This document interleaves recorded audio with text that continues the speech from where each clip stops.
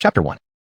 In a secluded alley of Bayun County, harsh and biting curses echoed incessantly, interwoven with the sounds of punches and kicks. "Stop it, Lord Zhao. If you keep going, you'll kill someone."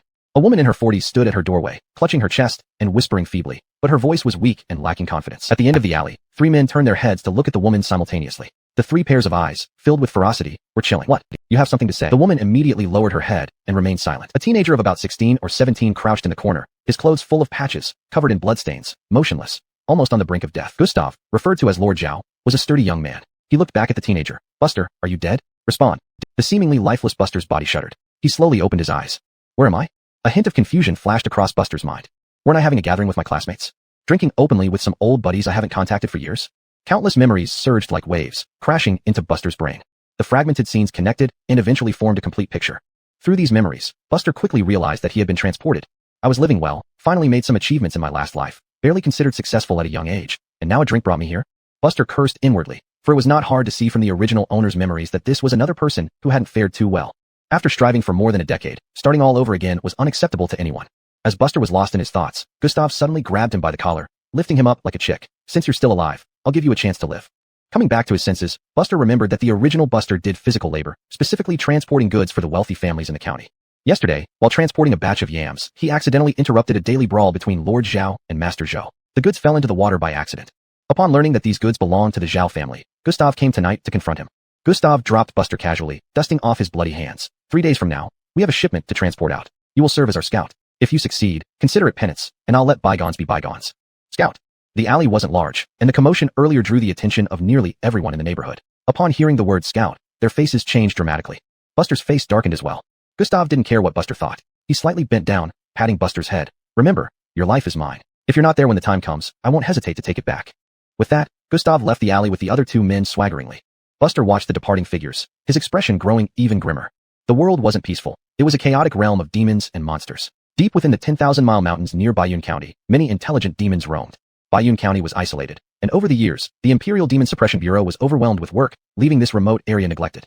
This allowed demons to thrive and weaken the county government. To leave Bayun County, one had to pass through the 10,000-mile mountains, during which scouts were needed to lead the way. However, these so-called scouts were essentially human sacrifices agreed upon by the wealthy families and the county government as toll fees for demons. If he went, he would certainly die with his small stature. But staying meant facing certain death too, according to Gustav's warning. Dead either way. Buster cursed inwardly. Transmigration was fine, being poor was acceptable, but how could poverty mean losing one's life? At that moment, faint golden light emerged mysteriously before him, forming words. Current enlightenment points. 1. Enlightenment points can be used to comprehend martial arts. 1 point can simulate a year's experience. Enlightenment points refresh daily at midnight and can accumulate. Initial martial art obtained. Demon suppressing saber technique. Buster blinked in surprise, then rubbed his eyes. He confirmed that what he saw was no illusion. Looking around, he noticed that the neighbors' expressions remained unchanged, still looking at him with pity. Only he could see it. A standard Transmigrator's panel? Buster felt a surge of joy and focused his mind. The panel began to change. You have practiced the demon suppressing saber technique for a year. Although your foundation is not good enough, the martial art itself is not difficult, and your cultivation has been very smooth. Demon suppressing saber technique experience, plus 745. Current martial arts.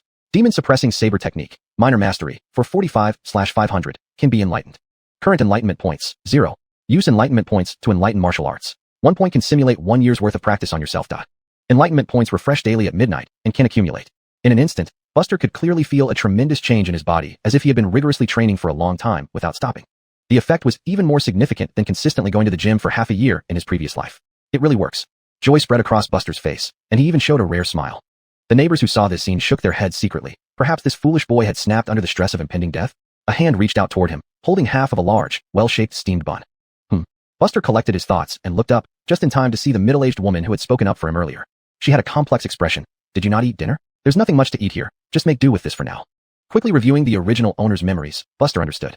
In Bayun County, sending residents away was no longer a novelty. If not for the fact that the Demon Suppression Bureau hadn't yet investigated here, this crime alone would result in the entire county administration losing their heads. 7 years ago, when the original owner was 9, both parents were taken by the county office, supposedly to help mine stones, but everyone knew it meant being fed to demons, with no hope of survival. The young original owner survived only through the relief provided by this family, named Lia, until he was old enough to work. Lia sighed softly. "This isn't something that can be resolved by filling your stomach. Auntie can't help you anymore." Buster took the bun from the middle-aged woman, stood up, and grinned at her. "No, Meredith, you've helped enough already." With that, Buster turned and walked into his house, closing the door. Sitting on the bed, Buster's face remained calm, his eyes like still water. "Gustav, county office. Looks like it's either you die or I live. Since I don't want to die, then you must." Chapter 2. Murder on a windy and snowy night. Without the panel, Buster could only dream about turning things around. With his current status, it would be next to impossible. But now things were different. He had something to rely on. Opening the panel, Buster quickly understood the instructions. It seemed that every day, he would get a year's worth of time to simulate his own improvement. Thus, even if his cultivation aptitude was poor, he could still invest more effort than others to accomplish things. From the previous owner's memories, he learned that this world was divided into 4 countries: Zhou, Qi, David, and Yin. After the demonic year incident 10 years ago, the 4 nations, which had previously been at war with each other, began to cease hostilities and turn their attention to internal issues. The demon suppression offices in each country were incredibly busy, almost without rest. Despite all efforts, it felt like they were just scratching the surface. It was as if old demons from various hidden mountains across the land, along with their disciples, had emerged from their hiding places, causing chaos in the world without any hesitation. The underlying cause behind this phenomenon was not yet clear. Qi State changed its era name to Beis in that year, symbolizing good fortune and wishing to survive the demonic calamity. This year marked the end of winter in the 10th year of Beis. Furthermore, martial cultivation was not a secret. There were 9 realms in total: Blood Qi, Martial Fetus, Mountain River, Sea of Qi, Profound Intent, Golden Body, Treading Clouds, Ascending Heavens, and Martial Deity, ascending step by step, almost reaching divine levels. Buster furrowed his brows slightly. Although his devil-subduing saber technique was already at a preliminary stage, he wasn't truly considered a realm-level martial artist yet. Lenonbai County, though weak, should still have such experts. So, for now, he couldn't be too conspicuous and had to do everything possible to stay alive. The longer the delay, the more advantageous it would be for him. Unfortunately, that bastard Gustav won't give me this chance. I have to go on reconnaissance duty in 3 days, which will likely end in death if we encounter any demons. Buster muttered to himself, analyzing the current situation. There was no way out. His current situation was precarious. Even with the panel, careless actions could lead him into an irrecoverable abyss. At present, he had only one option. Whether he went on reconnaissance or not didn't matter much. It was probably just a whim of Gustav, fitting his usual capricious nature over the years. If those goods truly couldn't get wet, the manager responsible for transporting them wouldn't have let him return so easily. Thus, there was a straightforward solution: eliminate Gustav. However, he couldn't just kill him on the street. He had to find the right opportunity. After all, Gustav was the legitimate son of the Zhao family. Besides, delivering goods wasn't part of his responsibility. Even if it were, Gustav's death would temporarily divert the Zhao family's attention. Currently, Buster lacked confidence in dealing with the demons in the 10,000 Great Mountains, but delaying the Zhao family for some time was within reach. With determination set, Buster lowered his head slightly, his eyes flashing with murderous intent. The next day, he immersed himself in the devil-subduing saber technique. You begin practicing the devil-subduing saber technique, and your progress accelerates dramatically after reaching the entry level. Devil-subduing saber technique experience plus 834. Devil-subduing saber technique. Mastery, 779/1000. As the devil-subduing saber technique reached mastery, Buster could feel every cell in his body buzzing with energy, as if there was endless strength within him. This infinite power made him ecstatic. At this rate, he would soon perfect the devil-subduing saber technique. Since he intended to kill Gustav, he was prepared for the worst scenario, becoming an enemy of the Zhao family and even the entire Lenonbai County. After all, it was undeniable that the Zhao family, the Zhou family, and the county officials colluded with the demons. For the remainder of the day, Buster carried on as usual. Previously warm acquaintances treated him indifferently today, clearly keeping their distance, fearing that they might be implicated. On the 3rd day, he continued to immerse himself in the devil-subduing saber technique. Devil-subduing saber technique experience plus 789. Devil-subduing saber technique. Perfection, inspirable. Buster stared at the 2 words perfection, without any suffix, silent for a moment. Now, he felt qualified to say he had some understanding of the devil-subduing saber technique. It was a very basic type of technique suitable for those who hadn't practiced martial arts before. However, its drawback was its low ceiling. Even achieving perfection left him far from the mysterious martial path. Moreover, the panel didn't provide him with any new martial techniques. At this point, Buster only had the devil-subduing saber technique. This realization dampened his spirits. Relying solely on the devil-subduing saber technique was insufficient for self-protection. He needed to focus on acquiring more martial knowledge in the future. But when he saw the word inspirable beside the devil-subduing saber technique, he couldn't help but wonder. Now that he had reached perfection, continuing to train would seem like a waste of time. Could there be anything beyond perfection? Can't think that far ahead anymore. Tomorrow is the day of departure. If Gustav doesn't die tonight, I'll likely be dead tomorrow. Buster shook his head, pulling his thoughts together. He put on a not-so-thick garment and stepped outside. Night had fallen, with heavy snowflakes dancing through the air, blanketing the narrow alleyway by his door in thick white. This year's snow was the heaviest it had been in over a decade. It was said that many families lost their crops, leaving everyone barely scraping by. The daily routine of Gustav was well known to many, and over the past couple of days, Buster had intentionally or unintentionally gathered information about him. If things went as expected, Gustav should be at the cosmetics house this hour. If he couldn't stay long, he would probably be preparing to head home now. Buster calculated the time. It was too dark and the snow too heavy. The streets were already deserted. Most households had extinguished their candles and retreated into their quilts. Buster kept a kitchen knife from his home tucked in his arms. No choice, really. He learned saber techniques, but being poor, he didn't have a real one. The old chopping knife he used years ago on the mountain was long and used and rusted. He crouched on the road between the cosmetics house and the Zhao residence. About 15 minutes later, a somewhat satisfied voice echoed. Sir, those women at the cosmetics house sure are tender and smooth. Tomorrow night, I want that jade flower girl. TSK TSK TSK. craving her for so long. Gustav shot him a sideways glance and smirked. With your skills, you won't last more than a few moments. What jade flower? You can't handle it, I'll have to do it myself. Just as they were bantering, a shadow darted out from the corner at incredible speed, wielding a kitchen knife that slashed diagonally. Gustav's expression changed dramatically, instinctively grabbing the lackey beside him and pushing him in front as a shield. Buster aimed for one swift, decisive strike and was determined to leave no trace. Hence this blow came fiercely and with all his might. Not because of anything else, rumors had it that Gustav trained with the Zhao family coach for a few years, although it never amounted to much. His physique was indeed stronger than the average person.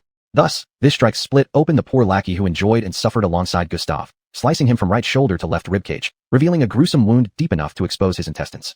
The man couldn't utter a word, his face still frozen in a playful grin from before his death, as he collapsed onto the ground. At the same time, Gustav, with a grim look on his face, discarded the corpse, took several steps back, and shook his shoulders to regain some clarity. I don't care who you are, you're dead tonight. As Gustav spoke, an odd current of energy began flowing around his body. Chapter 3, True Yang Fist Technique. Buster spat into the snow. Who said he hadn't made any progress? That bastard was clearly already close to the Blood Qi realm. Earlier, he had been puzzled. Though Gustav wasn't the direct eldest son of the Zhao family, and thus not its future leader, he was still part of the main line, and quite important. Yet, oddly enough, there were no high-level protectors around him. It turned out that Gustav himself was what ensured his invincibility in the county. No wonder Buster's surprise attack was met with such a quick reaction from Gustav. Buster didn't think further. Even if Gustav was this strong, he wasn't afraid. Initially, he only had a vague concept of the Blood Qi realm, but now, with a point of comparison, it became clearer. The Gustav before him could already initially manifest Blood Qi, while he could circulate his powerful Blood Qi to enhance his strength. Suddenly raising his head, Buster's shoulders sank, and the snow underfoot exploded as he shot forward like an arrow released from a bow. Gustav snorted coldly, nonchalantly sidestepping 2 steps, and easily avoiding the cleaver in Buster's hand. At the same time, he raised his leg and delivered a knee strike to Buster's chest. Buster slid backward but twisted his ankles and immediately shot forward again without stabilizing. He now had a grasp of the situation. A faint smile appeared on Buster's calm face. Your movements are too slow, like a child running. Pitiful to watch, Gustav said, ridicule evident in his eyes. However, his body showed no relaxation, effortlessly sidestepping once more. In his eyes, this assassin was really amateurish, not only bandao de jiaosu de monotonous moves, but also too obvious in intent. But soon he reconsidered, thinking that such an inexperienced assassin coming would be futile, suggesting someone behind him. So Gustav began paying some attention to the surrounding environment. After years of practicing martial arts, his perception was extremely keen. Plus, these years had taught him that being Master Zhao wasn't entirely safe. He had long developed his judgment regarding assassination attempts. After dodging the knife, Gustav extended his hand directly toward Buster's face. This pretend game is over. Make your people come out. Just as he felt confident, the figure in front of him vanished into thin air. Gustav was slightly stunned. In an instant, Buster reappeared beside Gustav, his aura surging like a flood breaking through a dike. The cleaver came down swiftly. Dharma suppression blade technique. Rip. Gustav's arm was instantly cut open by the cleaver, deep to the bone. His expression changed dramatically. Was this guy holding back earlier? Before he could shout, Buster pressed Gustav's head and slammed it against the wall. Clang. Buster slashed again without hesitation. Thud. Buster's speed was extremely fast, slashing multiple times in the blink of an eye. Gustav tried to move, but found himself powerless, watching in terror. It was too dark for him to see his attacker's face. Let me go. I'll give you whatever you want. Gustav's voice was weak, barely a whisper, but resolute. Buster looked at the man sitting on the ground leaning against the wall and leaned down slightly. The skills you've learned. In my left pocket, Gustav whispered. Buster reached with his left hand, but suddenly changed tactics, slashing down with the cleaver in his right. Don't shout. If you make a sound, I don't know if I will die, but you will die instantly. Buster's tone was calm as he searched Gustav's body and finally obtained a secret manual called True Yang Fist Technique. With this slash, Gustav's wrist was severed, and his palm was no longer his. In that hand was a seemingly unremarkable firecracker. Perhaps it was used to signal. Biting his teeth, Gustav hoarsely said, "You got what you wanted, let me go." Buster didn't reply. After putting away the manual, he grabbed Gustav's collar, pulled him close, and sneered. Who said getting what I want means you can live? Up close, Gustav finally saw the assassin who would take his life. He was full of disbelief. Dazed why him? His doubt gradually turned into ferocity and anger. Why did a nobody dare? Before he could roar, Buster had already decapitated him, casually tossing the head onto the road and slowly leaving. This battle remained mostly within his control. From the moment his first attack didn't kill, he began feigning weakness. If Gustav had seen his true fighting strength, he might have fled. That would have been troublesome and unpredictable. Out of necessity, he had to resort to this more indirect method.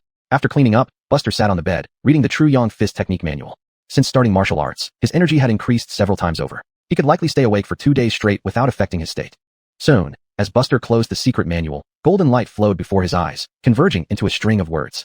True Yang Fist Technique, not yet mastered. Seeing this, the heart that had been hanging over Buster's chest finally settled. It seemed that the panel incorporated what he had learned, thus entering the panel and becoming his derivation goal.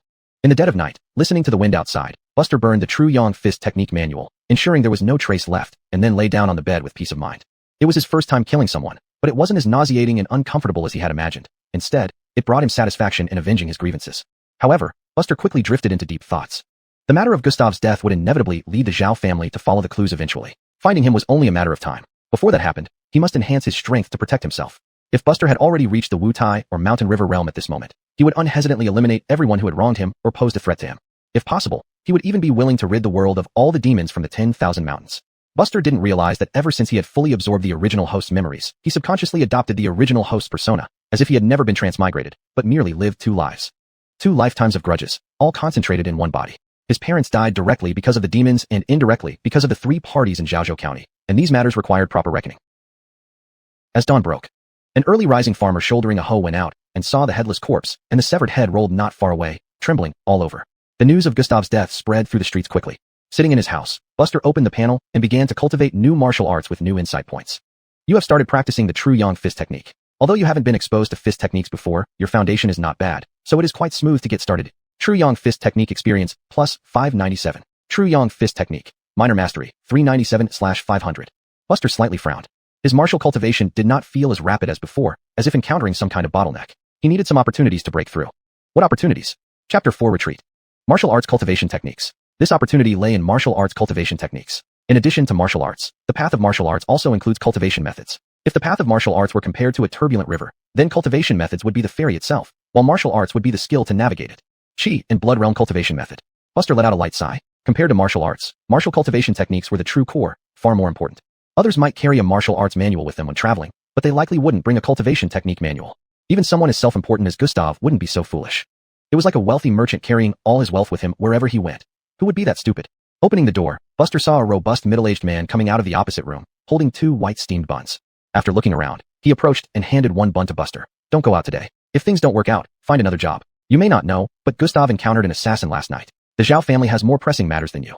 Crossing the mountains with a medicine merchant will lead to certain death. It's better to wait and see if there's any glimmer of hope. Buster took the bun, looking at the earnest man trying to advise him. He managed to smile. Bear, don't worry. I have my own plans. You've always been more mature and hardworking than others your age. Think carefully about this matter. Uncle can't do much for you. The man said before walking out of the alley while munching on the bun and carrying a bamboo basket. Hagen, Meredith's husband, was one of many herb gatherers in Bayun County. He had a daughter under 10 years old, and gathering herbs just barely made ends meet for the family. All these years, despite Buster being orphaned, Hagen still helped where he could. Buster knew this was already the greatest kindness he could receive. However, what Bear had just said made sense. Buster changed his mind, turned back into his room, closed the door, and decided to take a break. At the Zhao residence. Investigate. Mobilize everyone in the residence who can help. Within 3 days, I want to know who the murderer is. The previously quiet study was shattered by the sharp voice of a woman in luxurious clothing. Madame Zhao Selina. At this moment, Selina looked as grim as ever. She only had 2 sons, and the mysterious death of her younger son was enough to anger anyone who was used to enduring hardships silently. Outside the study, 3 people stood still, eyes lowered respectfully. Upon hearing this, they nodded slightly, neither daring to agree nor disagree. Selina was over 50, but she maintained herself well, retaining an air of nobility and elegance. Beside Selina, a silent elderly man in his 60s sat calmly, his face revealing no emotion. The patriarch of the Zhao family, Hanley. Lord, say something. Selina turned to look at the old man, nearly crying. Hanley merely gave his wife a brief glance. Selina immediately shut her mouth, changing from her earlier assertive demeanor. The more people understood Hanley, the clearer it was that the calmer he appeared on the surface, the stormier his emotions inside. Anyone in the Zhao residence with insight would wisely keep silent at this moment. Hanley spoke slowly. A Qi and blood realm martial artist or a martial expert skilled in assassination must have been involved if even Hung couldn't escape. Within half a month, thoroughly investigate everyone in and around Bayun County, including recent arrivals. Bring me anyone suspicious. I want to see them personally. The trio outside the door responded in unison. Yes. Hanley didn't say anything else, massaging his temples and closing his eyes to rest. At this moment, a homing pigeon landed on his shoulder. Hanley took the envelope, glanced at it, quickly put it away, and turned to Selina, saying, "You may leave now." Although confused, Selina left without hesitation. Soon after, a court officer with a saber hanging from his waist walked slowly toward the house. However, his expression wasn't pleasant, appearing uneasy. Behind him stood a towering figure, almost like a small mountain, wearing a large cloak that obscured his face. Even Hanley, who never showed emotion even upon his son's accidental death, instantly changed his expression and stood up with a smile to welcome the guest. "Fourth Lord, if you want food, just let us know. Why come down yourself?" The towering figure removed his hat, revealing his true appearance. It was a massive tiger head. A truly enlightened tiger demon. "Just wanted to stretch my legs a bit," the tiger demon said disdainfully. "Fourth Lord Hayes, we'll get straight to the point since you don't like beating around the bush." The court officer raised his hands. This time, Fourth Lord wants 10 dishes. Hanley's face stiffened slightly, but he quickly recovered and nodded repeatedly. "Of course, after all, it has been months since you last came down the mountain. This meal is just a way to welcome you." Then Hanley took out a map and pointed to a secluded alley. The last 4 households inside. Not too many, not too few. Exactly 10 dishes. The court officer wiped his mouth, gave a thumbs up, and laughed. Indeed, It's comfortable dealing with you. No wonder you've become an official. Night had fallen deep. Buster sat on the bed, lost in thought. As expected, today the Zhao family made quite a stir, even searching this rundown place. But of course, they found nothing. It was no wonder. To others, he was just an ordinary person. Even if he had any suspicious thoughts, he certainly lacked the ability and courage. He heard that those from other places were treated differently. No matter their identity, they were thoroughly investigated, and indeed, several people were invited to the Zhao residence. Bang! A loud collision interrupted Buster's train of thought. Soon, he smelled an unusual scent. Demon aura? Buster moved silently behind the door. Outside, a sneaky voice sounded. Hagen, it's better for you to comply. You're going to die anyway. What's wrong with letting me have your wife? Zhou Uncle's trembling voice soon followed. Bastard, take one more step, and I won't hold back. In the alley, Fourth Master Hayes was expressionless, his eyes filled with greed for food. Can you do it, or not? I'll give you 15 minutes. After that, I'm eating. The court officer turned around and forced a smile, then looked at the Zhou family again with a cold face. If it weren't for me, you would already be dead. An extra 15 minutes means living a little longer, doesn't it? Lia, standing behind Hagen, clutched her daughter tightly, her face full of despair. Though everyone knew anyone in the county could be chosen any time, only when it happened to oneself could the true despair be felt. Seeing that the family didn't respond, the court officer instantly drew his saber from his waist and approached Hagen. Then I can only kill you first. Creak. The small, dilapidated house opposite Zhou slowly opened its door, and a young man in simple clothes walked out, holding a cleaver. Step back. Buster, expressionless, lifted his cleaver and pointed at the court officer, speaking calmly. Chapter 5, Demon Slaying. The bailiff from the Yamen merely gawked for a moment before sneering. What? Kid, you want to challenge me? As he spoke, he took a step forward, shrugging nonchalantly. I won't back down. What can you do? Before he could finish his sentence, Buster, who was clearly 2 meters away just moments ago, appeared beside him like a wraith. The short kitchen knife was now resting silently in front of his neck. One more step forward, and it would meet the blade. Hayes slightly raised his eyes, looking at the young man who astonished him. Meanwhile, the Zhou family had been struck dumb. What was going on? Stand down, Buster repeated. The bailiff's face stiffened as he stared into the calm face opposite him. Annoyance rose within him, and he yelled, Where did you come from, grassroots scum? You dare to obstruct official business here. Have you swallowed the heart of a bear and the gall of a leopard? Buster didn't reply, but silently pushed the knife forward a little more. Terrified, the bailiff retreated several steps. Wiping cold sweat from his forehead, he laughed sarcastically. All right, your name was already on the list. Whether you live or die is only a matter of time. But since you're so eager to jump the queue, don't blame me. With that, he turned to look at Old Master Hayes. Fourth Master, I'm fine, you can eat without restraint. Old Master Hayes got up slightly, and, unexpectedly, struck out, smashing the bailiff's head with one hand, and starting to chew on the entire thing. Noisy waste, I intended to keep you for dessert, but what's all this incessant chatter about? Bear, please step back. Buster ignored what was happening, and simply turned to instruct the Zhou family. Edmund looked at Buster with complex emotions, finally nodding after a long pause. You. Don't worry, Bear, I know what I'm doing. Buster waved a hand. The Zhou family had done him a favor, and he couldn't stand by and watch them die in front of him. Besides, if what the bailiff said was true, even if he didn't act now, it would soon be his turn. Swallowing the food, Elmer's blood-stained tiger paw moved. Are you at the blood chi stage yet? If not, there's no point struggling, just obediently become my meal. To demons, eating humans wasn't just for filling their stomachs. It also helped cultivate their power using the human's blood chi. The stronger the body, the richer the blood chi, making humans more delicious for demons. Clearly, Buster in front of Elmer was considered a delicacy. Buster glanced at the sky, murmuring, Time has come. Midnight, insight points refreshed. You began practicing the True Yang Fist Technique. A year passed, and your fist technique reached mastery. True Yang Fist Technique experience, plus 712. True Yang Fist Technique. Mastery, 591/1000. In an instant, a blood chi force several times denser than before erupted from within Buster. With him as the center, the snow beneath his feet was blasted back 3 meters, and his clothes fluttered violently in the wind. Early stage blood chi. Elmer's expression changed as Buster lunged at him, knife in hand, slicing down with a single strike. A deep bloody mark appeared on the tough tiger skin. However, demons' bodies were inherently much stronger than humans. Despite taking the hit, Elmer was relatively unharmed. A tiger paw descended from above, slamming down on Buster as he retracted his attack. Buster utilized the movement method of the True Yang Fist Technique, fingers tightly clenched, fiery light erupting from his left fist as he thrust it forward. The collision between palm and fist sent a wave of energy bursting outward. Buster discarded the kitchen knife and rolled over to the bailiff's corpse, picking up the steel saber. With a twist of his foot, he leaped and swung the sword forcefully once again. The essence of the devil subduing sword technique lay precisely in its powerful strikes, direct and straightforward, making it easy to learn. This tiger demon was evidently also newly entered the blood chi stage, not particularly profound in its cultivation. But Buster's previous slash had only left a superficial wound, not because of the tiger demon's thick skin, but because the kitchen knife lacked enough strength. That strike had deformed the edge of the kitchen knife, rendering it useless.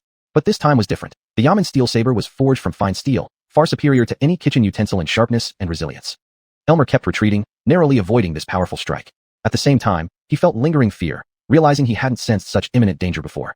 When had things started changing? While he was pondering, Buster had already closed in with his sword. Who are you? Elmer's eyes were bloodshot as he demanded. Without answering, Buster pressed on relentlessly. If you kill me, you will incur the deadly enmity of my race. You will surely die. This time, Elmer's voice carried a hint of panic. It was no match for this person, absolutely not. As these words were spoken, Buster delivered a punch right to Elmer's face. The speed of the punch was so fast that Elmer couldn't react in time. Elmer's body flew backward and crashed through the wall at the end of the alley. Buster stepped over the rubble, planting his foot on Elmer's chest. He only glanced at the bloodied face before placing the steel saber against the demon's neck. With a light swipe, a tiger head, twice the size of a human one, flew off. It wasn't over yet. Buster recalled that demons would form a demon core once they entered this realm, which was very valuable. So he used the steel saber to cut open the tiger demon's abdomen and clumsily retrieve the demon core. The demon core was about the size of a thumb, irregular in shape, but glowing with a mysterious aura. Buster stored the demon core safely, then quietly circulated his internal energy, guiding it like water flowing through a dragon's veins, inspecting all his meridians.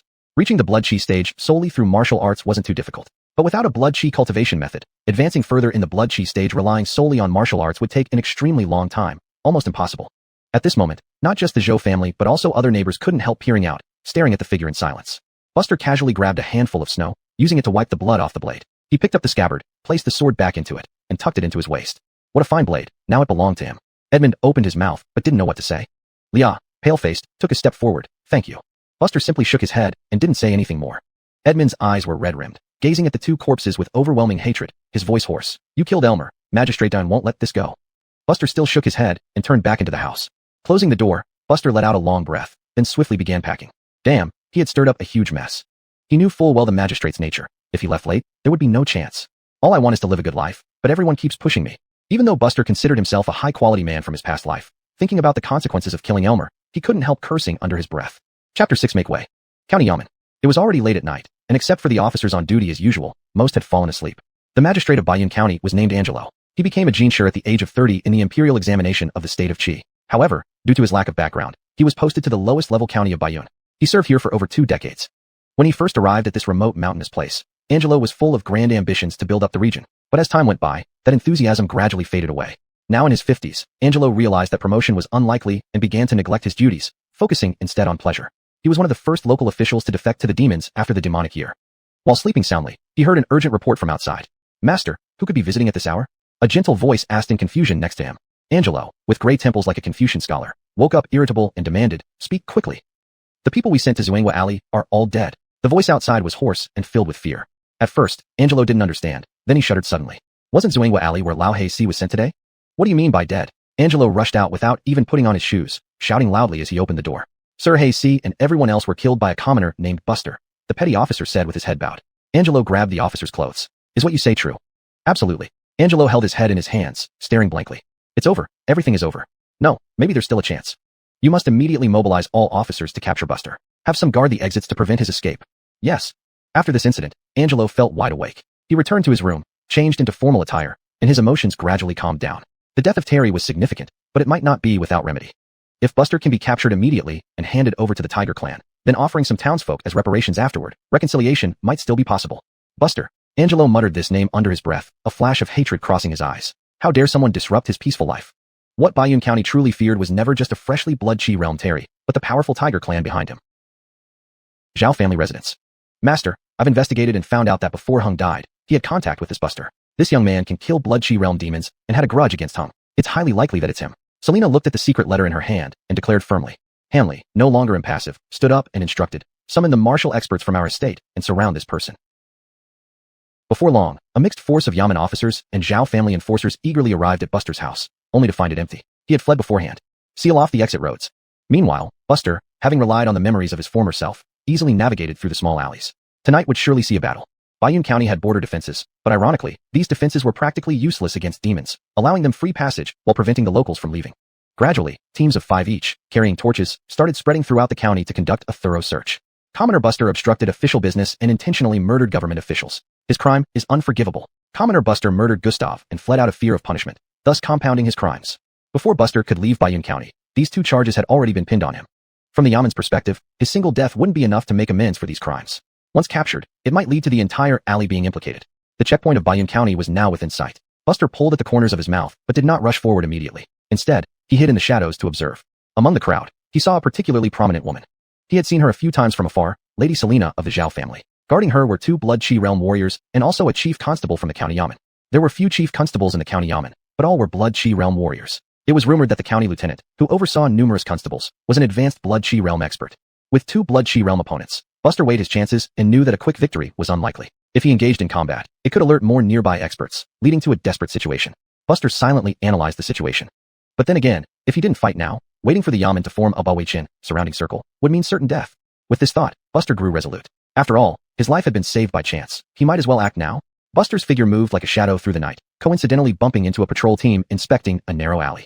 All 5 of them maintained stern expressions, completely shedding their usual laziness and fully understanding the importance of this incident. They might really be counterattacked by demons, resulting in many deaths. When they encountered Buster, they couldn't help but pause. They had seen his portrait but didn't remember it clearly, only recalling his general appearance.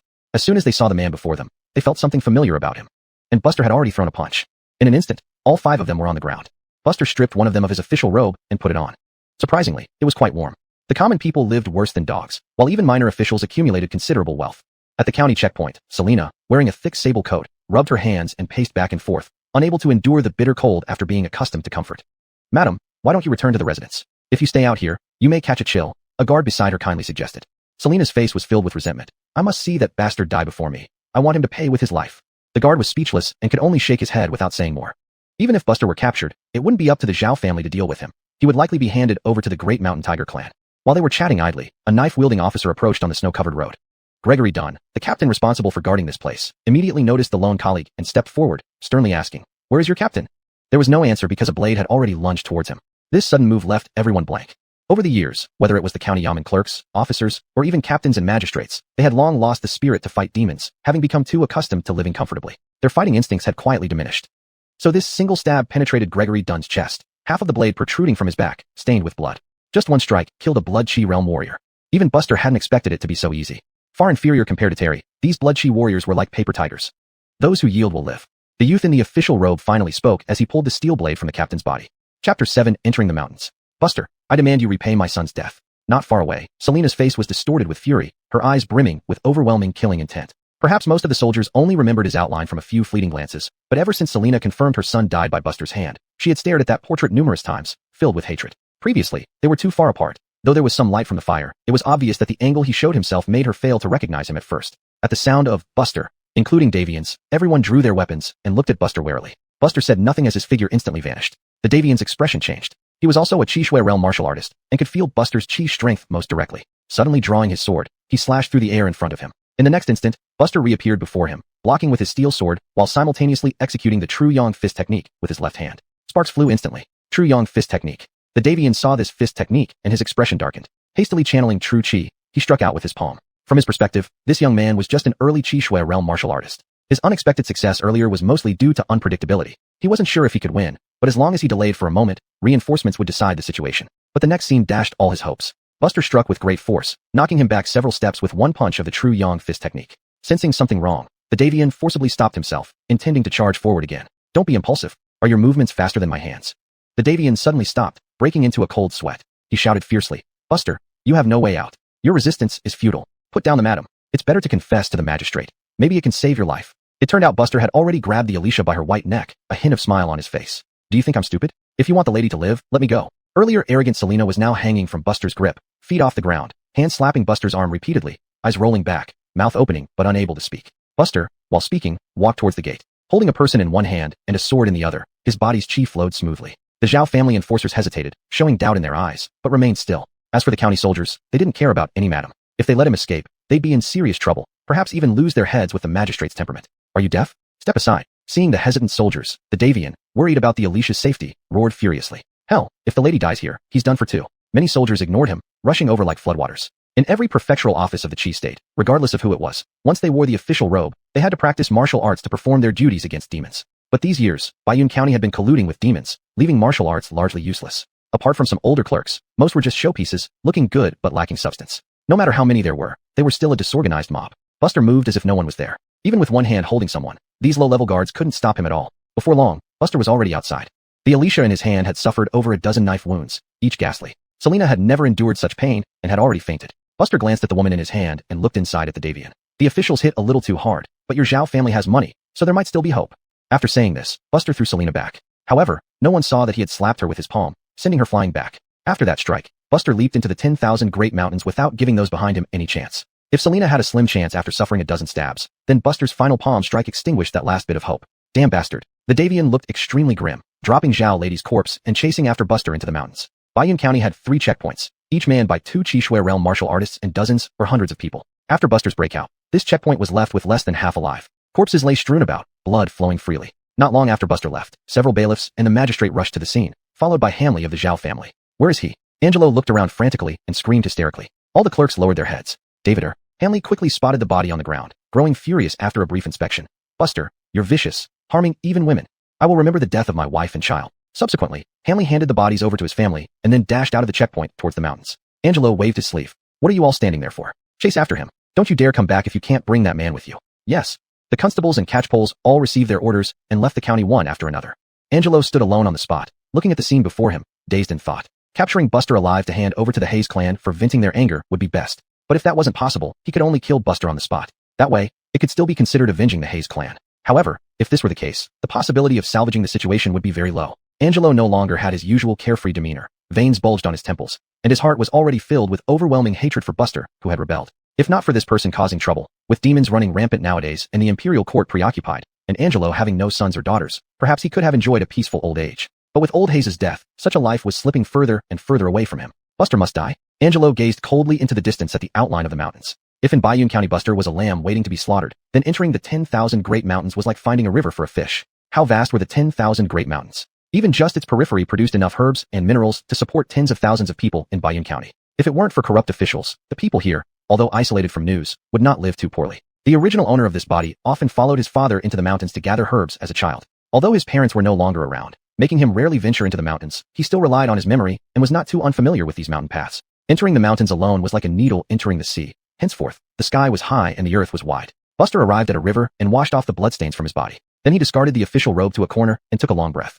Finally got rid of them. After a night of battle, when Buster came to his senses, he looked up and saw that the blackness of the sky had lightened significantly, indicating dawn was near. After much deliberation, Buster ultimately did not choose to head deeper into the mountains. There were simply too many variables deeper in. Moreover, now, without going deep into the mountains, the Zhao family at the county yamen would find it hard to locate him. His current priority was to find a place to hide. Chapter 8. 2 Major Perfections. Dawn broke. In a dilapidated abandoned temple, Buster dragged his slightly weary body inside. His senses swept around, only to find a few wild animals, with no other living creatures in sight. Buster leaned against the stone platform beneath the Buddha statue and exhaled a heavy breath. Currently, Bayun County offered him no place to hide. Among the Zhou, Zhao, and Byron families of Bayun County, he had incurred enmity from all but the Zhou family. Within this 10,000 Great Mountains, there were 3 demonic forces dominating territories like feudal lords, one of which was the Tiger clan he had already encountered, as well as the Ape demons and Bear demons. The mine where his parents were sent by the county office was one of the territories of the Ape demons. Clearly, they had been killed by the Ape demons. In Bayun County, including the magistrate's office, he had offended 2 of the families. In the 10,000 Great Mountains, apart from the Bear demons, there were also 2 others. Although the Ape demons might not know about this vendetta, analyzing his current situation, Buster thought that the most powerful martial artist in Bayun County should be at the late Blood Qi realm. He estimated that the demonic clans were even stronger than that. To escape his current predicament, he needed to at least reach the late Blood Qi realm to break through it. At this thought, Buster couldn't help but show a wry smile. Now, he was like a rat on the street, chased by everyone. Where could he possibly find a cultivation technique for Blood Qi? Was he really going to rely solely on martial arts to slowly build up his strength? Just then, his stomach began rumbling in protest. Touching his stomach, he remembered that he hadn't eaten anything after being busy all night. Now, as he relaxed, his body felt weak. In the wilderness, he could only try to find some wild fruits or hunt for food. Over the next 3 days, Buster remained cautious. From a distance, he could see the bailiffs of the magistrate's office, all looking exhausted. They must have suffered greatly but carried a relentless spirit. This made Buster feel both amused and frustrated. It seemed they had received strict orders and wouldn't leave until they found him. With Buster's current abilities, avoiding these people was easy, though once he almost got spotted by Eddie, the head instructor of the Zhao family. Ultimately, he managed to evade without any trouble. Back in the abandoned temple, Buster held a rabbit leg roasted over a fire, took a bite, and found it somewhat bloody, but just edible. Meanwhile, the system panel opened. Current martial arts. Devil subduing saber technique. Perfect. Consents. True Yang fist technique. Mastery. 591/1000. Current sensory points. 3. Using sensory points to sense martial arts. 1 point can simulate 1 year's worth of experience. Sensory points refresh daily at midnight and can accumulate. Swallowing demon cores can assist in improving cultivation quality and enhance simulation results. Buster wasn't surprised by the last line of text. It appeared since the first time he opened the panel after settling into the temple 3 days ago. It was probably because he had a demon core in his possession. Buster frowned slightly. He hadn't used any sensory points over the past few days, accumulating what would be 3 years of experience, as he was hesitant. Should he push through and directly perfect the true Yang fist technique, or try sensing the devil subduing saber technique? The unknown was tempting. Try it out. Buster hesitated but didn't immediately use the demon core to aid his cultivation. Your devil subduing saber technique has reached an extraordinary level, yet you always feel there might be some flaws. If you can resolve them, you might advance further in saber techniques. However, over a year, you've made no progress and fell into self-doubt. What? Buster was momentarily stunned. He quickly checked his body, but found no changes. My efforts for a whole year went to waste. Buster nearly swore. I'll bet everything on these 3 years, and see what happens. No, now is the time to focus on increasing my strength. Even if there's potential to advance the devil subduing saber technique, it won't happen overnight. It was as if he had a devil in black and an angel in white on each shoulder, arguing fiercely, neither willing to give in. Hold back. Buster slapped away the devil on his right shoulder, suppressing the urge. Curiosity about the unknown could be dangerous. To cut off any further thoughts, he decided to use the sensory points without hesitation. And he kept the demon core from Elmer for now. There was no reason not to. His true yang fist technique was nearly perfect and could break through without the demon core. Using it now would be wasteful. You begin seclusion to cultivate the true yang fist technique. The process goes smoothly with no incidents. After 1 year, your true yang fist technique makes significant progress. True yang fist technique experience plus 632. True yang fist technique. Perfect. Consents. In an instant, his mastery of the true yang fist technique reached the perfect stage. Now, Buster looked at the final sensory points on the panel and fell into deep thought. Should I give it another try? Buster murmured to himself. Anyway, there was no other path for him to practice now. This time, the little devil won the argument with the little angel. You enter seclusion to continue studying the devil subduing saber technique. After more than half a year has passed, you still make no progress. However, in the 10th month, you visualize the techniques of the dead demon Elmer and suddenly feel a hint of inspiration. Unfortunately, the time is not enough, and ultimately, you fail to seize that moment of enlightenment. It's effective. Buster's eyes lit up. He decided to try again tomorrow. Boom. A loud noise came from outside, accompanied by clouds of dust that covered the woods. The bailiffs are here. Buster's expression changed as he quickly moved around to reach the top of the temple, observing from a hidden spot high up. Soon he relaxed. The first one to emerge from the cloud of dust was a woman. She was about 20, bright-eyed and beautiful, wearing a simple white dress. Such a woman should give an impression of being like a lotus flower in water, but the aura she emitted was far more ferocious than Buster, resembling a fearsome deity. Beautiful women were not to be trifled with. Buster sensed no cultivation on her, but the sword hanging at her waist was of excellent quality. However, this fierce-looking woman appeared disheveled, with several spots of blood staining her long dress. Not long after the woman appeared, a towering and mighty giant bear followed closely behind. It bent its legs slightly, leaped into the air, and landed in front of the woman, blocking her way. Miss, stop struggling. Either become my concubine, or my meal. Cole. Buster quickly remembered that the bear demons used Linen as their surname. This bear demon must belong to the bear clan. It was also at the early Blood Chi realm. Buster hesitated but ultimately chose not to help. Her life and death had nothing to do with him. However, he already had too many enemies. He needed to take some time to deal with them. If he provoked the bear demons again, his situation would become even more dangerous. At this moment, both parties in the standoff were on the mountain road in front of the temple. Miss, follow me, and I'll guarantee you meet every day. Cole grinned, revealing a particularly terrifying smile. The woman in the white dress slowly straightened her back, said nothing, and just gripped the hilt of her sword. Vaguely, Buster felt a trace of true chi flowing within her body, but it was extremely weak. Chapter 9, Alice. The woman in white didn't turn her gaze, but said something that puzzled Cole. This friend, can you do me a favor? Heyesh? Buster was surprised in his heart. Even Cole hadn't noticed him. How could this seemingly low-cultivated woman detect him? Seeing no movement, the woman in white pursed her lips. In exchange for today's kindness, whatever you ask of me that I am capable of, I will agree. Buster, who had originally planned to stand by and watch, couldn't help but re-evaluate this stranger. Looking at her white dress, it seemed that heaven and earth spirit energy flowed through it. Simultaneously, she carried an air of natural nobility, suggesting she came from a wealthy or influential family rather than a humble household. What made Buster hesitant was her cultivation level. If she were from a martial family, her children shouldn't be without Blood Chi realm cultivation at this age. Cole took a step forward with a mocking look on his face. Are you out of your mind? Do you really expect the Buddha statue in the temple to help you? After much thought, Buster reasoned that if this woman had nothing he wanted, he could just leave. Cole couldn't chase him down. After all, he wasn't a girl. So he appeared on top of the temple, looking down at the woman in white from above. Do you have a Blood Chi cultivation technique? I'll have one if you help me get through this crisis. Hearing this, Buster showed no change in expression, gently jumping down from above, landing at the temple entrance before heading towards the bear demon. Cole turned back, looking warily at him. Who are you? I'm Cole, quite well known around these 10,000 great mountains. Haze man, while you still haven't annoyed me, scram as far away as you can. Buster shook his head and calmly said, Cole, ranked 5th among the bear clan? Who hasn't heard of you? But marriage should always be based on mutual consent. Cole sneered. Who are you to teach the old man how to behave? With your pathetic Blood Chi realm? What qualification do you have? As he spoke, Cole got into a fighting stance, ready to attack at any moment. Unable to hold back, the woman in white warned. This demon is at your same realm. You're not a match for him. Just take me away. Buster smirked slightly, but didn't answer. Having disrupted his good deed right under his nose, they would surely become enemies later. Why miss a chance to strike now? With a sudden burst of strength, Buster dashed forward, both fists striking out, directly confronting the bear demon's palms. At the instant their fists met, Buster kneed up, sending Cole retreating several steps. Then he abruptly drew his steel saber, lunging forward. Compared to his fist techniques, Buster's saber was faster. However, compared to the bailiffs of Bayun County, this bear demon was significantly stronger. Cole's fur instantly stood on end, transforming from a brown bear into something like a hedgehog, then slashing out with a claw, meeting Buster's steel saber head-on. A dazzling spark erupted between them. Buster's long hair danced wildly. Beneath the flowing locks, a glint of fierce determination flashed in his eyes. Instantly, a purple aura enveloped the edge of the steel saber, slicing cleanly through the bear's iron-hard paw. A blood-curdling scream echoed through the mountains. Cole retreated hastily, his face twisted with agony. The The psychological shock of being slashed too great. His pride in his sturdy paws had been shattered in an instant. I will make you pay for this. Roaring angrily, Cole abandoned his bipedal stance, instead choosing to flee on all fours without hesitation after his threat. Buster chased after him, knowing once he engaged, he needed to finish the job. Though fast, Cole wasn't quick enough for Buster. Mid-sprint, Cole's body suddenly stiffened. With all his might, Buster leaped into the air, plunging the tip of his saber into Cole's back until the hilt touched skin and muscle, emerging from the bear's abdomen. After the first stab, Cole still breathed. Expressionless, Buster plunged the blade again, severing Cole's head with ease, and finally retrieved the demon core. Examining it, it was about the same size as Terry's, implying their cultivation levels were similar. Far off, the woman in white momentarily lost her composure.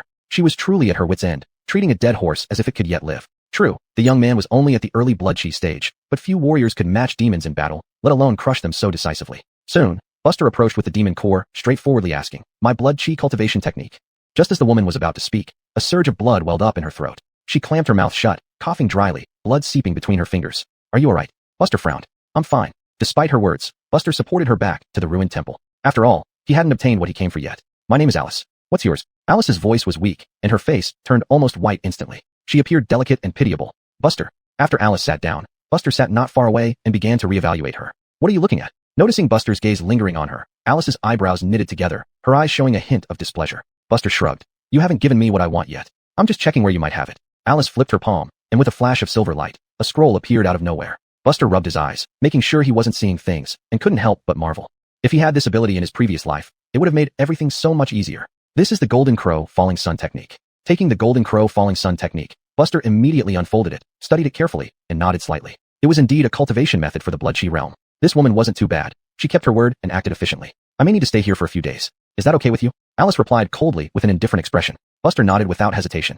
"This place isn't mine. Whether you stay or go has nothing to do with me. Anyway, I'm leaving." Alice asked curiously, "Why?" "The commotion earlier was too big. I need to move somewhere else to be safe. But Kara doesn't have to worry. Even if someone comes looking, they won't do anything to you." As Buster spoke, he already put away the Golden Crow Falling Sun technique and started packing up his things. With Zhao family and the magistrate's men combing the mountains, he dared not say that the noise hadn't been noticed. Better safe than sorry, and moving to a new location wouldn't take much effort anyway. Moreover, he now had the blood chi realm technique in hand. As long as he survived for a bit longer, he could return. Just for peace and quiet? Alice didn't believe it at all. Buster didn't answer the question but said after packing his things, "Kara, we shall meet again some other day. I'll go with you." Alice suddenly said. Buster paused in his steps and looked at the beautiful Kara. "Why follow me?" Alice blushed, seeming to realize her words were inappropriate, and quickly changed her tone. "As you saw, I am seriously injured. If you escort me for a while until I recover, I will give you another martial technique." "So rich?" Buster walked back expressionlessly and helped Alice up. "Kara, please get up. Let's move to a safer place. Watch your step, the ground is slippery. Be careful not to bump yourself. If you don't mind, I can carry you." Chapter 10, Mid-Chi and Blood Realm. The sky grew dark. Abandoned temples like the one they had previously encountered were rare in this vast mountain range. Buster carried the critically injured Alice for an entire day, and eventually, they had to settle by a small mountain stream nearby. By now, even though Buster couldn't sense Alice's cultivation level, he no longer dared to treat her as an ordinary person. Buster personally waded into the water to catch fish, not unfamiliar with the task. After about half an hour, he had 3 grass carp in hand. "I'll do it." Alice suddenly spoke, already having gathered several sticks at some point. Happy to let someone else handle the work, Buster readily agreed. It made no difference who prepared the food as long as they got to eat. As for her injuries, if she wasn't bothered by them, he certainly wouldn't interfere as an outsider. So, Alice roasted fish a little distance away, while Buster sat under a tree, lost in thought. The solar dive technique required cultivating 9 suns of true chi within the body. 3 suns marked the mid-chi and blood stage, 6 the late stage, and 9 signified perfection. Even though Buster was seeing martial arts techniques for the first time, he instinctively knew that this technique was superior among chi and blood cultivation methods. "Kara is truly generous. Not only did she give me something, but she gave me the best." Buster sighed inwardly, completely forgetting any resentment toward her for causing him enmity with the last demonic force. This deal was worth it. "Kara, it's going to snow. Aren't you cold in that dress?" Buster hesitated but finally asked. This world was similar to ancient times from his previous life. There probably weren't things like hand warmers here. Without looking at him, Alice's beautiful face, illuminated by the firelight, remained cool and composed. "This is my magical robe." Buster smiled awkwardly and didn't press further. A magical robe was a mystical item containing natural spiritual energy. Normally, it could assist warriors in circulating true chi more smoothly, and in combat, it would significantly enhance one's defenses. But he didn't know its quality. "Kara, you mentioned wanting me to protect you for a while. How long exactly? There should be a limit. Also, if I'm protecting you, I need to know who your enemies are." No longer dwelling on the magical robe, Buster shifted to a more serious tone. "Just a precaution. I've probably shaken off the pursuers behind us." Alice finished speaking and picked up one of the skewers of roasted fish. "You can eat now." Buster immediately stood up and went over. "In 5 days at the shortest or 8 days at the longest, my injuries should be mostly healed." Relieved, Buster realized this was quicker than expected. He thought it might take at least 10 days given how cautious she seemed. Perfect. Once this matter was settled, he could return to finish what he started. Early next morning, after washing up simply, Buster opened the interface without hesitation and swallowed Terry's and Cole's demon cores all at once, beginning to practice the solar dive technique. Finally, these two cores found their use. Hopefully, they would help. You begin practicing the solar dive technique. Martial techniques are much more intricate than martial arts. Although your foundation is solid, your practice isn't entirely smooth. Fortunately, the aid of the demon cores helps bridge some gaps. Solar dive technique experience plus 1,478. Current martial arts. Demon suppressing saber technique. Perfection, ready for insight. True yang fist technique. Perfection, ready for insight. Current technique. Solar dive technique. 1 sun, for 78/1000.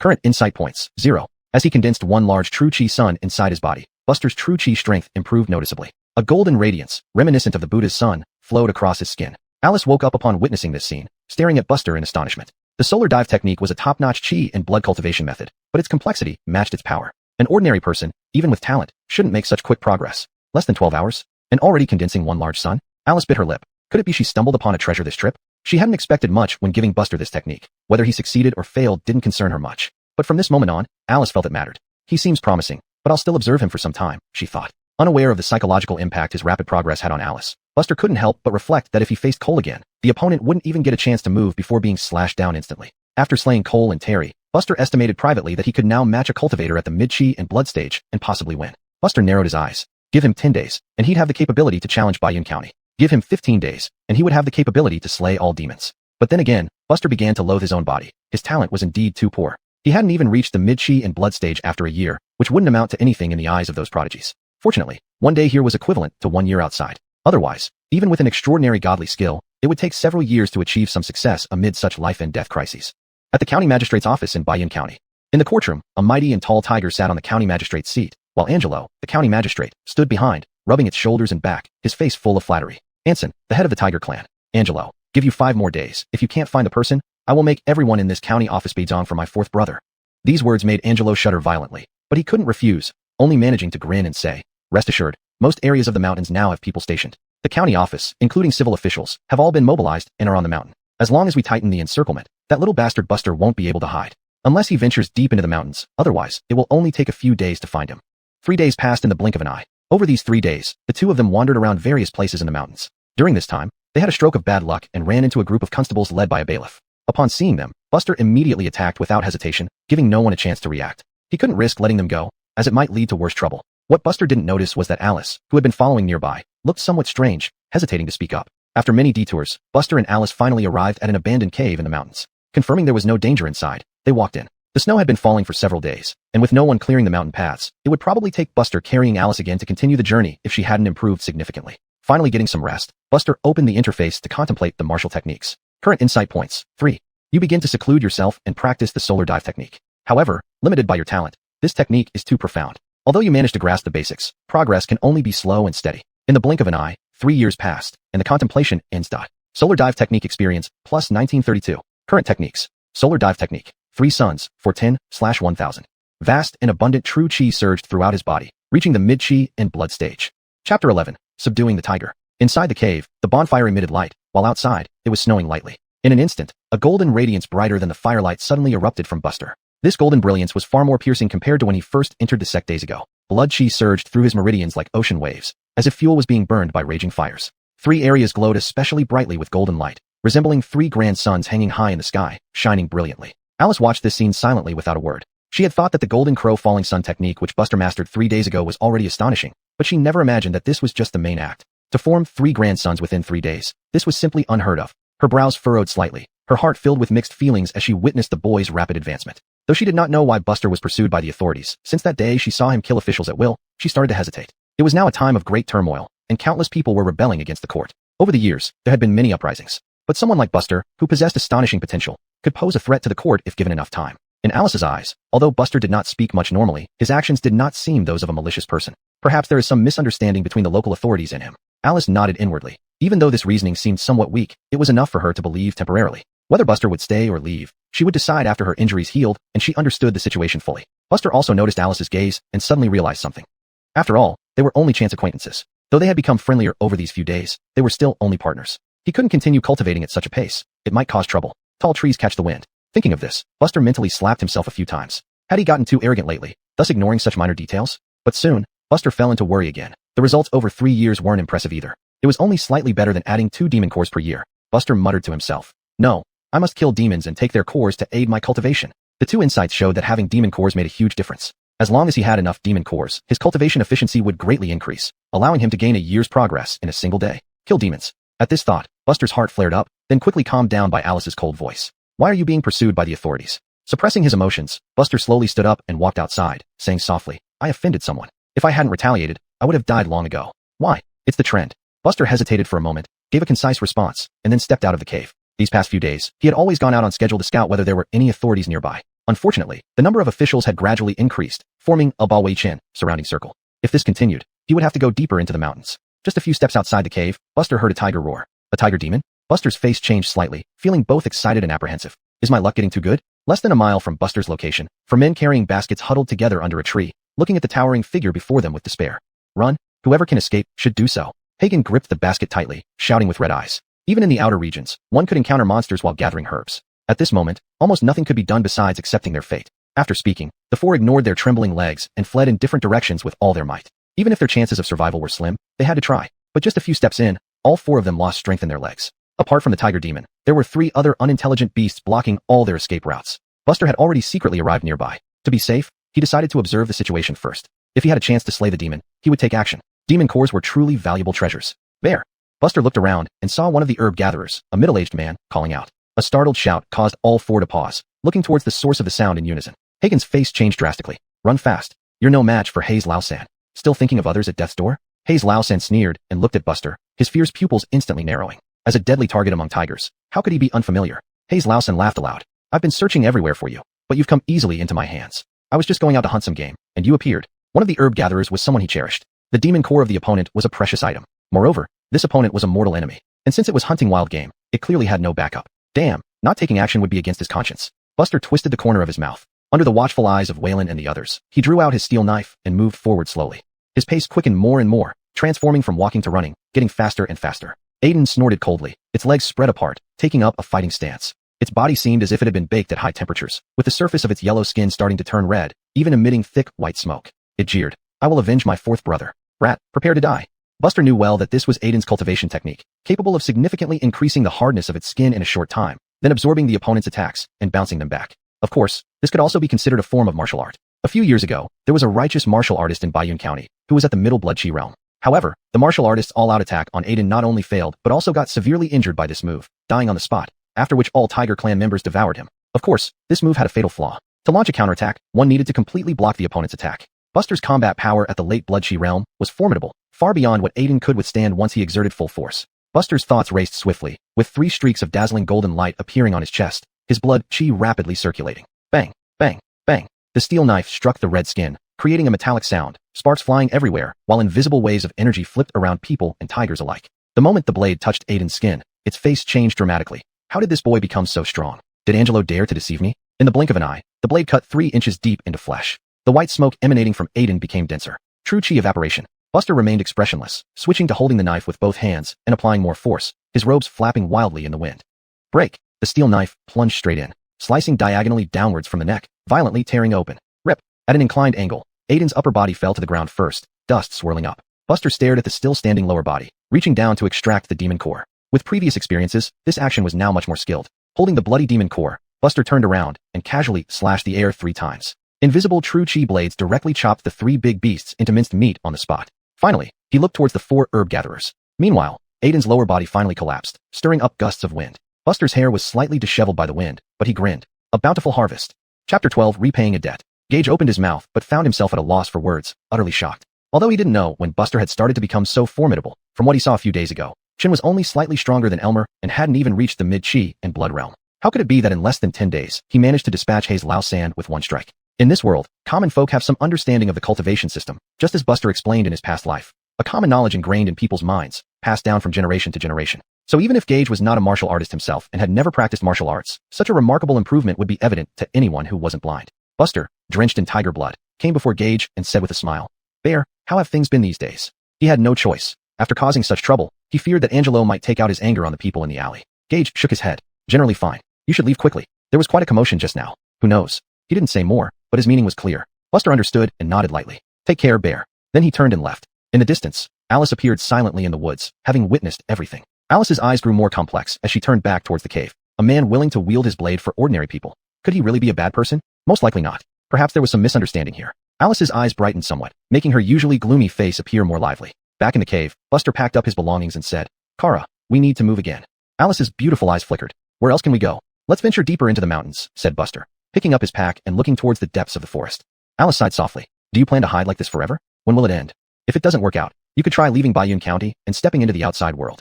Buster shook his head. I've considered it, but there are still things I need to do before I can rest easy. Alice followed him and asked, what things? What does Kara want to know for? Are you planning to help me? I would be willing to help you if I could. After all, we're friends now, aren't we? Buster stroked his chin and answered after a while. I suppose so. Alice couldn't tell whether to laugh or cry. Is being friends with me such a loss to you? If Kara were to teach me another martial art, we'd be close friends, and in the future, your matters would be mine and vice versa. Buster said earnestly. Get lost. Alice glared at him, teeth gritted, knowing he was being serious on the surface but insincere underneath. Buster, what kind of person do you think you are? Buster thought for a moment and replied. I'm a good person who speaks little but acts fiercely. Huh. The next day, on the peak of a picturesque high mountain, Buster and Alice sat opposite each other, eating wild boar legs. It must be said that despite not looking like an ordinary person, Alice cooked the game perfectly, a sign that she had spent much time traveling and enduring hardships. After finishing the roasted pig leg, Buster sat cross-legged on a rock. As ancient wisdom goes, when you reach the deep waters, sit and watch the clouds rise. Casually. Because Alice was nearby, Buster didn't dare indulge in random insights about martial arts, especially since he still had a demonic core in his arms. The feeling was tantalizing, unbearable to suppress. Since Buster caused the huge trouble, the Bayun County Yamen hadn't had a peaceful day. They had completely changed their previous bullying and oppressive ways, now working diligently. This wasn't because they had changed their nature. As the clerks put it, once you enter the bureaucracy, it's like diving into a deep sea where you lose control over yourself. Even minor officials who used to live comfortably now had to risk their lives performing official duties. A notice with Buster's portrait was posted outside the Yamen, offering 30 silver taels for his capture and 5 silver taels for reporting his whereabouts. For this formerly extremely frugal Yamen, which would let people worship without taxing them further, to go this far showed just how anxious Angelo must be now. A medicine gatherer tore down Buster's portrait and walked resolutely towards the Yamen. Paul, what are you doing? Another medicine gatherer asked, stunned. The one who tore down the portrait pushed his companion away disdainfully. Get lost, you fool. Don't pass up money like this. His companion grabbed him tightly and whispered, if not for Buster yesterday, we would have become tiger food. Not only are you ungrateful, but you also want to sell our savior for money? Are you even human? Paul was an old-hand medicine gatherer in Bayun County, always going up the mountains, strong and sturdy. He did not answer his companion, but kicked him to the ground and walked into the Yamen. Magistrate Byron, this lowly citizen saw the criminal Buster yesterday and has come to report. Sitting high on his chair, Angelo instantly became alert and ordered his subordinates to bring Paul in. Where did you see him? It was on the west side of the Great Mountain. Paul held nothing back, recounting everything about Buster's slaying of Hayes Lao San. This man has committed multiple crimes and is utterly depraved, not worth sparing. If I hadn't reported this to you, my conscience would never rest. After hearing the entire account, Angelo's eyes lit up and he waved his hand. Bring him down and reward him with 501. Magistrate Byron, what? Paul was taken aback. Wasn't it supposed to be 5 taels of silver? This lowly citizen will take my leave. One glance made Paul shudder, and he dared not mention it again. Gage, Angelo sneered. Initially, he had thought that Buster acted out of self-preservation that night. Now, it seemed that the Zhou family next door might be a breakthrough point. If only he had known earlier, there would have been no need to send people deep into the mountains to search. You little bastard, if I can't find you, then you'll come to me. Angelo looked at the chief clerk and instructed, pass the word along. All those in the mountains should try to leave messages there and return to the Yamen. Within 3 days, I want to see Buster back in Xianhua Alley, or else the Zhou family will be executed on the spot for harboring a fugitive. The chief clerk bowed and left promptly. Sitting alone in the hall, Angelo's thoughts churned. Should he invite Anson over? If he could personally capture Buster and present him, it would make a world of difference. Include the Zhao family too. With 2 late Qi and Blood Realm experts and over a dozen Qi and Blood martial artists, whether Anson comes or not, Buster won't win. Let's consider it a surprise for Anson. It might yield better results. Once this is done, I'll send him 100 men and 30 women to fuel his enthusiasm. Then we'll be friends again. Thinking about it, Angelo couldn't help but smile faintly. Ensuring Buster is captured alive means this plan will succeed. I hope the Zhou family holds a higher place in your heart, Buster. Chapter 13 Late Qi in Blood Realm. Strange. I've been walking all day and haven't seen a single person in the mountains. On the mountain path, Buster stroked his chin as he observed the surroundings, muttering to himself. Since this morning, after they descended the mountain, they hadn't encountered those annoying fellows from the Yamen even once. To be fair, in the past 2 days, under the shrinking Bowishan encirclement, Buster had to maintain his scattered perception to avoid the clerks from the Yamen. But today was unusually quiet. The woods were completely empty. This made an ominous feeling rise in Buster's heart. Alice suddenly stopped, her gaze fixed on a mature tree. An arrow was embedded in the trunk, attached to a yellowed piece of paper. What is this? Alice took a few steps forward, retrieving the arrow. The contents of the letter weren't much, but caused her face to change slightly. Buster, if you don't return to Xianhua Alley within 3 days, be prepared to collect the bodies of the 4 members of the Zhou family and the 12 households in the alley. By then, Buster had also walked over. Seeing the content, his face darkened as he crumpled the yellow paper and tossed it aside. Damn it, that old bastard Byron can only bully the weak and fear the strong. What's going on? Alice frowned. Buster narrowed his eyes and said calmly, Kara's hometown should be quite far from Bayun County, right? Alice nodded lightly. It's not too far, but what does that have to do with this? There's nothing much. It's just that those who don't live in Bayun County rarely know its true state. Buster sneered, explaining the current situation of Baishan County while walking on the mountain path with Alice. When Alice heard about the landlords and the county office conspiring together, treating the people of Bayun County as bargaining chips, her beautiful face turned cold. Over these days, Buster had come to understand her somewhat. This woman didn't smile often, but she was warm-hearted. As long as there was an ulterior motive involved, she was easy to get along with. Most importantly, Alice's emotions were always very stable, or rather, she had a composed temperament, rarely showing such obvious emotional fluctuations. Since they met, especially after the Kalezi incident, she never caused him any trouble or complications. This made protecting her these past few days comfortable for Buster. Now, seeing her display this unprecedentedly indignant expression for the first time, Buster felt a bit dazed, almost thinking she was someone else. Alice quickly realized her emotional outburst, and soon regained her composure. Recalling Buster's previous words about how he would have died if he hadn't fought back, her thoughts suddenly became clear. So, has the local government lost all sense of restraint? Afterward, they saw many arrows, some on the ground, others on trees, anywhere visible to people. Someone has betrayed me. Buster folded his hands behind his back. Countless images flashed through his mind, each one stopping briefly as he sized them up. Thinking it over, the group that went up the mountain to gather herbs with Bear seemed most suspicious. Who was it? Buster couldn't tell for now, but since this person profited by revealing his whereabouts, they must face the consequences. Thinking this, he cursed silently. Don't let me catch you. Whoever you are, you're dead. Do we need to go to Bayun County now? Alice asked, her expression uneasy. Buster hesitated for a moment, but ultimately shook his head gently. We have to go back, but not now. If that dog Byron wants me to return, saying 3 days means exactly 3 days. This timing is calculated carefully, not too short, not too long.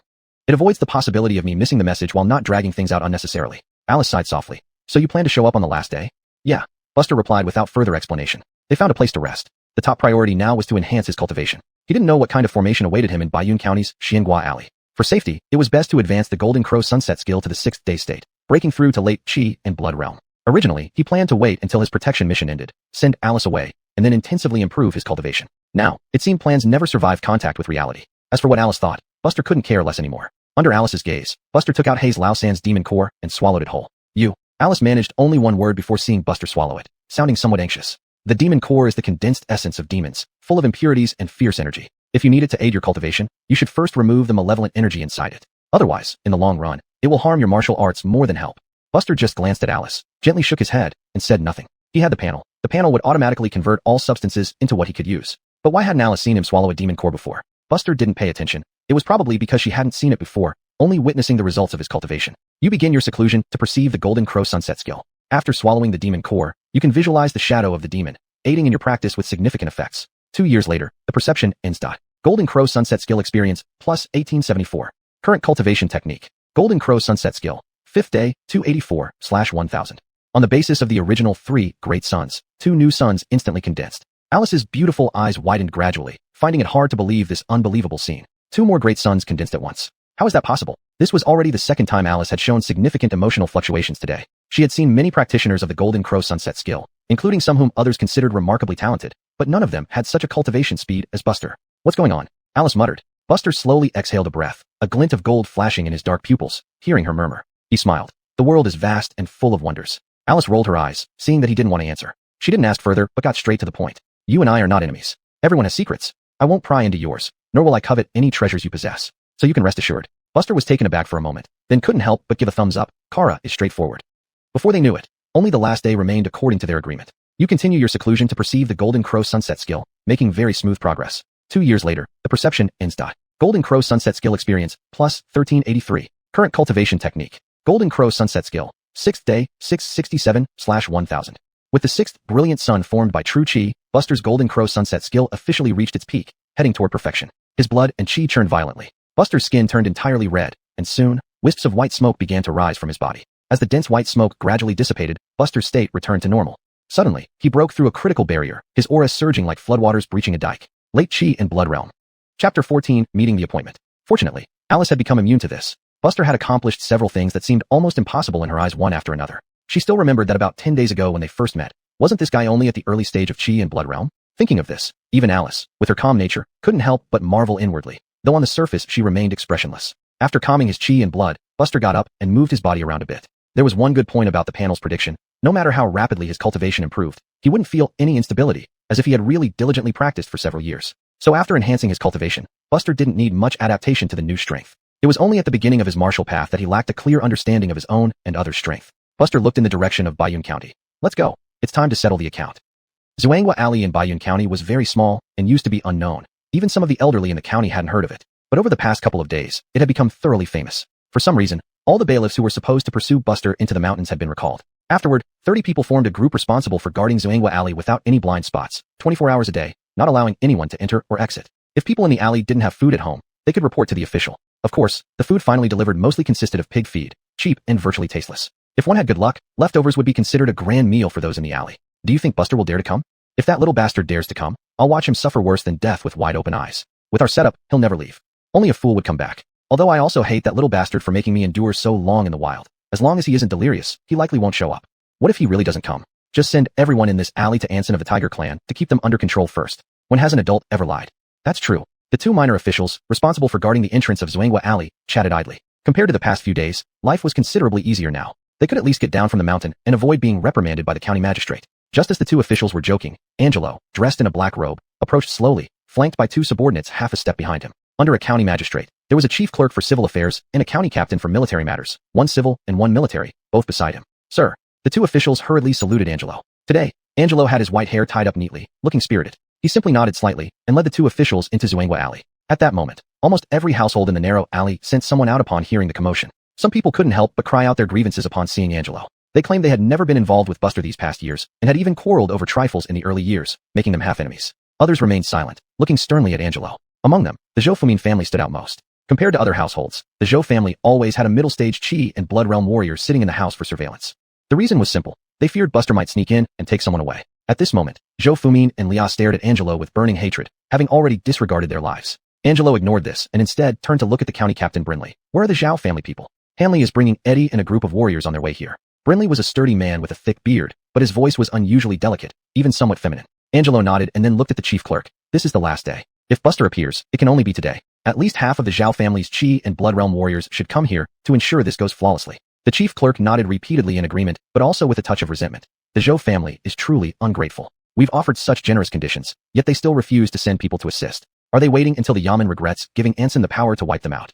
Smack. Without warning, Angelo slapped the chief clerk across the face, causing him to see stars. He didn't dare utter a word and kept slapping himself. Fool. Who gave you the audacity to call Sir Hayes by name? At this moment, Hanley, the head of the Zhao family, entered with a thin, disheveled-looking middle-aged man who hardly looked like a warrior. Magistrate Byron, everything is almost done. Don't be angry. Just enjoy the show. Eddie, the chief coach of the Zhao family and master of Gustav, was a late-stage Qi and Blood Realm warrior. He's finally here. Angelo sighed in relief with a smile. In the narrow alley, both parties began chatting amiably. 2 hours passed, and the sun was about to set. Still, there was no sign of Buster. It seems we overestimated the Zhou family's status. Hanley sighed lightly. Angelo's face was even darker than a thunderstorm, his cold smile sweeping across the crowd in the alley. Blame Buster, that little bastard. If he hadn't caused trouble, if he chose to show up this time, you wouldn't be facing this calamity today. Bring everyone from Zhuangwa Alley to the county jail. Choose a day to send them up the mountain. A new mine has just been developed, and manpower is needed. Silence reigned. No one responded. As the magistrate of the county, Angelo's personal order should have received immediate response. But it was unusually quiet. Beside him, County Captain Brinley and Eddie instantly tensed, as if they had sensed something terrifying. Buster, dressed in simple clothes, did not appear from the main gate, but walked out from Zhou Fumin's house. He held a bloody head in his hand, the expression on the head wide-eyed and uncomprehending, as if it didn't even know how it died. At this moment, Angelo and Hanley finally reacted. Hanley was a martial prodigy himself. If not for managing the family affairs, he might have reached the late stage of Qi and Blood Realm and firmly suppressed the county office. As the saying goes, amateurs look at the excitement while professionals see the skills. Hanley was definitely a professional, but because of that, his mind went blank now. Buster not only sneaked in silently, but also killed a mid-stage Qi and Blood warrior along the way. Thinking of this, Hanley couldn't help swallowing his saliva. No, he absolutely could not let this kid escape today. Once he left safely, unless Eddie guarded him day and night, he would never have peace again. Magistrate Byron, Uncle Zhao, long time no see, you've become thinner these days. Buster didn't even glance at the head in his hand, lightly tossing it up and kicking it away like a soccer ball. Eddie, take action. The lean man twisted his arm, eyes dark, legs slightly bent, then leaped out like a spring. In others' eyes, he was like a black shadow, impossible to catch. Eddie casually smashed the flying head with a slap, continued his charge, fingers tightly clenched, and punched forward. True Yang fist technique. Buster sneered, not drawing his blade, but responding with a punch. It was also the true Yang fist technique. Chapter 15, Blood flows like a river. Two fists, aglow with flames, collided head-on. People around them retreated hastily, their faces filled with shock and horror. In the next moment, what seemed to be an evenly matched confrontation suddenly saw one person flying backward. It was Eddie. The general instructor of the Zhao family landed several feet away, but still slid backward, leaving 2 trenches emitting white smoke behind him. A sudden halt in Qi and blood rushed through his arms, accompanied by a wave of numbness, making Eddie's expression even uglier. Silently, and without warning, he had once killed a middle-stage Qi and blood realm cultivator, something he could have achieved himself given the opportunity. He thought he would at least match this opponent equally, never expecting to be suppressed from the start. and it appeared that the true Yang fist technique used by the opponent surpassed the cultivation level of their Zhao family members. There was an elderly man in the residence who dedicated most of his life to cultivating the true Yang fist technique, yet when it came to mastery, he was still slightly inferior to Buster. How was this possible? How long had he been practicing the true Yang fist technique? Even if he had started from the womb, it shouldn't have resulted in such a freakish outcome. Buster rarely pressed his advantage but slowly retracted his fist instead. This true Yang fist technique. I am your ancestor. Upon hearing these words, not only did Eddie, who had spent half his life immersed in martial arts, have his veins pop out in anger, but so did Hanley. You Bratchin, don't be too arrogant. Since you dared to come here, don't think about leaving alive. Following Hanley's order, nearly 10 Chi and Blood Realm martial artists emerged from all sides, surrounding Buster tightly. Angelo also despised Buster to the core and fiercely waved his sleeves. Attack him. Hearing this, the dozen or so bailiffs from the county office, despite being terrified, decisively surged forward. Among them were two leaders, Eddie and the county magistrate Brinley, attacking with a fist and a saber from either side. Buster took 2 steps back, blocking Brinley's saber with his steel knife and kicking Eddie away before dealing a palm strike to push back Brinley. The followers behind them were hacked chaotically by Buster, each strike aimed at lethal spots, striving for immediate kills. At worst, they aimed to cripple limbs and ruin cultivation. The so-called Chi and Blood Realm martial artists were like paper before Buster. During the chaos, Eddie and Brinley kept looking for opportunities to attack from the side. However, Buster narrowly escaped every attempt without trouble, but nobody knew that it was merely an illusion. The truth was that Buster just couldn't spare the time to kill these two. The narrow alleyway was now filled with crimson mist, and countless screams interwove, rising and falling. People living in the alley hurriedly locked their doors tight, while some who had never witnessed such scenes retched continuously. Is little Chen going to be all right? Asked Leah, her voice filled with worry as she listened to the fierce fighting outside. Waylon sighed deeply. All this is because of us. If we had known, we should have taken our own lives to repay our debt. Now we've dragged Buster into this. Sigh. Half an hour passed. A shallow river of blood covered the alleyway. Angelo slipped out of the alley amid the chaos, standing on the main road outside, trembling uncontrollably as he stared inside. Too gruesome. When did Buster gain such strength? Wasn't he just a beginner in the Chi and Blood Realm a few days ago? Why did he not receive any advantages even with the joint efforts of him and the Zhao family? Inside the alley, every single Chi and Blood Realm martial artist was either dead or injured severely. Those who survived lost their cultivation completely. Buster's body was drenched in snow, his black hair stained red and hanging loosely down his back. The steel knife in his hand had twisted and deformed, but blood still dripped incessantly from its blade onto the ground. His breathing was slightly disordered as he discarded the knife, picked up another new one, and looked ahead. Eddie and Brinley stood left and right in front of him. Their faces were grave, as if facing a formidable enemy. Fortunately, they were both unharmed due to having attacked from the sides earlier. Brinley said in a deep voice, Brother Zhao, this boy must be exhausted. We two should act together and capture him alive. Reasonable. Eddie nodded vigorously after pondering for a bit. Though Buster wreaked havoc during the fight, he must not be in top form now. This was an opportunity. Reflecting on it, it was terrifying that someone like Buster could appear in a small place like Bayun County. If left unchecked for a year or two, even they might not be a match for him. Eddie felt relieved, albeit with lingering fear, as there was still a chance to capture Buster. It wasn't too late. After all, what kind of genius fails to grow and mature? Buster didn't even glance at the corpses on the ground, stepping slowly forward over the snow stained with crimson blood. As the two men were speaking, Buster slightly bent his waist, his figure transforming into a streak of rainbow light shooting straight ahead. Just at the end of his tether, your breath is already in disarray. The two strongest martial artists of the county shouted in unison, advancing rather than retreating. Fist against fist, blade against blade. Buster remained direct and straightforward. His gaze was unusually calm, revealing no trace of emotion in those pitch-black eyes. Eddie's face changed drastically. His arms were torn apart by Buster's overwhelming feat. At the same moment, Brinley showed a similar expression. Despite both wielding steel knives, his blade was instantly severed by the other's weapon, with the opponent's blade slicing down. Brinley dodged desperately, but Buster's single strike still cost him an entire arm. Splat! Their arms vanished in an instant. Buster moved extremely swiftly, as if he had practiced this countless times in his mind. He sheathed the blade and struck again, decapitating County Captain Brinley with one stroke. Simultaneously, a punch landed on Eddie's face, causing the Zhao family's general instructor to fall heavily to the ground. Just as Eddie tried to get up, a steel blade was already pressing against his throat. Single blade downward strike. Another slash opened up. Two heads lay not far from Buster. Now Buster's combat power was comparable to that of a perfect Chi and Blood Realm cultivator. Even in less than ideal condition, the two, having lost much of their fighting spirit, were absolutely no match for him. Buster slowly raised his head, holding the steel knife, and looked at the two outside the alley. At this moment, neither Hanley nor Angelo, despite their high positions and experience with grand scenes, could help but be terrified. Buster didn't say a word, only silently advanced with his knife. Only in those silent eyes did a thick wave of killing intent flash. Hold him. Stop this madman for your official. Angelo screamed in anguish. But at this moment, where were any of Angelo's people? Those who survived had become useless, and even if they wanted to, how could they stop him?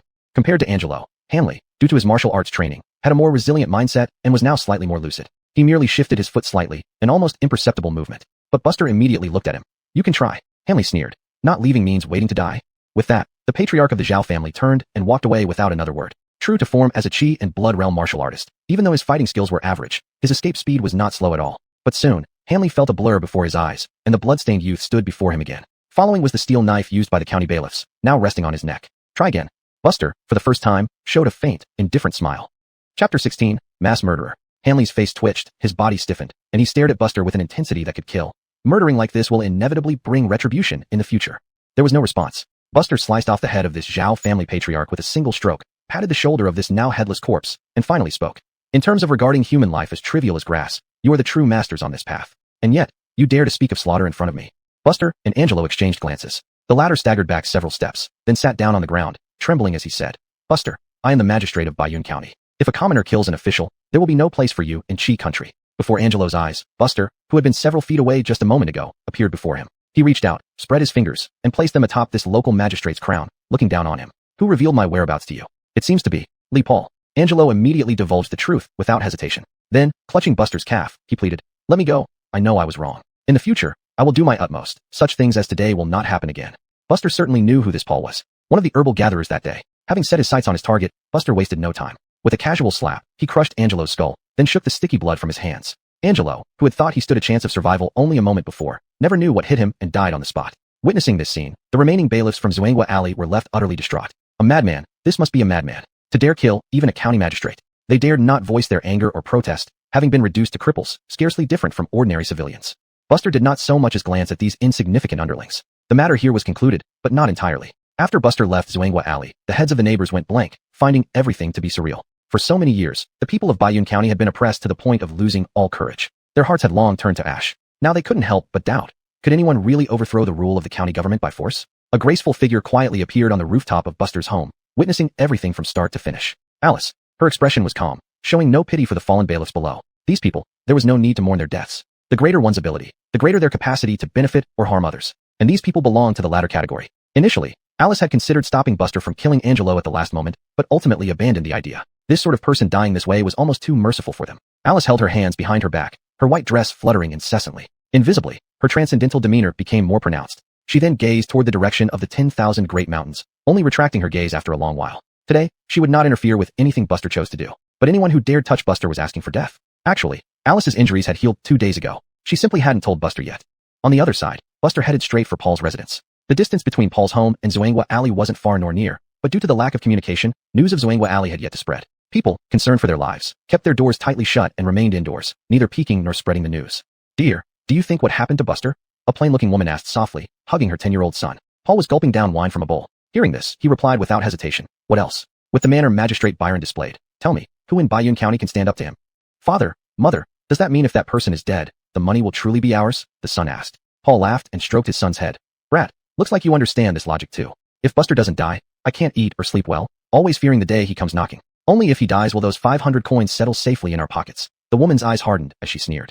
Bang! Without mercy, Buster kicked open the door, stepped over the threshold, and walked into the house. This was not Zhuanghua Alley, and the noise drew the attention of nearby residents. Through partially opened windows, they saw a blood-covered man burst into Paul's home. The woman screamed, startled to her feet. Relatively calmer, Paul slowly stood up, holding his wine bowl. Who are you?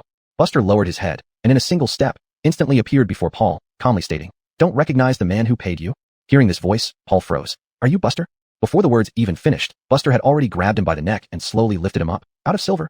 Let go of my husband. The woman, upon realizing it was a person and not a ghost, grew bold and stepped forward to demand. Although we don't know how you escaped, if you dare to linger, Lord Byron's troops will be here soon. Shut up. Paul couldn't help but shout in terror, his eyes flickering. The woman's tone immediately softened. We rely on this man for our livelihood. If he dies, how will my son and I live? Please, be merciful and let us off just this once. After all, you are not in danger this time. We only took 500 coins. If you want them, we can even give the money back to you. Buying time. Only by showing submission and waiting for Lord Byron to arrive could there be a turnaround. This was exactly what Paul's changing gaze conveyed. The woman made her secret calculations. Snap. At this moment, Buster exerted slight force. Paul, who had shown a kind expression, rolled his eyes upward, his head tilted to one side, and died instantly. This sudden scene left the woman stunned. She hadn't expected that he would kill without uttering a word. Buster casually dropped Paul's corpse and said indifferently, without him supporting you, should you join him then?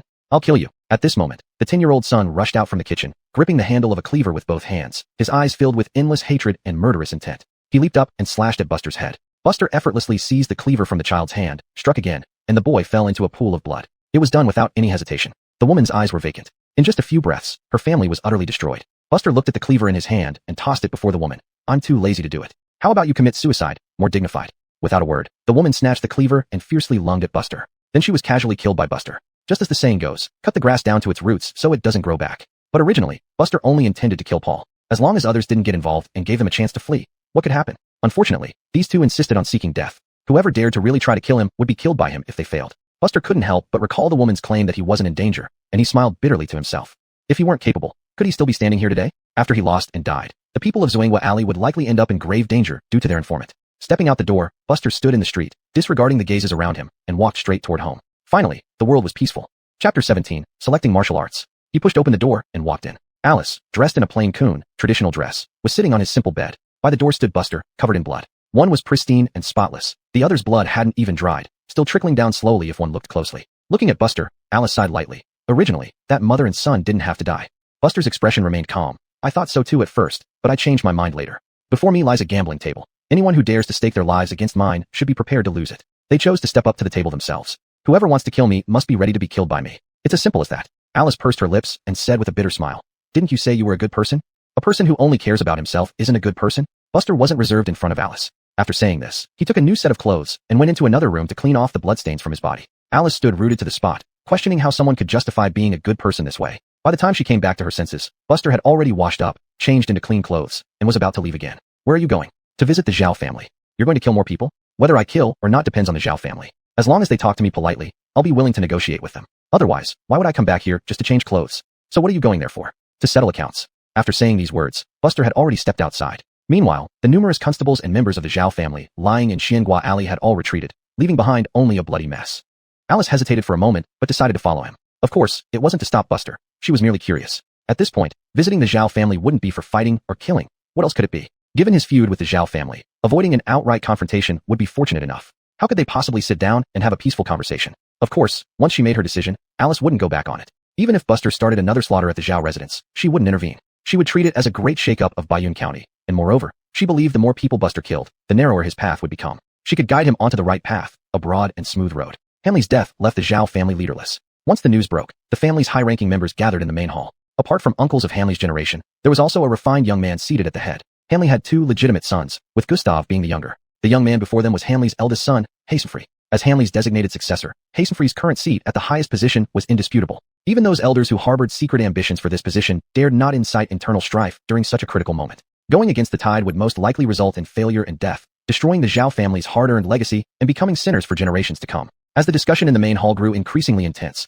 a servant of the Zhao family almost crawled into the hall on hands and knees, his forehead pressed to the ground. Young master, Buster is at the gate. Upon hearing this, the originally noisy crowd fell silent instantly, the atmosphere turning grim. Hastenfree's face turned pale but maintained its composure. Let him in. Someone immediately objected. Shuan, don't be foolish. Letting Buster in now is inviting a wolf into our den. Aren't we setting ourselves up to be lambs for the slaughter?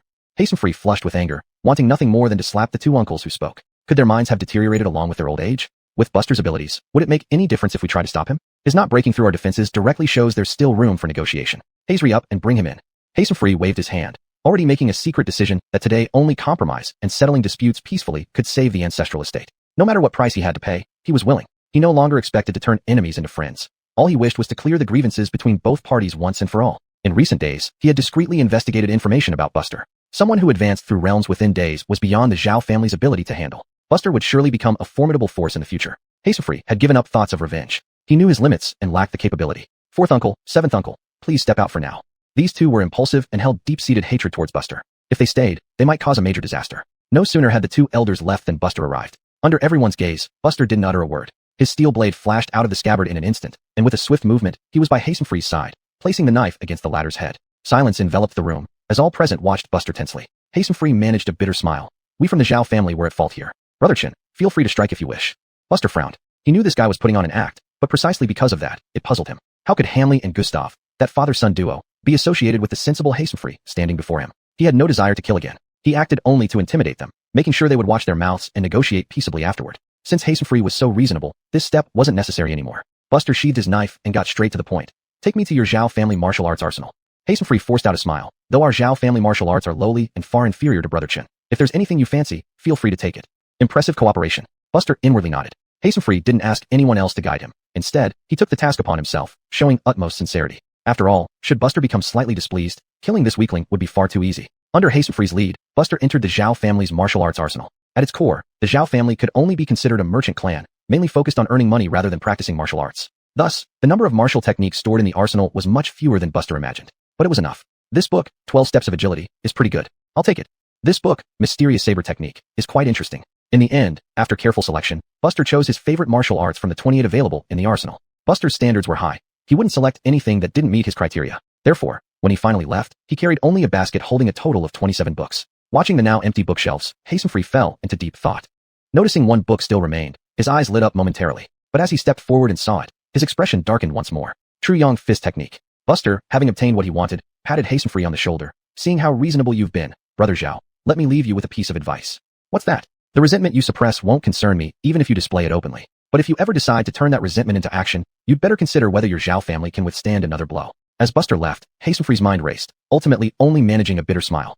Chapter 18, Alice's Identity. Alice walked side by side with Buster on the street, glancing at the basket he carried on his back. She said helplessly, "You made a trip to the Zhao family just for this? What else? Major families would have several copies of the same martial art. If you think you can cut off the Zhao family's path in martial arts like this, you're thinking too simply," Alice said quietly. Buster remained expressionless. "I know, but I didn't take these martial arts for that reason. I just want to practice them." Hearing this, Alice twisted her lips and turned to look at him. "You're not joking? These more than 20 martial arts, though all methods have their similarities, are still an enormous task, time-consuming and labor-intensive. In the end, it will be counterproductive." Buster shrugged half-jokingly. "There's nothing I can do. My family was poor when I was young, so I never saw much of the world. If Kara could give me a few better martial arts, I wouldn't need to grab whatever comes my way." Of course, the real reason was the panel. Without the panel, with Buster's current body's talent, perfecting over 20 martial arts manuals would take at least several decades, or he might not even achieve it before dying. With the panel, it would take no more than 1 or 2 months for him to fully master these martial arts, and he might even reach higher levels. This body has some talent, at least compared to the martial artists in Baiyun County. But the world is vast, while Baiyun County is small, so the original owner's talent wasn't enough to stand out. Alice said irritably, "Your talent isn't bad, but that's not a reason for you to waste it recklessly. Doing this is no different from ruining your own path in martial arts." Buster didn't bother explaining. Besides, he couldn't explain the existence of the panel anyway. They had arrived at the door of his home. Buster pushed the door open, placed the basket of martial arts manuals under the bed, and picked up one casually to start reading. However, Alice snatched the manual away and tossed 2 other martial arts manuals to Buster, saying, "If you're going to practice these." Buster looked carefully, coughed dryly, and asked without showing any surprise, "Kara, are you fully recovered?"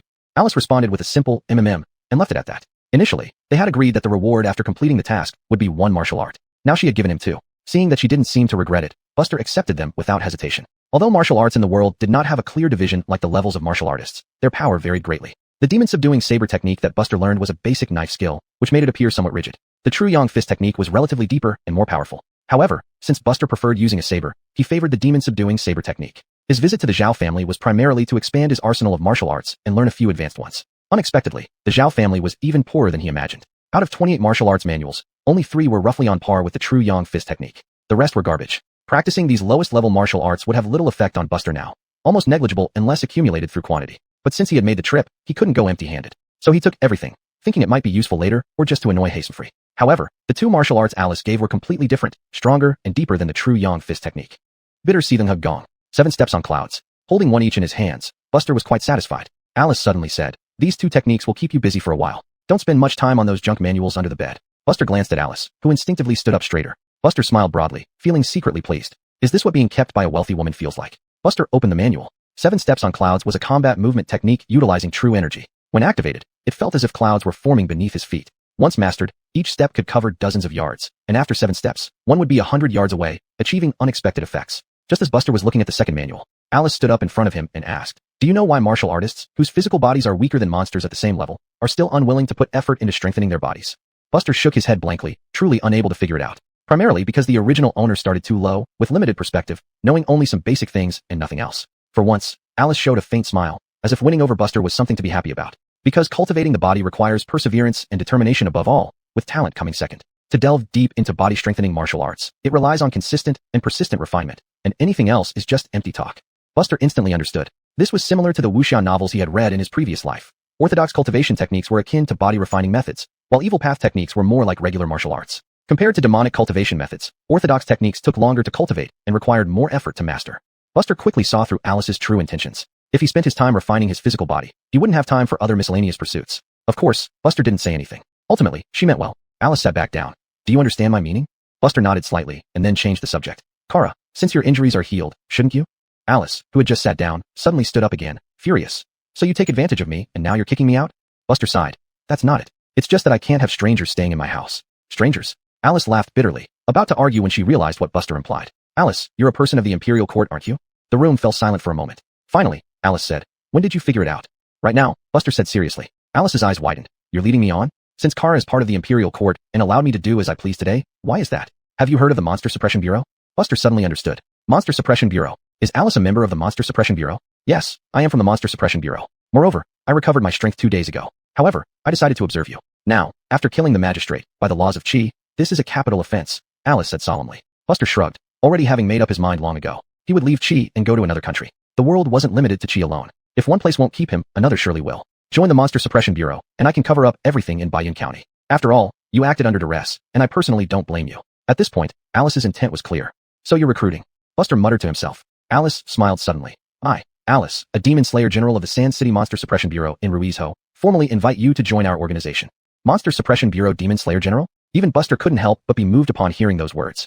Chapter 19. The Demon Suppressing Bureau. Over the years, the Demon Suppressing Bureau has become an indispensable part of the Chi Kingdom. Especially in the past decade, its status has been constantly elevated due to the Year of Demons, and its power now surpasses that of both civil and military officials. Someone once said that throughout history, a dynasty's reign only lasts for 300 years. After that, it either exists in name only or is completely replaced. However, the Chi Kingdom, approaching its 300-year mark, remains in its prime. It is led by imperial authority, with the Demon Suppressing Bureau as the secondary force. It seems that the prediction of the 300-year cycle does not apply to the Chi Kingdom. The recruitment criteria for the Demon Suppressing Bureau have always been straightforward. Except for those who already have orthodox lineage in martial arts sects, anyone with ability can potentially be selected to join the Bureau. Of course, the most legitimate path to advancement is through local magistrates' offices. Every 3 years, the Demon Suppressing Bureau tours these offices, and if there are outstanding martial talents, they will be recruited. This could be considered an instant rise to prominence. But Buster clearly belongs to the former category. Little did Buster imagine, even if he strained his brain, that Alice was actually a demon-slashing general. Constables, head constables, garrison officers, demon-slashing generals, and chief seat holders.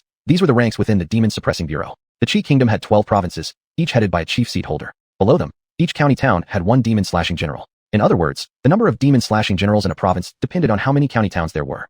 Suizhou, where Buster was from, had 3 county towns, which meant Alice, who looked barely over 20, was one of the 3 demon-slashing generals. Finally, the most crucial point. A demon-slashing general must be at least at the Chi realm. Alice looked at Buster's contemplative expression without surprise. Her identity was highly confidential, and the weight of being a demon-slashing general required some time to digest. I need to think about it some more, Buster finally murmured softly after a long pause. What more do you need to consider? Alice's face showed exasperation. Did this guy really want to refuse? Those wandering martial artists lived with their heads hanging by a thread, dreaming of such an opportunity. Joining the Demon Suppressing Bureau not only provided a legitimate identity, but also supplied monthly cultivation resources. The Demon Suppressing Bureau is a good choice, and I will join, but not now. I still have vengeance to settle. You mean? Alice frowned slightly. Buster didn't speak. Alice understood his meaning immediately. The demons of the Great Mountains. I only have 1 bed here. How about you sleep on the floor? Buster suddenly changed the subject. Is that how you treat guests? And since you've agreed, you're part of the Demon Suppressing Bureau now. I'm your superior. Alice insisted. Not while we're not at the Bureau. Let's not talk about work or rank. Buster maintained a serious expression. Ultimately, Buster covered his face and squatted by the door. There was no way around it. He couldn't fight her. Under the bright moonlight, the stars were sparse, high up in the sky. The Great Mountains. 4 bear demons, robust as small mountains, and 2 relatively smaller tiger demons walked side by side. The bear demons had simple names. The eldest was Dean, followed by Dustin, Sullivan, and Landon. The 5th brother, Cole, had already died at the hands of Buster. And the remaining tigers were Hayes Lauda Anson and Hayes Air. What if Lou Lauer doesn't agree this time? Dustin scratched the back of his head, looking gloomy. Dean sneered. Brother Hayes, what do you think? Simple. If he wants to stay out of this, let him pray we all die. If any of us survive, we'll wipe out those monkeys first. Clearly, Anson, who had lost more brothers, felt much deeper resentment than Dean. From the cave ahead, 4 snow-white ape demons emerged, carrying a large bed together. On the enormous bed, measuring 3 zhang wide and 4 zhang long, lay an even larger, elderly-looking ape demon. It was obese, with silver-white fur gradually turning gold. The group of bear demons stopped and watched as the old ape demon got off the bed. Despite its bulk, its movements remained agile. It jumped lightly, landing without stirring any dust. The leader of the apes, Hollis. Hollis said calmly, I know why you've come. Anson snorted. Better to save our breath. You'd better think carefully. That little brat Buster's strength is growing too fast. I've heard Angelo, that idiot, is dead. If we let Buster continue, we'll all die. Hollis chuckled mockingly. All of us? I have no grudge against Buster. If someone has to die, shouldn't it be you first? At worst, I'll move elsewhere when the time comes. If you can't keep me here, I'll find somewhere else to stay. Anson and Dean exchanged glances, and they both saw the intent to kill in each other's eyes. But it wasn't the right time yet. Lou Lauer, remember your choice today. I hope you won't regret it. With that, the tiger and bear demons left without further ado, turning around and walking away. Compared to the clans of bears and tigers, among the ape demons at Hollis's place, he was the only one of his generation, with his grandchildren's generation underfoot. Therefore, the overall combat strength of the apes was relatively inferior to the other 2 clans. But Hollis's combat strength, when it came to single combat, made him the leader among the 3 demons. Grandmaster, are we really not going to help? What they said does make some sense. An ape demon couldn't help but ask. Hollis took a bite out of a fruit, laughing coldly. Why are you in such a hurry? That Buster is no easy prey. Let those two deal with him first. We will go eventually. Just whether we help half-ally Dean and Anson or eliminate all of them depends on the situation. You kids still need to learn a lot more. The next day, Buster, having stayed awake all night, went through all the martial arts manuals from the Zhao family, temporarily storing them in his system for future use if needed. At the same time, Buster began to feel conflicted. He had already spent several years understanding the demon-suppressing saber technique, and some new power had emerged within the technique. If he continued, he might have the chance to elevate it to a higher level. However, now there were also the bitter seeds of Gong and the 7 steps on clouds. Moreover, cultivating the Golden Crow Falling Sun skill was equally important. Time was insufficient. Could this system give me more time? The events of yesterday must have reached the ears of the 3 clans. Preparations needed to be made as soon as possible. Thinking back and forth, he could only put the martial arts aside for now and prioritize enhancing his realm. You start a seclusion to cultivate the Golden Crow Falling Sun skill. The resolution of yesterday's grievances has opened up your mental state, increasing your cultivation speed. 1 year passed, and the comprehension ended. Golden Crow Falling Sun skill experience, plus 872. Current skill, Golden Crow Falling Sun skill, 7 days, 539/1000. The speed of cultivation is linked to my mood? Buster pondered. Well, it's better this way. I can consider saving up bad moods for later, using them all at once when there's a boost. But it's still not fast enough. If the 3 demonic forces unite, it will be difficult to fend them off. I need a faster way to improve. But demon cores are rare and hard to come by. I can't exactly invade the 10,000 Great Mountains. Buster murmured to himself and quickly thought of a place. Alice, who had awakened sometime, saw his expression and sensed trouble brewing. Is this guy about to stir up trouble again? Chapter 20. The Demon Approaches. Few people knew the name of the chief clerk of Bayun County, but they knew he was surnamed Gregory. Therefore, whether it be the common folk or the minor clerks in the Yamen, everyone would address him as Magistrate Gregory when they saw him. The calamity yesterday hit the county Yamen the hardest. Now, all the bailiffs were either dead or injured, and not a single martial artist worth mentioning remained. With both the county lieutenant and magistrate dead, given that Bayun County was such a remote area, it was unlikely for new officials to take office within a year or two. Thus, everything was now under the purview of this chief clerk. He had to take on all roles, from nurturing to governing, and from civilian duties to martial ones. Most importantly, he had to endure the constant pressure of Buster's potential retaliation. Yesterday, this scholar managed to escape during the chaos. Regardless of whether Buster felt there was no direct enmity between them or temporarily forgot about him, he had survived thus far. Magistrate Gregory, it's not good. Buster seeks an audience. Damn it. He demands you go out to see him. The chief clerk, seated at his position reviewing documents, trembled and nearly threw the papers away. He shouted angrily. Can you stop scaring people in broad daylight? It's true. The chief clerk stared blankly. At the entrance of the county Yamen, Buster stood, neither entering nor leaving, just standing there. Inside the door were several dozen minor clerks gripping sticks, trembling from head to toe. Despite their show of bravado, if Buster dared to take another step inside, everyone would immediately drop their weapons and run as far as they could. Beside Buster stood Alice in her simple white dress. It was rare to find such a beauty in this small place. Ordinarily, many officials handling tasks for the county government would have felt their hearts itch, ready to plot ways to kidnap her. But now, none of them had the heart for such things. Survival was uncertain. Their usual advantage of being far from the imperial court, which once shielded them while they conspired with demons, now became Buster's protection to do as he pleased. From a distance, Buster saw Magistrate Gregory striding out briskly toward him. He walked with a confident gait, exuding a dignified air. Buster was about to make a move when Magistrate Gregory rushed forward, bending his knees and sliding on the ground for the final few steps. Without a word, he clung to Buster's leg, sobbing loudly and weeping. He didn't say a word, only cried. Buster's face twitched. Why were both Zhao's secretary and the chief clerk of the county Yamen so abnormal? Get up first. I won't get up. If Lord Shin doesn't forgive me, I will not get up. Who calls who Lord? This was sheer defiance of heaven. Alice, watching from the side, couldn't help but turn away, unable to bear the sight. I won't kill you, Buster hurriedly said. Swear, Your Excellency.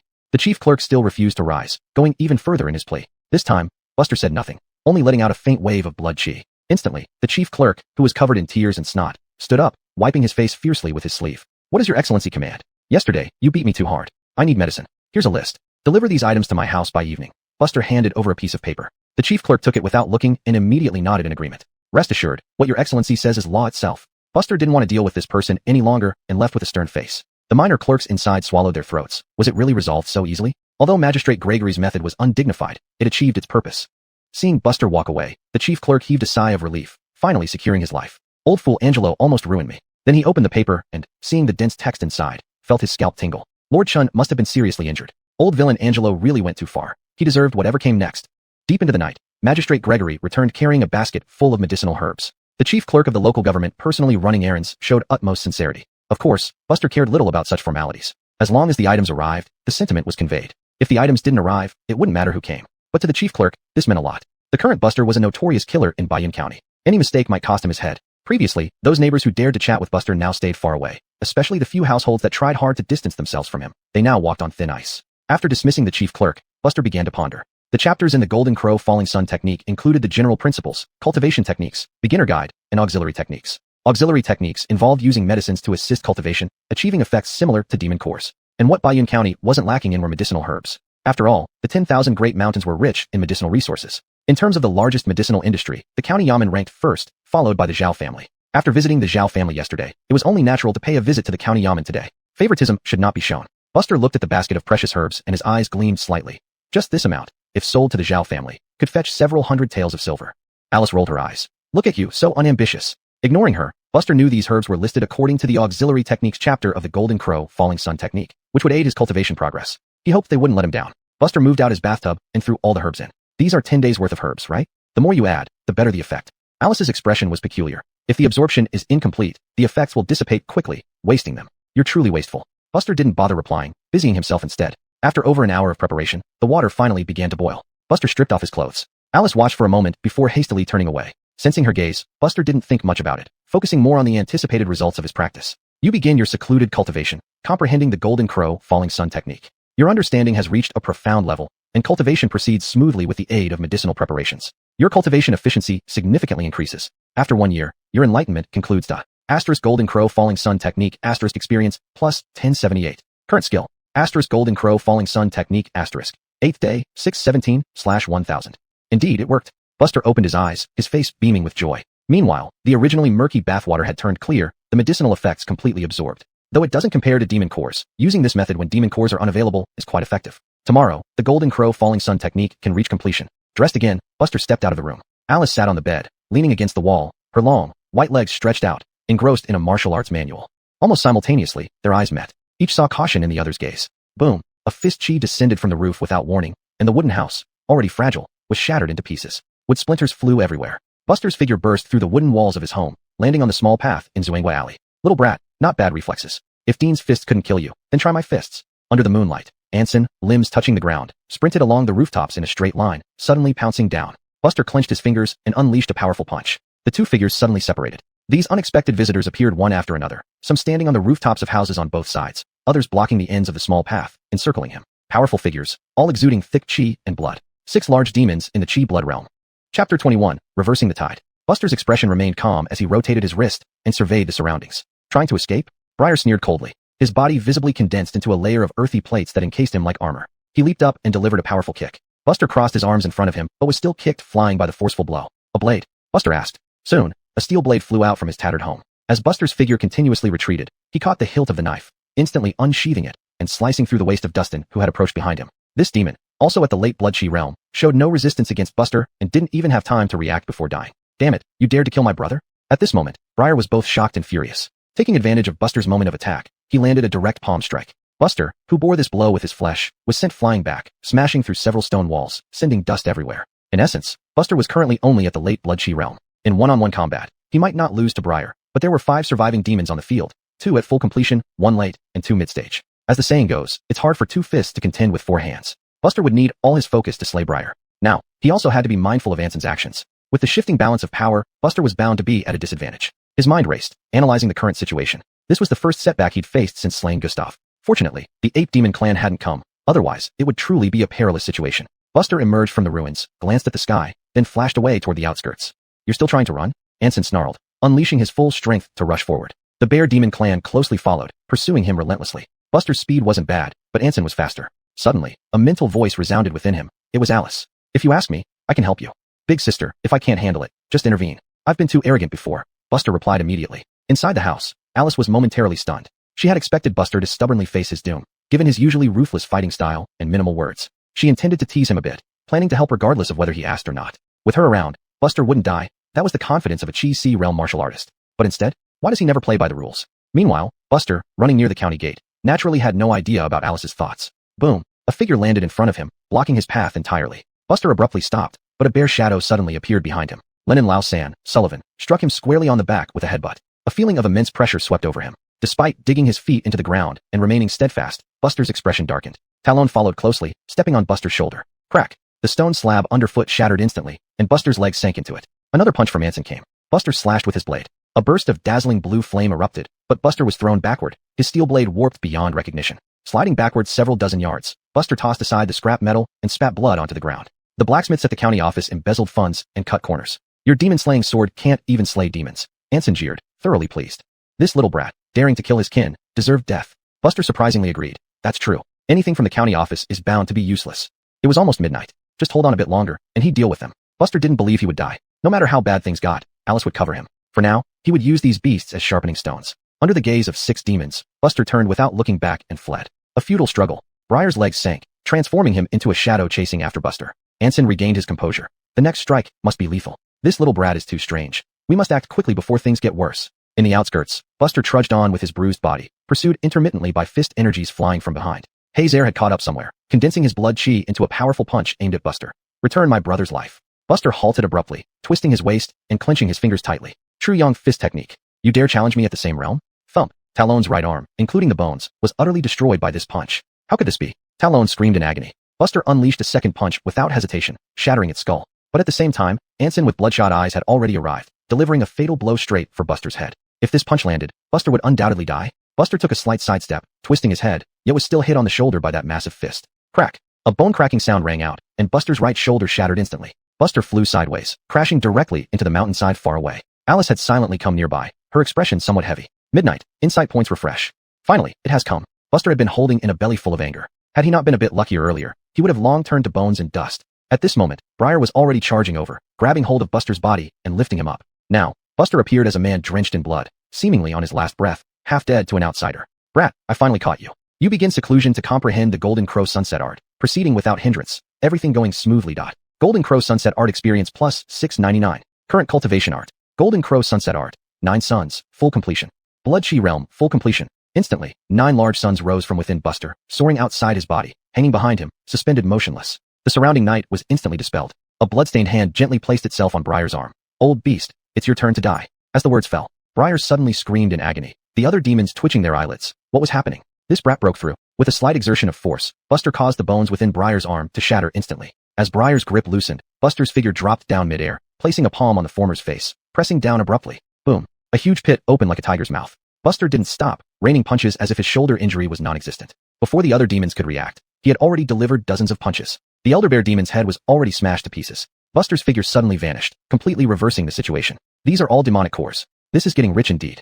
Chapter 22. The yellow bird awaits behind the praying mantis. Buster, having advanced to the chi and blood realm, no longer concealed his aura. His vast and imposing chi and blood were unleashed entirely. Behind him, 9 large suns hung suspended, radiating brilliance as they supplied true chi ceaselessly. Buster stood atop the enormous corpse of Dean, gazing at the demons and monsters charging at him with a calm expression. Anson, moving fastest, appeared before him in an instant. The claws on his palms suddenly extended, stabbing out like weapons. Buster neither dodged nor flinched, engaging directly with the true Yang fist technique. He first shattered those tiger claws completely, then kneed Anson in the chest, sending him flying. Elder Hayes' second-in-command and 2 other bear demons froze momentarily before Buster had already appeared behind them, each receiving a swift and decisive punch. As expected, the 3 demons met their demise with their heads exploding. Buster's actions were swift. So swift that Anson, still struggling to stabilize himself, found Buster already pursuing him, having eliminated all other demons. Seeing Buster now, so different from earlier, Anson was filled with shock and rage. Even a human at the peak of the chi and blood realm should not possess such terrifying strength. His chest, previously struck by Buster's knee, was now caved in,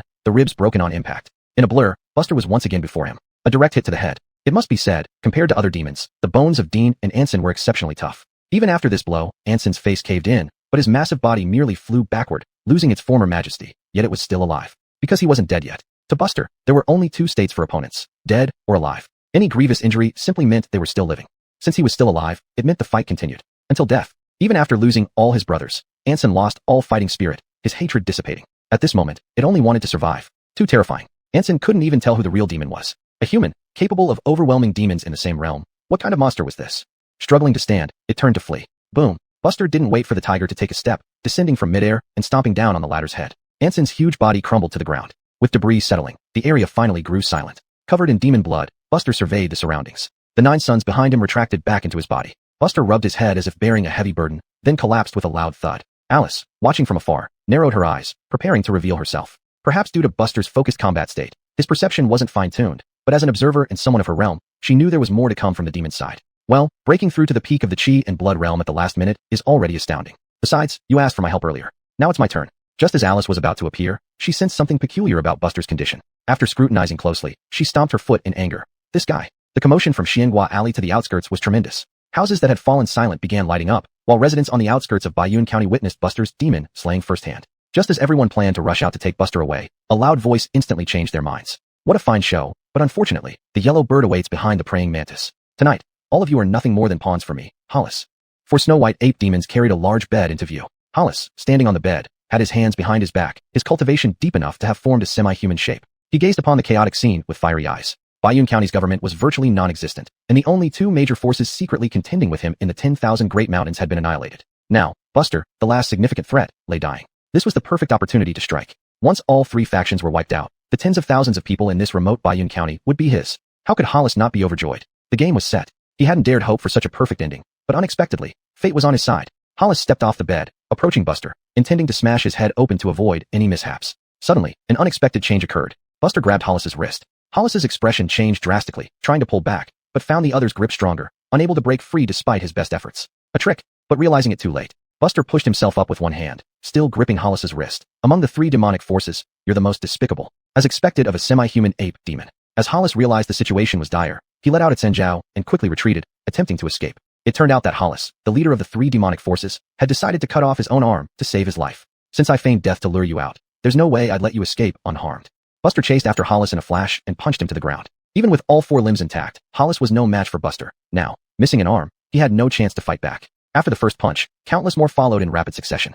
One blow after another, intersecting and relentless. Before long, the ape demon leader lay lifeless. Having beaten Hollis to death, Buster didn't immediately retrieve the demon core. Instead, he killed the remaining four ape demons who hadn't yet reached the chi and blood realm. By this point, all demonic forces in Bayun County had been completely wiped out. Just then, heavy snow began to fall. Buster cupped his hands to catch the snowflakes from the sky. In no time, he had gathered a handful of snow, which he used to wash the bloodstains from his face. Finally, he calmly extracted the demon cores from the 6 dead demons. Alice had appeared beside him at some point. You were faking your death to bet on this ape demon being nearby? Buster shook his head. I had already detected him. At the time, you were being chased and beaten. You valued your life so much. How could you be so distracted? Luckily, I always felt that the one who would die tonight was the other side. While speaking, Buster finished extracting the last demon core. Alice asked, where does your confidence come from? Buster looked at her. You. The sudden word left Alice speechless, and she felt both flustered and angry. I might not have intervened. You would. Buster turned and walked back toward Bayun County. Alice followed. Do you think you won't die as long as I'm around? In such a dire situation, even I can't guarantee a 100% chance of saving you. Besides you, there's also me, Buster said softly. That's what gives me my confidence. I believe in myself, and of course, in you, since as a demon slayer, I know you'll do what you promised. Alice was utterly speechless. She found that she couldn't win arguments with this man, so she gave up trying. Buster didn't return home right away, but suddenly changed direction. Where are you going? Anson took Hayes Lauer's body over there. I need to retrieve the demon core. Chapter 23, The Great Year. Buster, now fully awake, squatted at his doorway with the door open, watching the snowfall outside. The wind was strong, and there was a big hole in the roof of the house, continuously allowing snow to fall through, accumulating partly on the bed. Alice couldn't sleep and decided not to. She sat on the bed, reading low-level martial arts manuals for entertainment. Nearby households, ignoring the harsh weather, rushed out their doors to investigate the dead demon bodies, confirming they were all dead, leading to a brief silence followed by jubilant cheers. 10 years. For 10 whole years, Bayun County had suffered under the oppression of the county magistrate and been treated as food by demons, living in constant fear, fearing that next time they might be the ones devoured. But today, with Buster smashing Hollis's head, it all came to an end. At this moment, Buster was completely unaware that he had become the hero in the hearts of most people in Bayun County. Buster just sat at the entrance in a daze, waiting until dawn. Bear walked over from his house, holding a bowl of hot vegetarian noodles, which he handed to him. I saw you sitting here when I was sleeping, and I see you still here after waking up. Have a bowl of noodles to warm yourself. Buster didn't refuse. After delivering the bowl, Dallas turned back into his house without mentioning last night's events. Throughout the entire day, Bayun County residents kept coming with eggs, vegetables, and other goods, many weeping while thanking him. However, Buster accepted everything. His family had barely managed to make ends meet, and he hadn't stolen or robbed anyone. It was mutually agreeable. Soon, the small house was stuffed full of various foods. The last person to arrive was Clerk Gregory. Shao Gregory, please send someone to help repair my house. Buster called out to the clerk who was about to leave after delivering his gift. Gregory naturally wouldn't say no, but then reconsidered and said, why bother fixing? Just give me a map, point where you want to live, and I'll ensure it's done within a day. Buster just looked at him, saying nothing. Clerk Gregory, being adept at reading people, quickly understood and left quietly. Is everything okay in Bayun County now? Alice asked once they were alone. Yes, I can leave with you anytime for the Demon Suppression Bureau. You need to take care of your right shoulder. Since you agreed, I won't rush. First, get well. Buster glanced at the bandage on his right shoulder and nodded slightly. It must be said that the demon was at its peak blood chi realm, and a human would likely die if directly confronted. Only because of his unusual cultivation could he have survived what others wouldn't, unable even to break out of Zoangwa Alley alive. Thinking of this, Buster recalled the Bitter Sea Stride skill Alice gave him. If he mastered the Bitter Sea Stride skill, his body would truly rival that of a demon. On the third night of the new year, after days of heavy snow, it became colder. Buster and Alice sat by the fireplace at home. The new year was approaching. According to the customs of the state of Chi, people needed to stay awake on New Year's Eve, and juniors could ask seniors for lucky money on the first day. Though it wasn't much, the meaning behind it was significant. The two sat opposite each other. Outside, firecrackers sounded continuously, dispelling the night silence. A festive atmosphere filled the entire Bayun County. In the 11th year of Bays, Alice murmured, "This is already the 11th year since demons started wreaking havoc in the world. How fast time flies." Buster asked, "What exactly happened during the demon year? Why did so many demons suddenly emerge? There must be a reason behind it." The Demon Suppression Bureau has been investigating the cause for years, but only one explanation has been somewhat accepted. Alice's eyes grew slightly cold. Buster waited for her to continue. The World Chronicle records 5,000 years of history, dynastic changes, and the rise and fall of families, but one word appears frequently, almost every 500 years. Pausing, Alice continued, "The Great Year." Great Year? Buster repeated it in his mind. For ordinary people, the Great Year meant a bumper harvest. For the dynasty, it meant an era of prosperity with exceptional talent. But for the world, it's an unprecedented change, similar to the rise of heroes in chaotic times. In this era, both humans and demons will enter a peak state unseen for a century. Buster nearly blurted out. Alice nodded slightly, acknowledging that although Buster was from a humble background, he wasn't stupid. That's correct. The term Great Year means the demon year is merely the beginning of this period of prosperity. However, the descriptions regarding the demon year or the Great Year are quite complex and can't be explained in a few words. If you're interested, once we reach the Demon Suppression Bureau, you can read books about this. Upon hearing this, Buster knew that Alice didn't want to elaborate. Although he didn't know the reason, he didn't press further.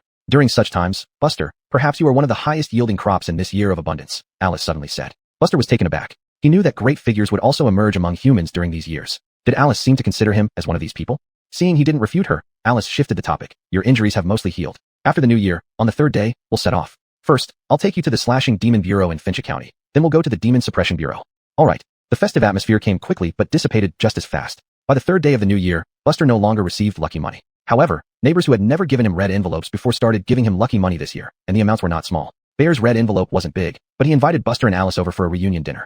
This is some new clothes for you. You can't be casual like at home when going outside. Leah handed Buster a set of warm, thick clothes. They weren't particularly good looking, but they were clean. Watching the two leave, Leah couldn't help but remark, Kara looks like a rich man's daughter. Though I don't know how she ended up in this small place. Adam won't be bullied if he marries into her family. Others might, but Kara definitely won't, Bear said firmly. Buster didn't know that he and Alice staying together could inspire so many stories in Bear and Meredith's minds. In his previous life, Buster had traveled to many places for business trips, including horseback riding. Of course, he wasn't proficient, so he was wobbling all over the place, no different from a beginner. This time, however, Alice unexpectedly didn't mock him. Instead, she patiently guided him. Buster had decent comprehension and soon could ride normally. After passing through the 10,000 Great Mountains to Pinglai County, we'll switch to a carriage. Sure, Buster replied indifferently.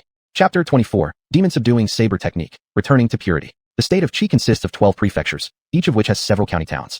Among them, Bayun County, where Buster was born, is under the jurisdiction of Fengsha County in Sui Prefecture. In theory, with this level of detail, every county should have a demon-slaying marshal's office station for protection, ensuring local peace and safety. However, this system only applies during peacetime. Since the Year of Demons began, the number of deaths caused by demons has multiplied several times each year. Even the Demon Suppressing Bureau finds it hard to cope with such growth due to insufficient manpower. No matter how well-planned the strategies are, they fall short. The distance from Pinglai County to Fengsha City is 300 miles. If ordinary people travel on foot without any tools, it would take about 7 or 8 days, and encountering anything en route is unpredictable. The carriage was not large, but spacious enough for Buster and Alice to sit opposite each other with some space between them. The Imperial Road of the state of Chi did not yet connect all regions nationwide, so they had to temporarily travel on mountain roads. The coachman was a martial artist at the embryo stage, and also a member of the Demon Suppressing Bureau. Pinglai County was not surrounded by the 10,000 Great Mountains. Even though it was adjacent to Bayun County on the map, the economic development of the two places was not on the same level. The 7th day of the first lunar month. It had been 5 days since Buster left Bayun County. During this time, because Alice had to handle some matters, they spent 2 extra days in Pinglai County, allowing Buster to explore the place.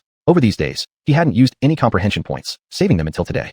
With a thought, golden streams converged into a panel before his eyes. Current cultivation techniques. Golden Crow Falling Sun Art. 9 suns, perfected. Current martial arts. Demon Subduing Saber Technique. Perfected, can comprehend. True Yang Fist Technique. Perfected, can comprehend. Bitter Seasonghung Art. Not yet initiated. Cloud Stepping 7 steps. Not yet initiated. Current comprehension points. 9. You begin seclusion to comprehend Bitter Seasonghung Art. Physical cultivation relies on accumulation over time, but recalling demon physiques, you visualize those killed by your hands, gaining enlightenment through introspection. After a year, comprehension ends. Bitter Seasonghung Art experience plus 431. Bitter Seasonghung Art. Initial mastery, 131/1000. A year's cultivation yielded far fewer experience points than the Demon Subduing Saber Technique and True Yang Fist Technique. Wait, what? Is the proficiency of this martial art different from the Demon Subduing Saber and True Yang Fist? Shouldn't reaching major mastery only require 500 experience points? Buster inwardly cursed. Though this physical cultivation technique had a high rank and required constant refinement like water eroding stone, it shouldn't be this slow, right? Previously, moving from initiation to perfection required around 2,000 experience points, achieved in 3 years. Now, he estimated that it would take at least 3,000 starting experience points, with even less gained annually. This body's talent was truly lacking. Despite his internal rant, Buster showed no outward emotional fluctuation. To have such a detailed panel was already more than he could ask for. What difference did a few extra years make? For him, it merely meant a few more days. He gathered his thoughts and continued cultivating. You begin seclusion to comprehend cloud stepping 7 steps. This time, you consume a demon core, finding an innate compatibility with the technique as if it were tailor-made for you. Your cultivation proceeds smoothly and rapidly. 2 years later, comprehension ends. Cloud stepping 7 steps experience plus 2,104. Cloud stepping 7 steps. Major mastery 804/2000. Great. Giving a sweet after a slap. Making sure I don't rebel. Even with the help of the demon core, considering the difficulty of the technique, Buster had estimated he would reach at most around 1,600 to 1,700 experience points. He didn't expect it to be significantly more. However, Buster concluded that initiation required 300 experience points, but subsequent advancements doubled in experience requirement. In total, it amounted to 3,800 experience points. At his speed, even the arduous bitter seedling art could be perfected within 10 days. That was without using demon cores. Since cloud stepping 7 steps was relatively simpler, Buster decided to go all out. Straight to the max. You begin seclusion to comprehend cloud stepping 7 steps. Everything progresses naturally. 2 years later, cloud stepping 7 steps reaches perfection. Cloud stepping 7 steps experience plus 1,523. Cloud stepping 7 steps. Perfection can comprehend. Current comprehension points 4. With 4 years left, Buster faced a dilemma. Previously, his comprehension of the demon subduing saber technique was interrupted due to suppression by the county magistrate. Now, with that resolved, he could try again. After all, to advance to the embryo stage, he still needed an embryo cultivation technique. In this world, every cultivation method had its purpose. For example, the Golden Crow Falling Sun art was a Chi Blood technique that guided martial artists in their Chi Blood stage. Now that he had reached the peak of the Chi Blood stage, even advancing to the embryo stage without an embryo cultivation technique would be similar to his earlier lack of Chi Blood techniques. Never mind, I shouldn't overthink this. Let's just give it a try. Buster shook his head, dispelling distracting thoughts, and began to seclude himself for cultivation. You begin comprehending the demon subduing saber technique. Previously, your understanding of subduing demons was limited, leading to difficulties. However, after slaying numerous monsters, your mentality broadened, bringing a fresh perspective on the meaning of subduing demons. You immersed yourself in the art, delving deeply into its mysteries. For years later, you finally grasped the deeper essence of the demon subduing saber technique. Demon subduing saber technique, returning to purity. Demon subduing saber technique, returning to purity. Special ability of demon subduing saber technique. Demon suppression, which can produce a suppressive effect on evil forces. Returning to purity? The special ability of the demon subduing saber technique? Before Buster could ponder further, insights flooded his body instantly. In that moment, he fully understood the essence of demon subjugation. Only now did Buster realize how inadequate his previous understanding of the demon subduing saber technique truly was. At this moment, the technique, which had gradually lagged behind his cultivation level, shed its old skin like a snake and transformed into a mighty dragon once again, becoming his most powerful martial skill. A subtle trace of true intent dispersed into the air. Alice, who had been meditating with closed eyes, slightly opened her eyes and frowned. Just now, there was indeed an enigmatic aura, but why did it disappear so quickly?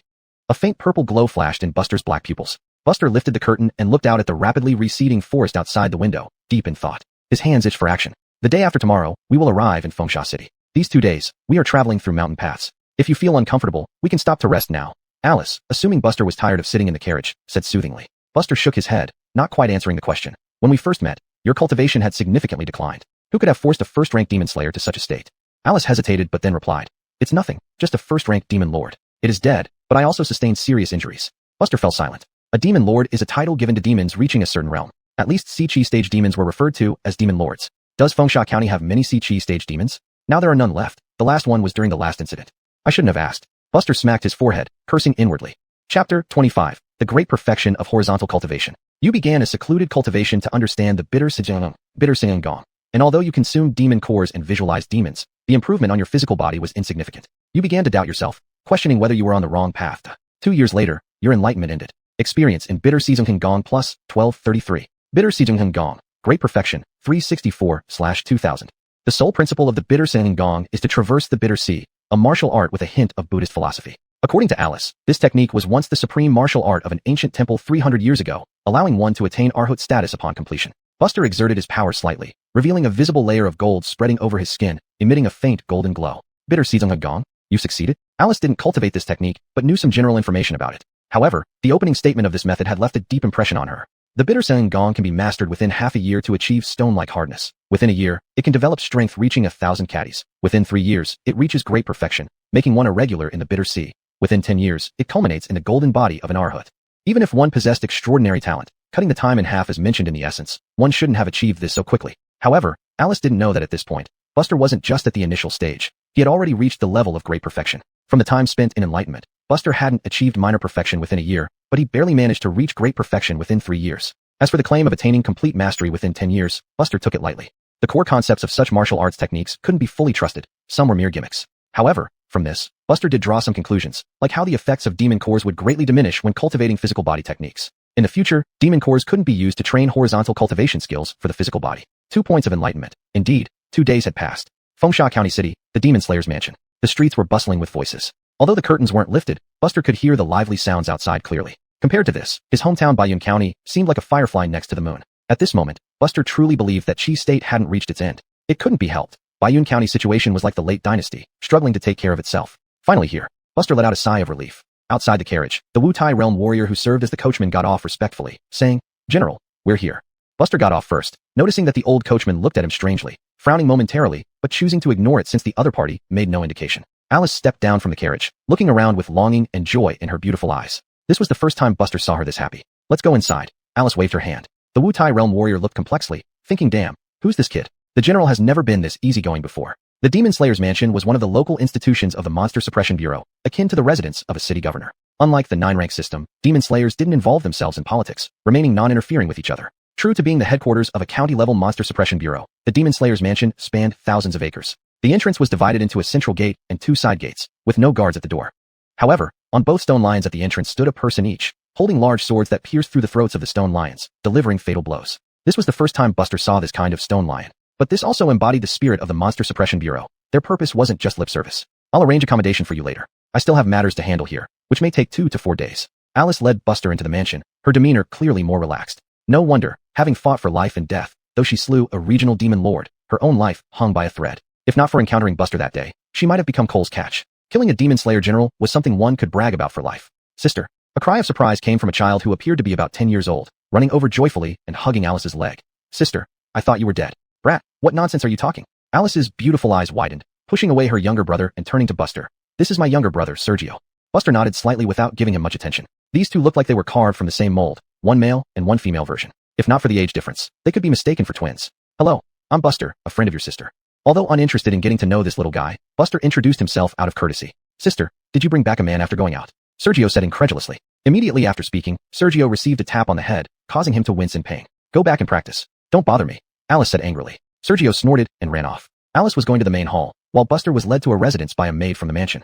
The residence had 2 floors, not large, but very exquisite. The maid soon rose and took her leave. Buster poured himself a cup of tea to soothe his throat. He suspected that in his previous life, he drank too much alcohol, leading to alcohol poisoning and his demise. Otherwise, he wouldn't have ended up in this world for no reason. Thus, Buster wasn't keen on drinking alcohol in this life. Although his physical condition was now hundreds or even thousands of times better than before, he still believed in being cautious. This life was a second chance, and he needed to cherish it. He hadn't even warmed the seat when he heard commotion outside. "Mr. Chun, come out." Without needing to step outside, Buster recognized the voice. It was Sergio, Alice's little brother. Buster frowned, thinking this kid wanted to give him a dismount welcome. After hesitating for a moment, Buster finally stood up and walked out. Ultimately, he was a guest, and if Sergio, who was somewhat the host, wanted to see him, it wouldn't be polite to refuse. When he stepped out, he saw that the kid had brought a crowd. Besides Sergio, there were 7 or 8 other teenagers, boys and girls alike, all looking at him with their heads held high and an air of arrogance. Most importantly, these children appeared to be only 11 or 12 years old, but they were all Chi Blood Realm martial artists. Among them, Sergio was the most advanced, already having reached the Chi Blood Realm perfection level, just like him. Buster clicked his tongue in amazement. The world was vast, and his horizons were still too narrow. "What's up?" Despite his thoughts, Buster calmly asked. "Want to practice?" Sergio stepped forward, rubbing his fists together. "Still a physical cultivation expert? You're no match for me." Though surprised, Buster didn't intend to engage.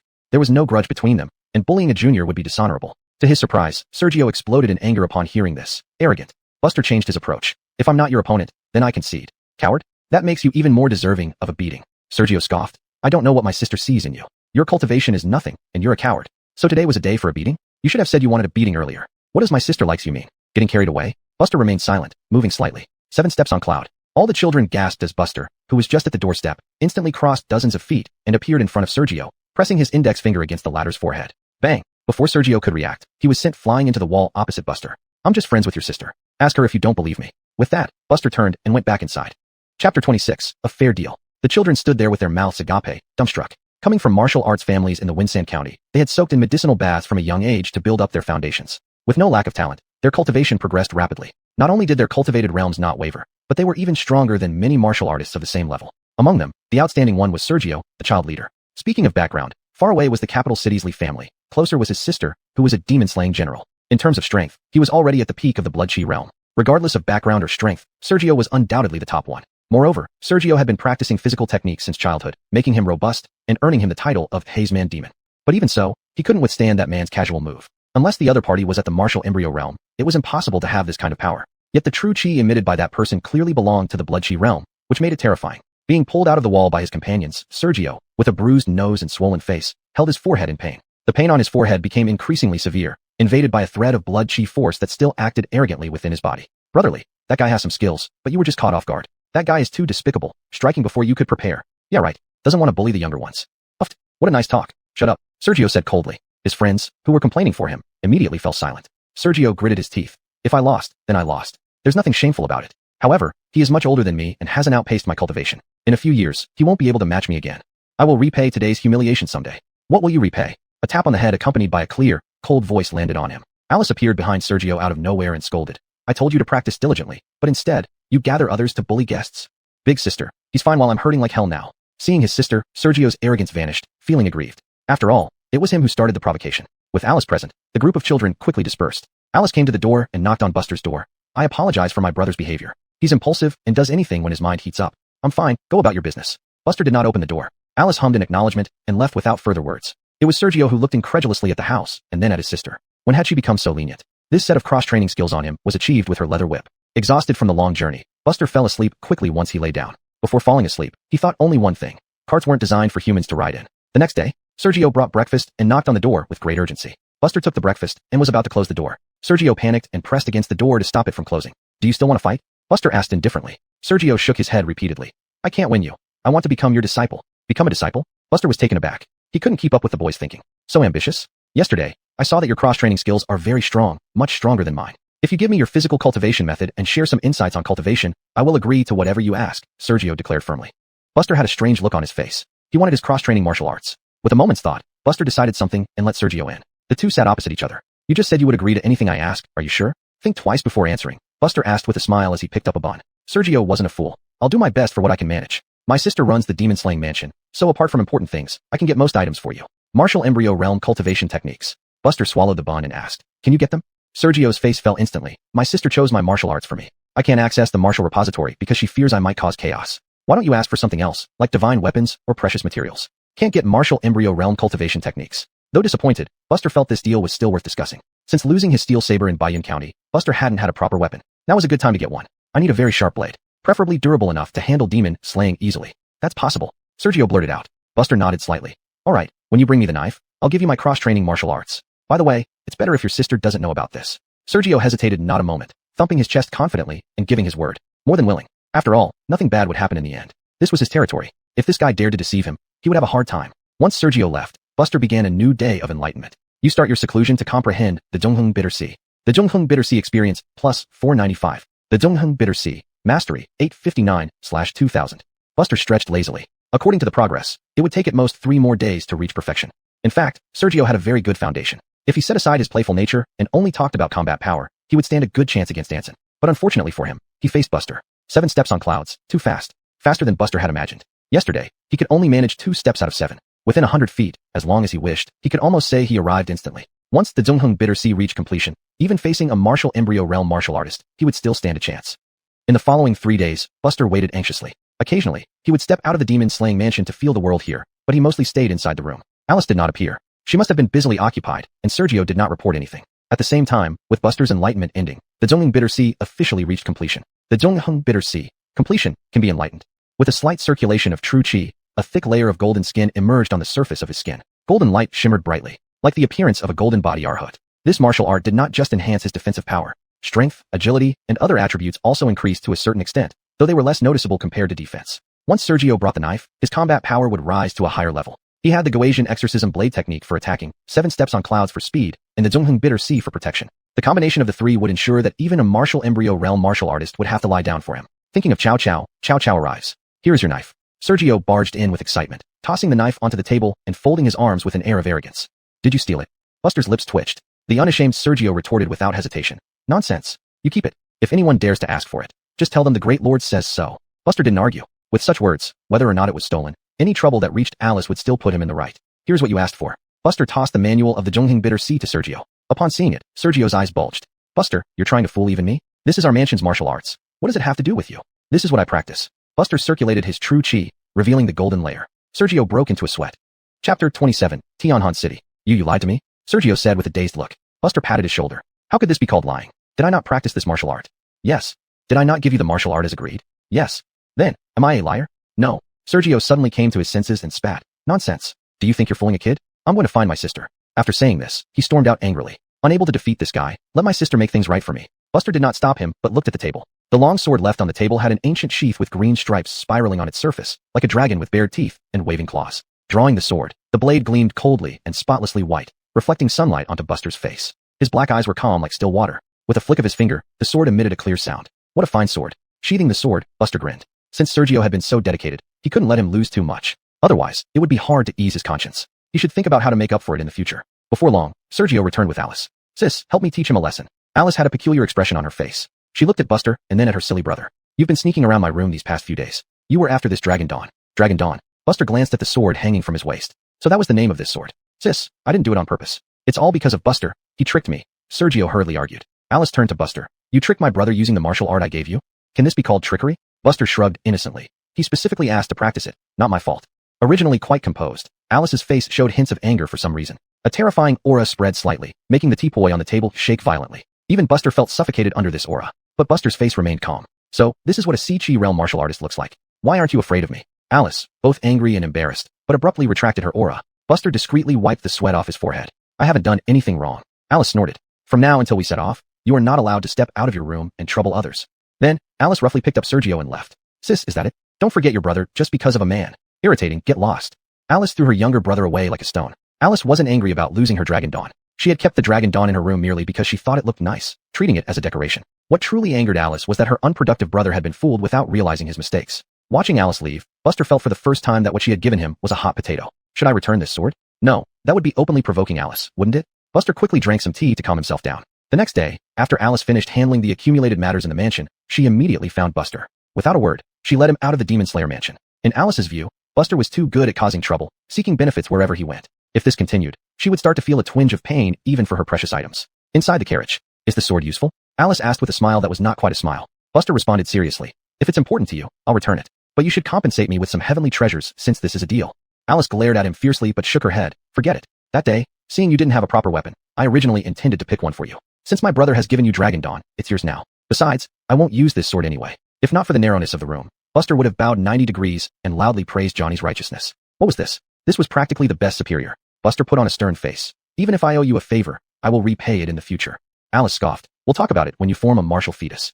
Hearing this, Buster fell silent and began to meditate with closed eyes. The National Demon Suppression Office headquarters was in the capital, while each province had its own branch. Sway State's area and overall strength were only considered middle to lower among the 12 states of Chi. Every provincial demon suppression office was led by no less than a profound boundary martial artist, and Buster heard that some powerful provinces' heads had reached the terrifying golden body boundary. However, these things were currently too far-fetched for Buster. 2 days later, Tianhan City. Sway State's demon suppression office was located in Tianhan City, the center of the state. Small places have their own advantages. For example, when traveling, you don't have to go so far. Tianhan City stands independently outside any county town. Once you leave the city walls, even the prefect loses his influence. At the same time, within the city, besides the prefect's residence, the provincial governor's office is similarly established in a similar central city. As the saying goes, two tigers cannot coexist on the same mountain. If there is one strong and one weak party, then the weaker one has no say left in its own territory. But becoming the prefect of such central cities is something countless people strive for with all their might. For nothing else, it's clean yet profitable. The provincial governor takes care of political affairs, and the prefect basically just assists. And almost everything doesn't require direct involvement from the prefect. Every day you can walk your bird and still receive a substantial salary, and that as a genuine fifth-rank official. Why not? Buster lifted the curtain and saw, far down the street, a majestic gate more impressive than the Demon Slayer mansion towering at the end. The National Demon Suppression Office. The carriage driver, who was at the martial fetus stage, as usual never interfered with matters inside the carriage but only took care of his own conduct. The carriage slowly stopped by the roadside, and the driver shouted, "General." It was Buster who first stepped out of the carriage, while he couldn't help but observe the surroundings. When Alice, dressed in plain attire, got out of the carriage, the atmosphere around them immediately changed. The bustling street suddenly fell silent, and everyone looked over. But soon everything returned to normal, as if nothing had happened. Buster clearly saw the surprise in these people's eyes, but possibly due to the rules of the Demon Suppression Office, no one showed it. Alice was used to this and said casually, "Once we are at the Demon Suppression Office, you'd better control your bad temper. Although I am a general, the rules here come first, some of which even I cannot violate." Buster nodded emphatically. As long as no one provokes him, why would he bother to hit anyone? Being a local demon-slaying general with high status and great power, Alice made recruiting a martial artist into the Demon Suppression Office extremely simple. It could even be described as using a butcher's knife to kill a chicken. The Demon Suppression Office in Tianhan City covered 10,000 acres, with countless training grounds scattered everywhere. Signposts were placed at intervals to prevent people from getting lost. Alice easily led Buster to the imprint demon hall. Everywhere they went, they drew many stares. This feeling of being watched by many people with strange looks made Buster quite uncomfortable, simply because he was walking beside Alice. It can't be helped. A woman in her early 20s, an outstanding demon-slaying general, with a prestigious family background, exceptional talent, and perfect beauty, how could she not make men fantasize? Buster sighed inwardly. If things go as expected, there will probably be an unexpected turn of events. Chapter 28. The Team. By observation, Buster could roughly determine that this place named Enyao Hall was similar to an office building from his previous life, responsible for handling various basic affairs of the town demon bureau. The person in charge of registering Buster's information was a tall man with an evil ghost mask on his face. His voice was hoarse. He simply asked a few questions and then took out a copper token engraved with the two characters Zhen Yao, town demon. The man turned around, grabbed a bag and a bottle of spirit medicine from the counter, and handed them to Buster. This is your first month's salary. Take care of it. Buster thanked him. There weren't many people in the Enyao Hall, but when they saw Buster, they couldn't help but give him a few more glances, their eyes filled with scrutiny and assessment. Of course, as much as they watched, no one actually came up to cause trouble. This was somewhat unexpected for Buster. Leaving the counter, Alice said, the identity token in your hand is very important. You absolutely cannot lose it. This object contains a trace of spatial power, which can store a small number of items. At the same time, in the future when you are on mission, this object will record whether your achievements are genuine. The 3 stages of bronze, silver, and gold correspond to the positions of constable, head constable, and captain. Whether or not you reveal it while traveling is up to you, but inside the bureau, you need to keep it hanging at your waist. Buster listened quietly on the side without nodding or raising any questions. However, he found spatial power quite intriguing. It reminded him of how Alice had taken out the Golden Crow Sunset scripture seemingly out of nowhere. This ability, he had envied for a long time. The town demon bureau operates under a system where superiors manage subordinates. A team is composed of 3 to 5 constables managed by a head constable, so from now on, you can no longer act alone. As Alice spoke, she casually took over Buster's token, glanced at it, and nodded slightly. A team's living quarters are grouped together, so I'll take you there later. Remember to smile when you meet people. Don't keep that serious face of yours. Buster hummed in response. Alice led Buster through twists and turns along the main road until they arrived at a relatively secluded area. This was the accommodation zone for the residents of the town demon bureau, all houses meant for rest. Right there, Alice pointed at a house. From afar, Buster heard loud roars coming from the courtyard of that house. Simultaneously, chi and blood energy spread out like ripples in water. Late chi and blood realm. Buster couldn't help but frown. His new teammate seemed less powerful than he had imagined, but he soon regained composure. Upon second thought, the position of a constable corresponded to the chi and blood realm, making it less surprising. Not every martial artist could be like Sergio, who was naturally gifted and supported by his family's abundant resources. When Alice stood at the door, the noise inside immediately quieted down. Gazes aligned and focused on the woman in white. Alice maintained a calm expression and said to everyone inside, starting today, he is your 6th teammate. You still have to include him in your trip 3 days from now. Having said that, Alice turned around and left, but secretly gave Buster an encouraging look. Buster remained indifferent, entering the threshold on his own, stepping into the courtyard. 2 people were facing off in the courtyard. One was a scholarly-looking man holding a folding fan, and the other was a bare-chested giant with red skin, likely a hardened practitioner. Both stopped and looked at the teenager standing at the door simultaneously. In the corner, a woman in yellow was daydreaming. Upon seeing Buster, she suddenly snapped back to reality and started scrutinizing him, her eyes burning with gossip. On the rooftop, a well-dressed but cold-faced man held a long sword, drinking wine. Buster didn't speak. Since he was the 6th member and considering there should be 5 members plus a head constable, only 4 people were visible. The last one seemed to be absent. Buster remembered what Alice had told him before about not always keeping a serious face, especially since these people would be his teammates he'd spend time with every day. Then Buster tried to force a smile, but it felt unnatural. No one acknowledged his effort. They all watched coldly. Buster almost wanted to turn around and leave. Although he wasn't socially awkward, he didn't want to suffer unnecessarily either. What's your name? The bare-chested giant stepped forward and asked in a deep voice. Buster didn't detect any kindness in the man's tone. It rather sounded intimidating. As the man spoke, a faint yet oppressive aura radiated from him like a flood of wild beasts, pressing down heavily. Anyone who worked for the town demon bureau and survived must have experienced life and death situations, achieving demon-slaying feats. Their demeanor would unconsciously exude oppression and ferocity. This feeling was effective on newcomers. But for Buster, it felt meaningless. From Baiyun County, Fengsha Prefecture, Buster. The giant couldn't help but show a hint of surprise. Buster wasn't intimidated by his aura, but then he thought it wasn't strange after all. He judged from the chi and blood energy emitted by this person named Buster that his cultivation was roughly at the middle stage of the chi and blood realm. Presumably, he must have encountered many demons before, which explained why he could remain unperturbed now. Buster, how are you related to Johnny? I've never seen anyone being personally escorted to the accommodation by the general, the woman in yellow said as she skipped over from a distance. Before Buster could answer, the bookish man with the folding fan said impatiently, Enough, don't scare the new guy. Hi, I'm Adriel, and this big lug is Calvin. Without waiting for the scholar to finish, the woman in yellow quickly added, Hello, I'm Lindsay. The swordsman on the roof calmly said, Die. Hearing this, Buster's face eased up a bit. What's your relationship with Johnny? Lindsay asked again, blinking her almond eyes. Friend, Buster replied indifferently. Wanna spar? Calvin asked coldly, clashing his fists together. What a bizarre bunch. Buster's mouth twitched. Fortunately, Adriel came to the rescue, leading Buster to an empty room. From now on, you'll be staying here. Adriel, who seemed normal enough, gave Buster the best impression, so he clasped his hands in thanks. Thank you.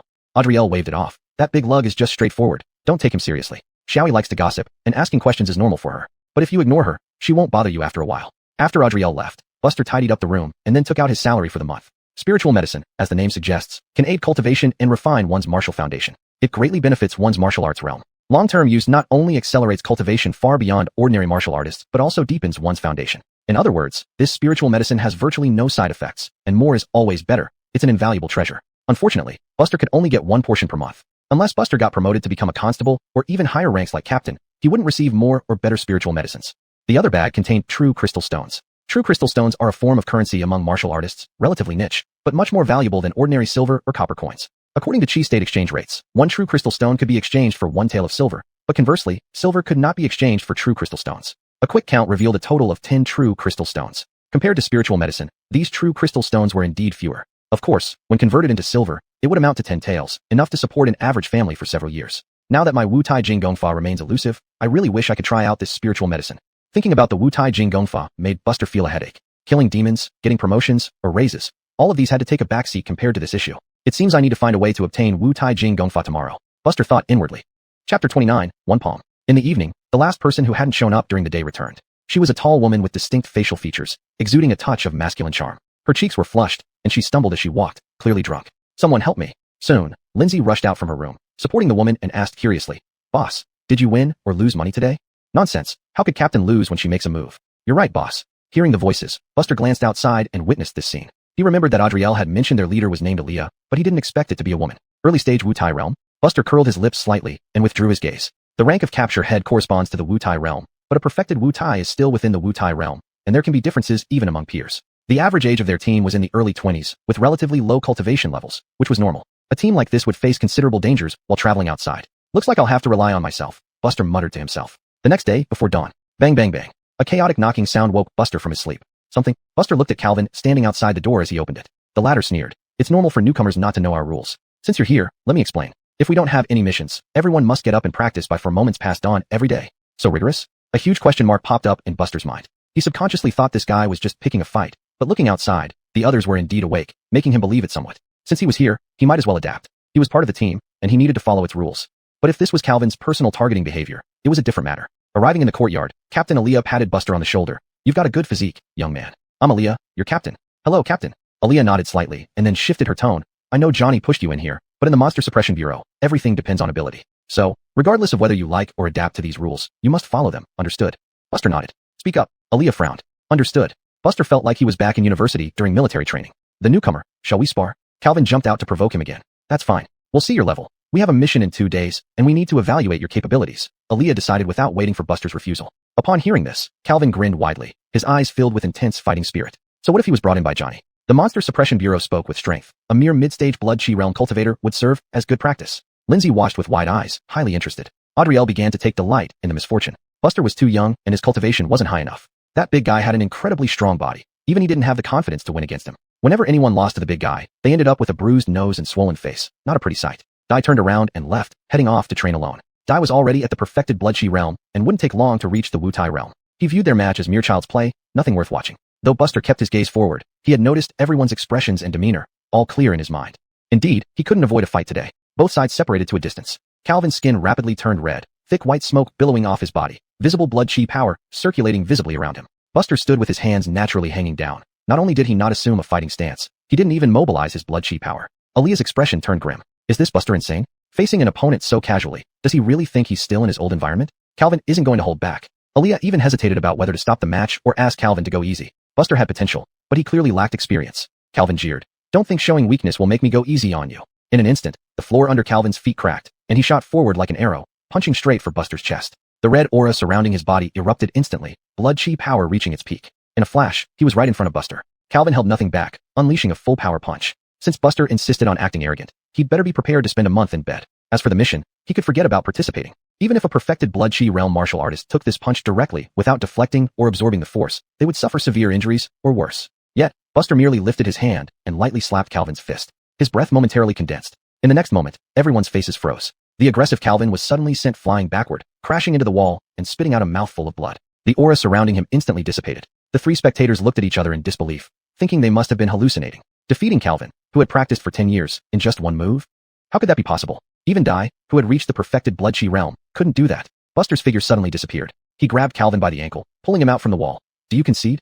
Calvin, with red eyes, replied, "No." And then he was thrown away by Buster. 7 steps on clouds. Before landing, Buster appeared beside Calvin, his elbows sinking down, knocking the latter to the ground, and then stepping on his throat. With just a little more force, he could kill. "Stop." Realizing the danger, Aaliyah hurriedly called out. Hearing this, Buster withdrew his foot. A fragile late-stage blood chi realm. Using only 7 steps on clouds without needing to employ bitter Gong or any sword or fist techniques, he won. "If I wanted to kill you, you would have died in the first move," Buster wiped his mouth and said. Aaliyah took it as a face-saving remark. Checking Calvin's breathing on her own, she sighed in relief. Fortunately, it's just external injuries. It won't delay the mission. She then looked at Buster with mixed feelings. "Thanks for holding back. We are teammates." Buster shook his head. Calvin's face flushed red. "This time, I underestimated you. Let's fight again tomorrow, and we'll compare our physical training." "Stupid big guy, you're going too far. Who else here practices physical training besides you? Attacking your strength is disgraceful. You lost, so accept it." Adrielle rolled her eyes. Calvin realized his mistake, blushing even deeper, not daring to utter a word. Buster sat on the steps, calmly saying, "You can't beat me in physical training either. Give up that thought. Anyone can brag." After getting up, Calvin couldn't stand it. He lost, but to say his physical training wasn't up to par was unacceptable. Buster smiled faintly. Suddenly, a layer of gold spread over his entire body, emitting a heavy Daoistic aura, and the presence of his nearly Wu-Tai realm perfected blood chi power was no longer concealed. Calvin's mind went blank. The others were also stunned. Chapter 30, Martial Embryo Realm Techniques. Anyone who can join the Demon Suppressing Bureau, whether promoted from local police stations or from the martial world, is without exception an astounding talent in their own domain. Although people like Aaliyah were outsiders, they had a keen eye and immediately discerned that Buster's horizontal practice cultivation was absolutely above Calvin's level. What? Everyone looked at each other, disbelief evident in their eyes. Compared to this nearly divine-level horizontal practice technique, his blood chi realm perfection cultivation seemed almost unremarkable. Aaliyah swallowed hard. Now she finally understood why Alice had brought this person here. She had initially wondered if he might be some illegitimate child of the Lee family from the capital, sent here for training after being acknowledged. But soon, Aaliyah smiled with a sense of understanding. The reasoning was simple. A strong teammate made for a strong team. The members of the Demon Suppressing Bureau only had one task, to slay demons. And performing this task always carried the risk of death. Since the Great Demon Era began, just in Suizhou's Demon Suppressing Bureau, the number of people who died on missions could be counted in the tens of thousands. From demon-slaying generals to constables, all ranks were included. Aaliyah reassessed this newcomer, and her previous prejudices vanished. With the strength Buster had demonstrated so far, he could even stand a chance against someone at the martial embryo realm. This effectively added another squad leader to the team, significantly improving the success rate and survival chances of future missions. Calvin remained silent and turned back into his room. Only Lindsay came closer. "You're really this powerful?" Buster merely nodded. "Buster, welcome to our team," Aaliyah said with a smile, extending her hand. Buster stood up and shook hands with the captain as a gesture of goodwill. After breakfast, the team members were free to act as they wished. Earlier, Buster had revealed his true strength because it was more straightforward this way. Since the Demon Suppressing Bureau valued power above all, there was no need to be indirect. Otherwise, he would have had to challenge Calvin, then Adrielle, followed by Dai, one after another. How many times would that go on? It was better to let these people put aside any thoughts of challenging him. Buster moved a small stool and sat near Aaliyah. "Captain, how do we obtain martial embryo realm techniques within the Demon Suppressing Bureau?" Aaliyah was practicing in the courtyard. Without looking at Buster, she replied casually, "Martial embryo realm techniques are only accessible to squad leaders. Once you accumulate enough battle merit and get promoted, you can freely browse them. You've just arrived, so it's normal not to understand. In the Demon Suppressing Bureau, all techniques can be freely accessed, but you need to be of sufficient rank. The Multi-Stars Pavilion houses techniques from the Blood Chi realm to the Mountain River realm. Want them? It's simple. Kill demons and earn battle merit." Buster asked, "How long does it take to be promoted from a constable to a squad leader?" These days, the number of demons and monsters has surged, leaving us with little downtime. Even so, promotions aren't easy. Look at Dai. He's been here 2 years and still hasn't become a squad leader, but he should be close, probably within a couple of months. Aaliyah glanced at Dai, who was practicing diligently in the distance. Buster fell silent. This long? He couldn't wait. This kind of thing can't be rushed. You might as well use this time during your bottleneck to refine your foundation. Your talent is outstanding. Your future achievements will not be low, Aaliyah said slowly. Buster hummed in acknowledgement and left. Is there really no way to obtain martial embryo realm techniques? Buster sighed inwardly. In the courtyard, Aaliyah glanced at Dai and laughed. What? Are you feeling jealous because your second place is being threatened? The latter snorted coldly and said nothing. Buster's abilities aren't bad. Even I might have a tough time defeating him in a one-on-one fight. There's no need to secretly compete with him. On this mission, I'll try to allocate more battle merit to you so you can condense your martial embryo sooner. I know. Late at night, Buster sat on his bed holding an encyclopedia about the Demon Suppressing Bureau. Though he was now a member of the Bureau, his knowledge of its internal information was still limited. Spending most of the day catching up, Buster closed the book, summoned his panel with a thought. He now had 2 comprehension points. Since obtaining martial embryo realm techniques was out of reach for the foreseeable future, he decided to try comprehending true essence realm martial arts. You begin comprehending the Bitter Sea horizontal technique. You sit motionless atop a mountain peak, practicing during the day and visualizing the physical forms of demons slain by your hands at night, never letting your guard down. But this method seems to have reached its limit. No matter what, you cannot find a breakthrough. In the second year, you begin to get a clue, but only in your imagination. You still need to explore further, yet you feel that this path is not at an end. Comprehension ends. Although the Bitter Sea horizontal technique did not achieve remarkable results, this enlightenment directly elevated Buster's true chi by a notch. It had even directly condensed his martial embryo. Early stage martial embryo realm. Unexpected windfall. Buster grinned. This was similar to his situation before cultivating the Golden Crow Sunfall technique, where he reached the Blood Chi realm through forced breakthroughs via martial arts accumulation. Knock knock knock. Open up. A familiar voice called out. Buster was taken aback for a moment, then seemed to recall something and quickly got up to open the door with a smile. Sisterly, what brings you here late at night? Alice rolled her eyes. I'm preparing to return to Fengsha County. Take care of yourself here. I'm just letting you know. Once you become a captain, you can apply to work at the local Demon Suppression Bureau. After saying this, Alice turned around to leave. Buster hurriedly stopped her. Do you have any martial embryo realm techniques? Alice immediately understood why Buster had addressed her so affectionately today. No, don't, sisterly. Think about it. I can trade my battle merit for it. Just lend me this. I'll definitely pay you back. Do you think a demon-slaying general is lacking in battle merit? Buster was speechless. He hesitated, ultimately only sighing softly. All right, wish you a smooth journey. Buster had merely tried. Since it didn't work out, that was that. Friends are one thing, but martial embryo realm techniques are no ordinary matter. Rejection was understandable. Seeing Buster's somewhat disappointed expression, Alice coughed dryly. Actually, it's not entirely impossible. Buster's eyes lit up instantly. I don't want your battle merit. I just need you to agree to 3 conditions. Alice's face revealed a playful smile. Go ahead. I haven't thought them through yet. Shall we put them on hold? That works, but 3 seems a bit much. 2. Anytime. I'll fulfill them as long as they're within my ability.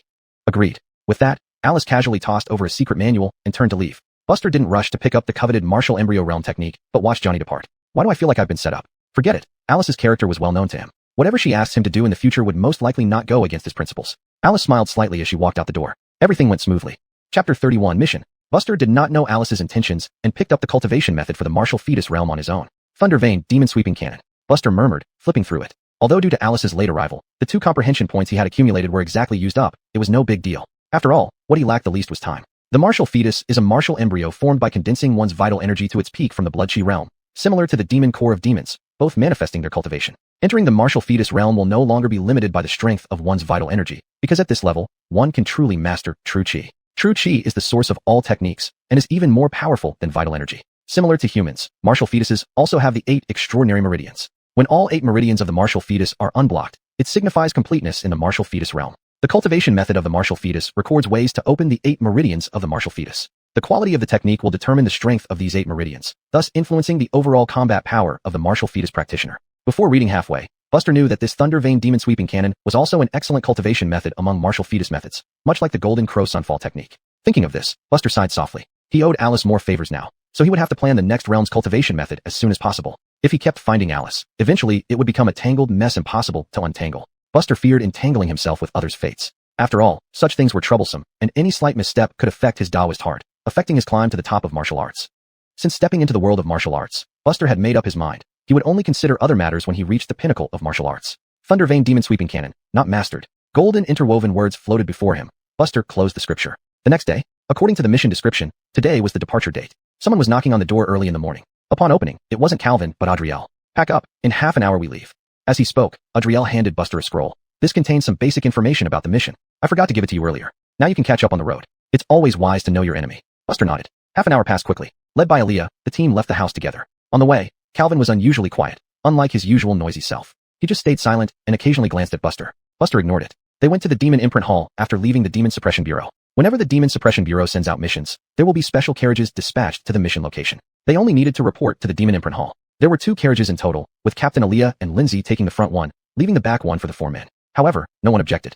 Adriel and the others were used to it, and Buster genuinely didn't care. Earlier, Buster had read the information Adriel gave him, but the information was limited, requiring further inquiries upon arrival. The Old Star City in Winsand County was visited by a snake demon that had sucked the essence blood of hundreds of citizens over half a month. Its hiding skills were extraordinary, and it was a martial fetus demon, unmatched by anyone in the city. More details would be known once they arrived. In the carriage, Calvin, who usually spoke the most, wore a serious face. Adriel was engrossed in a folk ghost story, while Dai was silently resting. Unusually quiet. Buster hesitated and decided not to comprehend the cultivation method in the carriage, as a sudden surge of aura would be hard to explain if discovered. Buster soon found himself drifting aimlessly. Old Star City was an ancient city, but it remained small, categorized as a lower-tier city. The Demon Suppression Bureau's carriages were top-notch in terms of vehicles and horses, moving swiftly without wasting time. 2 days later, at the Old Star City government office, the 2 carriages stopped side by side on the street. The office gates were wide open. Not only the bailiffs, but also officials of various ranks were waiting early at the entrance, giving them full respect. Captain Aaliyah from the Demon Suppression Bureau. Aaliyah presented the bureau token calmly. Lord Jin, please enter. The governor, dressed in blue robes, greeted them with great joy upon seeing everyone. The group followed the governor into the office. Buster and the others remained silent, following behind Aaliyah as he took the lead in negotiating with the governor. Naturally, Buster gleaned some information from their conversation. The governor of Old Star City was named Ianto, who was promoted from a county official a couple of years ago. He had some backing in court, but his abilities were decent, and since taking office, he had been diligent, steadily improving the living standards of the city's residents. In fact, the position of a city magistrate is higher than that of a demon hunter captain. However, due to the current powerful status of the Demon Suppression Bureau and their need for help, Ianto had to lower his posture. The group followed this magistrate through corridors and halls, eventually arriving at the main hall. Buster and the others sat down as maids came forward to serve tea. Once all irrelevant personnel dispersed, Aaliyah got straight to the point. Have you been recording the movements of that snake demon these days? Ianto waved his long sleeves, and an assistant brought out a map of the city, marked with numerous black circles scattered across it. This snake demon acts too randomly. Over the past half-month, it always manages to escape after each attack. We marked its killing spots to find any clues, but there seems to be no pattern. Ianto laughed bitterly. The only certainty is that this demon only appears between midnight and 2 in the morning. Then, 3 bodies covered in white cloth were carried in by the constables. Report to the gentleman. These 3 people were killed by the snake demon last night in the western part of the city. Aaliyah stepped forward first, uncovering the white cloths one by one. A couple and a child under 10 years old. All had blood flowing from their orifices, wide open eyes, and a vacant, bewildered expression. There were bruises all over their bodies, which Aaliyah quickly identified not as bruises but the result of snake venom. Though not horrifying overall, the deaths were extremely tragic, undoubtedly enduring immense pain before dying. Buster examined them expressionlessly. No matter young or old, male or female. Aaliyah ordered. Without waiting for her response, Lindsay already squatted beside the child, forming hand seals and directing golden chi flows around her wrists. Finally, she lightly touched the dead child's forehead with her index finger. A thick black smoke started to rise from the child's orifices, though not much. It was clearly visible. A small golden net condensed from true chi collected these wisps of black smoke into a single point. It finally hovered on the tip of Lindsay's index finger. Not bad skills, very little residual demon chi remains, Lindsay remarked, and performed the same method on the other 2 bodies. When the 3 streams of black smoke merged, Lindsay smiled faintly. This should be enough. Only then did Buster understand Lindsay's role. Investigation. With such a person present, the efficiency of demon hunting would greatly improve. Buster, you go out of the city with EE and see if you can trace the demon. But if you discover the snake demon hiding within the city, signal me first, Aaliyah said gravely. Understood. Magistrate Gu, anything else you want to add? Ianto waved his hand. What we know is that either someone witnessed the snake tail and snake den or the attack was confirmed to be done by the snake demon. Other details I don't have. But gentlemen, if you need anything, feel free to call upon our constables. Aaliyah acknowledged. Meanwhile, Buster had already followed Lindsay out of the mansion. Chapter 32 Snake Demon. Aaliyah and Adrielle stayed at the Yamen, delving deep into the study of the map. This was the only lead they had. After all, the Yamen had no other information. As for Calvin, he simply wasn't suited to accompany Lindsay due to his impulsive nature. However, staying behind didn't help much with studying the demon's movement patterns, so he was left alone in his room. On the streets, people bustled about, full of life and noise. Lindsay cradled the strand of demonic aura, eyes closed, but as if her third eye were open, allowing her to navigate the road while avoiding passersby. Dai's face was expressionless, revealing nothing. Buster, on the other hand, observed the flow of Lindsay's chi and true essence. Clearly, Lindsay intended to find the source using this strand of demonic aura. It was the first time he had seen such a method. If he could learn this technique, obtaining demon cores wouldn't be so difficult, and his cultivation speed would skyrocket. But watching with just the eyes, without knowing the cultivation method, even the interface wouldn't be able to record it for Buster. Thus, the 3 spent the whole day wandering around the city. It turned out that the snake demon had been cautious and had anticipated the arrival of the Demon Suppressing Bureau, hiding and concealing itself in advance. After walking all day, the trio returned to the Yamen. That snake demon isn't in the city. We should go outside the city tomorrow and look around, said Lindsay regretfully. Aaliyah remained unperturbed, clearly expecting this. You've encountered this situation before. Don't worry. Unless it's a fully cultivated Wu-Tai demon, it will eventually reveal itself under your spell. Captain, have you made any progress? Buster approached the map, noticing new red circles marked on it, and asked. Aaliyah sighed. The locations marked with red circles are just guesses. For now, that's all we can do. Tonight, we'll split up into 2 groups and take positions at these 2 places. Make sure to stay hidden, and if anything happens, don't engage in a desperate fight. Just hold them off and wait for backup. Adrielle pointed to the 2 red circles. The 2 locations were strategically placed, not too far apart, but not too close either. Given their cultivation levels, they could quickly reach each location if needed. Buster, you and Dai stay here. The rest of us will head to the other place, Aaliyah said. Buster had no objections, but wasn't optimistic about this plan. It seemed like a gamble, and it was hard to succeed this way, but it made sense. The enemy was hidden while they were in the open, and there wasn't much useful information. They had no choice. Adrielle, as if reading Buster's thoughts, smiled. Killing demons has never been easy. Previously, when we went on missions, some took 7 or 8 days, others half a month. It can't be rushed. Buster nodded, saying nothing. Deep into the night. Midnight. Due to the snake demon incident, night watchmen were strictly prohibited from going out, and Yamen officers patrolled the city in small groups. Despite Laoshing City's small size, there weren't many officers, leaving gaps in their coverage. Often, by the time they received information about the snake demon and arrived at the scene, it was already too late. Before they could move, Governor Iantoxing rushed in breathlessly. Governor Gu, what is it? Aaliyah raised an eyebrow. Iantoxing panted. We just got word. A snake demon appeared on Xingtao Street in the southern part of the city. And this time, it came with a swarm of snakes, terrifyingly overwhelming. Several of my men have already died. Without a reply, everyone bypassed Governor Iantoxing and headed out immediately. Xingtao Street in the south of the city. Dense clusters of venomous snakes intertwined, tightly wrapping around a house, each snake writhing wildly. Residents nearby had evacuated, watching this horrifying scene with terror. 30 Yamen officers armed with steel knives held back the civilians, forming a perimeter around the area. On the ground in front of the house, several bodies were covered with snakes, slowly being devoured. These were officers who happened to be patrolling the area. 6 figures emerged from the crowd. Aliyah narrowed his eyes at the mountain of snakes and asked gravely, "Where's the demon?" "It's inside." A nearby officer, pale-faced, croaked. Several comrades were dragged in. "Ah!" At that moment, screams echoed from within the house. Knowing the demon-suppressing bureau is here, yet still showing up, this snake demon must have a backup plan, Dai warned. The others remained silent, having already considered this. Normally, encountering the demon-suppressing bureau, demons would only hide and tremble. To actively appear was almost a death wish. The number of missions Aliyah and the others had carried out was countless. Most demons would obediently hide in a certain area, only starting to fight desperately when they were finally cornered with no way out. A small portion of these demons would more decisively abandon the people in one area, moving their entire clan to another place, thus continuing to wander and suffer. It was extremely rare for a demon to confront the demon-suppressing bureau right from the start, as was happening now. "Be careful when we fight," Aliyah said, then turned to the officers nearby. "Spread out the people." "Understood." Suddenly, the cluster of snakes began crawling to both sides, revealing an opening. The snake mountain suddenly opened up into a passage. In the darkness, a towering figure emerged. A bright red long tail swung back and forth on the ground, covered in fresh blood, giving off a pungent smell. When everyone saw the upper body of this snake demon, their expressions froze. It was half human, half snake, a snake person. The skin on its upper body was as white as congealed fat, with the face of a woman, her features strikingly beautiful yet exuding an aura of evil. At that moment, the snake person held an arm in one hand and a head in the other. She nonchalantly started gnawing on the head in front of everyone like it was a meat bun. "Beast!" Adriel waved his folding fan, releasing a white-gold, translucent stream of air that enveloped the surroundings, forming an array that sealed off the mountains and rivers around them, blocking the demon's retreat. The fan instantly elongated into a golden spear. The spear radiated a fierce and magnificent aura. "Isn't it lacking some romance if you don't chat with me first before fighting? It is a long night after all," the snake demon said with a light laugh, wiping her bloody hands in front of her mouth after swallowing the flesh. Aliyah sneered and clenched an invisible grip. A long sword appeared in his hand. "Come out." The snake woman's tone shifted coldly. 5 figures descended from the sky, each half human, half snake, but armored like warriors, akin to royal guards. The 5 guards revealed no concealment of their presence. 2 were at the late stage of Chi and Blood Realm, while 3 were at the perfected stage. "If this is your confidence, then I think we can return tomorrow." However, Adriel and the others were unimpressed, sneering in response. "The flesh of martial artists is indeed a feast that makes one salivate." The snake woman smiled greedily. At that moment, a sudden change occurred.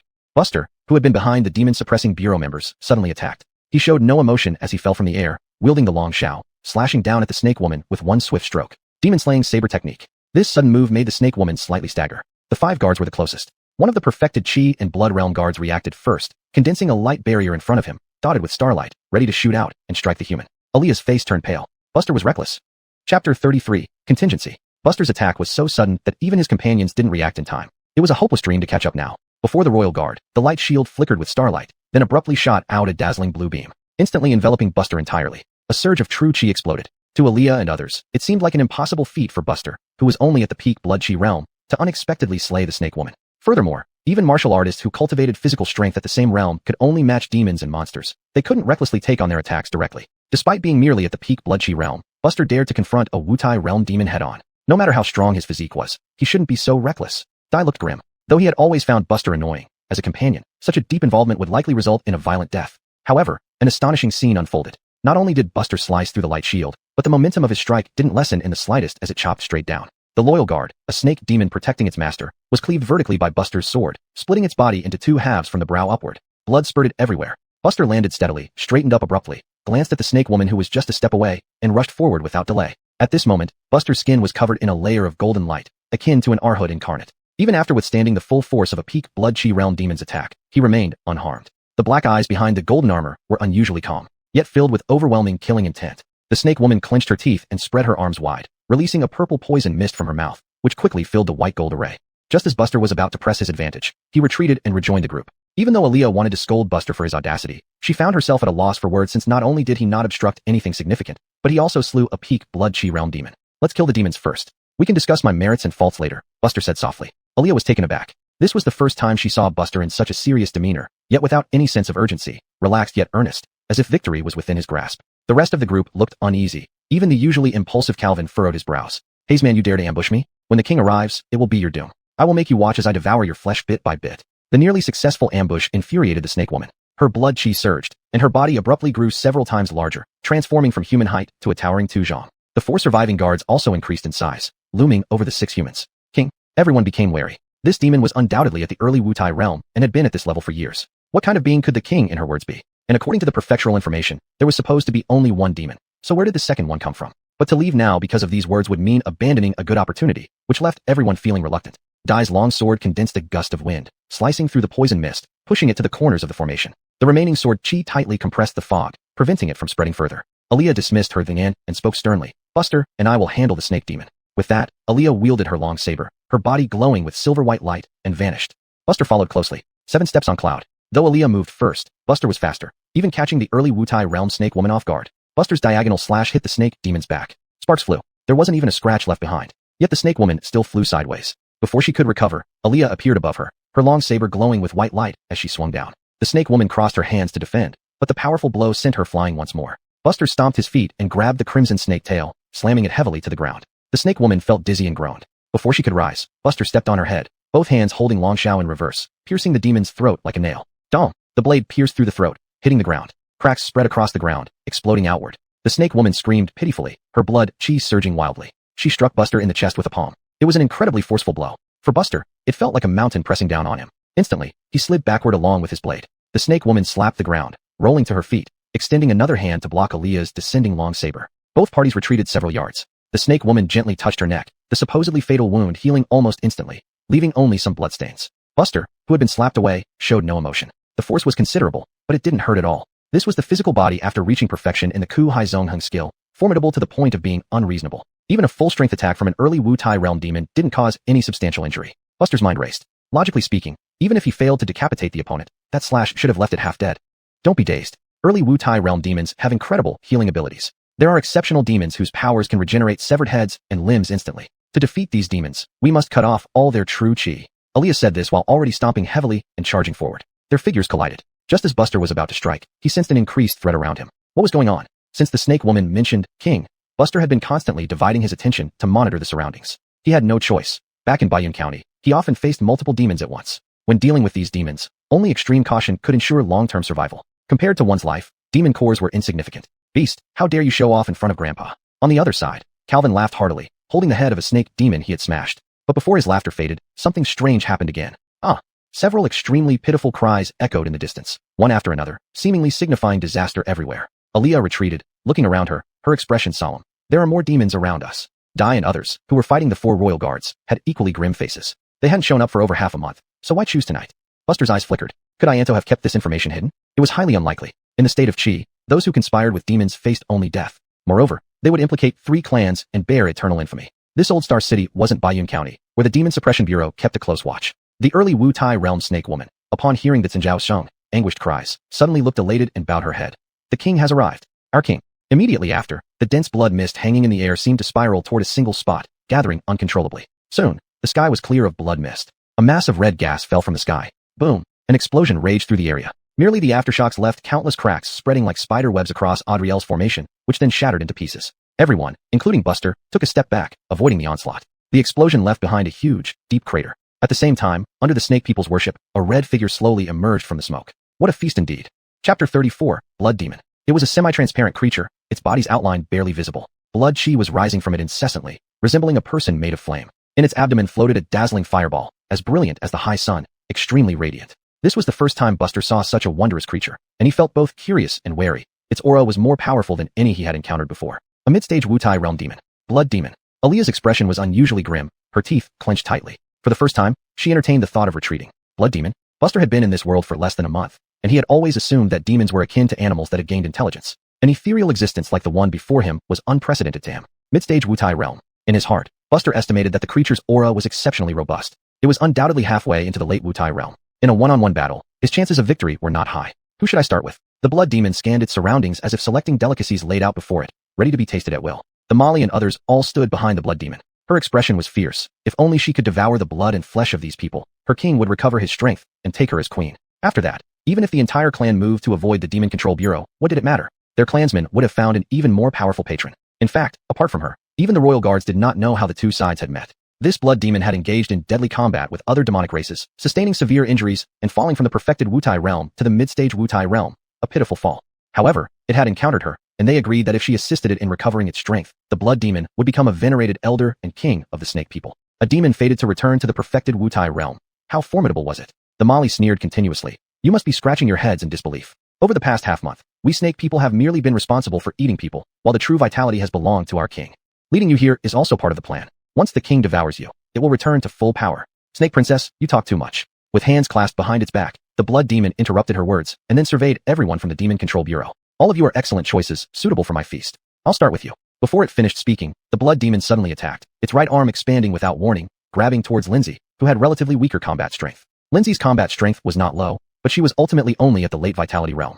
How could she resist such an attack? She had no time to dodge, barely managing to trigger martial arts true chi amidst the suffocating sensation. At a critical moment, Aaliyah, as team leader, blocked Lindsay, positioning her long sword horizontally before her. Martial Wutai true chi erupted from her. Bang! Red chi instantly engulfed both of them, the ground tiles torn up by the overwhelming force like tofu. The two women's bodies collided and flew backward. Suddenly, a hand pressed against Lindsay's back, stopping their momentum. It was Buster. Aaliyah groaned, a trickle of fresh red blood seeping from the corner of her mouth. Can you still fight? Buster asked. Aaliyah fiercely wiped her mouth, shaking her head. Not serious, but this isn't about whether we can fight or not. We won't win, and you're still in relatively good condition. If you can escape, do so now. Even saving one life matters. And what about you? Buster asked. Aaliyah laughed bitterly, spitting out a mouthful of blood onto the ground. I'm the captain. I must lead by example. You all retreat. The blood demon sked appreciatively. First time seeing someone eager to die? Very well, I'll start with you. Of course, none present will leave. Since we've set a trap to bring you here, how could we not be prepared? Ah! As the words ended, the remaining 3 royal guards began to scream in pain unexpectedly, their vital energy rapidly increasing, skyrocketing by a level. Those 2 royal guards at the perfected vitality realm were just one step away from forming a Wutai. You watch over the rest. That knife-wielding kid goes to Snake Princess. I will deal with them one by one, the blood demon said calmly. The 3 royal guards acknowledged the order and turned to look at Adriel and the others. Previously, Dai and his companions, although slightly inferior in cultivation, managed to gain an upper hand through familiarity and cooperation, even giving Calvin a chance to slay a demon. This left the snake guards simmering with anger, finally getting an opportunity to vent. They naturally held nothing back. The blood demon took a step forward, seemingly slow, yet instantly closing a 10-foot distance. In its hand, it dragged a red sphere containing infinite power. Aaliyah spoke sternly. Everyone, fight while retreating. After saying this, she stomped forward heavily, intending to delay the blood demon to give her teammates time. But Buster's hand pressed on her shoulder, and she realized with shock that she could not move. The blood demon tossed the sphere in its hand and sneered. Since you all are going to die together, let's consider it a 2-for-1 deal. Buster held the Longshao saber, stepping forward first. Buster. Aaliyah was both angry and anxious. Why did this guy never listen to her commands and risk his life like this? This attack from the blood demon was certainly lethal. Even she at the early Wutai realm couldn't guarantee blocking it, let alone Buster who was only at the peak Chi blood realm. The Longshao blade chopped down on the red blood sphere. Hayism, a piercing sound that could rupture eardrums spread out. Adriel and the others watched helplessly, their eyes turning red with anger. These beasts. But more than anything, they felt bitter. If they had the chance, they would hope to avenge Buster, but it seemed highly unlikely now. As expected, after a brief standoff, the red blood sphere suddenly exploded. Even Aaliyah, who was 3 feet away and at the Wutai realm, was thrown back hard. The civilians watching from afar turned pale, their faces filled with despair. Everything was over. Even the high-ranking officials of the Demon Control Bureau couldn't defeat these demons. The blood demon was the first to notice something unusual, letting out a light hum, and looking curiously at the large crater formed by the explosion. In the center, Buster was ragged and disheveled, but he stood firm, not falling down. The golden hue on his skin had dimmed somewhat. What was going on? Everyone watched this scene, their faces full of disbelief. Buster was unharmed? Buster brushed off the dust from his body, spat out the dirt in his mouth, and boldly advanced with his saber. It's my turn. The 7 steps on cloud. Buster's figure became ethereal, covering 10 feet per step. In just 2 steps, he appeared before the blood demon. The latter was taken aback for a moment. Then Buster already swung his saber down. The blood demon neither dodged nor avoided, even showing a hint of mockery.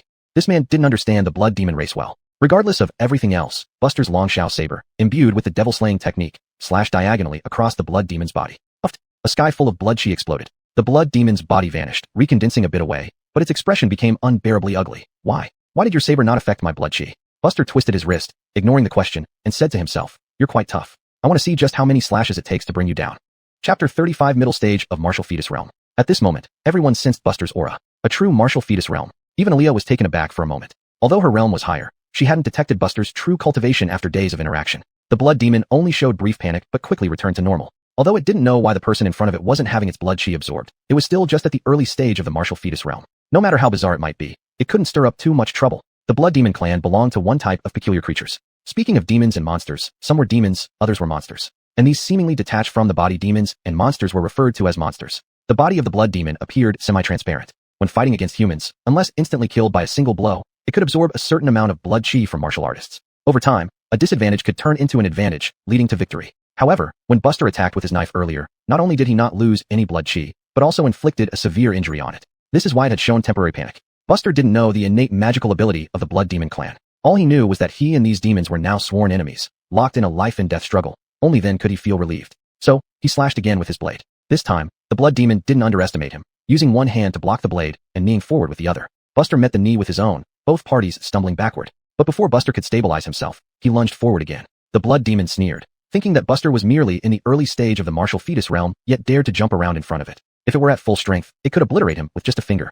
Nonetheless, while harboring such thoughts, the blood demon formed several red light spheres around itself. They shot out rapidly. Dense red spheres transformed into streaks of light, racing toward their target. Cloud treading 7 steps. Buster's figure suddenly vanished, sidestepped, and reappeared 10 yards away with another step. Those red blood spheres chased after him like shadows, changing direction abruptly to lock onto Buster, relentlessly pursuing him. Third step. Buster appeared above the blood demon, stamping down on its shoulders from above, pinning it down as if roots wrapping around an old tree. The blood demon let out a cold snort, exerting force to throw Buster off. But it was too late. The nearby red blood spheres couldn't make the turn in time and exploded violently. Continuous explosions echoed like heavy bells, spreading far and wide. Amidst the dust cloud, a furious roar sounded, followed by a red figure appearing instantaneously before Buster, punching him into the air. Bang bang bang. Several loud thuds echoed as Buster crashed through several walls, ultimately landing in a street. Buster looked up abruptly, delivering a punch into the void ahead. It clashed fiercely with the incoming blood demon's fist. Buster couldn't withstand the pressure once more, retreating steadily. The flames on the blood demon's body burned more intensely, and it rejoiced. Yes, that was mere coincidence. Finally, the kid's blood chi is feeding back. Buster, who had been thrown into a pile of rubble, frowned, sensing that part of his blood chi seemed to have been absorbed, slightly weakening his attack power. Before Buster could think further, the blood demon attacked again. Buster had no choice but to concentrate fully. In an instant, punches rained down from both sides, colliding or striking each other's bodies. Despite Buster's strong physique cultivated through suppressing power, the blood demon continuously absorbed his blood chi, causing him to retreat further, putting him at a disadvantage. From afar, realizing the situation, Aaliyah rushed forward to help, but the Molly leisurely blocked the path. This way is blocked, the Molly giggled, covering her mouth. Aaliyah ignored her, charging forward with her saber while calling to her teammates. You all go ahead. I'll slay this snake demon and then save that brat. Calvin spat. If that punk Buster isn't afraid to die, why should I be scared? Damn it. I've had enough of running. I've tolerated these beasts for too long. Buster was punched by the blood demon, landing and creating a deep crater. Even using the devil-suppressing saber to fight back, he was still at a disadvantage. However, he finally realized that his loss of blood chi must have been related to the blood demon. Each exchange resulted in part of his blood chi being absorbed, weakening him over time. But using the devil-suppressing saber technique didn't have this problem. Perhaps because of the devil-suppressing ability. Regardless, by using saber techniques, he could stabilize the disadvantageous situation. Dueling me, and still dividing your attention? As Buster thought rapidly, the blood demon struck unexpectedly, punching directly into his ribs. Snap! Ribs shattered instantly. He was smashed into a distant wall. If not for his formidable physical training, he would likely have died on the spot. At this moment, Buster was covered in blood, and the wall behind him was cracked from where he had smashed into it. Buster clutched his wound, glanced around, and muttered, "We finally put some distance between us. Just right to test the effects." Buster's voice was low, but the blood demon had excellent hearing and clearly caught his words, chuckling. "What? You deliberately separated from the battlefield to avoid being seen in such a sorry state? Or do you have another move up your sleeve?" There was no reply. Under the blood demon's gaze, the ragged young man with a knife took out all the demon cores from his person. Among the 5 demon cores were pre-prepared spiritual medicines, which he now crushed with his palm and swallowed them all. The blood demon was taken aback for a moment before its expression darkened. Madman.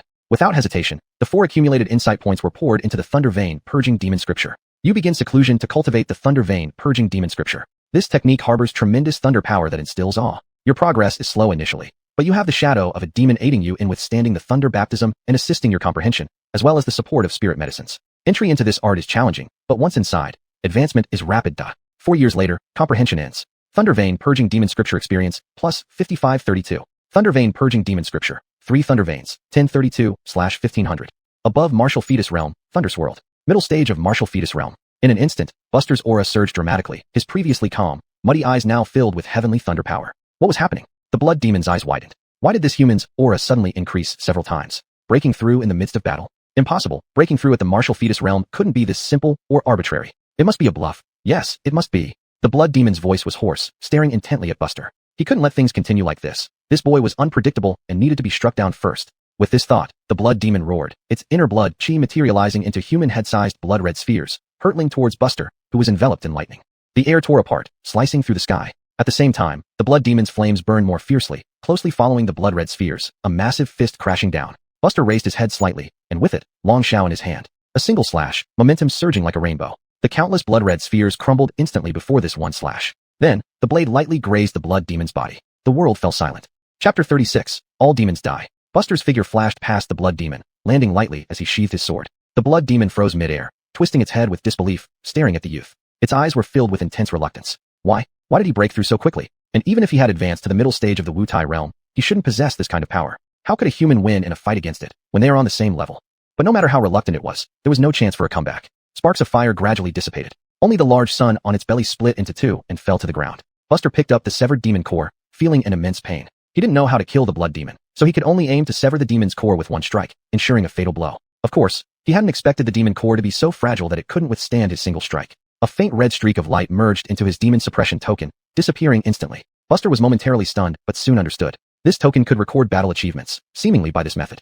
Rumble. The confrontation between two Wutai realm warriors was incredibly intense, their aura much stronger than those in the Xueqi realm. Compared to Aaliyah's side, Dai's confrontation seemed like a trivial squabble. Aaliyah's expression grew darker, having been struck by the blood demon earlier, causing her energy to be disordered and affecting her combat power. Otherwise, how could this beast block her path? Buster, you must survive. Even with this thought, everyone knew it was wishful thinking. After all, surviving under the blood demon for an incense stick's time was too difficult. Even Aaliyah wasn't sure. Buster indeed reached the Wutai realm, but just barely. The gap was too large, the chances of victory too low, or rather, non-existent. Dai had to face 3 guards whose realms were forcibly elevated, keeping things evenly matched. At this moment, the distant roar subsided. Both Aaliyah and the snake people were momentarily distracted. The one-sided situation ended. The snake queen suddenly laughed. The king has already defeated the enemy. When he returns, it will be your doom. To obediently become the king's nourishment, aiding it in climbing the path of martial arts, would be an honor for you all. Aaliyah exchanged glances with her companions. Better to die fighting than waiting here. Deciding this, Aaliyah and others prepared to fight to the death. Kill one if possible. But the victor came faster than they imagined. A figure descended like a falling comet, dragging a long trail of fire, directly smashing into the area. Dust rose everywhere. Both sides suddenly kept their distance. The snake queen frowned. Why was the king's aura so weak? Injured? That human with the sword, though skilled, absolutely could not injure the king. Buster, bare-chested, held a split demon core in his hand. His body, trained to perfection, was exceptionally strong, with clearly defined muscles and immense strength. Is this? Everyone's expressions froze. Is it Buster? Alive as Buster? What about the blood demon? When Aaliyah and others saw the demon core in Buster's hand, their minds went blank. Absolutely the blood demon's core. Even if turned to ash, she wouldn't forget. But how could this be possible? Buster remained silent, turning to look at the snake queen, casually tossing the useless demon core toward her. Want to join him? The snake queen and her guard shared Aaliyah's disbelief and shock. The snake queen was startled by his indifferent words. It wasn't me. Nothing that happened in the city was my doing. It was all ordered by the blood demon. I was forced. Sir, please, mercy. Whatever you want to know, I can tell you. Whatever you want, I can agree to, including my clan. Buster ignored her, stepping 10 yards forward to the snake queen, placing his long shao sword over her head. He finished his earlier statement. Forget it. I'll send you on your way. Demon subduing technique. A diagonal slash. This early stage Wutai realm demon only thought of resistance before being instantly killed. Buster deliberately avoided the position of the demon core, recalling the regret from losing a blood demon core. He wouldn't act rashly this time. Having slain the snake queen, Buster didn't rush to retrieve the core, instead taking another step 10 yards away. Starting with the third step, each step resulted in a demon's death. The remaining 3 guards put up little resistance, futile against his might. Soon, all demons were dead. In the center of the field, Buster stood leaning on his sword, his long hair moving without wind. The corpses of all the demons automatically emitted wisps of their essence demonic chi, which dispersed into the tokens of each member of the group. When everything was over, Buster expertly extracted the demon cores from the 5 guards and the snake queen in sequence. Captain, may I have the snake queen's core? And 2 of the guards' cores as well. Buster held out his hand with 3 demon cores to Aaliyah. Coming back to her senses, Aaliyah looked at Buster, momentarily unable to discern if this polite inquiry was real or feigned. But Aaliyah quickly regained her composure, suppressing her emotions and nodding gently. In this battle against the demons, you undoubtedly deserve the greatest credit. Don't say 3 cores. Even if you wanted all of them, I believe no one would object. In that case, I won't hesitate to accept them. Saying this, Buster expressionlessly put all the demon cores into his bag. Dai and the others in the distance were taken aback. Wait, you took our politeness seriously? Dealing with the corpses of demons was a complicated task. Some parts of demon flesh contained rich blood and chi, which were highly beneficial not just for ordinary people, but also for martial artists. Of course, for someone like Buster who was in the Wutai realm, unless he ate demon flesh for years on end, it would be very difficult to see significant effects. A few meals could only provide minor benefits, barely affecting his cultivation. After this battle, not only were the team members exhausted, but Buster was physically and mentally drained too, feeling the pain of his broken ribs immediately after the adrenaline wore off. On the way back, Adriel had to support him. As for the pile of Snake Mountain, it could simply be handed over to Ianto's subordinates for handling. There were enough martial artists and experts to take care of it. In a side room of the government office, all 6 were wrapped in bandages, sitting around a table. The atmosphere was somewhat eerie, because everyone's gaze was fixed on Buster. What are you looking at me for? Buster felt a bit uneasy under their stares, pouring himself a cup of tea to calm down, coughing dryly twice. Only then did everyone shift their gazes. Aaliyah softly said, we still need to report the general process of the mission to our superiors. We might need you to describe the blood demon situation, which will help us earn extra combat achievements. Of course, if there's something you can't disclose, you can fabricate a reasonable story. As long as it makes sense logically, the higher-ups won't care too much about the details. Logic? Actually, in everyone's eyes, if not for the facts laid before them, this whole event made no logical sense at all. An early-stage Wutai martial artist defeating a mid-stage Wutai blood demon was simply inconceivable. Buster nodded. We can talk about it on the way back. I'm a bit tired. Hearing this, everyone exchanged glances, not knowing what to say, and quietly left. Alone, Buster sighed lightly, then remembered the blood demon core, regretting it deeply. Damn. Chapter 37. The Gate of Living Beings. The next morning, Aaliyah declined the good offer from Magistrate Ianto and set off on the return journey with the injured party. Buster rode in the front carriage on the way back. The two women chatted about makeup and such, which bored Buster to no end. He simply closed his eyes to rest. Halfway through the journey, Aaliyah finally remembered the important matter and asked Buster about the process of slaying the blood fiend. Buster had already prepared his fabricated story and told it calmly without any change in expression. The two women exchanged glances and didn't ask further, accepting it as fact. At least the report now had its content. 2 days later, at the town fiend suppression office. Apart from Aaliyah, who went to the fiend imprint temple to report, the rest returned home. Since the mission ended, Calvin had reverted to his old self, constantly yelling for fights and cursing people, but training targets no longer included Buster. As for what the big guy thought before and what he was thinking now, Buster didn't bother asking, treating everything as usual. However, he heard Calvin say that there would be a victory banquet in the yard tonight, and everyone could feast. No one objected, and Buster was even more indifferent. He casually asked about who would pay for it, and then faced a collective disdainful look. He later found out that situations like this were typically paid for by the leader, Aaliyah, personally. Buster cared even less. Free stuff? Who wouldn't like it? Back in the room, Buster swallowed all the remaining fiend cores and began his seclusion. You start your secluded cultivation of the Thunder Pulse Demon subduing cannon. The effects of Blood Chi Realm fiend cores are negligible for you now because the shadow in the Blood Chi Realm is too fragile under the Thunder Baptism, offering minimal feedback. You decide privately that you need to seek out more Wu Tai Realm fiends. 2 years later, the Enlightenment ends. Thunder Pulse Demon subduing cannon experience plus 2012. Thunder Pulse Demon subduing cannon. 5 Thunder Pulses, 44/1500. Late Wu Tai Realm. With the 5th lightning pulse of the Wu Tai Realm opened, Buster felt an immense surge of power, finding great comfort in it. Then he thought about the Blood Fiend's core and suddenly felt down again. That core was equivalent to at least a year of his cultivation progress, and he had sliced it in half. What a waste. No, can't dwell on this. People have to look forward. In the evening, a large round table was set up in the courtyard. No one knew where it came from. There were over 10 dishes on it, looking so good that it whetted one's appetite. Although I've mentioned it many times during our journey back, here I have to repeat once more. Without Buster, we wouldn't be here now. Aaliyah raised his wine glass. So let's all drink to Buster. Buster was somewhat resistant to drinking alcohol, but couldn't withstand the enthusiasm of the crowd. Eventually, he poured himself half a glass and stood up, smiling. It was the result of everyone's effort. After finishing half the glass, Buster waved his hand, saying he couldn't hold his liquor well, and switched to water. If this happened earlier, Calvin would be the first to protest. But after this incident, everyone seemed amused instead. This Buster, fierce on the battlefield, turned out to be such a lightweight at the dinner table, quite unusual. After 7 rounds of drinks, Calvin, who had wandered around all day, suddenly recalled something. Did you hear? In North Hazon County, several bizarre incidents occurred these past few days while we were out on the mission. For instance, in one village, all the villagers turned into mummies overnight, and the perpetrator left no trace, like they appeared out of nowhere and vanished into thin air. Everyone looked at Calvin and laughed. Dumb big guy, are you drunk? Suejo isn't that big. If it's a demon, what level would it have to be to pull that off? Eat some more vegetables. You're starting to babble. Calvin hated being questioned. Hearing this, he slammed the table hard. This is absolutely true. After investigation, we've roughly identified the mastermind behind it. Well then, tell us who has that kind of power. Adriel said indifferently. The Gate of Living Beings. The Gate of Living Beings? Upon hearing this term, everyone's faces froze. Buster initially thought it was just another made-up story by Calvin, specifically to brag and entertain during drinks, but now it seemed the matter wasn't simple. But he had never heard of the name, Gate of Living Beings. For a moment, Aaliyah accidentally snapped her chopsticks with more force, snapping back to reality. She sighed. If this is true, we will be busy again soon. Go buy some healing medicine tomorrow. We need to recover quickly. Within 2 days, we'll probably have to pack up again. Having just returned for less than a day, it was speculated that within 2 days, they would have to travel far again. Buster was taken aback. The shortage of manpower at the town fiend suppression office was true, but to this extent was indeed out of his expectation. However, Buster soon focused on the so-called Gate of Living Beings. What is the Gate of Living Beings? A world-class troublemaker, Dai said, breaking his silence unusually. The others nodded in agreement, finding it apt. Aaliyah then said solemnly. The Gate of Living Beings started to emerge after the Demon Year incident. Their philosophy is simple. The surge in demons and monsters is the will of heaven. Heaven intends for humans and demons to merge. In their view, when humans and demons become one, it will be the birth of true living beings. The scope of activity for the Gate of Living Beings is vast, covering all 4 kingdoms of the world. They pop up from time to time, and every time they appear, they bring about countless wrongful deaths, ranging from massacring villages to devastating entire cities. These madmen always believe that human bodies are too frail. To liberate all living beings, they think only by fusing human souls with demons can the advantages of both be combined, creating a new race with human intelligence and demonic bodies.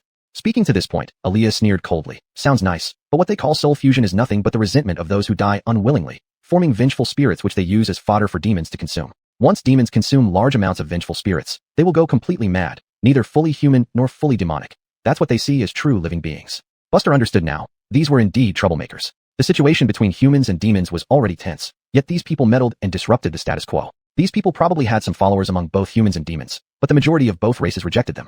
Aaliyah looked at the contemplative Buster and said calmly, The term fiend in the Town Fiend Suppression Office doesn't solely refer to demons. It can also mean monstrous humans. These madmen fall into this category. Buster sighed lightly. To resist all 4 kingdoms for 10 years without being wiped out, the gate of living beings must have considerable power. Why do I feel that not only will we be very busy, but many people will die? Everyone fell silent. Lindsay pursed her lips. Who can guarantee they'll stay alive after joining the Town Fiend Suppression Office? Buster was momentarily stunned. Don't think too much. People like us mostly handle minor peripheral issues as long as the gate of living beings doesn't make too big moves. We'll definitely be busy, but the danger isn't great, Aaliyah comforted him. Buster hummed in response, silently noting down the gate of living beings in his mind.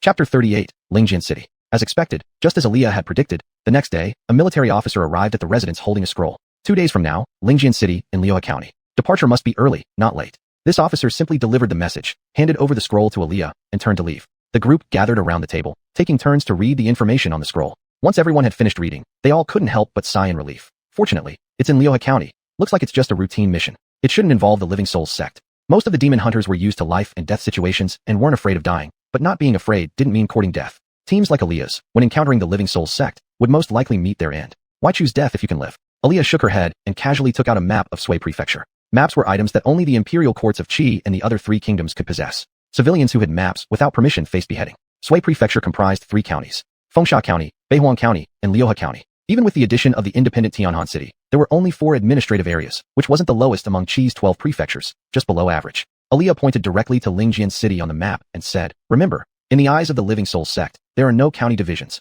only regional divisions within their plans. Although Lingjian City is under the jurisdiction of Lioha County, don't forget that it borders Beihuang County closely." With these words, the atmosphere in the room grew heavy. Buster showed no expression, silently listening. Apart from the objectives and ideologies of the Living Soul sect, he knew nothing else about them. But for them to contend with the 4 kingdoms, they must be extremely powerful. So this time, we need to be cautious, dealing with the chaotic demons here, while also remaining vigilant against possible appearances by members of the Living Souls sect. Aaliyah spoke calmly, but after finishing, she couldn't help glancing at Buster. Buster did not object, which relieved her. Though she was nominally still the team leader, it was clear that the strongest member was no longer her. It wasn't uncommon for team members to surpass their leaders, but such teams often suffer tragic endings due to internal conflicts. Seeing the heavy expressions of her teammates, Aaliyah smiled and comforted them. These are worst-case scenarios. Based on our team's combat strength, the highest level target assigned to us is only at the initial Wu Taixing stage. Such a demon is nothing for us now. The involvement of the Living Souls sect is a low-probability event. I mention it just so everyone stays alert. Understood. Meeting dismissed. 2 days passed swiftly. Thanks to Lindsay's medicinal treasures, the injuries sustained in Laoxing City had recovered well. Every day, Buster would use his comprehension points on time. 1 year later, comprehension ended. Experience plus 523 for Thunder Pulse Demon Cleansing Scripture. Thunder Pulse Demon Cleansing Scripture. 6 Thunder Pulses, 113/1500. 3 days equaled 3 years, yet after 3 years, Buster had merely opened 1 pulse. Without spirit medicines or demon cores, comprehending for 1 year yielded only a little over 500 experience points. Opening 2 pulses, equivalent to advancing a stage, required 3,000 experience points. Achieving 3,000 experience would take at least 6 years, which was quite slow. Indeed, without demon cores or spirit medicines, his innate talent was too ordinary. "Buster, let's go," Lindsay called softly. "Okay." Entering the carriage, the 4 men squeezed together again. Their mission target was a water monster that had traveled upstream past Lingjian City 2 months ago. For unknown reasons, it chose to settle in that section of the river, causing havoc. In the past 2 months, the Demon Hunting Bureau had sent several teams, but the water monster was cunning. Most missions failed, resulting in casualties. Thus, the matter was postponed repeatedly. 2 months ago, the Living Soul sect had not appeared in Sui Prefecture, so this water monster was likely unrelated to them. The water monster frequently emerged from the river, dragging fishermen along the banks into the water. Over the past 2 months, thousands had died. Lioha County supported nearly 1 million fishermen, including over 100,000 in Lingjian City. Due to the water monster, none dared to fish. Continuing like this, the people wouldn't be able to live normally, leading to serious problems. "Die. After this mission, you'll probably get a promotion, right?" Calvin suddenly spoke, breaking the silence in the carriage. Even Buster looked at Dai. The latter nodded slightly. "After my promotion, our team will have an open spot for new members." Dai couldn't help but look at Buster. "With your skills, you were given a Wu Taijing stage battle merit for defeating the blood demon last time. Your progress should be nearly there by now." Buster scratched his head, unsure of how to answer. Lingjian City and Tianhan City were over 800 miles apart. Even with fast horses and continuous riding, it took them until the 4th day to reach their destination. As they approached Lingjian City, the first thing they saw was the mighty river flowing outside the city. The Lu River. Though named a river, it was no less grand than a major waterway. It was said that the name of Lioha County originated from this river. The carriage stopped by the riverbank. Lindsay started her expertise. The others observed the Lu River discreetly in the vicinity. They didn't expect much. They were merely taking a preliminary look, which wouldn't take much time anyway. After a while, Lindsay retracted her true chi and shook her head. "The water monster is hiding too deep. To find it, we would have to survey the entire stretch of this section of the river." "How long would that take?" Aaliyah asked. Lindsay smiled bitterly. "At least 10 days. After all, this section of the river is quite long. Walking through it alone would take a lot of time." Aaliyah wasn't surprised. She hummed in response and instructed, "Let's go to the government office first to understand the situation." The two carriages entered Lingjian City without any hindrance. Compared to Laoxing City, the presence of the government office here was even more overwhelming, almost making the common folk kneel on the spot. Although the Demon Hacenter's bureau had failed multiple times, in the eyes of many civilians, besides the bureau, no one else could help them through this crisis. Even if the hope was faint, they still pinned their hopes on the bureau. Of course, some people definitely cursed the Demon Hacenter's bureau behind their backs, and it wouldn't be few. But no one dared to curse them to their faces. Not even the magistrate of the government office dared to do so. The current Demon Hacenter's bureau was the most powerful force of the court, and both civil and military officials had to give way. The magistrate's name was Corbin, a middle-aged man with a potbelly. When he smiled, his eyes would reduce to slits, giving him a warm and amiable appearance. However, from the mission information, Buster knew that this magistrate treated criminals impartially, regardless of whether they were commoners or nobles, enforcing the law equally. As a result, over the years, many influential families had secretly made trouble for the government office, and this magistrate had not had an easy time. Director Jian, here are all the records concerning the water monster. Please feel free to review them. I will host a banquet at the Linihua building tonight to welcome you all. In the daytime, you can review the documents first, and in the evening, we can discuss in detail. Upon arrival, Corbin led them straight to the room where the files were stored, handing over all the records about the water monster, without any unnecessary formalities. The thick stack of files was all about the water monster causing chaos. Regardless of other matters, just based on this efficiency, he was much better than Ianto from Laoxing City. Aaliyah hesitated for a moment. Although she liked drinking, business was business. She wanted to decline, but seeing her teammates not objecting and being unable to refuse such hospitality, she agreed. Why miss out on a free feast? Since that's settled, I'll go handle other official duties. Corbin clasped his hands and left first. Chapter 39, Banquet. On the third day of the 11th month, heavy rain fell, and the water monster made its first appearance, creating chaos for 2 hours, taking away hundreds of fishing boats, and dozens of cheap blood realm martial artists who went to subdue it returned empty-handed. On the 8th day of the 12th month, heavy snow covered the shore. The water monster rushed into the city, damaging dozens of buildings and abducting over 100 civilians. According to the records, the water monster had a blue body, snake-like shape, about 4 or 5 zhong in length, with 6 limbs, twin pupils, immense strength, and was highly toxic. It was preliminarily determined that it had at least condensed a martial fetus. As everyone read through the pile of case files, the sun outside had already half set. Although no detailed count had been made, there were at least dozens of cases related to the water monster, almost occurring daily, which explained the panic in the city. How can this beast be so audacious? Calvin was indignant. Though each record only contained a few dozen words, countless innocent lives had been lost. Aaliyah glanced out the window at the darkening sky. It's about time. Let's go. Linihua Tower was the largest restaurant in Lingjian City, offering a wide range of services from dining and watching plays to brothel pleasures, all handled proficiently, leaving other businesses in the dust. Behind its success was the backing of Corbin, the prefect, which brought today's prosperity. Prefect Corbin, the secret owner of Linihua Tower, had arranged a grand banquet on the top floor. There were several dozen beautiful, scantily clad dancers and handsome guards standing at a distance. Any request would be met without refusal. Sitting at the main seat, Corbin had 2 stunning beauties sitting on either side, vying to toast him. Just as his lust began to rise, 2 figures appeared without warning. Startled, Corbin's face turned pale, and he hurriedly dismissed everyone. The 2 uninvited guests wore hooded cloaks, obscuring their faces. Once the crowd dispersed, one of them spoke. Corbin, consider this your letter of allegiance. If done well, great rewards await, and you should know there is no turning back. Prefect Corbin, sweating profusely, looked up with utmost respect, like a humble servant to his master. Understood, sir. There was no response. After a while, Corbin stiffly lifted his head, but the 2 were already gone. At this moment, Aaliyah and the others arrived at the top floor via the stairs. Corbin wiped his forehead and smiled. You have finally come. I have been waiting here for some time. Everyone took their seats. Tonight we feast both officially and privately. Do any of you have questions about the water monster? If not, let us eat and replenish our chi and blood, so we are ready to fight the beast tomorrow for the peace of Lingjian City. Corbin stood up first, raising his cup and drinking it all in one go. Buster and others followed suit. After the first drink, Buster stopped drinking. Soon, the dancers who had left earlier returned. After the performance, they sat beside the gentleman. Among them, Adriel, who had wandered the world freely before, felt right at home and immediately pulled 4 women to feed him wine. Dai waved off 2 dancers with a cold face, while Calvin remained stiff, neither welcoming nor rejecting, his face slightly flushed, unsure if from drunkenness or embarrassment. Buster glanced at the 2 women coming to pour him wine and said coolly, I don't drink. The 2 women instantly understood and began feeding him fruit instead. Buster did not resist, his expression unchanged. Though this 17-year-old body was still inexperienced, his soul was seasoned, finding such scenes too juvenile. However, soon Buster sensed a subtle change in the air. A woman of stunning beauty appeared, sitting on Corbin's lap without a word. Hey Espand, let me feed you the wine.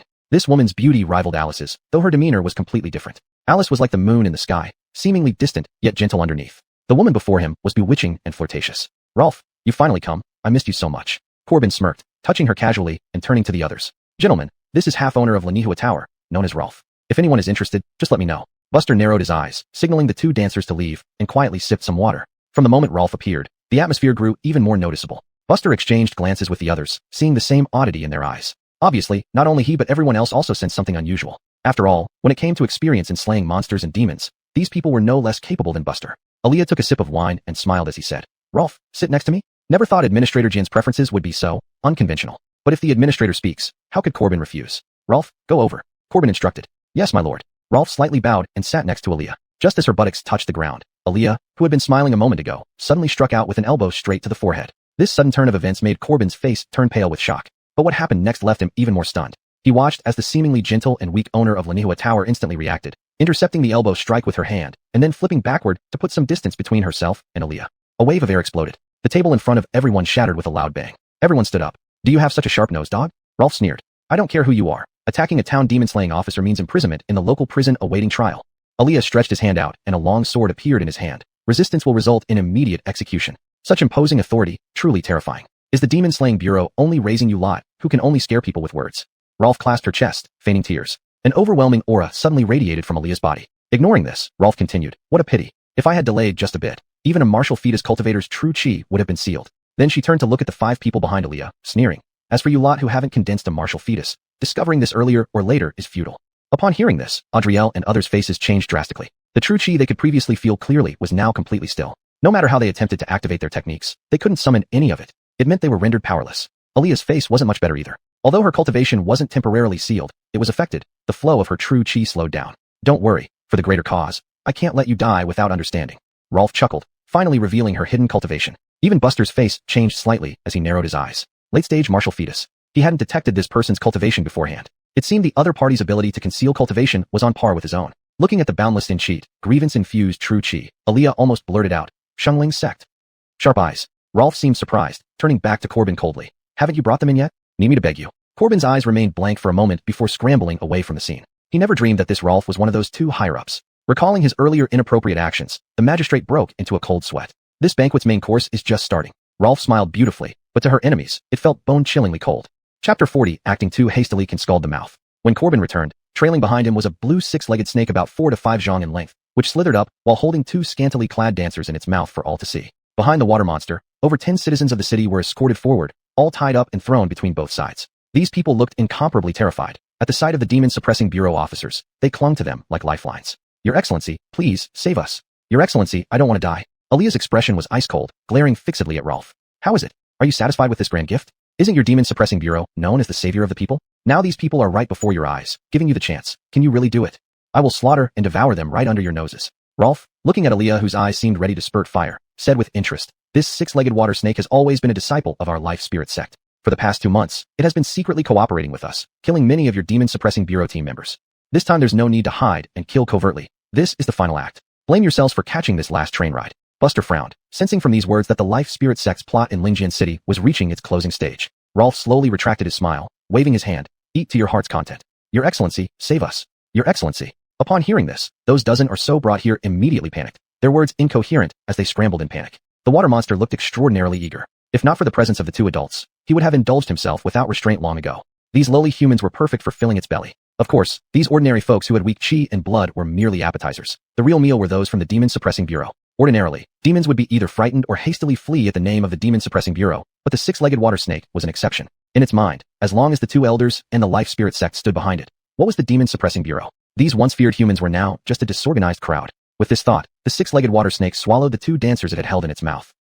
2 miserable screams were abruptly silenced. 2 living souls instantly burst into blood between the sharp teeth of the 6-legged water snake. A streak of crimson trickled down its mouth, and after swallowing the flesh and blood, it was ready to eat more. Aaliyah instantly acted, taking a heavy step forward as her blade cut through the air, striking with the force of wind and thunder. The 6-legged water snake let out a deep roar, raising its head to meet the blade's strike with its skull. Objects in the banquet hall trembled precariously. Aaliyah's figure slid backward, leaving only a shallow mark on the water monster's head. It sneered. A Wu Tai realm fighter at only 70% strength dares to challenge me. Your Excellency, allow me to finish my appetizer first, then I'll personally butcher these filthy people. Rolf sat in the place originally occupied by Corbin, legs crossed, grinning mockingly. Be quick, lest the night drags on too long. A figure descended vertically from outside the high-rise, arriving beside Rolf. Rolf, you're moving too slow. Rolf replied with a look of resentment. Brody, you have the audacity to say that? Isn't it because you demanded it? The more grievance before death, the greater the energy of the wronged soul. I merely wanted them to feel more resentful. Brody, the uninvited guest whose face was obscured, said indifferently, it's about time. Let's act and leave. Rolf pouted. Collecting high-quality wronged souls was too complicated. Without making sure these people died knowing and angry, both Brody and she herself could crush these ants easily, no need for feasts and fog tricks. The more he thought, the more agitated Rolf became, her face turning hideously sinister. She swept her long sleeve and came before the dozen commoners, lifting one person's chin. Do you see? If not for the incompetence of the demon-suppressing bureau, you wouldn't have come to this. If not for their repeated disruptions, you wouldn't be facing today's calamity. You can only blame the Demon Suppressing Bureau. Rolf's eyes flickered red briefly. The man's gaze gradually turned blank, then filled with utmost resentment. Yes, if not for you all, we wouldn't be here. What kind of Demon Suppressing Bureau is this? All nonsense. Without the ability, you should disband early. You pests ruin everything, causing my family's ruin. The six-legged water snake, with a greedy gaze, was about to swallow this person whole. I advise you to take your bite slowly. Rushing may scald your mouth. At some point, Buster, dressed in a long black robe, had already crossed Aaliyah and come to the very front of the group, his distinct fingers gripping the hilt of the sword at his waist. Where did you come from, Brad? Rolf sneered. Even your pathetic captain can't save himself. You, a mere chi and blood realm fighter who can't even circulate your energy, dare to speak so arrogantly. The six-legged water snake merely glanced at Buster indifferently. Who do you think you are? It opened its mouth to take a bite. Bang! Though still 2 zhong away, Buster managed to slash the back of the water snake's head before it could bite down. Like stone hitting a bell, the sound was dull. Crack! A faint sound of shattering came from the water monster's skull, and its massive 4 to 5 zhong long body was instantly slashed away. The snake's body swept across the wooden walls and railings of the high-rise, plummeting straight toward the ground. Lingjian City usually had no curfew, but because of recent unrest, there were hardly any pedestrians on the streets at night. But it wasn't completely deserted. Buster took another step, stepping through the vacuum, falling from a height, moving as fast as lightning, surpassing the water monster and landing first. Get out of the way. Buster's roar made the surrounding people retreat in all directions. At this moment, that enormous, mountain-like green body had already landed. Buster lifted one hand to catch the massive body of the six-legged water snake, seeming like an ant trying to move a mountain by comparison. At the same time, the Longshao saber in his hand suddenly pierced into the flesh under the snake's scales. True chi flowed through the blade, instantly rushing into the water monster's organs, wreaking havoc. A terrified howl echoed in all directions. Countless people watched in stunned silence. The six-legged water snake struggled, rolling away several zhong from Buster. Its heart was filled with shock. Why does this kid, who I sensed is only at the chi and blood realm, have such strength? Buster wiped the corner of his mouth, holding his sword and striding forward. The six-legged water snake's eyes were frantic, its belly churning as it instinctively opened its mouth to spray dense, fine venom. The overwhelming poison covered like a giant net. Buster vanished into thin air. In an instant, he appeared above the water monster, slashing downward from midair. Shriek. With a disgusting spray of green sticky liquid, Buster left a deep, bone-deep scar on the water monster's back. The water snake rolled wildly, trying to shake Buster off its body. But Buster stabbed his blade into its wound again, standing there firmly with the sword as a prop. On the surface, this seemed not to cause substantial harm. But only the six-legged water snake knew how excruciatingly painful the mysterious true chi flowing inside its body was. Demon-suppressing divine technique. At that moment, Buster's normally calm eyes flashed with overwhelming fury. Within this water monster, countless wrong souls were hidden. It was these wrong souls that allowed this demon, which was only at the initial Wu Tai realm, to withstand so many rounds against him. Thousands upon thousands of lives had been turned into yan, resentful energy, nutrients within these 2 months. This was the Shengling sect? Chapter 41, Corpse Revival? Save me. A low, long howl echoed in all directions. Everything happened too quickly, from the moment it was smashed to the ground until now. Only a few breaths had passed. The people upstairs hadn't even reacted yet. Corbin, who was lying at Rolf's feet like a dog, now had lifeless eyes. There's no going back, not at all. Rolf, enraged, kicked the dog beneath her feet away. What a deceptive lad you are, even I was fooled. Brody, on the other hand, remained relatively calm and said, You're in charge of watching these people. I will go down and subdue him. The six-legged water snake must not die. Otherwise, all their previous efforts would be in vain. Brody's tone never wavered with extra emotion from start to finish. He calmly approached the edge, took one step forward, and instantly vanished. This plan had been meticulously calculated before they truly acted upon it. They considered issues such as which kind of demon should appear, what actions it should take, and how much negative impact it should cause. If the impact was too great, revealing too strong a power, the Demon Suppression Bureau would send stronger individuals to forcibly eliminate the demons. If it was too small or too weak, local warriors would solve the problem without the Bureau's involvement. According to their estimates, the Demon Suppression Bureau's envoy coming to Lingjian City might include more than one Wu Tai realm warrior, but absolutely not a late-stage Wu Tai realm warrior. Over the years, the Demon Suppression Bureau had a severe shortage of personnel. Choosing who to send for demon-killing missions required careful consideration to ensure tasks were completed efficiently and effectively, thus alleviating the current urgent situation better. A mere early-stage Wu Tai realm's six-legged water snake could never warrant sending a late-stage Wu Tai realm warrior. It would be akin to using a butcher's knife to kill a chicken. Is this person a mid-stage Wu Tai realm warrior? He certainly concealed himself deeply. Could you be the captain of this team? Brody directly created a huge pit on the street, then turned into a streak of light rushing away. With a flip of his palm, a dagger glowing with white light appeared, stabbing sharply at the black-clad youth. The dagger sparked against Buster's skin, though it failed to cause harm. The force behind it sent Buster flying sideways. Late-stage Wu Tai realm. Buster instantly judged this person's martial realm. For 2 late-stage Wu Tai realm warriors to plot in this city, they truly went to great lengths. As Buster landed steadily, he used his toes to push off, shooting forward like an arrow released from a bow, clenching the hilt of his saber slightly tighter and slashing down. Clang! The Longshao saber clashed horizontally with Brody's vertically held dagger. Although the powerful force contained by Buster temporarily couldn't subdue Brody, the six-legged water snake beneath them couldn't withstand the pressure, flattening onto the ground under the weight of the force, stirring up a cloud of dust. A violent whirlwind blew off Brody's cloak, revealing a face marred by scars. With each layer of force added by Buster, Brody's expression finally changed. Late-stage Wu Tai realm? Just as these words were spoken, his knees weakened, and he fell to his knees. Seizing the momentum, Buster delivered a knee strike that sent him flying. Instead of pursuing his victory, Buster slashed once more, aiming straight for the head of the six-legged water snake. Thud! Buster's blade left a trail of blood, spraying as it cut. But before he could deliver the final blow, Rolf, who should have been on the rooftop, suddenly appeared beside him, delivering a spinning kick. Buster's stance deepened like roots holding fast, standing unwavering. Yet, a chill ran down his spine. It was Brody returning behind him, the dagger in his hand slicing harshly across Buster's neck. Buster! Those on the rooftop couldn't help but cry out in shock. In the next moment, the previously invincible Buster crashed to the ground. This time it went well. At least I don't need to teach you how. Brody put away his dagger, speaking slowly. Rolf gave no response, looking at the corpse coldly and sneered. Did you really think I was just eating my meals idly? Late-stage Wu-Tai realm or not, you still have to die. She then changed her tone, giggling seductively. However, having a late-stage Wu-Tai realm resentment is indeed a pleasant surprise. Brody glanced at Buster. His saber is quite good. Bring it up. As for the people upstairs, kill them all. With this man's vengeful spirit, there's no need to wring every bit of use out of those people. As he spoke, Brody stomped heavily, causing the six-legged water snake on the ground to let out a mournful howl. Idiot. Do you know how close you came to ruining everything? My lord, spare me. I'll be more careful next time. On the top floor, Aaliyah and others stood silently. Lindsay murmured, he's dead. With a high-level warrior like Brody carrying out the assassination, even if Buster's body was formidable, it seems, Calvin's expression darkened. Buster was an expert in body tempering, but simply practicing a physical cultivation method did not make one truly impervious to blades and bullets. One's level of cultivation was the decisive factor in determining whether a person was strong. Buster was very powerful. If any of them were in his place, they would not have done as well. But ultimately, he still failed.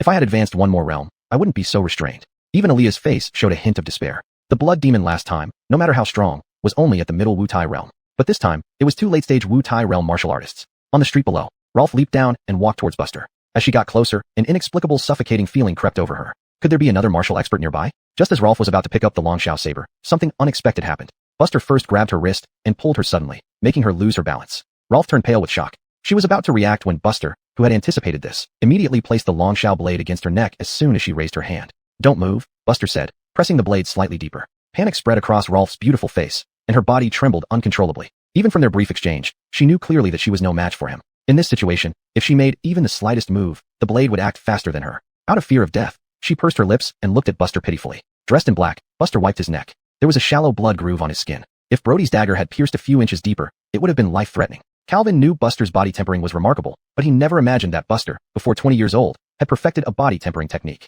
This was the defensive capability of the Kuxi transverse power. Otherwise, he might have really been defeated here today. As for Rolf's pitiful expression, Buster ignored it and plunged the blade forward without warning. Rolf only just sensed a faint aura of killing intent before her head was severed from her body. Brody was stunned for a moment. Buster was already right before him. You ambushed me?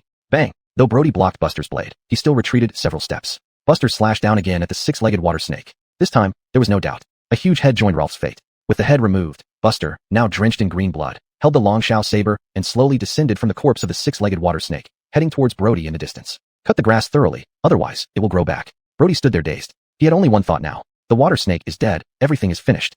Chapter 42, Perfecting the Martial Fetus Realm. The mission had failed, and there was no way he could survive. Even if he tried to flee, he would eventually die at the hands of his fellow disciples. With a face full of hatred, he glared at the culprit who caused all this. I can't win against you, but I can take many people down with me before I die.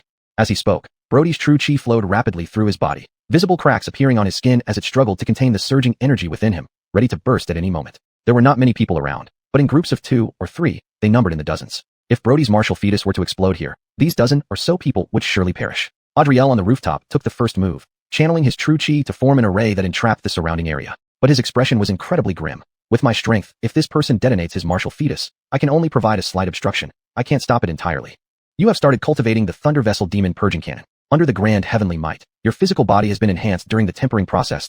4 years later, cultivation ended. Experience for Thunder Vessel Demon Purging Cannon plus 2076. Thunder Vessel Demon Purging Cannon. 7 Thunder Vessels, 689/1500. Perfecting the Martial Fetus Realm. As Buster walked forward with his blade, each step brought an exponential increase in his aura, unstoppable like breaking through barriers. However, knowing he was already on a path to death, Brody's expression turned wildly elated. Fool, since you want to die, I'll grant you your wish.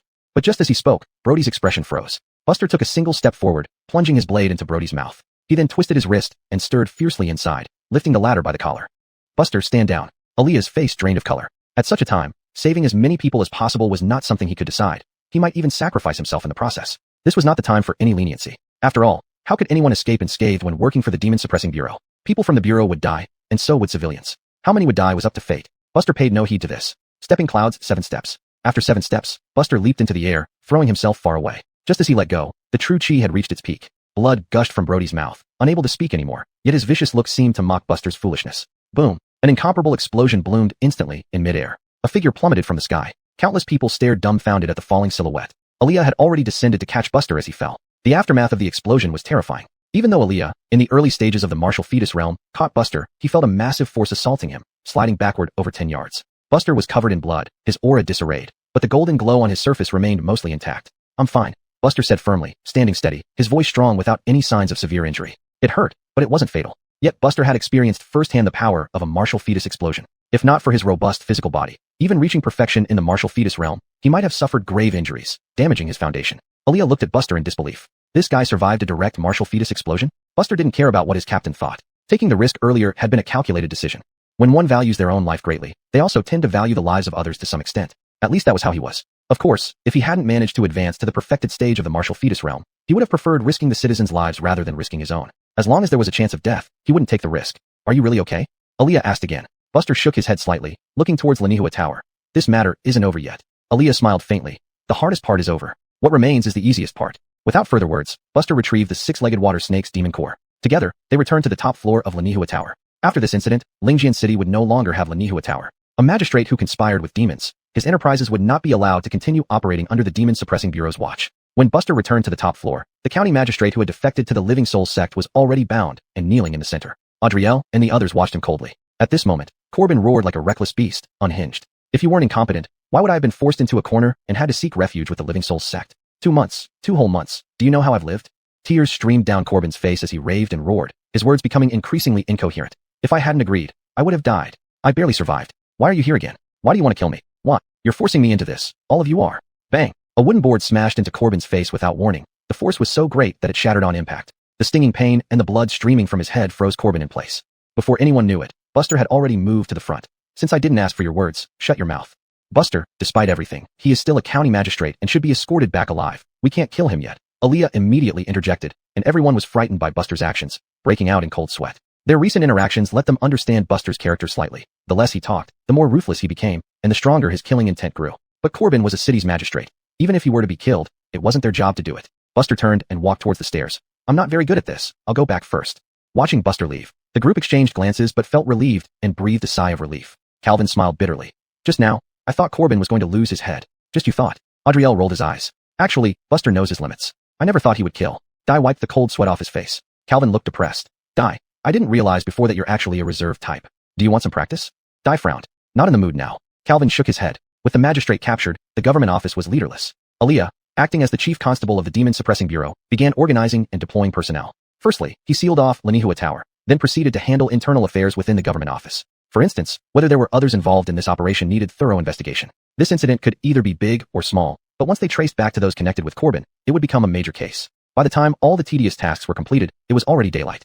Everyone returned to their lodging, exhausted. Seeing Buster squatting by the door, holding a cup of tea, basking in the sun, Calvin almost swore out loud but quickly realized what he was about to say and shut his mouth. He deserved it. Frankly speaking, if war merit could be refused, Calvin wouldn't have the face to claim it. "Done dealing with it?" Buster asked. Aaliyah nodded. "When are we leaving?" "Probably in a few days. Escorting a local magistrate requires higher-ups sending someone down." Chapter 43.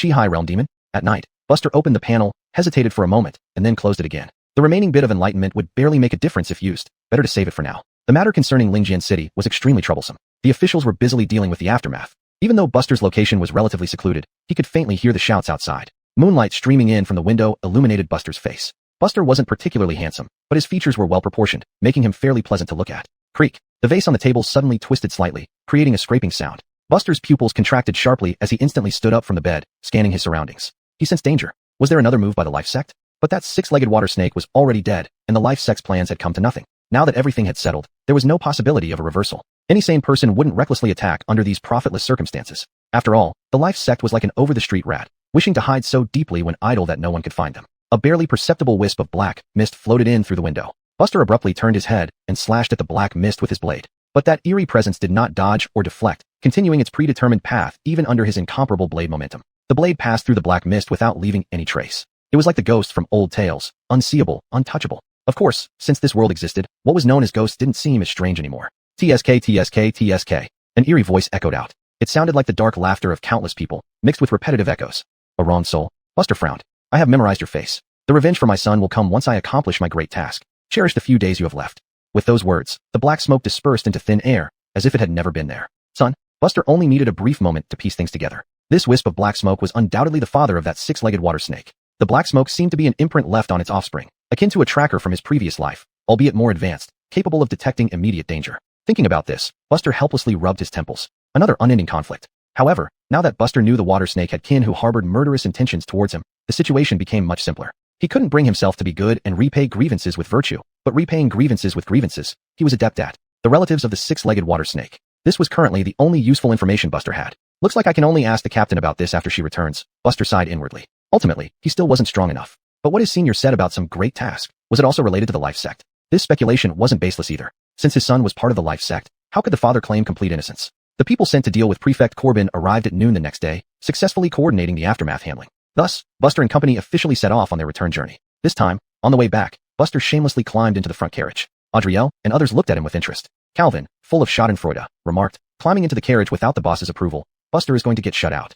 Inside the carriage, Lindsay and Aaliyah looked at the intruding Buster, exchanging puzzled glances. Although you've contributed greatly in this battle, I'm the captain. What do you mean by getting in without asking? Aaliyah placed her hands on her hips, clearly teasing. Though she spoke thus, she made no attempt to evict him, more just bantering around. They understood Buster's personality. He wasn't interested in anything outside martial arts. When he acted serious, it meant he had something important to discuss. Buster was stunned. Should I leave? Why should I say something and you follow it blindly? How obedient were you during missions? Aaliyah rolled her eyes. Speak up, what's on your mind? Do we have any more information about the six-legged water snake? Like, where its clan gathers? Buster cut straight to the chase. Lindsay shook her head disdainfully. That's a childish question. If we really had such information, our monster suppression office could just send a wave of troops to wipe them out. Buster was speechless. That actually made sense. If I knew where your den was, I would have already launched an attack, rather than wait for you to strike us. As for whether they were innocent or not, it didn't matter. Were the citizens who died directly or indirectly at the hands of demons and monsters not innocent? Did they survive in the end? Aaliyah, serious now, said, why do you ask this? Although we don't know where their base is, we do have some intelligence on the activity range of individual species within such clans.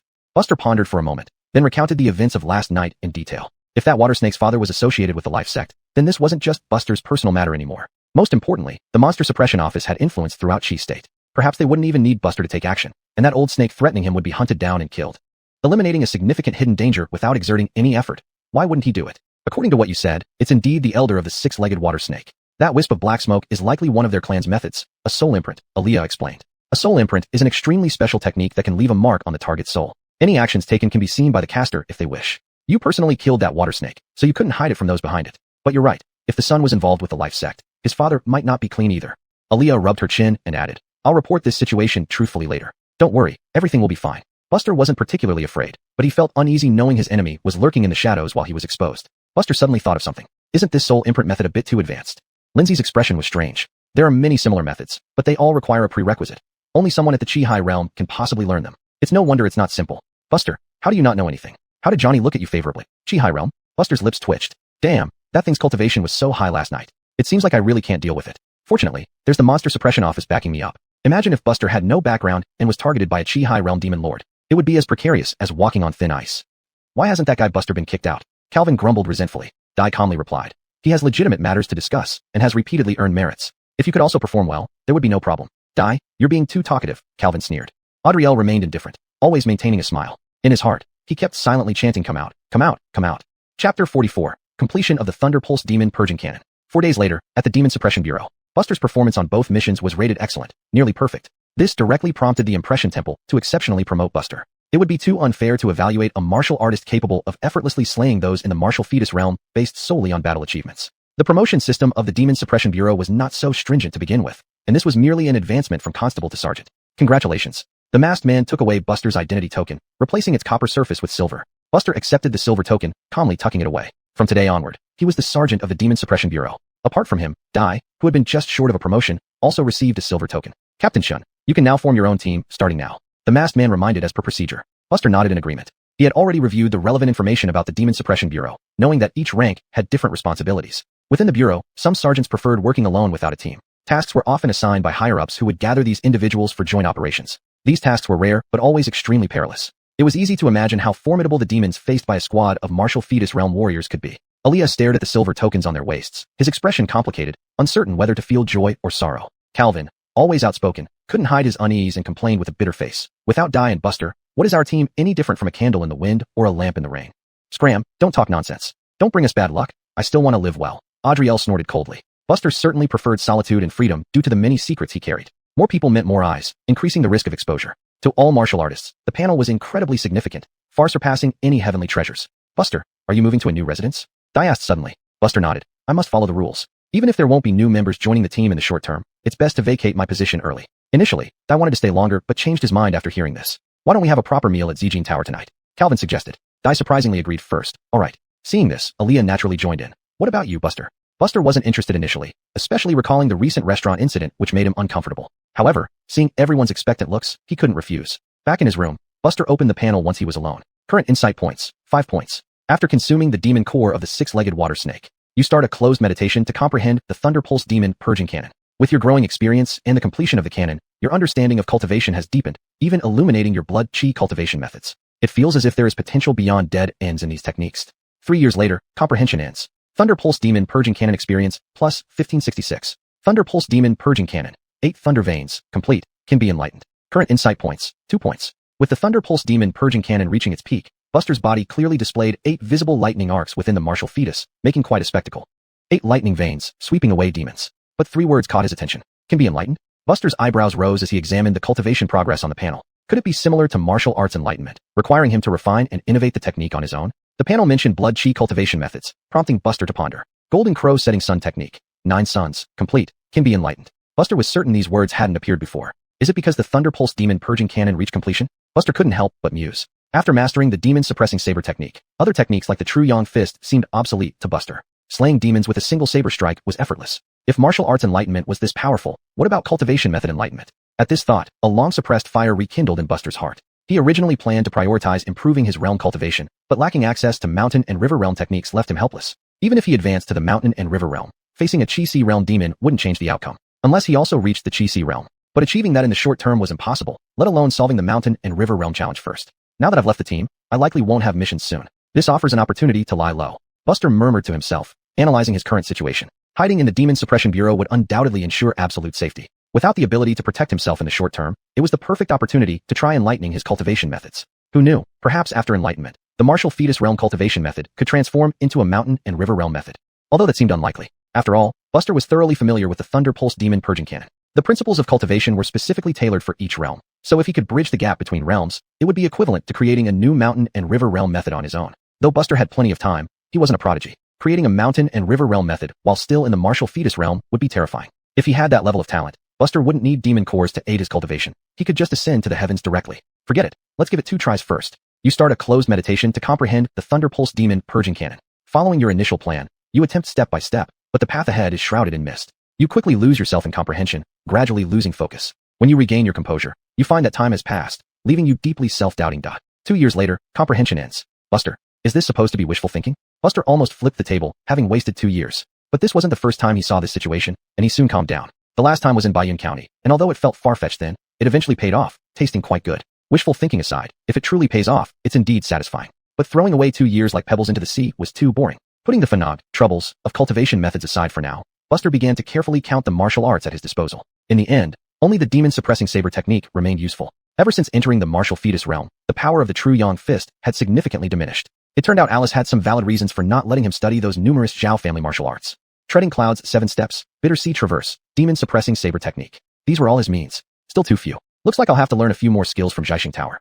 Chapter 45 Apologizing. By the time Buster finished tidying up and putting his belongings into the identity token, it was already dusk. Buster, are you ready to go? Lindsay, standing outside the door, gently knocked and softly asked. Buster changed into a black shirt and walked out the door. He found that only Lindsay was still there. Everyone has already left ahead. Lindsay smiled. Buster nodded without giving it much thought. Tianhan City was vast, several times larger than Lingjian City. The residents of this independent city were certainly fortunate, living comfortably and not worrying about demonic attacks. After all, the demon-suppressing office of Izhou Town was right here. Which demon would dare to invade? Zijin Building was adjacent to the demon-suppressing office, reportedly the private property of the governor of Suizhou State. Its main clientele were the officers of the demon-suppressing office, offering good quality services at reasonable prices. Therefore, 8 or 9 out of 10 consumers here were from the demon-suppressing office, making encounters with old acquaintances every few steps an extremely common occurrence. The second floor of Zijin Building was a spacious terrace, with each table situated close to the railing, considered a prime spot for business. Buster and Lindsay walked upstairs and immediately spotted Aaliyah's group. After seating down, Buster noticed that everyone seemed somewhat uneasy. Aaliyah covered her forehead, looking as if she had just eaten a pile of shit.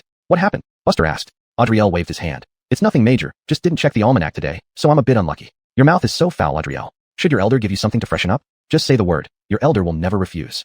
Someone from the next table said sarcastically. Adriel did not even glance at those people. Buster followed the voice and saw 4 people at the neighboring table, 3 men and 1 woman, all looking at them mockingly. Lindsay, sitting beside him, grumbled indignantly. Why does this Bryn always try to show off everywhere?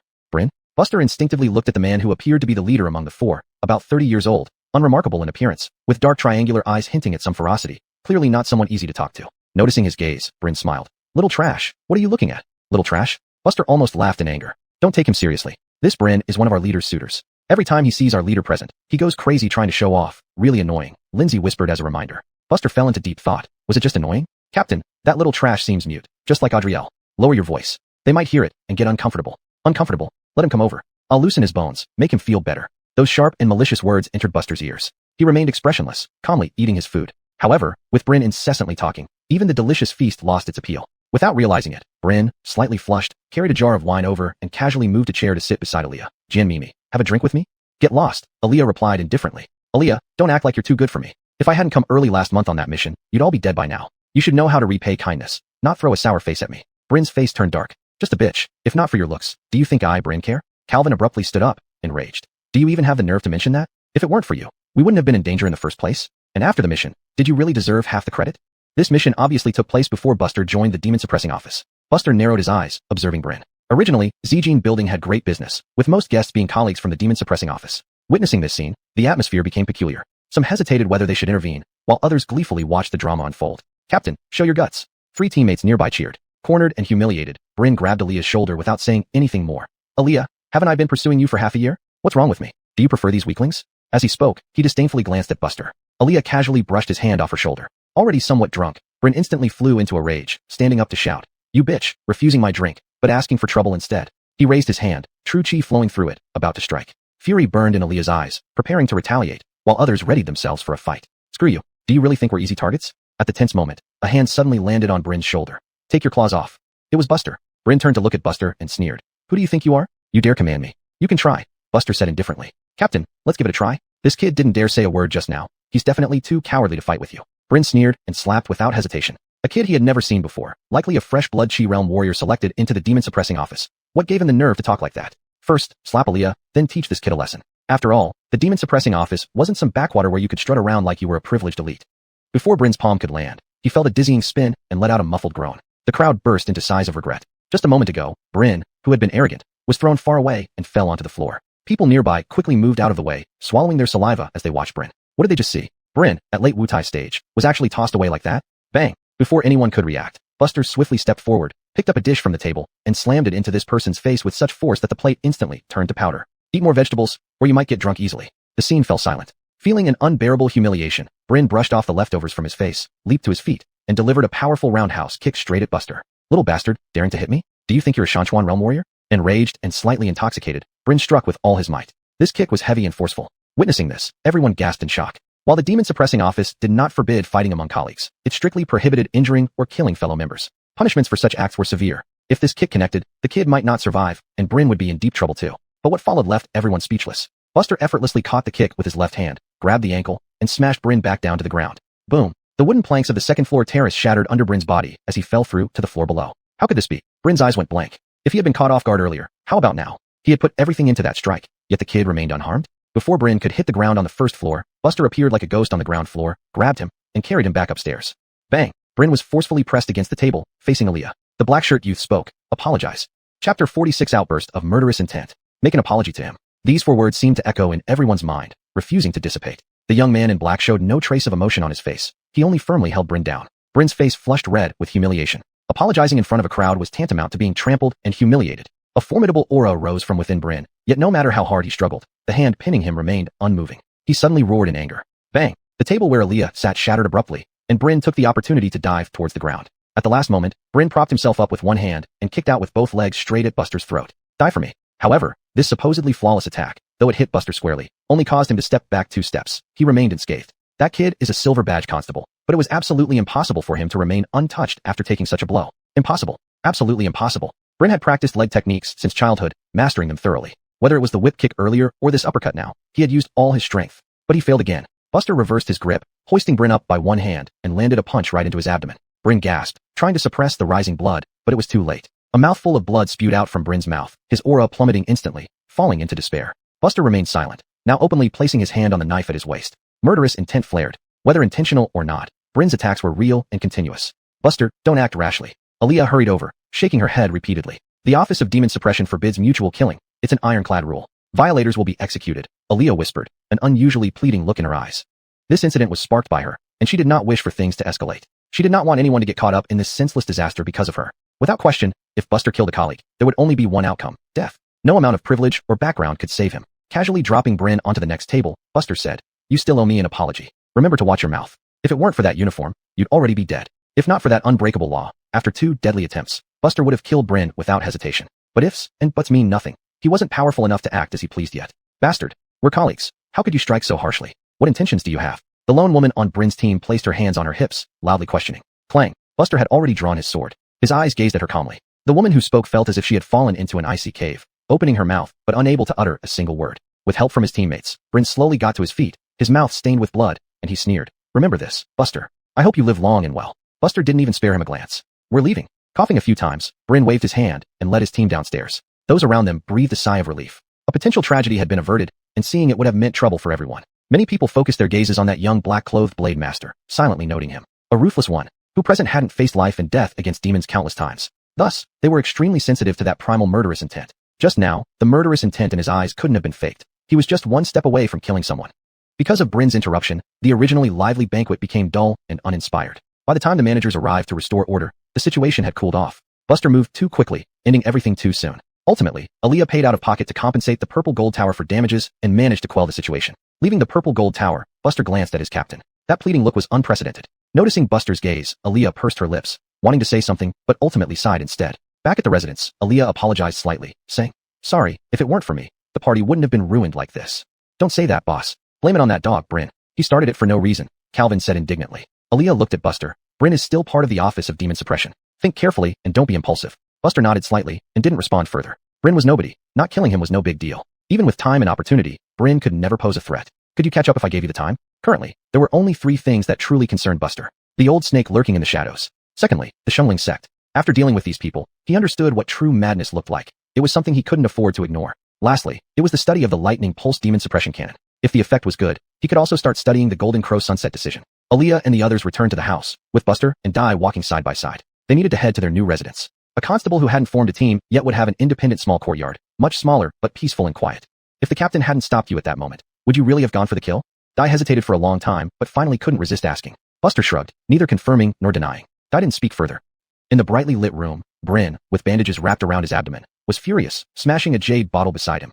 "Dog bastard. Today's humiliation, I will definitely take revenge. Captain, that Buster may be unknown, but he does have real skills. Even you, Captain. Sigh, even if we want to take revenge, where do we start?" Bryn tugged at the corners of his mouth and smiled. "I, Bryn, entered the martial world at 8 years old, and after 6 years, I was recruited into the Office of Demon Suppression. Now, I've been here for nearly 20 years. Do you think I don't know many people? Wu Tai Jing, very impressive. But in the Office of Demon Suppression, it's not enough. Captain, what do you mean? It's a pity Gustav is on an external mission. Otherwise, I wouldn't hesitate to flay that kid alive right now. But calculating the time, Gustav should be back within half a month." Bryn's expression suddenly turned sinister. "Today's humiliation will be repaid tenfold in the future. Captain, be careful not to play too rough." Bryn waved his hand. "I've handled this kind of thing before. Do I need your advice? Over the years, I've kicked against many hard stones, but without exception, they all ended up kicked aside by me." "Yes." Bryn slowly stood up, narrowing his eyes as he looked at the subordinate who was bowing down to him. "Buster, I hope you won't die anytime soon. Otherwise, who will I take my revenge on? The bitch Aaliyah?" Thinking about this, Bryn sneered. Perhaps it wasn't impossible either. But the best outcome would be making both of them pay the price. Chapter 47 True Lightning Pulse Demon Sweeping Cannon. The next day, you began your seclusion to study the Lightning Pulse Demon Sweeping Cannon. The path ahead remained shrouded in mist, leaving you deeply bewildered as you stood there.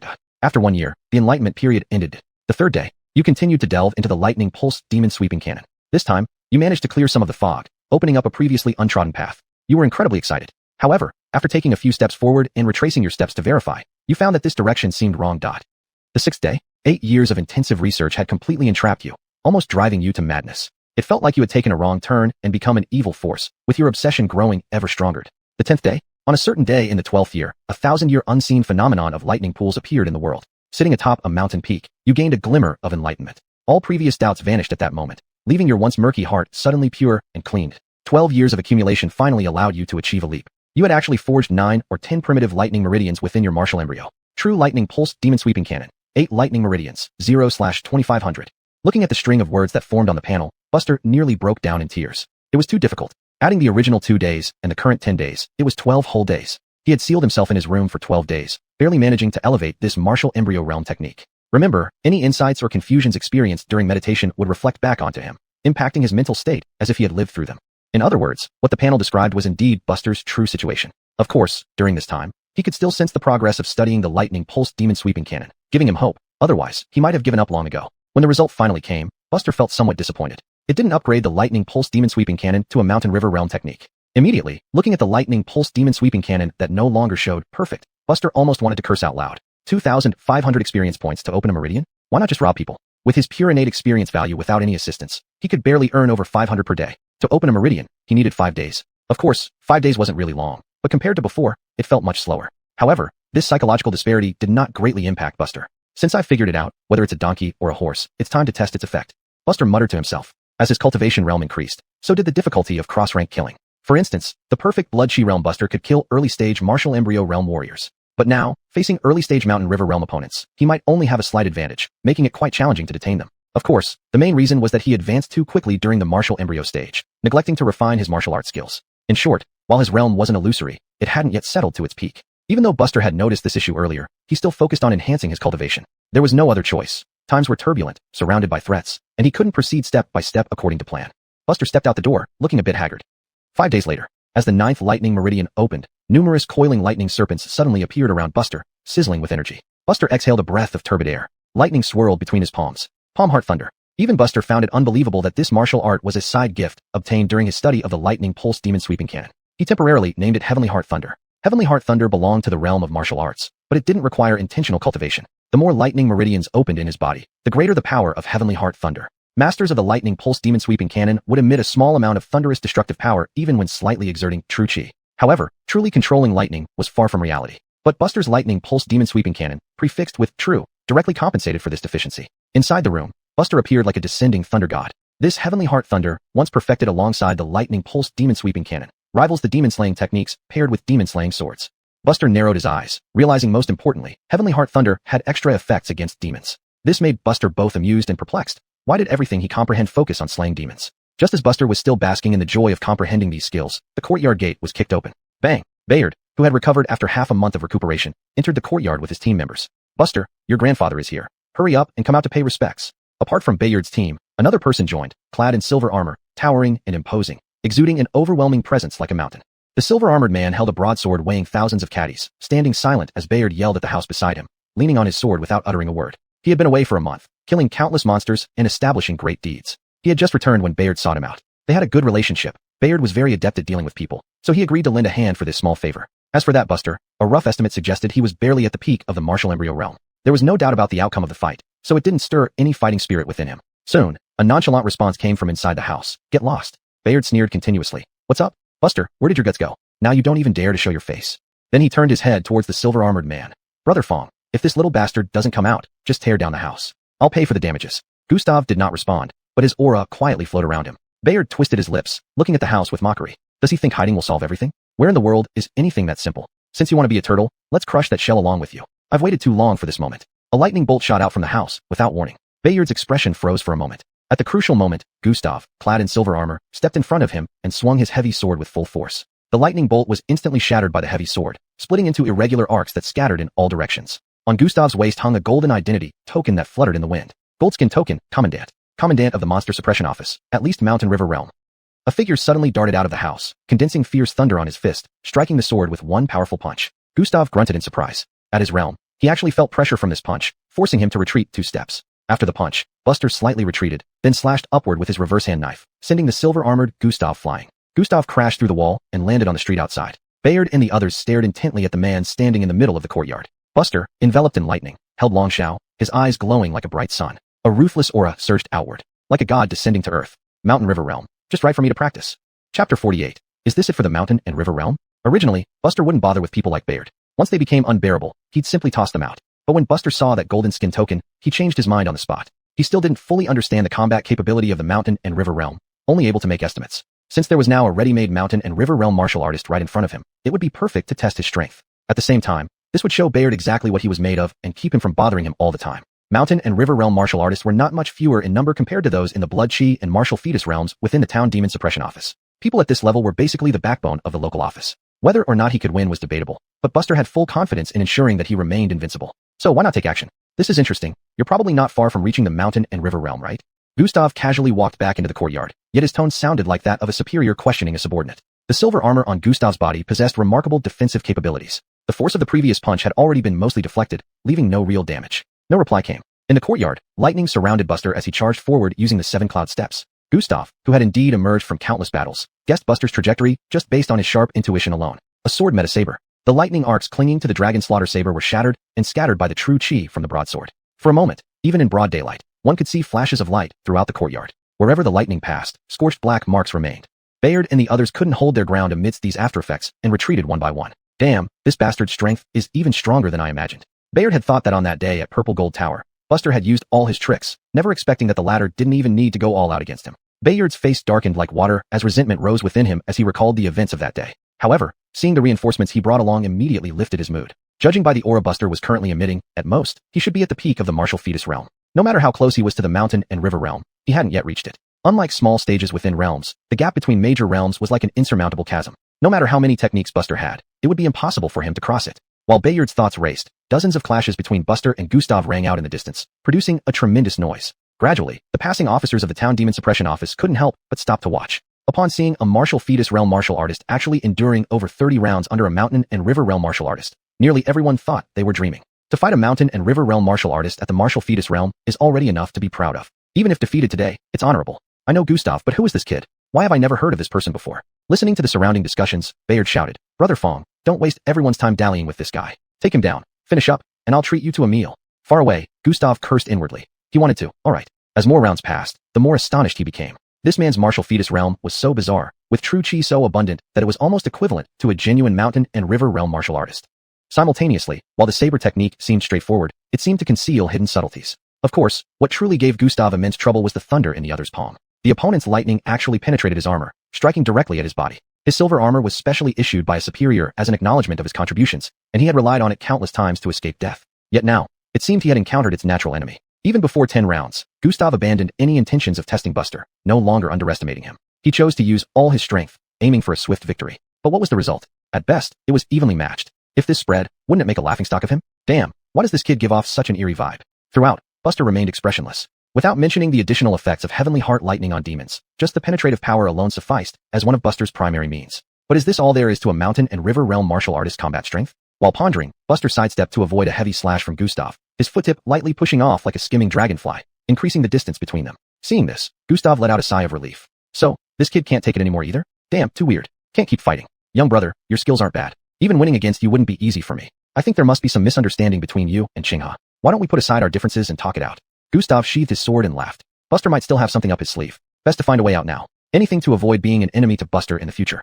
Damn Bayard. Such bad luck. But speaking of the devil, just then, hardly had these words been uttered, and before Buster could give his opinion, Bayard was already shouting at the top of his lungs from afar, Brother Fong, don't hold back. There's no misunderstanding between me and this little brat. Shut the hell up. If it weren't for all the people around, Gustav would have rushed over to slap Bayard in the face. What an unperceptive fool. Having roughly gauged his own level, Buster stopped holding back. He slowly straightened his back, and a surge of lightning light burst out from him. Gustav's expression changed drastically. Impossible. He hadn't used his full strength just now. This can't be possible. While Gustav was dazed, Buster instantly closed the distance between them as fast as he could. Lightning blazed in his palm. It attached to that silver-white armor. Then Gustav was directly knocked flying backward. Boom, boom, boom. That one palm sent Gustav crashing through dozens of walls, landing on another street. The originally noisy scene suddenly fell silent. What just happened? People looked at each other in confusion. Buster leaped forward, appearing ghost-like in front of Bayard. It's impossible. You're just at the martial fetus realm. Bayard's eyes were bloodshot, screaming hysterically. Without a word, Buster punched him. Before Bayard could fly away, Buster grabbed his shoulder, stopping his momentum. Buster said calmly, 3 strikes, and you're out. Cherish your last chance. After speaking, Buster flung Bayard far away. Looking at the remaining few, Buster asked, do I need to ask you to leave again? Bayard's companions were momentarily stunned, shivering upon hearing this, and ready to leave immediately. But Buster grabbed their shoulders one by one, tossing them out just like Bayard.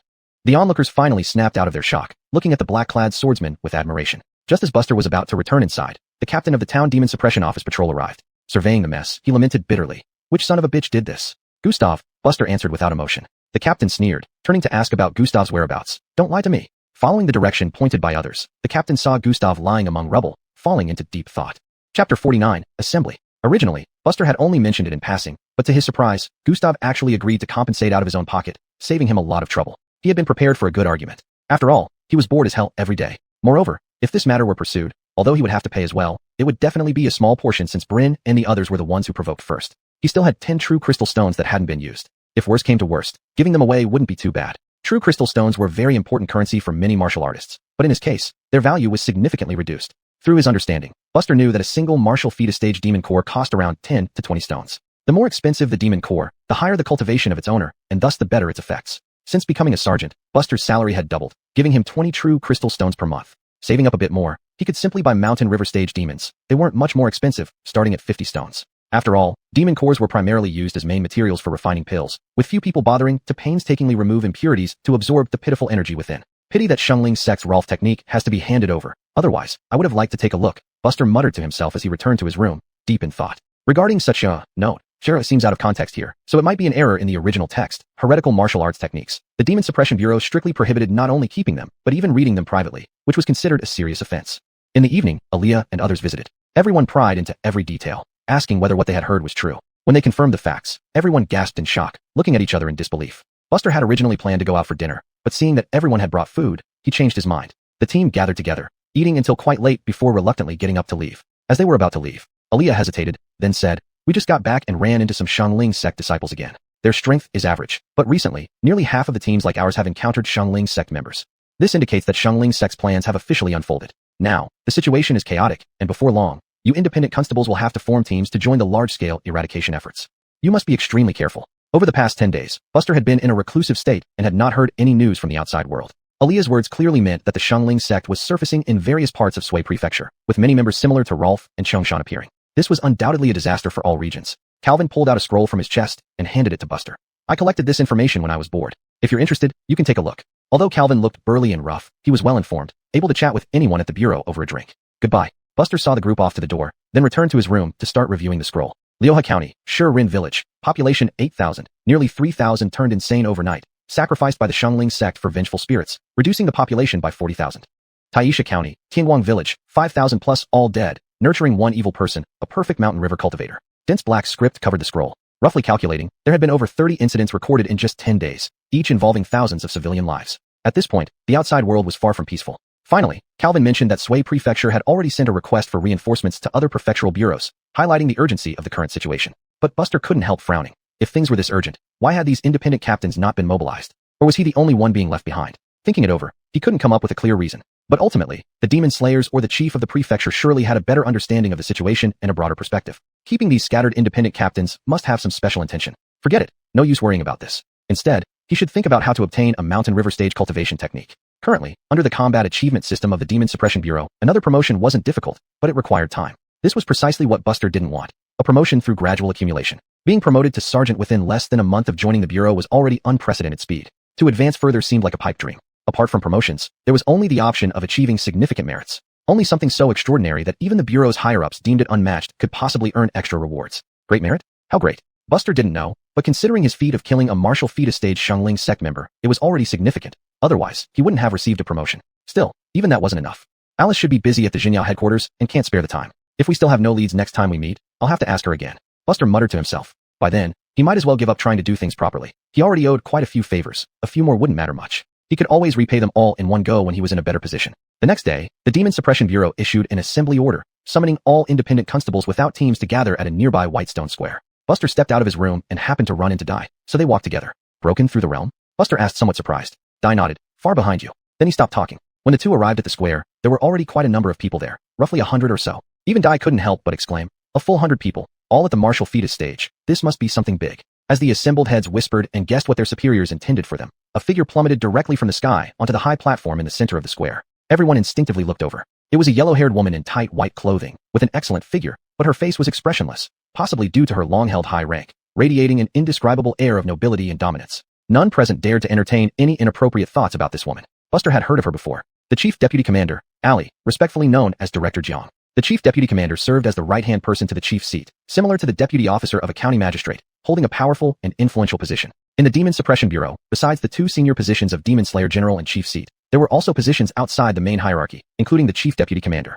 Don't think less of her just because she's the chief deputy commander and not a Demon Slayer general. Director Jiang wielded even more power than the generals and was definitely a top-notch Chi Si realm warrior. Ladies and gentlemen, Ali spoke slowly. Everyone held their breath, waiting eagerly for what would come next. We depart immediately for Fengsha County. Detailed information is recorded here. Ali slightly raised her hand, sending out over 100 beams of light that dispersed, covering each individual present. Buster watched the faint glow in front of him and reached out to touch it. The light flickered and transformed into a piece of white paper. On the paper, two large and striking characters stood out prominently. Demon Army. Chapter 50, Demon Army. During the past 10 days, whenever Buster had free time, he would rush to the library of the town demon department to frantically study and learn more about this world. What was known as a demon army was a formation composed of demons and beasts that have yet to gain wisdom, joining forces together. Wherever the demon army passed through, all living creatures were regarded as enemies. This situation was extremely rare, occurring once in several decades, and the essential condition for its formation was only one. When a king, powerful enough to command beasts' obedience, appeared in a certain area, it might gather all demons together. A phenomenon seen once every few decades, which people with normal lifespans might not even witness, struck Buster within 2 months of his arrival here. It's easy to imagine how bad his luck was. But what truly concerned Buster was Winsand City, not just his hometown, but also the garrison of Alice. And with the demon army heading there, Bayun County, under the jurisdiction of Winsand Prefecture, could also be affected. Thinking of this, Buster's mood slightly darkened. An entity referred to as a demon army must be on a significant scale. According to records, every time a demon army broke out, thousands to millions of lives perished amidst the chaos. And who would be the first to suppress the uprising each time? Naturally, it would be the martial warriors. Many martial warriors, who otherwise had bright futures, would die, as fragile as common civilians when facing rampant demons. Buster concentrated and read on, quickly letting out a sigh of relief. He initially thought Alice couldn't hold on and requested support from headquarters, but unexpectedly, this demon army hadn't reached Winsand City yet. From the information recorded in this scroll, the doubts in his heart over the past day were finally resolved. Why had independent headcatchers been idle these 10 days? Very simple. The higher-ups had long suspected the formation of a demon army and chose to conserve strength and assemble personnel. That's why the headcatchers who returned from missions or were on standby in the department didn't get new assignments. 2 more days. Buster narrowed his eyes. According to the information, the demon army would likely reach Winsand City in about 2 days, and that Grandmaster seemed preoccupied with other matters for the moment. Gentlemen, the demon army is no more than 200 miles away from Winsand City, passing through mountain ranges unsuitable for ambushes. Your task is only one. Rush there, defend Winsand City fiercely, and never let it fall. Ali stood with her hands naturally hanging down, her gaze resolute. Understood. Before coming here, people in the town demon department had only 2 identities. Either they were promoted from local constables, or they were talented wanderers without background, recognized for their potential. Coincidentally, these 2 groups of people were among those who had encountered the most demons. Thus, despite the demon army's terrifying nature, morale remained unaffected. Nearly 200 headcatchers still waiting at the Sioux Prefecture town demon department set off one after another. 2 days later, although the spring sunshine was warm, it wasn't often seen. Most of the time in Winsand Prefecture during spring, gray clouds blocked the light, with drizzles lasting half a month, making life miserable. But today was different. In front of the ancient city wall, eroded by many years, a thick black cloud, black as ink, slowly approached. It seemed a heavy rain was coming. With exceptional eyesight, some could even see the dense forest swaying below the cloud. On the battlements of Winsand City, countless soldiers and martial warriors stood orderly after receiving orders from above. Stay alert, do not relax in the slightest. Report immediately if anything unusual happens. Understood. First came a gust of wind, making everyone's armor clank loudly. A suffocating feeling silently enveloped them. Look, someone shouted in alarm, pointing toward the horizon, pupils constricted, body trembling violently. What? Everyone looked in that direction. Instantly, everyone froze. Under the black clouds, something seemed to be slowly moving forward with terrifying force, the dense forest crumbling like paper before it, trees visibly toppling in large numbers. It seems to be heading this way. To avoid panic, only a few high-ranking officials received news about the approaching demon army. If the news spread beforehand, it wouldn't heighten vigilance or unity among the citizens. Instead, it would create anxiety and cause people to think of leaving their homes to escape hardship. Once hundreds of thousands of people left the city, it would undoubtedly burden surrounding areas. It could potentially affect the entire Sioux Prefecture and even neighboring prefectures. So only by defending Winsand City fiercely could this crisis truly be resolved. In the far distance, the army formed by countless demons moved like a ravenous beast, destroying everything in its path. The ground was trembling. A streak of snow-white light shot up from somewhere within the city, ascending to a higher point on the city wall. She held a long sword, brandishing it in front of her body. Her raven-black hair fluttered wildly. Those who fight to the death for the city will be rewarded, dead or alive. Those who retreat will be executed immediately. It was Alice. Alice still wore that familiar plain white dress, with its high-quality robes flowing gracefully, exuding an indescribable aura of Taoist rhythms. What is Qi realm? It signifies that the true Qi within one's body has become vast like the sea, inexhaustible and abundant. Heard that my old friends in Winsand County all died by your hand? Little woman, not bad. You're quite capable despite your young age. High in the air, a middle-aged man covered in dense fur sneered coldly. On closer inspection, this man had peculiar features, especially the bone wings on his back, which seemed out of place on a human body. A Chi realm demon was capable of partially transforming into a human form, but hadn't completely attained a full human shape. Such demons were called demon lords. Alice pointed her sword at the middle-aged man. This will also be your burial ground. Before she finished speaking, a torrent of sword light, as dense as spring rain, rained down towards the winged man. He spread his arms wide, lifted his head slightly, took a deep breath, slowly closed his eyes, and looked thoroughly intoxicated, allowing countless swords to pass through him. In an instant, blood flowed profusely, skin split open, and flesh torn apart. Moments later, the figure was sliced into pieces by endless sword energy, dispersing lifelessly. The crowd erupted in joy. They had expected this powerful demon to be troublesome, but what happened? In front of Johnny, it didn't even last a round before dying. Alice frowned lightly. This person was a demon lord, likely the initiator of this demon army. It was impossible for them to die so easily. Johnny, consider this a greeting gift. Next time we meet, I will surely drink all your blood. The supposedly dead man suddenly laughed loudly, his laughter echoing from all directions, penetrating everyone's ears without a trace.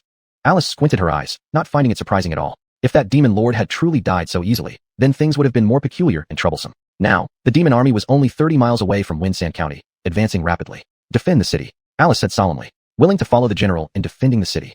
As the last mountain peak was shattered by the onslaught of demons, a large number of demons charged onto the land before the city walls, attacking recklessly.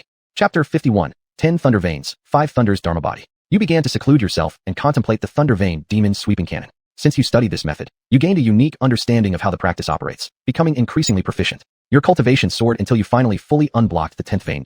True Thunder Vein Demon Sweeping Cannon experience, plus 582. True Thunder Vein Demon Sweeping Cannon, 10 Thunder Veins, return to true. Self-created martial art, 5 Thunders Dharma Body. 5 Thunders Dharma Body. Beginner, 0 for 300.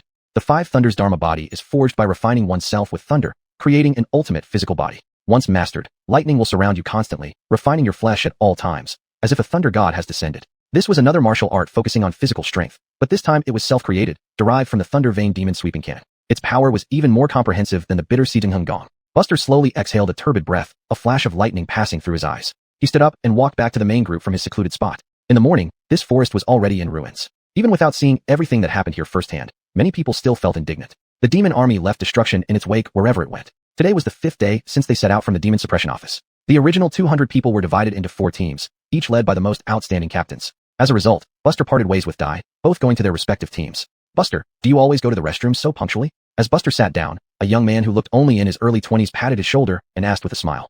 Buster shook his head, saying nothing. This person's name was Leaf. He had met him by chance on the road. They weren't very familiar, but over time, they gradually got closer after exchanging some words during this period. Though Buster's personality was relatively aloof, he didn't mind having more friends. Here, it's still warm, Leaf said, taking out a roasted chicken leg and handing it over. Eat more while you can. We might not have such good days ahead, Leaf sighed softly. He regretted rushing back then. If they had arrived one day later, they wouldn't be heading into battle so soon. The more one understood demons, the more one realized their brutality. A moment's carelessness could mean being devoured, becoming fodder for the advancement of demons. Buster was used to this. Leaf was a decent person, just unable to shake off his pessimistic tendency to sigh. After eating, the team continued on the muddy mountain path. At noon, a tall city wall, riddled with holes, stood in the center of the desolate land. The wall was barely holding up, teetering precariously. The blood on the wall had dried, solidifying like a fortification. The entire battlefield was eerily silent, permeated with a pungent stench. Countless limbs and bones of demon beasts littered the ground, raising it by half a dong. 1 dong equals 10 feet. Scattered crows landed from the sky to scavenge for food. Even those who were accustomed to the gruesome sight of demons devouring humans couldn't help but gasp in shock. It was too tragic. At first glance, the demons indeed suffered heavy casualties, but correspondingly, the defenders must have fared no better. After all, Sandstorm City was just one city. Even with the demon slashing office and martial arts families developing within, most of the defending soldiers had yet to reach the martial realm. The demon army wasn't well organized. Apart from the main force, stray demons would gradually gather, dividing into 4 teams to enter the city from its 4 gates aimed to clear out surrounding demons. More importantly, it allowed them to become 4 sharp swords piercing into the formation of the demon army from the sides. Unfortunately, for unknown reasons, the war came to a halt. On the day they set out, each team was led by only a few captains. However, more people joined along the way, eventually selecting a leader. Buster's team leader was named Bliss, who had a prestigious reputation in the Demon Suppression Office. It was said he was one of the Chief Master's direct disciples and a candidate for the next Demon Slayer General. At just 23, he was already at the peak of the Mountain River realm, needing just a bit more momentum to reach the Sea Chi realm. One of the Chief Master's most famous disciples was now among the 3 top Demon Slayer Generals of Suizhou. The team stopped on a broken-down avenue. Bliss scanned the surroundings, sensing no demon presence. Did the demons retreat? Or was the battle already over? Then he looked up at the city wall. Sandstorm City hadn't fallen. Who goes there? A guard stepped forward on the city wall, shouting remotely. Bliss tugged at the corner of his mouth, casually tossing the golden leather token from his waist up. Captain of the Demon Suppression Office, I am Bliss. The soldier examined the token in his hand for a long time, feeling a stirring in his heart before turning away. After a while, the city gates slowly opened, and the Demon Suppression team entered one by one. Walking into the city, Buster looked at the scattered ruins and knew that they must have almost failed to hold on multiple times in these past few days.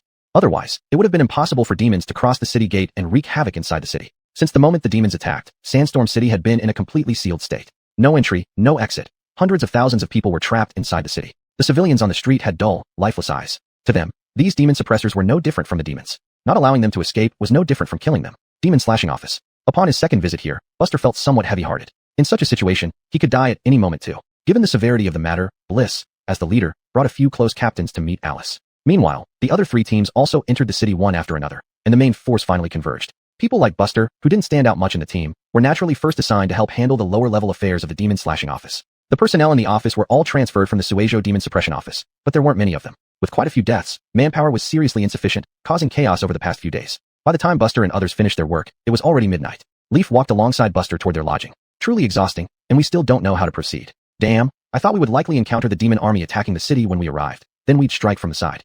Buster remained silent, always feeling that the temporary retreat of the demon army must have some hidden reason. Before they could return to their lodgings, a colleague approached.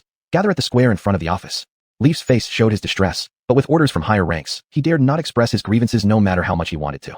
At the square, including Bliss, many captains explained the current situation to everyone before discussing defensive arrangements. Yesterday, when the demons attacked the city wall, that Chi-Si realm two-winged demon was slain by Alice right on the battlefield. Everyone on the city wall witnessed this. The two sides had fought for 3 days, and Alice's slaying of the demon general disrupted the morale of the demon army, forcing them to retreat temporarily. This created the relatively peaceful status quo today. Buster nodded slightly. This was very typical of Alice. After the defensive arrangements were finalized, Bliss stepped forward. Without further ado, just follow what we said. If done properly, we will win. Understood. Because many people from the demon suppression office came, they were arranged in pairs per room. After the meeting, Buster and Leaf returned to their lodging together. In the courtyard, a woman with a sword at her waist was sitting on a stone bench drinking tea. Moonlight enveloped her, like the arrival of a bright moon. Leaf rubbed his eyes vigorously, realizing it wasn't an illusion, and was stunned speechless. Why is Johnny here? Chapter 52, Resentment Seed. Why do you have the time to come see me? Buster walked into the courtyard. Leaf was stunned, looking from Johnny to the taciturn Buster. These two know each other? No matter how hard he tried, he couldn't figure out how these two unrelated people knew each other. Alice arrogantly lifted her head. Who said I came to see you? Can't I have come to see him? Leaf's face suddenly turned red, his mind going blank. Johnny came to see him? Who is Alice? Without even mentioning her powerful background, just based on talent alone, no one in Suejo Town's Demon Extermination Bureau can match her. She is also the youngest demon-slaying general. It is rumored that before the age of 12, Alice only immersed herself in books and did not practice martial arts, like a refined lady. But starting from 12, her cultivation speed became astonishing, turning her from a weak girl to an unparalleled demon slayer and a Chi-Hi realm warrior in just 10 years. Putting aside all the accolades, Alice's stunning beauty alone has made her famous far and wide, with countless young men secretly admiring her but lacking the courage to express it. But we haven't met yet, right? Leaf felt lost. Buster hummed in acknowledgement. Then you two chat. With that, Buster went straight back into the house. When only the two were left in the courtyard, Leaf scratched his head. Lordly. Alice tossed a pill over casually. Thank you for taking care of him lately. Consider this my reward. I was just teasing him earlier, sorry. With that, Alice stood up and walked into Buster's room. A long night with a man and a woman alone. Leaf felt like he needed to use his head now. In his impression, Lordly was always aloof and domineering, but tonight she seemed so gentle. Wait, these two must have a story. Leaf felt conflicted. Should he go out and catch a cold tonight? If he overhears anything he shouldn't, wouldn't he be in trouble later? Buster didn't know what was going through his companion's mind. At that moment, he and Alice sat opposite each other in the room, each with a cup of hot tea in front of them. Your complexion looks great. It seems that Demon Lord was indeed slain by you, as rumored. Buster appraised the woman he hadn't seen in a while, nodding slightly. Alice laughed, half amused and half exasperated. Since when have you cared? Don't forget, you owe me a lot. I remember, of course. You're too boring. Why did you leave so fast just now? Buster coughed awkwardly. If you have something serious to say, just say it. Otherwise, I'll go to sleep. Hearing this, Alice rubbed her forehead. All right. What you just said isn't wrong, but it's not entirely right either. Buster frowned. Just spit it out. Don't be cryptic. The twin-winged green bird was indeed killed by me, but I later found out that this so-called demon lord was merely a puppet. Behind him, there's someone far more troublesome. Alice extended her jade-like hand, palm open, black smoke continuously billowing out, visibly eroding her flesh and veins. You've been tricked. Buster squinted his eyes. Resentment Seed. This technique seems familiar. A disciple of Shunling sect. You've encountered them? Alice's expression changed, her anxiety evident, ignoring Buster's previous words. The Resentment Seed is a martial technique of the Shunling sect. Once inflicted, it's like being poisoned, causing continuous pain. But it's not exactly like poisoning. While eating away at flesh and blood, it primarily affects one's mind, amplifying the slightest demonic thoughts, forcing the victim to constantly fight against another self. This method is especially effective against warriors who haven't reached the mystical realm. Unconsciously, Buster's expression turned serious. But seeing Alice's persistent inquiry, he could only narrate the details of his mission in Lingjin City. Alice sighed in relief. Good. As expected, you rarely suffer setbacks. Then she changed her tone. Shunling sect came prepared. I secretly informed the other two demon-slaying generals, but they were both hindered by Shunling sect and can't arrive soon. I didn't mention this during today's meeting to avoid unsettling everyone. Even though Alice didn't explicitly state it, Buster understood her meaning. Suppressing this black smoke must take considerable effort, so facing that person behind the scenes next time will be tough. Most likely, I'll lose and die, Alice admitted without concealment. Buster was taken aback. Hearing this from Alice's mouth was somewhat surprising. This technique is unique to the disciples of Xiangling's sect. I never expected that Xiangling's sect would be the mastermind behind this large demon army. The so-called leader was merely a medium they used to ambush me. Are you stupid? Knowing you couldn't win, why didn't you run? Buster's expression darkened. Alice shook her head. I am the demon-slashing general of this region. No matter what, I should not abandon my city and flee. Buster truly couldn't understand the mindset of such people. If it were him, wouldn't he have packed up and left at the first opportunity instead of waiting to die? Preserving strength to fight another day, he could always avenge himself later by eliminating everyone involved. But staying to fight a losing battle would ultimately lead to his demise and the city's fall. Therefore, Buster always believed he wasn't suited to defend a region. Buster shrugged and drank a cup of tea. So why did you come find me? It's not like in Baiyun County when I was just in the Wutai realm. How can I protect you now? I will give you an order. Escort my younger brother out of Finch's city and take him to the Leaf family in the capital. Alice spoke expressionlessly. Don't misunderstand. I just want my brother to survive. You let your brother go but won't open the gates for the civilians to leave. Aren't you afraid of being criticized? Tomorrow night, I will open the west gate, and whoever can leave will leave. With a bitter smile, Alice said, we might not be able to hold out. Buster was speechless, silent for a long moment before asking, why choose me? And given your current situation, shouldn't you discuss this with other commanders? There is a traitor in the residence, and I don't have time to investigate them. I don't trust them. Alice shook her head. By saying this, she meant she trusted him, right? Seeing Buster's expression, Alice smiled. Even if I die, our agreement still stands. Just consider it that in the future, if the Lee family needs help, you will assist them once or twice. Is there really no way to remove that strand of resentment seed? Since you know about resentment seed, you should know that only Tianxin Jingfa can possibly cure it. Of course, if given 10 days or half a month, I could forcefully expel it, but time doesn't allow. Alice looked towards the direction outside the city walls. The reason the demons retreated is because their mastermind is waiting. He is waiting for the resentment seed to drag down my combat power, then break through the city in one fell swoop. Until now, only Alice knew the true reason behind the demons' retreat. Tianxin Jingfa? Buster, of course, knew about it, but hadn't thought of it earlier. In a flash, lightning appeared in his palm. The lightning from Laming Donghua Cannon has some effect, but it's not enough. Your realm isn't strong enough either. Save your energy. Alice rolled her eyes, trying to comfort him. And I don't think I'm destined to lose. Buster disregarded her words as nonsense. In silence, lightning surged around him. Wu Lei Fazhen. Qinshin Lei. At that moment, Buster seemed like divine retribution itself. Alice stared at him, dumbfounded. Although the Laming Donghua Cannon is powerful, it definitely does not have this kind of force. If achieving this effect, it would no longer be a cultivation method for the Wutai realm. Why don't we try? Buster tilted his head, revealing a rare smile. Chapter 53. Heaven's Heart Lightning Purges Demons. What are you doing? Both the Golden Crow Setting Sun technique and the Thunder Pulse Exorcism Cannon were cultivation methods Alice had studied in depth herself. But without exception, Buster's mastery of both techniques surpassed her understanding of them. Are you standing still because you agree or disagree? If you don't trust me, just forget I mentioned it. Buster curled his lips. Alice snorted coldly. Forget it. Considering your sincerity, our situation can't get any worse. Why not let you try? Although Buster always managed to surprise her, this time was different. This matter was meticulously arranged by a Sea-Chi realm cultivator, while Buster was ultimately only at the martial fetus stage. The cultivation gap was too large. Spreading out his palm, a black mist hovered in that fair hand. The grudge seed showed no pity as it wildly devoured blood essence and true chi. As one waned and the other waxed, Alice's condition could only worsen. Not having observed carefully earlier, Buster now understood. The woman's claim that she could resolve the issue within 10 days to half a month was a deception. Without help from a martial arts expert skilled in Taoist lightning techniques, her situation would deteriorate. However talented and powerful Alice might be, she was still at the Sea-Chi realm. Buster lifted his palm, charged with lightning. Bear with it. It might hurt a bit. Alice curled her lips, unmoved, ready to say that even if he tried for 3 days and nights, he wouldn't accomplish anything. But before she could speak, an excruciating pain surged from her palm. Alice groaned, her vital energy unconsciously surging. Don't move. You're strong, and I definitely can't hold you down, so you need to control yourself. Even a slight surge of energy almost sent Buster flying. Thankfully, he wasn't an ordinary martial fetus realm practitioner. Otherwise, he would have been unable to endure it. Alice's palm turned into a battlefield where black smoke clashed with lightning. After some time, the far more powerful black mist actually began retreating, suffering heavy losses. Effective? Buster smiled. Alice was taken aback. Why? Is this guy really that amazing? Outside the room, Leaf clicked his tongue in amazement. What kind of new way to flirt is this?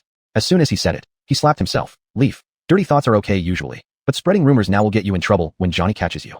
The lightning continued until late night. Buster lay in bed, nearly exhausted. Heaven's Heart lightning consumed a lot, especially when used continuously for an hour. His martial fetus realm, true chi, couldn't sustain it. Alice spread her palm, staring at the much weakened black mist in her palm, lost in thought. If you come every night, it should take around 6 to 7 days to completely eradicate the grudge seed, Buster mumbled from his bed. It was at night, because everyone was busy during the day. He helped rebuild the area and ran errands for various commandants. Alice shook her head. Too slow. In 6 to 7 days, demons will have invaded. I'll send some healing pills. You need to recover faster. Buster stared blankly. Alice, are you still the same person? Alice didn't respond, pushing the door open and leaving. Last night, Alice seemed normal, rosy-cheeked and energetic, but those were all appearances. Outsiders couldn't see through them. Now, there was no need for much pretense. Her plain dress also seemed somewhat disheveled. Seeing all this, Leaf gaped. Is this real? Does Buster have guts?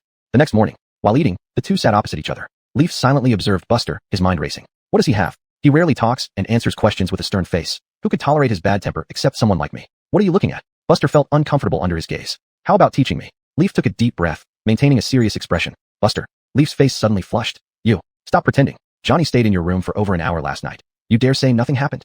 Buster wasn't stupid. He knew what was implied. Of course, something did happen, but definitely not what Leaf imagined. He couldn't reveal the grudge seed incident or compromise Alice's integrity. So Buster fabricated an excuse. I'm her distant relative. By seniority, she calls me uncle. She wanted to check if I had slacked off in my cultivation and catch up. My niece doesn't know her own strength. I'm still sore and aching. Distant relative? Compared to the idea of Johnny and Buster having an affair, this explanation was instantly accepted by Leaf. He suddenly understood. So that's it. No wonder you dared to speak to Johnny in such a tone last night. According to seniority, you're her elder. Buster grunted in acknowledgement. Leaf's heart, which had been hanging, finally settled.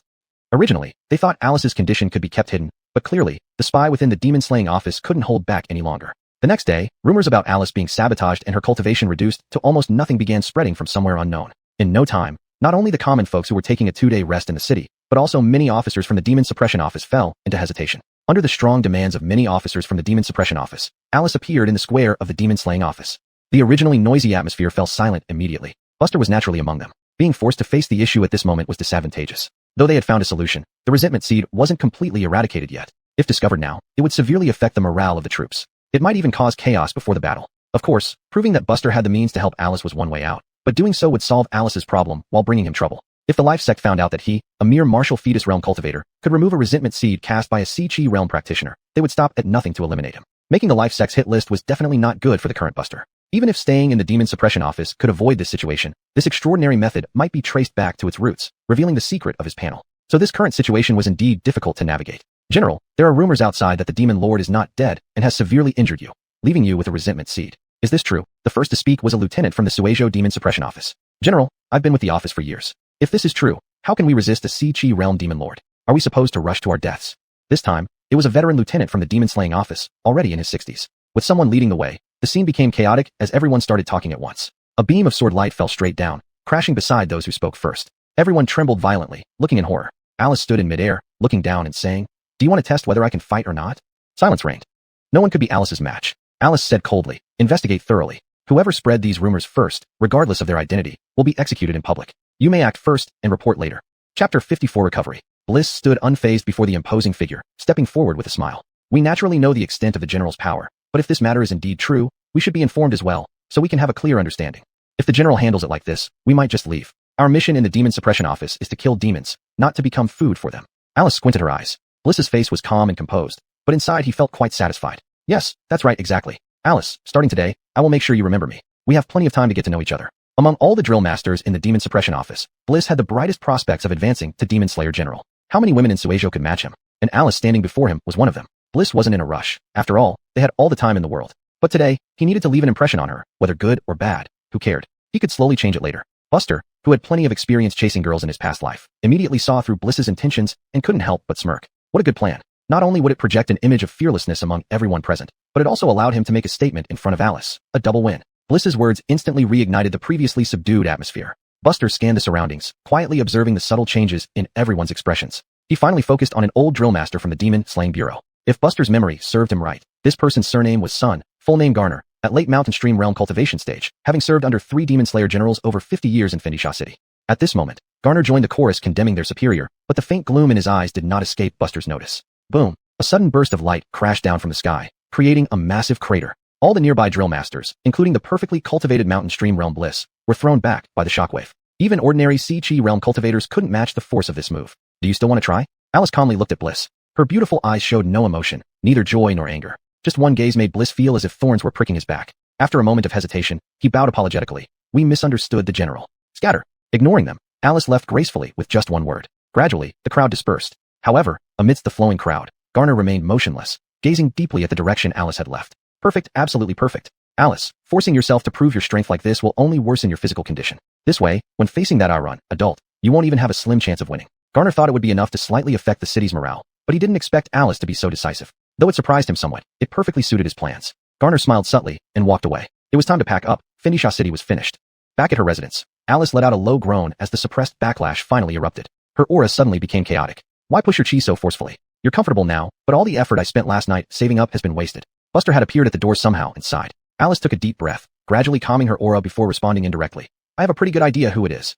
Buster understood immediately. So you pushed it further to find the traitor who betrayed the Demon Suppression Office?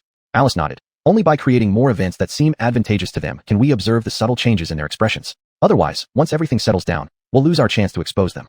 Speaking of which, Alice felt somewhat apologetic, but I'm afraid I'll be putting you through some trouble in the coming days. Buster shrugged, deciding not to dwell on the matter. Who is it?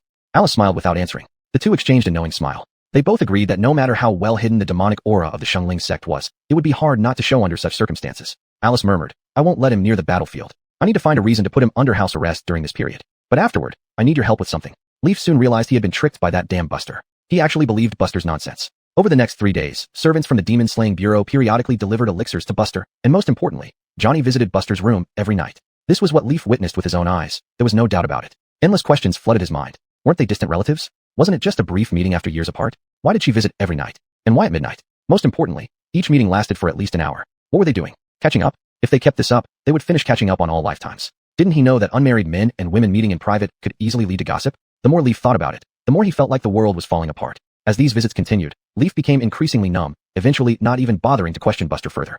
In short, he was now convinced of what was going on between them. On the morning of the 5th day, the 4 city walls echoed with loud and powerful bell sounds, reverberating throughout the entire city. Demons are here. On the streets, someone shouted, causing panic to spread instantly. People were on edge, anxiety rife. Of course, the Demon Suppression Office had not been idle over these 5 days. More drill masters and captains arrived in Findisha City during this time. Now, there were nearly 100 drill masters and 300 captains stationed at the Demon Slaying Bureau, all positioned at designated defense points on the city walls, as arranged by Bliss and others. Without orders, no one was allowed to leave their post. Day and night shifts alternated, with 2 teams guarding the gates in 12-hour rotations. On the city wall, Buster's expression was indifferent. Dark clouds loomed over the city. In his line of sight, countless flying beasts and animals charged forward relentlessly. Amidst the black cloud, a faint greenish glow could be seen. Instantly, the city defenses were on high alert. Everyone started breaking out in cold sweats, nervously watching the hair-raising scene. A delicate hand quietly rested on Buster's shoulder. Buster turned to see Alice in her white dress. Alice smiled. Let me take his head.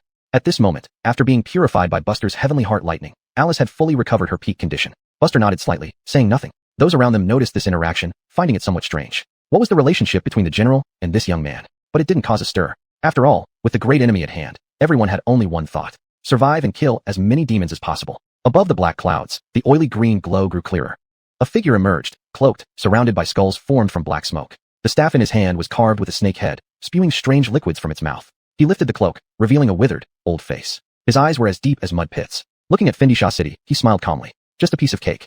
Chapter 55 Invincible Alice. On the city wall, they were on high alert. The official road was trampled by the army of demons, leaving the earth full of ditches and pits. They surged into the city walls like a flood, with such immense force that the entire wall trembled. At each corner of the city, there stood groups of officers in long robes holding magical artifacts, standing inside the array eyes of the Grand City Array to reinforce the walls. City Protection Array. A city at the level of Wind Sand City would generally have a protective array large enough to cover the entire city, precisely for situations like this. However, maintaining such an array is very costly. Not only its creation, but also maintenance and usage, consumes true crystal stones profusely. Even a national treasury couldn't afford to sustain hundreds or thousands of cities, not to mention the counties and villages, which would be a terrifying figure. Therefore, in the state of Qi, unless it was geographically crucial checkpoints or central important areas of a county, no city defense array would be set up. Besides resisting invasions, the 4 city walls would also be repaired continuously during the operation of the big array. Buster, standing on the city wall, watched as the broken wall was slowly restored, somewhat surprised. When he was lost in thought, a 3-zhang tall black-furred wolf leaped up from near the wall, rushing onto the corridor over the wall, charging at him. The soldier who caught its eye immediately raised his spear and stabbed forward without hesitation. But the black-furred wolf merely swiped casually, causing the iron-made spear to shatter into pieces. Was it at the Wutai stage? This defending soldier felt despair rising in his heart. Not far away, Buster suddenly vanished from his spot. When he reappeared, the head of the wolf was already split in 2. Wolf blood sprayed everywhere, obstructing the view. The soldier opened his mouth to say something, but the black-clothed teenager had already disappeared again. Buster moved extremely fast, relying on the speed of the 7 steps on clouds, continuously moving about on the city wall. After hesitating, he actually put away the dragon's sorrow blade. Ahead, a dog demon stood on 2 legs, clapping its hands to crush a person's head into mush. It roared in laughter, feeling the pleasure derived from unrestrained killing. It was exactly what it desired. Its laughter stopped abruptly as excruciating pain spread throughout its body. The dog demon's body stiffened as it struggled to look down. It saw Buster's hand already penetrating its abdomen, blood gushing out endlessly from the wound. When Buster withdrew his hand, a demon core lay upon it. Finally, he punched the dog demon casually, causing it to explode. Higher on the city wall, Alice, in white dress, lifted her feet off the ground, slowly ascending. In front of her, within a 10,000-ton black cloud stretching across the sky, stood an old man past 60, cane in hand, bent over. Their eyes met. The old man curled his lips, mockery in his eyes. You, Alice, indeed possess remarkable talent, but calculating the time, the seed of resentment has taken root. Now you can't even hope to mobilize your true chi, right? Since you insist on being stubborn, let this old man send you on your final journey. The old man twirled his cane, and green smoke rushed out from the dark clouds behind him, forming hideous faces howling down. At the same time, the old man strolled slowly through the air as if walking in his backyard, heading toward the city wall of Wind Sand City. The screeching sounds echoed across the city, attracting countless stares from the citizens, all astounded. On a high platform of the demon-slaying office, Garner leaned against the railing, laughing coldly. Alice, I thought you would kill me without hesitation that day, but who would have expected you only sealed my cultivation and restricted my movement? Even though I've lost my ace due to this, so what? My methods are just embellishments. With or without them, you're still going to die. Just right to watch how you fall. Under the gaze of 10,000 people, Alice in white dress showed no expression, simply lifting her long sword, extending it horizontally before her, thrusting out one stroke. Blade light flashed through the sky. Mere mortals could only see a flash of white streak across the horizon, followed by a violent hurricane sweeping out. The aggressive green smoke was cleanly split in half by the sword light, dissipating instantly. There are differences even among Chi stage cultivators. How is this possible? Garner's pupils dilated in shock, looking at this scene in disbelief. Why? He saw with his own eyes that she had been infected by the seed of resentment. The prefecture of Sui absolutely had no great Taoist masters capable of removing such a spell. The old man from the Living Soul sect paused mid-step, staring intently at Alice. Where's the seed of resentment? Alice opened her palm, revealing a wisp of black smoke struggling fiercely, trying to escape. You mean this thing? It's impossible. There's no way you could have resolved this in such a short time. The face of the old man from the Living Soul sect twisted into an ugly grimace. Gone was the previous nonchalance. How powerful was Alice at her peak? Those closest to her realm understood best. Forget about him being alone now. Even with that dead demon lord, they wouldn't be a match for her. Could there happen to be a great Taoist master hidden in the city? One who could cleanse this poison must at least be in the Chi C stage. In other words, there might very well be two Chi C experts guarding Wind Sand City. The thought made the old man's mind go blank as he subconsciously looked around. Where are you hiding? Instantly, Alice appeared before him, slashing down on his shoulder. The resounding clash of metal and stone exploded. Like a comet falling to earth, the old man plummeted straight down to the ground. Alice pursued, her sword's true chi flowing like a flood. The old man had lost all will to fight. He had one thought. Escape. He had to escape. There was no way he could handle this crazy woman. Absolutely not. From the start, the elderly leader of the Living Soul sect didn't dare retaliate, only fleeing hastily. On the city wall, Buster watched the one-sided battle with some surprise. He had thought today would be a bitter fight, but it seemed he underestimated Alice's dominance over peers. Without doubt, after the Bayun County trip, Alice's cultivation had advanced further. Once the Living Soul sect's leader died, this so-called demon army would become a disorganized mob, just like how Wind Sand City would be without Alice. Buster opened his palm, where several dozen demon cores lay. Return to the city and keep an eye on Garner. Alice's voice echoed in Buster's heart. Buster glanced at Alice, who was still focused on killing the enemies, then silently turned and walked back into the city. A traitor shouldn't be left alive post-battle. It was troublesome and prone to complications. But executing someone hastily without evidence would lose them support. So what could be done? Of course, let the traitor expose himself. Knowing the tide has turned against him, Garner would not sit idly by and wait for death. Even with his cultivation sealed, he would surely do something.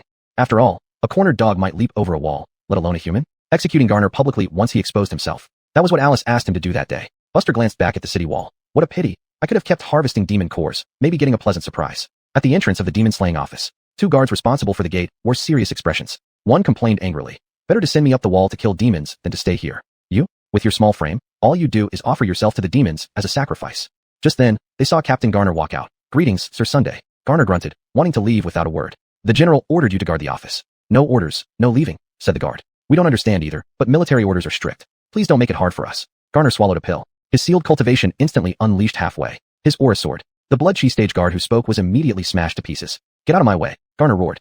Chapter 56, Mountain and River Realm. Lord Sun. The other Blood Chi realm martial artist looked at Garner in surprise. In their impression, Lord Sun treated his subordinates very kindly, much like the amiable grandpa next door. But now he had unexpectedly erupted into violence at a word. The veins on Garner's temples were protruding, and his expression was ferocious beyond belief. He never thought that Alice would silently eliminate the seed of resentment. Moreover, even the Darun from the Life Gate could not match her, and only managed to flee in haste. Why? Why were these people so blessed? Why must I be stuck in this confined place forever as a colonel? Jealousy finally burst forth. If it were up to him, he would never have taken this breakthrough pill, forcefully breaking half the seal and restoring half his combat power. That came at the cost of never advancing in cultivation again, plus losing 20 years of lifespan. Anyone who forced him to do this should die, starting with this little bastard in front of him. My lord, the Blood Chi realm martial artist kept retreating. If he hadn't sensed the danger by now, he would be a fool. The commotion also attracted many citizens of the city. Garner stepped out and grabbed the last Blood Chi realm martial artist, rasping. Damn it. Ugh. The Blood Chi realm martial artist's neck was instantly compressed by force, blood bursting through the skin, and all the flesh on his neck adhered together as his throat organs were crushed.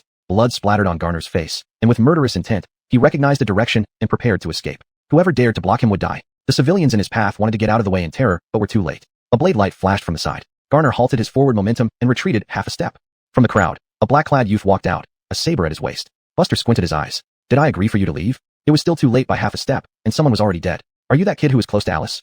As an elder in the manor, Garner had seen Buster during his first visit from afar. Buster did not speak, but tightened his grip on the hilt of the sword slightly. Perfect. I can't kill Alice, but killing you is more than enough. Garner's eyes were filled with bloodshot veins as he sneered. Killing this person in front of him would surely annoy that bitch, right? At this moment, Garner was almost insane, but that didn't stop him from killing. Although he had only restored half his combat strength, he was originally in the late-stage mountain and river realm. His current cultivation was roughly equivalent to the middle-stage mountain and river realm. This person in front of him wasn't Alice. How could he block him? Would he use his life? While Garner's mind raced, Buster suddenly produced thunder in his hand, his feet shifted slightly, and his entire body burst out like an arrow from a bowstring. A palm struck Garner squarely in the chest. Garner's body directly crashed through the wall of the demon-slaying manor. Buster had already vanished. Just as Garner was about to get up, Buster had already stomped on his chest. Crack! The ground beneath them trembled violently, cracks spiderwebbed out, and collapsed. Unbeknownst to Wen, Buster had already drawn Long Shao saber, the tip pointing straight at Garner's head, and stabbed down without expression. At the last moment, the descent of the blade stopped. It turned out that Garner had grabbed the blade of the Long Shao saber with both hands, pumping abundant true chi to halt its momentum.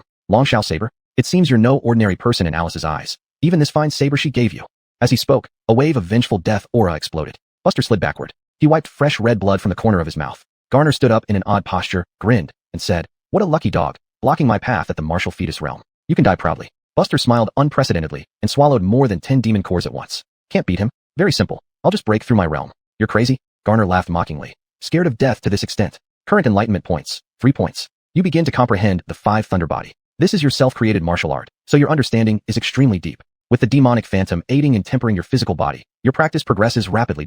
3 years later, enlightenment ends. 5 Thunder Body experience plus 35-21. 5 Thunder Body, complete. With the completion of the 5 Thunder Body, the lightning around Buster grew stronger. Where he stood, everything was scorched black, and violent lightning raged. The surrounding civilians backed away fearfully, afraid they would be affected if they stayed too close. Not only that, the true chi emanating from Buster continued to rise rapidly, breaking some limits. The earth underfoot could not bear the immense force and crumbled. Buster exhaled a mouthful of turbid air, his black eyes filled with lightning focusing on Garner. Early stage mountain and river realm. Just one glance made Garner feel like he had fallen into an ice cave. He had killed monsters for decades, vanquishing demons countless times. Since reaching the mountain and river realm, it had been many years since he felt this overwhelming sense of imminent death. The fear of death instantly invaded his entire body, making Garner's mind clear up. He roared fiercely. The demon-slaying bureau does not allow the slaughter of colleagues. I am your superior, and I have earned countless merits by slaying demons for the bureau.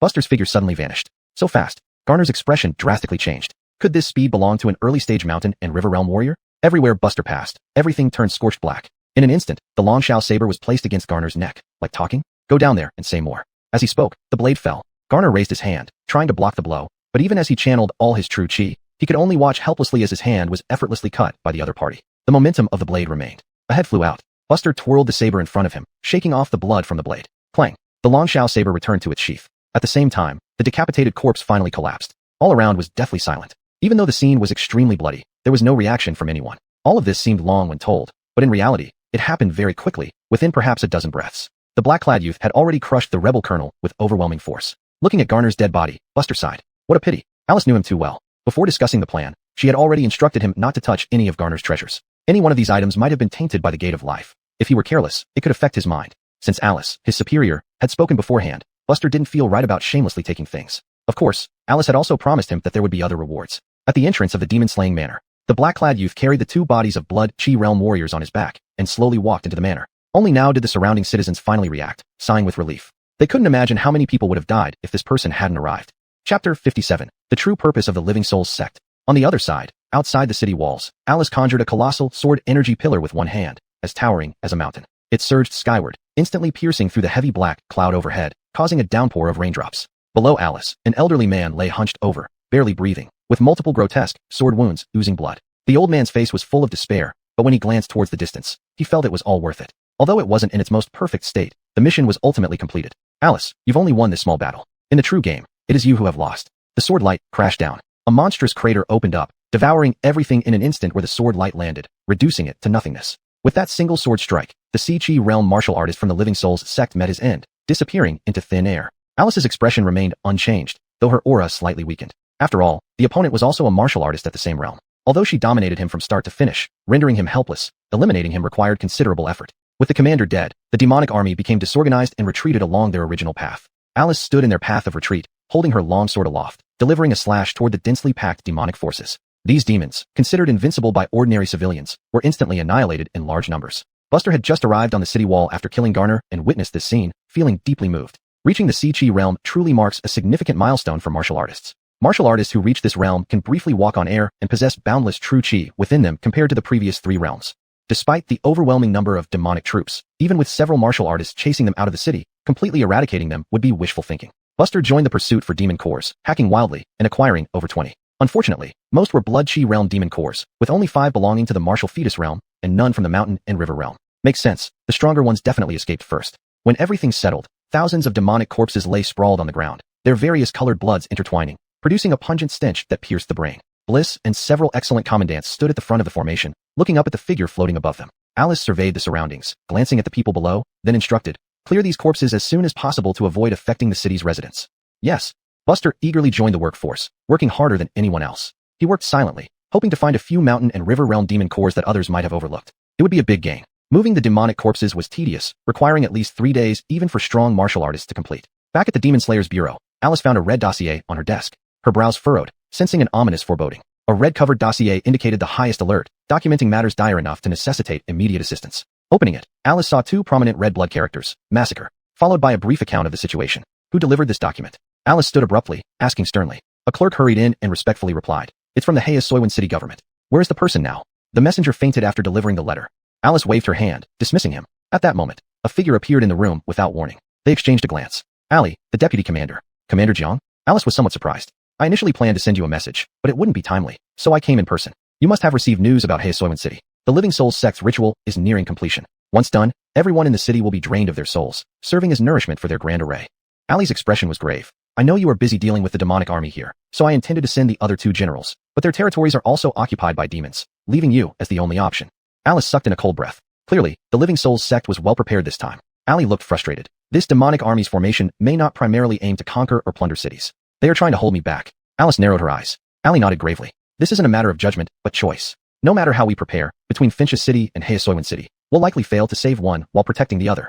Alice fell silent. At this point, how could she not know the intentions of the Living Souls sect? They were merely trying to trap her in Finch's city, so they could secretly devour Heasoiwan city and create their own true spirit. No wonder even after killing that old man from the Living Souls sect, she still felt uneasy. Ali said gravely, "We must act without delay and lead the people of the city directly towards Heasoiwan. The Supreme Head is currently tied up and needs me to hold down the fort to prevent the Living Souls sect from going berserk. I have already requested aid from the 3 surrounding states, but as you know, it won't be that quick."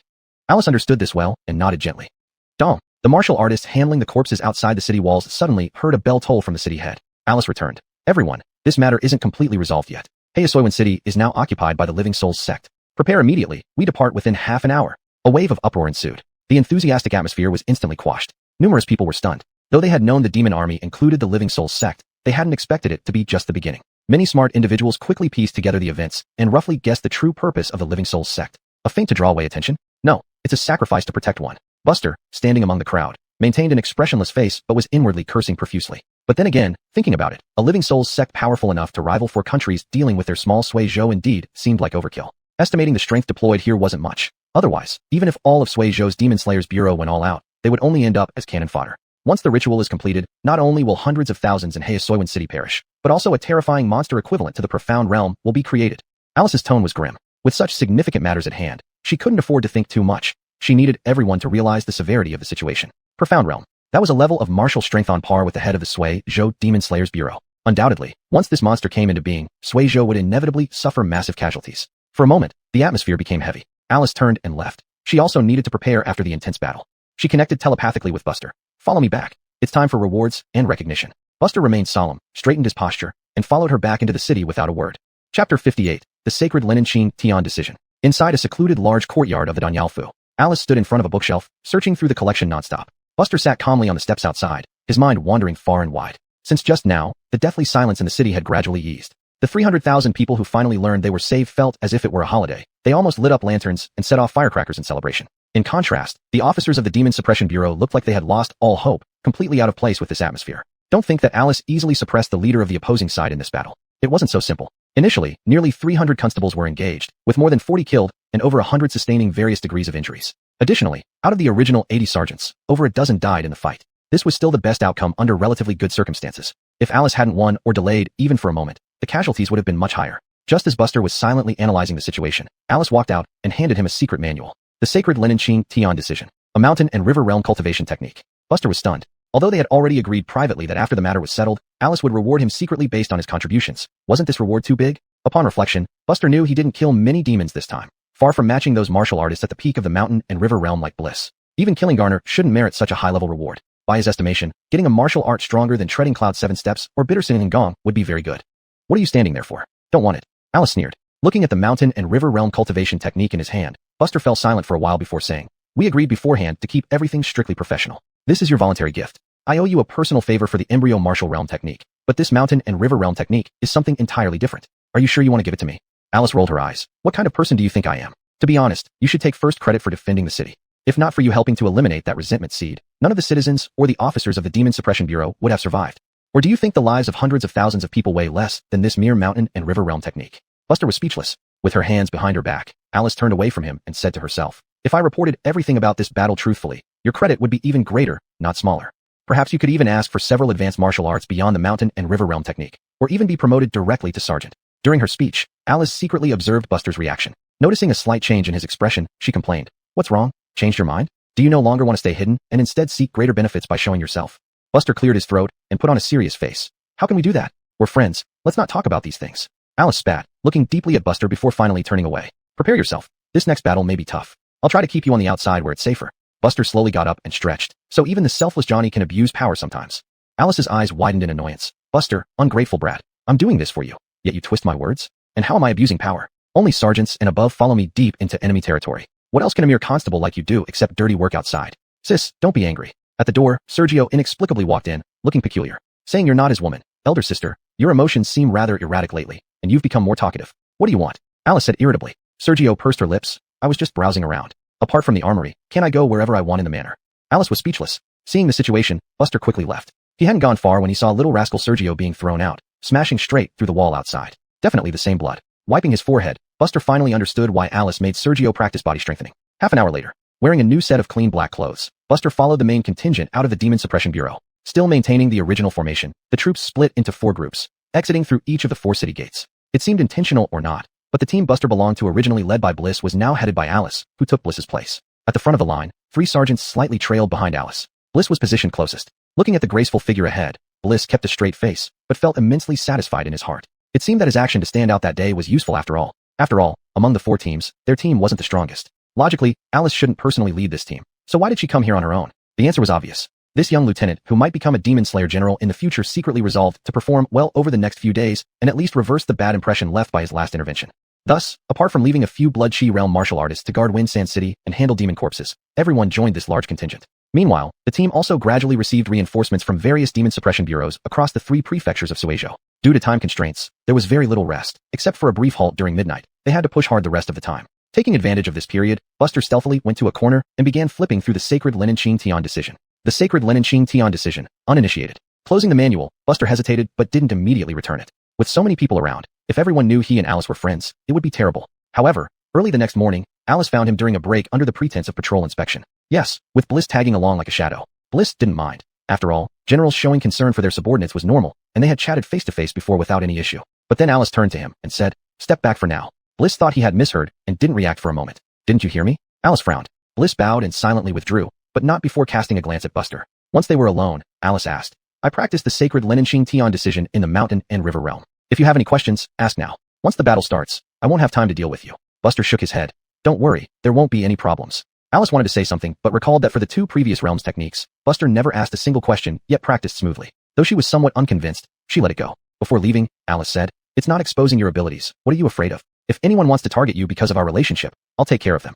Buster remained expressionless as he watched the great Johnny slowly walk away.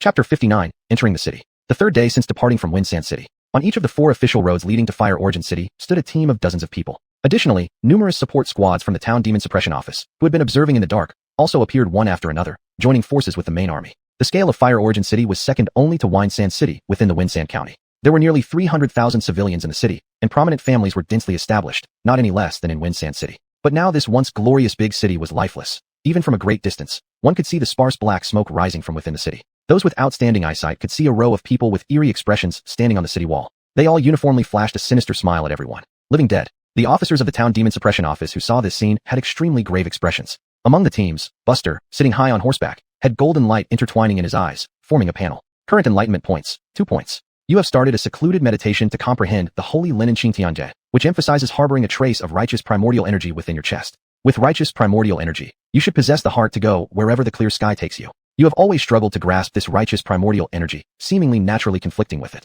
But you did not give up and instead chose to sit quietly in seclusion, quietly cultivating that breath of righteous primordial energy. After 2 years, enlightenment ends. Holy Linen Xingtianje experience, plus 1022. Holy Linen Xingtianje, basic level. Holy Linen Xingtianje, first mountain, 1022/3000. Buster read these lines of text, feeling no ripples in his heart. He had expected as much. What is the mountain and river realm? It means making one's true chi climb higher step by step, constantly nearing the heavens. At the same time, there is the theory of the human body's 10 mountains, so mountain and river realm cultivation methods in later generations will follow the thread of true chi climbing the 10 mountains. This holy Linen Xingtianje is naturally no exception. In the martial fetus realm, Buster obtained only slightly more than 500 experience points per year without external assistance. Now that he has reached the mountain and river realm, he thought the annual increase would drop to about 400, but it seems unchanged. Could this be the lower limit of talent? Thinking of this, Buster couldn't help but laugh bitterly. Continuing cultivation with this talent is too slow. He needs to find a way to improve his talent. Indeed, in this world, there are many heavenly treasures that can enhance one's postnatal talent. Such treasures are very rare, invaluable, and when they appear, they are enough to cause multiple factions to fight fiercely over them. Looks like I need to pay attention to such treasures from now on, Buster murmured to himself. At this moment, Alice, standing at the front of the team, dismounted her horse and turned back to speak to everyone. Tomorrow at dawn, the grand sacrificial array will activate, and at that time, the civilians inside the city will suffer unspeakably. So now we can't afford to worry about potential traps. Below the rank of lieutenant, stay outside the city to prevent any escaping elements and observe all directions outside the city. Lieutenants and above, follow me into the city. Yes. Buster took a deep breath, not expecting Alice to actually be so reckless. She must have encountered many bizarre methods of the life spirit sect. Rushing in rashly under these circumstances is extremely dangerous. But he could only sigh, for indeed there were no other ways besides forcing through with sheer strength. Dawn would be the end for all the city's civilians. There wasn't enough time to deliberate on tactics. With Alice's personality, how could she stand idly by outside while doing nothing while the people inside the city faced death? Just then, the other 3 teams also arrived from different directions at this moment. Alice merely nodded slightly and led the charge, soaring away like a rainbow. Following closely behind were 2/3 of the lieutenants. In a blink, only less than 30 lieutenants remained on the ground. Scatter out and hold the 4 directions. If you encounter any emergencies that cannot be handled, report immediately using arrows shot straight into the sky to inform the general about the real-time situation outside. Understood. More than 200 patrol captains, 20 lieutenants, and 200 patrollers divided into 4 teams at this moment. Buster roughly calculated that the teams led by patrol captains coming from the town demon suppression office totaled nearly 40 teams. With some independent patrol captains also arriving, the size of the teams had returned to their original levels. Even spread across the 4 directions, any side still had 60 or 70 patrol captains, along with several mountain and river realm lieutenants leading. Such an ensemble would be helpless unless facing a Chi-Si realm warrior or simultaneously encountering dozens of mountain and river realm experts. Additionally, reinforcements from various parts of Sui Prefecture were continuously being summoned to join, those just finished with their missions. However, the battle within the city was of utmost importance. If Alice could decapitate the true spirit vessel of the life spirit sect, shattering their plans and preventing the birth of the Shijing, true spirit, and waiting for more town demon suppression office officers to arrive, all members of the life spirit sect within the city would have no chance of escape. But if Alice loses or fails to slay the true spirit vessel in time, and this being true spirit is born, the consequences are all too clear. Unless the 3 demon-slaying generals appear together to join forces, even a beginner at the Yijing level could slaughter people like slicing through melons and vegetables. In a dark and damp room, it was so quiet that only the occasional dripping of water from the walls could be heard. On a dirty stone seat covered with foul-smelling water stains, sat a middle-aged man with bulging veins on his face and a grotesque appearance. The man's eyes were an eerie green, and his forehead bore the outline of a strange creature. This creature was half human, half beast, as if a true spirit had descended upon it. Tap tap tap. Echoes of footsteps resounded in the cramped space. Report to your excellency. Alice of the town demon suppression office has launched an attack. The man's eyelids twitched, and without warning, he raised his hand. The subordinate was flung into his grasp, his neck tightly squeezed. What about Aldo? Wasn't he leading the demon army to attack the city? Where did they go? Lord Pai was slain by Alice. The subordinate's voice was hoarse, filled with pain and anguish. The man abruptly stood up. He knew everything about the plan for Wind Sand City. Such a meticulous scheme could not fail. That useless Aldo couldn't even delay Alice, who bears the seeds of resentment. The man's emotions intensified, and the strength in his hands surged instantly. The subordinate, helpless as a chick, let out a muffled groan,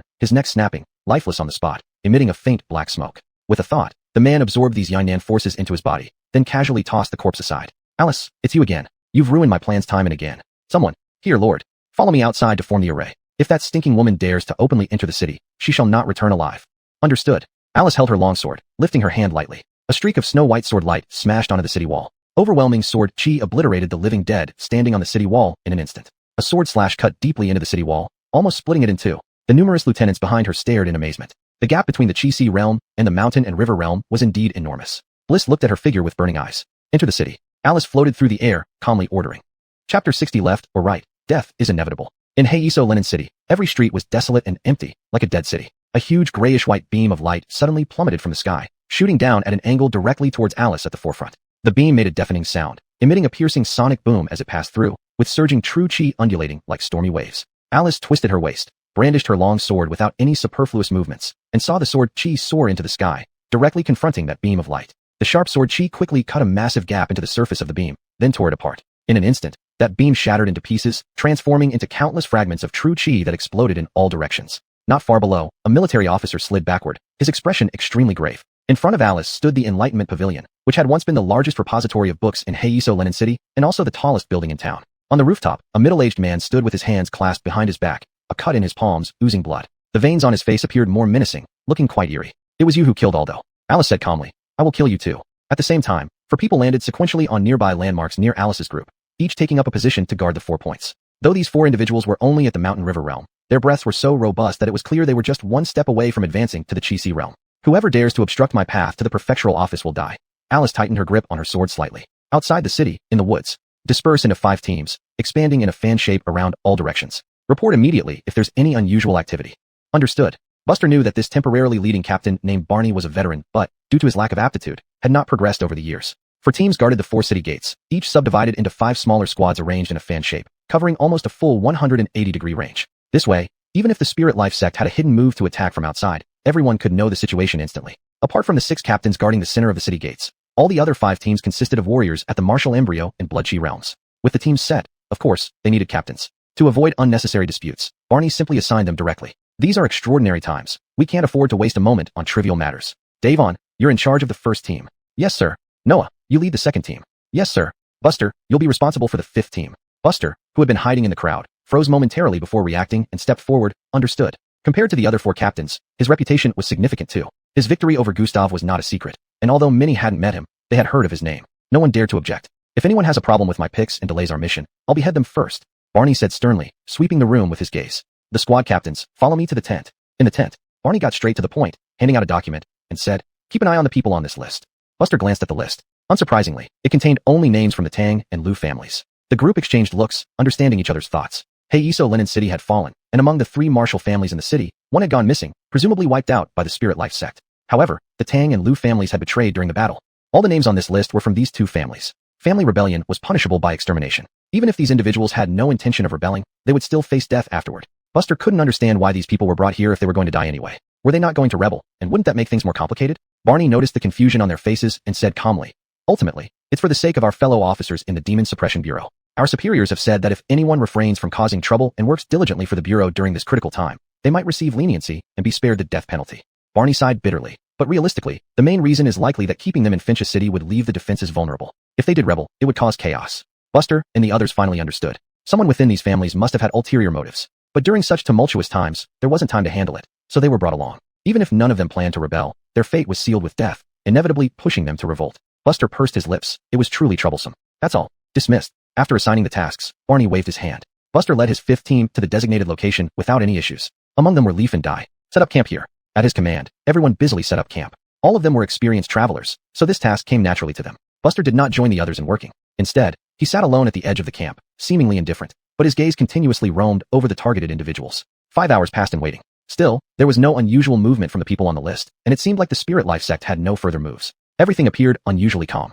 On the contrary, within Heiso Linen City, fiery lights surged towards the sky, growing more intense, with glimpses of sword light piercing through the night. It was just the calm before the storm. Deep into the night, Buster lay in his tent, brows furrowed. He had given those people opportunities by leaving their sight under various pretexts, yet they didn't make a move. If anything happened to his squad, it could disrupt the entire operation, potentially allowing the undead in the city and the remaining forces of the Spirit Life sect to overpower their team guarding the city gate. Are they all so loyal that they won't rebel even when death is inevitable? Buster found it hard to believe. If it were him, he would have tried to escape rather than assist the Spirit Life sect. Waiting for death was truly tormenting. Moreover, Barney's tone had been firm. Someone among these people would definitely rebel. It was just a matter of who. Suddenly, chaos erupted. A gust of cold wind blew, making the curtain flap loudly. The entire tent's curtain was instantly split in 2 from the top by a blade aura. The blade aura continued its descent, cleaving a deep trench right where Buster's mat lay. Immediately after, 4 figures dropped from the sky into the tent. But they found it empty. They exchanged glances. Where was he? He was just here. Didn't think you'd be so obedient. Buster, who had been lying inside, had somehow moved outside. He gripped the hilt of his saber and slowly walked in.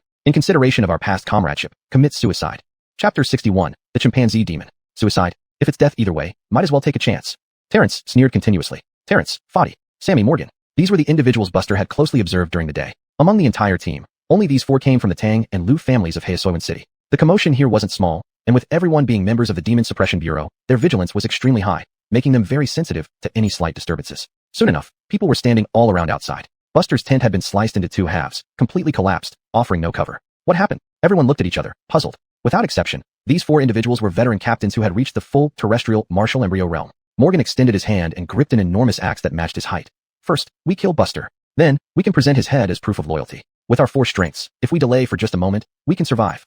Buster walked forward calmly, the Dragon Dawn saber never leaving its sheath, and said coolly, Foddy, you 4 have conspired with demons. You deserve death. Before his words faded, Morgan had already made his move. In 3 quick steps, he lunged towards Buster, chopping down with the massive axe. At the same time, Terrence also approached Buster from the side, his blade striking straight. No matter how strong you are, Buster, you're ultimately just a captain. 2 seasoned full terrestrial martial embryo experts working together. Your death is certain. They had waited so long, finally catching this perfect opportunity without any commanders guarding them. They could not afford to miss it. Buster stood motionless, then suddenly drew his sword, with 10,000 bolts of thunder rising from him.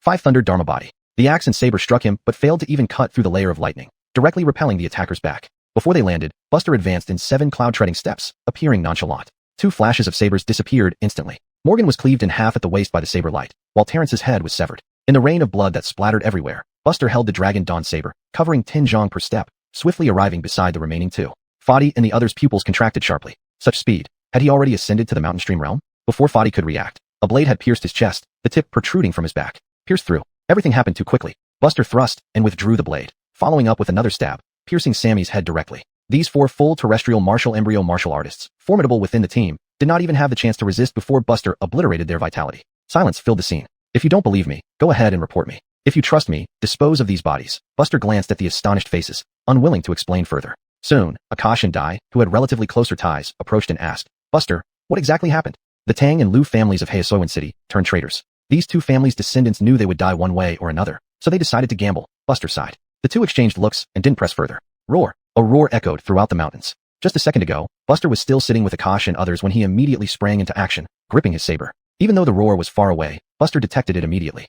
These little bastards also planned to cooperate inside and out at this moment. No wonder they talked about delaying. This hidden move was heavy-handed indeed. It was a mid-mountain stream realm demon. If this were an ordinary team facing such a demon, besides waiting for death, what else could they do? These 4 hadn't fully gained the trust of the Spirit Gate yet, which was why they chose to act rashly first. Regardless, once this mid-mountain stream realm demon arrived, it would devastate everything, killing people like slicing vegetables. That meant they no longer had to worry. Since their chances of survival were high, why not strike first? However, they underestimated Buster's combat strength. In the forest, a towering black chimpanzee stood on 2 feet, pounding its chest furiously, emitting eerie black smoke. The chimpanzee demon stood 5 zhong tall, its body mountainous, its massive fist comparable to the camp tents. From the tent side, a figure of pure energy shot straight towards it in a linear trajectory. No words, no warning. A saber thrust. The black chimpanzee roared, its belly covered with a layer of stone-like skin. Sparks flew as the Dragon Dawn saber scraped against it. Crack. Instantly, under Buster's immense force, cracks appeared visibly on the stone skin, resembling a spider web. The enormous black body flew backward, smashing everything in its path. Everyone rushed over from the tent,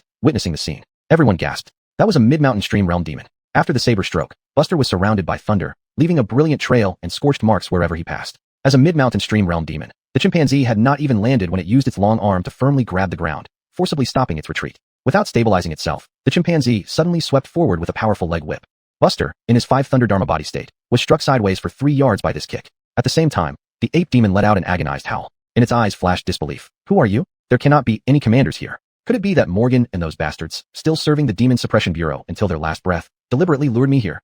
Buster did not respond. During the ape demon's speech, the heart of heaven thunder condensed in his palm, concentrating on one point and striking directly at the chest of the ape demon. Bang! The ape demon spewed out a mouthful of blood, but the hand gripping the ground remained like the roots of an old tree, refusing to retreat even half a step. Buster's figure disappeared again. The ape demon, filled with fear, had no choice but to once again deploy its stone skin technique, and this time, it was thicker. Buster remained expressionless. He continuously slashed. Each of his strokes contained the power of thunder, exploding brilliantly in the quiet night. Dozens of people around the tent could only watch helplessly, unable to interfere. Among the crowd, Bayard stared blankly at everything. He couldn't understand why Buster's strength had improved so rapidly. This time, Being assigned to this team, he had already planned to lay low until reaching the mountain stream realm, then seek vengeance after breaking through. So from start to finish, he chose to endure silently. He firmly believed that Buster was ultimately just in the full terrestrial martial embryo realm. Once he reached the mountain stream realm, he could beat Gustav and Buster. But seeing this, Bayard couldn't help but laugh bitterly. Could he never catch up to this person in his entire life? During these few breaths, as everyone harbored their own thoughts, Buster's strokes became increasingly rapid.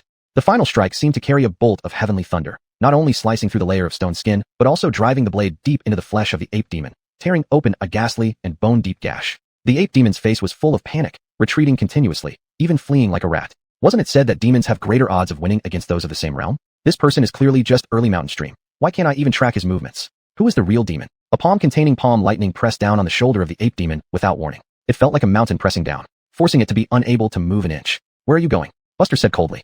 Chapter 62, Mountain Realm Demon Core. Pop. A massive arm fell as Buster finished his sentence. The gorilla demon's body was already incredibly robust, and crimson blood spurted from the wound like a red fountain. This is your doing. The gorilla demon roared suddenly, and the power of resentment within it began to rise. It didn't want to. Once it released all the spirit powers within its body, it would completely become a puppet of the Life Door sect. But compared to death, it wanted to live more. Even if it meant becoming someone else's puppet, it was willing to take that risk.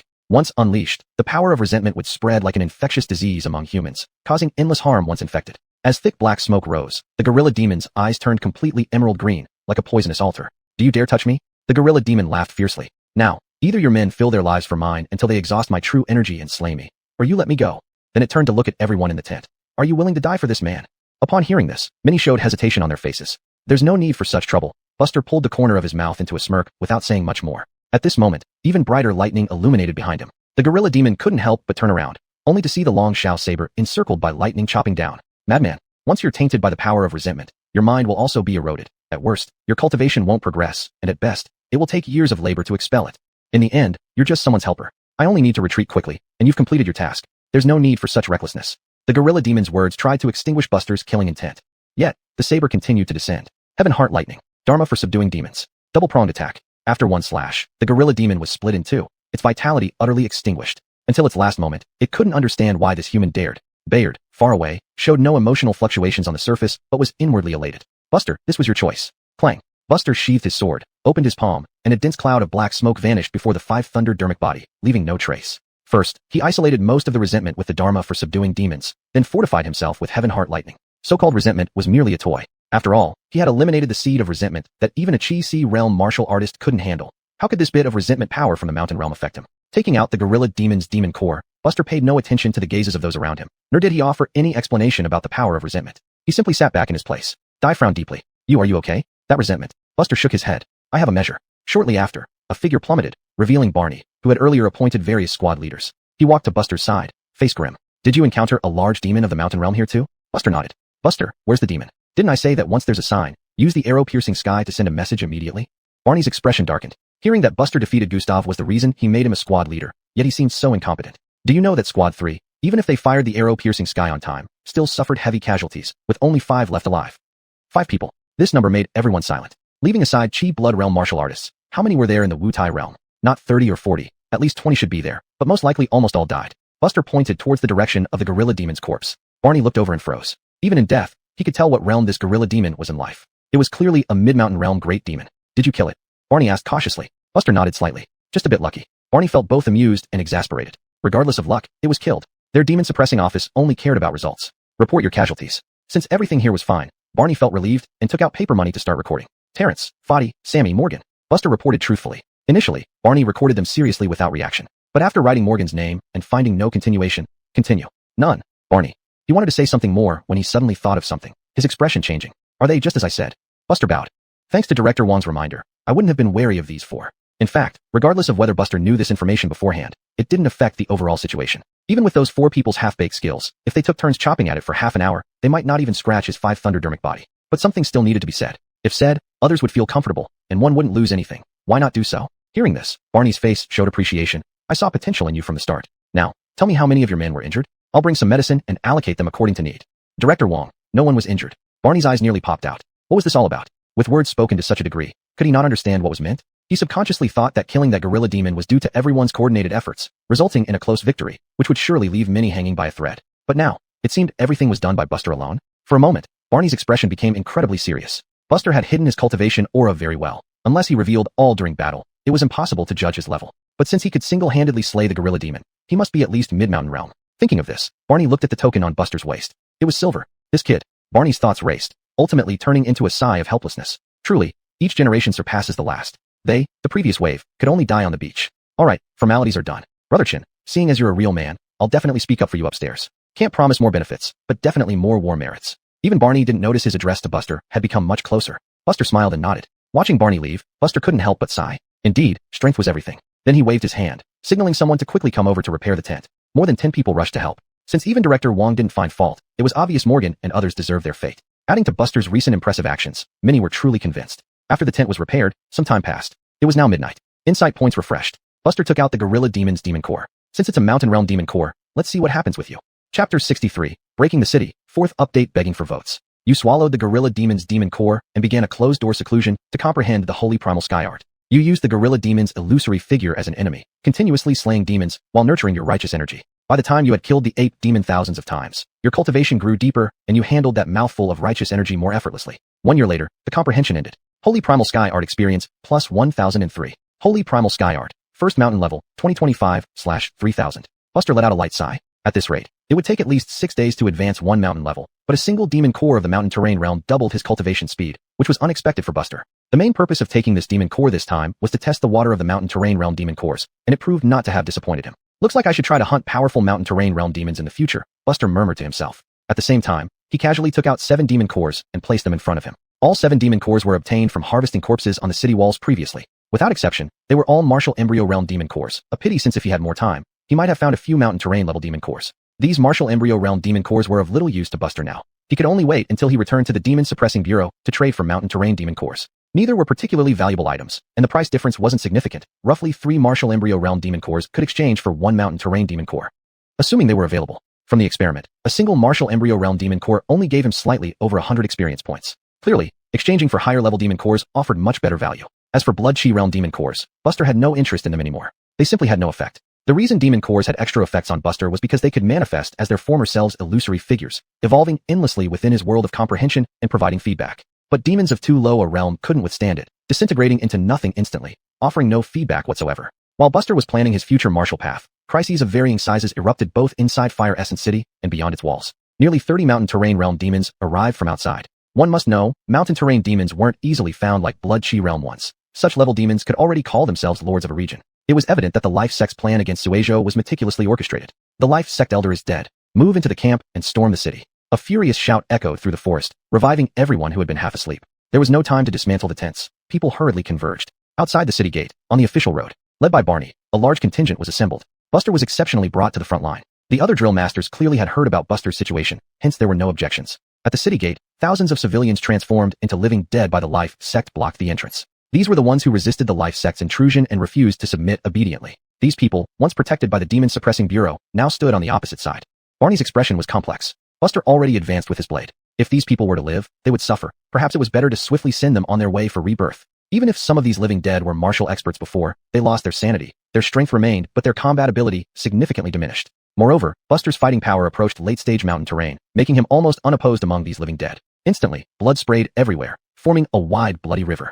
Attack! One drill master roared, following closely behind. In the sky, Alice's sword pierced through the middle-aged man's forehead. Alice was now enveloped in a purely genuine force, having cultivated a trace of profound meaning. When did you reach this level? The middle-aged man, despite being a Chi realm complete expert, still managed to survive for a short while after being impaled. Alice calmly replied, whenever I want. The Life Sect elder paused, then smiled wryly. No wonder even their jointly formed killing array could only hold her for an hour. But there was one thing he didn't understand. Why did Pish fail? Even a semi-profound intent would be affected by the resentment seed's erosion. Taking a step back, even if Pish lost, it shouldn't have been so quick. He looked towards the prefecture office with full reluctance. Alice cut off the opponent's head without a word and swiftly rushed towards the office. There were 2 hours left before the sacrificial array was completed, and the Life Sect's defeat was inevitable. A slash of the knife, and the living dead body split in two. The blood-covered figure before him was revealed. Buster, wielding the dragon-suffing saber, was unrecognizable due to the oscillating aura, and his hair tie had broken loose, letting his dark hair fall down.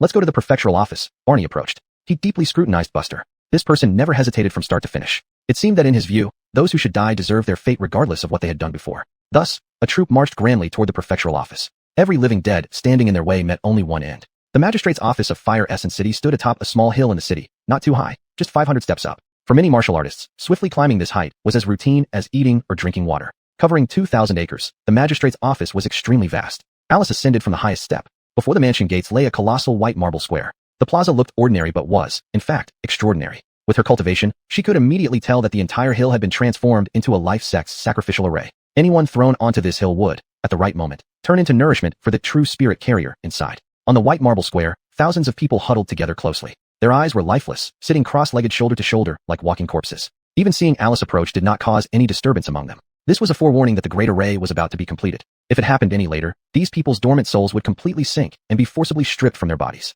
As she delved deeper, Alice's expression grew graver. Because throughout the office complex, from the main gate to the inner courtyard, every available space was filled with people. Hastened dreads of thousands were crammed here, silently awaiting the sacrificial array, a fate worse than death. Finally, Alice reached the spacious innermost area. In the center, a giant water snake with 6 legs coiled around a person. It was an elderly man well past 60, still possessing some semblance of sanity. He was nearly mad, tears streaming down his face. Yet he remained frozen like a puppet. As the magistrate of the city, he naturally embodied the city's fortune and destiny. At this moment, he felt like a delectable meal being devoured piece by piece. Seeing the woman in plain dress, the old man trembled and opened his mouth. "Please, kill me." Chapter 64, the outcome is set. Even though Alice's aura was somewhat chaotic due to consecutive battles, the profound intention she had exuded earlier was well noted by the 6-legged water snake. Its instincts persistently told it to flee, to use every trick in the book to escape. However, realizing the need to escape was one thing. Being able to truly do so was another matter entirely. This magistrate represented one of its few opportunities. Everyone outside is dead, and you will join them shortly. Alice ignored the magistrate's words and spoke directly to the water snake. The latter tightened its grip on the magistrate's aged body, rasping, "Don't come any closer. Take another step, and I'll kill this man. Even if he's not a martial artist, he's still the city's magistrate, a person of immeasurable value to your Suejo." At that moment, four contingents entering through the city gates rushed up from the mountain, witnessing the standoff between the two. Buster, standing among the crowd, looked unusually grim. This powerful demon was eerily familiar. A 6-legged water snake? Recalling the threat he received that night, Buster's heart skipped a beat. It's this creature. Absolutely, without a doubt. It must be this 6-legged water snake. Both the voice and the aura match. What it referred to as a major event. Is it the massacre of the city? Thoughts raced through Buster's mind. Clearly, even before or during Buster and company's journey to Lingjian City, the Living Beings sect had been planning today's events. According to Alice, should this 6-legged water snake successfully transform, it would leap into the profound realm. What does this mean? If such a profound realm demon were determined to eliminate a mere mountain and river realm individual like Buster, could he really be safe, hiding within the Demon Suppression Bureau at all times? True, there is a headmaster at the Demon Suppression Bureau who is also a profound realm martial artist, but in a confrontation, killing someone at the mountain and river realm wouldn't be too difficult for him. With this thought, Buster inwardly sighed in relief that their operation succeeded. With Alice here now, no matter how strong the 6-legged water snake was, could it really escape? Watching this beast die right before his eyes would finally bring him peace of mind. Please kill me." The magistrate's voice was barely audible, more like mumbling to himself, yet the pleading in his eyes conveyed to everyone present that he merely wished for a swift death. "Old fool, shut up." The 6-legged water snake roared furiously. Its carefully laid plans with the Living Beings sect had failed. Now it only wanted to preserve its life, and this old man was its last lifeline. Alice glanced at the magistrate, meeting his gaze. "Very well, then let me be the one to send you on your final journey." The 6-legged water snake's pupils constricted. "You can't kill him. He's an important official in your Suejo. This man is not under the jurisdiction of your Demon Suppression Bureau. You have no authority to execute him." Buster was taken aback, surprised these demons understood their state's bureaucratic structure quite well. Yet, Alice stepped forward resolutely. "I will bear all consequences." She thrust her sword out. No one saw how Alice wielded her sword, but everyone witnessed a clear, white sword light slicing through the magistrate's body, simultaneously cutting the coiled snake body into dozens of segments. Blood-curdling screams echoed across the sky. Being the core and carrier of the sacrificial array, the serpent's fatal injury affected the great array beneath the mountain. Boom, boom, boom. In an instant, the mountainside began shaking violently without warning, on the verge of collapse. All ordinary citizens in the city regained some of their senses at this moment, weeping uncontrollably. As they cried, they realized their tears turned to blood, intensifying the wails. Everyone was screaming. Throughout the hills and fields, hundreds of thousands seemed to be suffering indescribable torture, tormented beyond endurance. Alice remained unperturbed, delivering the second strike. "No, I don't want to die." The 6-legged water snake roared in anger, its demonic core exploding within its body. "Since you are forcing me, then you shall all die with me." Alice's expression was stern, yet she showed no sign of retreating. Undoubtedly, the self-destruction of a Chi-Si realm demon's core would obliterate everything within its range. Hundreds of Demon Suppression Bureau enforcers here would be wiped out, without a doubt. Every face changed drastically, bodies instinctively retreating rapidly. Knowing that escaping the explosion radius of a Chi-Si realm demon core was now a dream, they retreated nonetheless. At the forefront, Alice, as the Demon Slayer General, stood alone with her sword. Her skirt fluttered while the profound intention from earlier when slaying the Living Beings sect elder ascended once more, transforming into myriad beams of sword light, crisscrossing and forming a massive net of sword chi, encapsulating the violent energy emanating from the explosion. Ripples of residual true chi scattered around. Those with slightly lower realms were directly sent flying, crashing through the houses behind them. Buster's legs were like ancient tree roots, and with a crack, the floor shattered abruptly. His shins sank into the ground as he was forcefully pushed back, akin to an ox plowing through earth. The explosion of a Chi-Si realm demonic core was like a flower about to bloom, but was forcefully squeezed into a ball by Alice. Even for Alice, a mouthful of fresh blood spewed out. Her aura plummeted to its lowest point, and the profound intention she had painstakingly condensed earlier dissipated instantly. Her distance from the six-legged water snake was no more than 3 zhang. At such close range, enduring the explosion of the same realm, merely surviving without damaging her foundation was already an astounding miracle. Just when everyone thought things were finally over, an unexpected change occurred. A transparent purple phantom shot out rapidly from the explosion range like lightning. Alice stared intently, gritting her teeth, wanting to chase but already lacking the strength. That was the resentment soul body, formed by the six-legged water snake with its remaining grievances. Simply put, it had abandoned its physical body to escape with its soul. Despite being severely injured, the six-legged water snake was still at the Chi-Si realm. Its speed was dazzling, and besides Alice, no one could stop it. I have recognized you. The six-legged water snake accurately found Buster, grabbing him with an enormous tentacle and darting towards the sky. Buster. Alice's face changed drastically. She struggled to straighten her back and was about to gather energy to chase, but a wave of weakness immediately swept over her. Chase. No matter where this six-legged water snake goes, we must find it, Alice said sternly with a cold expression. Bliss walked over, his face grim. Your Excellency, your injuries are not yet healed. Even if we try, we won't be able to catch up. It would be better to wait until you recover and then find an opportunity to expose that six-legged water snake. That beast has lost its physical body and cannot recover in the short term. We have plenty of time. There's no need to take risks now. Bliss's words instantly drew agreement from the surrounding people. You're right. Now that the situation is settled, we can handle the aftermath step by step. In everyone's minds, the reason Alice was so agitated was simply because she feared the departure of the six-legged water snake might cause additional damage to Suizhou. As for Buster, no one thought much about him. At this level, both the enforcers of the Demon Suppression Bureau and ordinary citizens faced death at any moment. Since he joined the Demon Suppression Bureau, he should be prepared to sacrifice himself at any time. Alice slowly rose, covering her chest, and said coldly to Bliss, "Can't you understand my orders?"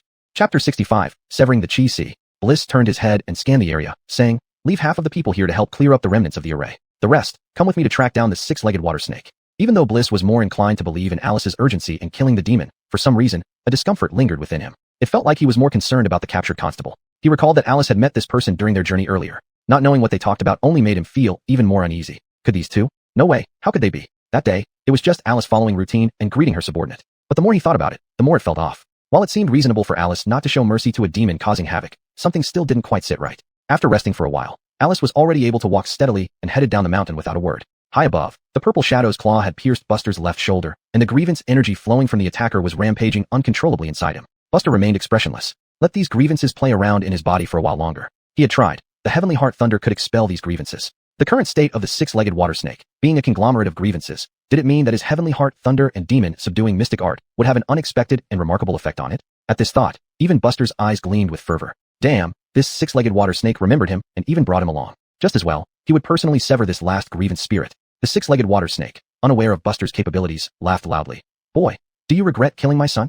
Buster kept his mouth shut, not uttering a single word. The six-legged water snake looked at the human in its hand, who resembled a chick, coldly snorted, and said, "Not talking? No problem. I'll make sure you never talk again soon." It had only one son, who had been cooperating with the Life Door sect for years, unable to produce more offspring. As planned, only this sole heir was supposed to inherit its position. But who would have thought that one harassment mission outside would result in his death? This human in its grasp was the root cause of all this. As time passed, the soul-only state of the six-legged water snake gradually declined, lacking a demon core support, ultimately unable to maintain even the Chi-Si realm. It had now dropped to the peak mountain stream realm.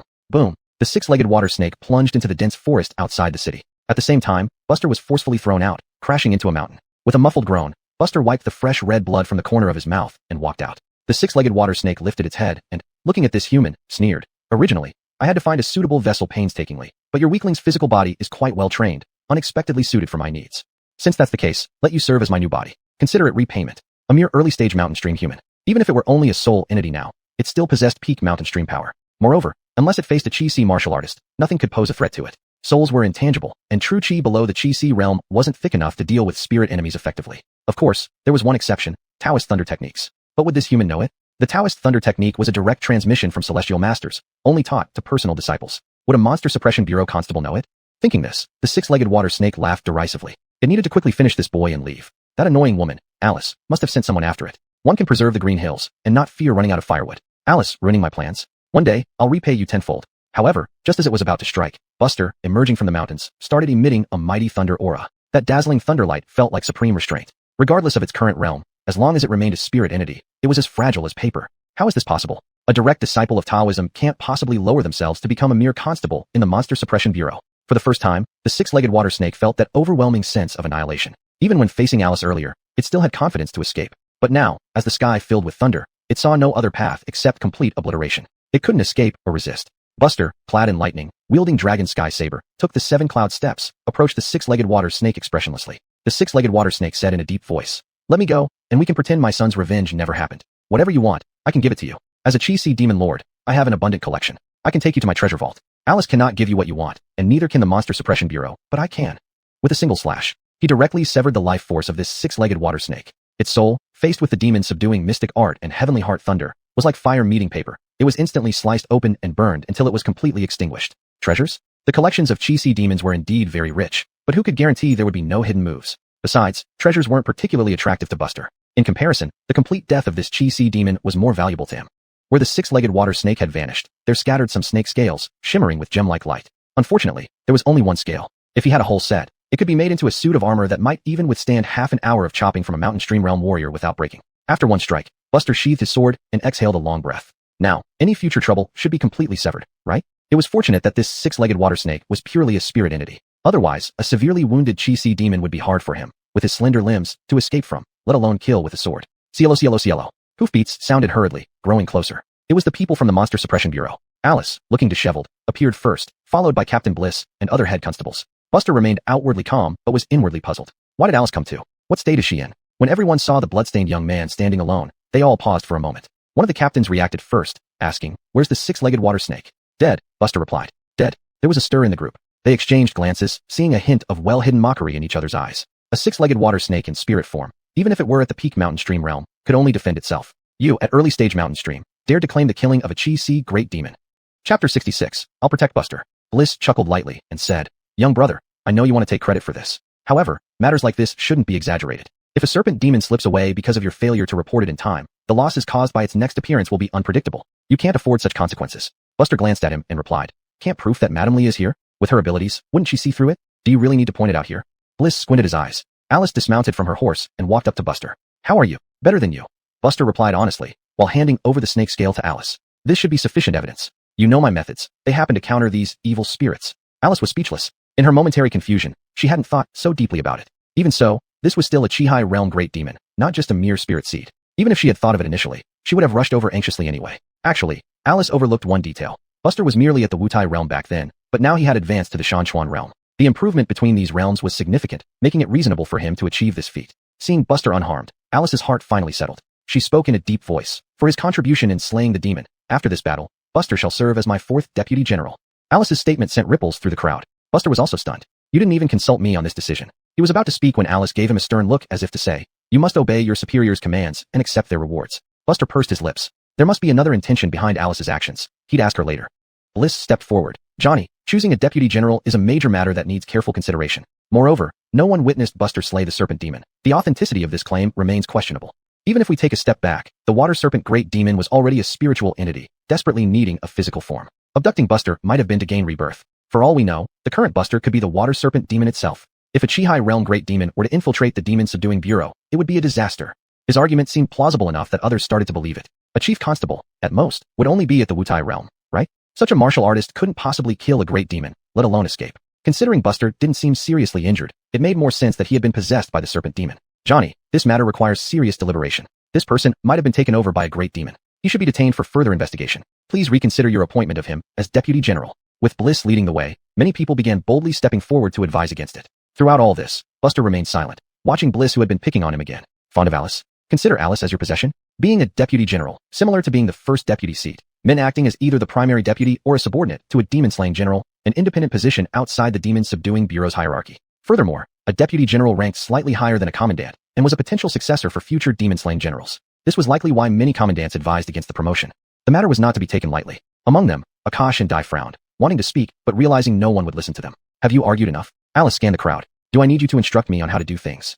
Immediately, the atmosphere turned silent. Bliss's expression grew darker. If before it was just speculation, now he felt confirmed. If their relationship was anything less than close, would Alice go to such lengths to protect him? Bliss coldly stared at Buster. "Who is this bastard, daring to interfere?" Alice calmly said, "From today onward, Buster is under my protection. Whoever touches him, better think twice about whether they have the backing to challenge me."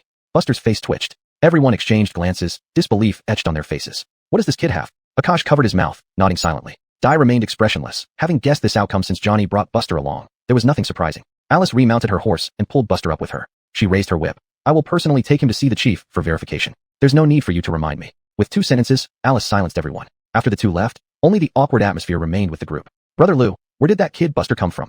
A commandant couldn't help but ask beside Bliss. Bliss scoffed. How should I know? But since you asked, would you mind using your connections to help me investigate this brat's background? Piece of cake. In the group, Bayard's gaze was dazed. How did that little bastard Buster manage to hook up with someone like Alice? Recalling the grudges between him and Buster, Bayard wished he could slap himself a few times. Damn Buster, why didn't you say earlier that you had Alice backing you, and letting me jump around in front of you every day? In a relatively quiet house in Hayasoywan City's Yamen. I know what you're thinking. I admit, promoting you to Deputy General is my personal favor. Actually, based solely on your contribution in this battle, you could have been promoted to Commandant. Alice explained while walking into the mansion with Buster. Buster sighed lightly. Is there any benefit? I don't like working for free. If there's no benefit, it's not too late for you to revoke the order, right? A Commandant earns a bottle of high-grade elixir that can improve physique and 100 true crystals each month. As a Deputy General, the salary doubles, Alice said with a smile. Buster kept a straight face. Actually, being a Deputy General is pretty good. Thanks for considering me. Alice rolled her eyes. Don't misunderstand me. It's not for you. I see your potential and consider it as adding another pillar of support for our Lee family. The Lee family is one of the top noble families in the Chi state, capable of nurturing a monster like Alice with immeasurable depth. What is equivalent to a legend in Suizhou might be quite common in the Lee family. Such a powerful family wouldn't need to court him, would they? Alice never doubted Buster's talent. To her, his reaching the pinnacle of martial arts was just a matter of time. Of course, provided he could survive. Entering the hall, Buster suddenly recalled something. You're not really going to take me to meet the chief, are you? Why not? The Shungling sect has peculiar techniques. A thorough check would always be right. Buster remained silent. Though I don't know your secret, it shouldn't be easily discovered. Besides, the chief is a very decent person, you can rest assured. Buster hesitated, then sighed lightly. Alice's words made sense. Even with Heavenly Heart Lightning and the subduing demon art, that Chi-High Realm demon was still formidable. Caution was necessary. Who was that rarely seen chief? What kind of person was he? Chapter 67, Threefold Mountain. It wasn't until the evening of the next day that the problems of Hayasoywan City's citizens were resolved. However, after this battle, Hayasoywan City was left in shambles with ruins everywhere. It would take some time to rebuild. Compared to the many officers who were busy, Buster had quite a bit of leisure time, staying in his room to rest and recuperate. Indeed, his mind had been tense for the past 2 days, leaving him somewhat exhausted. Now that the 6-legged water snake was dead at his hands, the hidden danger had been thoroughly eradicated. This was more cause for celebration than his promotion to deputy commander. As for meeting the head seat, Buster was prepared mentally. His attributes seemed too extraordinary to others. While they might not think along those lines, they would certainly speculate that he possessed other remarkable things. He was willing to trust Alice. Since Alice said that the head seat was a very decent person, he was willing to give it a try. After all, the methods of the life sect were unpredictable, and precautions must be taken. Knock, knock, knock. A knocking sound came from outside the door. It was Alice who had arrived. Let's go. It takes 7 days to travel from Hayasoywan City to Tianhan City. Calculating the time, by the time we reach the Demon Suppressing Bureau, the head seat should have finished handling matters. Mentioning the head seat, Buster couldn't help but ask, with such a significant event happening in Suizhou, why hasn't the head seat shown up? Alice sighed softly. Do you think the head seat doesn't want to? In the face of absolute power, all plans are nothing more than illusions. It can be said that as long as one Xian E-realm martial artist is dispatched, the life sect wouldn't be able to stir up any trouble.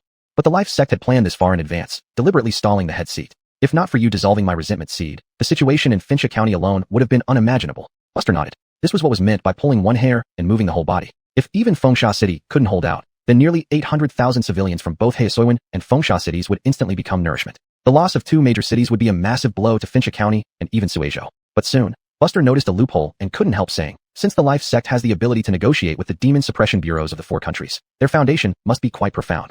To deal with us in Suizhou, they only need someone even the head seat can't handle. There would be no need for such elaborate planning. Alice wasn't surprised by this but still said irritably, things aren't as simple as you think. Do you understand Qiyun destiny?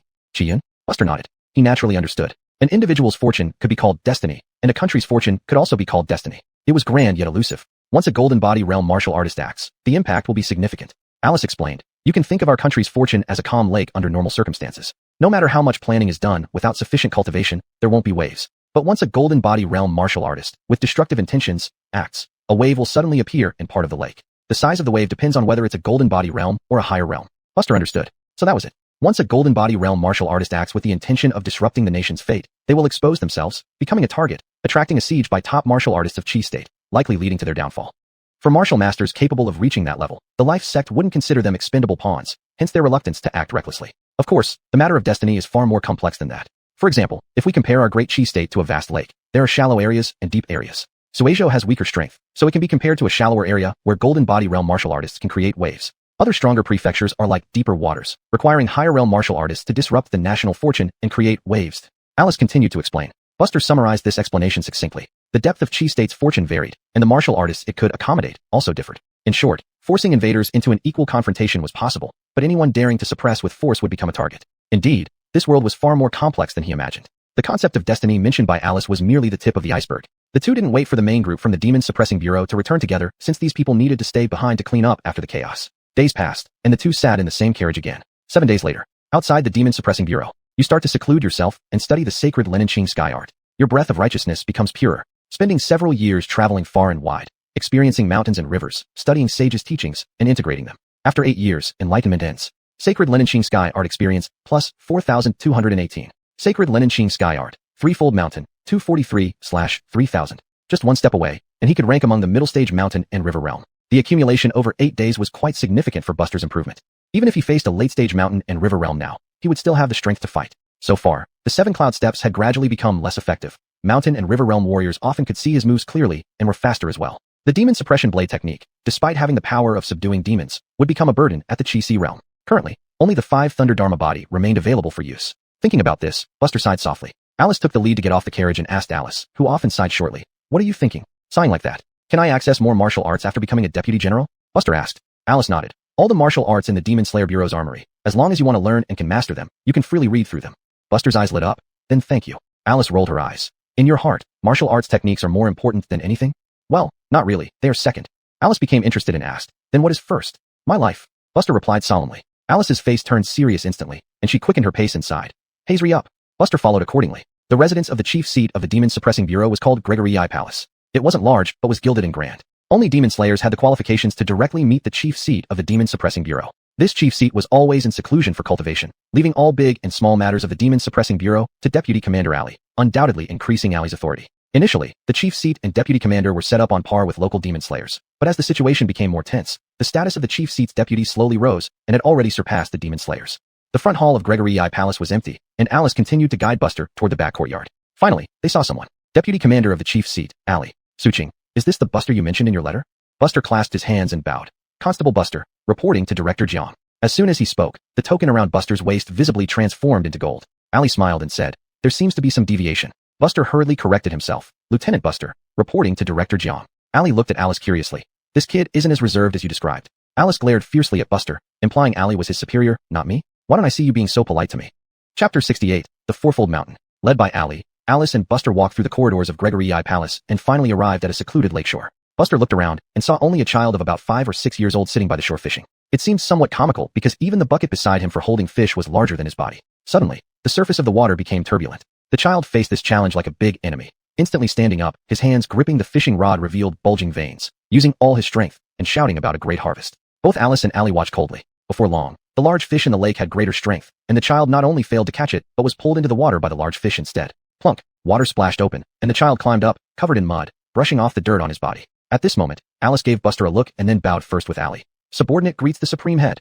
Supreme Head? Even Buster didn't expect that this child would be the Supreme Head of the Demon Suppressing Bureau. However, he reacted quickly. "Subordinate greets the Supreme Head." The Supreme Head of the Demon Suppressing Bureau of Suizhou, under the Demon Slaying General, no one knew his name. If one met him, just calling him Supreme Head was enough. The Supreme Head kept his hands behind his back, nodded slightly, and approached Buster. With every step, some of the water droplets on his body evaporated, and when he reached Buster, his clothes were as dry as usual. A gleam flashed in those tiny eyes, and he grabbed Buster's shoulders at lightning speed. In an instant, Buster felt as if carrying a mountain, the pressure increasing sharply. Despite Buster's solid foundation, his legs bent slightly at this time, almost falling to his knees. Nothing happened. The Supreme Head released his hands and said indifferently. Alice Gung at his hands. "Thank you, Supreme Head. This child has done so much for our bureau. Such a small matter is reasonable and doesn't need more words." The Supreme Head waved his hand. "Now who is the child?" Looking at Buster, the Supreme Head said in a babyish voice. "Young man, since Xiao Li has rewarded you and Xiao Jiang has promoted you, then for me, the Supreme Head." Buster's eyes lit up. After all, the Supreme Head was a high-level expert in the Xian realm, and the gift he gave wouldn't be bad. "There's nothing left I can give you. Remember to perform well under Xiao Li." The Supreme Head patted Buster's shoulder and spoke in a very mature manner. But regardless, this face showed no authority at all. Though somewhat disappointed, Buster still nodded. "Subordinate will work twice as hard to repay the guidance of my seniors. Whether there is or not, whether it is said or not, are two different things. If there's nothing else, then leave." After saying this, the Supreme Head waved his hand. Alice and Buster felt the scene changing and retreating continuously until they finally arrived at the gate of Gregory I Palace. The two exchanged looks. "The Supreme Head's character is quite peculiar. It's not that he dislikes us," Alice said. Buster nodded. "Considering there will be a summary meeting about this battle, you probably can't return to Fengsha City immediately. You have half a month, after which you will come to assume your position." Alice thought for a while and said. Buster nodded. Since everything was arranged clearly, he was too lazy to think more. Just right. Use this half-month to improve his strength. On the lake in the backyard of Gregory I Palace, the Supreme Head sat back in his original spot and resumed fishing. What do you think of that, child?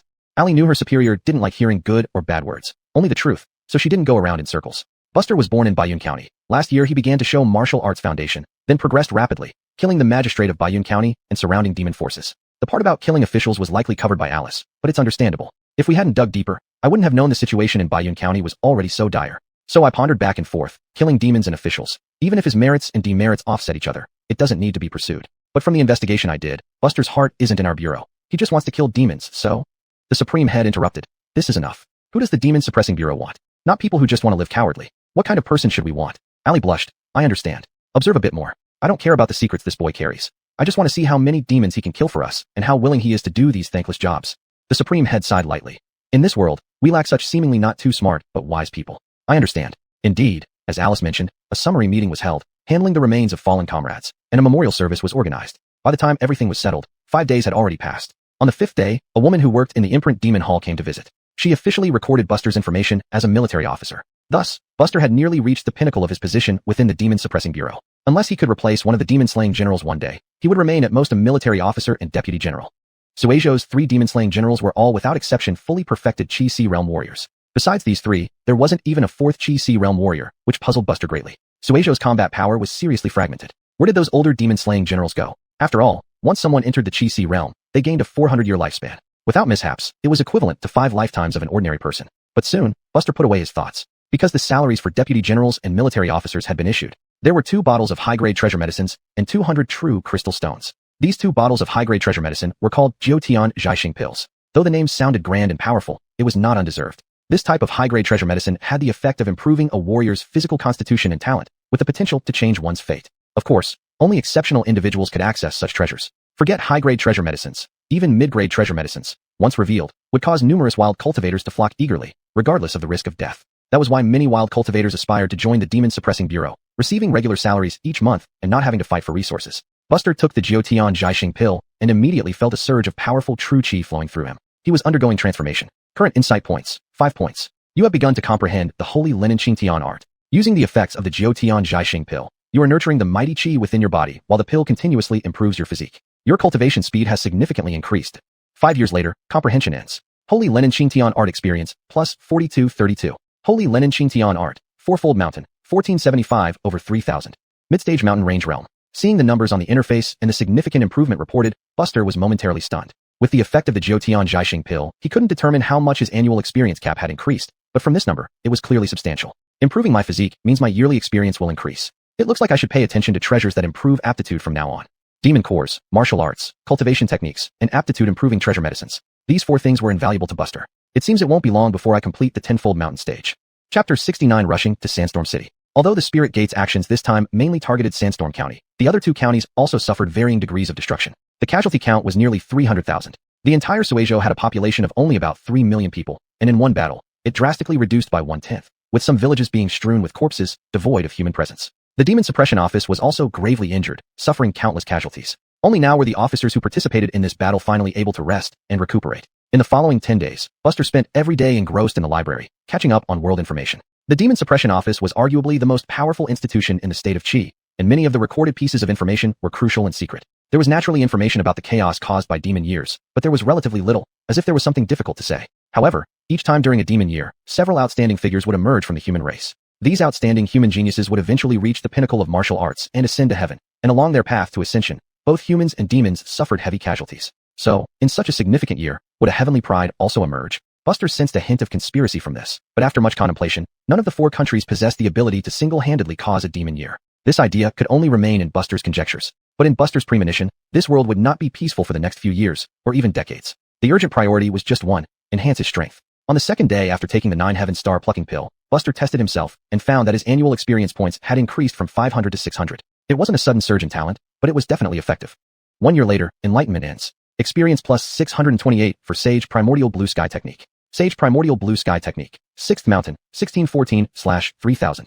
Current enlightenment points, 0. Buster exhaled a long breath of turbid air, opened his palm, and 2 orbs of white light covered his hands like flowing gas, comprehensively enhancing his combat power. He was just 1 step away from advancing to the late-stage mountain and river realm. The human body has 10 levels of mountains, Each level represents a critical juncture, step by step, reaching higher grounds. Calculating the time, it's about the right moment to set off for Sandstorm County, Buster muttered to himself. According to his plan, once he reached the demon-slaying manor, he would shift his focus to new martial arts. After all, the Chi-Si realm cultivation method was still far out of reach, and swiftly reaching the perfected mountain and river realm would quickly come to an end. It just so happened that he hadn't studied any new martial arts recently. Alice's demon-slaying manor's arsenal was sure to be excellent. At that time, he could choose a few suitable martial arts for practice. Before leaving the demon suppression office, Buster took the 200-plus true crystal stones in his possession to the treasure-plucking tower. This place was an internal store set up by the demon suppression office, available only to the officers within the office. Compared to the outside world, the prices here were significantly cheaper. Apart from buying with true crystal stones, Buster also exchanged his previously preserved Wu Tai Jing demonic cores into mountain and river realm demonic cores.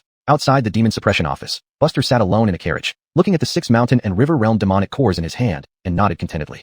Perhaps I can delve into the Golden Crow Falling Sun decree, Buster thought. Even though he could cultivate for a whole year every day, in total, he still couldn't keep up with everything. This was partly because he was eager to improve his cultivation. After all, going from an ordinary person to the mountain and river realm in just over 2 months seemed almost inconceivable if it got out. Buster collected his thoughts and recalled the self-created martial arts and powers he gained after comprehending cultivation methods. Buster was well aware of the power of 5 Thunderdermic Body and knew he wouldn't regret it. This martial art would still be effective even at the Chi-Si realm. You began seclusion to comprehend the Golden Crow Falling Sun decree. Although you haven't reviewed it for many years, you are still familiar with it. Combined with your experience with Lightning Pulse Exorcism Cannon, this enlightenment, although still challenging, is not too difficult for you.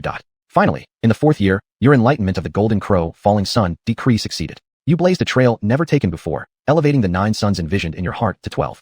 4 years later, enlightenment ends. True Golden Crow Falling Sun decree, 9 suns, 0/1500. 12 suns, 1,500 experience points. It was beyond Buster's expectations to have comprehended the Golden Crow Falling Sun decree in just 4 years. From this, it could also be seen that lower realm cultivation methods were relatively easier to comprehend, and the more cultivation methods he comprehended, the better he became at comprehension. At the same time, the experience points required at each stage of the Golden Crow Falling Sun decree were different, which should be the difference between low realm and high realm cultivation methods. I wonder what power I will gain when the Golden Crow Falling Sun decree truly reaches perfection, Buster murmured. Then his mind wandered further as he contemplated deeper. Would it be possible that one day he could even merge the cultivation methods he practiced into one, creating his own unique school? Buster felt a little excited but soon put this thought aside. Not to mention whether it was feasible or not. Even if it were feasible, it would require an astronomical amount of experience points. And on top of that, his cultivation and strength must be formidable enough. At this moment, the carriage driver outside called out. The carriage slowly came to a stop. Sir, we have arrived. For days of travel had left Buster somewhat weary. Stepping down from the carriage, Buster walked onto the street. Looking at the plaque of the demon suppression office at the entrance, he was somewhat lost in thought. It had only been a little over half a month, yet the reconstruction work in Sandstorm City was almost finished. Just now, he glanced at the city wall through the window. It had already been restored to its original state, clearly due to the city's protective formation. Walking to the entrance, the Body Chi realm warrior guarding the gate had already been replaced. The 2 previous guards had been killed by Garner. Clearly recognizing Buster, they did not stop him. This was Buster's 3rd time coming here, so he knew his way around. He soon found Alice. So you said half a month, and you really came after exactly half a month? Alice sat opposite Buster, holding a cup of tea, and said rather discontentedly. Buster glanced at the beautiful woman, unable to refute her words. Alice placed a token with a golden skin on the table. This is your deputy commander token. With this, you can command any officer in the office. And what about you? Buster asked. Alice gritted her teeth. What do you think? Just a joke. Buster waved his hand. This guy's mouth was as unpleasant as ever, like a latrine. When closed, it was fine, but once opened, it stank. Tomorrow I will hold an inauguration ceremony. Some veteran sergeants will attend. You don't need to be too nervous. You just need to say a few words and make yourself familiar with everyone. Alice said while drinking her tea. Buster nodded. When can I go to the armory? Alice was so furious that her chest heaved. He hadn't even settled down properly before starting to think about her armory. She pointed to the door. Go. Go now. Buster knew very well she was speaking sarcastically, so he coughed dryly. I still have important matters to report to you. The term adult truly pleased Alice, regardless of whether it was serious business or not. Hearing it was enough. Do you have any recommendations for body movement martial arts in the armory? Buster asked seriously. Alice's face was expressionless, with a murderous look in her eyes. Chapter 70, Lake Mountain and River Realm. Inside the armory of the demon-slaying mansion, various martial arts and techniques were neatly placed on shelves, like dazzling jewels. Buster was immersed in this treasure trove as if he were a rich man indulging in a pile of money, unable to extricate himself. Even with the assistance of his panel, Buster had to choose cautiously. There were still many areas that needed enlightenment points, which could not be wasted carelessly. After browsing for 2 hours, Buster finally selected 2 martial arts techniques. One was a body technique, and the other was a saber technique. After preliminary reading, the body technique Instant Lightning compared to the 7 Cloud Stepping Steps seemed to have a higher rank, and the saber technique named Vast Sky Floating King Great Saber followed the path of wide-ranging movements similar to the demon suppressing saber technique, but could split into countless saber lights, somewhat like an area of effect attack. Instant Lightning, not proficient.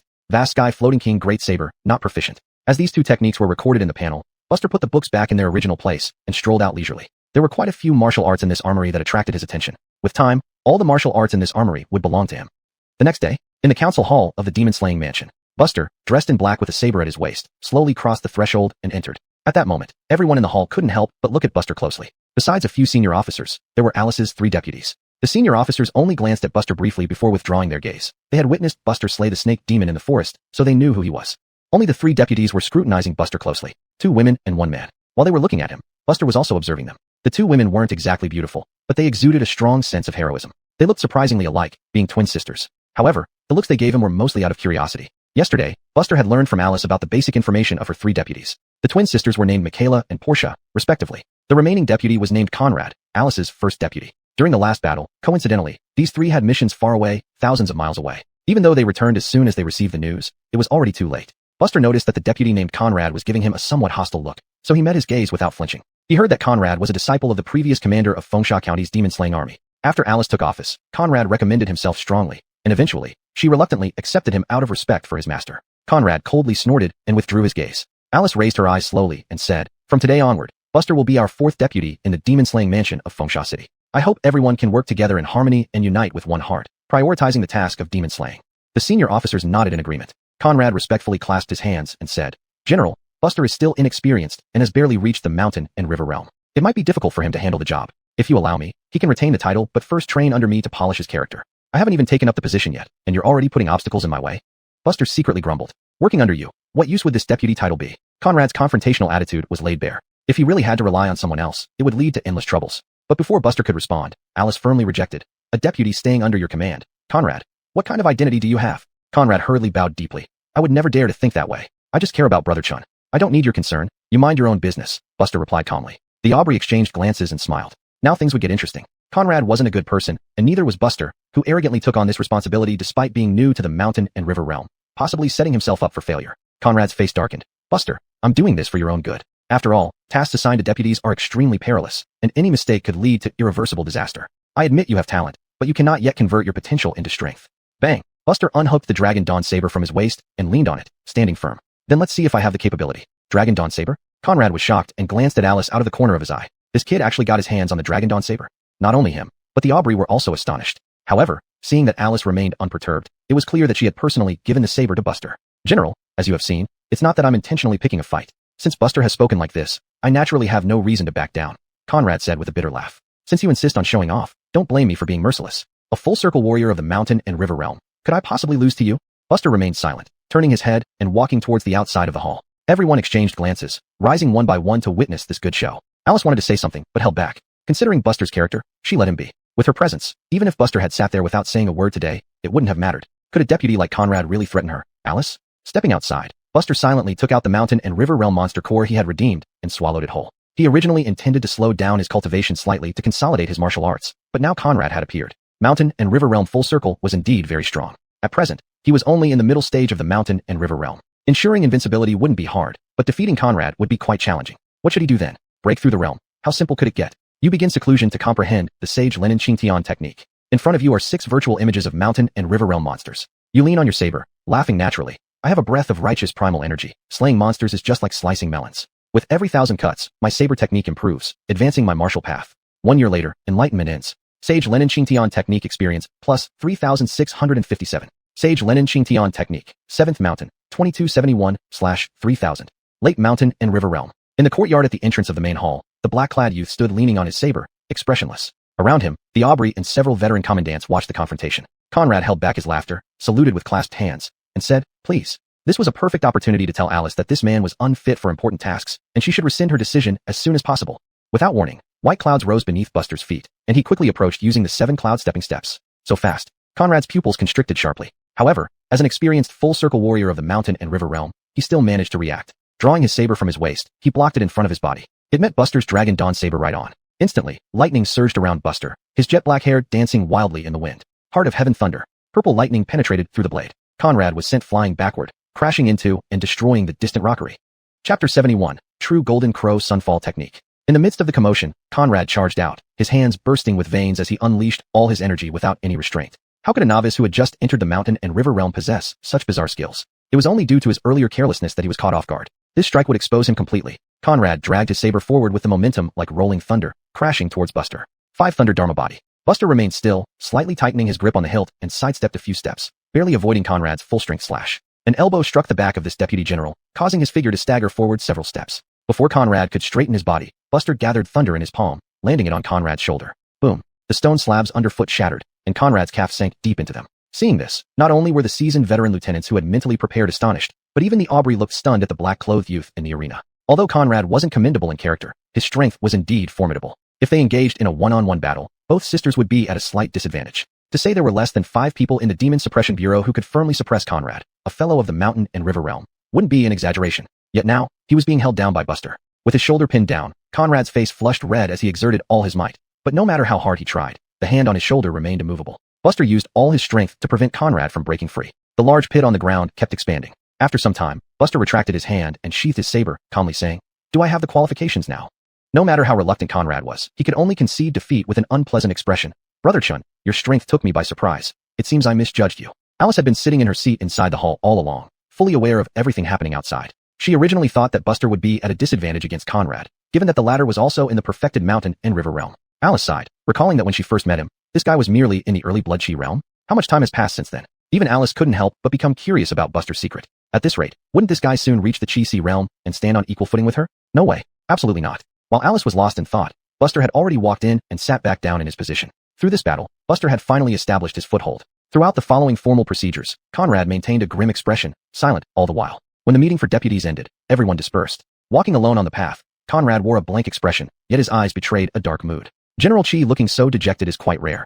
A voice remarked as the Aubrey intercepted Conrad with a smile. Their relationship had never been good, especially during high-level meetings at the Demon Slaying Bureau where verbal conflicts were common. But right now, Conrad truly didn't want to argue with these two women, retorting coldly, "It was just my carelessness this time. Don't think that boy Chin stands a chance against me.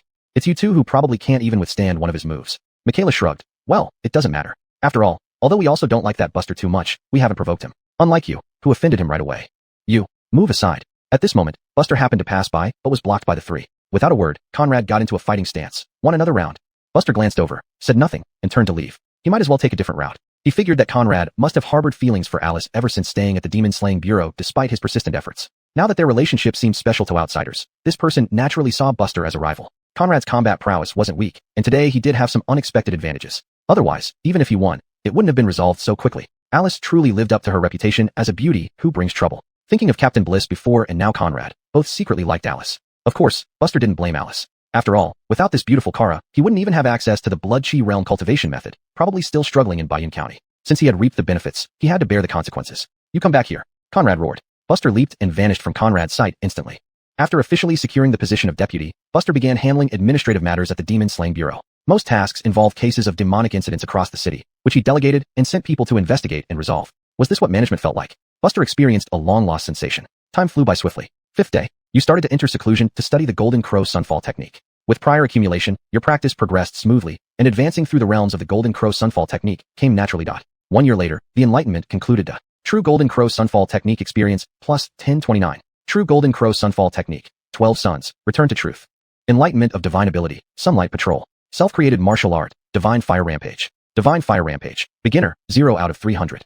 Before Buster could ponder more, all the information recorded on the panel fed back to him. Sunlight Patrol claimed that wherever sunlight reached was within his line of sight. It turned out to be a perception-focused divine ability. Buster paused, somewhat disappointed. He originally thought it would be fire-related, possibly something like a grand conflagration to burn demons. After all, whether it was Heavenly Heart Lightning or demon-subduing abilities, they had extra effects on spirits, demons, and evil forces. Though slightly disappointed, he still activated the ability to see its effect. Instantly, Buster felt his perception range expand several times, with much finer detail than before.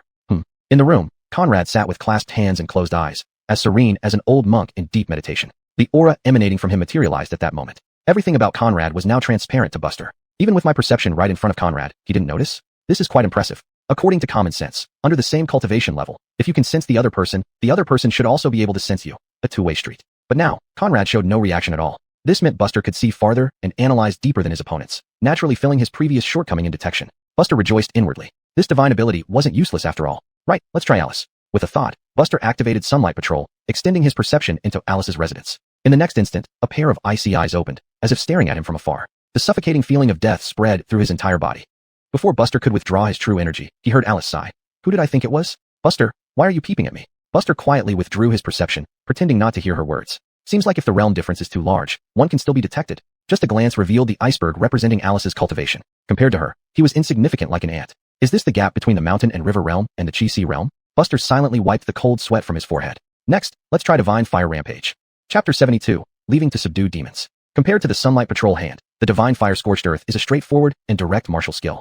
Unlike the 5 Thunderdermic Body, this is a truly offensive martial art. Once perfected, this technique allows one to set fire with a hand gesture that can spread to all directions. Buster wanted to test the power of this move, but unfortunately, the space here was too narrow for its full execution. However, this was his self-created martial skill. During those brief moments of enlightenment on the panel, he had executed it. So it would count as having tried this technique already. But ultimately, the true return realm of the Golden Crow Falling Sun art did not significantly boost Buster's combat strength. It merely added another means of attack. Conrad, though at the perfected mountain and river realm, was still far from reaching the Chi Sea realm in terms of the depth of his aura, falling short compared to Bliss. Moreover, he appeared to be a few years older than Bliss. These people kept thinking about old bulls eating tender grass. Alice was at least 5 or 6 years younger than them, right? However, this was just Buster venting in his own heart. For in this world where martial arts masters could live over 500 years, what did a few more years matter? Even several dozen years more wouldn't be a hindrance. As Buster was lost in thought, Alice silently appeared at the door. What technique did you use just now? Coming back to reality, Buster coughed dryly twice, a skill I learned by chance. But since it's an inheritance, don't think about it. I don't have the qualification to pass it on. Alice rolled her eyes. Who cares? I came to find you for important matters. Then, she showed 3 documents in her hands and tossed them to Buster. These are 3 unresolved cases. The mansion has sent people multiple times to handle them, but each time they returned empty-handed, injured and battered. This used to be Conrad's job, but he hasn't been in good shape recently, so it's handed over to you. Buster quietly opened the 3 documents and started examining them one by one. Undoubtedly, all were incidents caused by demons. The demons that could delay the Demon Slayer mansion must have considerable skills, likely all at the perfected mountain and river realm. Otherwise, they wouldn't have repeatedly evaded the Demon Suppression Bureau's pursuit. After several failures, such unresolved cases would be handed over to the Deputy General of Demon Slaying, which was also one of their responsibilities. When subordinates couldn't handle it, naturally, only they could step in. After a short while, Buster sighed after finishing reading the 3 documents. Conrad is leaving me these messes. None of them seem ordinary. The wolf demon in Maoan City lives deep in the mountains outside the city. It won't come out easily even if there's the slightest wind or noise. It's terrified of death. And this is a perfected mountain and river realm great demon. Who else besides you could detain this great demon? Buster rubbed his temples and sucked in a cold breath. Aren't there some demons not even at the late-stage mountain and river realm? With your abilities, dealing with such demons should be easy, right? Alice said with a half-smile. This thing is even better at escaping than that snake demon. Every time the mansion's people approach, it disappears without a trace. How do you catch it? Alice shrugged and turned to leave. I don't care how you do it. Anyway, I'm your superior. Within 2 months, I want these 3 files resolved. If Michaela didn't have numerous important duties, do you think I'd bother you? I originally let you come here for a hanging position to focus on cultivation. Although he said this, Buster found it interesting and was itching to try. These were 3 great demons at the mountain and river realm, equivalent to 3 demon cores. If avoidance is impossible, then give it a try. Buster stared at the 3 documents, finally picking up one. Let's start with the late-stage mountain and river realm fire spirit demon. Fire spirit demons, like blood demons, don't evolve from mortal bodies. Such demons often emerge fortuitously under the influence of natural true chi. Though they share many similarities with common demons, they are categorized as such. Bayou Village. Buster took out a map of the region and quickly located Bayou Village. It wasn't far, just about 500 miles northeast of Fengsha City. Villages of such small scale usually didn't have official offices and were managed by villagers themselves, so if there were traders within the village, they could easily obtain first-hand intelligence. Thus, the aid request from Bayou Village would be known by the fire spirit demon in advance. But as long as the fire spirit wished to devour Bayou Village, it wouldn't leave. Just right. Let's test the power of the Sunlight Patrol hand. Buster stood up, holding the document as he walked toward the door. According to the document, Bayou Village, with nearly 1,000 households, had already lost more than half to the fire spirit demon's torment. If this demon wasn't eliminated soon, within a month, Bayou Village would vanish. Assemble. Buster picked up the file and found the petty officer specifically assigned to relay messages for him, who promptly responded affirmatively. Within the demon-slaying mansion, each deputy general was required to manage a team. When embarking on missions, they needed to bring people along. Though unsure who established this cumbersome rule, Buster didn't find it odd. The Demon Suppression Bureau always emphasized unity and teamwork in slaying demons and subduing monsters. After all, humans were likely no match for demons at the same realm. Buster casually selected a group to accompany him, including one commandant, and the rest were at the martial fetus realm. In Conrad's residence, a petty officer tumbled and scrambled into the room. Report to Sir Chi. Buster has set off. Inside the room, Conrad, who had been meditating with his eyes closed, slowly opened them, revealing a profound smile. Those 3 unresolved cases were carefully chosen by me and handed over to you. Not only you, Buster, but even if I plus my large team failed to make any headway, with your meager team, there's little chance of success either. His failure wouldn't matter much since he had deep roots in the demon-slaying mansion after many years, and one failure wouldn't affect his reputation. But Buster was different. He merely landed in that position through Alice's favor, a brazen young punk. No one now questions his position, but once Buster fails in his first mission, dissent will grow louder. Just imagining that scene made Conrad feel incredibly gratified. He waved his hand dismissively, sending the subordinate out. He walked to the window, murmuring to himself, Buster, this is just the beginning. From now on, I don't even need to act personally to ruin your reputation completely, forcing you back where you came from. Buster's team for this trip had been minimized as much as possible, totaling 8 people, for carriages, and 1 for himself. At this moment, Buster again felt the pleasure of managing others. This was what it meant to be in management. What did commandants do, ultimately, but dirty and exhausting work for the Demon Suppression Bureau? It's also time to fully master those 2 martial arts. Buster pondered internally. That fire spirit demon shares his realm. If captured, its death is certain. Chapter 73, White Jade Village. 3 days later, outside White Jade Village. You have started cultivating the Startled Swallow Instant Thunder. This technique aims to transform you into the power of thunder, using extreme speed to strike down enemies in one lethal blow. Grasping its profound secrets and aligning yourself more closely with this essence is not difficult for you. 1 year later, the enlightenment ended. Startled Swallow Instant Thunder experience, plus 924. Startled Swallow Instant Thunder, minor success, for 24/1500. This Startled Swallow Instant Thunder is slightly more powerful than the 7 cloud steps, and also more complex. However, the experience gained from practicing it each year is considerable. Buster has an excellent memory. Back when he was cultivating the 7 cloud steps, he gained only about 800 points of experience in a year, but now it's even higher. It must be due to the effect of the 9 heavens star plucking pill. But at the same time, the amount of experience required for Startled Swallow Instant Thunder has increased, requiring more experience across all aspects. The stage from beginner to minor success has risen from 300 experience points to 500. In summary, it consumes more time compared to the 7 cloud steps. After comprehending this, Buster took a deep breath and focused once again. Current enlightenment points, 2 points. You start cultivating the Waterweed Great Thousand World Blade. Although this sword technique differs from the demon subduing sword technique, the fundamentals remain the same. You begin to comprehend the endless flow of the world, as if heaven and earth are like a long river, and everyone is like floating water weeds, drifting within, unsure of their destination. Immersing yourself in this brings significant results. 2 years later, the enlightenment ended. Waterweed Great Thousand World Blade experience, plus 1834. Waterweed Great Thousand World Blade, minor success, 1334/1500. Though both these martial arts have reached the stage of minor success, they still fall short compared to the demon subduing sword technique and the 7 cloud steps. Still, they are not without their uses. Having more techniques can surprise your opponents. At the entrance of White Jade Village, old and young villagers were waiting at the gate for the carriage to stop. Leading them was a tattered, haggard old man who appeared worn out from years of farming. Not yet 50, his bent back made him look like an 80-year-old man. As the leader of this mission, Buster did not get off the carriage first, so no one else dared to. Thus, when the black-clothed young man descended from the carriage first, followed by others, things began to stir. Before Buster could take a step forward, the old man led the villagers rushing toward him. Commoner Ely greets your excellency. The villagers paid no attention to Buster's youth. After all, rumors spoke of martial artists nearly becoming immortals, appearing young, yet wielding immense power. Buster hurriedly supported the old man and forced a smile. I'm surnamed Chun, my name is Buster. Sir Chun, please come inside quickly. Ely respectfully guided Buster along the muddy village paths. During the journey, he made sure to disperse the villagers, leaving only Buster's group and village chief Ely walking together. When was the last time the demon entered the village? Buster asked, walking beside Ely with his hands behind his back. He wanted to resolve matters swiftly and find the next demon. With a ready Mountain Realm demon core available, would anyone refuse such an opportunity? In the state of Chi, a Mountain Realm great demon was practically a local overlord, solitary, yet feared everywhere. Such demons rarely attacked villages on their own, typically aiming for entire counties. Moreover, they were rare and hard to trace. Although Buster suspected that old bastard Conrad deliberately passed these troublesome missions to him, if he could successfully deal with the fire spirit demon, it would be an invaluable gift for him. Ely promptly answered, that beast is extremely cunning, usually entering the village every 2 to 4 days, killing 6 or 7 people at least, and sometimes over 10. But it hasn't shown up in the past 5 or 6 days. Upon hearing this, Buster concluded there must be an insider among the villagers. Suddenly, a stone flew from the roadside without warning. Bang! Buster effortlessly caught the stone and crushed it in his hand. The group paused and looked in the direction from which the stone came. Aaron, the burly officer accompanying Buster, shouted first. Who the hell dares attack our deputy commander Chun? You're a demon. I will kill you to avenge my parents. A small, chubby boy emerged from a dark alley, his face streaked with snot, clutching a handful of stones, filled with resentment. He picked up another stone, intending to throw it at Buster. Kill you, kill you. Hey Ash, go back inside. Ely panicked, fearing these important people might be angered. Without thinking twice, he rushed forward and kicked the chubby boy to the ground. Take Hayesh away. Soon, neighbors rushed out of their homes, hurriedly pulling the chubby boy Hayesh away. Hayesh's eyes were filled with overwhelming hatred, glaring fiercely at the black-clothed young man leading the group. It's you who killed my parents. I want revenge.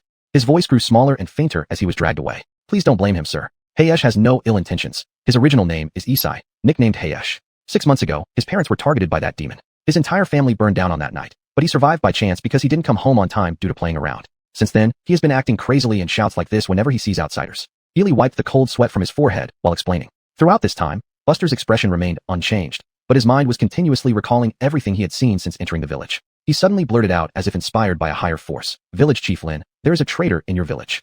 How can that be? Ely shook his head vigorously. Our White Jade village only has these few remaining households. Everyone hates that demon with all their heart. How could anyone collaborate with it? Buster fixed his gaze on Ely, causing the latter to sweat profusely under the intense scrutiny. After a long moment, Buster withdrew his gaze and casually observed the surroundings. The village chief of White Jade Village held significant power, making decisions for the entire village, yet it was also a thorny position. Various trivial matters would pull one in, and doing poorly might result in being disliked by everyone. Near a square in White Jade Village stood an unoccupied but very tidy house, specifically reserved for officials during inspections or stays. Under Ely's guidance, Buster and his party settled into this residence. On the way, Ely shared every detail about the village, almost recounting which family lived where, how many members they had, and what their names were, afraid that missing any detail might hinder the officials' work.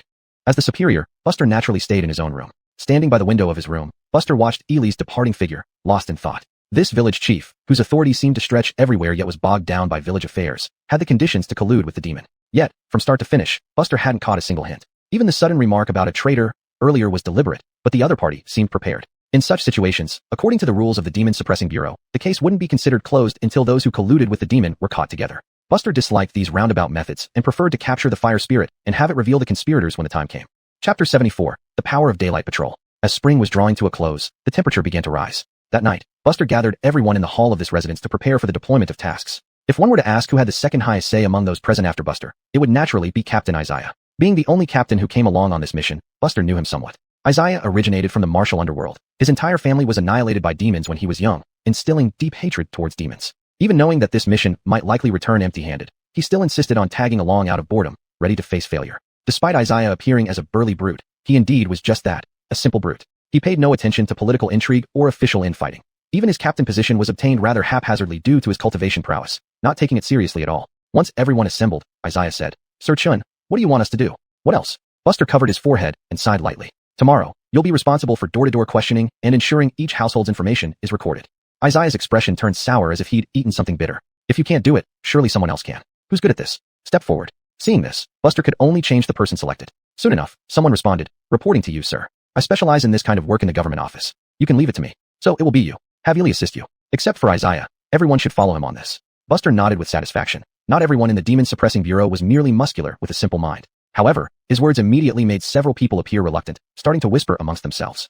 They, as respectable enforcers of the Demon Slashing Bureau, had been reduced to conducting census investigations? Wasn't this the job of mere clerks? Buster narrowed his eyes and sternly said, "I am issuing orders, not seeking your agreement. Do you understand?" "Yes," they replied half-heartedly. But soon, an obstinate voice complained. Even Deputy Commander Chi couldn't handle the fire spirit demon. His team's investigation skills are exceptional, yet even so, repeated attacks have failed. This visit is just a formality. If the villagers of White Jade Village truly wish to survive, they should leave their hometown. We wouldn't need to go through such lengths. Many agreed with this statement. Although everyone knew that Buster had defeated Conrad before, that was personal prowess. Now, with the fire spirit demon unseen, no matter how strong one was, there was no space to exert power. Moreover, Conrad's team far surpassed them in various aspects, especially in reconnaissance skills. Yet they still left behind these unsolved cases. Unless Johnny appeared with his Si-Chi realm strength to overwhelm the demon, no one else could do anything. Before more discussions could arise, the complainer's expression froze, and the atmosphere in the hall plummeted. It turned out that Buster, who had been seated at the head of the hall, was now standing in front of this person, pressing his hand on the person's crown. "I didn't ask for your opinion." "Shut up." Yes, it was my fault."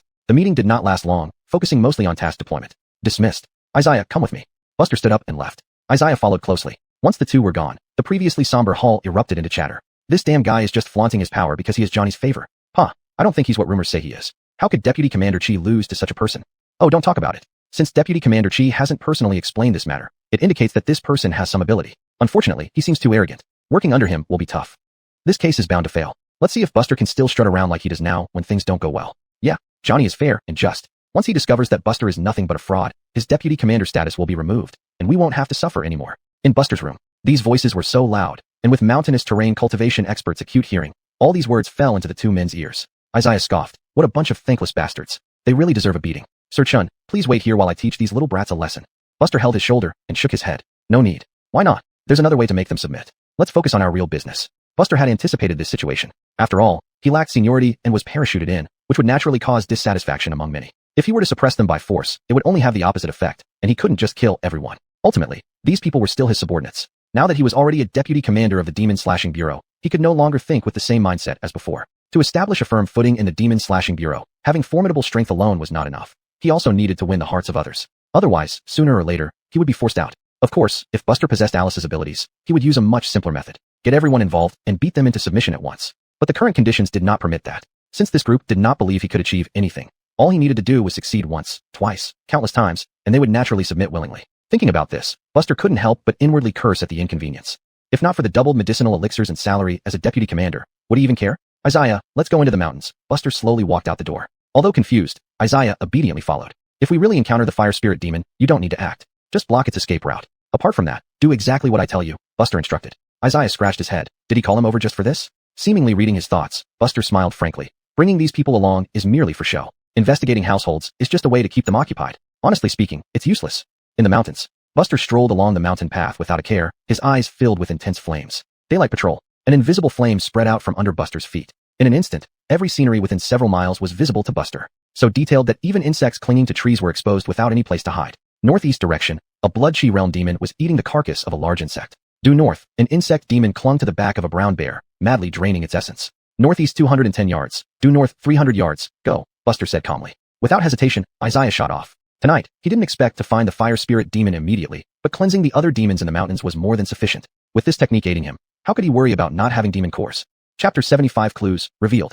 Bayou Village was surrounded by two large mountains to the north and south, acting as natural barriers that confined the village between them. At dawn, Buster brought Isaiah back from the northern mountain to their dwelling. Lord Shun is truly a divine being. That demon was sleeping soundly over a mile away without emitting any aura, yet you managed to detect it. Isaiah's eyes were opened wide with admiration. Isaiah, wasn't one to play tricks. Previously, Buster had been his superior, and although he harbored some dissatisfaction, he still abided by the rules. But now, seeing such genuine prowess, he felt lucky to have such an extraordinary deputy. Perhaps they could achieve something significant after all. Buster waved his hand, dismissing Isaiah. On the table lay more than 30 spirit cores, shimmering with treasure-like radiance. But they were all blood-chi realm demon cores. Due to the presence of the flame spirit, not even a single Wutai realm demon existed nearby. He had also captured some demons to interrogate about the flame spirit's location. Unfortunately, those demons knew nothing. Thinking of this, Buster couldn't help but frown. Throughout his search on the northern mountain, he detected no trace of residual true chi from the flame spirit, indicating that it hadn't lingered there recently. If we find no clues on the southern mountain either, then there's only one possibility. Buster narrowed his eyes, looking outside. It started raining, reducing pedestrians on the road. At noon, Buster and Isaiah ate lunch before heading into the southern mountain. They spent another 3 hours there and returned at dusk. Upon returning, Buster had gathered several dozen more blood-chi realm demon cores. With a serious expression, Buster walked down the road. My lord, hiding skills like this flame spirit are truly remarkable. It's normal for us to start off without any clues. We might as well check in with the team and see if they've made any progress today. Though Isaiah said this, he couldn't hide his disappointment and sighed heavily. Back in the house, Buster began inquiring about the day's events. Unsurprisingly, there were no abnormalities. The atmosphere during the meeting was somewhat awkward. Even Isaiah, a rough man, noticed many people rejoicing at the misfortune, eagerly awaiting Buster's failure. After the meeting, Buster left the residence alone. Because of the rain, the village roads became bumpy and difficult to navigate. Along the way, Buster conducted a thorough search using sunlight patrol. Following his memory, Buster arrived at village head Ely's home. Ely had a family of 4, with 2 sons who were already in their 20s, well past marriageable age. His wife was paralyzed and sat in a chair year-round, doing little except knitting clothes for the children. Upon seeing Buster, Ely quickly invited him inside, pouring a cup of hot water and passing it over. Please sit, Lord. Buster nodded slightly, sitting on a stool and glancing around. Noticing Buster's concerns, Ely hurriedly explained, this matter can't be rushed. The flame spirit is very cunning and will take time to resolve. Now, he depended on the exorcist officials to help solve the problem. He feared they would give up and leave like the last batch, claiming they would return later. How could anything be discussed when they were just leaving? Officials could simply walk away easily, but the villagers had lived here for generations with little means to relocate, making them like lambs awaiting slaughter. Buster responded with a hum. Just as he prepared to leave, he sensed an unusual aura. Flame true chi? Buster's heart stirred as he looked around, spotting traces of flame energy lingering behind the village head's house. That scent, it must belong to a demon. Buster stood up abruptly and swiftly walked out. Seeing this, Ely followed, though he didn't understand what was happening. Had Lord Shun made a new discovery? Behind the village head's house was an open field filled with flowers and plants. Buster reached out, catching a faint trace of flame spirit energy in his hand. A genuine flame spirit aura. Is this? Buster turned to Ely. The latter hastily explained. This place is usually where village children gather since it's spacious and doesn't hinder others' travel. Who visited here today? Not quite sure. Who pays attention to such trivial matters? Ely blushed, feeling somewhat embarrassed. Who frequents this place? Where do they live? Buster asked again. Reluctantly, Ely listed 4 or 5 children who often played here. Although he didn't know what this had to do with the flame spirit, he believed there was a reason behind the official's actions. After Ely left, Buster stood at the spot for a long time. Finally, he walked to a corner. There, a pile of stones was stacked together like a fortress. Buster picked up one of the stones and then left. Isai no longer had a home. That fire from the flame spirit back then not only took his parents but also burned away everything he had. Later, out of pity for the 10-year-old boy, one household gave him a small shed to live in. Now, inside the tiny room, a bonfire burned, illuminating the space. The once chubby, crazy-looking boy curled up in the corner, staring blankly at the flames. A stone lightly flew in from outside and hit him on the shoulder. Instantly, it brought Clarence back to his senses, seeing that black-clothed figure standing at the door. Demon, I will kill you and avenge my parents. Clarence stood up, unafraid, roaring hoarsely. His voice was loud, and since it wasn't too late, many neighbors who hadn't gone to bed came out to investigate. This time, Buster didn't ignore him. Sunlight patrols silently spread out. On this Clarence, the scent of the flame spirit was unusually strong. But Buster was sure that this little fatty had just come into contact with the flame spirit. Otherwise, he would have been exposed on the first day he appeared before him. Clang. The dragon dawn blade left its sheath and was placed against Clarence's neck. Playing crazy for half a year. Very tiring, right? Buster said calmly. You are a demon. I'm going to kill you. I'll kill you to avenge my parents. Clarence lunged fiercely, disregarding the large blade, biting down on Buster's wrist. Crack. A mouthful of big teeth shattered instantly. Buster's wrist remained unharmed. Clarence retreated hastily, hitting his back against the wall. You want to kill me? I'll give you a chance. If you don't make your move, I'll kill you. A thick shadow of killing intent flashed in Buster's deep black eyes. If you were really mad, you would pounce over, and I believe you were truly insane. However, Clarence calmed down now, making no move. He feared death. Tell me, who instructed you to do this?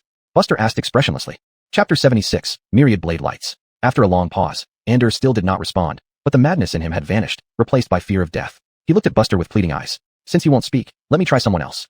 As Buster spoke, he abruptly twisted his waist. The Dragon Dawn saber slashed toward the bonfire beneath. Bang! The ground shook, and the flames on the bonfire suddenly extinguished, revealing a figure within. It was a more dazzling flame, hovering in the air like a ghost. One slash from the saber broke through this fire spirit demon's disguise, splitting its body into two with a torrential force. In an instant, overwhelming flames erupted, engulfing Buster entirely. Anders' eyes flared with increasing flames until they completely enveloped him too. There was no doubt. The mortal body was extremely fragile against such flames. Anders turned to ashes. Where Buster stood, after burning for a long time, thunderbolts emerged from the flames. He strolled out leisurely, wearing black robes and covered by a lightning cloak. The scattered form of the fire spirit rapidly recondensed on the street, eyeing the person inside the house with lingering fear. Fortunately, it had prepared a contingency plan. This move would buy enough time for it to escape. The sudden appearance of the fire spirit caused immediate chaos. A figure accompanied by lightning rushed over at an incredible speed, catching up to the fire spirit and delivering another downward slash. Although the fire spirit demon was utterly astonished at why it couldn't contain this person, it turned around and spat out a gush of black flames. A purple glow flashed on the Dragon Dawn saber, slicing the eerie black flames into two with its demon subduing power. Following the momentum, Buster split the fire spirit's body once more. Another surge of flames spread out, attempting to trap Buster again. Clearly, this was one of the fire spirit's means of escape. The fire spirit recondensed further away, but its aura was significantly weakened now. It was evident that each death affected its condition. Buster had long realized that the fire spirit could only resort to this clumsy method. Seemingly indestructible, yet there was a definitive end. Continuously making it die would eventually lead to its complete destruction. Instant thunder. In a flash, Buster pursued relentlessly, delivering another powerful slash. Without any hesitation. Thus, the fire spirit's form dissipated and recondensed, fleeing frantically, but always unable to shake off Buster's relentless chase. Aware of its predicament, it knew it would inevitably die as it grew weaker. During this time, villagers hurriedly came to the demon suppressing office's resting place, calling everyone over. When Isaiah and others arrived, they saw a black-clothed figure wielding a blade chasing after the fire spirit that even the demon-slashing bureau found challenging. Many were momentarily stunned. They barely reacted to the movements of the demon. What are you standing there for? Chase after them. All you do is criticize Director Chun with your mouths. Isaiah sternly ordered. Being a military captain, no one dared to directly contradict him despite their dissatisfaction, all rushing toward the distance. If you keep killing me, I will self-destruct here, and everyone within a mile will die. The fire spirit, after dying numerous times, stopped in its tracks, turning around with a hoarse roar. Buster frowned. This was indeed a problem. Bayou Village was small, with people living densely packed. If it self-destructed, hundreds would inevitably be killed. If it were just himself, Buster might withstand the explosion, but now he couldn't. Protecting the weak was not merely a duty to him, it was personal. A thick wall of water slowly rose between Buster and the fire spirit. Listening to Isaiah's hearty laughter.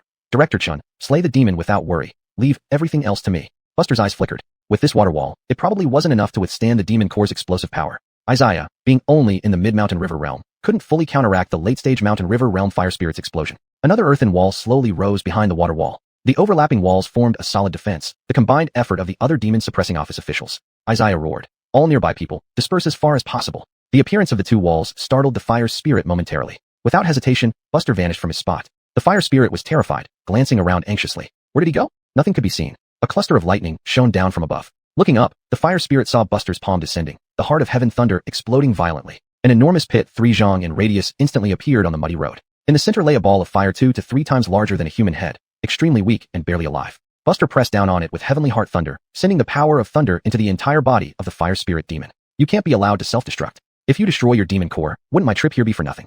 Buster's gaze was calm as he increased the pressure, about to eliminate this demon. At this moment, an unexpected change occurred. The fire spirit demon's form dispersed again, but this time, it had no spare true chi to emit flames to attack Buster. Using the last bit of its true chi, the fire spirit demon split itself into countless fireballs scattering in all directions, each one seeming like the real body.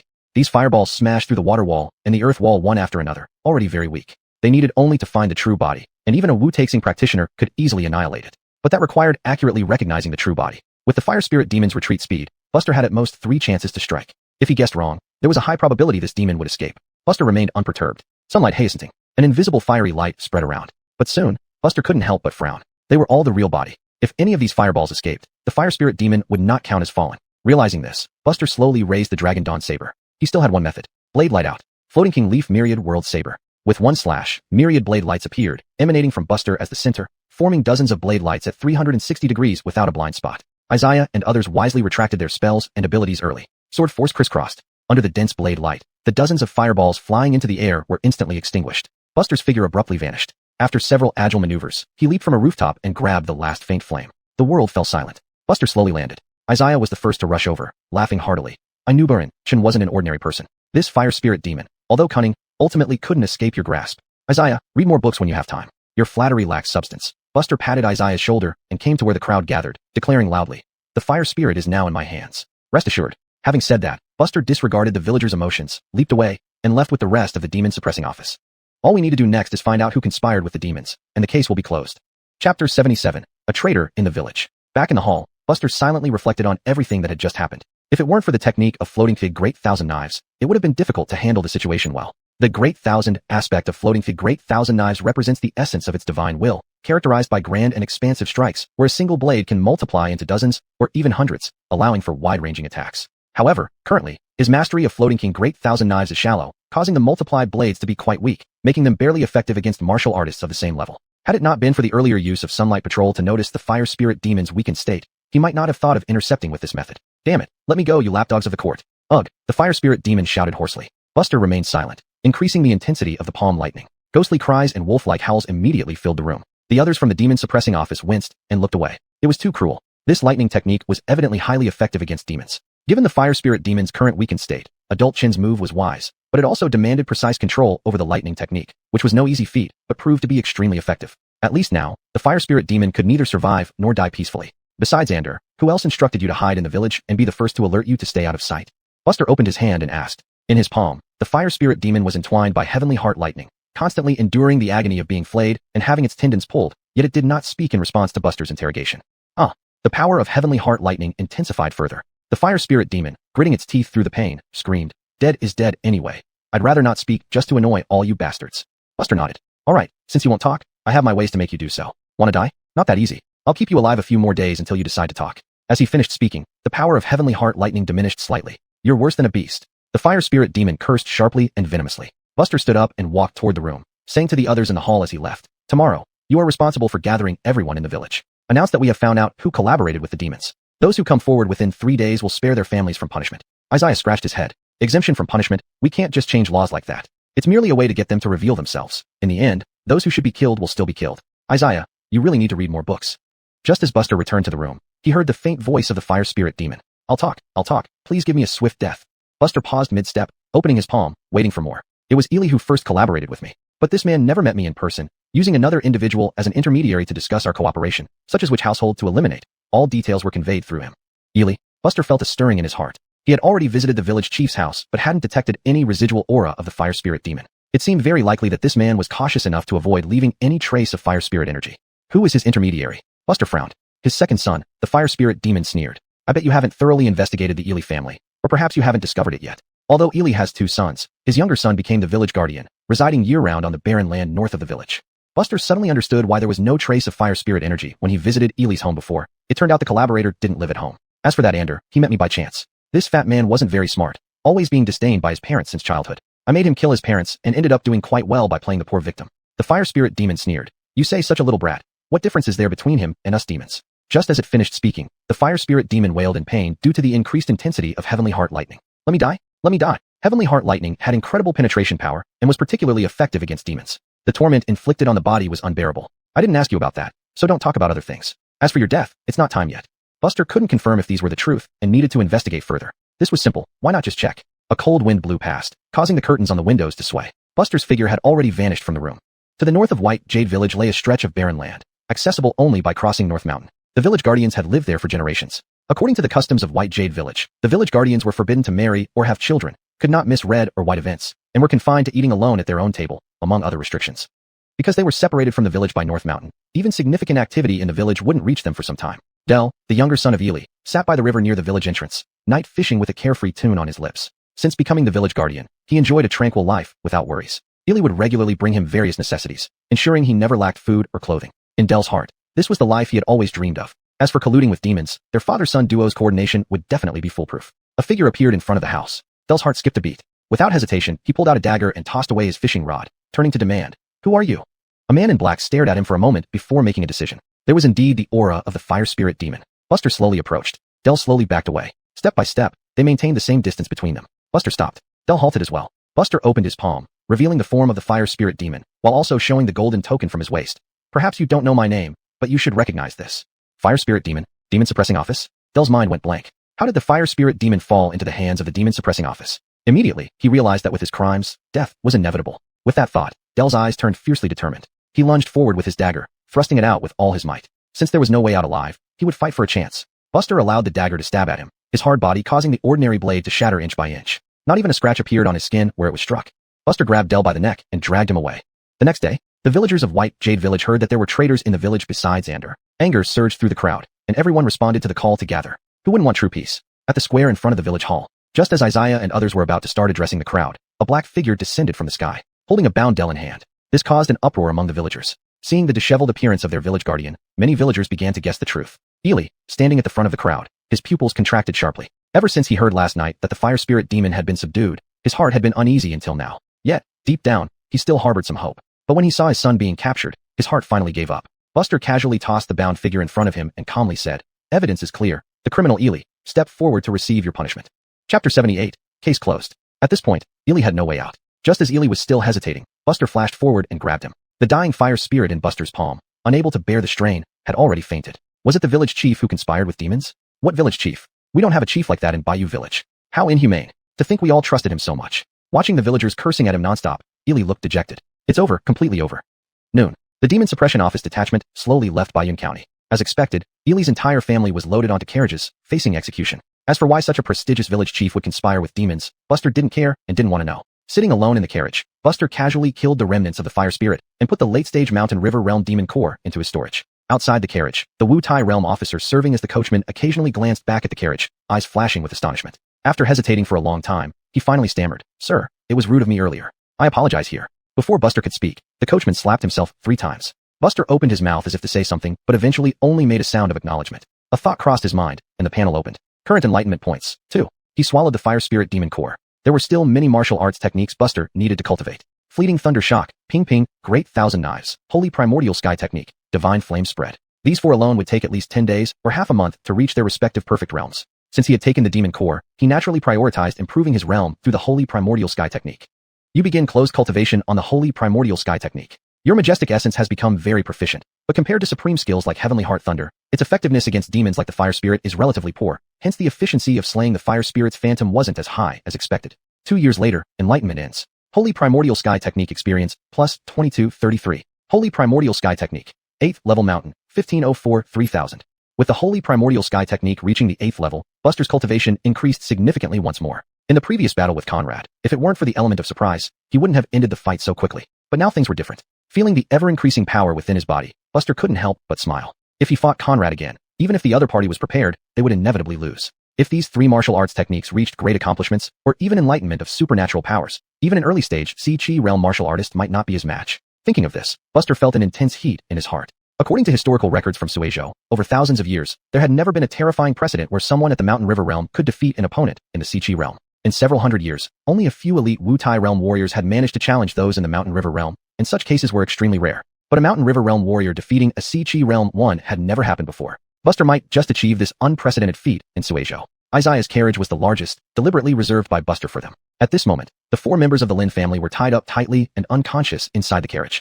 Apart from Isaiah, 2 other Wu Tai realm officers were also in the carriage. Previously, our vision was short-sighted, and we offended Deputy Commander Chun. Sir Yang, considering we've worked together, and given your good relationship with Deputy Commander Chen, please say a good word for us. Yeah, after all, we'll be seeing each other regularly. Despite looking rough, Isaiah had a kind heart, especially toward comrades. The 2 men's soft persuasion immediately made him give in. He waved his hand. Fine, I'll speak up for you, but I can't guarantee anything. Thank you, Sir Yang. The 2 officers were overjoyed, repeatedly bowing.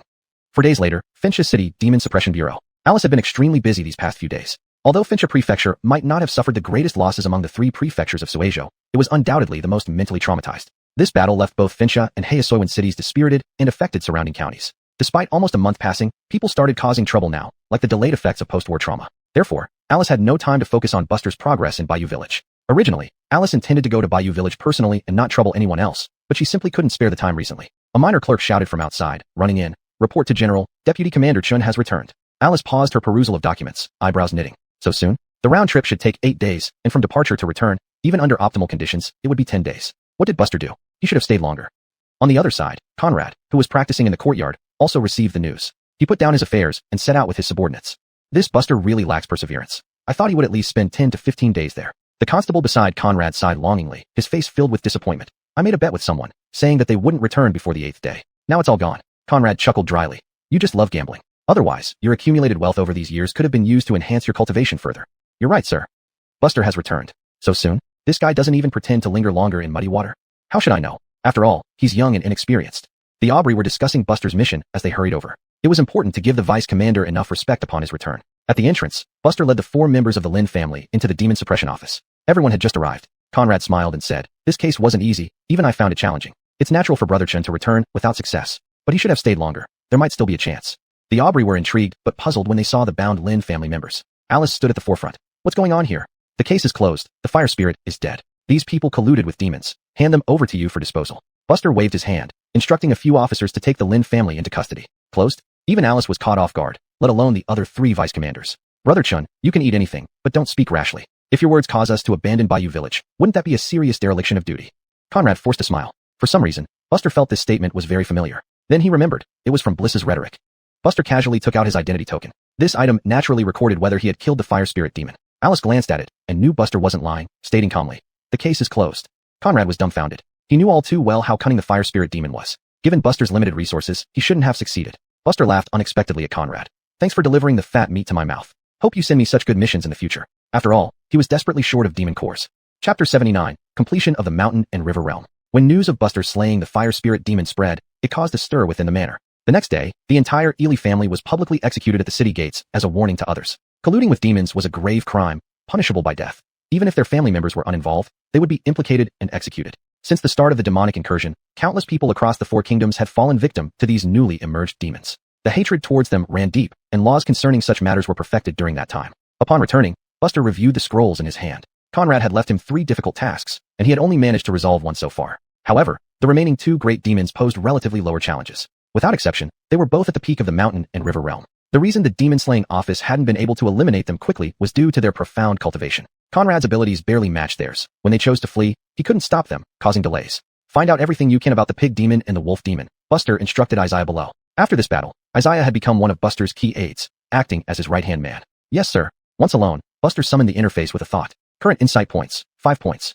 Since the sacred linen clear sky art had already ascended to the 8th mountain, there was no need to hesitate about the remaining distance. It was better to push forward and reach the peak of the mountain and river realm directly. This would help him deal with those 2 demons more effectively. The first thing Buster did upon returning to the demon-slaying office was to exchange the demon cores from the lesser demons he slew in Bayou Village for mountain and river realm demon cores. Unfortunately, dozens of Blood She realm cores could only be exchanged for 1 mountain and river realm core. There was a vast difference between realms. He swallowed the demon core. You have entered seclusion to cultivate the sacred linen clear sky art. Using righteous energy to slay demons, you continually refine and summarize your techniques, making rapid progress and naturally breaking through your cultivation level. 5 years later, cultivation concludes. Sacred Linen Clear Sky Art Experience, plus 3812. Sacred Linen Clear Sky Art, 9th Mountain, 2316/3000.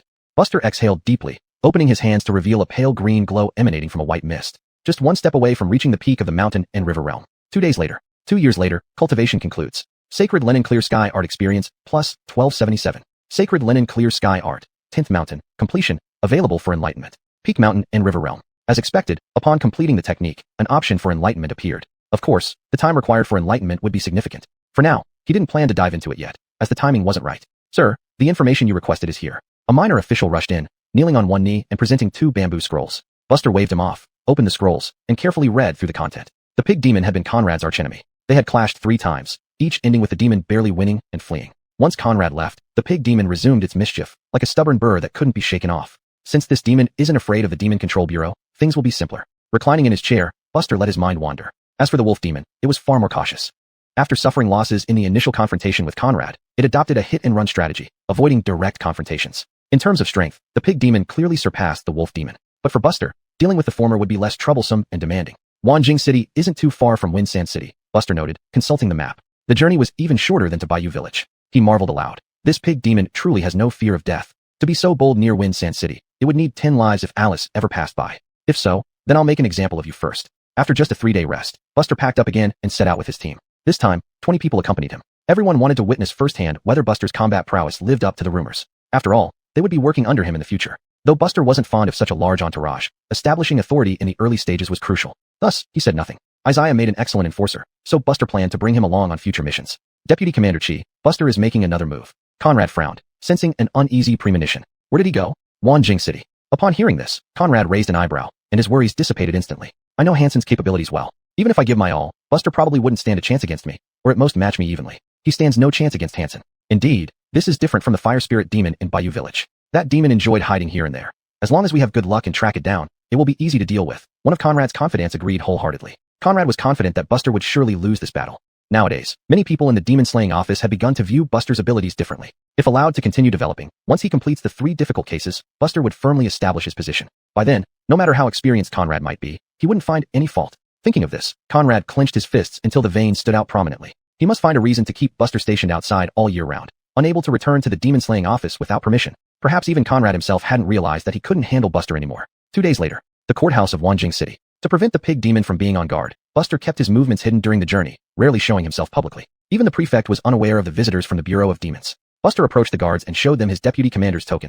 I am Buster, deputy commander from Fengsha County. The 2 guards froze, momentarily at a loss for what to do. After a moment, they scrambled inside to report. In the hall of the courthouse, Prefect Errol was massaging his temples, feeling overwhelmed by the pile of documents on his desk. These were all records of the destruction caused by the pig demon in recent times. Every single item represented precious silver. With the current financial deficit, the prefecture could not afford repairs or compensation for the citizens. Sir, the Bureau of Demons has arrived. Errol jumped up, forgetting to straighten his official robes as he followed the guard out. His heart raced with excitement. Deputy Commander Chi has finally returned. This time, he must stay longer to intimidate that pig demon. But when he reached the door, he saw only Buster in black attire, looking around, and found no sign of Conrad. Errol cautiously asked, Sir, where's Deputy Commander Chi? He's in Fengsha City, Buster replied, pausing a moment before adding, My name is Buster. This case has now been handed over to me. Errol, an experienced bureaucrat, quickly grasped the situation. He glanced at the deputy commander's token hanging from Buster's waist, and promptly put on a smile. Your subordinate did not receive notice of the change in responsible person for this case. Please come in, sir. Buster shook his head, indifferent, but then said seriously, I have already gathered enough information about the pig demon. Prefect Jiang, all you need to do is arrange accommodation for my brothers and me, and I'll stay here. Errol was overjoyed. Of course, your subordinate will arrange it immediately. Chapter 80. The pig demon reveals itself. In the years without harassment from demons and monsters, Wanjing City's agricultural yields were always at the top in Fengsha County. Although the city has been greatly troubled by the pig demon for much of this year, resulting in a significant decrease in living standards, people could still sustain themselves in the short term. However, filling one's stomach is one thing, but satisfying the spirit is another. Every time the pig demon entered the city, people would die, and the numbers weren't small. Since deaths can happen, anyone could be the next victim. Who would dare to assume they'd always be the lucky ones? The Wanjing City government complex covered more than 2,000 acres, with only a small part used for official duties. Most buildings were left idle. Only after settling the troops led by Deputy General Chun did Errol leave with his people. Your Excellency, I've never heard of this Buster before. Could he be a spy masquerading as an officer? A petty official asked cautiously, following closely behind the governor. Errol suddenly snapped. Nonsense. You must not speak such words carelessly. If someone hears it, your head will roll. The subordinate understands. However, even if this Buster is a new Deputy General, his capabilities might far lag behind those of Deputy General Chi. How can he deal with that pig demon? Errol patted the subordinate on the shoulder. You can voice such concerns here, but even if we both know it well, we must remain unspoken. Understand? Yes, understood. I'll get back to work. Go ahead. Walking alone, Errol couldn't help but sigh deeply. He knew that Johnny had recently taken on a new deputy general who was very skilled and young. It must be him. Impersonating an anti-demon deputy general would be easily exposed. Once exposed, it would be akin to collaborating with demons, carrying the death penalty. But isn't Buster too young? As the local magistrate, Errol was all too aware of the pig demon's abilities. Among Johnny's 3 deputy generals, only Conrad had the confidence to steadily suppress Hansen in single combat. Shaking his head repeatedly, Errol sighed, thinking there was nothing much he could do now. Just take things step by step. If worst comes to worst, he would send a confidential letter to Johnny asking for Chun Deputy General to be recalled and replaced. Inside the main hall, the constables and chiefs were busy writing reports and handling official business. Occasionally, Buster noticed Isaiah, sitting aimlessly on a stool, doing nothing. Buster scolded sternly. Isaiah, what are you daydreaming about? Didn't I say you could come along? But you have to bring your cases and not slack off. You're a military commander. How can you not set an example? Startled, Isaiah stammered apologetically. Yes, Your Excellency. He secretly grumbled. Wasn't this the agreement between you and those who insisted on coming? What does it have to do with me? You brought me along. In the following 3 days, those who followed Buster to Wanjing City carried out their official duties as usual at the Anti-Demon Bureau. Due to the long distance, any commands needed to be written and sent to Fengsha City, reducing efficiency significantly and increasing workload dramatically. Yet, to witness Buster's true prowess, everyone endured the hardship in silence. These days, the relatively free Buster reviewed intelligence on the pig demon repeatedly. According to the intelligence, the pig demon's visits were unpredictable, sometimes appearing every 3 days, other times every half-month. The last sighting was 8 days ago, meaning it could appear at any moment now according to the pattern.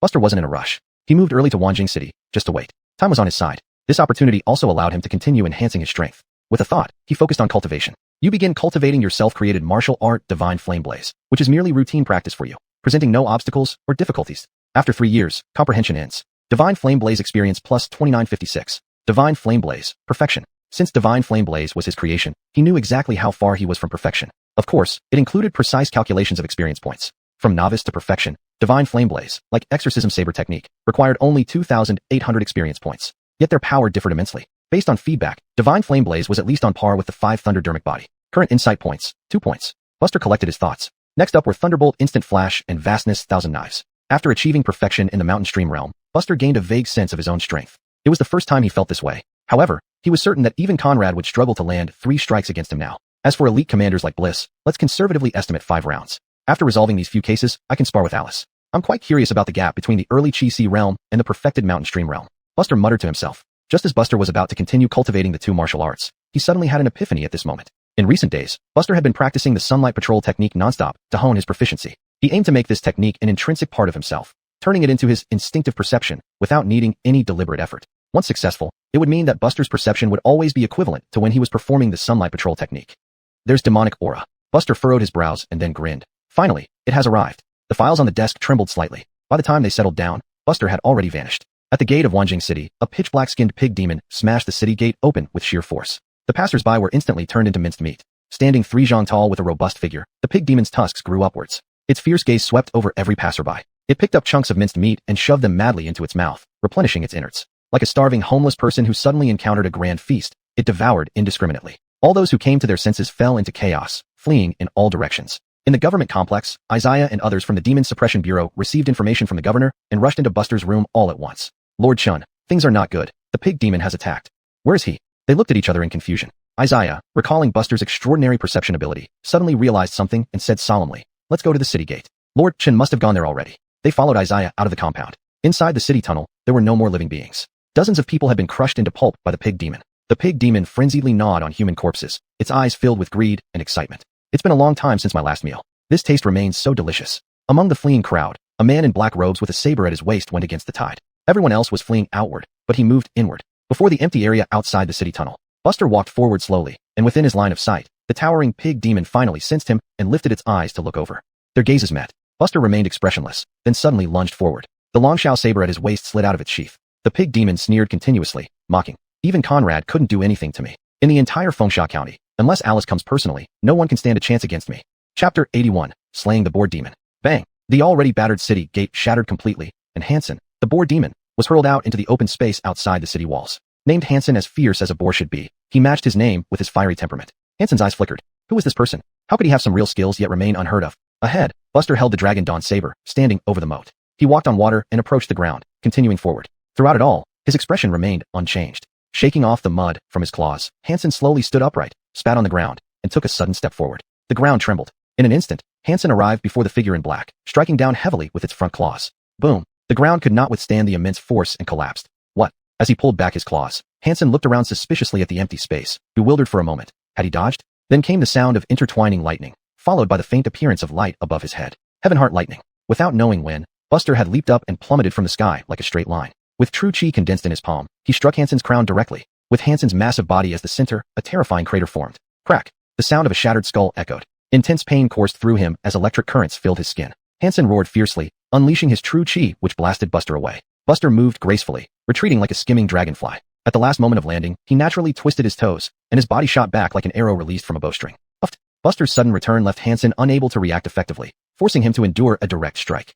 A vicious blood gash appeared on Hansen's chest from Buster's saber. The Heavenheart lightning seized the opportunity to penetrate its flesh and disrupt the flow of true chi. Startled, Hansen retreated several dozen feet in rapid succession. Why? Its defenses were outstanding, all thanks to its thick, rough hide. Even Conrad from the Monster Slayer Bureau had to use all his prowess just to breach its defenses, yet this person injured it with a single strike. Who are you? Hansen roared. No response. Buster stepped lightly, approaching Hansen and swinging his saber down again. The boar demon hastily dodged, sidestepping a few paces, finally revealing its primal fighting stance. But before Hansen could do more, dozens of sabers descended from all directions. Floating ping-fing, great thousand blades. Bang bang bang. Dozens of blades densely bombarded one spot, stirring up dust that blocked out the sky. Just as the blades ceased, Hansen's huge figure emerged, charging towards Buster with all its might. Unmoved, Buster casually placed a hand on Hansen's head, which was only inches away. Thunder surrounded his body, and his dark eyes flashed. Boom. A strong gust of wind blew, making Buster's sleeves flutter and hair dance wildly. Despite this, Buster remained unmoved, standing firm as a mountain. Impossible. Hansen's eyes widened in disbelief.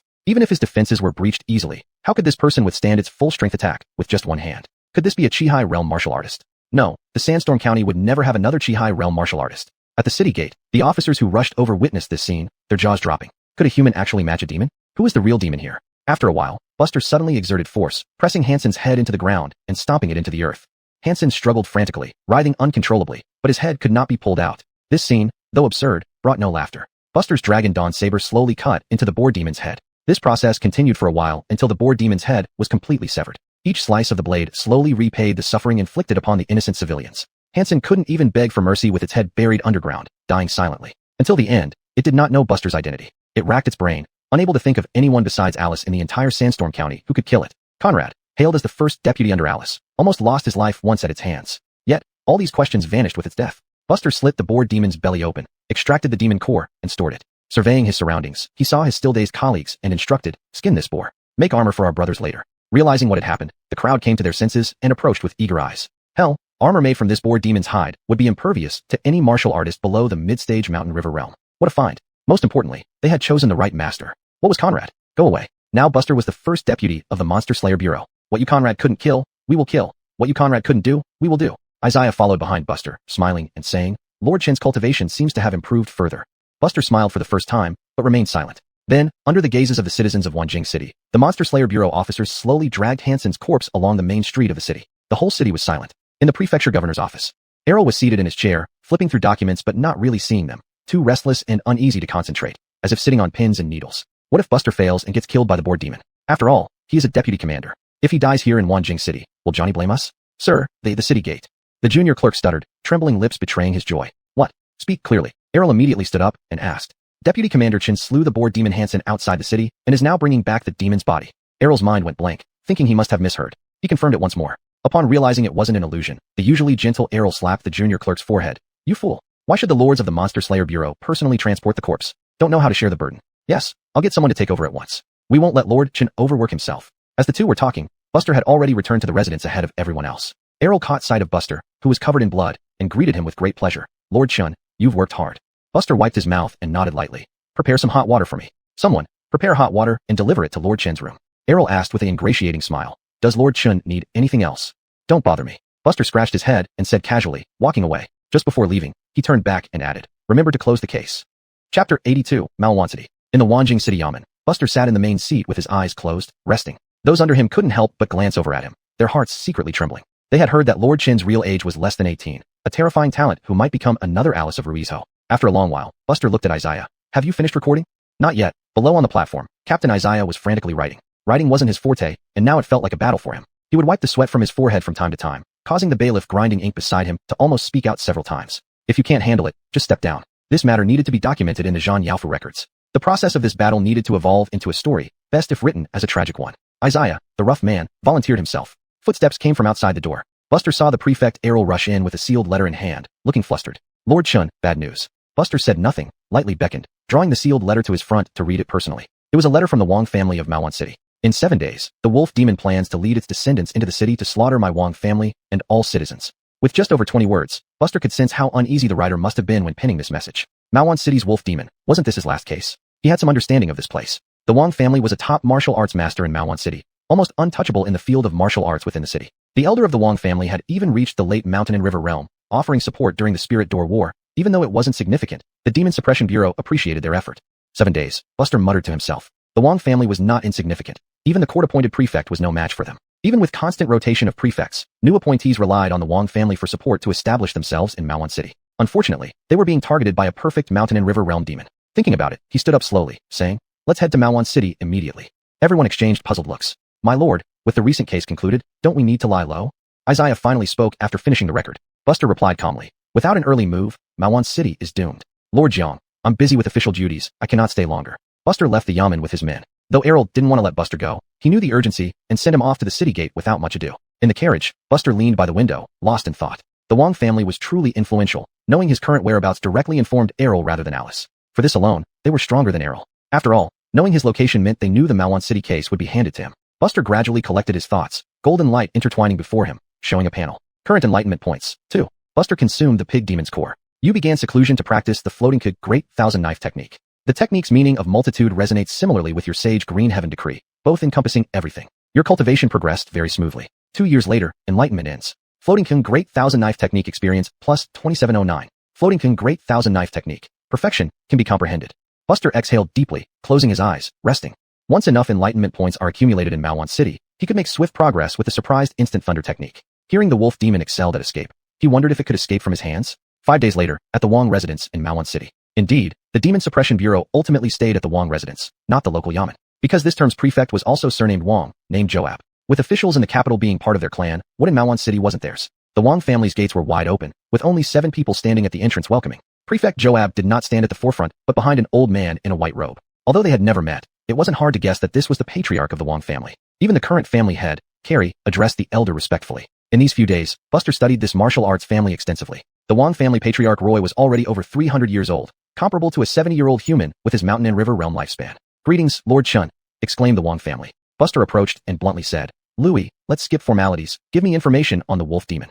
Roy was clearly well prepared. With a flash of his hand, he produced a scroll and handed it to Buster. Then, the family head of the Wong family, Carrie, personally arranged lodging for Buster and his people. By the time everything was settled, it was already late in the evening. Lord Chun, the old ancestor has prepared a banquet. After such a busy day, you must still want to wash off the dust and fatigue. Carrie clasped his hands together with a smile. Buster waved his hand, holding a dossier in the other, and said, let's wait until I slay that wolf demon. Isaiah, you go with Lord Wong. I need some time alone.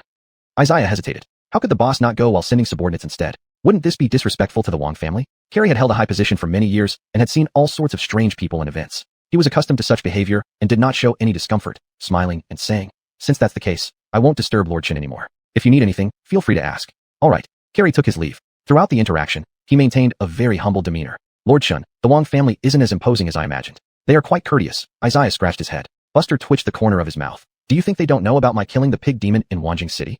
Isaiah suddenly understood and fell silent. How could they not treat with utmost respect a deputy general who could help them eliminate a long-standing threat forever? Roy was at the late Mountain and River realm, and Carrie, the family head, was at the middle Mountain and River realm. Apart from these two, the Wong family should have 2 more Mountain and River realm experts. In Ruizhou, their strength wasn't bad at all. Of course, that was assuming they weren't compared to the Demon Suppression Bureau.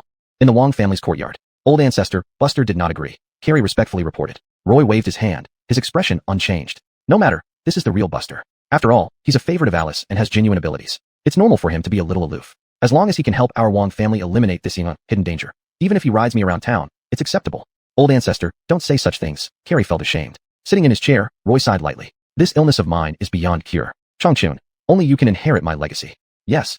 After this matter is resolved, you should know how to cultivate a good relationship with Buster. I understand, Changchun. Go ahead. Chapter 83, The Wolf Arrives. Tianhan Town's Demon Subduing Bureau. After a period of rest, Bayard once again faced a wave of missions. Exhausted, he finally returned to his quarters alone and found someone sitting in the courtyard. Bayard froze, rubbing his eyes, fearing he might be seeing things. What's going on? Why is Bliss here? Bayard, it's been quite a while since I've seen you. You've really been hard to find. Bliss said with a smile from the doorway. Bayard hurried forward. Sir Xiang, what brings you here? Shouldn't you know Buster? Bliss asked. Bayard was taken aback. Ever since Buster slew the snake demon, he had decided to let go of their grudge and planned to soften his stance. It couldn't be helped. After all, Alice was behind Buster. She was the youngest demon-slaying general in Suizhou's Demon Subduing Bureau. If he had known about Buster's background from the beginning, he wouldn't have dared to provoke him. He had tried to forget about Buster over this period, but the unpleasant memories surged up at Bliss's mention. Bliss noticed Bayard's unease and said, Relax, I've investigated Buster. It turns out he only met Alice by chance during one of her demon-slaying trips. She merely holds him in some regard. Their relationship isn't as close as rumored.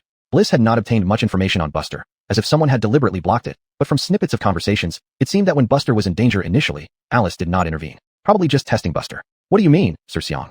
Bayard pretended to be ignorant. Given the tone, Bayard could tell that Bliss also disliked Buster. If it's just admiration, we can make Alice see that Buster is useless, leaving him with no support, Bliss said slowly. Bayard bowed deeply. Please enlighten me, Sir Xiang.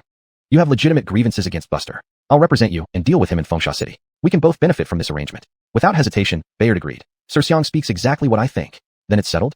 It's settled. Bayard's eyes were filled with fervor. He had already given up hope of revenge, willing to live peacefully as long as there was no trouble. But who would have thought Buster had so many enemies? If Bliss was right and their relationship was just superficial, then this matter had potential. Even if they were true friends, so what? When had Bliss ever lacked for influence? He was personally tutored by the Chancellor and destined to be the next demon-slaying general. Thinking of this, Bayard became even more excited. You're not the only one with connections, Buster. Bliss left slowly. On a dark and windy night, Buster put down the dossier. There weren't many wolf demons in Mountain City, only about 10, but they were all at the martial embryo stage. His two sons were even Mountain River stage demons. Regardless of ignoring the fully matured Wolf King, the Wolf Clan still posed a significant threat to Mountain City. Isaiah, keep an eye on those two Mountain River stage offspring under the Wolf King. If the wolves attack the city, just focus on these two demons, Buster instructed Isaiah. Isaiah scratched his head. They're only at the initial Mountain River stage. With some time, I can deal with them. Do as I say, Buster sternly replied. Understood, Isaiah answered. Buster could leave other demons alone, but these three Mountain River stage demons must be slain by him personally. If Isaiah kills those two Mountain River stage demons, what excuse would he have for obtaining the demon cores? Mountain River demon cores weren't something to be taken lightly. Alright, it's getting late. Everyone, you may go, Buster waved his hand. Everyone stood up and left one by one. Back in his lodging, Buster opened the panel with a thought. Current enlightenment points, 5. You are cultivating instant thunder flash. This martial skill focuses on instant fatal strikes, but your own abilities tend towards large-scale power, which seems somewhat incompatible. Before reaching minor mastery, this issue wasn't obvious, but now it has become more prominent, hindering your progress. 4 years later, enlightenment ends. Instant thunder flash experience, plus 3554. Instant thunder flash, major mastery, 2478/2500. Just 22 experience points short? From the moment he saw the panel description, Buster had a bad feeling, which proved true. Only 22 experience points short, yet it would cost 1 enlightenment point. What a waste. Maybe he should try cultivating on his own? Buster began to estimate how long it would take him to accumulate the required experience points if he cultivated in reality. It would take roughly 11 days. And these 11 days assumed that he would not eat or drink and would only focus on cultivation. Buster scratched his head. Anyway, after perfect thunder flash reached perfection, the enlightenment points would likely remain idle for a while. Just a tiny bit short of being perfect, no need to be itchy. After much deliberation, Buster gave up on the idea of uninterrupted cultivation for 12 hours to gain those 2 experience points. 1 year later, enlightenment ends. Perfect thunder flash experience, plus 733. Perfect thunder flash, perfection, ready for enlightenment. Buster summoned the rest of his martial arts to his mind. Floating Film Great Thousand Dao, perfection, ready for enlightenment. Divine Fire Scorched Earth, perfection. 5 Thunders Dharmakaya, perfection. All had now stepped into the realm of perfection. Buster felt significantly more at ease. At this moment, since he did not yet know the weight of the Chi-Si realm, he dared not make conclusions, but he could say that below Chi-Si, he was invincible. No one could touch him. Now, everything was ready except for the right opportunity. After this case was resolved, he would have a fight with Alice to test his skills. 2 days passed in a flash. After Buster arrived, the entire Mountain City noticeably relaxed. The patriarch of the Wong family, Roy, felt as if spring had arrived, firmly seated in his fishing tower. Killing a Wolf King for someone who had slain Hansen was as easy as pie. Roy had privately approached Buster, offering to assist. If the wolf demon tried to escape, he would step in to block it. At the time, Buster neither agreed nor refused. Roy took it as a yes. On this day, the wolf demons launched a massive invasion from the north gate. The guards on the city wall couldn't hold back even for a moment, and the city gates were breached. Before the snow-white wolf demon could rush into the city, chaos erupted on the city walls, everyone feeling endangered. A figure in black leaped down from the city wall. Finally, standing before the tall city wall, blocking the way of the Mountain River stage perfected Great Demon. All the wolf demons immediately sensed the commotion, and over a dozen at least martial embryo stage demons surrounded Buster, turning their weapons toward him. This scene made the soldiers on the city wall shiver. Who was this person, so fearless? Buster stood motionless, sleeves fluttering. The Omar snorted coldly. Where did this mongrel come from? Take him down. With that command, all the wolf demons surged forward. Chapter 84 Annihilation of the Wolf Pack. Buster suddenly drew his Dragon Dawn saber. Sharp whistling sounds filled the air. A white flower, composed of countless sabers, blossomed abruptly around Buster, who was at the center of it all. The grand concept of the floating Fing Pinjan thousand sabers was displayed in full force. The dozen or so wolf demons charging forward were instantly reduced to dust by the blade light. Everyone on the city wall changed color with shock. Brat, die for me. The Omar touched the ground with its limbs and charged over. Its offspring had vanished into nothingness just like that. How could this not enrage it? Ordinary ferocious beasts needed extraordinary aptitude to develop intelligence, and these dead offspring represented the future hope of their wolf clan. The Omar opened its mouth and slowly spat out a straight beam of light. Bone-chilling cold reappeared in late spring. Wherever it passed, ice crystals visibly formed on the ground. Buster's figure disappeared into thin air, moving like a thunderclap to a distant location, easily evading this lethal strike from the Omar. This was perfect stage instant lightning flash. The Omar surged forward, its tail hardening suddenly as it lashed horizontally towards that silhouette. Even refined steel would shatter under this whip, let alone a human body. The Omar finally realized that this young human before him was also a Mountain River realm martial artist. No wonder he dared to show off in front of it. But what difference did that make? With its demon body, even a perfected Mountain River realm martial artist would find itself powerless against it. As the thought crossed its mind, a suit of lightning armor rose around Buster, allowing the tail to strike his shoulder. Bang! The sound of metal clashing resounded like a great bell throughout the area.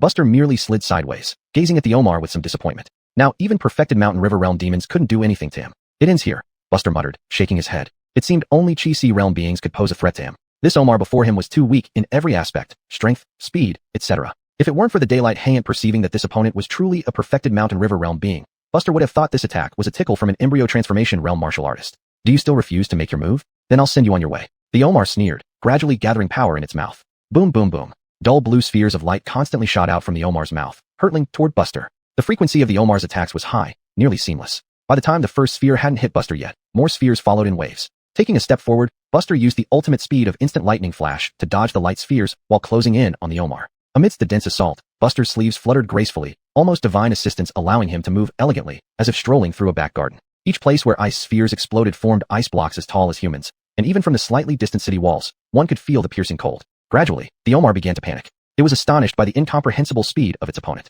No matter how it aimed or predicted, the other party managed to avoid the attacks seemingly, without any danger. Could this person be in the Chi-Si realm? As this thought emerged, a powerful force came from above its head. Boom. The huge head of the Omar was stomped into the ground by Buster, who then drove his Dragon Dawn saber into the back of its skull, fiercely stirring. Blade energy surged inside, wreaking havoc. A wolf head as large as a human torso exploded without warning, splattering blood. Far away on the city wall, Louis of the Wong family and others involuntarily swallowed their saliva. They had confidence that Buster would win today, but they expected a tough battle. But throughout, Buster didn't seem to take it seriously or use his full strength. It seems our intelligence on Buster isn't accurate enough. We only knew he killed Hansen, not realizing his combat power has reached such an insane level, Roy exclaimed. Prefectural Governor Joab chuckled bitterly. Who is the true demon? Upon hearing this question, everyone fell silent. Toying with or crushing a same-realm demon. Was this still a human? The two progenies of the Omar did not follow it into the north gate, but instead advanced from the east gate, directly storming the heart of the Wong family. This was a martial arts household. The blood chi of a nearly all martial artist family must taste incredibly delicious, eating one being worth dozens, if not hundreds, of common folk. As the northern city gate fell, the two wolf demons arrived at the entrance of the Wong family residence. The brothers looked at each other and smiled. The main forces of the Wong family are now at the northern city. We will feast thoroughly today. Just as they finished speaking, a punch blast descended from above, forcing the two wolf demons to retreat, leaving a massive crater where they stood. Who is it? The brothers inwardly panicked. Isaiah slowly emerged from within, shrugged his shoulders. Go back. The two brothers sneered incessantly. I wondered who it was. It turns out you are from the Demon Suppressing Bureau. But so what? Once my father arrives, all of you will merely be our nourishment. As they spoke, the two wolf demons hesitated to attack for now. Isaiah was taken aback. These two wolf demons had some sense, clearly recognizing that his cultivation was a notch higher, and were waiting for the Omar outside the city to break through and support them before devouring the Wong family in one go. Thinking of this, Isaiah couldn't help but chuckle. Perhaps their father would not be coming in at all, and if he did, it would likely be as a corpse. A huge figure descended from the sky. Boom. Clouds of dust scattered everywhere. The two wolf demons heard and looked over, instantly elated. Father has arrived, and so quickly. It seems those old fools of the Wong family aren't very capable. The Omar's body didn't move. The two brothers exchanged glances. Something wasn't right. Something strange. Upon closer inspection, a young man in black robes, sword at his waist, slowly walked down from the massive corpse of the Omar. Father is dead. The two wolf demons were struck with immense shock. How could this be? Their father was at the perfected mountain river realm. Unless a Chi-Si realm being personally came, there was no way the battle could end so quickly. Who are you? The two brothers stared intently at the figure approaching. In the next moment, the elder brother's wolf head fell off. Without any warning. Though they were about 100 feet apart, the next moment, he was right in front of them and had slashed off the elder brother's head. Wolf Jr. 2's heart nearly burst. By just this move, it knew it had no chance of winning. Not a single shred. It couldn't escape. Spare. Uffed. Before Wolf Jr. 2 could beg for mercy, Buster slashed again. Isaiah marveled. How quickly Senior Chin's prowess had improved. Could it be that Senior Chin hadn't used his full strength back in Bayou Village? Compared to Buster's rapid improvement in cultivation, Isaiah leaned more towards the guess that he had hidden his true strength. Buster quietly removed the demon cores from the three great demons, a flash of excitement passing through his eyes. A grand harvest. Just then, Ancestor Wong and the others who had rushed back from the northern city gate saw the three corpses. The three men looked at each other, speechless. It was over this quickly? One must know, this wolf clan had wreaked havoc in Malwan City for half a year, yet in this person's hands, they were resolved in less than 15 minutes?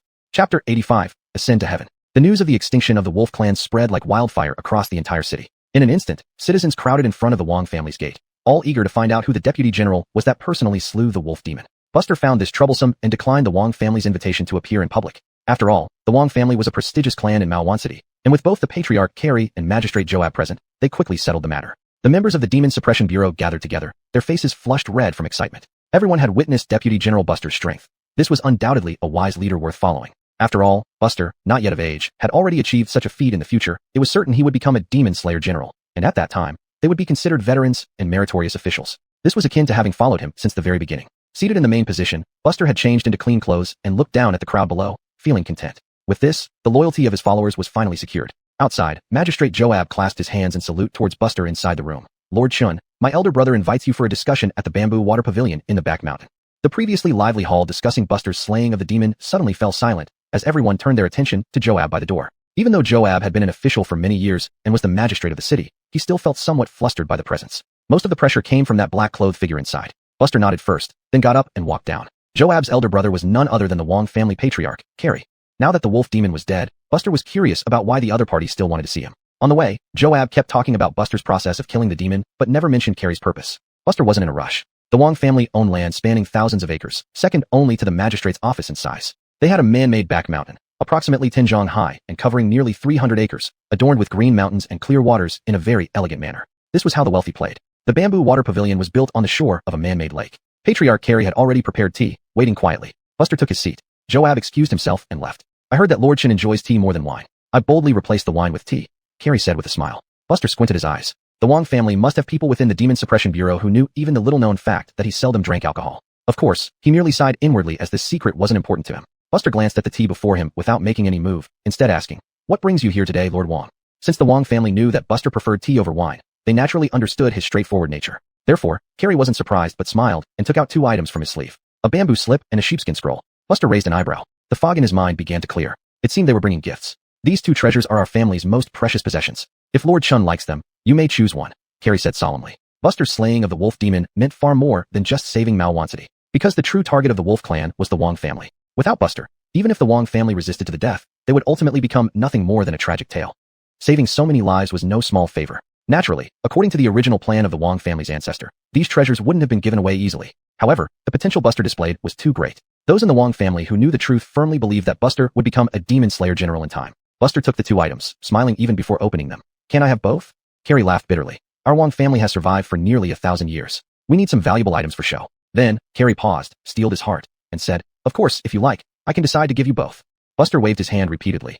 "Just a joke. A gentleman does not take what others value." While saying this, Buster started flipping through the bamboo slip. The bamboo slip recorded a sword technique. No, rather it was a sword move. Only one move was inscribed on the whole slip. But this sword move contained countless intricate details. Despite its simple appearance, it held the terrifying power of splitting mountains and cleaving the earth. The characters on the slip were strong and sharp, clearly written by someone of exceptional talent. This sword ascends to heaven, but not literally. The heavens it seeks to reach is martial arts perfection. Even though it was merely a written record, it made Buster feel as if he were right there in the scene, as if the one ascending to heaven was him. He wielded his sword and climbed high, standing shoulder to shoulder with the sky, yet feeling discontent, desiring to soar higher and cleave open the heavens. Buster could say without exaggeration that the technique recorded on this bamboo slip was absolutely extraordinary, a first-rate treasure in the world. Even he, who had never thought of practicing swordsmanship, felt a slight urge to forsake his knife for the sword. The sword move, ascend to heaven. The ascending heaven sword. Its name was audacious, as if learning this move alone would allow one to ascend to heaven without any external assistance, becoming a carefree immortal. Buster took a cursory look and then returned it to Carrie, clearing his throat twice. "You know, I'm not really fond of swords. My current knife suits me just fine." As he spoke, golden light slowly gathered before his eyes, intertwining and forming text. "One ascending heaven sword, not initiated." Carrie smiled and nodded. "I knew early on that Lord Chen wasn't interested in this. However, this technique dates back 200 years. It was found by our ancestor during his travels, passing by Purple Sun Mountain outside the capital city. The sword move looks simple, but is extremely intricate. Even after 2 centuries, our ancestor couldn't grasp its essence." At this point, Carrie sighed deeply. For generations, any young talent in our clan has been asked to study this sword technique, but all have come up empty-handed. This method transcends ordinary realms, beyond what mortals like us can comprehend. Buster nodded lightly, keeping the location of Purple Sun Mountain in mind. If given the chance in the future, he might visit and see if there's any unexpected joy to be had. Even the Wong family understood that this method far surpassed all their martial arts techniques. Just how powerful must the creator of this method have been? After a brief skim, Buster had to admit that all he had learned before, whether martial arts or cultivation techniques, paled in comparison to this sword move. Lost in thought, Buster opened the sheepskin scroll. Having already experienced the jade pearl of one ascending heaven sword, Buster didn't expect this method to surprise him any further. But since it was considered a family treasure by the Wong family, it certainly wouldn't be inferior. The sheepskin scroll unfolded slowly. Buster's pupils constricted sharply. A Chi-Si realm cultivation technique. Damn it. Why did the Wong family have such good luck? Chapter 86. Fragment of the Si-Chi realm cultivation technique. Just as Buster was secretly delighted by the endless surprises of the day, he noticed that the sheepskin scroll was only half intact, with the latter part torn and missing content. A fragment? Buster froze for a moment, then asked, "What about the remaining part?" Carrie gave an awkward smile and said, "When we obtained this sheepskin scroll, it was already like this." The corner of Buster's mouth twitched. A half-complete fragment was practically useless. One must understand that cultivation techniques form a whole, requiring complete and correct operation to benefit one's practice. Incomplete practice could easily lead one astray, causing adverse effects or even madness. Not only was this a waste, but also potentially harmful. Sensing the change in Buster's expression, Carrie, without any hesitation, promptly produced another martial arts manual. If Lord Chen finds these 2 martial arts unsatisfactory, you may consider this one as a backup option. Just as Buster was about to say something, Golden light suddenly interwove before him, forming words. Divine solar art. Incomplete. Can be completed. Complete? Could the panel allow him to complete this Si-Chi realm cultivation technique? It seemed this fragment wasn't entirely useless after all. Buster fell into thought. Although he had become Alice's deputy demon slayer, he still hadn't found any channels to obtain Si-Chi realm cultivation techniques. This wasn't surprising. Such techniques were incredibly valuable to Sui Prefecture, and there were probably no more than 10 copies available, rendering them priceless. However, the appearance of divine solar art offered him renewed hope. Completing divine solar art would mean having a Si-Chi realm cultivation technique. Thinking of this, a gleam of excitement flashed in Buster's eyes. He smiled and said, "No need, I'll take the divine solar art." Carrie looked at Buster in surprise. According to his initial expectations, Buster would either choose the mountain climbing sword technique or opt for the profound martial arts he selected. After all, although Si-Chi realm cultivation techniques were precious, a fragment wouldn't be practical. Shouldn't Lord Chin reconsider? Carrie confirmed once more. Buster shook his head. In that case, I won't say more. I wish Lord Chin success in advancing to the Si-Chi realm. Thank you for your kind words. He came with Joab but returned alone. As Buster walked, he pondered his future plans. The Wong family sky ascending sword technique was even more valuable than Si-Chi realm cultivation techniques. This time, Buster truly reaped great benefits, owing the Wong family a huge favor. As for how to repay it, Buster had already decided. Once he completed divine solar art, he would give the Wong family a complete copy of a Si-Chi realm cultivation technique, considering it returning to its rightful owner. Decided. Back in his dwelling, Buster mentally accessed his status. Current insight points, 2 points. Sky ascending sword technique, not yet mastered. Divine solar art, incomplete, can be completed. Holy linen sky decree, tenfold mountains, perfect, can be comprehended. These were the things Buster needed to consider next. Initially, Buster planned to focus on Holy Linen Sky Decree. If he could comprehend a fundamental power and create his own martial art, he believed he could break through the Mountain Pass realm bottleneck even without a Si-Chi realm cultivation technique. Now it seemed he would have to delay his plans. Buster wanted to try and see how long it would take to complete Divine Solar Art. If completing a Si-Chi realm cultivation technique proved to be an insurmountable challenge, he would refocus on Holy Linen Sky Decree. Eventually, he would master Mountain Pass realm cultivation techniques since acquiring fundamental powers and creating martial arts was inevitable. Looking at the interface before him, Buster couldn't help but sigh. He originally thought that once his martial arts skills were fully developed, he could enjoy some peace. However, now he had to deal with another task. To master the Sky Ascending Sword technique, one must resonate with its sword intent. Without understanding its method, even a century would be futile. This technique isn't suitable for me right now. I can only put it aside temporarily. Let's first try to complete the Divine Solar Art. Determined, Buster did not hesitate any further. You began attempting to complete the Divine Solar Art. As a Si-Chi realm cultivation technique, it was inherently more advanced. Completing it felt like trying to fill in the gaps of a crescent moon with the glow of fireflies, an unattainable goal, almost impossible. You nearly faced several instances of madness, but made no progress despite your efforts. 2 years later, the attempt concluded. Buster had been prepared for this. If a Si-Chi realm cultivation technique could be easily completed, it would defy logic. After all, even comprehending the Thunderpulse exorcism canon took him 12 years. That effort was akin to standing on the shoulders of giants to elevate oneself. Now, however, it was like trying to build a complete mountain from halfway up. For Buster, cultivation challenges were nothing new. They would eventually be resolved with time. The next morning, Buster led everyone to leave Mountain and embarked on the journey back to Fengshasi City. 5 days later, Fengshasi City's Demon Slaying Bureau. When Buster walked into the hall and handed over 2 case files to Alice, Conrad's eyes nearly popped out in disbelief from a distance. Even Alice was somewhat surprised. You've only been gone for about 10 days, and you've closed 2 cases in a row? Buster handed his deputy commander's token to Alice and sat back in his seat without another word. Just something I did in passing. Conrad glared at Buster through gritted teeth. Impossible. Absolutely impossible. Whether it was Hansen or the Wolf Demon, he had experienced their abilities firsthand. He could be confident of winning against them, but wanting to capture both powerful demons? 3 words, impossible. And Buster not only solved these 2 formidable demons that made him suffer greatly, but also did so consecutively within just 10 days. Alice glanced at the deputy commander's token and tossed it back to Buster, surveying the room before nodding publicly. This matter is true. Buster has done great deeds this time. In the hall, several veteran commandants exchanged looks, all seeing disbelief in each other's eyes. Could Buster have secretly advanced to the Si-Chi realm? It wasn't just the veteran commandants who thought so. Even Alice couldn't help but consider it. This guy breaks through realms as easily as drinking water. It might just be possible. The 2 Aubreys stared intently at Buster. The image of this newcomer who had never tasted defeat underwent a dramatic change in their eyes. Before the meeting ended, an officer in charge of guarding the gate came in. Commander, Commandant Bliss passed by here. His mission location is nearby outside the city, and he wants to stay overnight at our bureau. Bliss? Not just Alice and Buster. Even Conrad and others were stunned.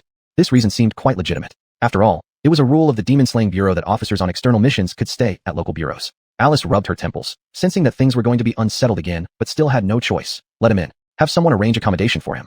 Chapter 87. All in with caution. The high-level meeting at the mansion had concluded. People left the hall one by one. As Buster walked to the door, he immediately spotted Bliss outside. And beside Bliss stood Bayard. All familiar faces. How did these 2 scoundrels hook up? Buster secretly complained in his heart, but showed no emotion on the surface. Bliss's liking for Alice was none of his business. If they didn't provoke him, everything would be fine, and there wouldn't be any trouble between them. As for Bayard, an inferior person destined to fall further behind Buster, wasn't worth paying attention to either. However, while Buster wanted to let these 2 go, they had other plans. Stop! Bliss shouted at Buster. People around stopped and looked at Buster. What was happening? Is there something? Buster frowned. At this moment, Bayard stepped forward. Buster, you humiliated me twice that day. You might not care, but I'll remember it my whole life. Always thinking about getting revenge. Today, I finally have my chance. Buster remained silent, just looking at Bayard. Feeling intimidated by Buster's gaze, Bayard faltered and couldn't continue. Bliss smiled lightly and said calmly, Buster, you bully others using your power. Chingha may not dare speak, but as his senior brother, I can't ignore it.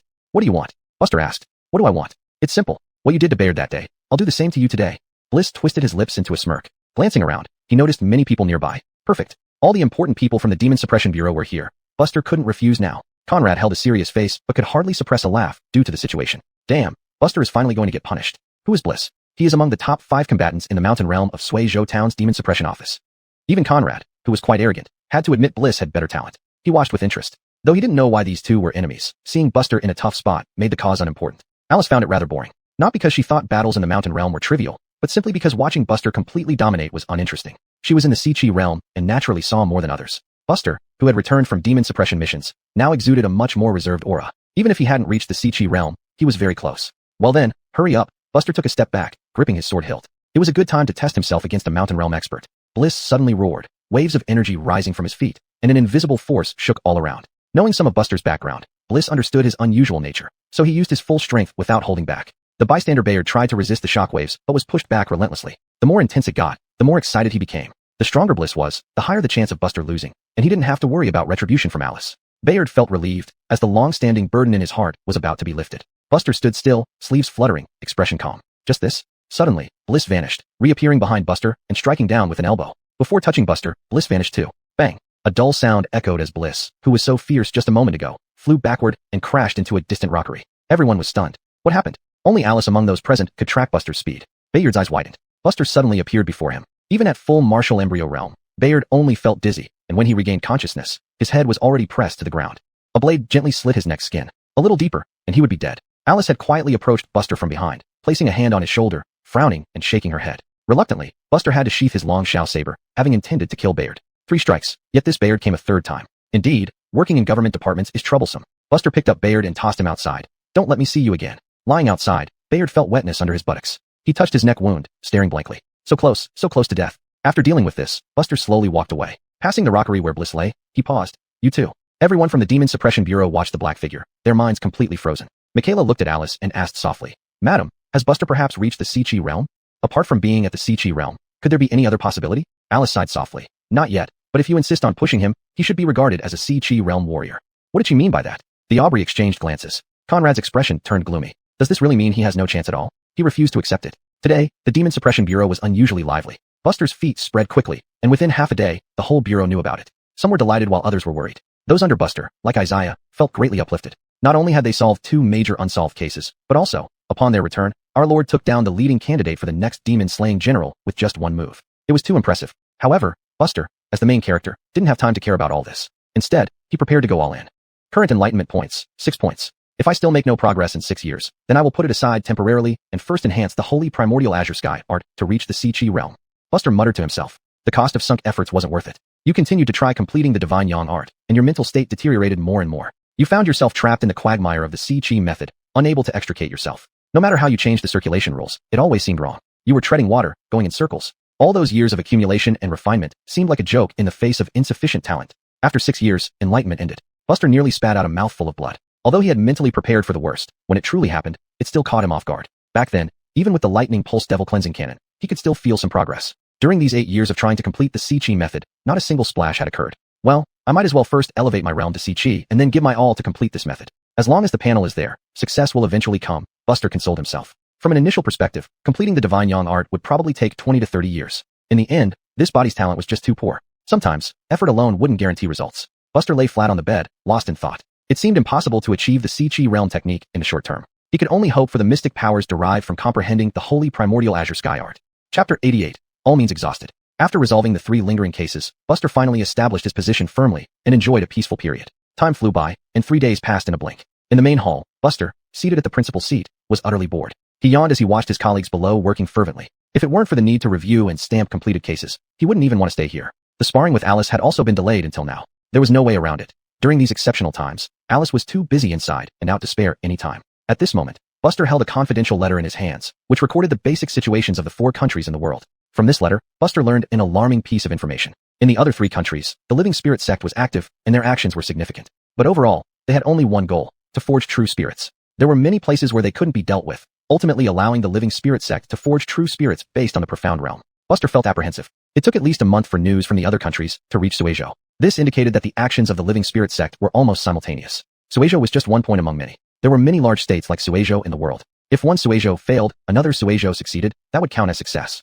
As Buster's thoughts raced, he suddenly noticed someone standing at the door. Everyone in the hall tactfully fell silent. Many people noticed that Buster was spacing out and couldn't help but cough a few times to alert him. Coming back to his senses, Buster saw Alice standing at the door. Just as he was about to speak, she said indifferently, "Come with me." Having said that, Alice turned and walked away. Many subordinates watched their master with interest. Director Chun had one flaw. He was too taciturn, hardly speaking when unnecessary. It was rare to witness such an entertaining scene. Buster followed her without showing any emotion. After the two left, the people in the hall began chattering incessantly. Alice led Buster on a wild horse ride to an open area outside the city. Alice slightly crouched down, pressing her hand on the ground, and a barrier slowly rose, enveloping both of them. The barrier covered a considerable area, with a diameter of about 300 paces. Buster looked around, not understanding why. The next moment, a fist came out of nowhere before his face. The punch moved like rolling thunder. Given that Buster wasn't very vigilant against Alice, it naturally hit its mark. A figure clad in black slid backward. Buster frowned. Before he could speak, Alice lunged at him like a clinging ghost, delivering another elbow strike to the top of his head. The air exploded with a piercing sound. Buster deflected this attack with one hand, while simultaneously sweeping sideways with a whip kick. Bang! Alice moved sideways several steps, shook her shoulders nonchalantly. "What does this mean? You said you wanted to spar, didn't you? I suppressed my cultivation to early Chi Si realm to fight you. It wouldn't be interesting if we set rules beforehand, right?"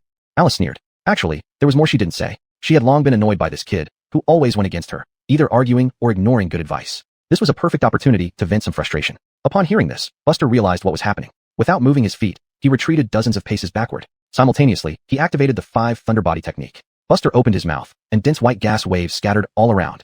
These white gas waves were unstoppable, instantly clearing any obstacles in their path. Vast primordial energy? Alice smiled, flicking her jade-like fingers to release similar white gas waves. Between the two combatants, countless white gas waves shot out continuously, colliding violently. The collision site formed a massive deep pit that kept expanding and deepening. Facing the overwhelming true chi, Buster was clearly at a slight disadvantage. At this moment, Alice vanished abruptly. In an instant, she appeared above Buster, her sword at her waist emitting a sharp ringing sound, thrusting straight towards Buster's forehead. Clang! The metallic clashing sound rang continuously. Buster had placed Long Shao saber in front of him, blocking Alice's sword strike with sheer force. Alice was inwardly alarmed. Although she suppressed her cultivation to the early Chi Si realm, she wasn't truly in this realm. Even if she were genuinely at the early Chi Si realm, it would be difficult for her to withstand multiple hard strikes like Buster did. Buster took half a step back, with flames surging beneath his feet. A vibrant blue flame suddenly exploded, directly sending Alice flying back. Behind Buster, 12 great suns slowly rose, with fire dancing wildly in his hands. Divine Flame Rampage. Buster raised his hand slightly, and a huge fireball condensed in front of him, bursting out.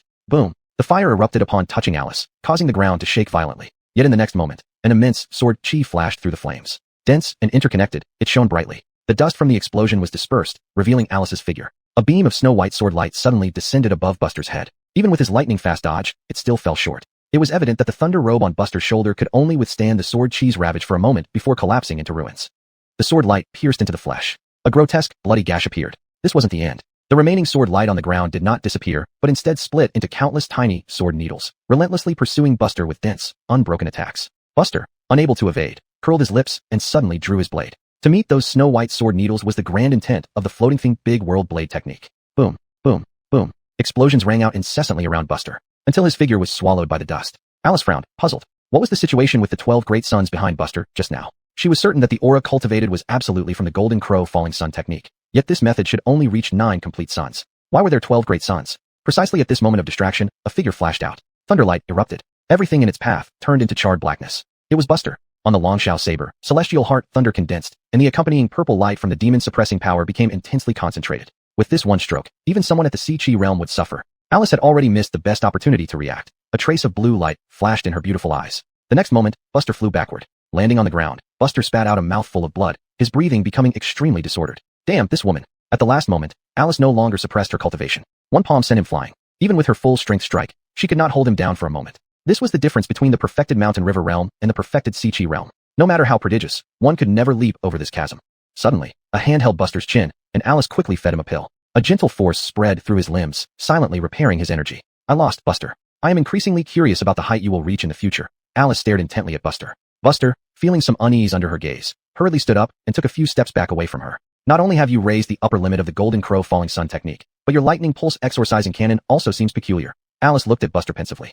Chapter 89. Enlightenment achieved, 12 peaks. Buster and Alice walked side by side back to the mansion. Seeing Buster in a disheveled state, seemingly having been beaten up, everyone was puzzled. What happened? Just as Buster returned to his seat, Isaiah spoke up for everyone and asked, Lord Shun, did you have some misunderstanding with the general? Beaten so badly. With this question, many quick-witted people chimed in. Indeed, Lord Shun has established military merits repeatedly these days without any faults. The general has always been enlightened. How could he beat you indiscriminately now? How could Buster not know these fellows were trying to pry information out of him? So he reprimanded them loudly. Mind your own business. If the work is overdue, I will hold you accountable. Everyone immediately shut their mouths, behaving much better. Sitting in the main seat, Buster took a long breath. Even if Alice suppressed her realm to the initial stage of Chi-Si, she wasn't ordinary. After all, it was still somewhat of a strain. However, even so, Alice was forced by his varied and forceful means to unleash stronger combat power. Of course, Alice didn't use the unique brief airwalking ability of the Chi-Si realm. Otherwise, the battle might not have ended so quickly, and he might have been the one who lost. But through this battle, Buster roughly assessed his own combat capabilities. At least when facing an ordinary initial stage Chi-Si, he could ensure that he wouldn't lose and could gradually accumulate advantages before slaying the opponent. When I achieve enlightenment in the Shenyuan Qingtian technique, slaying Chi-Si cultivators will be as easy as flipping my hand. Buster's eyes burned with fervor. On the other side, Alice was somewhat unsettled due to the earlier battle. To win a Chi-Si realm cultivator with Mountain River realm, elevating martial arts cultivation techniques. Either of these two feats alone would be astonishing news. Of course, there was another important point. Buster's resolve. This guy appeared somewhat arrogant, but remained steadfast towards his pursuits. Such perseverance was precisely what cultivating martial arts required the most. With such determination and talent, as long as he doesn't die, greatness can be expected. In the previous battle, Alice admitted she had held back somewhat. Even while suppressing her realm, she was far beyond an initial Chi-Si cultivator. Only by further holding back could the battle be considered fair. Obviously, she had lost. Buster, I am becoming increasingly curious about the heights you will reach in the future. Perhaps, you can also become one of those creators. Alice looked up at the sky, muttering to herself.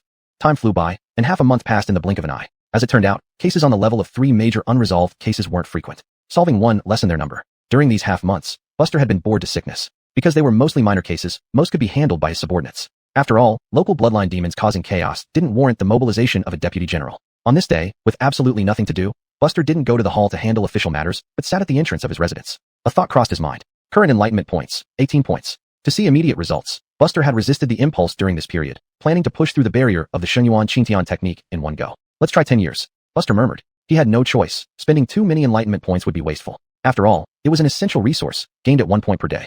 You start secluding yourself to enlighten the Shenyuan Qingtian technique. To advance further on your martial path, you leave your residence again, visiting mountains and rivers, battling monsters, and helping the weak to cultivate a righteous primordial energy. 10 years later, you finally gain a glimmer of enlightenment. You stop traveling and remain secluded, determined to grasp the profound wisdom within the scriptures. Current enlightenment points, 8 points. You delve into the scripture with almost complete concentration, seemingly finding the answer. You apply your thoughts to action, attempting to open higher peaks, forgetting meals and sleep, tirelessly. 5 years later, you've opened more than half of the way for the Shenyuan Qingtian technique. You deeply understand that following this path will surely lead you right. Current enlightenment points, 3 points. Bolstered by this momentum, you charge forward, spending a year to finish the final parts, elevating from 10 peaks to 12. 1 year later, the enlightenment ends. Shenyuan Qingtian technique, 10 peaks, 0/4000. Enlightened ability, righteous primordial energy. Self-created martial art, Shenyuan Qingtian body. Shenyuan Qingtian body, beginner level, 0/500. A white energy wave exploded from Buster's body unexpectedly. The plants and trees in the mansion shook wildly, as if encountering a typhoon. Buster exhaled a long, turbid breath. Righteous primordial energy was a true magical skill, condensing righteousness into aura, solemn and dignified. Moreover, it had a suppressive effect on evil forces. As for the Shenyuan Qingtian body, it was indeed a genuine martial art of the flesh. Buster gave a self-deprecating smile. The martial arts I comprehend always end up suppressing demons or slaying evil beings. Looks like I'm destined to be an exterminator. To slay demons means to kill demons, and to purge evil means to kill devils. Isn't this what righteous people do? Although Buster didn't consider himself a good person, he was more than willing if such good deeds were beneficial to him. After all, comprehended skills in martial arts always mixed personal will within them. For instance, even though Buster had read extensively, he still adhered to the principle of repaying virtue with virtue and enmity with enmity. Since demons can't understand the righteousness we scholars preach, we must also know some combat techniques and martial prowess. Thus, the righteous primordial energy came into being. Buster felt the infinitely growing power inside his body and realized something. With his current strength, early Chi-Si warriors were mere playthings to him. Not only could he transcend the barrier between Mountain River realm and Chi-Si realm, but he could do so effortlessly. Bang bang bang. Knocking sounds came from the door. Buster got up to open it. Outside the door, Alice stood with her arms crossed and asked, "The aura here just now, did you break through?" "Not yet." Buster shook his head and said, "You made a special trip just for this. I was going to find you anyway, just happened to coincide." Finishing her words, Alice lifted her head and looked down at him. "Why aren't you in the hall this time? Stay here, and I might cut your salary." Salary? That was a sensitive term to Buster. After all, this was one of the few ways he could obtain high-grade treasure medicines. Seeing Buster's changed expression, Alice felt more relaxed. Just joking with you. Now that we're in the same boat, what's good for you is also good for me. So you came to see me? I have something for you. Alice spread out her hand, revealing a delicate jade bottle. This contains 2 high-grade treasure medicines. Since you broke through too quickly, these can help cleanse impurities in your body, preventing harm to your foundation. High-grade treasure medicine? Buster's eyes lit up. He couldn't get enough of these good things. You handled those 3 cases well. These are specially requested from the head seat, but the approval process delayed them until today. Alice patted her chest. So, how's your boss treating you? Great. Then you should show more respect. Don't talk back to me all the time. I'll think about it. Buster. Chapter 90. Spreading the Doctrine. 4th update. Seeking favorites and votes. Alice, standing at the door, felt a surge of anger that made her chest tight, about to lash out. Buster quickly retreated 2 steps, and was about to close the door. Don't you even offer me a cup of tea before rushing me out? Alice glared at him angrily. Buster cleared his throat awkwardly, and could only lead Alice into the house. I've been so nice to you, and you don't even say thank you? Alice said, while holding a cup of hot tea that Buster had personally poured. Buster did not pick up on this. Instead, he stared quietly at Alice and asked, did you also cultivate the holy linen green sky scripture when you were in the Mountain River realm? Alice wore a half smile. So, you're having trouble? Feel free to ask me any questions. Buster, expressionless, said, I'll tell you the oral instructions I've learned. Write them down. If you have any issues later, come find me. Writing by hand is too troublesome. Alice was about to protest. After all, she was just 1 step away from reaching the profound intent realm, while he was still in the Mountain River realm. Though exceptionally gifted, he couldn't be dictating terms like this. But as soon as she opened her mouth, her words stuck in her throat. Buster began detailing the operation method for the last 2 levels he had comprehended. His expression remained unchanged throughout, as if it were a trivial matter. Though these 2 new levels were just newly explored, they contained quite a bit of content. During this time, Buster forcibly drank 3 cups of water. Have you memorized it? Buster asked, looking at the dazed beauty Alice. Coming back to her senses, Alice stared blankly at him. How did you figure this out? By using my brain, Buster replied calmly. Alice was about to flare up, but quickly suppressed herself. These profound insights were inherently difficult to describe. They could only be intuitively understood, not verbally explained. Let's assume he's telling the truth, Alice thought. She wouldn't know how many detours Buster had taken, spending 16 years to gain this understanding for those 2 additional levels. Do your subordinates treat you well? Buster unexpectedly showed a faint smile. Yes. Alice answered firmly. With this method, the time for me to reach the profound intent realm will be greatly shortened.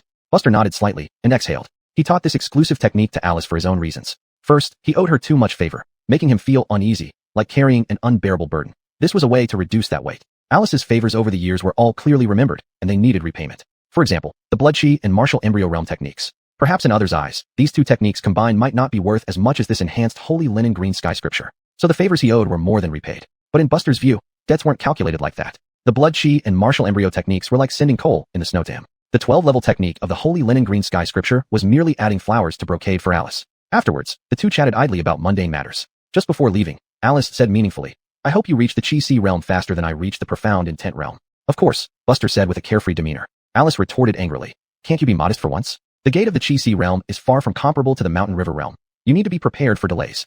It's unlike me who has been accumulating strength for a year now. It's just waiting for the right moment.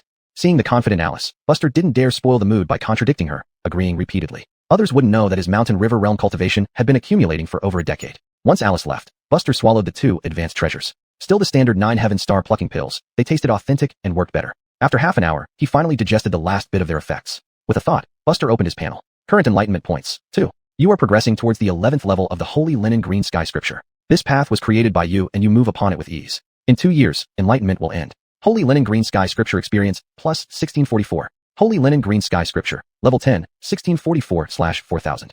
Indeed, dividing evenly, he gained 800 experience points per year. The 2 pills increased his annual cultivation efficiency by 200 points. Each 9 Heaven Star plucking pill can boost yearly cultivation by 100 experience points. This effect is already quite significant. Of course, Buster knew his body well. The effectiveness of the 9 Heaven Star plucking pill had its limits. Continuous use of the same pill would definitely decrease its efficacy over time.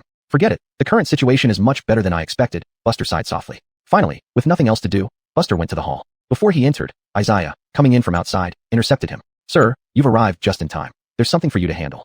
What is it? Follow me. Isaiah, do you have the guts to speak to me like this? Sir, please forgive me. Thus, Buster followed Isaiah to the front gate of the Dunyao Fu, monster-slaying mansion. A wooden cart was parked at the gate. Commoners from the city stood around it. However, the cart was surrounded by the mansion's troops, keeping ordinary people away. Buster immediately smelled the aura of a monster. There was a corpse of a martial embryo realm demon on the cart. In front of the cart, a Taoist priest dressed in a Taoist robe was verbally reporting the situation to Buster's subordinates for documentation. The first impression Buster got from this Taoist was that he seemed somewhat odd. Too much killing aura and not enough natural aura. If it weren't for his Taoist robe and Peachwood sword on his back, he wouldn't seem like a member of the Taoist school. What's going on here? Buster asked. Isaiah, standing beside him, explained. This Taoist is from Xingdaoshan. Disciples of this sect advocate descending the mountain to slay monsters. So most Taoists in the sect carry some killing aura, which goes against the natural tranquility of Taoism. In the Jianghu, martial world, they have many friends but are shunned by the Taoist community. These Jianghu sects will actively seek out the local monster-slaying mansion to record their deeds once they've done something good. Xingdaoshan. Buster quickly understood. He knew this sect. It was located in Fengsha County. It was rumored that they helped with some small matters during the recent Shengling Gate incident. Xingdaoshan has considerable influence. According to intelligence, its leader is a complete mountain river realm warrior. So this is for case closure? Buster asked again. Yes, case closure always needs your approval, sir. This case is significant, and it involves a good ally of our monster-slaying office. They also have urgent matters and can't stay too long, so we're prioritizing this. Buster slowly approached as the crowd parted to make way for him. His subordinates who were recording the situation shouted in unison. Greetings, Sir Chun. Your name has spread across Fengsha County these past few days. Who doesn't know about the fierce person under Johnny's command? I am Taoist Raphael from Xingdaoshan. Greetings, Sir Chun. The Taoist smiled. Buster nodded with a smile in response. He glanced at the recorded content and squinted his eyes. On the 3rd month of Baizay's 11th year, outside Baiyun County, a 13-year-old demon had been slain by Taoist Raphael. A 13-year-old martial embryo realm demon in Baiyun County? How did I not know about this? Chapter 91. Returning home in glory. Channing, which Baiyun County are you talking about? Buster narrowed his eyes. Channing smiled lightly and said, What do you mean by this, Deputy General Chun? Fengsha Prefecture is quite large, but there is only one Baiyun County, adjacent to Pinglai County, though isolated by the 10,000 Great Mountains, leading to its low profile. How could Buster not know that the Baiyun County mentioned by this Taoist was precisely his hometown, which he had not returned to for months? But if Baiyun County's 10,000 Great Mountains truly harbored any Wu Tai realm demons, it would be unlikely for those 4 demon tribes to have grown so powerful. He himself could not overturn Baiyun County with his own strength either. Seeing Buster not speaking, Channing took it as an acknowledgement and continued recording for the bailiff. Soon, Channing resolved the matter, handing over the demon corpses to the demon slaying bureau and left on his own. Buster stared intently at the departing back of this Taoist, a hint of fiery light flashing in his eyes. The sunlight focused into a single point, directly seeing through this person. A wave of negative emotions such as brutality, ferocity, cruelty, and others came rushing at him. It was like the shadow under the light, not showing normally, but once revealed, inevitably dark and overwhelming. Even if the Taoists from Xingdaoshan came down the mountain to slay demons, they shouldn't exude such strong negative emotions. Late Mountain River Realm. Buster muttered to himself that there was something strange about this Xingdaoshan, but he couldn't openly confront Xingdaoshan without evidence. After all, this martial force was very close to the Demon Control Office and was perceived as quite similar to a lapdog by outsiders. Killing without evidence would only alienate people and make future cooperation with the Demon Control Office difficult. Sir Chun. Buster snapped back to reality, noticing that the demon corpses had already been transported away. I'm fine, you can continue with your duties. Alright. Buster turned to look at Isaiah. Tomorrow, I want all information related to Xingdaoshan. Also, keep an eye on this sect in the coming days, but don't be too blatant.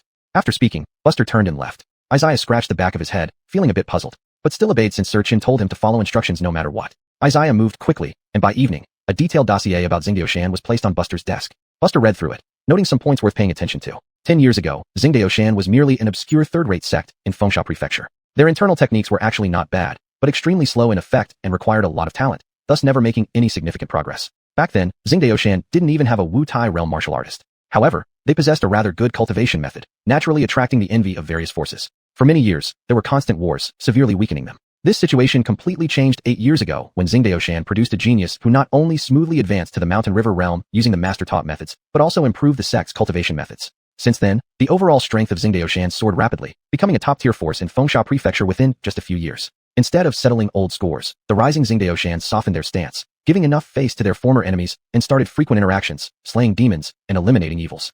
From beginning to end, Buster only saw a picture of Xingdaoshan, a good guy, repaying virtue with virtue, repaying grievances with virtue, and willing to relieve the court of worries, not causing trouble proactively. Damn it, such a sect is exactly what the Demon Control Office has long desired as an ally. But the more so, the stranger Buster felt. Such a school atmosphere should not produce someone like Channing. Moreover, the appearance of demons in Baiyun County was obviously a lie. They were deliberately concealing something. It seems a trip to Baiyun County is necessary. Buster frowned. Baiyun County was ultimately his hometown. Now as a deputy demon slayer general, he must take responsibility. Currently, the leader of Xingdaoshan was reportedly a perfect Mountain River realm martial artist and a rumored prodigy. Some laughed, saying if this person had Chihai realm techniques, he might have already stood alongside other prefecture demon slayers. Sleepless all night, the dawn gradually rose in the east, soft sunlight seeping into the room through the window. Buster lay wide-eyed on the bed. After calculating the time, he immediately got up and headed to the hall. Official matters at the Demon Slaying Bureau were sometimes few, sometimes many. Now was clearly a busy season. Thus everyone had been working hard day and night recently. Many saw Buster with surprise. At this hour, Sir Chun was usually still snoring loudly. Why was he so early today? Isaiah, prepare the carriage. Buster stood at the door without entering, instructing Isaiah inside. The latter was stunned. Sir, where are you going? You're asking too much. My lord, if you leave, won't we be like a dragon without a head? Buster opened his palm, took out a seal from the identity token, and tossed it to Isaiah. While I'm away, Isaiah will use this seal to close cases. Everyone looked at each other in surprise. Was he going to be an absentee landlord?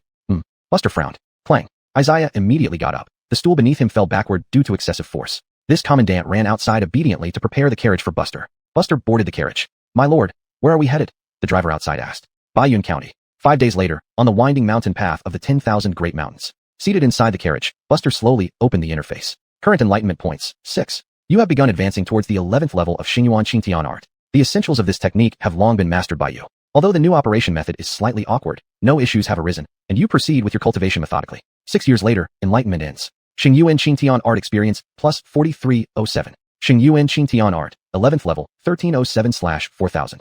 Buster slowly exhaled a long breath. My lord, there's something happening that might delay us, said the driver outside the door. Ahead of the carriage, a brown bear stood proudly, its face full of menace as it stared at the passing carriage. Keep driving, don't stop. Buster shook his head, extending his hand out of the window and flicking his finger. A strand of mighty true chi shot out silently. Whoosh! The brown bear was instantly killed, collapsing to the ground. The driver opened his mouth, but ultimately didn't say anything more. Although it was just a wild beast that hadn't reached the realm yet, he couldn't clearly see how Lord Chun had slain it. Ever since Buster had cleared out the 4 major demon tribes from the 10,000 Great Mountains, the demons within the mountains had become much more subdued. In spring, Bayun County no longer suffered from heavy snowfall, but enjoyed more greenery and blooming flowers. Without demonic invasions, farmers could work in the fields without being constantly on edge. On the muddy roads of the county, a carriage drove through and finally stopped in front of a dilapidated house at the end of Shuanggu Alley. Perhaps to help Buster keep a low profile, the position of magistrate of Bayun County had remained vacant, and all affairs were managed by the chief clerk. Buster slowly stepped down from the carriage and looked at the ancestral home. It had only been 2 months, yet it felt like a triumphant return. Little Chun, a voice tinged with disbelief, called from behind. Outrageous! The Wu Tai realm driver snapped at the woman. Buster waved his hand, signaling the driver not to make such a fuss, then turned to face Meredith and smiled. Meredith, it's been a long time. Chapter 92 The Secret of Xingdaoshan. Really it's you. Meredith exclaimed with delight. Then she grew somewhat anxious. After all, Adin had just left not long ago and was back already. Surely he hadn't returned because someone mistreated him? Recalling Kara, who seemed reasonable and fair, it was hard to imagine her treating Adin badly. Adin took out some local specialties for Meredith. Don't worry, Meredith. I've been doing very well these past days. Really well. Very well. Relieved, Meredith sighed and went into the kitchen. You rarely come back. Wait until Bear returns from collecting herbs. We'll have a good meal. Okay. Then Adin pushed open the door. The hole in the roof had been patched up, and the house was spotless with everything neatly arranged as before, clearly regularly cleaned. He had given the key to the Zhou family. In the evening, seeing Adin back, Darren looked radiant and insisted on drinking. Of course, that didn't happen in the end. Adin briefly explained his situation at the Demon Suppression Bureau, making both of them feel he was doing exceptionally well there, smiling even more. Seeing the right moment, Adin asked, Bear, have any Taoists come to our county recently? What did they do? The Zhou couple's expressions changed, looking somewhat uneasy. Now I am an official. No one dares touch me, Adin said. Darren hesitated and sighed softly. Indeed, a group of Taoists came here recently, claiming to be disciples of Xingdaoshan. This name is known by some influential families in the county, so everyone believed them. They lured the people of the county with various promises, saying there were better opportunities outside, and that if any demons appeared on the way, they would handle it. Adin felt a chill down his spine. He knew what this meant.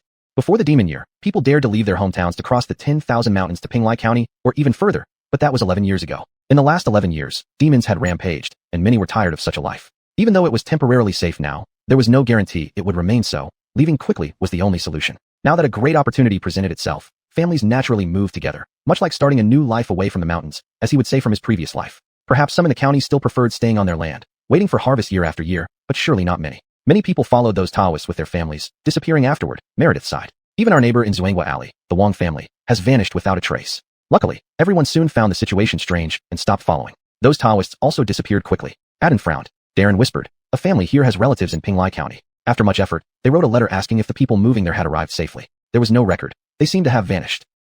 Originally, he planned to send the driver to investigate in Pinglai County, but hearing this, Adin knew it wasn't necessary. Bear, tomorrow morning, take me along the mountain path those Taoists usually walk. Just a general direction will do. Without hesitation, Darren agreed. All right.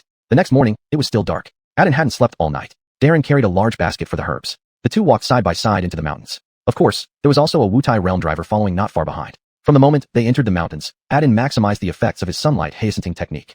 Within a mile's radius, all evil spirits and demons were exposed. The Wu Tai realm driver, trailing about 10 paces behind Adin, was puzzled ever since leaving the Demon Suppression Bureau. Last night, Master seemed particularly interested in Xingdaoshan, but he didn't know where to start.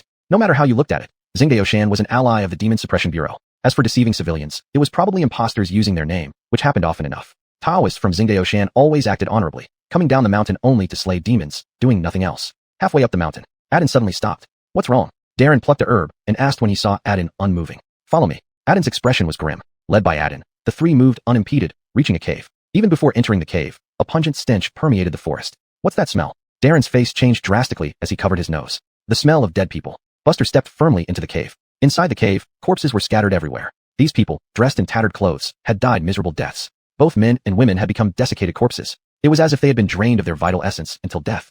This method resembled the work of a snake demon or blood demon. But Buster knew this was not the work of demons. It was a demonic martial art, akin to demons, requiring the absorption of human essence and blood. These civilians from Bayun County were used as nutrients for cultivating this evil power. Darren's lips turned purple, his face pale. From the scattered remains, he could tell. He saw it clearly. These people were all fellow villagers who left with the Xingdaoshan Taoists. How could they end up like this?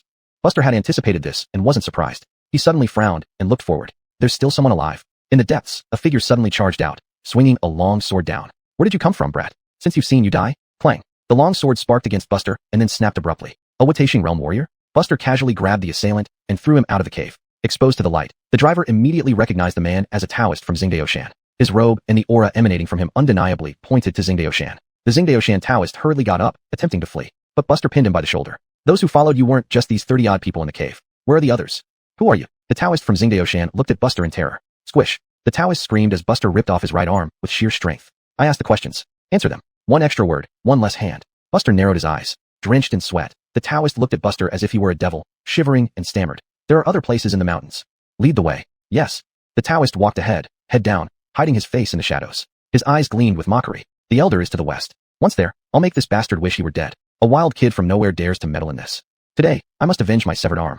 Chapter 93. The truth comes to light. There were two places within the 10,000 Great Mountains that were considered cultivation sites by Xingdaoshan. The one Buster found was the smallest in scale. Under the guidance of the Taoist from Xingdaoshan, they climbed higher along the mountain path, getting closer and closer to the peak of this mountain. That Xingdaoshan Taoist had already been suppressed by Buster and deprived of his cultivation, reduced to an ordinary person. To ensure Waylon's safety, Buster made him stop halfway. At this point, the Lawrence was responsible for detaining the Taoist. The more he thought about it, the more shocked the carriage driver became. After much deliberation, the carriage driver still couldn't figure out why, so he asked, Sir Chun, Xingdaoshan has always been highly respected by the people in the county. From where did you start to suspect them? I am a local, Buster replied indifferently. The carriage driver was speechless. He just realized this connection. How could a local not know about the demons in his own place? It was from that set of words that Xingdaoshan walked into their downfall. If it were any other Blood Chi realm demon, it wouldn't have aroused such suspicion from Buster. On top of the mountain, as they stepped onto the summit, a roar came. Wu Gregory, who allowed you to climb the mountain? Following Wu Gregory's ascent to the mountaintop was Buster, clad in black. Looking around, there were 4 Taoists in total. 3 were at the Wu-Tang stage, and 1 at the mountain and river realm. At that moment, each of these 4 individuals held a person in hand, continuously extracting nutrients. Those 4 faces were sunken, but they weren't dead yet. Only looking at Buster with unbearable pain, their formerly terrifyingly calm eyes now filled with a glimmer of hope. In addition, scattered all around were 70 to 80 dried corpses lying haphazardly. In the distance, there was a wooden cage containing 7 or 8 live captives, including elders, children, men, and women. Seeing the figure in black, someone cried out in shock, Buster, save us. We don't want to die. Where did you come from, you young rogue? Even Wu Gregory fell under your hands. You seem to have some skill. The eldest among them, a mountain and river realm warrior, bit into the neck of an ordinary person before him, tearing off a piece of flesh. The man, already suffering worse than death, instantly died. Amir, of the Chong lineage of Xingdaoshan, is that you? Buster knew Xingdaoshan's background thoroughly. Currently, the highest generation in Xingdaoshan was the Chong generation, followed by the Wu generation, and the youngest was the Shou generation. Amir sneered coldly. I didn't expect you to know us Xingdaoshan so well. Then I must be on the right track, Buster murmured. Tinkle. The mountain wind blew, causing Buster's identity token and scabbard to clash, producing a melodious sound. The Demon Suppression Bureau? You're from the Demon Suppression Bureau? Amir's face changed drastically. The others reacted similarly. In the next instant, the 3 outside of Amir leaped without warning, charging towards Buster. You being from the Demon Suppression Bureau makes you even more deserving of death.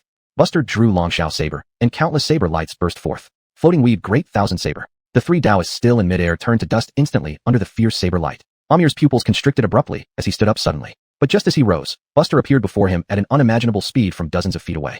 Buster grabbed this person by the neck and slammed him into the ground. He, a formidable mountain and river realm warrior, couldn't muster any resistance. Boom. Just as he hit the ground, he was lifted again, and Buster struck down once more. Thus, Amir was treated like a plaything, repeatedly pounded into the ground. After dozens of times, the mountain and river realm warrior was nothing but a bloody mess, retaining only a sliver of consciousness. I won't let you die. You have great use. As Buster spoke, Amir felt an excruciating pain and burning sensation in his dantian. A blow crushed his dantian. Instantly, all his mountain and river realm cultivation flowed out uncontrollably. No matter what Amir tried, he could only watch as his painstakingly cultivated abilities visibly diminished. Although his dantian wasn't completely shattered, Amir's realm had fallen to early Wu-Tang. If he couldn't repair his dantian within a month, his cultivation would drop to 0, making him an ordinary person. Beast, I will kill you. Do you know how much effort I put in to reach this level? The Lawrence, standing afar, said resentfully. How many lives did you take to get here? Buster retreated back to the carriage driver's side. At this point, Wu Gregory's face was ashen, looking at Buster with disbelief. How could this be? Even an elder couldn't stand against him? No, this isn't the time to think about this. I must survive. I need to live. My lord, I want. Before he could finish speaking, a gush of blood spewed out. Buster sliced open his head. Useless things should die. Go and rescue them, Buster ordered. The Lawrence responded eagerly. At this point, how could he not see through the true nature of Xingdaoshan? But compared to the contrast between good and evil within Xingdaoshan, he was even more astonished by Deputy General Chen's combat prowess. That elder was at the late mountain and river realm, yet he didn't even have a chance to fight back before dying. In Baiyun County, after throwing the unconscious Amir into the carriage, Buster said to the Liao family, "I still have important matters to attend to. I'll stay longer next time I come back. You do what you need to. You've made it big now. Just go out and explore the world." Waylon patted his chest with a smile. He was genuinely happy for Buster's current situation. This child had suffered from a young age, and finally, he was making something of himself. The carriage slowly moved forward, heading outward. Inside the carriage, Buster took out a purple-bound book, the Tranquil Purple Supreme Art. Of course, Buster had heard of this cultivation technique. It was the treasure of Xingdaoshan, and many incidents were triggered by this artifact even before Xingdaoshan rose to prominence. The Tranquil Purple Supreme Art is divided into 3 sections: Blood Qi, Wu-Tang, and Mountain and River. This was the general outline. Clearly only the elders of the Chang lineage could carry it. This technique had been altered, incorporating many dark methods such as sucking human essence, drinking blood to nourish qi, or even cooking people for food. Various inhumane practices added to the original content. Tranquil Purple Supreme Art, Dark Path, Uninitiated. Tranquil Purple Supreme Art, Uninitiated. Just one glance, and Buster averted his eyes. These 2 techniques wouldn't benefit him much. Cultivating them would be a waste of time. If anything, the Dark Path version might have some use for Buster, who hadn't yet entered the Si Qi stage, but given his position, he couldn't cultivate such dark arts. At least not until after leaving the Demon Suppression Bureau. 8 years, using the chaos of the demon year to cover their tracks. What a fine Xingdaoshan, consuming as many humans as demons. Buster sneered slightly, thinking it was a perfect opportunity to destroy Xingdaoshan and see if there was anything useful that could be turned to his advantage. First, it would benefit himself, then others. If both could be achieved, why not do it? Chapter 94, finally reaching the Qi Si realm. When Buster returned to the Demon Suppression office, it was already 5 days later. In the hall, Buster stepped over the threshold and walked in. Isaiah, has Xingdaoshan made any moves recently? Previously, Buster had already instructed Isaiah to keep a close eye on Xingdaoshan. Isaiah scratched his head and said, "Recently, some martial arts schools and sects in our Sandstorm County had their regular gathering, calling it something like the World Hero Feast. In reality, it's nothing much. We at the office don't really care. Let them have their fun. Tell me more." Buster sat down next to Isaiah. Isaiah explained, "The so-called World Hero Feast can be seen as a platform for various forces to network with each other. Occasionally, young martial artists would stage duels to liven up the atmosphere. It's rather boring. Sir, you fit the young standard, but with your strength, that'd be too unfair. Your flattery skills have improved quite a bit, haven't they?" Buster shook his head on the surface. "I'm not interested in this. Will the Taoists from Xingdaoshan come too? Generally, representatives of each force will come, even if not the head of the sect, at least a high-ranking official will appear," Isaiah answered honestly. "That's enough." Buster nodded. Not only Isaiah, but others were also puzzled. Everyone knew that Director Chun was watching Xingdaoshan closely, but this matter seemed strange. Why monitor them out of the blue? Outside the door, a Wu Tai realm coachman escorted Archibald inside. The coachman threw the eminent person from Xingdaoshan to the ground, spat on him, and finally bowed to Buster before leaving. Everyone looked at each other in bewilderment. Isn't this Archibald from Xingdaoshan? Why did Director Chin take action against him? Can you feel it? Buster looked at Isaiah. Let alone Isaiah, who was in the mid-mountain and river realm, the other Wu Tai realm martial artists could see it clearly. A wicked, violent aura was emanating from Archibald. This is the characteristic of a realm attained by devouring human chi. Isaiah exclaimed. Everyone's faces were filled with shock. But how is that possible? Nothing is impossible, Buster said calmly. Archibald glared at Buster, his eyes brimming with resentment. Buster, you are merciless. You will never die peacefully. Countless people in Baiyun County. I merely consumed dozens of them, while you condemn hundreds of my fellow practitioners to death. Buster knocked him out casually. He had heard such outrageous remarks many times. Knocking him out was just it. Buster didn't feel like arguing and didn't have the eloquence. Sir, the hero feast will be held tomorrow night at the Purple Swallow Tower in the city, Isaiah added. By now, everyone understood. Xingdaoshan had been hiding something from them all along. Keep an eye on this person. Tomorrow night depends on him. Having thought it through on the way from Baiyun County to the Demon Slayer Mansion, Buster realized Xingdaoshan's recent zeal in demon slaying was purely to build a good reputation and gain the trust of the Demon Suppression Office with impure intentions. These demon men targeted remote areas, first eating humans, then capturing a powerful demon to pin the blame on and hand over to the Demon Suppression Office, thereby diverting attention from those small places. This time was no different. If not for it being Baiyun County, even Buster might not have discovered it. The vicious aura hidden deep within the Xingdaoshan Taoists was nearly undetectable. After all, although daylight patrols have strong perception, probing deep into someone's aura requires focusing one's true chi, which Buster wouldn't do without cause. Let's see what happens tomorrow night. Inside his room, Buster opened the panel. Current insight points, 5 points. Continuing to cultivate Xingyuan Qingtian art, there is no difficulty for you anymore. All that's lacking is time. You decide to start a closed cultivation to make a push. 4 years later, the insight ends. Xingyuan Qingtian art experience, plus 28-22. Xingyuan Qingtian art, level 12, return to truth. With the surging true chi continuously growing, soon, Buster felt his own aura approaching a critical point. It was as if there was a mountain in front of him, and his true chi, like a flood, surged toward it. It seemed that breaking through this mountain would clear the clouds. Boom. As the mountain collapsed, everything became suddenly bright. True chi flowed into the sea like a river, entering the Chi Si realm. Early Chi Si realm. A wave of aura rippled out, causing the entire Demon Slayer mansion to shake slightly. Conrad mansion. Conrad's expression changed. Why did he feel a sense of urgency? Michaela mansion. The two sisters exchanged glances, frowned, and were puzzled. Alice, who was handling official business, suddenly looked up at the direction where Buster was, shock flashing in her eyes. Amidst her shock, she felt a bit sentimental and boo-foo cheap. Looks like I need to hurry up. Buster was well aware that his breakthrough had caused no small stir, but apart from Alice, no one should know it was him. After a while, Buster collected his thoughts. Current insight points, 1 point. Holy Origin Azure Heaven Body. Beginner, 0 out of 500. This Holy Origin Azure Heaven Body is of the same category as the Bitter Sijeng Gong, both being extremely pure physical martial arts. Although the 5 Thunder Dermic body does have its effects, it requires the circulation of true Qi, deliberately running the technique to let Thunder cover his body to increase his defense. In this regard, the 5 Thunder Dermic body is more like a magical art. The Holy Origin Azure Heaven Body, however, works differently. As long as one practices it, it inevitably strengthens the physique without needing to circulate any energy. The physical body becomes immensely strong. In terms of grade, it far surpasses the Bitter Sijeng Gong and is even a notch above the 5 Thunder Dermic body. Buster had already figured out the pattern. The higher the level of enlightenment when creating martial arts, the stronger they become. Once the Holy Origin Azure Heaven Body is perfected, even a middle Qi Si realm practitioner might not be his match. You start cultivating the Holy Origin Azure Heaven Body. This method shares the same origin as the Holy Origin Azure Heaven technique and is a martial art you comprehended and created yourself. Therefore, it is still not difficult for you. Given time, reaching perfection will be effortless. 1 year later, the insight ends. Holy Origin Azure Heaven Body Experience plus 799. Holy Origin Azure Heaven Body. Minor Achievement, 299/2000. With the minor achievement of the Holy Origin Azure Heaven Body, a faint azure glow could be seen flowing over Buster's skin, with white light swirling within upon closer inspection. Upright and dignified, Buster smiled. He didn't consider himself a good person, yet he managed to cultivate righteous aura. Perhaps this was the absurdity of the world, talent, family background, and everything else. This was the most profound statement Buster felt since coming here. Of course, this statement did not apply to him. Buster slowly exhaled a turbid breath. Having traveled tirelessly these past few days, he needed a good night's sleep to rest and prepare for the fight tomorrow night. On the other side, Isaiah had quietly notified the dozens of people on the team. Tomorrow night, once there is any movement at the Hero Feast, they would immediately surround the Purple Swallow Tower.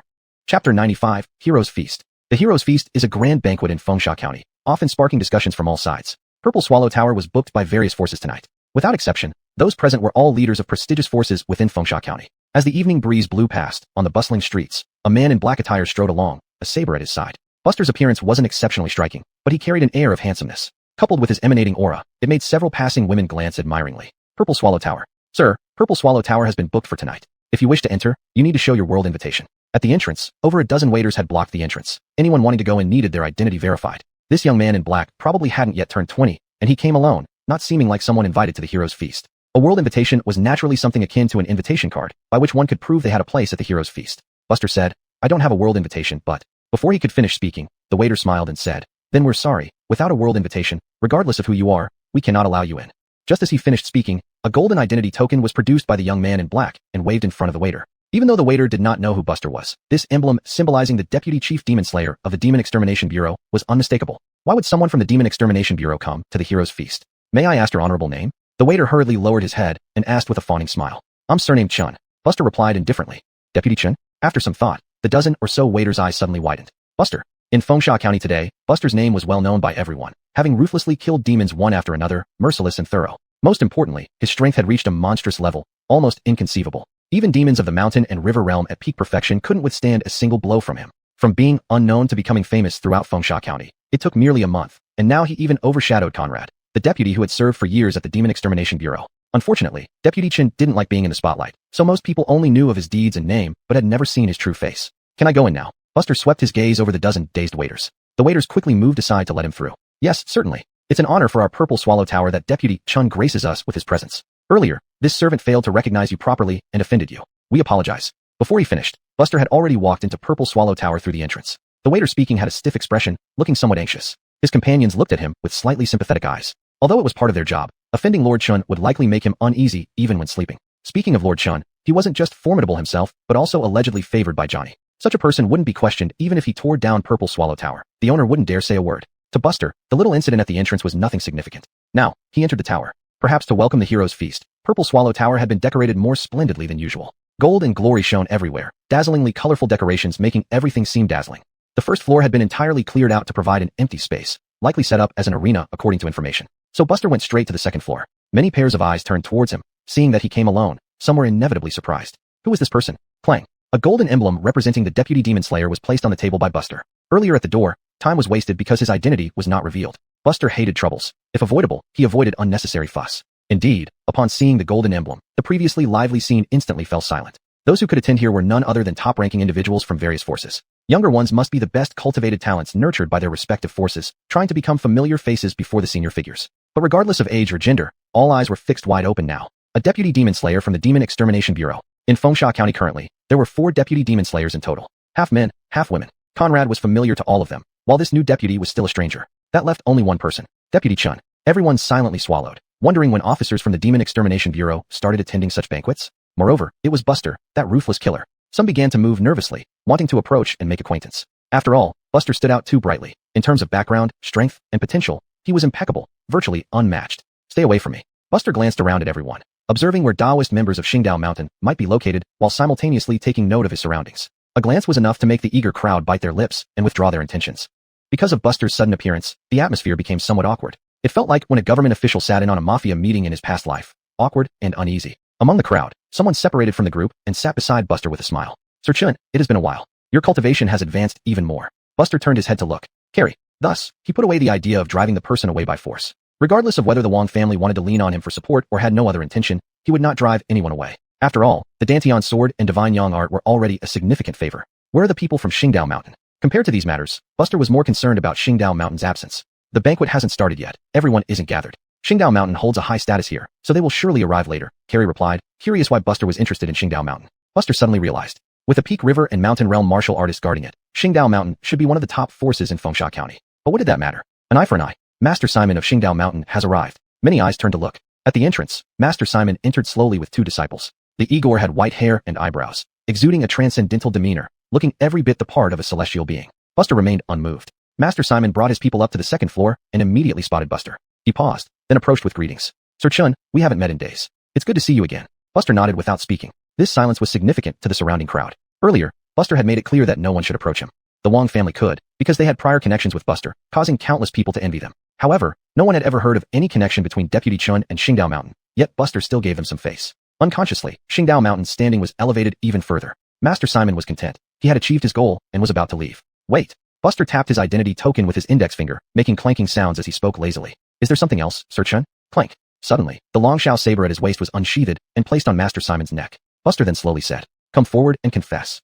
Chapter 96, Original Form Exposed. Step forward and confess your crimes. Buster's voice was firm and powerful, echoing in everyone's ears after he spoke. What does this mean? What does this mean? Channing remained unperturbed, turning his head with a smile, and said, Your Excellency Chun, what do you mean by this? What crime has this poor Taoist committed? Buster replied indifferently, you practice demonic arts on Xingdao Shan, using commoners as the nutrients for your cultivation. This is one crime. You also hide behind demon slaying to deceive the Demon Suppression Bureau. This is another crime. Boom. These words were like a mountain crashing into the sea, causing a huge commotion. The previously quiet atmosphere instantly became chaotic. Channing's expression changed. He didn't know how Buster knew these secrets. It concerned the life and death of Xingdao Shan. Channing looked around and found that indeed only Buster had arrived without any evidence. He then regained his composure. Your Excellency Chun, your reputation has soared, and you have contributed greatly to the Demon Suppression Bureau. We naturally admire you immensely. But Xingdao Shan has also helped the Demon Suppression Bureau over the years. Now, because of your word alone, you wish to suppress Xingdao Shan with baseless charges. Xingdao Shan refuses to accept this. If the Demon Suppression Bureau dislikes us, let us pack up and leave, rather than insulting us in such a despicable manner. Channing spoke passionately, spitting out saliva, his face full of bitterness, looking like someone wronged who wanted justice. It immediately gained sympathy from those around him. That's right, Your Excellency Chun. You have accomplished much, and we all respect you greatly. But please also respect us. The Taoists of Xingdao Shan have been dedicated to helping the Demon Suppression Bureau over the years, contributing even if not fully meritorious. Everyone in Fengsha Prefecture knows the righteousness of Xingdao Shan. Your Excellency Chun, your actions truly chill our hearts. I am willing to guarantee with my head that Xingdao Shan could never commit such heinous acts that disrupt order.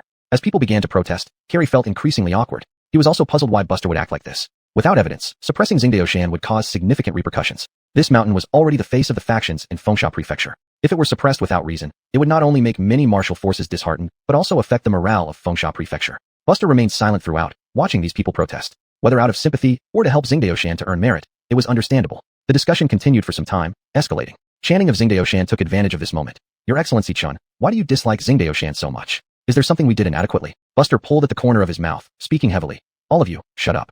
The scene fell silent instantly, but everyone's faces were full of anger, seeking justice. Won't shed tears until seeing the coffin? Buster waved his hand. Bring them in. After he finished speaking, Isaiah brought Amir upstairs, throwing him before Buster. Bang. Buster stepped on Amir's thigh with one foot, scanning the crowd with a smile. Recognize him? Amir? This. Everyone's faces turned blank. Then they sensed the aura emitting from Amir, which clearly indicated characteristics of demonic cultivation techniques. Buster looked at Channing. The latter flew into a rage, slashing down with a hand blade at Amir. worse than beasts. You traitor, I've searched for you so bitterly. A murderous intent arose. Though fellow disciples, Channing now had no hesitation in eradicating this threat. Buster's limited patience finally ran out, and he punched Channing faster, sending him flying. This respected figure in the martial world crashed through the railing and landed on the first floor. As soon as he landed, a black shadow followed closely, stepping on Channing's chest, immobilizing him. Your Excellency Chun, let me kill that traitor. This person is no longer part of Xingdaoshan, and everything he did is unrelated to us. Channing grunted, enduring the turmoil within his body as he roared at Buster. Now that Amir was exposed, his death wasn't worth lamenting. Clang. Without answering, Buster casually threw out a palm-sized stone, which bounced several times on the ground before landing beside Channing. Want to prove your innocence? Simple. Channel your true chi into the Xiong stone. If it reacts normally, then consider my judgment flawed, okay? The Xiong stone is a synthetic mineral created by the Demon Suppression Bureau using various rare ores, capable of detecting the emotion of true chi. If one has practiced demonic arts, their aura would be violent, greedy, or negative emotions. Most importantly, the test subject's primal true chi would be revealed. Do you not trust this poor Taoist? Channing's voice was hoarse and desperate. Isaiah tossed down 2 juniors from Xingdaoshan. My lord, the old one is stubborn, but the young ones fear death. At that moment, the 2 direct disciples who had been pinned great hopes on by Xingdaoshan were trembling violently, drenched in sweat. Everyone held their breath, waiting anxiously. If these 2 direct disciples had also practiced demonic arts, then Xingdaoshan must be a full-fledged cult. After all, apart from the sect leader, no one else had the authority to teach them cultivation methods. Buster casually threw the Xiong stone to the 2 juniors. Hurry up, or die. Without a word, they trembled as they picked up the Xiong stone. What fools? What are you doing? Channing could no longer keep his composure. True chi surged forth. In an instant, just like Amir, a wicked aura emerged from them. A tumult arose in the room. Channing steeled his resolve. Since the matter was already exposed, he couldn't blame anyone for tearing off his mask. Boom. An even more arrogant and impolite burst of violent true chi exploded. Suddenly, Channing's veins turned pitch black, and his aura climbed to the peak of the mountain realm. Little brats, die for me. Channing exerted all his strength to stand up. But then his face froze. No matter how hard he tried, the foot pressing on his chest remained motionless. How could this be? It was rumored that Buster was only at the peak of the mountain realm. Even if he wasn't a match tonight, he should have been able to hold out for a while. Buster drew the Dragon Dawn saber without hesitation and chopped off his head with one stroke. The once powerful Channing was instantly decapitated. Thud thud thud. His head bounced like a ball on the floor. Without any action from Buster, the heads of the 2 juniors were also cut off. Isaiah understood, delivering a punch to Amir's heart, ending his life. In an instant, all 4 members of Xingdaoshan were dead. Buster sheathed his saber, clearly impatient. If it weren't for the need for solid evidence to avoid unrest in Fengsha Prefecture, would I really waste so many words with you? I would have chopped you down the moment you walked in. The evidence of Xingdaoshan practicing demonic arts is irrefutable. Whoever dares to plead for them will share the same fate and be eradicated. No one dared to utter a single word. Isaiah, gather the troops and head to Xingdaoshan. Yes, my lord. Chapter 97, Overwhelming Power. All this seems lengthy when told, but everything from start to finish happened in an instant. After the twists and turns, Buster suppressed the mountain realm martial artist of Xingdaoshan with overwhelming force and then swept his sleeves and left. Only the heads of various forces of Xiang Tower were left standing there in a daze as if they were in a dream. But looking at the capabilities demonstrated by Deputy General Chen earlier, it was clear that the rumors were not exaggerated. Even Taoist Raphael, who had boosted his entire body's blood and chi to the peak mountain realm without reservation, couldn't even raise a hand against Buster. Leaving Xiang Tower, Buster didn't care whether the hero's banquet could proceed as planned. His goal now was only Xingdaoshan. At the Demon Slaying Bureau, dozens of martial artists under Buster's command set out in mass. Seeing such a large-scale operation, many colleagues were secretly alarmed. What could such a big move be for? Without any news circulating within the bureau, in Alice's bedroom, Alice, already dressed in a thin nightgown, took a letter from a carrier pigeon. Opening it, she found few words, but each one weighed heavily. In just 100 or so words, the whole situation was explained clearly. This letter was sent by Buster. Alice soon felt relieved. The reason Buster could detect clues was because he himself was from Bayun County. If Taoist Raphael had chosen another location, it wouldn't have been noticed. But this also infuriated Alice. It seemed that over the years, focusing on dealing with demons and rarely addressing the martial world had made these people increasingly reckless. Xingdaoshan was not far from Fincha City, only about 100 miles away. A group of over 100 people marched out of the city gate in a grand procession. They were all martial artists who had entered the realm, the weakest of whom should at least be in the mid to late blood chi realm. When everyone moved at full speed, they could arrive before dawn. Leading them, Buster's gaze was resolute, and his figure swift like lightning. Midnight. Xingdaoshan wasn't just the name of a sect, it was also a place name. It was merely named after the mountain where the Qingdao sect's Taoists were stationed. At the foot of the mountain, dozens of Taoists guarded. From afar, they saw a large group of people approaching. Scared witless, several relatively composed Taoists lit skyward arrows to inform their elders in the mountains about the situation. Facing life and death, these Taoists no longer held back, revealing their innate energies. Their bodies and whites of their eyes were visibly consumed by blackness, their veins turning into black threads. In the next moment, myriad blades of light descended like a giant net, instantly slicing these people into pieces. Clang! Buster sheathed his sword and ascended up the stairs behind the mountain gate. The rest followed closely behind. On a sacred ground halfway up the mountain, Ezra led dozens of middle-aged Taoists, fully prepared and bracing for a great battle. You dare to break into our Xingdaoshan gate and kill our disciples. You deserve 1,000 deaths. State your names, and we'll give you whole corpses.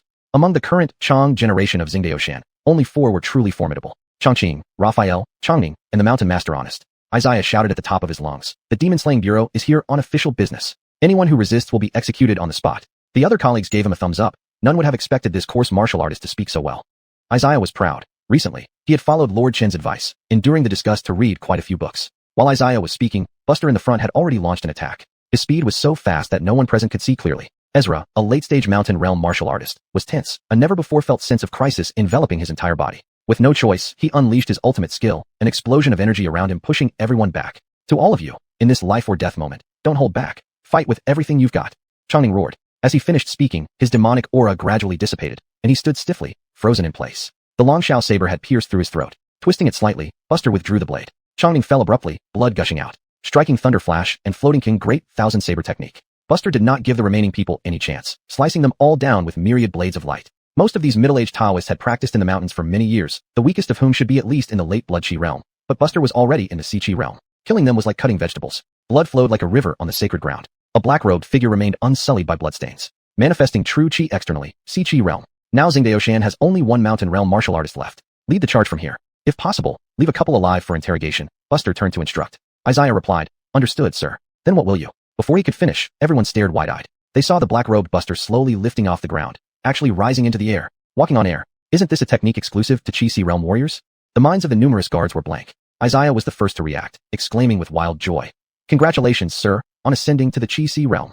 Only then did everyone realize that Lord Chun had already become a Qi Qi realm warrior. Buster's figure suddenly vanished, transforming into a streak of light shooting straight towards the mountain peak. This was Buster's first true use of this ability, yet it felt incredibly familiar to him. After all, in the panel world, he had relied on this method for quite some time. At the summit of Xingdaoshan stood a grand hall. In front of the hall's entrance, several dozen direct disciples stood, though there weren't many, only about 10 or so. At that moment, everyone stared in shock at the figure hanging high in the sky. A Qi Qi realm warrior had arrived in person. Could the sect still be saved? As the direct disciples prepared to form an array to meet the enemy, that black shadow merely glanced at them indifferently before sweeping past and heading towards the back mountain. The perception of daylight patrol spread out. Chong David, the sect master, really wasn't being fair. In a life-and-death situation, instead of staying atop the mountain, he took a desperate gamble and fled to the back mountain. Do you really think I can't see you? A punch struck a certain spot on the ground in the back mountain with a tremendous force. Rumble. The massive sound echoed throughout the mountain. With one punch, the flat ground suddenly collapsed, revealing a basement-like space underground. A surge of energy erupted from below, blocking and scattering the falling debris. Finally, the entire scene was revealed. Iron bars lined up everywhere, isolating various small rooms. Inside these rooms were humans, beasts, and demons, surrounded by feces. Clearly, they had been confined here year-round without sunlight or living space. An indescribable stench filled the air. Buster's expression darkened. These people were all dead. Without exception. Was I too late? Apart from these people, hundreds of other Xingdaoshan disciples had also turned into dry corpses. Taoist Honest, driven to desperation, had swallowed such a huge amount of qi and blood in one breath. Surely he wouldn't burst from overindulgence. A strange, blood-red glow flashed by. A colossal figure slowly emerged. It was an old man, completely red and as towering as a mountain, with all his hair glow. Initially estimated to be 3 zhang tall, with pitch-black eyes and exposed veins visibly writhing. He had become a monstrous entity, neither human nor ghost. The surviving Honest slowly lifted his feet off the ground, also rising into the air. His voice was indescribable, as if countless voices spoke in unison. It's all because of you. Chapter 98, Sea of Qi. Sea of Qi realm? So what? Buster's figure abruptly plummeted from the sky. From a distance, it looked as if a comet were crashing to Earth, with an overwhelming presence. Boom. The two figures collided violently, creating a circle of white and red qi waves spreading out. The two figures separated. Buster flicked his finger, sending countless streams of white righteous qi shooting down densely. Continuous sound blasts echoed everywhere. Biff curled the corner of his mouth in disdain. Both of us are in the Sea of Qi realm. What can you do to me? Although my realm was achieved through forced breakthroughs, that's the advantage of demonic cultivation. There's no insubstantial aspect, and its techniques are even more unpredictable. Among those at the same realm, I rarely meet my match. The only downside is probably that it has overdrawn on my life force. But this meant little to Biff. If he hadn't done this, how could he possibly stand against this person being merely at the peak of the landscape realm? As seen, Biff spread his arms wide, true qi condensing behind him into enormous skeletal hands that charged toward the dense righteous qi. The two mystical powers clashed. The strange mist grew larger and larger. Buster's expression remained indifferent. Such a minor evil presence could be broken effortlessly by the vast righteous qi. Being at the same Sea of Qi realm, for you to manage a few rounds with me is indeed some feat. But that's all there is to it. The bizarre mist vanished without warning. The overwhelming righteous qi surged like a storm, directly striking Biff. The latter appeared startled, unable to believe it. Impossible. How could there still be so much? Even if he slightly lagged behind in the Sea of Qi realm, he should have been able to overcome most true qi users. Bang bang bang. The density of the righteous qi formed a wave of white light, engulfing Biff completely. A righteous aura tore through the evil spirit savagely, making the leader of Qingdao Mountain scream and howl. Boom. A huge figure crashed to the ground. Ignoring his injuries, Biff gritted his teeth, trying to get up, but found a foot stomping down on his head. Immediately afterward, countless streaks of sword light ruthlessly ravaged his body, instantly leaving hundreds of deep, bone-revealing wounds. Buster lifted his knife and thrust it toward the heart, but he missed, only to see Biff turn into an invisible mist cloud escaping into the distance. Instant thunder. Almost instantaneously, Buster caught up. Since you don't want to die under the blade, then die under the righteous chi. A house-sized stream of chi slowly emerged in Buster's hand, thrown violently at the black smoke. No matter how Biff dodged, there was nowhere to run. Boom. A deep crater opened where the chi exploded. The mist was destroyed mercilessly. Biff fell face down, trying to rise again. This time, Buster gave no further chance. With the righteous chi condensed on the blade, he sliced off the head of this sea of chi realm martial artist without hesitation. The large head rolled far away. Who are you? Biff roared. Even with the head separated from the body, a sea of chi realm martial artist would not die immediately. Buster walked slowly to the severed head, delivering another strike under Biff's relentless questioning, driving the blade in, letting the righteous chi rage wildly inside the head. With a bang, the head turned to fragments. With a flick, bloodstains were cleanly wiped from Longshao knife. Sheathing the knife, he turned back to the underground prison. The civilians who died here were all deceived by Qingdao Mountain from various places in Fengsha County. Without detailed calculation, roughly 800 or 900 people were estimated. Truly, bodies lay strewn across the land. Buster gently raised his hand, and the dirt scattered aside gradually rose, finally covering the entire prison. With this matter settled, the hell if you move again, I'll make sure you won't. At the open space before the main hall on the mountain peak, Isaiah slapped a close disciple's face, swearing and cursing. This close disciple, having been brought up the mountain upon discovering his talent, had never experienced such hardship and glared at Isaiah in anger. Oh, dare glare at me? Saying this, Isaiah landed a series of slaps with a stern face. Finally, several officers couldn't bear to watch and rushed to stop him. Sir Yang, enough. Hitting him any further will hurt the kid too badly. Isaiah finally stopped, patting the now pig-brained head of the close disciple. If you listened early, you wouldn't have suffered so much. At this moment, inside the main hall, dozens of close disciples and several senior cultivators surnamed Chong had their cultivation stripped and were tied up together. Buster plummeted straight down from the sky. Sir Chun, the energy earlier, was it Biff's? Someone asked. Given the intense confrontation earlier and everyone's proximity, it was impossible not to notice. Such oppressive aura led to the highest cultivated Isaiah's definitive conclusion. Biff had advanced to the sea of Chi realm. Although he did not know what method was used, it was clear that Lord Chun might be in danger. Dead.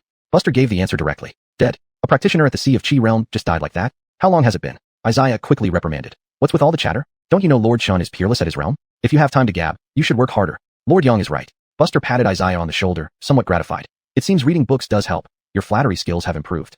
Because Lord Chun guided me clearly enough. During this mission at Qingdao Mountain, they seized 108 martial arts manuals, 7 cultivation techniques, a number of spiritual elixirs and medicines, several true crystal stones, for landscape realm demon cores, and 2 advanced treasures. Additionally, there were countless other valuable materials. One could say Qingdao Mountain was quite wealthy, but also that it wasn't. Why? Because not much could truly catch Buster's eye. Those mediocre martial arts and techniques were worthless. The only things really useful to him were likely the true crystal stones, landscape realm demon cores, and advanced treasures. However, he couldn't pocket too many true crystal stones. They had to be surrendered to the public coffers according to the rules of the Demon Suppression Bureau. The martial arts and techniques only needed to be renamed and would appear in the Daishinga, Jiaxing Pavilion, of the Demon Suppression Bureau. As for the landscape realm demon cores and advanced treasures, Buster kept them secret and swallowed them himself. Isn't this the very thing I worked so hard for? At dawn, Buster led the group escorting the captured Qingdao Mountain Taoists back to the Demon Slaying Bureau. He kept these people alive because Buster was curious about how an obscure Qingdao Mountain managed to improve the pure purple supreme skill. There must have been some high-level guidance behind it. Alice was already waiting. These people are handed over to you for interrogation. If it involves any forces, let me know. With that, Buster turned and walked into the mansion. Alice ignored Buster's commanding tone and said softly, "You've done well in this battle. But knowing you, you must have taken a lot without permission. I won't report to the higher-ups as a reward for your service. After all, the chief isn't foolish." Buster suddenly stopped and said sternly, "I really didn't take anything. Do you think I believe that?" Alice sneered. Chapter 99, Complete Version of Granville Gong. The territory of Fengsha County was limited, and Qingdao Mountain was among the top-tier sects in the martial world. Its complete destruction overnight inevitably caused social unrest. But all these phenomena were controllable. After all, Qingdao Mountain had been caught practicing using living people, with various forces witnessing the power of dark arts on that night, leaving irrefutable evidence. Thus, most commoners cheered, and Buster became the center of public opinion. Breaking into Qingdao Mountain by himself, this was almost unimaginable. If it had been Alice instead of this person, it wouldn't have shocked people as much. Those who had reliable sources spread the information that apparently even before Qingdao Mountain could activate its protective formation, Deputy Commander Chen had already reached the peak. Having just taken office for a little over a month, he had accomplished several earth-shaking deeds one after another. Countless factions hurried to toe the line, fearing any misstep that might be seized upon by the Deputy Commander Chun, who was perceived as hatred for evil. On Qingdao Mountain, there were 2 advanced medicinal treasures named Shi Jin Heisi Lenin San, washing sinew and restoring essence powder, and Dongjin Dan, moving truth pill. Both could improve one's physique, though their quality was inferior to the Jiutian Jiaxing Dan, 9 Heaven Star plucking pill, distributed by the Monster Suppression Office, naturally resulting in less effective outcomes. After consuming them, Buster silently felt the surging true chi throughout his body. In just half a day, news about him had already spread everywhere. Perhaps due to the magnitude of this incident, the fact that he had advanced to the Chi-Si realm did not spread widely, only circulating within the government office. However, such a significant event couldn't remain hidden for long. How could Buster not know how people outside viewed him? But all this was within his expectations, so he didn't pay it much attention. With a thought, he opened the panel. Current insight points, 2 points. Buster took a deep breath. Now that he had advanced to the Chi-Si realm, he needed to perfect Granville Gong if he wanted to progress further. Recalling this, Buster couldn't help but secretly congratulate himself for decisively going back to comprehend the holy Linen Xingtian art back then, allowing him to reach the Chi-Si realm at once. Otherwise, dealing with Biff last night would have been quite tricky. You continued to comprehend Granville Gong. This is your 9th year attempting to complete it, yet progress remains virtually zero. You are nearly fluent in the content of the upper part of Granville Gong, but you still cannot complete the lower part. 2 years later, in the final moments of the 10th year, your efforts finally paid off. You got a new idea, which turned out to be correct after verification. You were elated. After all, starting is always the hardest part, and you had taken the first step. Comprehension ended. Finally, there was some movement. Buster took a deep breath. Next, he only needed to wait. In the Monster Suppression Office prison, Alice's expression was somewhat gloomy, followed by the 2 sisters of his own family. These 2 sisters specialized in coercion techniques, making their authority within the prison higher than even Buster and Conrad's. Michaela and Portia also had troubled expressions. According to the confessions of the Taoists from Qingdao Mountain, they were merely pawns casually placed by members of the Sheng Ling sect passing by. Biff was no more than early 30s, appearing older possibly due to practicing dark arts. He had been personally taken in as a closed disciple by the previous master, gaining the seniority of the Chang generation. This Biff was a pawn for the Sheng Ling sect. Using him as the core, the Sheng Ling sect gradually devoured the entire Qingdao Mountain. There might be similar situations in Fengsha County or elsewhere. The Sheng Ling sect truly infiltrates every crevice. Portia sighed. Michaela, relatively calmer, remarked, "It seems that Buster isn't just a brute who only knows how to kill, as rumored. At least he cares about the current situation in Fengsha County." Alice agreed wholeheartedly. If Buster hadn't gathered evidence first, recklessly attacking the mountain despite solid internal evidence from the Monster Suppression Office would have caused unrest among people, leading to serious complications. Thinking of this, Alice couldn't help but chuckle softly. That guy always hated trouble the most, and this matter must have irritated him multiple times. Only by bearing with it did he manage to complete it. Impossible. Why does he always stay ahead? In Conrad's residence, Conrad was furious, his aura rampant. Several subordinates at the gate trembled. Since Buster started achieving remarkable feats, the formerly mild-mannered and easygoing magistrate Chi disappeared, replaced by an unpredictable Conrad. "Sir, let's stop opposing Buster. Nowadays, he is at the height of his power, and we can't beat him," a commander said with a hint of sobbing in his voice. Hardly had he finished speaking when he was flung away by Conrad. "Get out. All of you get out." The unrest in Fengsha County was temporary because Buster handled the matter relatively well. As time passed, discussions about Qingdao Mountain gradually faded. However, Buster's reputation was on the rise, and now throughout Suizhou, who didn't know that under Alice's command emerged a ruthless and powerful deputy commander Chun. The news of his Chi-Si realm also gradually spread within the county, but few truly believed it, as it was simply too unbelievable. Ever since Buster resolved the Qingdao Mountain issue, he had been in seclusion, refusing all visitors on the pretext of closed meditation. This action indeed infuriated Alice quite a bit. 10 days later. Current insight points, 10 points. You continued to complete Granville Gong. Several times you almost suffered energy deviation. You started steadily and methodically, leaving the room in disarray with piles of bamboo slips recording your hypotheses. After 10 years, comprehension ended. Another 10 days passed.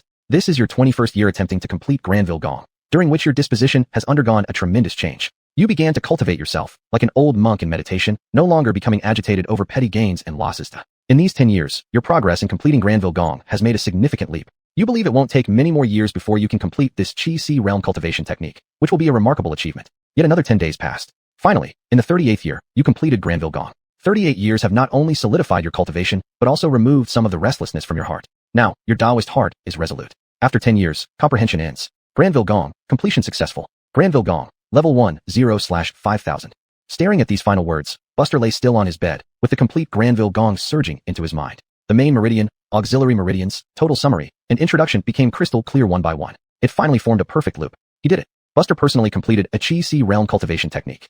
Indeed, talent is crucial. His talent was utterly average, yet he spent 38 long years to finally complete it. And there was also an element of luck involved. But hard work pays off. As long as the result was good, it was fine. As for the last 2 insight points, Buster didn't care. Consider them dog food. Chapter 100. Conrad admits defeat. On a small lake behind the Gregory I Palace of Suizhou's demon-subduing bureau, waves rippled once again at a certain spot. The headmaster, who appeared as a child, was meditating with eyes closed and fishing when he sensed the disturbance and opened his eyes. At some point, Ali had already arrived by his side. "Headmaster, the surface of this lake hasn't been disturbed for a long time. For ripples to appear in the same place within less than a month, could it be?"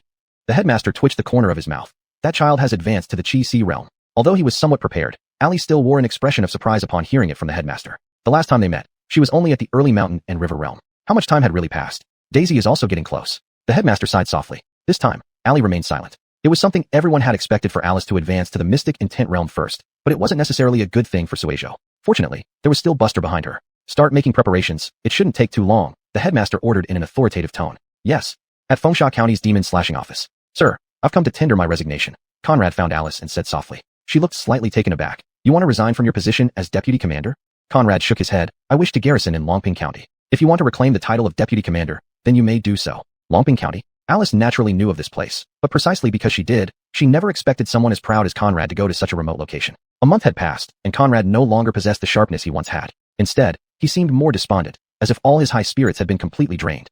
With a gray complexion, it was hard to read what he was thinking. For a month, he struggled bitterly, initially refusing to admit defeat, then becoming entangled in doubts, and ultimately having no choice but to concede. Perhaps, he truly couldn't compete with Buster. From the very beginning, he was just a joke. Initially, his cultivation far surpassed Buster's, yet now, being overtaken, he saw no hope of turning the tables. Rather than watching Buster every day, it might be better to find a quiet place. Who knows, he might gain something unexpectedly. Of course, Conrad had never given up on defeating Buster. Why should he have to lose? Alice gave a glance at this pitiful man and waved her hand. Fine, you may leave within 3 days. Yes, sir. Conrad left. In the room were still the Aubrey. They exchanged looks, and Portia couldn't help but say, Sir, Conrad seems to have changed greatly. He's been beaten into submission. Speaking of which, it's rather pitiful for people like him, walking the path of martial arts alongside a monster like Buster.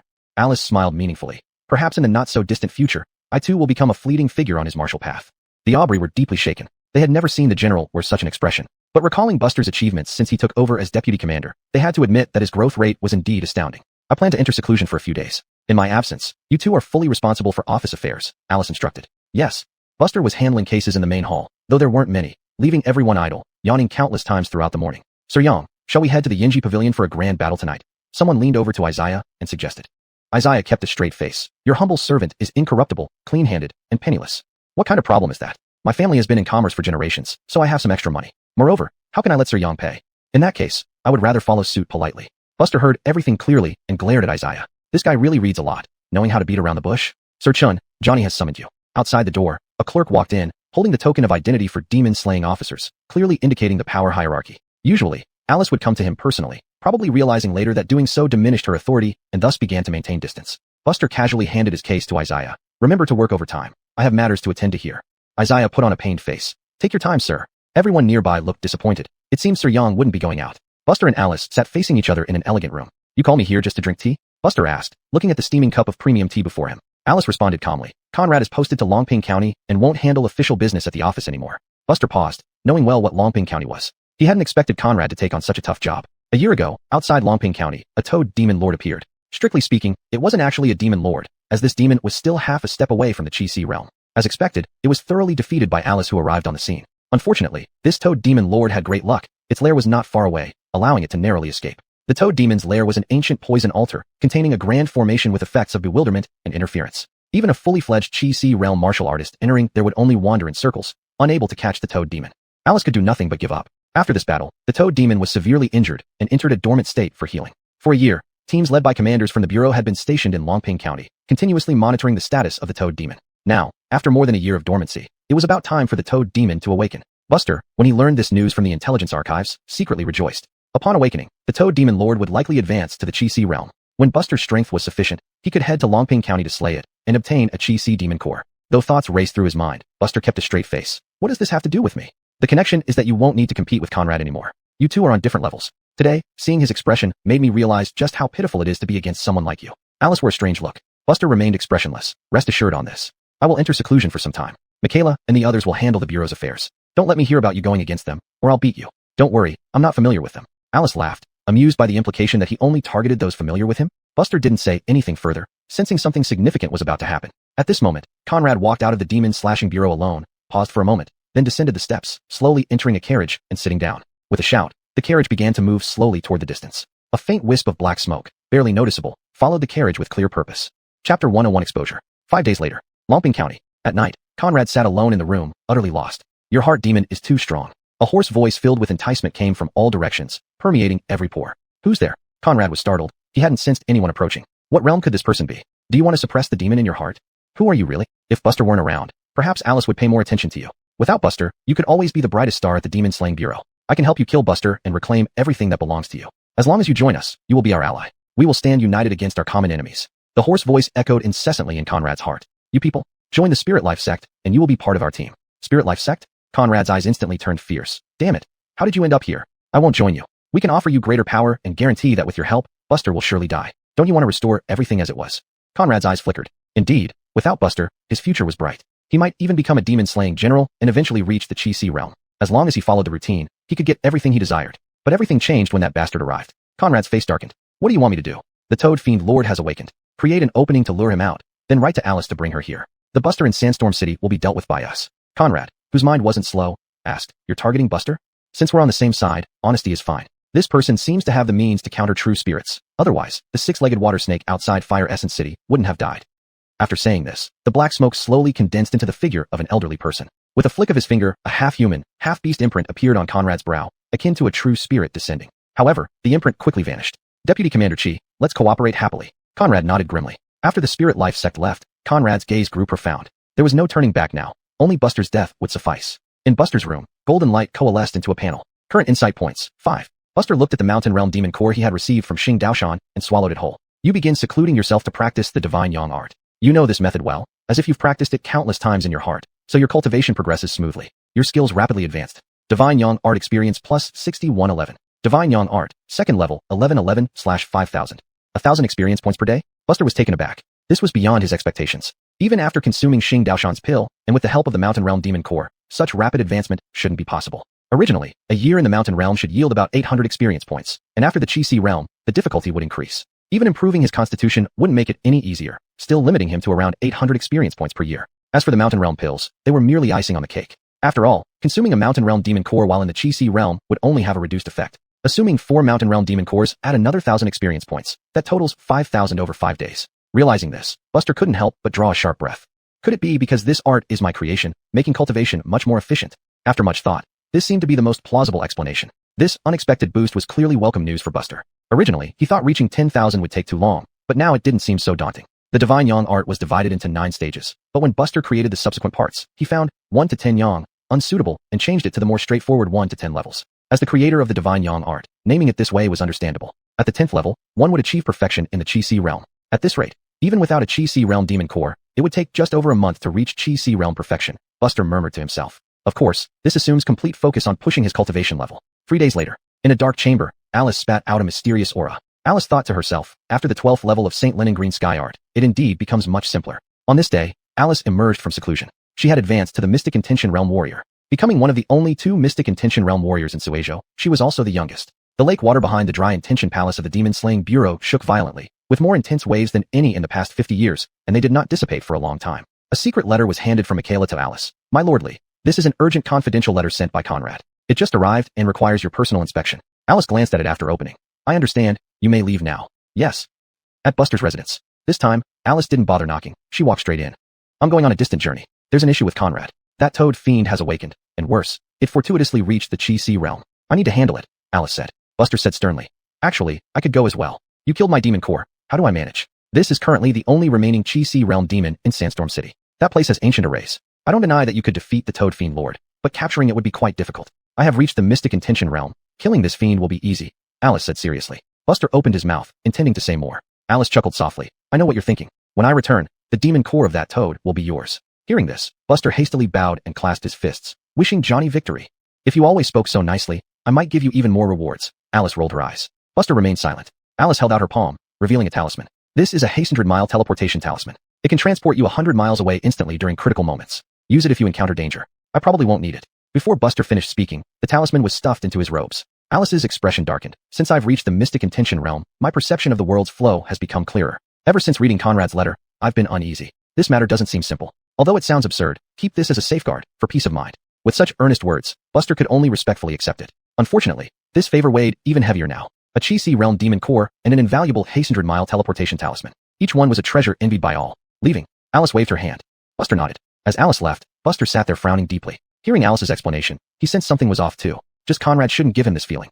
Chapter 102 Retreat. On the 3rd day after Alice set off for Longping County. 6 years later, the Enlightenment ends. Granville Gong experience plus 6066. Granville Gong, 3rd level, 2177/5000.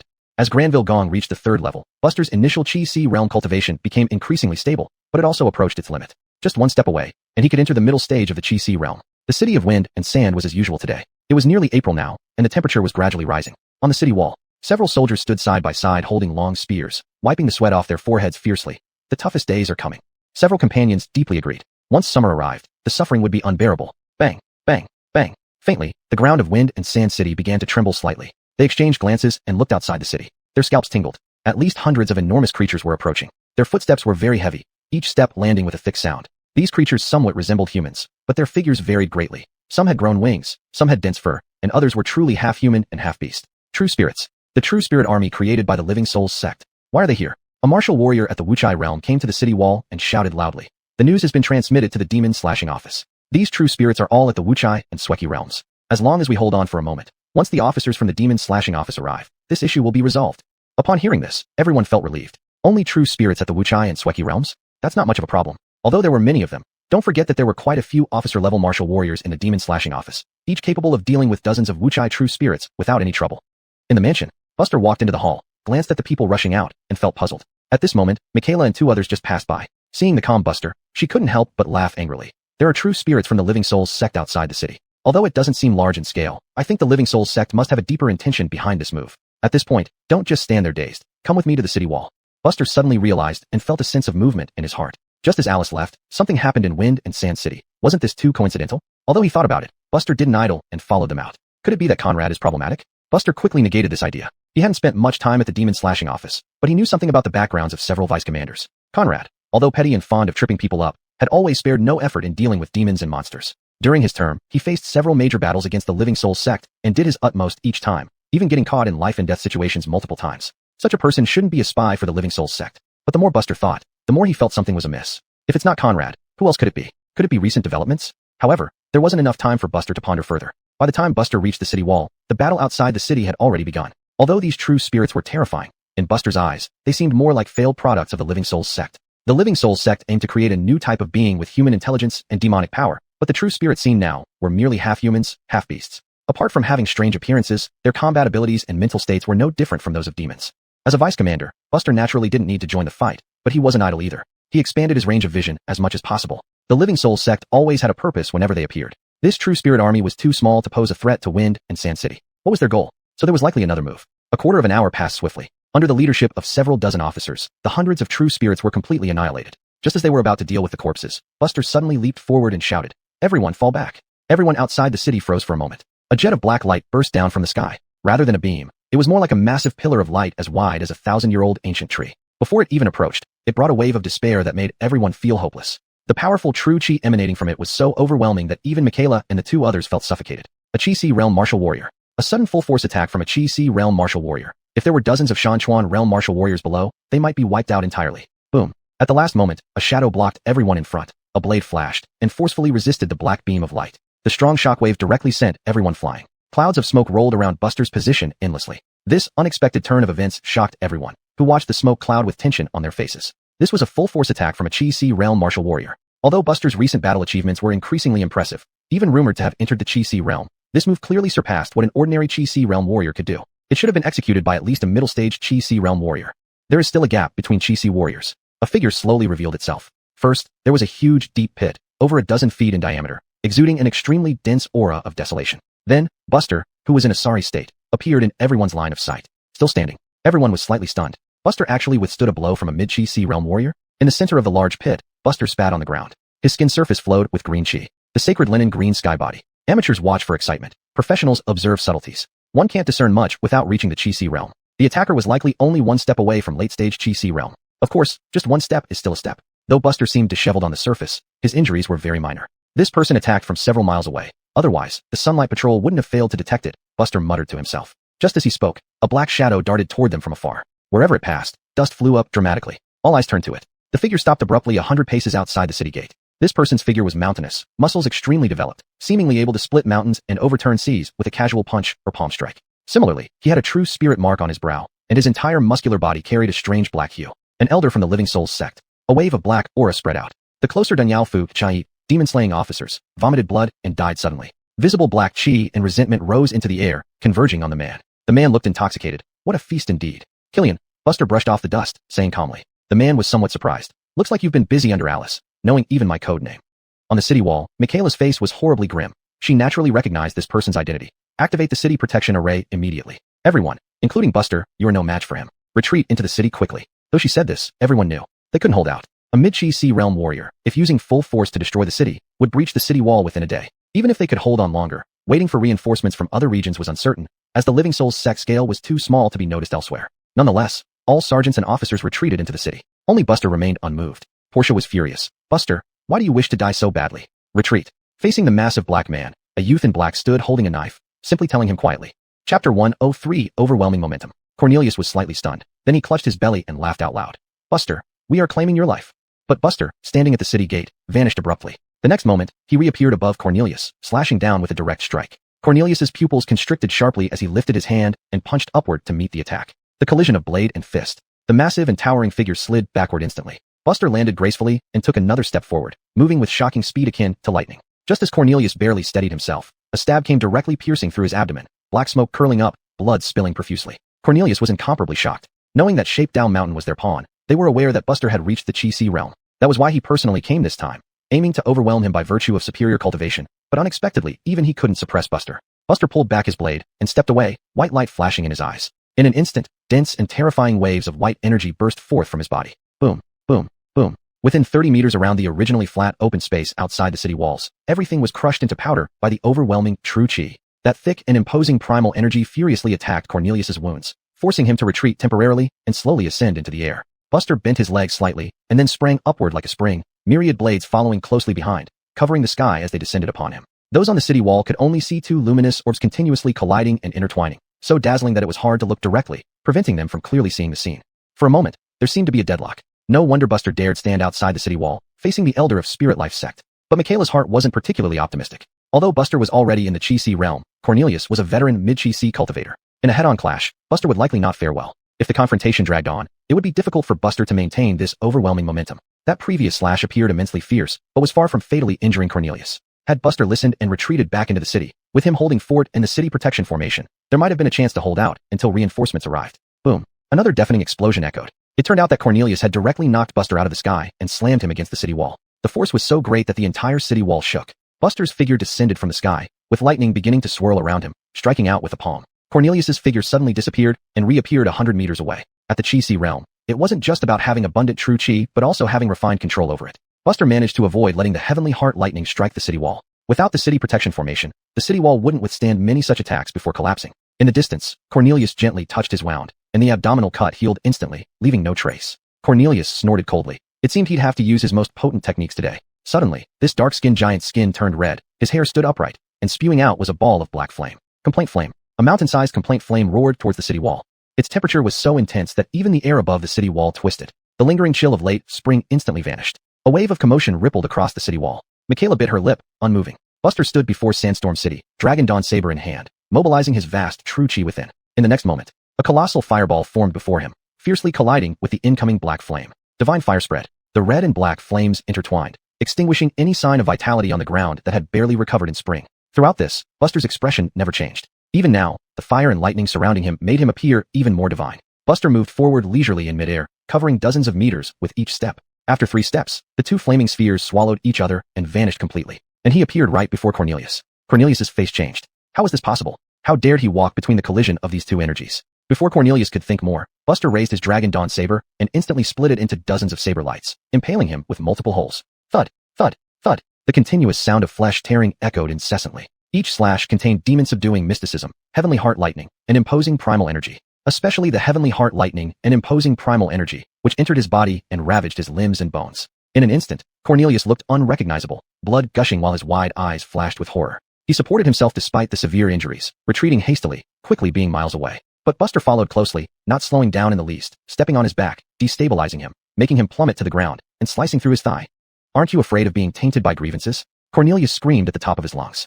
Once you are tainted by the power of grievances, it will accompany you for life. Buster cut off his head expressionlessly, and with a light lift of his hand, countless currents of righteous chi rained down, completely annihilating this Chi-Si realm warrior until not a trace of flesh or blood remained. After the righteous chi dissipated, only a massive skeleton was left behind. Clank. A black bracelet fell to the ground, making a clear and pleasant sound. A spatial treasure? Buster glanced sideways and picked it up. After all, this was an intermediate Chi-Si realm warrior. Surely there must be something valuable inside worth his attention. Of course, this was under the premise that Alice would check it first to ensure there were no problems. Putting away the bracelet, Buster took a deep look at the skeleton. Why has it gone quiet? Someone on the city wall couldn't help but speak up. Portia stared intently at the front. Recalling what had just happened, it seemed Buster had been pressing Cornelius the entire time. No matter how unbelievable it seemed, the fact was right before their eyes. The wind stirred the sand outside the city gate, which was now in disarray as a huge figure emerged. Everyone held their breath. They saw Buster, dressed in black, dragging the skeleton toward the city gate. What is this thing? Could this be the bones of that spirit life sect member?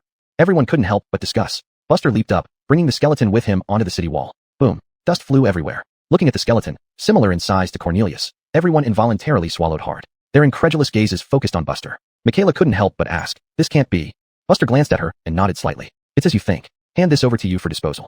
The city protection formation can also be removed. Having said that, Buster rose from the ground and streaked toward the exorcism bureau like a rainbow. A long, brilliant tail slowly vanished into the horizon. After a while, people finally came back to their senses. They looked at each other in amazement. It was over. Standing beside her sister, Portia sighed lightly. No wonder General favors Buster so much. Not only does he have remarkable talent, but even in peer competition, he exhibits the same overwhelming momentum as the general.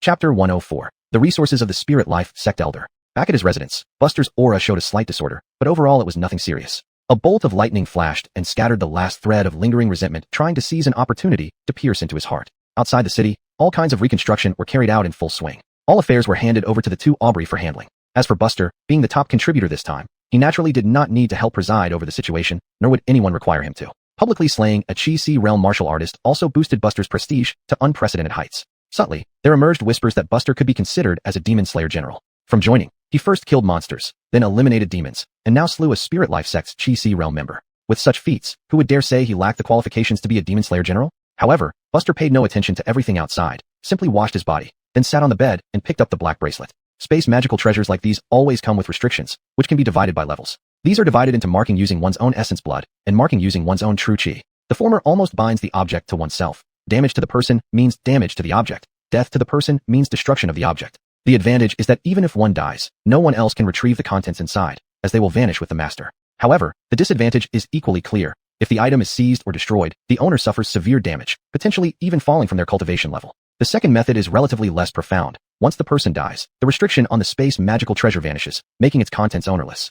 The Demon Suppression Office identity token was of the second method. Since Cornelius was dead and this black bracelet hadn't been destroyed, its contents were clearly ownerless. With a thought, Buster's divine consciousness entered the space within the magical treasure. In an instant, an expansive space spread out before Buster. First to catch his eyes were mountains of true crystal stones, estimated around 3,000 to 4,000. Apart from that, various weapons, treasures, and armors weren't scarce either. Buster felt as comfortable as a fish in water, exploring continuously. Finally, in a corner, he found two Chi Si realm monster cores. It seems these are the failed experiment True Spirit Carrier's cores. Buster was inwardly elated. This battle wasn't fought in vain. After all, in the Winsand County, a Chi Si realm demon dying meant one less for decades to come. Even the Suejo Demon Suppression Office didn't have many such level cores. It was unexpectedly delightful. Unfortunately, after searching, he didn't find any high-grade medicinal treasures, mostly just healing divine pills, but these two Buster took away, just in case. Finally, Buster came to a pile of cultivation techniques. Reviewing them revealed mostly evil practices unsuitable for him or martial arts snatched from different noble families. Most were of average quality. Not every noble family or sect had the fortune of the Wong family.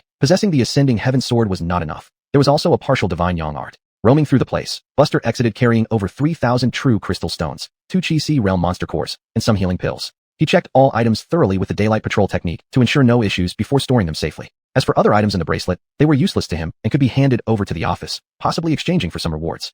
But Buster had thoughts about the black bracelet. Its space was considerably larger than his own identity token. Later, he should talk to Alice about this. Post-battle, although Buster wasn't severely injured, he was somewhat tired and, having obtained what he wanted, fell into deep sleep directly on the bed. When he woke up again, it was already midday the next day. He was woken by a pounding knock at the door. Opening the door, Buster saw the two Aubrey. "Why are they here?" Buster was stunned. Before he could speak, Portia said urgently, "Buster, come with us, we need to discuss something." "I'll change clothes." Buster turned back into the room. Arriving at the usual meeting place, Buster realized only the three of them were present. Michaela handed a letter to Buster while speaking.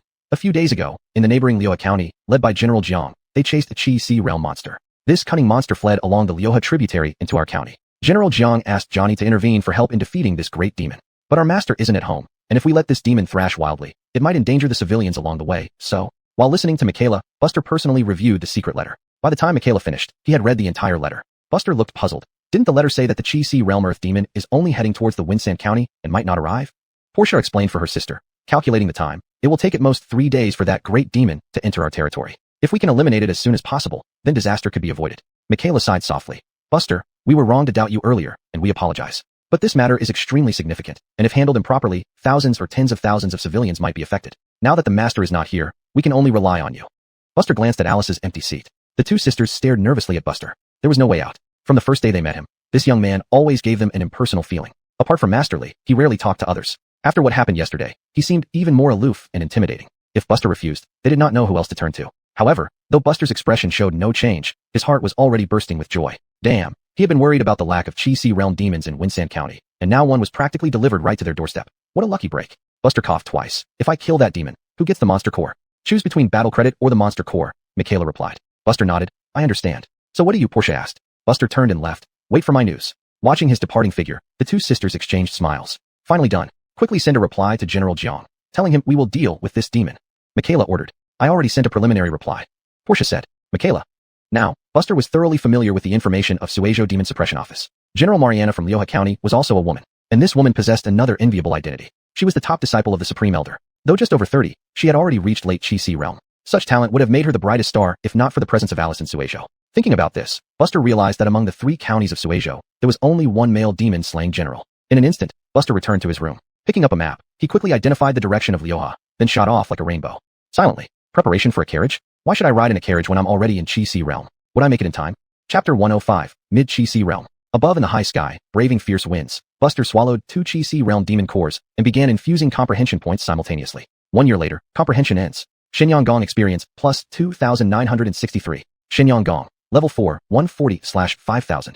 Stepping into the 4th level of Shenyang Gong, true Chi surged within Buster's body, expanding the vast ocean of true Chi within him to become an even larger and more extensive sea. Mid Chi Si realm. Buster had long understood the guru of the panel. A demon core of the same realm was roughly equivalent to a year of his arduous cultivation. Each slaying of a demon of the same realm added a bit of comprehension points. In the Chi Si realm, it was no exception. 2 days later, martial artists at the Chi Si realm can only briefly walk on air and cannot maintain a flying state all the time. The duration of flight naturally depends on the martial artist's own capacity for true Chi. Buster's current true Chi capacity was just slightly inferior to that of the late Chi Si realm, but even so, he could only sustain half a day of high-speed travel. Fortunately, Buster carried some true Chi restoring pills with him, which allowed him to maintain a constant state of full-speed flight. In just 2 days, Buster almost traversed the entire Fengsha County, covering nearly 2,000 miles. The journey was about to end. Meanwhile, on the Liuyu River bordering Fengsha County, the water surged violently as a massive figure below forcefully churned the river, continuously crashing against the riverbank areas. The river appeared like it had swelled due to continuous rain, causing farmlands around the towns to be completely submerged, possibly destroying an entire year's harvest. A figure descended from the sky, slamming into the river with powerful true Chi. With a deafening boom, the ground shook, but there was no further reaction, as if striking cotton candy.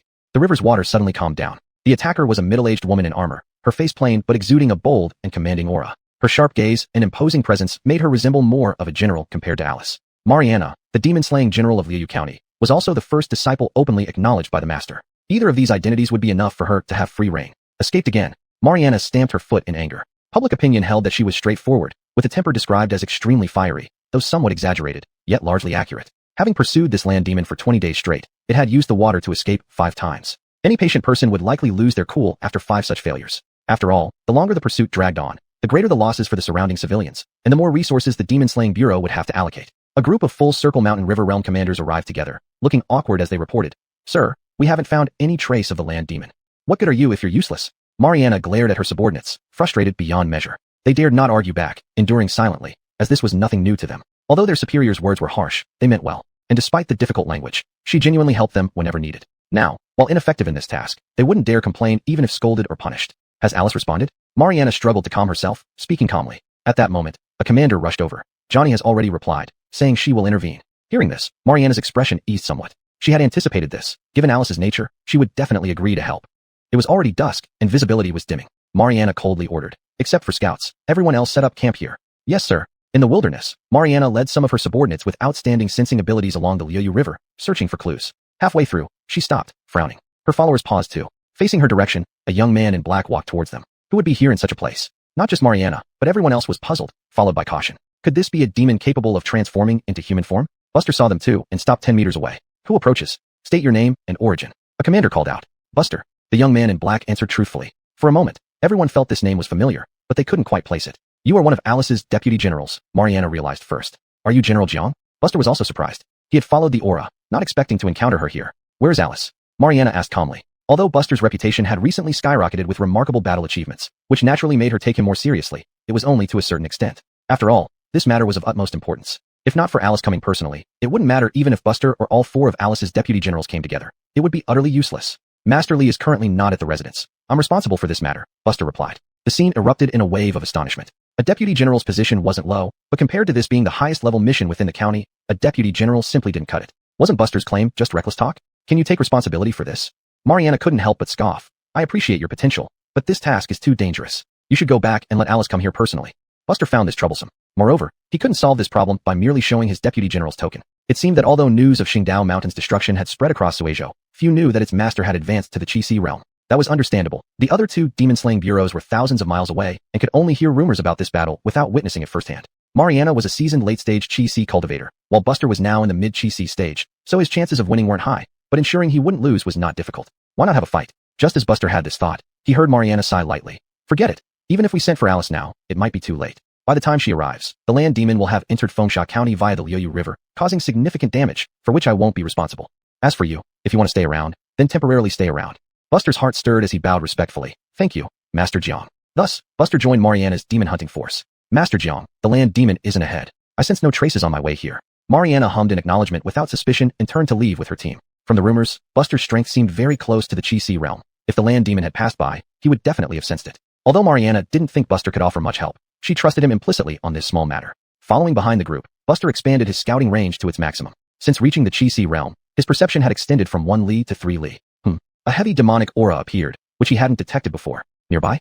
Chapter 106, Slaying the Earth Demon. Buster Mui de Xiu Dalid, Na To Di Yao de Dongjing, Bao Man Shang, Bu Dong Sheng Se, Yi Ta Shan Zai de Sun Fun, Jiu San Soa Zhihua, Zhi Doiwu, Do Mei Rin Shang Xinba, Buster Butai Shang Gunrin Sazer P Zig Bai Shaban Tan, Yo Yer Pankra, Zhong Jiu Mei Yo Jiang Su Shi Sochulat, Chong Qi Shi Shang Kan, Doi Fang Xiu Wei Zai Qi He Jing Zhong Qi, Erchia Sang Shi Bu Qing, Yi Buster de Shili, Ban Shi Wu Ren Bong Mong, Yineng Qi Jiang Qi Zhan Sha, Di Yao Wen Su Bu Dong, Jiu Zai Zhizuo San San Di Sha, Jiu Kunung Shru Zai, Lao Yang Sang Shi, Beijing Zoi Wei Shan de Difang, Jiu Shi Zoi An Shan de Difang, Zai Soyo Ren Do Ren Wei de Yao, Hui Sunja Le Hushayo, Archir de Shri Ho, Ta Feng, Yan Di, Yi Kao Ho Zhong San Ti, Jing, Du Shen Qi Shi, Ru Ti Lot, Jiu Kunung De Ta Tao Guo Yi Jia, Xin Nian Dan Zhan de Tong Shi, Buster Yi Jing, Lai Dao Mariana de Yingzhang, Mariana Du Ju, Ni Jiu Zhan Shi Ho Wo de Xiao Wei, Zhu Zai Yi Kat, Buster Dlendento, Yingzhang Li, Chula Buster Zhuai Hai Yo San Ren, Do Shi Sun Chan Jing Wu Fu, Fisher, Gong Jia Bong de Zai Lao Tan, or, Kanyan Buster, Dan Do Mei Yao Sang Lai Dao Wada Yisit, Gong Zuo Xiao Lai Mai Dojo, Buster Zhu Qi Shun, Yao Chu Chir, Shen Fu Zhang, Zhima Wan Lot, Zuo Sha Zichir, Yo Xiao Wei, Ren Bu Zhu Wan Dao, Sang Mo Feng, So Wan, Buster Yi Bu Zhou Chu Yingzhang, San Ming A Xiao Wei Wen Ran, Yi Bu Zai Do Shang, Ji Shi Lao Tan, Dao Le Shaban Yit, Hayao Anjiao Gajik Jifu, Chula Yingzhang de Buster Yi Ji Kok de Su Du, Chan Soa Zai San Ling Jan, Yingzhang Zhong, Mariana Wawari, Zhou Le, Zhou Mai To, Zhima Wan Le Shashan Zuo Shima, Ta Jian Do Shigang, Suidan Buster Yin Song de Hun Ha, Dan Ta Yin Kan Chu, Doi Fang Xiaoi, Tulu, Chu Lai de Qi Shang, Jiu Kunung Shi Qi He Jing Fu Fulet, Zhu Zai Ta Xin Zhong, Yi Ming Zhi Shi Churu, Qi He Ding Fu, Gunban Lan Bu Zhu, Na To Di Yao, Dan Yo, Bu Shi Ban Dan Zoyong Doma Yo, Bordan Jingtan Ta Zhi Bu Shi Sui Lang Zhi Huar, Jogi Buster Fengxing, Yao Bu Yao Gan Shang, Mariana Yo Xie Yo Yer, Yao Shi Buster Zhigilger, Sun Chang Lang Dan, Yi Alice de Xingzik, Pa Shi, Bu Hui Nang Ji, Tong Lao Qing Yilet, Jiu Mariana Ju Jie de Shi Jan, Buster Yi Jing, Lai Dao, Sun Jiao Sha, Sun Jia Qi Shi Gan Zhi, Zhou Dao Le San Ci Yo Tzu de Yi Chu Pun Di, Jiu Zai Zhi Buster Zhong Shen Yut, Meng Ran Chong Tar, Sha, Boom, Ban Sli Jia Yi Sung Jir Shang, Di Dong San Yao, Qing Ke Jan, Di Man Yu Tong Hai Man, Feng Kong Fan Gun Chi Laf, Yo Yu De Nu Fan Shun, Buster de Sun Xing, Zhan Zai Yen Di Bu Dong, Zhi Shi Si Bu Liu, Bao Zhi Sun Ying, Hu Gal Hu Di, Hai Bu Chulai, Buster Wu Zhi Jing Ko, Yi Tan Xin Luri Fu Zai Shou Song, Yo Shi Yi Chen Za Lo, Zhi Yi Tzu, Di Sha De Na To Di Yao, Zhong Yu Chang Ni Bu Sha Qir, Po Tur Chu, Tong Shi, Jia Za Jud, Man Tan Shen Tu, Highway Kan Qing Chu Sun Xing, Ban Yo Yi Zhi Chen To Ong Ran Za Lo, Zhi Jie, Zhang Ni Shi, He Ge Yi Ba Fei Chu Qir, Yan Chu de San Ti Shang But Buster de Chu Ti Zhong Chu, Yi Ge Da Ko, Yi Ko Zhu Zhu Shi Ji Zhang Gao de Shri To Ren Chu Li, Cheat, Sui Jug Ta Ting Zhi Yao Gan, Sun Shang de Sa Shi Sun Jug Sun Zik Huan Huan Lo Sha, Sung Shi Hao Da, Jiao Sha, Yi Shi, Chen Sha Man Tan. The stone giant roared in anger. Since you do not cherish your painstakingly cultivated Qixi realm and insist on disturbing this seat, today I shall fulfill your wish and shatter all your cultivation. With that said, the earth demon raised its fist, delivering a punch that carried the sounds of wind and thunder. Even before it neared, the pressure from the compressed air rushed towards him. Boom. The already damaged mountain vibrated again. The earth demon was momentarily stunned. Why did it feel like its strength hadn't fully been used? In the mountain, Buster stood on a steep cliff face, facing downward as he punched upward. Two fists, one large and one small, collided. The fist alone was over a dozen times the size of Buster, yet it was still blocked by his punch. Buster's eyes flickered with lightning and fire, with myriad bolts rising from his feet, while flames danced on his fist. In the next moment, the earth demon sensed impending doom, trying to retract its fist, but it was too late. Suddenly, the lightning and fire erupted violently, instantly enveloping the entire arm of the stone giant. Crack! Under the assault of lightning and fire, the 10-jong-long massive arm turned to powder in an instant. The earth demon's gaze flickered, seeing a flash of light coming from within the mountain and arriving at its chest, slashing horizontally. Clang! With a continuous sound of blades striking stone, visible cracks appeared on the body of the stone giant. Buster's speed surpassed the Earth Demon's imagination. As Buster sheathed his sword, his final punch shattered the Earth Demon's chest. Its central torso, already riddled with holes, was completely destroyed by this last punch. Boom, boom, boom. The Earth Demon's head and limbs scattered on the ground. It was not over yet. Buster stood in midair, and with every movement of his hands and feet, thick white waves emerged. Mighty aura. The overwhelming mighty aura poured down like a sudden storm. Every drop, striking the stone giant's body, would burst into brilliant fireworks. Spare me, Lord. The Earth Demon couldn't help but howl. It never imagined that this human before it was even stronger than it had thought. From the first attack, it roughly judged that its opponent was not a beginner at the Chi-Si realm, but rather in the middle stage of the Chi-Si realm, just like itself. But so what? It had never believed it would lose to someone of the same rank, so it chose to clash head-on. But what it never thought possible was losing to an equal, and losing so miserably. As its pleading voice grew weaker and weaker, Buster's mighty aura continued to pour down as if without cost. Only when the stones below were reduced to powder did he finally stop. All life force was extinguished. This is the true Chi of the Chi-Si realm, Buster marveled inwardly. After a half-minute of high-intensity mighty aura, he felt no strain at all. Hazri, we're almost at the foot of the mountain. Mariana squinted her eyes and coldly sniffed at those behind her while accelerating her pace, leading them to the base of the mountain. Just now, the entire mountain had been shaking, and with the appearance of her old adversary's aura and Buster descending the mountain, how could Mariana not know what had happened? Damn it, Buster, you foolish little bastard, truly think there's no difference between Chi-Si realm practitioners? If such a person dies, it's not only a loss for Alice, but also for Suejo's demon suppression office. Leading the way to the battlefield, Mariana stared blankly at the ruins before her. What's going on? These crushed stones seem familiar somehow. Soon, the other lieutenants from the mountain arrived at the foot, seeing the scene and standing dumbfounded. Where's the Earth Demon? Where is it? Why can't we see it? Mariana couldn't quite believe it. That Earth Demon, even if it were to die, shouldn't have died by Buster's hand, much less so quickly. At this moment, Buster, holding the Earth Demon's demon core, slowly climbed out of the rubble pile. Finally found this thing. Then Buster saw the people who had rushed down and gave a slight bow to Mariana. General, the Earth Demon has been eliminated. Chapter 107, Alice's Plan. You? Mariana was taken aback. How did you manage that? Buster scratched his head, remaining silent, not knowing how to respond. He certainly couldn't say that he eliminated the Earth Demon with just a few moves. Soon, Mariana also realized she had spoken out of turn, her expression changing as her willowy eyebrows arched in displeasure. Since you discovered the trail of the Earth Demon, why didn't you report it, and instead took such a huge risk by coming down yourself? I told you. You wouldn't believe me, Buster shrugged. Everyone was stunned for a moment. Indeed, it made sense. A newly arrived deputy general could create waves within their own jurisdiction, but when it came to such significant matters, they definitely couldn't bear responsibility. Even if he revealed the truth, it would likely be considered impetuous nonsense. After all, even Mariana hadn't detected it. Why should she trust a deputy general from another place who she had just met? Where is the Earth Demon's demon core? Mariana asked, already knowing the answer. Buster replied nonchalantly. I hit it too hard and accidentally shattered it. Shattered it? The one he was holding. When did he put it away? Mariana's eyes widened, disbelief written all over her face. From the first meeting, this boy gave off an impression of being not very talkative, possibly because of the pride that came with having achieved such prowess at a young age, which was understandable. But now, his audacity was surprising. For a moment, it added an unexpected twist. Mariana looked deeply at Buster. Really, if you don't believe me, feel free to search here. The corpse of the Earth Demon is right here, Buster said sternly, moving a few steps aside as if to indicate they could proceed with the inspection. What a character, not allowing himself to be inspected. Today, Mariana had truly seen something. This guy's ability to defy superiors was no joke. Alice these past days probably wasn't as comfortable as imagined. Of course, it was only a demon core. Although a demon core at the Chi-Si stage was invaluable and priceless, compared to allowing the Earth Demon to wreak havoc, it was trivial. Buster's talent wasn't bad, and even someone as stringent as Mariana developed a liking for him. Well, it would be better if this person were mute or more subdued. Forget it, the demon core given is given. Consider it a reward for eliminating the Earth Demon for me. Mariana thought inwardly. Everyone, go inside and search. If we can't find the demon core, then let's set off back to the mountain. Yes, in the camp in the mountains. The meritorious Buster was assigned a separate tent. This was the benefit of strength. Mariana sought him out. They sat facing each other. You tell me, do you have any interest in the position of Demon Slayer General? Mariana asked. Buster raised an eyebrow. Are you afraid I'll challenge you? Mariana choked on the water she was drinking, coughing and glaring at Buster. What are you talking about? Although I might crave power, if there's a better candidate, I'd naturally step down. Moreover, little guy, aren't you too confident? I may not lose. Then, Mariana changed the tone of her voice. Of course, if it's you, I might consider retiring early. How about it, kid? Want to think about it? Coming to Lyoha County as a Demon Slayer General? Buster was inwardly shaken. No way, this woman changes her attitude so quickly? Just rejected him, now starting to poach? Forget it, let's not joke around. With Alice's temperament, if she knew I was trying to poach her talent, she might come after me with a sword. Mariana waved her hand.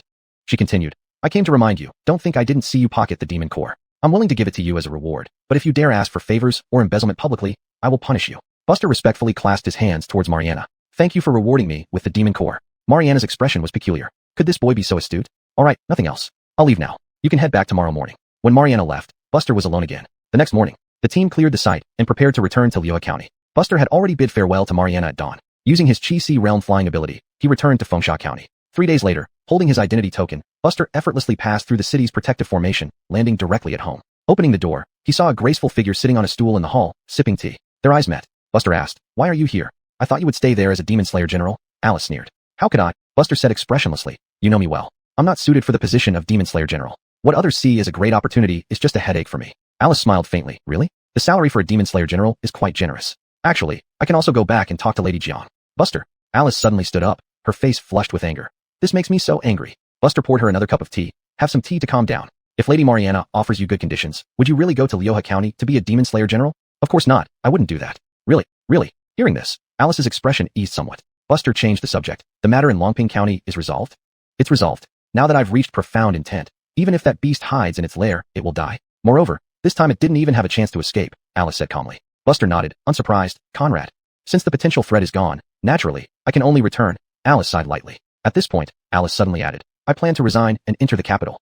This was an unexpected bombshell. Even Buster hadn't anticipated it. "My original plan was always this, to retire after reaching profound intent and return home. But leaving this position vacant is not ideal. Buster, apart from you, I have no other candidate." Alice slowly explained, "Don't rush to refuse. The position of Demon Slayer General has far more benefits than drawbacks for you. As for managing the Demon Slayer office, you can delegate that to subordinates." Buster frowned. "Why the hurry? After reaching profound intent, Suizhou is too small for me. It offers no further assistance to my cultivation. Why shouldn't I leave? I came here from the capital all the way just to become stronger."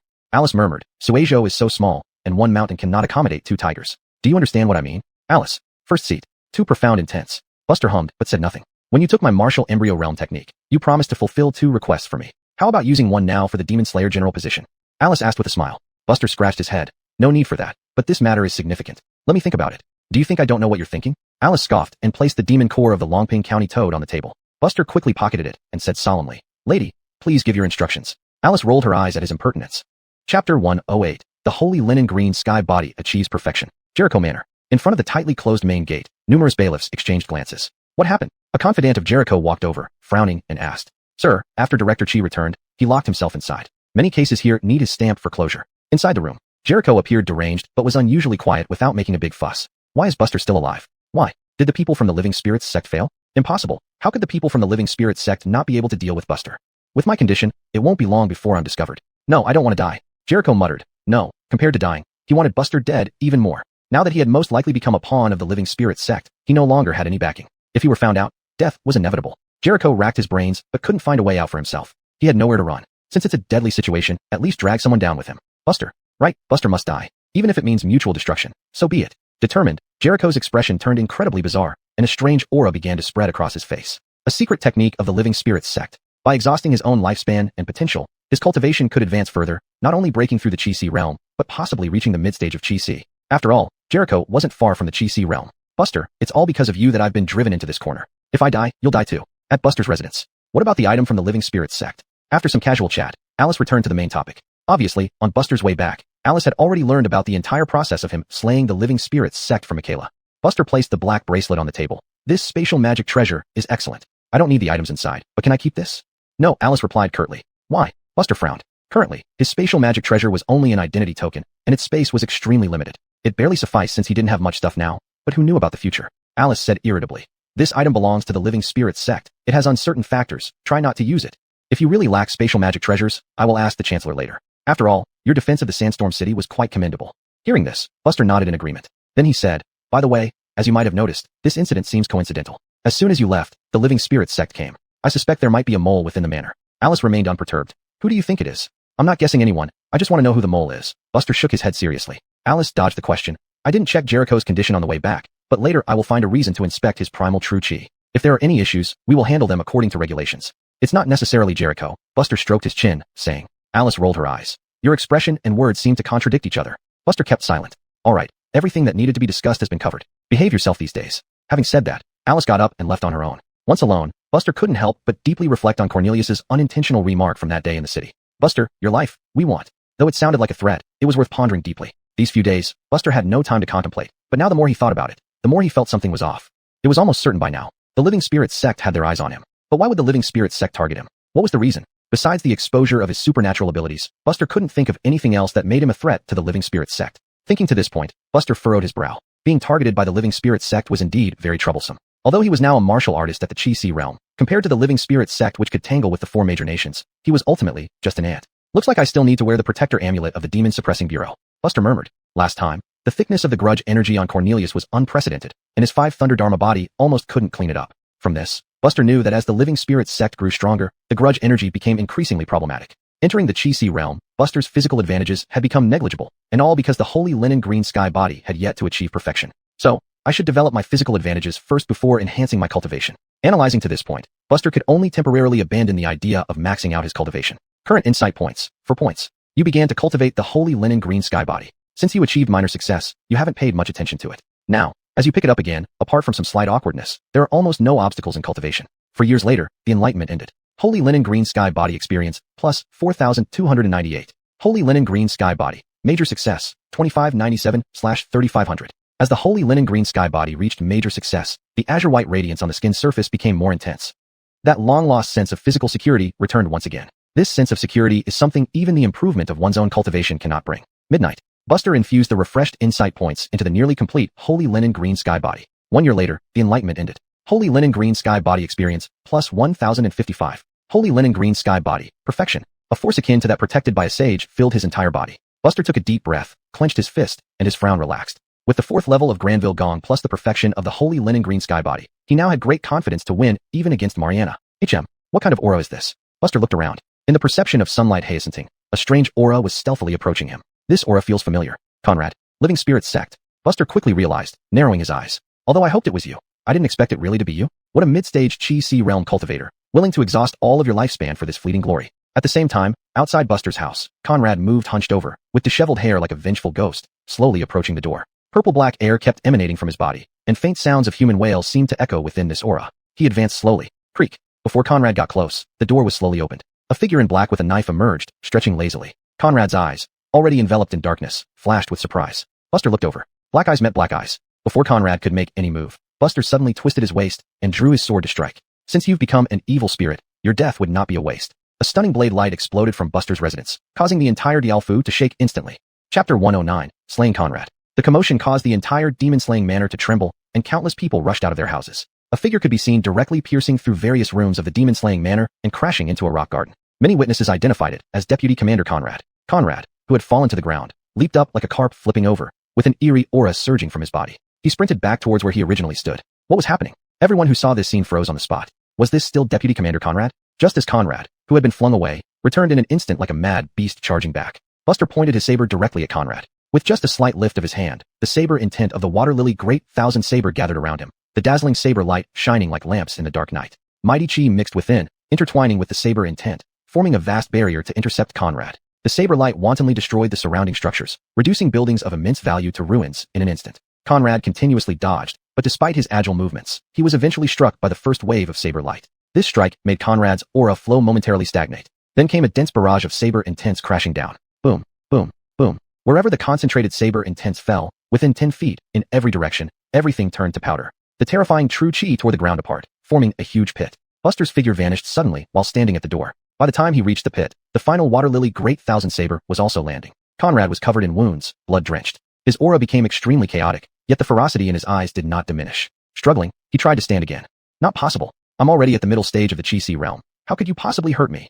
Without a response, a fiery fist hit him straight in the face. Conrad flew back along the same path, landing again by the rock garden. Buster, holding the Dragon Dawn saber, walked slowly, covering dozens of feet with each step. In the next moment, he arrived before Conrad, lifted him up, and slammed him onto the ground. Crack! The thick floor first cracked, then collapsed completely. Nearby, the rock garden tilted and crumbled. After completing all this, finally, there was silence. After some time, the dust gradually settled. Under everyone's gaze, Buster slowly emerged from the pit. Holding Conrad's ankle, he dragged him out. At this moment, Conrad had lost all his former vigor, barely clinging to life, letting himself be dragged. His eyes were filled with hatred, trying to muster his strength, only to find that Buster had destroyed his cultivation, causing his power to ebb uncontrollably like a breached dam. Conrad's killing intent grew even stronger, clenching his fists. Buster, you brutalize your comrades, deserving death 10,000 times over. Buster let go and stomped on Conrad's chest. Conrad let out a stifled groan, spitting out a mouthful of blood. Buster said indifferently, "Do you think everyone is blind? It was you who colluded with the spirit gate. Otherwise, it would have been impossible for so many true spirits to conveniently appear outside the city the other day." Lying on the ground, Conrad was momentarily speechless and changed the subject. "I want to see the general. I want to see the general." Ding dong. The clear sound of the Dragon Dawn saber's tip hitting the ground echoed in his ears. "You don't deserve it." Saying that, Buster slashed off Conrad's head with one stroke, flicked off the blood, and sheathed the saber. At this moment, everyone who had come to witness the event stood around, staring in shock at the horrifying scene before them. So quiet that a needle dropping could be heard. A graceful figure finally arrived, looking at the headless corpse of Conrad, her expression complex. Although Alice hadn't initially intended to appoint him as her deputy, over these years, aside from a few minor issues, Conrad had performed his duties admirably. Of course, after feeling somewhat sentimental, Alice's expression turned colder. Colluding with demons, deserving death 10,000 times over. No matter who it was or what they had done before, nothing could atone for such a crime. Alice said to Buster, "Leave the rest to me." Buster grunted in acknowledgement and left without another word. "Bring Conrad's body to hang at the city gate for 3 days to purge his evil," Alice said sternly. Some of Conrad's subordinates couldn't help but protest. "Sir, although Lord Chi committed a grave mistake in the end, he has achieved considerable merit over the years. Isn't this action too cruel?" "Cruel?" Alice didn't even look at them. "If you find it cruel, would you replace Conrad?" No response. Conrad's supporters kept silent. Anyone who wishes to plead for Conrad should first consider if they can accept hanging at the city gate themselves. Michaela and 2 others stepped forward silently to handle Conrad's corpse. Late into the night, after finally resolving the matter, Alice found Buster. "You've certainly been making a lot of waves. Many places in the manor were destroyed, and the expenses add up quite a bit," Alice said in an unpleased tone. Buster was calm and composed, clearly having prepared his response. "This time, I uncovered a spy from the spirit gate, which should count as a merit. Even if it doesn't, it should at least offset my demerits. If you need money, I don't have any to offer." "Planning to be a deadbeat?" Alice gave him a stern look, then smiled meaningfully. "Forget it. This demon-slaying manor will soon be under your control anyway. Let these issues give you a headache." Buster's expression changed. He hadn't thought about that. Just as he was about to say something, he noticed Alice had already left the doorway. He rubbed his temples in frustration, wishing he had been gentler earlier. However, after this incident, Buster became more vigilant. Although he had tried his best to hide his abilities, the influence of the spirit gate was too vast, and it was only a matter of time before he would be fully exposed. "It seems I still need to keep a low profile," Buster frowned, analyzing the situation. Until he grew stronger, development should be his priority. If not for the specific cultivation methods required at each realm, Buster could easily retreat into the mountains to cultivate, emerging decades later as Invincible. As a well-known deputy commander in Fengsha County, and even Sui Prefecture, Conrad's collaboration with the Spirit Gate caused a significant disturbance. When news spread, the local populace was shaken, and the Sui Prefecture Demon-Slaying Bureau began using ominous stones to inspect all deputies. Even Buster was included in this inspection. However, the Demon-Slaying Bureau remained the Demon-Slaying Bureau, and cases like Conrad were rare exceptions. It wasn't until 5 days later that everything settled down. During these 5 days, Alice didn't rest, traveling to Gregory I Palace in Tianhan City. Buster, on the other hand, focused on his cultivation. With the help of the Toad Demon Core and Earth Demon Core, his progress was rapid. He advanced the Divine Yang art from the 4th layer to the 5th layer directly. At this rate, it wouldn't be long before Buster broke through the late-stage Qi-Si realm barrier. Chapter 110, Reopening the Demon-Slaying Platform. In Tianhan City, Suizhou Town Demon-Slaying Office, at the back courtyard of Gregory I Palace. Alice, dressed in a plain skirt, came gracefully and found the head seat who was squatting by the lake as usual, fishing. This time, there were only the 2 of them. Xian Yi meeting Xian Yi. Although they had known each other for some years, their invisible auras still collided, causing the surrounding air to subtly ripple. Leaving, the head seat glanced at Alice before retracting his gaze. Alice bowed politely. "Thank you for your care these past days, Governor Shang." "You're already calling me Governor Shang before resigning from your general position?" the head seat teased. Alice smiled but didn't reply. The true name of the head seat was only known to demon-slaying generals. Family name Shang, given name Tianji. "Chase, you've been in Suizhou for several years. You should know our situation here. You can leave, but we can't let this position be vacant." Chase retracted his fishing rod and turned to say. Alice softly replied, "No one or thing in Suizhou escapes your eyes, Governor Shang. The person I have in mind must already be known to you." "Fine, I can't argue with you." Chase chuckled and got up, hands behind his back, looking at Alice. To become a demon-slaying general, there are only 2 ways. But no matter which way, the rules must be followed. Alice knew this well and bowed deeply. "Please arrange the general trial."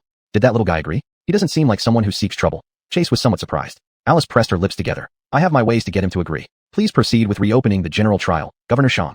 Chase understood and nodded slightly. "I see." On the 9th day after Conrad's decapitation, Alice finally returned. 4 years later, enlightenment ended. Shenyang Gong experience, plus 4028. Shenyang Gong, level 6, 1216/5000. Level 6 of Shenyang Gong. With the Dantian transformed into an ocean, the abundant true Qi seemed almost full. Only by expanding the entire sea could it hold more water. Feeling the changes within his body, Buster was very satisfied. Once he advanced another level in Shenyang Gong, he would reach the late Qi-Si realm. A minor official yelled from outside the door, reporting to Lord Chun, "Lordly wishes to see you." Buster rose and left. Following the minor official through the corridors of the demon-slaying mansion, he arrived at a pavilion where Alice was already seated. The minor official bowed to both of them and departed. Buster walked down the steps and sat opposite Alice. As soon as they sat, Alice got straight to the point. "Do you know the requirements for succeeding as the demon-slaying general?" Buster nodded slightly. "There are 2 methods, challenge and succession. Both require passing the general trial first to become a legitimate candidate." "What is the general trial?" Alice asked curiously while holding a small pastry. "The general trial consists of 2 parts, martial and mental. The former tests whether one has the strength of a demon-slaying general, while the latter tests whether one has the awareness needed to lead a region," Buster explained truthfully. These weren't secrets within the Suizhou demon-slaying office. Anyone interested could easily find out. Alice nodded emphatically. "Good. It seems you're not as indifferent to the demon-slaying general position as I thought. At least you've looked into it." Buster remained silent. In 7 days, the general trial will commence on the demon-slaying platform in Tianhan City. You need to set off within 2 days, Alice continued. Once you pass the trial, I can leave without worries. Understood. Don't think it's a burden. Once you become a demon-slaying general, you can freely enter the library in Gregory I Palace. There, you'll find many things that interest you, Alice explained, observing Buster's expression. Buster frowned. The demon year? Yes, Alice said with a serious face. I see. Buster sighed. The demon year was indeed too bizarre, not even deeply recorded in the archives of the Suizhou demon-slaying office. From the start, Buster had been fascinated by this event. Of course, this fascination was based on basic curiosity. What truly attracted him to the position of demon-slaying general were the richer stipends and resources. Without these foundations, unless Alice used up one of her promises, he wouldn't consider it, regardless of how much information about the demon year there was. Management roles were something he had experienced in his previous life. In this lifetime, where martial arts reign supreme, he should focus on cultivating martial skills. Besides, be wary of the Lingmen sect. Alice suddenly changed the subject, her expression serious. Obviously, Alice associated Conrad's connection with the Lingmen sect and traced back to the attack of the true spirit on the city. By combining these two events, she could guess the intention of the Lingmen sect. Although she did not know the specific plan of the Lingmen sect, she was sure that her guess was pretty close. Given the nature of the Lingmen sect, once they set their eyes on someone or something, they would keep trying until they succeeded. Seeing Buster not speaking, Alice didn't say anything more. After all, this matter concerned Buster's life, so he would definitely think more thoroughly. I've said everything I should. Tomorrow, I will set out for Tianhan City with you. The next day, Alice and Buster, after many days, again rode in the same carriage, slowly leaving from the demon-slaying office. Inside the carriage, Buster, who was resting with his eyes closed, suddenly said, On the way to Tianhan City, will we pass through Maowan City? Yes, what's wrong? Alice asked. Buster shook his head. Nothing. We have plenty of time, and we can go to Maowan City to settle some personal matters. Hearing this, Alice didn't ask more, just nodded. As Buster made his way to Tianhan City, time passed little by little. Meanwhile, on the demon-slaying platform in Tianhan City, preparations were underway. Once there were activities here, it only meant one thing. The general trial was about to begin. For a moment, not only in Tianhan City, but also within the demon-slaying office, various versions started spreading. All kinds of powerful lieutenants and deputy generals might be discussed. Regardless of the gossip in the city, the upper echelons of the demon-slaying office never revealed any information. Following this trend, it wouldn't take long before the reopening of the demon-slaying platform would spread throughout Suizhou. 3 days later, Maowan City. A carriage slowly stopped in front of the Wang family residence. When the guards at the door saw Alice and Buster getting off the carriage, they were stunned, then scrambled back into the residence. What had they seen? Johnny and Deputy General Chun visiting the Wang family together. Report. In the study, Carrie, the head of the family, was handling affairs. Hearing the shouts of the guards, he couldn't help but frown and rebuke. Shouting like that. How undignified. Who is it? Lord Li and Lord Chun are outside the residence. Which Lord Li? Which Lord Chun? Johnny and Deputy General Chun. What nonsense. Why are you reporting this? Invite them in directly. What poor judgment. Carrie became furious, dared not delay, and quickly walked towards the gate while shouting. Someone, go invite the ancestor. Chapter 111 Return of Possessions. Johnny, Darren Chun, please be seated. My subordinates were rude just now. As the host, I will punish myself by drinking 3 cups.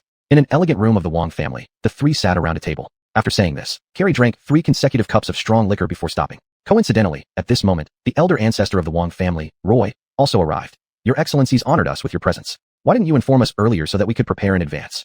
We happened to pass by and came in for a visit. There's no need for such grand arrangements, Alice said softly. Roy shook his head. That won't do. If Lord Li wants to visit next time, please notify us in advance. The Wang family must observe proper etiquette. Buster showed little interest in these pleasantries and looked at Carrie. Do you remember the Granville Gong? The 2 Wang family members exchanged glances and nodded. Of course, we remember it. But unfortunately, this method is incomplete. We didn't expect Lord Chun to choose this one. If Lord Chun has come to exchange for another martial art, the Wang family would be more than happy. Roy chuckled. Without the Town Demon Suppression Bureau's protection, how can small families like ours survive under the great demon threat? Alice glanced at Buster without changing her expression. She had been wondering where Buster had obtained a Chi-Si realm cultivation technique, only to find out it was from the Wang family. No, just a fragment. Normally, fragmented martial arts are as good as scrap. But Buster's profound Chi-Si realm cultivation could not fool Alice. Could it be? Alice was startled by her own thoughts. Surely not. While Alice's mind raced, Buster shook his head and said, I'm here to return what belongs to you. I don't need the rest. Lord Chun, you've done so much for the Wang family. Saying this is too formal. Not accepting it would place the Wang family in an unrighteous position. Though it should have been a good thing, Carrie and Roy became anxious. Buster coughed dryly. First, I wasn't helping the Wang family, but rather Maowan City, which is my duty. Second, I've completed the Granville Gong, turning it into a true Chi-Si realm cultivation technique. Buster's words sent shockwaves through everyone present. Not only the Wang family duo, but even Alice, who had some suspicions, felt like she was struck by lightning, frozen in place. Completed a Chi-Si realm cultivation technique? It wasn't impossible. Several existing Chi-Si realm techniques within the Town Demon Suppression Bureau were completed over many years by the head seat. But this was different. Mystical Intent Realm and Mountain River Realm were worlds apart. The reason Mystical Intent cultivators could do this was due to their profound cultivation and rich experience. Even then, it took years to succeed. Yet Buster, still at the Mountain River Realm, had completed it in such a short time. This was beyond belief. Even Alice, born in the capital and having seen many prodigies from all over, had never heard of anyone accomplishing this feat of completing a Chi-Si realm technique while at the Mountain River Realm. This method works. I am proof. Buster handed over the Granville Gong book to the two Wong family members. Speaking of which, my advancement to the Chi-Si realm owes a lot to the gift from the Wong family. Coming back to her senses, Alice looked at Buster, who gave a slight nod, and she began examining the book. After flipping through it briefly, she knew that Buster had indeed completed it flawlessly. It was now a complete Chi-Si realm technique. The two Wong family members exchanged glances, deliberating for a moment, then firmly believed it. Roy's eyes blazed with excitement. With this technique, the revival of the Wong family was within reach. After all, in today's Sui Prefecture, Chi-Si realm cultivation techniques were exclusively held by the Town Demon Suppression Bureau. Only those from the Bureau could become Chi-Si realm warriors. These seemingly prestigious martial schools and families had no hope in advancing past this bottleneck. Regardless of talent, without a Chi-Si realm technique, they remained trapped. But now, with the Granville Gong, the Wong family's martial path could extend further, offering new possibilities. Alice poured cold water on them. This item is precious. I hope the Wong family remains cautious and strives harder. After all, you know the power of the Town Demon Suppression Bureau well. Roy nodded seriously. They were seasoned veterans, fully aware of Alice's implications. With the Town Demon Suppression Bureau's power, destroying the Wong family would be effortless. Thus, they shouldn't harbor ill intentions. Otherwise, their supposed family legacy would turn into a joke in an instant. There was also a hidden message. Moving forward, the Wong family could align closer with the Bureau, or else once the Chi-Si realm technique became known, it would attract envious eyes from other forces, leading to potential disaster. The Wong family's influence in Sui Prefecture was among the top, but it was still far from enough. Because the weight of a Chi-Si realm cultivation technique was too heavy. With the matter settled, Buster slowly got up. Everything here is done. I have important matters to attend to, and will take my leave now. Seeing this, even though the two had intentions to retain him, they had no reason to do so, and hurriedly escorted him out. The carriage slowly departed. Inside the carriage, Alice said with an odd expression, "You really hit it deep, Buster. You didn't even tell me such a big deal." "It has nothing to do with you," Buster sighed. "Buster, I'm about to leave. Can't you say something nicer?" Alice glared at him angrily. Buster shrugged and changed his tone. "If I had told you, you probably would have said I don't know how to be humble." Alice opened her mouth as if she wanted to say something, but was speechless. Because if Buster had really done that, she definitely would have used that reason to argue back. Wong family residence. The two members of the Wong family standing by the gate narrowed their eyes, lost in thought. Roy sighed deeply. "Chung Chun, it seems that after all these years on your post, your judgment has become better. Who would have thought that Lord Chun could actually complete the Granville Gong?" Choosing between the Granville Gong and the Deedington Janfa, Ascension sword technique. Even if the other party was the deputy commander of the Town Demon Suppression Bureau, they had argued many times in private. But judging from the current result, it was clear that Carrie had bet correctly. This favor was greater than the sky. No matter what, with Buster as their backing, the Wong family would find rapid development hard to resist. Carrie bowed. "It's all thanks to the guidance of the elder ancestor." Roy laughed and scolded. "You little one, are you flattering me now?" Just as Carrie was about to defend himself, the governor, Joab, approached with a letter in hand. "Isn't this our Governor Wong? How do you find time to come home?" Roy pulled the corner of his mouth. Governor Joab smiled bitterly. "Ancestor, please don't mock me. The latest news is that we found out through some channels who will be undergoing the general trial this time. It's someone we know well." "Oh." The other two immediately became interested when they heard old acquaintance. "It's Buster," Joab sighed. Roy and Carrie were stunned, then remembered Buster saying he had important matters to handle, and couldn't help but look in the direction the carriage had gone. Indeed, it seemed to be heading towards Tianhan City. Everything made sense. Chapter 112, Ascending the Stage. In the Demon Suppressing Office, one must pass the general trial to succeed as a Demon Slayer General. When Buster arrived at Tianhan City from Maoan City, 2 days had already passed. Inside the carriage, Buster's mind stirred slightly, and golden lights slowly intertwined before his eyes, forming lines of text. Current enlightenment points. 5. Continue practicing Granville Gong. You know well that you have reached the late Chi-Si realm. You start to settle down, striving for a sudden breakthrough after sufficient accumulation. 5 years later, enlightenment ends. Granville Gong experience plus 5045. Granville Gong, level 7, 1261/5000. As Granville Gong broke through to level 7, the capacity of Buster's Chi-Si expanded again, finally reaching the late Chi-Si realm. Right at this moment, the carriage slowly came to a stop. Alice, who had been resting with her eyes closed, rose and said, "Let's go." The reopening of the demon slashing platform was a major event that drew attention across Suizhou, and discussions were rife within the demon suppressing office. However, it seemed like there was intentional secrecy, leading to all sorts of rumors spreading widely. At the demon suppressing office, "Come on, let's join in the fun. It's rare to have such a big event during our rest period." Aaliyah led her teammates out of a house, her blonde hair glistening. Lindsay, full of gossip, her beautiful eyes twinkling with curiosity, asked, "I wonder who it is. The arrangement is so grand, yet no internal news has leaked out." Adriel clicked open a folding fan and gently fanned himself. Since there hasn't been much publicity, there's only one possibility. The person ascending the platform already possesses enough prestige to win everyone over single-handedly. But I can't think of anyone who meets these stringent conditions. Calvin crossed his arms, his face full of disdain. "From what you say, I think only Buster qualifies." Upon hearing this, everyone fell silent. Buster's exploits had long spread throughout the country, and as colleagues, how could they not have heard? But the more they knew, the less real it seemed, like a dream. Having joined the demon suppressing office for just a few months, starting from the bottom, he made rapid progress, becoming a deputy general, not enough, and accomplished several world-shaking feats. Aaliyah hesitated for a while before saying, "Calvin, just talk like this among us. With Buster rising rapidly, your words might be perceived as flattery, potentially harming both others and yourself." Then, Aaliyah shifted the topic. "Although I believe Buster will inevitably become a demon slayer general, given his current status as newly entering the Chi-Si realm, it's extremely difficult for him to pass the general trial. Adriel added, it's impossible. Calvin snorted coldly and said nothing. If Buster became a Demon Slayer general, his previous defeats wouldn't be embarrassing at all. They could even be good dinner conversation topics. After all, technically speaking, he had sparred with a future Demon Slayer general. The demon slashing platform was a landmark of Tianhan City. Entirely pitch black, soaring into the sky, it had exactly 900 steps, making it the tallest building in Tianhan City. But calling it a building wasn't quite right, as it was really just an elevated platform. Though it was early, the area below the platform was already crowded, everyone curious about who would make the platform open. In the crowd, Commander Bliss and Bayard sat together drinking wine. Ever since their failure at the Demon Suppressing Bureau, they had become partners in misfortune. However, Bayard wasn't one to be underestimated, seizing this opportunity to cling onto Bliss. Both having offended Buster to death, they might as well stick together. Bliss didn't mind, just another lapdog.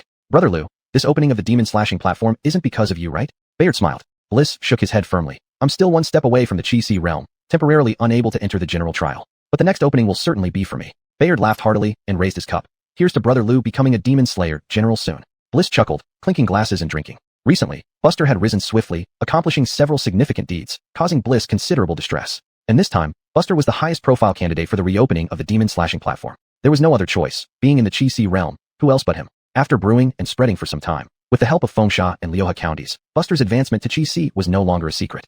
Chi Si realm, huh? Bliss squinted his eyes. He was also just one step away. Once he learned that advanced Chi Si realm cultivation technique, perhaps he could take revenge. If not, at least hold his ground and save face. Thinking of this, Bliss felt an intense excitement. This scene had been haunting his dreams countless times. As he was lost in thought, a long rainbow pierced through the cloud layers in the sky and stood straight at a higher position on the demon slashing platform. It was a middle-aged man in a yellow robe. The man had a tall and upright figure, looking refined like jade, with a faint smile on his face, and his white hair danced wildly in the wind. Following closely behind him was Ali, the first deputy commander, always half a step behind.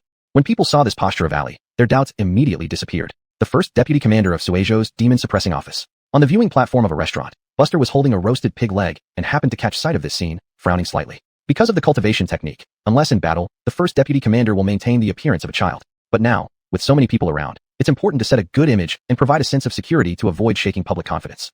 Alice, sitting opposite, seemed to have noticed Buster's confusion and thus explained. Buster nodded in understanding. After finishing this leg, I'll go up. Gentlemen, today is a very good day for Suizhou. Perhaps today we can witness the birth of a new Demon Slayer general. In the sky above, Ali spoke eloquently, scanning the crowd but not finding Buster's presence. There was a murmur below the platform. Passing the general trial would make one a true candidate, still a step away from becoming a Demon Slayer general. So what did the chief deputy commander mean by those words? Where is he? Ali's elegant brows knitted together. Chase smiled calmly. He's coming. Under the questioning gazes of many, a figure slowly emerged from a certain restaurant. Walking in the air, ascending step by step. Someone let out a surprised cry, and everyone turned to look. They saw Buster in black attire, his left hand resting on the hilt of his sheathed sword at his waist, striding steadily with an expressionless face. Those 900 steps were as if they didn't exist. Who was this person? Most people had only heard his name but never seen him in person, so they had no idea what Buster truly looked like. However, some present were members of the Demon Suppressing Office who had once seen Buster's real face.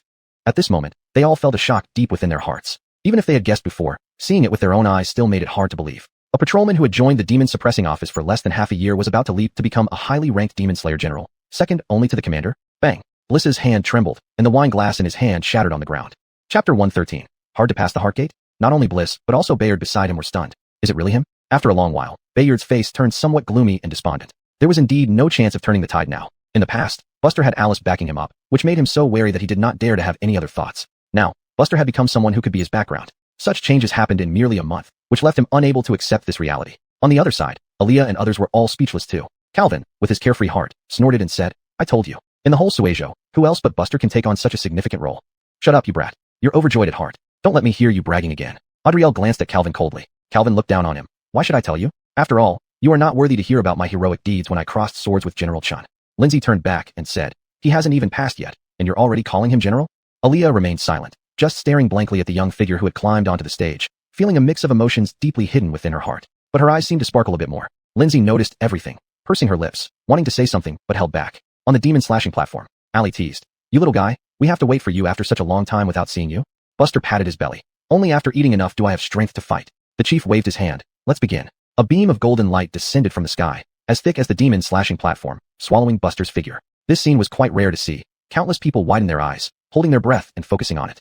In everyone's sight, golden ripples started spreading around above, distorting space constantly, dazzling and brilliant. After a moment, the golden light suddenly vanished, and Buster's figure disappeared along with it. Then, a huge screen appeared on the horizon, as big as a mountain, clearly displayed in the sky above Tianhan City, so that tens of thousands of people in Tianhan City could all see it clearly. In the trial place, Buster seemed to be in a void, unable to see his fingers before his eyes. unaware of east or west, up or down. Looking around, there was only endless darkness. Buster frowned. The sunlight patrol opened up. He saw a route leading forward. Buster walked quickly and finally saw a faint glimmer of light. As he approached, the glimmer enlarged gradually, and then it burst into bright light. Buster stepped out of the darkness into a brand new world.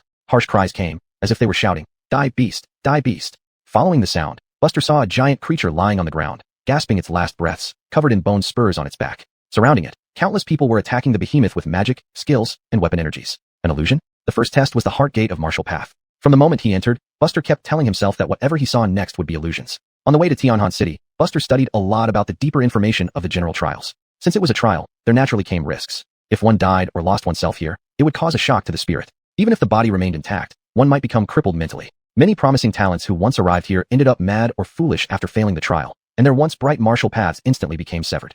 Knowing these risks, Buster naturally prepared well. He stayed vigilant from the start. As Buster approached the behemoth, those people who continuously attacked the demon gradually disappeared. By the time Buster reached the behemoth, everyone had vanished, leaving only the dying behemoth. The elephant demon looked at Buster, struggling to stand up shakily. "Are you going to kill me too?" Yes. Buster's expression was indifferent. The elephant demon suddenly became incredibly fierce. "Why must you all kill me? I have done good for humans for 200 years. I just want to be a good demon. Why do you still want to kill me?" Buster's distinct knuckles rested on the hilt of his saber. "Have you never killed anyone? Don't lie, or you'll die easily." The elephant demon's massive body trembled violently. "Indeed, I did eat humans in the past, but what does that matter? I have done countless favors for humanity. From now on, I just want to behave properly and will no longer trouble humans." "So, you have killed." Buster narrowed his eyes. "Only life can repay for life, blood for blood. The reason you want your good deeds to offset your sins isn't because you've repented, it's just that you fear death, fear retaliation."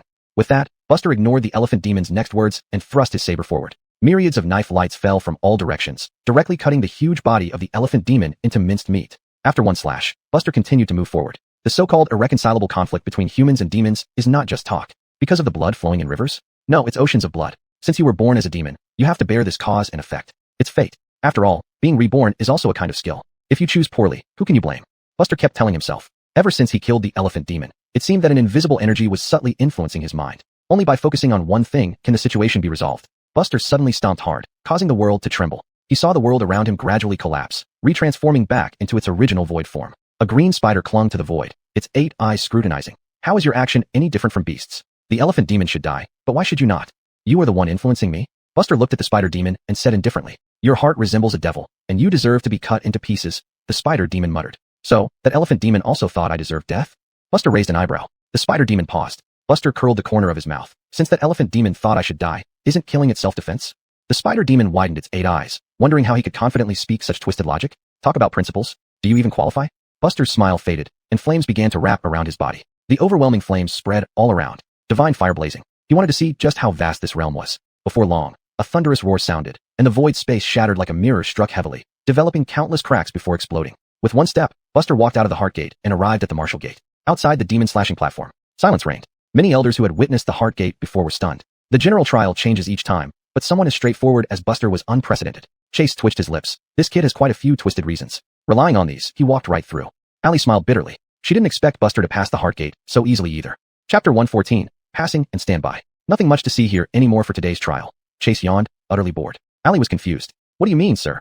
That boy has already advanced to the late Chi Si realm." The chief sighed. This time, even Allie was stunned into silence. Unless Buster released his aura or engaged in combat, Allie, who had only reached the peak Chi Si realm, could not accurately gauge Buster's true strength. From the start, Allie had guessed extravagantly, thinking that Buster had pushed through 2 realms consecutively, achieving the mid-Chi Si realm. But the chief's words were like a blow on her head. In the tavern, Alice smoothed her long hair after witnessing Buster's entire heart barrier process. The reason each general trial's heart barrier is different is because the heart barrier actually originates from deep-seated vulnerabilities within people's hearts. Only with a steadfast Taoist heart can one pass this barrier. Therefore, when facing the heart barrier, everyone struggles significantly, as the difficulty is quite high. Back then, her heart barrier caused her immense trouble. A heart barrier isn't something one can just verbally dismiss. It must be truly overcome internally, with heart and action aligned. Buster passing so easily was something Alice had never seen before. Alice became even more convinced that her judgment was excellent, and she hadn't misjudged him. After all, the simpler the heart barrier, the more it proves how firm and single-minded this person is regarding their inner thoughts. Meanwhile, among the crowd, the 3 members of the Wong family, who had secretly followed over, exchanged glances.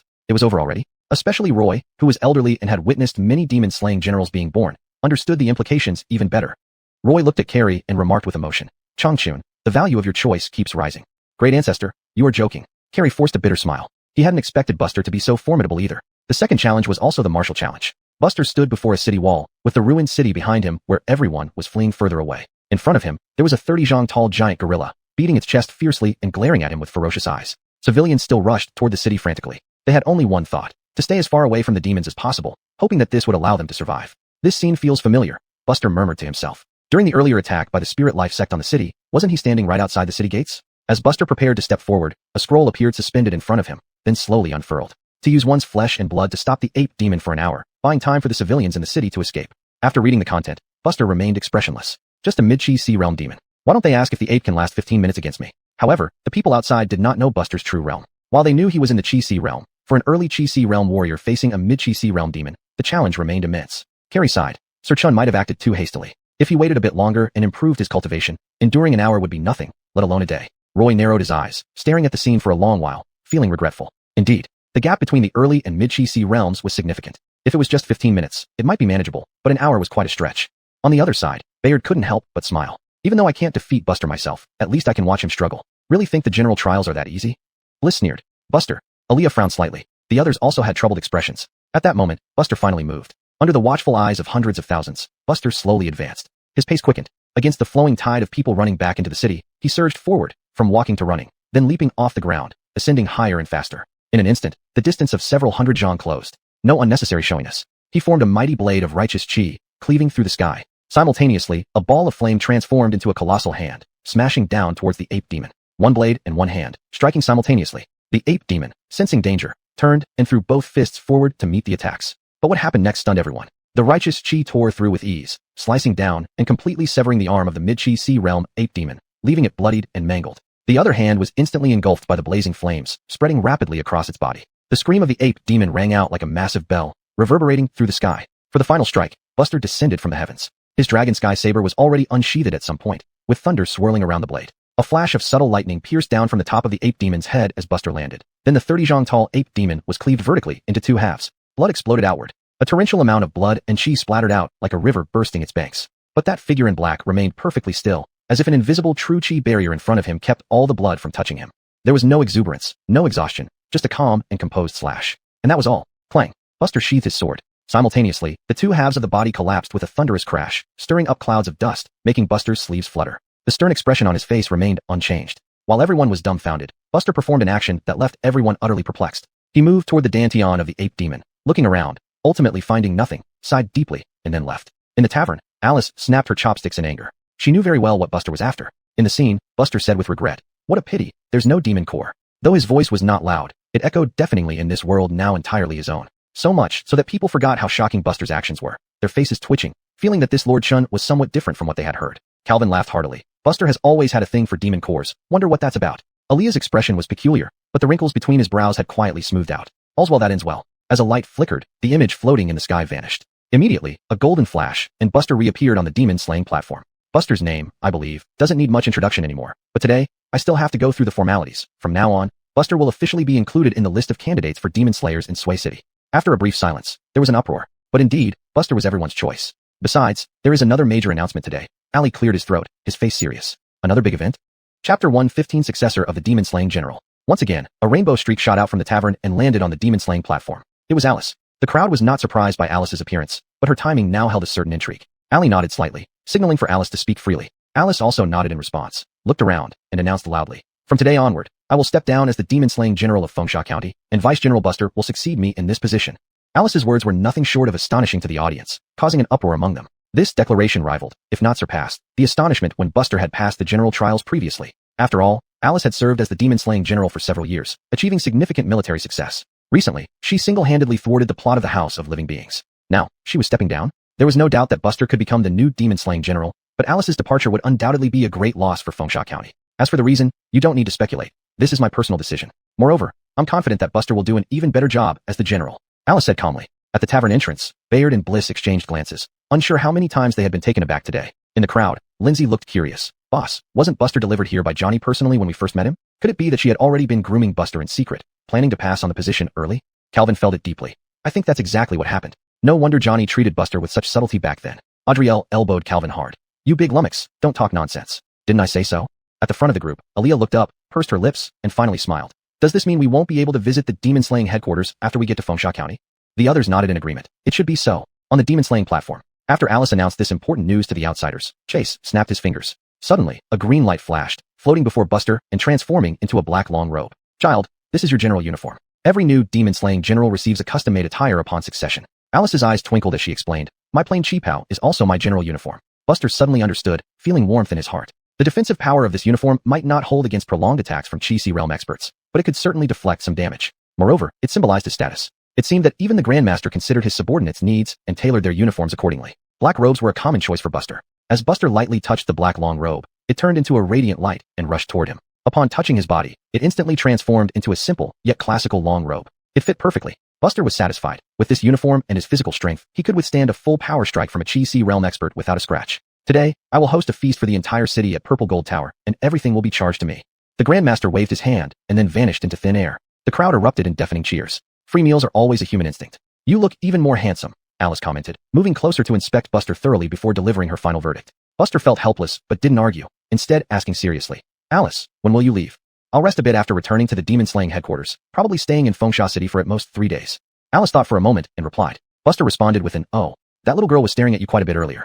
Aren't you going to catch up with her? You were teammates once. Alice smiled ambiguously. Although Buster hadn't noticed Aaliyah's gaze, he wondered how Alice did. He thought about it and agreed anyway. After all, these people were some of his first friends. The crowd gradually dispersed. Aaliyah and the others mingled within the flow of people. Dai found them soon and joined the group. Since becoming an independent detective, Dai had few missions, but each mission was extremely dangerous. However, surviving multiple close calls had made Dai grow rapidly, shedding his former naivety and gaining more maturity. Captain, a voice came from behind the group. Everyone paused, turned around, and saw the black-clad Buster. Calvin walked over and put an arm around Buster's shoulder, laughing heartily.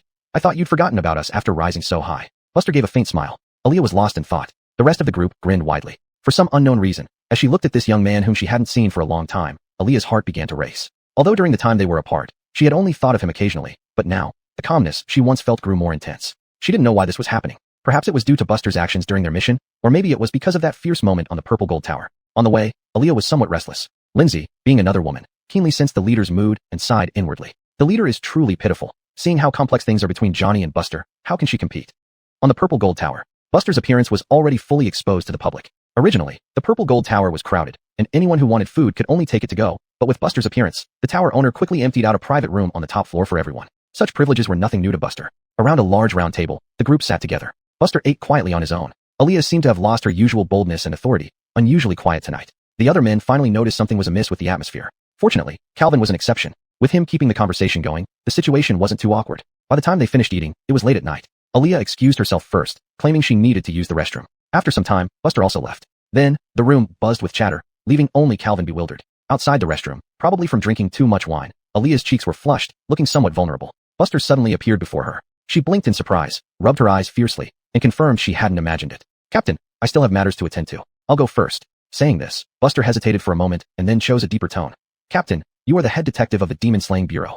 Aaliyah understood the underlying meaning of Buster's words. If emotions tied her down too deeply, encountering demons would cloud her judgment, ultimately harming both others and herself. Aaliyah pressed her lips together, wanting to say something but unsure where to start, only managing a light nod. She watched the black-clad youth slowly walk away. Since Buster had advanced to the mountain and river realm, they were no longer on the same path.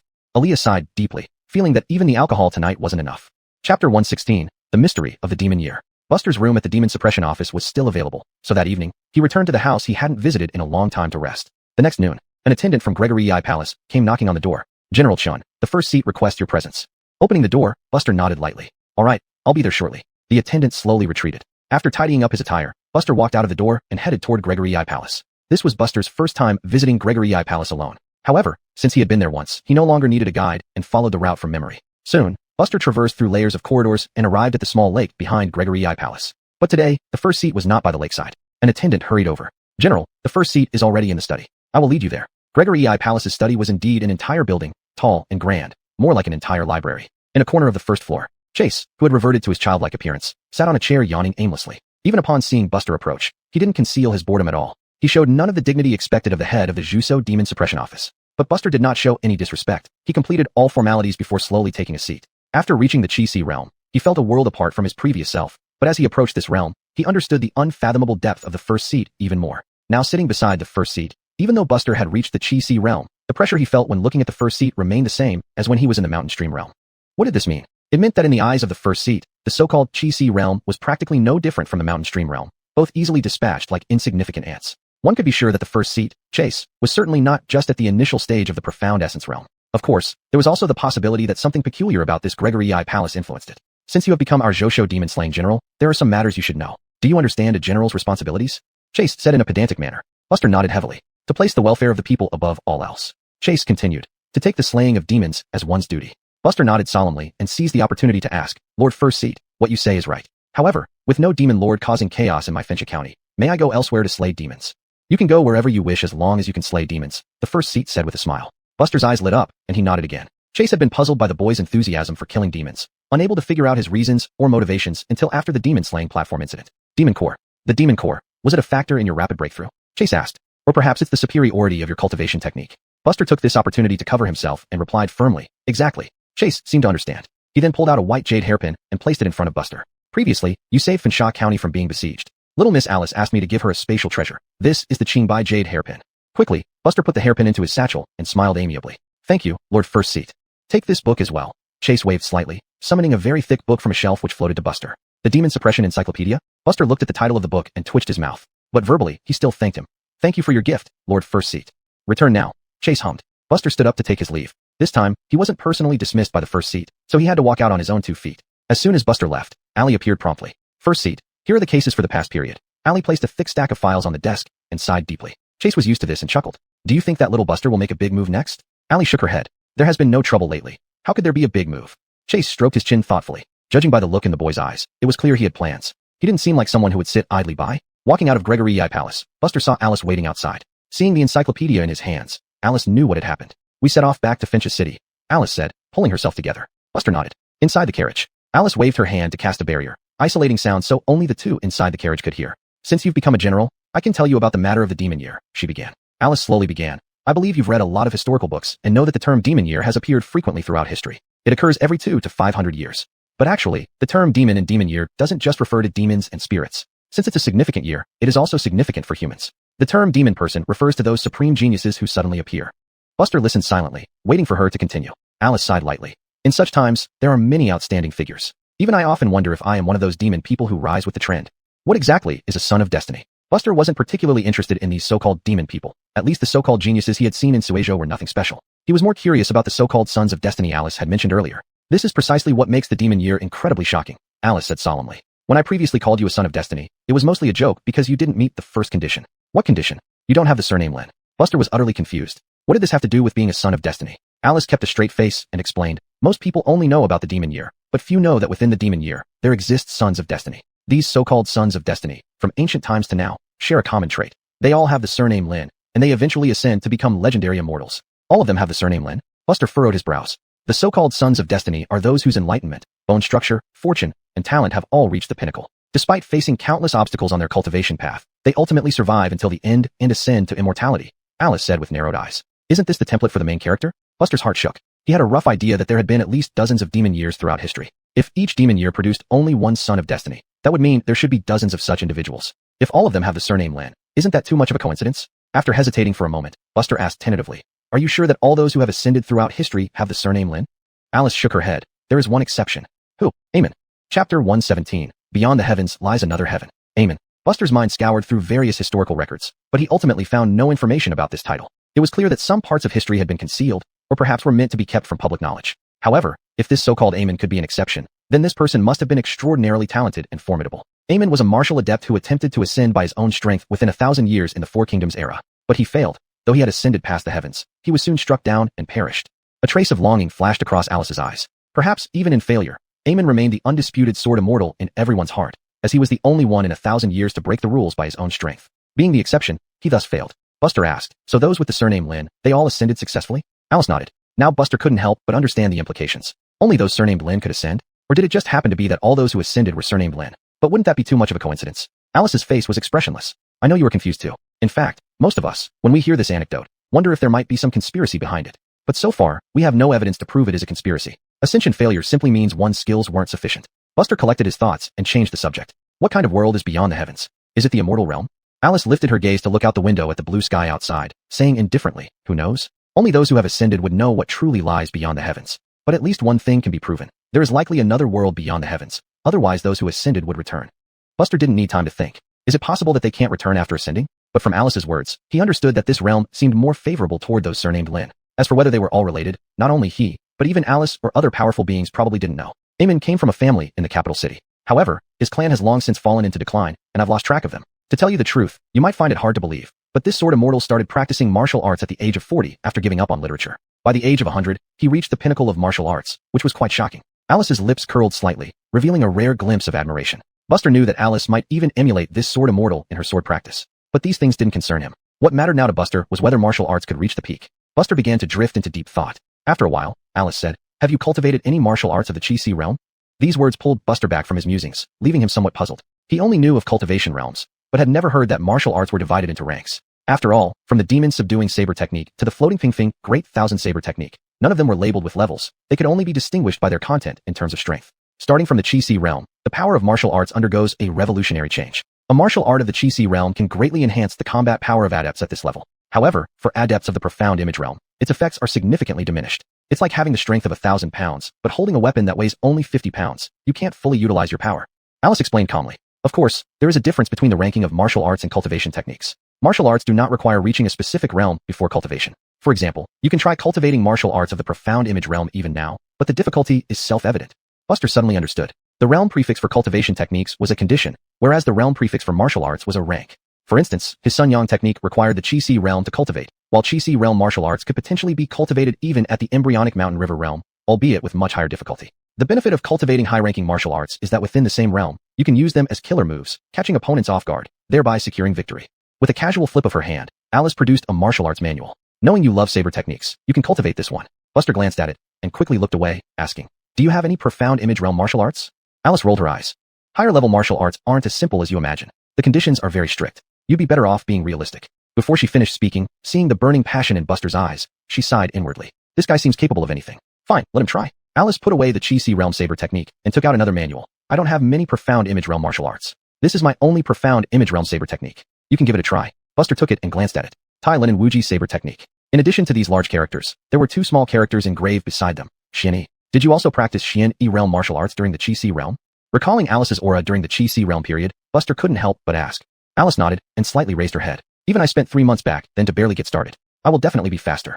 Buster hummed and said nonchalantly. Alice was about to get angry, but she had nothing to say because this little rascal was telling the truth. Hey, having asked what he wanted to know and obtained an unexpected pleasant surprise item, Buster became extraordinarily quiet. He just wanted to see how difficult a profound image realm saber technique could be, and how strong it would be after mastering it. Opening the Tai Linen Wuji saber technique, Buster immersed himself in it. According to the description in the martial art, Tai Linen means one, the beginning, and Wuji has a similar meaning. This technique, although no longer straightforward like before, has a unique similarity to the floating Fing great thousand sabers diversification into myriad forms. Of course, compared to the Tai Linen Wuji saber technique, the floating Fing great thousand saber seems quite crude. The more he read, the more Buster understood why later on, realm levels were used as classifications to differentiate martial arts. This complexity was at least dozens of times greater than that of the floating Fing great thousand saber. The carriage jolted. Alice closed her eyes to rest, while Buster, who was accustomed to this, immersed himself in the martial art. When Buster closed the martial art manual, the sound was clear and sharp, waking up Alice. The latter wore a half smile. How did it go? Were you stumped? But don't be discouraged. After all, it's cultivating across realms. Take your time. Perhaps only when with Buster would Alice enjoy such competition. Buster remained expressionless and returned the Tai Linen Wuji saber technique to Alice. Abandoned it so quickly? Alice was somewhat surprised. Buster stretched lazily. I've memorized it. Before his eyes, the panel appeared. Tai Linen Wuji saber technique, not initiated. This is due to good memory, of course, and also to the good panel. Alice looked blankly at the bored young man in front of her, lost in thought. Chapter 118, General Chun. 5 days later, at the Demon-Slaying Bureau. The news of Buster succeeding as the Demon-Slaying General had already spread throughout the Bureau before the two returned. With Buster's prestige reaching its peak in the Bureau, the handover ceremony went smoothly. When Buster finally took his seat as the Demon-Slaying General, Alice heaved a sigh of relief. In the main hall, Buster sat in the main seat, with 2 deputy generals and several veteran military officers seated on either side of him. Everyone stood up solemnly. Greetings, General Chun. Buster nodded seriously. No need for formalities. From now on, we must work together to plan the demon-slaying path of Fincha County. Yes. Outside the main hall, a woman stood in simple attire. This place no longer belonged to her. After so many years here, she truly felt some reluctance to leave. A cup of wine was handed to her. Alice turned her head slowly, not knowing when Buster had arrived beside her. Taking the wine glass, she said with a smile, "Didn't you never drink alcohol?" "Occasionally," Buster replied indifferently. "So this is farewell wine. It tastes different compared to usual." Alice sighed. Buster remained silent, listening quietly. "Buster, I once said that Sui Prefecture is too small for me. If I want to be stronger, I must go to broader horizons. These words also apply to you. I don't know how long it will take you to reach the profound realm, but I can tell you that once you enter the next realm and want to advance further, you'll have to cast off the burden of Sui Prefecture. Alice said sternly. Of course, grooming the next demon-slaying general is something you also need to implement. Otherwise, even if you want to leave, you won't be able to. Only then did Buster realize that while his breakthrough to the profound realm wouldn't take long, there were still no suitable candidates to replace him as the demon-slaying general. This would mean being confined here if unresolved. He had been preoccupied with personal matters, neglecting the external issues. But you needn't worry, there will be someone. For example, you could consider recruiting your master's youngest disciple as your deputy general, Alice remarked with interest. Youngest disciple? Among martial disciples, the most stringent titles are the first and the last disciples. The former needs to uphold the sect's honor, while the latter needs potential to elevate the sect. Otherwise, the master wouldn't consider them a youngest disciple. As the first disciple of the master, their talent and strength definitely surpassed Mariana, who was the eldest disciple, merely lacking time. Does Bliss count as one of the master's disciples? Buster suddenly recalled and asked. Alice snorted. Him? It's just that he happened to receive a few pointers from Mr. Shang in his early years. He doesn't even qualify as a named disciple, let alone an official one. Buster was suddenly enlightened. However, Bliss did possess talent and would likely break through by age 30. Naturally, a Chi-Si realm cultivator at 30 was still inferior to one in their 30s in the late stage. Judging by this, Mariana's talent was superior to Bliss. Then how remarkable must the youngest disciple be? Alice caught on to Buster's thoughts and smiled. The master's youngest disciple has been in seclusion for half a year, attempting to break through to the Chi-Si realm. By now, they should be out of seclusion. That young person is only 19. A 19-year-old Chi-Si realm? Buster's pupils narrowed. This level of talent was shocking even in Sui Prefecture. Of course, they still couldn't match Alice. From what Buster remembered, Alice was 22 this year, already in the profound realm. Even with 3 more years, the youngest disciple might struggle to cross a major realm. However, this youngest disciple was quite suitable as his deputy general. Buster rubbed his chin, contemplating. He needed to find a successor eventually. Finding a successor so soon after taking office made Buster unique among demon-slaying generals. Of course, you can't compare. Alice stretched lazily. If I remember correctly, you just turned 17, right? Buster kept a straight face, saying nothing. Seeing his sheepish expression, Alice laughed softly. All right, enough fooling around. I'm going back to rest. I leave the day after tomorrow. We shall meet again, Buster grunted. Alice shot him a glare and left with a huff. Buster returned to the main hall, chatting with everyone. By the time everything was over, it was deep into the night. He hadn't drunk this much in a long time. Not drinking for too long made one less eager for alcohol. Fine by him. Lying flat on the bed, Buster held a yellow gemstone in his hand. The gemstone looked ancient and dull, appearing unremarkable. However, this object was the central hub of the entire Fengsha city's protective array. If it were destroyed, the protective array would crumble instantly. With a thought, he opened the panel. Current enlightenment points. 5. You begin cultivating Divine Yang technique. The evolution of Divine Yang plays out in your heart. You practice daily with the method of circulating energy through the body's meridians, like a diligent farmer hoping for a bountiful harvest. 5 years later, enlightenment ends. Divine Yang technique experience plus 5102. Divine Yang technique. 8th level, 1363/5000. With the 8th level of Divine Yang technique, Buster's strength surged once again. Now, even General Mariana next door might not last 10 rounds against him. Even facing a late-stage Chi-Si realm opponent, his chances of victory wouldn't be small. Of course, to say certain victory would definitely be nonsense. If Alice's given Taiyuan Wujixio technique could reach perfection, what was once considered nonsense would become well-deserved. Buster estimated that if this technique reached perfection and combined with his own full-stage Chi-Si realm, even reaching the Xuani realm might not be impossible. If he successfully comprehended the Divine Yang technique and mastered supernatural powers, he might even be able to cross ranks and defeat Xuani. This was where Buster's strength lay. The transition from Chi-Si to Xuani was like an insurmountable natural barrier. But for Buster, they were all the same, just like stepping over a puddle. Meanwhile, in a secret room within the Gregory Yi Palace of Tianhan Town's demon-slaying bureau, the dusty door slowly opened, and the long-sealed dust settled on the ground, causing a commotion. Standing at the entrance was a tall, white-haired man. Chase, the first elder. After a while, the secret room finally fully opened. A seemingly slender young man walked out, his face stern. Upon seeing the man outside, he suddenly put on a flattering smile, saying, "Master, waiting here for me to come out of seclusion really moved me." Chase snorted coldly. "Stop showing off. Since you've broken through, it's time to get serious." Yes. In a couple of days, I'll set off for Lioha County to help senior sister solve her troubles." The youth shrugged, changing his expression again. Chase suddenly thought of Buster and couldn't help but chuckle. The world outside is more exciting than you can imagine now.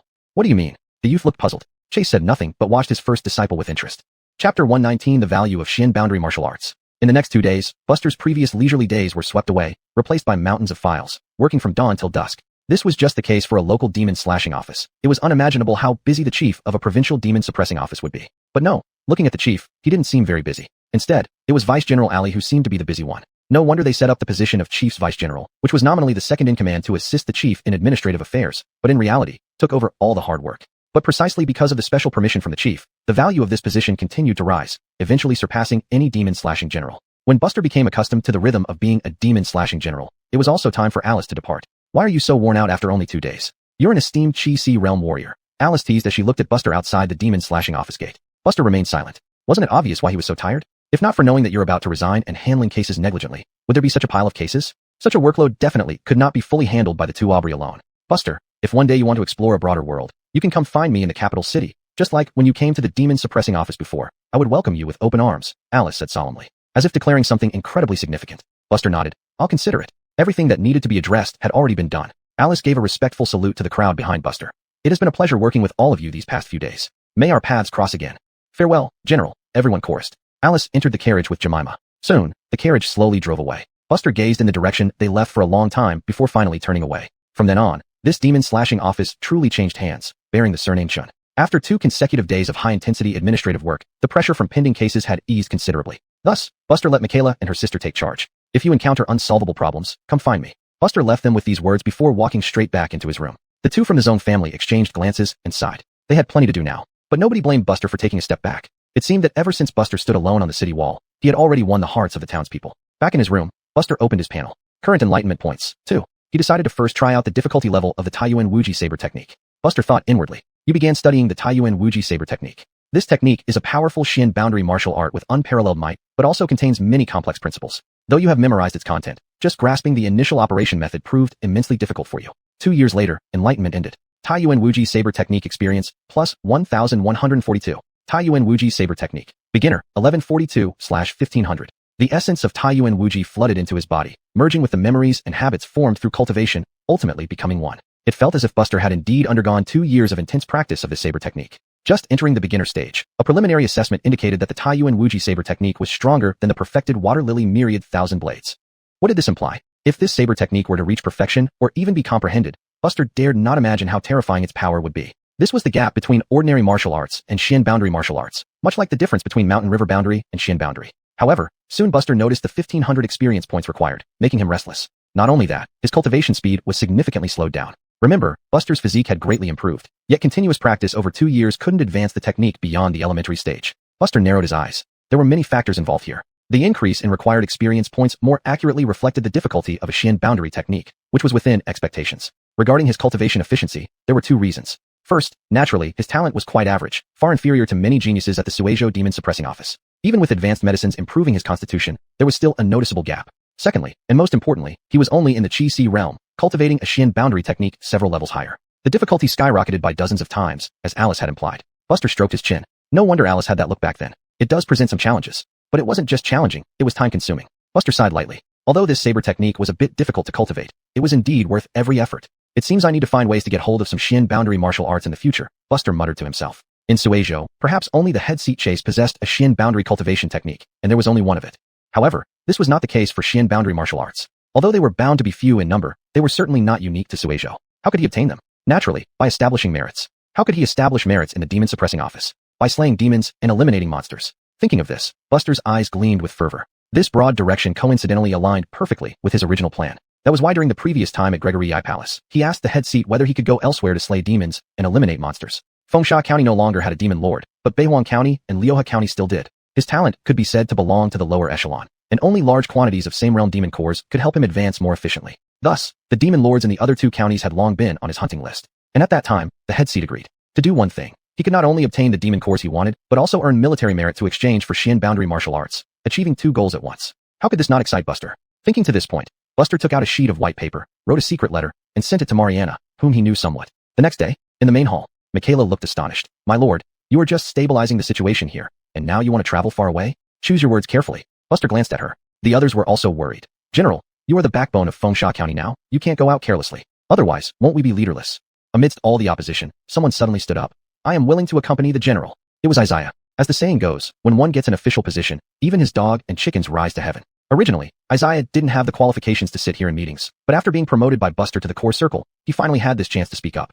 Everyone looked at Isaiah, who was completely unafraid and stood tall and proud. Buster secretly gave him a thumbs up. Damn, he would have to consider giving this guy a raise. Michaela sighed lightly. She deeply understood Buster's character and knew arguing was futile. She could only ask, when will the general return? Within half a month. Michaela breathed a sigh of relief. It wasn't too long, so she reluctantly agreed. Everyone exchanged glances and finally acquiesced. No sooner had they agreed verbally than Buster's figure vanished into thin air. Michaela's face was full of disbelief. Is this an illusion created by true chi? Did my lord already set off? Chapter 120, A Warning to Intimidate. 3 days later, at the Exorcist Bureau in Willow River City, Willow River County, Mariana, who was holding a meeting in the hall, received a secret letter from Buster. She frowned as she opened it. Then she turned her head to look at the carefree young man nearby, and immediately felt a headache coming on. The young man, as the senior disciple of the chief abbot, had arrived in Willow River County 2 days earlier and met his senior sister whom he hadn't seen for a long time. The young man's surname is Zhou, given name Changhai. Barker, just over 19 years old, Barker was already a martial artist of the Sea of Qi realm. In Suizhou, he was absolutely a world-shocking child prodigy under heaven. Unfortunately, disciples of the chief abbot generally did not appear too openly before they became famous. As a result, Barker was still unknown in Suizhou at present. But Mariana couldn't muster any smile, seeing such an outstanding junior brother come to assist her. In just 2 days, he had beaten up all the veteran sergeants in the bureau, calling it sparring but essentially just exercising his hands. After all, it's inevitable to feel itchy after just entering the Sea of Qi realm. And Buster was not someone who would be easy to handle either. She had seen this from the last time, when he secretly went down the mountain to slay earth demons. At that time, she wouldn't easily believe what Buster said. But as long as they could sit down and discuss things properly, everything would work out eventually, since it wasn't far. But Buster didn't want to waste words. He just went down the mountain to slay demons himself. Well, although the outcome was good, these two people were both those Mariana felt inferior to, and also very did not want to see. Yet they were coming. Even more explosive was that Buster frankly stated in his letter that he wanted to join hands with her to slay the demons in Willow River County, aiming to thoroughly clear the remaining demon lord in Willow River County. If they came by carriage, it would probably take another 4 or 5 days, Mariana muttered to herself, knowing her peaceful days were numbered. But Barker, who noticed something amiss nearby, asked, "Senior sister, what's going on? If there are any tricky matters, your junior brother is willing to take over." Mariana shot her junior brother a glare and said nothing more. At this moment, an errand boy ran in from outside the door. "Report to the general. General Chun from Sandstorm County's Exorcist Bureau has arrived and is waiting outside the door." Mariana's expression changed. "So soon?" Barker frowned. "Isn't the Exorcist General of Sandstorm County that ice woman Alice? Where did this Buster come from?" Soon, the elder sergeants around laughed and explained to Barker that Alice had resigned, and Buster was the new Exorcist General. Barker suddenly realized, "This Buster, why have I never heard of him before?" Mariana shot him an unimpressed look, then turned and instructed, "Let him in." Yes. Outside the bureau, Buster, who had been traveling nonstop from Sandstorm City through the air, looked windblown and somewhat weary. He had indeed expended quite a lot of true chi. Led by the errand boy, Buster entered the Exorcist Bureau of Willow River City. Compared to Alice's residence, this place was entirely different in style. If Alice's residence was like a rule-bound family mansion, this place seemed weathered by the elements, more like a battlefield military camp. Anyone who didn't know better would think this was a military encampment.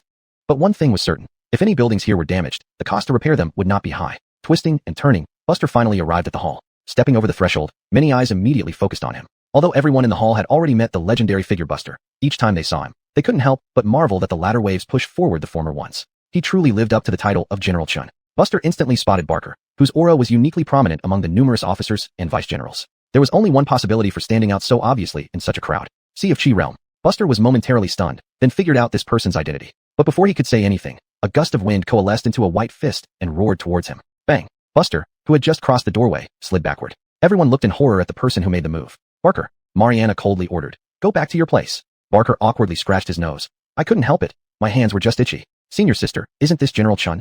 "Yes."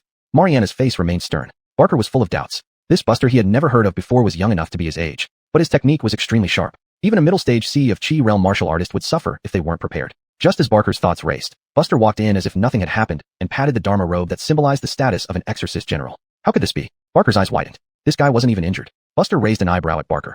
"Are you the chief abbot's closing disciple?" Barker didn't speak, but slightly lifted his head. Buster sneered, not convinced. "Shall we practice?" Barker said calmly. In an instant, the hall was filled with a tense atmosphere. Everyone watched the two men with tense expressions, not at all like they were looking forward to a show. Damn it, if they fight here, what are we old bones supposed to do? Buster knew well that such a genius, regardless of personality, would always have some pride. Now it was just right to make him slightly concede, then gradually guide him to become a potential candidate for demon-slaying general under his command. So he smiled and said, "Then let's practice." Before the words were finished, Buster moved with an incredible speed, instantly appearing in front of Barker and delivering a punch to his chest. Bang! Before anyone could react, the previously confident Barker was sent flying backward, smashing through the thick wall behind him. The scene was dead silent. Among those present, the most shocked was undoubtedly Mariana. Amateurs watch for excitement. Experts see the intricacies. Her strength was already at the late stage of Sea of Qi realm, yet she barely saw Buster's movements. In other words, if Buster had targeted her, her fate would likely be no different from Barker's. Lying outside, Barker spat out a mouthful of blood, his aura visibly weakening. How is this possible? Barker was astonished. Even a middle-stage Sea of Qi realm martial artist couldn't have such speed and power. Just as he was in a daze, a hand reached out to him. He blinked and saw Buster. "Sorry, I went a bit too hard." Barker gave a self-deprecating smile and got up. "My skills are inferior. Nothing more to say." The two returned to the hall. Barker chuckled helplessly. "Elder sister, why didn't you remind me? This General Chun must be at least late-stage Sea of Qi realm, right? You let me run into him." Mariana coldly snorted. "Could I stop you?" At this moment, everyone had recovered from their shock. They looked at Buster with admiration. Buster slowly sat down, picked up his teacup, and took a sip of tea. "Lady Jiang, tell me about the Demon Lord in Willow River County. Perhaps I can do another good deed for Suizhou." "Demon Lord?" Everyone was taken aback. Turns out Buster came here for the Demon Lord? Barker stared at Buster for a long time before finally looking away. What kind of person is this guy? Chapter 121, A Direct Assault. Brandan, looking at Buster who appeared unperturbed, twisted the corner of his mouth. Currently, the two remaining great demons in Lehua County are both at the late Chi stage. At this level, there is a chance to defeat them, but it's very hard to capture or slay them. Buster didn't even glance at Brandan. The latter gritted his teeth with anger. Mariana raised her hand, signaling for her junior brother to be quiet, and then spoke on her own. Buster, you saw during the last demon suppression operation that our demon suppression bureau isn't entirely powerless against demon lords, but the losses incurred in such operations can be enormous.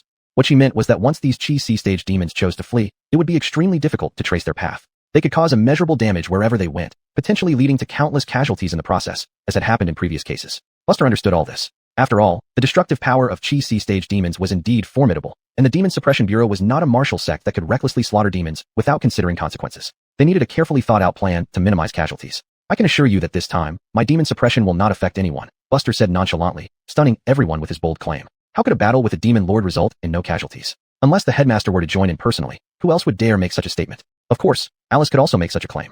General Chun, are you joking? Mariana couldn't help but laugh and shake her head. Buster knew that his words might sound boastful to others, but he didn't want to waste time arguing. He concluded firmly. If any losses occur in Lehua County due to this demon suppression, I will cover them using the treasury of Fengsha County's Demon Suppression Bureau. Mariana narrowed her eyes. This was the first time she had seen someone offer money in exchange for an opportunity to kill a demon. But since Buster had said it, how could she refuse? She simply needed to wait, whether for good or bad news, without lifting a finger.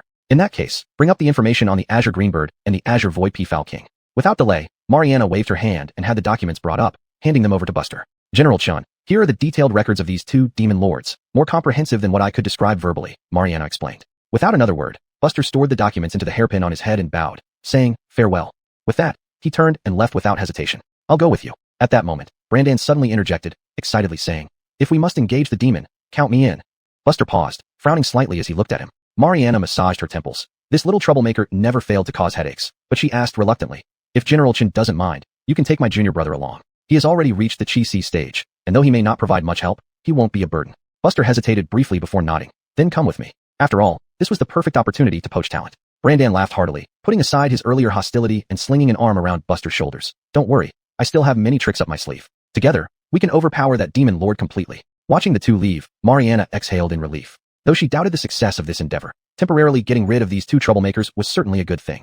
Buster and Brandan sat together in a carriage. Buster unfolded the documents and began reviewing the content. First was the Azure Greenbird. Since taking on the role of demon suppressing general, Buster had learned more about the inner workings of this world. Demons in this realm came in two types: Shantan and Ho-Tan, inherent and acquired. Acquired demons were naturally those insects and beasts that, blessed with fortune, gradually developed intelligence. Due to their inherent limitations, their achievements were often limited. According to historical records, the highest achievement by an acquired demon in Fengsha County over the past 200 years was merely the early Chi stage. In contrast, inherent demons were vastly different. These beings usually possessed noble bloodlines, similar to human martial families, deeply rooted and containing true Chi from birth, thus having higher potential for future achievements. This was akin to the difference between wandering cultivators and those born into martial families. And the Azure Greenbird belonged to the category of inherent demons. The Azure Greenbirds nested in the Mu Mountains of Lehua County, but their movements were unpredictable, making them extremely difficult to track. This late Chi stage Azure Greenbird was the leader of its clan in the Mu Mountains. In earlier years, it often wreaked havoc in the area thanks to its ability to fly freely. Moreover, this clan continuously threatened the populated areas around the Mu Mountains. Now, within 100 miles, there were few signs of human habitation. Either they were eaten or had no choice but to leave their homes and avoid this troublesome place. According to the intelligence, there were only two places with the highest frequency of occurrences. One was named Foggy Cloud Mountain, and the other was Yoyu County. Buster frowned. These two places were hundreds of miles apart, so if he wanted to capture the Azure Greenbird, he would have to stay at one location and wait for it. But doing so would waste too much time. How could he be more efficient? An idea flashed in Buster's mind. Master, stop the carriage. Outside, the coachman slowly brought the carriage to a halt. Buster stepped out of the carriage. Brandan looked thoroughly puzzled. What are you doing? The destination is quite far, and I'm in a hurry, Buster said casually, then leaped up, shooting into the sky like a rainbow, and vanishing. Brandan gawked, having never seen anyone act so urgently, but he didn't linger. He hurriedly followed. Catching up with Buster, Brandan asked, where are we going now? The Azure Greenbird doesn't have a fixed resting place. Who says it doesn't? Buster quirked a smile. I read that file too, but I couldn't figure out the Azure Greenbird's movements either, Brandan said dismissively. How long do you usually stay at home? Buster suddenly asked. Brandan was about to answer but suddenly realized something, muttering, you're not thinking of going directly to Mu Mountains, are you? Why not make it simple and direct? Brandan was speechless. If the Azure Greenbird's nesting ground was so easy to find, it wouldn't have survived till today. After all, this clan had slaughtered tens of thousands of civilians over the past decade, making them the top priority for the Demon Suppression Bureau. If you really found the ancestral nest of the Azure Greenbird, how would you attack? Brandan probed. Kill them all. Buster's expression was emotionless. Brandan drew in a sharp breath. Damn, did he even have the capability? The Azure Void Peafowl King, being on its home turf, would undoubtedly be even more unpredictable and formidable, possibly 2 levels stronger.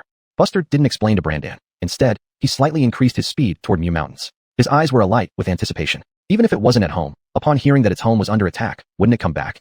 Chapter 122, The Appearance of the Azure Crane. 4 days later, at the Mew Mountains. If not for accommodating Brandan's flying speed, Buster could have arrived in about 2.5 days. However, this time frame is still within Buster's tolerance. Flying along, they passed through desolate wildernesses with bones scattered everywhere and rarely encountered any signs of human habitation. The two men slowly ascended the mountain along a path covered with weeds. The Mew Mountains are not small, but compared to the 10,000 great mountains in Bayonne County, they fall somewhat short. Buster and Brandan walked side by side. After passing the halfway point up the mountain, white mist began to gather densely. Buster, do you really have confidence to win on someone else's turf? Brandan looked around anxiously, feeling uneasy. Buster suddenly took out a piece of talisman paper. I carry a hastenedly teleportation talisman with me. If the situation gets unfavorable, I'll retreat immediately. Brandan was instantly alarmed. What? If you leave, what will happen to me? Buster thought for a moment and said, each of us escapes on our own merits. I'm starting to regret this. Shouldn't I wait for you at the foot of the mountain? Brandan felt helpless and almost cried. Do you have the courage of the eldest disciple of the Chancellor? Pa, when it comes to life and death, all these reputations mean nothing. It's better to preserve one's life. Tell me honestly, how sure are you? Buster was surprised to find that this guy actually valued his life as much as he did, so he told the truth, crushing victory. Brandan was taken aback, but at this point, he didn't want to back down either, so he had no choice but to tough it out and follow. From the first step into the mountains, Buster had maximized his perception of the daylight hyacinth and started an extensive search.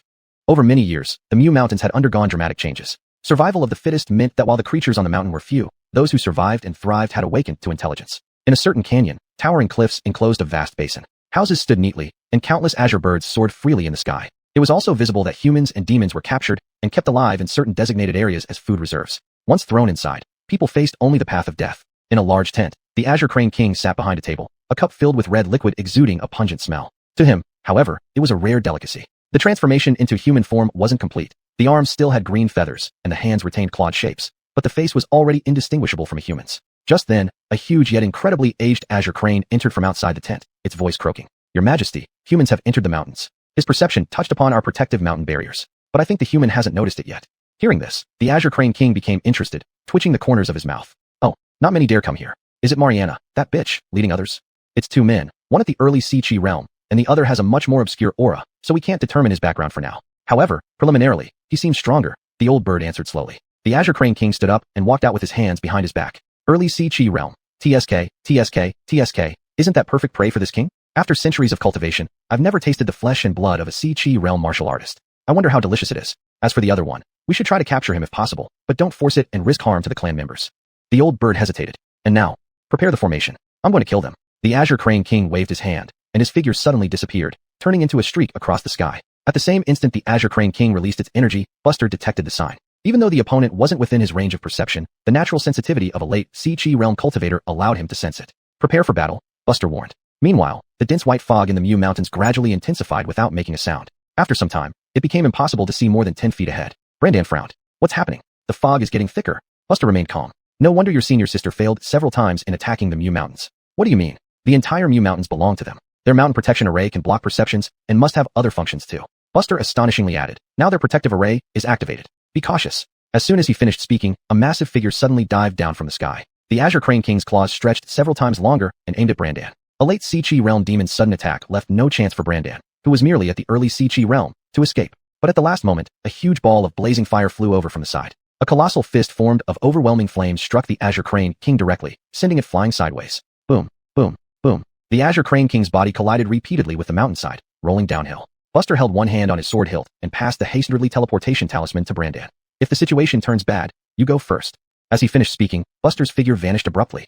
At the waist of the mountain, the Azure Crane King finally stopped after its sharp claws scratched a long mark on the ground. It was still shaken by what had just happened. From that incredible move alone, it could be sure that this person was likely already at the late Chi-Si realm, on par with itself. Just as it was pondering rapidly, the black shadow appeared right before it without warning, drawing the saber from its waist. The Taiyuan Wuji saber technique. The aura of Taiyuan Wuji enveloped it. Despite the Azure Crane clan's renowned speed, it was still severed at the right arm by this saber strike. The tough feathers on its shoulder, which it prided itself on as defense, were now sliced open effortlessly by a human saber. Like cutting paper. Squish. Under the powerful blade intent, the right arm was ground into dust. Even the blood inside was cleanly severed. This was Buster's first time using the Taiyuan Wuji saber technique in combat, and after a brief moment of surprise, excitement took over. And upon their first exchange, the Azure Crane King knew it was no match for this person. When its flesh could be cut so easily, it meant every move of the opponent could be fatal. The Azure Crane King cursed silently at the old fools in its clan who gave inaccurate intel. This person was definitely a perfected Chi-Si realm powerhouse. With racing thoughts, the Azure Crane King unleashed all its power, its body suddenly growing countless times larger, transforming into a massive bird that spread its wings and soared straight into the clouds. Buster bent his legs slightly, his figure shooting out like an arrow released from a bowstring. In an instant, he reached the height of the great beast, with thunderous power gathered in his palm. He struck the Azure Crane King's back, shouting, "Down!" Boom. The true form of the Azure Crane King, with wings spanning 60 feet, crashed into the mountainside, causing the entire Mu range to tremble slightly. "Activate the formation and save me." The Azure Crane King, engulfed in lightning, wailed throughout the mountain range. Chapter 123, Annihilation. As the Azure Phoenix King's words faded, the white mist enveloping the entire Mu mountain range seemed to be guided by some unseen force, uncontrollably merging into the great demon's body, wrapping its massive form like clouds in the sky. The once pervasive white mist within the mountains dissipated as a result, clearing the vision. The convergence of the white mist was extremely rapid, completing in mere moments. Buster slightly lifted his sword, invoking the intent of the floating great thousand sword, transforming it into countless streaks of blade light that slashed relentlessly at the white cloud-like figure from all directions. Hastened dreads. Even thousands of strikes gave Buster the sensation of slicing into cotton. Buster furrowed his brows. After a brief pause, this mass of white cloud dispersed, and with it, the figure of the Azure Phoenix King vanished. Did it actually manage to escape? But no matter, it can escape for now, but not forever. Perhaps his sword slashes had damaged the grand array. Therefore, the difficulty in sensing within this Mu mountain range has decreased. Brandan remained where he stood, having not moved throughout, except to catch Buster's 100-li teleportation talisman. Though the events seem long-winded, given their speeds, it all happened in the blink of an eye. It was precisely because of this speed that Buster left an even greater impact on Brandan.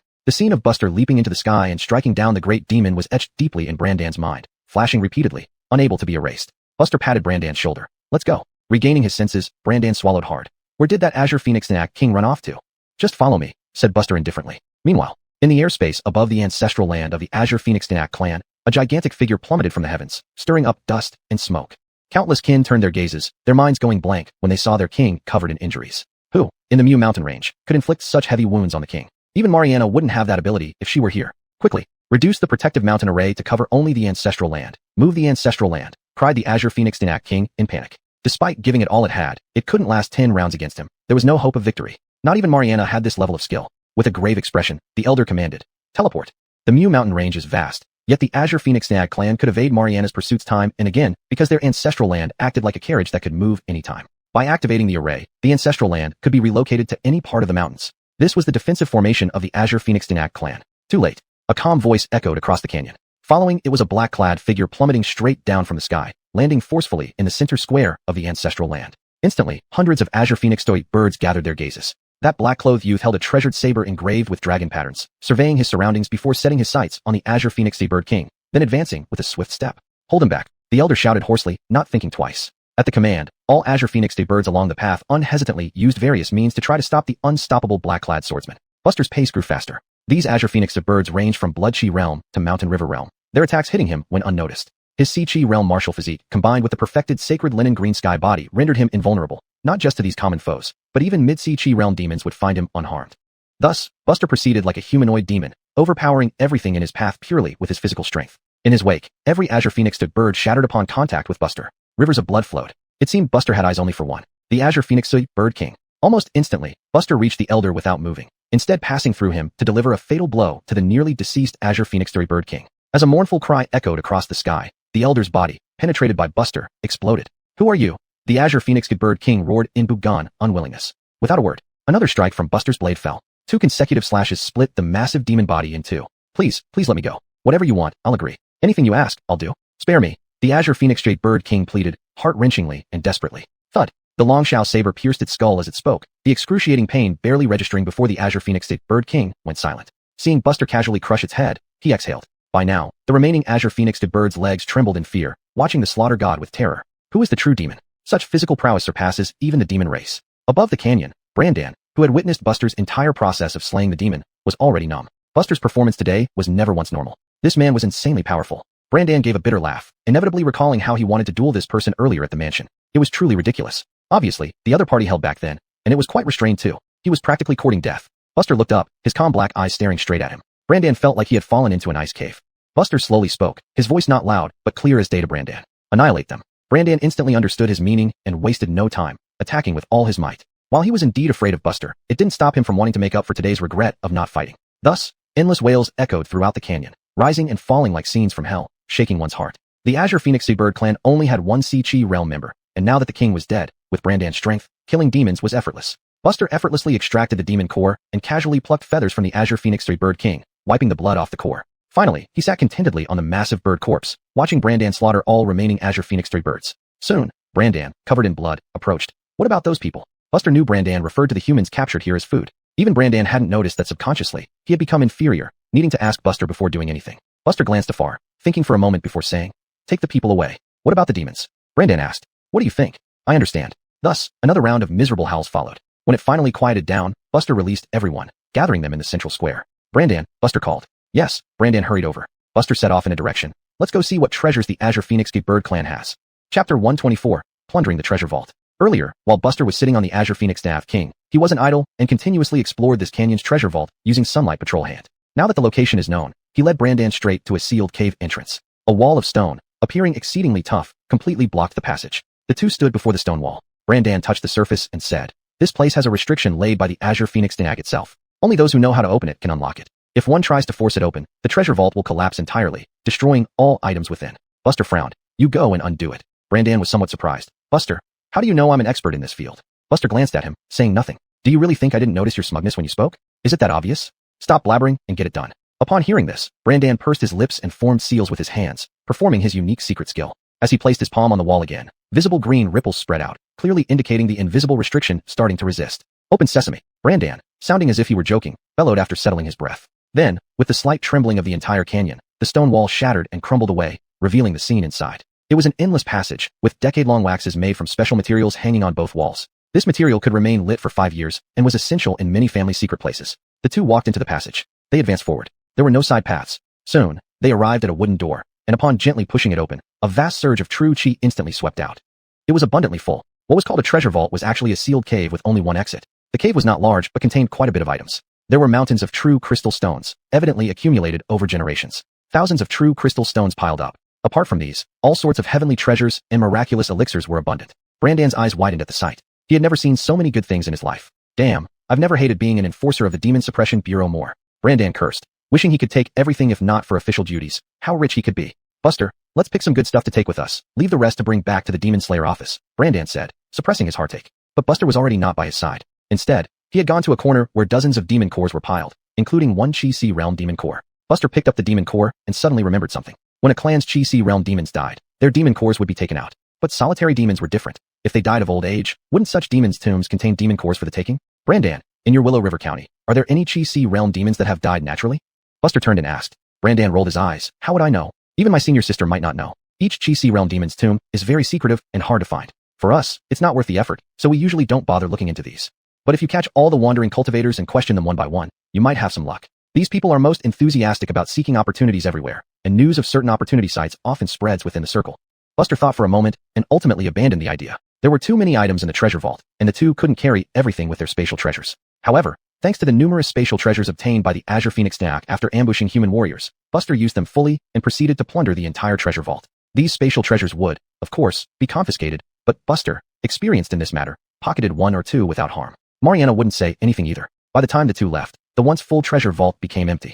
Exiting the vault, Buster saw the people trembling on the square and felt a headache coming on. There was no human settlement near the Wooden Hills, and the 100-mile journey on foot would probably take a whole day. Well, let's go, take these people along. But Buster wouldn't leave these people behind over a small inconvenience. To see something through. Thus, Buster and Brandan led several dozen people away from the canyon. As soon as they left, greedy eyes appeared around the canyon, one by one, emerging from shadows, then diving down from the sky. The corpses of the Azure Phoenix bird were a massive boon to these demons. In the past, the Azure Phoenix clan was powerful, and everyone had to submit. But now, facing extinction, this great clan had been wiped out. This was precisely the opportunity for other demons in the mountain. When the wall falls, everyone pushes. It could be imagined that from now on, the layout of the Wooden Hills and its mountain ranges would become chaotic. Just like the decline and division of dynasties in human history, feudal lords split apart, each occupying a territory, beginning a chaotic struggle for dominance. Should we make a move? Halfway up the mountain, Brandan also acutely sensed the large-scale turmoil above the canyon, frowning.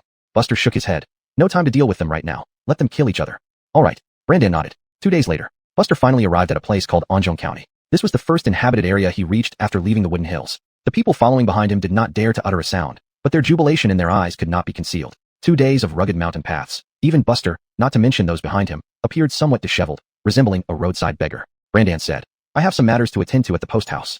Buster nodded, then led the group of people following him to the county magistrate's office alone. Before they got close, 2 guards at the gate pressed their hands on their scabbards. "Who are you?" Our Anjou County does not accept refugees. Buster removed the Deng Yao Jiang, Demon Slayer General, badge from his waist. I am Buster. The two guards were stunned, and for a moment, they were blank. Buster felt a bit helpless and vanished into thin air. Inside the main hall of the county office, magistrate, clerk, captain, and other officials had all gathered to discuss major county affairs. A figure suddenly appeared before the magistrate. Before the guards on either side could rush out, Buster tossed the identity token onto the desk. Do exactly as I say next. The magistrate, a middle-aged fat man, was about to get angry, but upon seeing the badge, he instantly became gentle, angrily glaring at his subordinates below, ordering them not to speak. Behave. This is the general's order. Buster quickly explained the situation outside, put the identity token back on his waist. Understood? Yes, sir. The magistrate nodded repeatedly. Then, the black-robed figure disappeared again. In the government office, everyone looked at each other in surprise. The two guards watching the gate ran in. Sir, General Buster instructed us to help a batch of refugees. Buster? The magistrate came to his senses, standing up with fiery eyes. Let's go. I'll bring them back. Chapter 125. Another one delivered to the doorstep. As the magistrate welcomed everyone inside, at a roadside noodle stall in the distance, a young man in black robes with a sword by his side was sitting on a stool eating noodles. Only after everyone had entered did he retract his gaze. He had only finished half of his noodles when Brandan returned and ordered a bowl as well. The two sat across from each other and devoured their noodles. After filling their stomachs, Brandan leisurely said, Senior Sister received a secret report from the governor of Bayun City. The Azure Sky Peafowl King has appeared. Upon hearing this, Buster could not remain calm. Brandan tossed a silver ingot to the boss and then left the stall with Buster, incessantly chatting. You've read the files. That Azure Sky Peafowl King is lecherous by nature. Women who have died at its hands outnumber men by more than 10 to 1. Any woman with even slight beauty, once captured, met tragic ends. This time, a young miss of the Zhang family in Bayon City was taken away. But the Azure Sky Peafowl, learning that Senior Sister was already en route, didn't dare linger and fled desperately with the hostage. Calculating the timeline, Senior Sister should be closing in on it by now.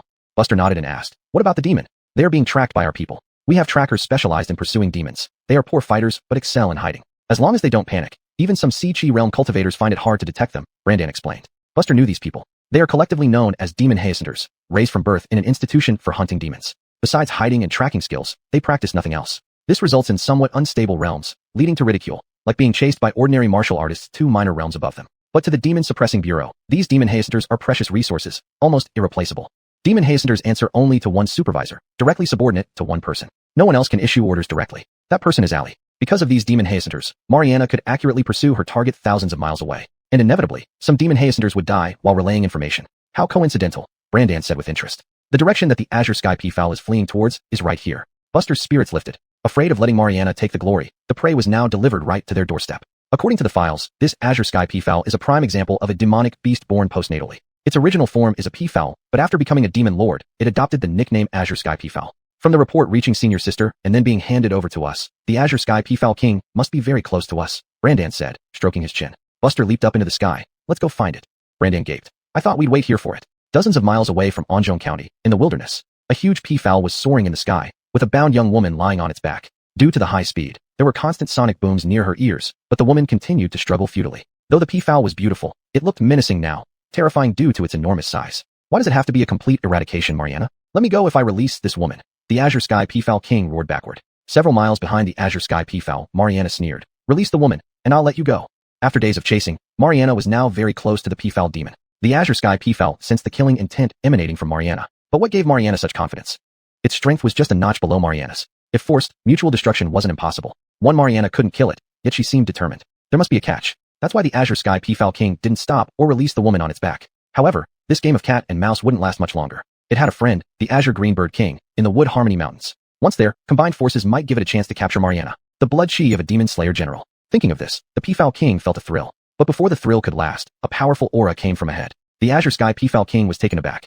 Who? There's a Sea-Chi realm ahead and Mariana behind. No wonder that bitch was so confident she could hold it. At this moment of contemplation, the figure ahead suddenly sped up and instantly appeared on its back. It was Buster, who had rushed from Anjou County. Upon meeting, Buster immediately summoned rolling heavenly heart lightning from his fists, striking directly onto the thick back of the Peafowl King. Bang! The massive peafowl, like a mountain, fell to the ground like a meteor from 100 paces high, causing the earth to tremble with its immense force. At the same moment, the heavily bound woman lost her perch and fell as well. Buster caught her, severed the ropes with his true chi, and allowed her body to move freely. After completing this, Buster also landed. Buster set the woman down and, without a word, drew Long Shao's saber and charged straight toward the Azure Sky Peafowl King. The woman was still dazed but, seeing the figure walking forward, felt her heart leap. The peafowl demon's aura was chaotic as it rose, unable to resist roaring. Who are you?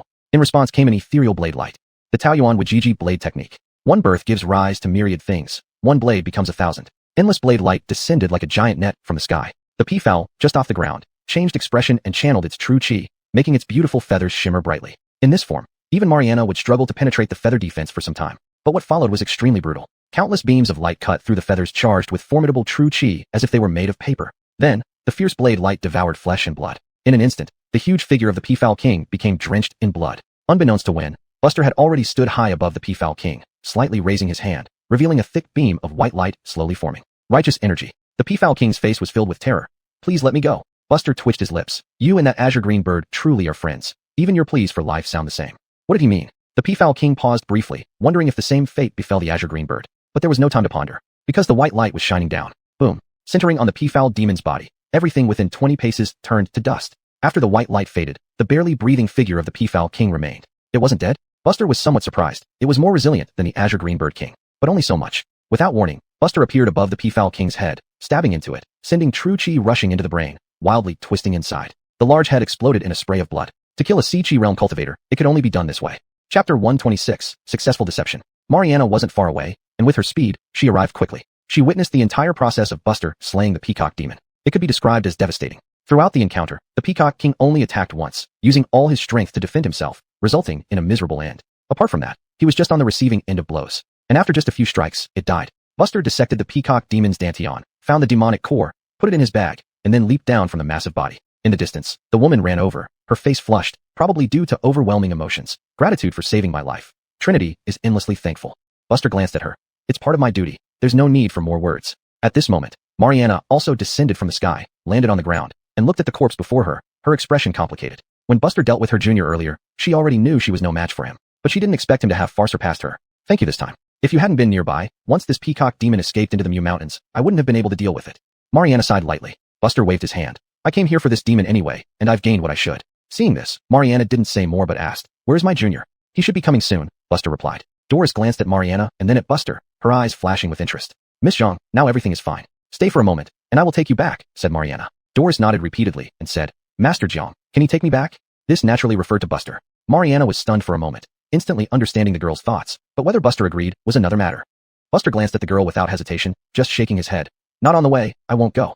He had heard of the Zhang family from Bulenin City. The Zhang family was a top merchant in Bulenin City, with their family-founded chamber of commerce flourishing throughout Luha County, truly rich and influential. And Doris was a well-known young lady in the city, 18 years old, proficient in music, chess, calligraphy, and painting, displaying the demeanor of a lady of noble birth. However, Buster was not interested in any of these because he was preparing for his next destination. There, precious demonic cores awaited him. At this moment, Brandon finally arrived. Breathless, he muttered, Buster, where's the Peacock Demon? Mariana looked at her junior with disdain. Brandon quickly saw the corpse and froze like a statue struck by lightning. Did it end while I was chasing? It's over, Buster responded briefly. After calming down, Brandon seemed to think it reasonable. Makes sense. The Azure Cranebird King couldn't last 5 moves against you, so this similarly strong Peacock King shouldn't cause much trouble. These words seemed ordinary, but to Mariana's ears, they were different. The demon-slaying general of Luha County's face changed. What did you say? Didn't Buster tell you? After taking me out of the demon-slaying bureau, he hurriedly went to the Mew Mountains and has now exterminated the Azure Cranebird clan. As he spoke, Brandon took out a pile of spatial treasures and gave them to Mariana. All these things were taken from the Azure Cranebird clan's treasury. They're all good items, which can be confiscated. Mariana received the spatial treasures in a daze, still unable to recover. How long has it been? On the 3rd day after Buster left the demon-slaying bureau, she received news of the appearance of the Peacock King. She immediately wrote a secret letter to her junior, asking him to come back to help deal with the Peacock King. She didn't expect Buster to have handled another demon lord effortlessly. What did this mean? It meant that from now on, there would be no Chi Si realm demon lords causing chaos in Luha County. The remaining demons were merely an unorganized mob, not worth fearing. For Mariana, this was the best news possible. But now, it made her feel almost like crying. Buster's growth rate was too astonishing. No wonder even someone as proud as Alice paid special attention to him when he was only in the Blood Chi realm. Before this, Mariana felt that although Buster's status was equal to hers, his strength was still lacking, being new to the position. But from now on, Mariana had to reassess Buster. This man was a great talent. To anyone, hearing the name Buster would evoke different reactions. Take Doris, for example. She had no interest in the killing and fighting talked about in the Jianghu. Therefore, when the demon-slaying platform reopened, she didn't attend the ceremony. So for her, Buster was just a name she had heard. Seeing him in person, she couldn't help but feel a flutter in her heart. She who disliked killing watched firsthand as this young man walked toward the great demon with his dagger, full of vigor and confidence. Buster took a few steps toward the distance and said, Lady Jiang, I have matters to attend to, so I must take my leave. Mariana frowned. You did such a big thing, and you won't even let me host a celebration banquet for you. I'm not interested in those things. Buster waved his hand and left. Brandon subconsciously followed. Brandon. Mariana glared angrily. Where are you going? Only then did Brandon realize that since the demon was killed, their initial purpose had been achieved, and it was time to part ways. Buster suddenly said, Brandon, if you're interested, come find me in Finch's City and be my deputy. You're always welcome. Mariana twitched her lips. Don't think her little junior disciple appeared relatively easygoing, but deep down he was prouder than anyone. When their master sent Brandan to Luha County to be a deputy before, he did come, but didn't actually take on the role, disdaining what others considered an immensely prestigious position. So this time, he most likely wouldn't agree either. All right, Brandan agreed without hesitation. Mariana was speechless. How many surprises were there today? Was this still her junior disciple? Buster waved goodbye and left. Brandan came over to his senior sister. Let's go. I need to prepare first, then we can set off. Mariana didn't refuse. Though she didn't know what Buster had told her junior disciple, this naughty brat never stayed quiet, so it was better to let him go. After all, with no major demons left in Luha County, fewer people would make no difference. Most importantly, it would be much quieter from now on. Little miss, shall I send you back? Brandan smiled at Doris. Doris pouted. What is your relationship with General Chun? Brothers as close as hands and feet, Brandan said, patting his chest. Doris's eyes lit up instantly, her smile making her eyes crescent-shaped. Okay, let's talk about General Chun while we head back. No problem. Chapter 127, Beiwang County's Demon Slayer Bureau. Buster returned to Anzhong County alone and rented a simple room at a random inn. With a thought, golden light converged and formed characters. Current enlightenment points, 9 points. Since setting off from Fengsha County, Buster hadn't touched the panel. Now that Lioha County had settled down, he could temporarily halt and enhance his strength. Taking out the 3 demon cores, Buster swallowed them all at once. You start cultivating the Divine Yang art. Your skill in condensing Divine Yang is already extremely proficient, with your refinement efficiency being very fast. Your cultivation level is gradually increasing. After 6 years, enlightenment ends. Divine Yang art experience, plus 9102. Divine Yang art, level 10, complete, ready for comprehension. Having completed the Divine Yang art, he had also reached the pinnacle of the Chi-Si realm. Feeling the power within him continuously growing, Buster's eyes burned with flames. Although he did not know the exact strength of a profound realm expert, at least regarding the Chi-Si realm, he was now invincible. Currently in Suizhou, only one person could defeat him. The unparalleled sense of security that came with increased strength made Buster feel extremely comfortable. The Divine Yang art is complete. Next comes the Taiyuan Wujideo sword technique. Buster muttered to himself. Upon mastering this technique, even facing a profound realm expert, he could clash head-on. Actually, Buster's Chi-Si realm was extremely profound. The main reason he didn't have confidence against a profound realm expert was that the power of his martial arts didn't match his strength. If he were given more techniques of the Chi-Si realm, or even the profound realm, Buster might even be able to slay a profound realm martial artist. Current enlightenment points, 3 points. You start secluding yourself to cultivate the Taiyuan Wujideo sword technique. You find it challenging but begin delving deeply into Taoist foundations, knowing well that the only way to truly understand the essence of Taiyuan Wujideo is through this clumsy path. 3 years later, enlightenment ends. Taiyuan Wujideo sword technique experience, plus 1700. Taiyuan Wujideo sword technique. Minor success, 1342/4000. After using up the accumulated enlightenment points, Buster grabbed his saber and started writing a letter.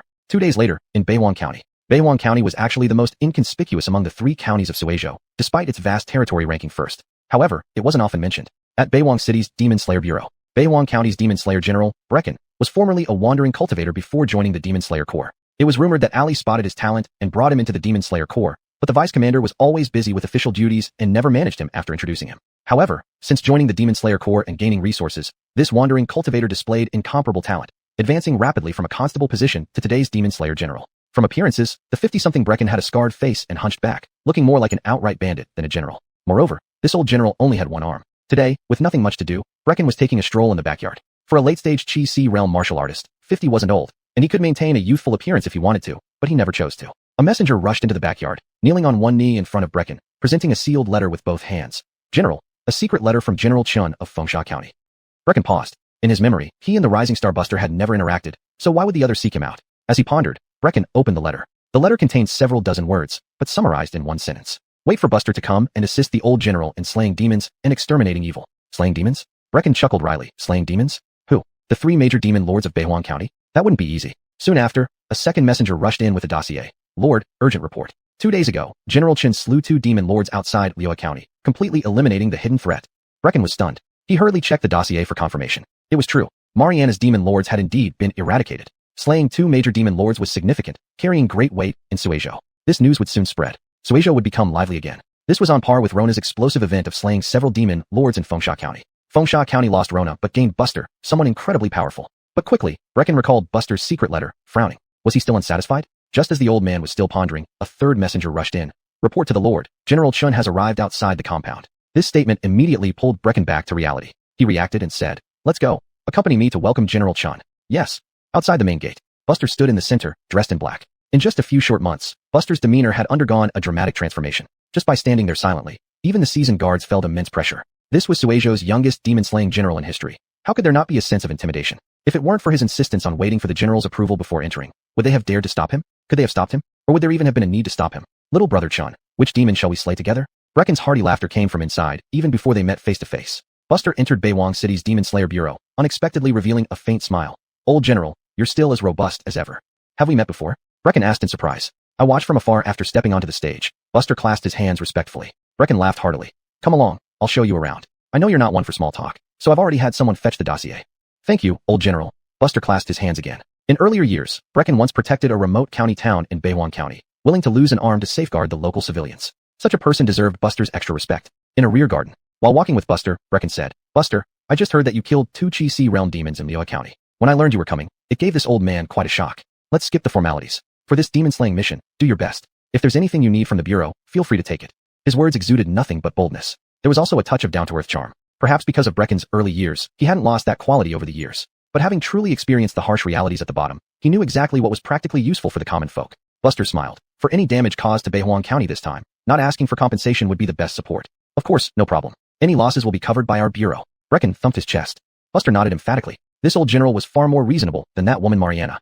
Chapter 128, Alliance of 3 Kings. In an unnamed deep mountain of northern Radiance County, 3 individuals gathered together. However, these 3 individuals had rather unusual appearances. One had goat horns on his head, one had a bull tail around his waist, and one still had hooves instead of hands. It was not difficult to see that these 3 were clearly great demons at the Chi Si realm. Otherwise, they wouldn't be able to transform into human shapes. From their forms, one could easily deduce the original forms of these 3 great demons. Goat demon, bull demon, horse demon. At this moment, all 3 of them wore incredibly grave expressions. Have you all heard about what happened in Willow River County? Asked the goat demon with a gloomy expression. The horse demon nodded heavily. Zuzhui Prefecture has been turbulent lately. Damn it, that little bastard named Buster is worse than Alice. Always meddling where he shouldn't. His own Sandy Wind County is doing fine, yet he still comes over here to cause trouble. The bull demon's residence was closest to Northern Radiant City. He spoke gravely. My informants within the Demon Slayer Bureau have reported that Buster has already arrived in Northern Radiant City.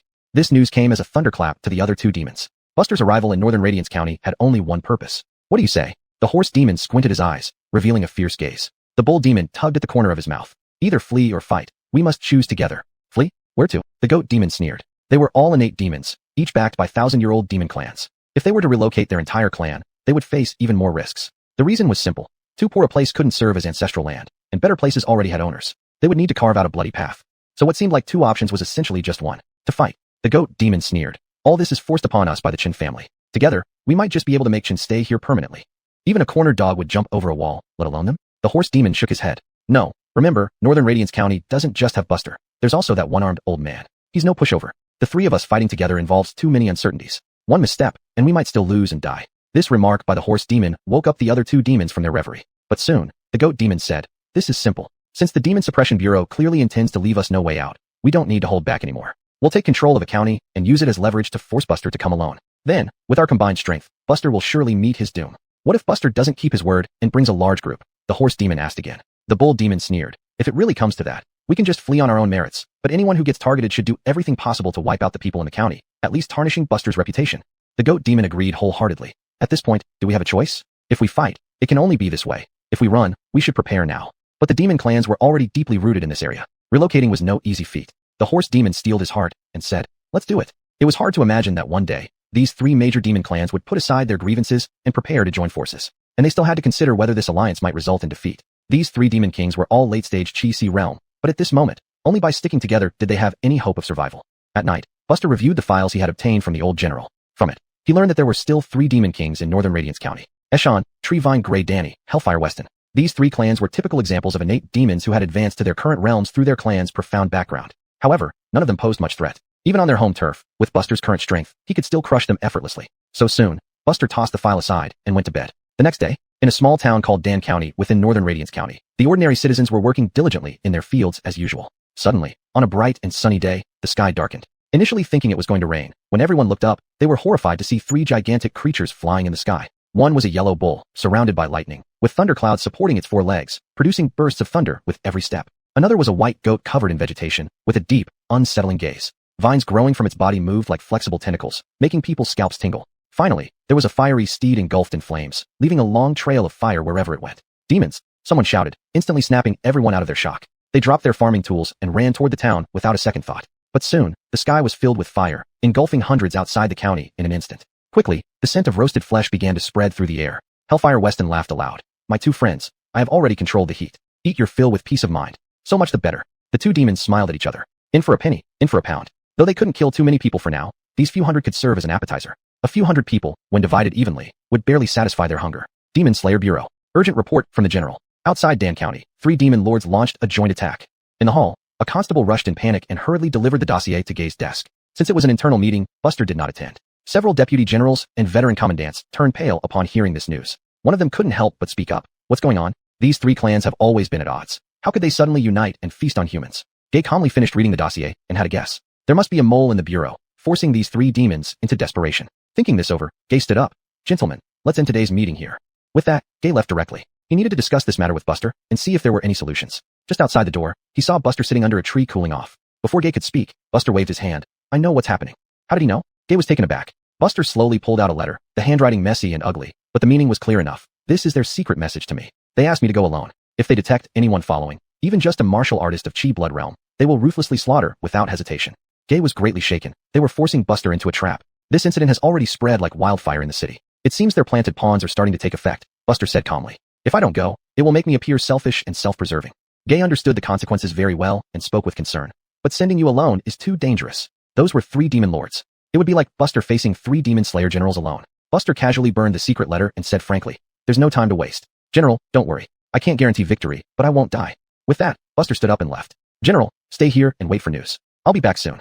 Chapter 129, Slaying the Tyrant. Danchuan County and Bei Heizong City were not far apart, less than 100 miles away. With Buster's peak Chi Si realm cultivation, he would arrive very soon. In the afternoon, it was already quite hot in April. The scorching sun made people want to curse. A guest house in Danchuan County was eerily silent. The innkeeper trembled as he looked at his dead wife, glaring with hatred toward the other side. Eshan adjusted his pants and leisurely sat next to his companions. On the table, there were 3 large pots of roasted meat, fragrant from the fire. Having witnessed his teenage son being killed and turned into food on the table, followed by his wife being humiliated and ultimately committing suicide out of shame, the innkeeper's eyes were bloodshot.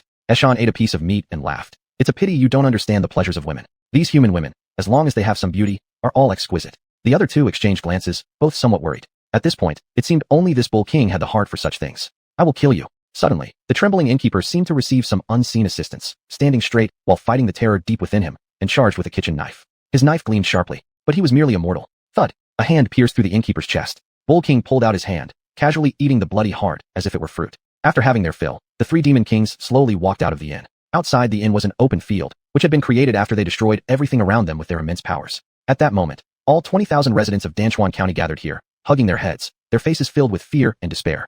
Do you think Buster will really come? Weston couldn't help but ask. Bull King sneered. If he doesn't come, we'll just kill everyone and leave. At worst, we can relocate our tribes together, helping each other along the way. Losing something is better than dying. Danny nodded in agreement. By noon tomorrow, if we still haven't seen Buster, we must leave, or else we might be trapped by the Demon Slayer's setup.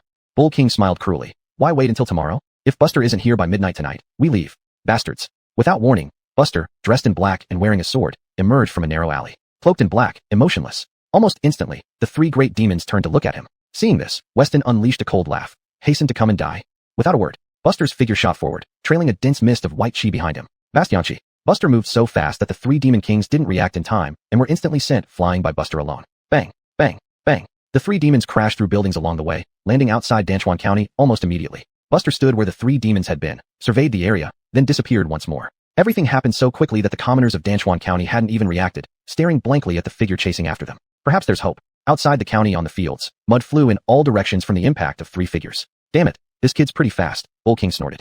Among the 3, it was the fastest, yet it failed to react in time. Next, Buster's face appeared before them. Shaken to their core, the 3 summoned their true chi. Bull King surrounded himself with lightning, unleashing a thunderbolt skyward with a roar.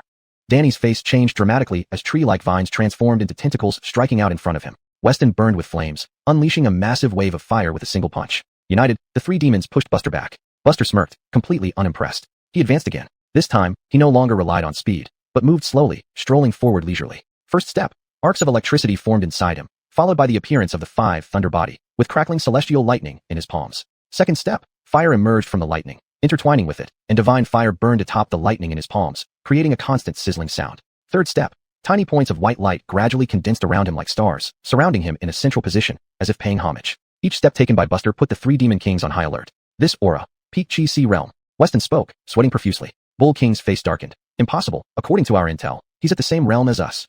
Hazri, stop him, Danny exclaimed, condensing a huge energy sphere in front of him and hurling it explosively at Buster. The other 2 demons wasted no time either, each unleashing their attacks. It was hard to imagine that 3 mighty demons would actually be afraid to engage in close combat with a human. Although they were the combined forces of the three kings, a formation that even an execution general would struggle against, today was an exception. For a moment, a barrage of various magical techniques and powers rained down densely. Explosions of fire, lightning, and wood elements true chi dazzled the eyes, creating rainbow hues even under the blazing sun. Facing this barrage, Buster remained expressionless, allowing the attacks to hit him.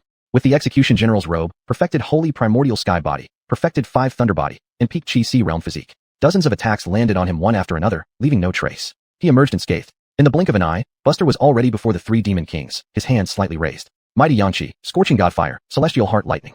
3-pronged attack. Boom. In the instant Buster attacked, everything within 50 paces around them turned to dust. A massive crater formed. The 3 great demon kings lay dying in the center of the crater. Buster stepped on Bull King's head and drew Dragon Dawn Saber amidst the latter's terrified expression. Don't kill me, don't kill me. The Eshon had lost all his former might and pleaded for mercy and terror. Without a response, Buster slowly dragged the blade across the bull's neck, slicing through skin and veins until the entire head separated. With the bull's head severed, the remaining 2 demons could no longer contain their fear. The goat demon, with the last bit of calmness, said, "If you strike the final blow, I will immediately detonate my demon core. It will be mutual destruction." Thud. One swift cut through Danny's neck. Buster looked down and asked, "Can you do it?"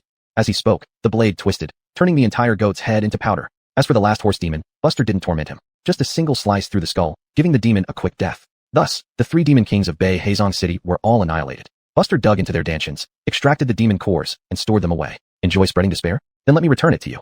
Chapter 130, Fame in Suizhou. Deep into the night, Gay sat in the hall, frowning deeply. Calculating the time, Buster should have arrived in the afternoon. By now, there ought to be results. Below him, deputy generals and captains sat in 2 rows. At this hour, it was usually long past resting time, but today, sleep was elusive. If those 3 demon lords were allowed to act as they pleased, Gay, as a demon slayer general, must report to the Tianhan City Demon Extermination Bureau immediately. Boom. The ground trembled. The previously deathly silent hall suddenly quaked, and everyone's spirits were lifted. Gay led everyone out of the house, seeing Buster descend from the sky, landing straight in the courtyard. Behind him, 3 colossal corpses lay stacked, their size nearly filling the entire yard. All present were veterans who had worked together for years in the Demon Slayer office. They instantly recognized the 3 bodies as the 3 major demon lords with whom they had been locked in a decades-long power struggle. Even Gay's mind went blank at that moment. He even thought it might be an illusion. To slay 3 demon lords alone, even Alice, who had reached perfection in the Chi Si realm, could not achieve this unless the patriarch of the mystic realm himself came. Buster, you. Gay swallowed hard. No matter how good his temperament was, what he saw before him was too unbelievable to not ask. If news of this battle spread, Buster's reputation would peak in Suizhou. Buster clasped his hands together. Blood repaid with blood. All by yourself? Gay asked again. Yes, Buster replied truthfully. Even though they had guessed as much mentally and were prepared, the confirmation still made everyone gasp. Old General, these 3 corpses will be left for you to handle. Buster clasped his hands once more and left after receiving Gay's nod.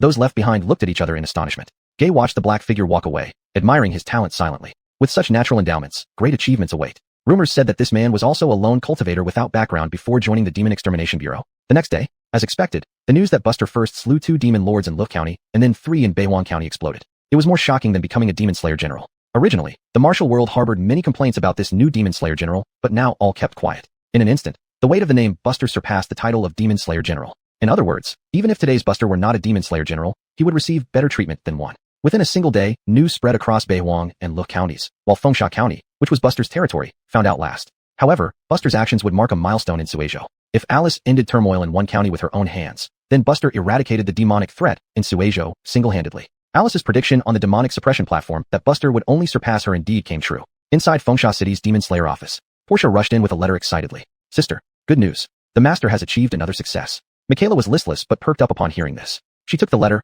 opened it, and gaped speechlessly. She had thought the success was merely killing demon lords in Luf County, never expecting all 5. Her voice trembling slightly, Michaela said, "Quickly, spread this news throughout the office." Meanwhile, Buster, at the center of this buzz, was sitting under a tree in the Beihuang City Demon Slayer office. Gay walked over, handed him a letter, and said, "Ali wrote me a letter according to the Patriarch's wishes, telling you to head to Gregory I Palace immediately." Buster read the letter and nodded lightly, recalling something. "By the way, old general, there should be pawns from the 3 clans planted within our offices."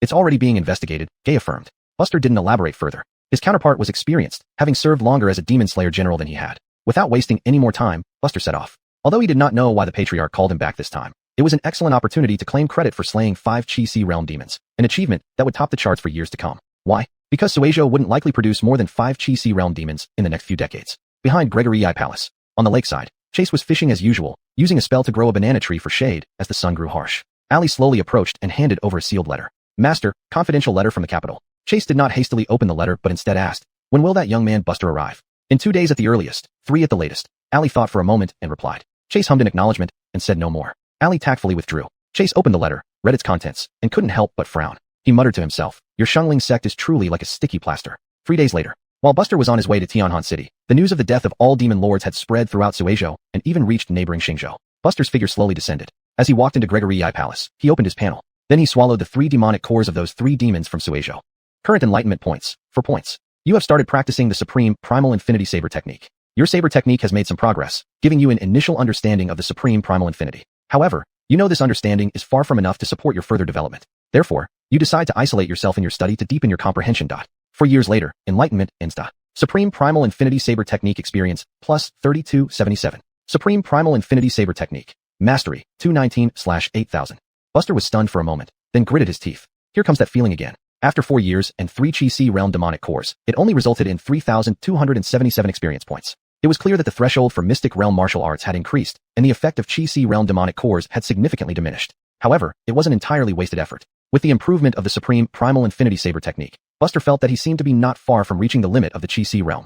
Following this trend, once the Supreme Primal Infinity Saber technique reaches perfection, he would have the strength to fight even against a Mystic Realm expert. Thinking of this, Buster felt much better. For now, consider those demonic cores as bonuses. The true reward would naturally be the upcoming Mystic Realm martial arts. I wonder if it's enough. Buster was somewhat skeptical. Although it was the merit of slaying 5 Chi Si realm demons, he was worried the Patriarch might renege. At that moment, Ali walked towards him. Buster greeted with clasped hands. Greetings, Sir Jiang. Ali smiled lightly. Follow me.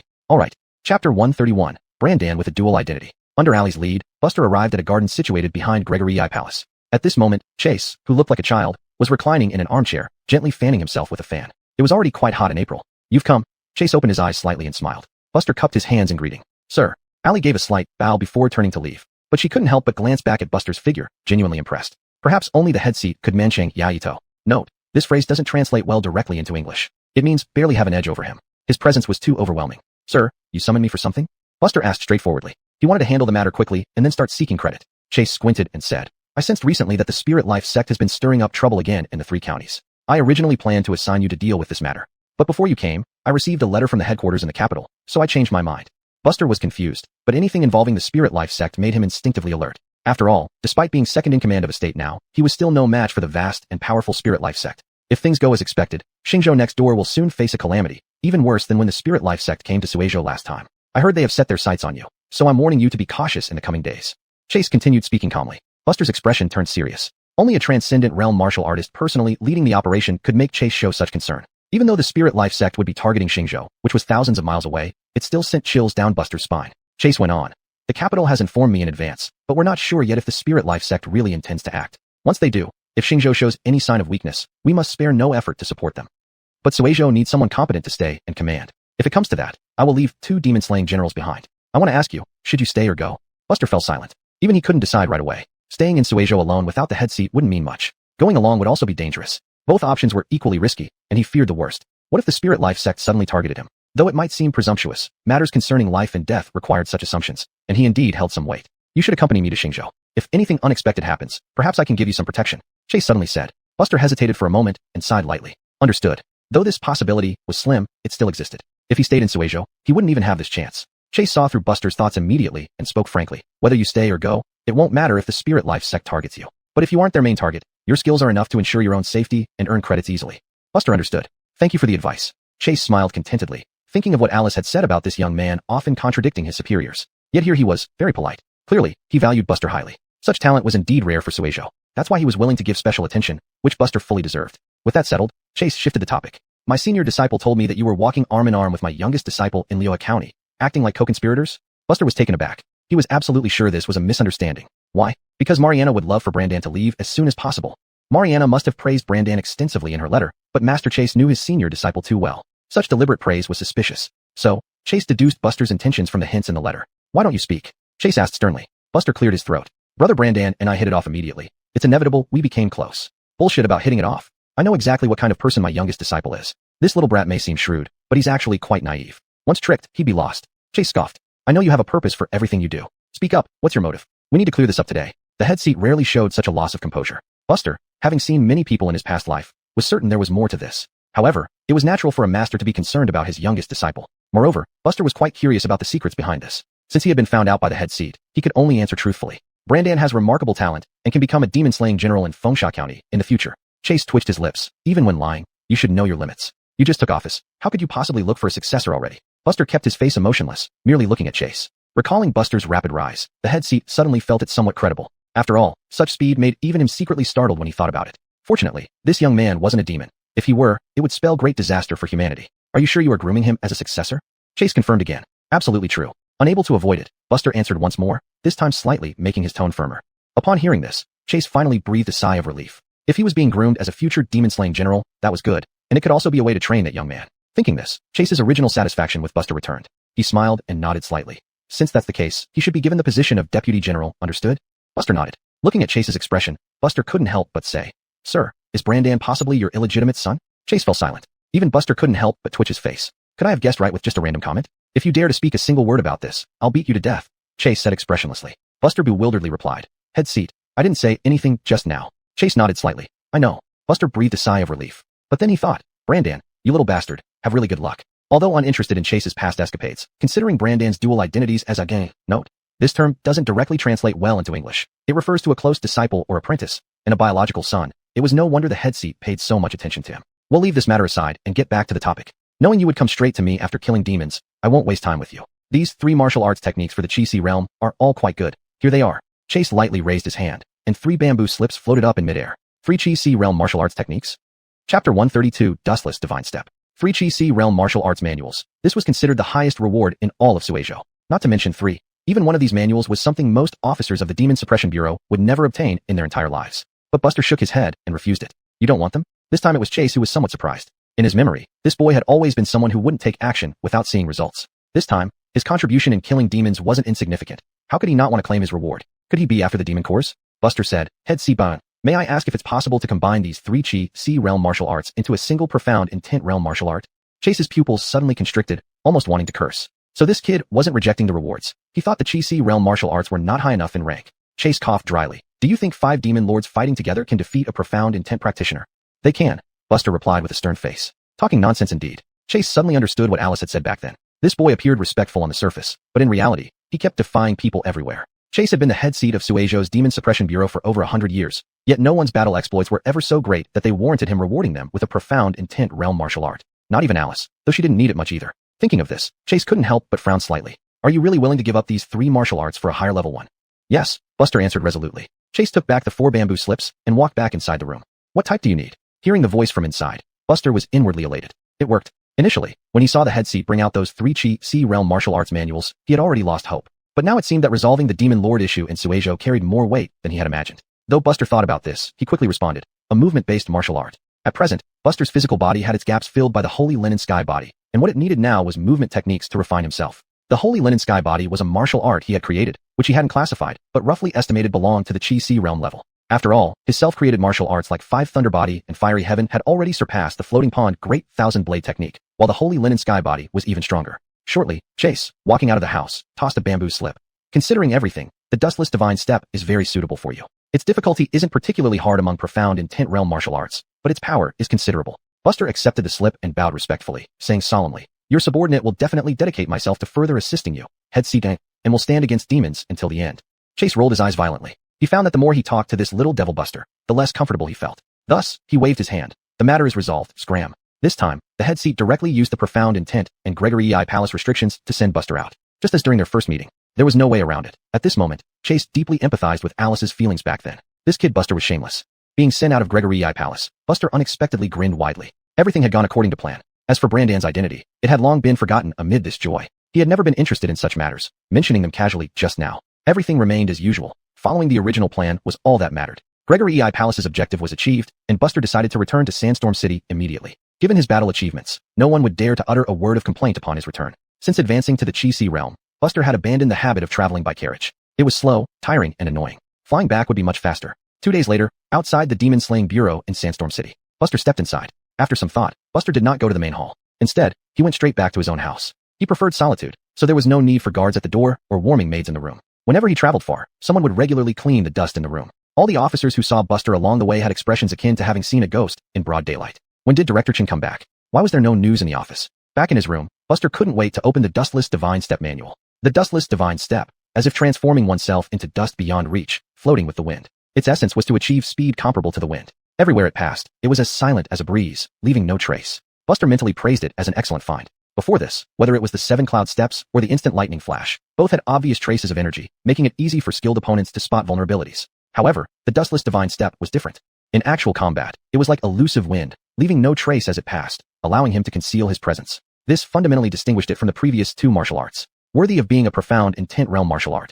The dustless divine step would be perfect for either surprising an opponent or escaping, making it highly suitable for both purposes. By the time Buster finished reviewing its content, half an hour had already passed. Dustless divine step, unmastered. If he could master this technique, combined with the Taiyuan Wuji Balfa, it would significantly boost his strength. Buster couldn't help but imagine how terrifyingly powerful he would be if both these martial arts were perfected. At that point, early-stage profound intent martial artists would be no match for him. Let's try this out for 2 years. Buster was eager to start. He initially planned to prioritize mastering his sword techniques, but now he decided to change his mind and learn the dustless divine step first. You begin practicing the dustless divine step. This technique requires you to blend with the gentle breeze, perceiving yourself as the clear wind of this world. You start sensing. After a year, you finally gain an initial understanding, seeming to have some ideas. Patiently, you continue exploring. After 2 years, the perception ends. Dustless divine step experience, plus 1022.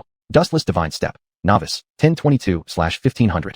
With the feedback from his status panel, Buster could clearly feel the changes in his body. An invisible wind began swirling around him. Coincidentally, at this moment, Michaela was leading a group down the road just a few dozen paces from Buster's house. Her face was flushed, both excited and indignant. The only downside to Buster's many good qualities was that he never announced his return, which was completely inappropriate.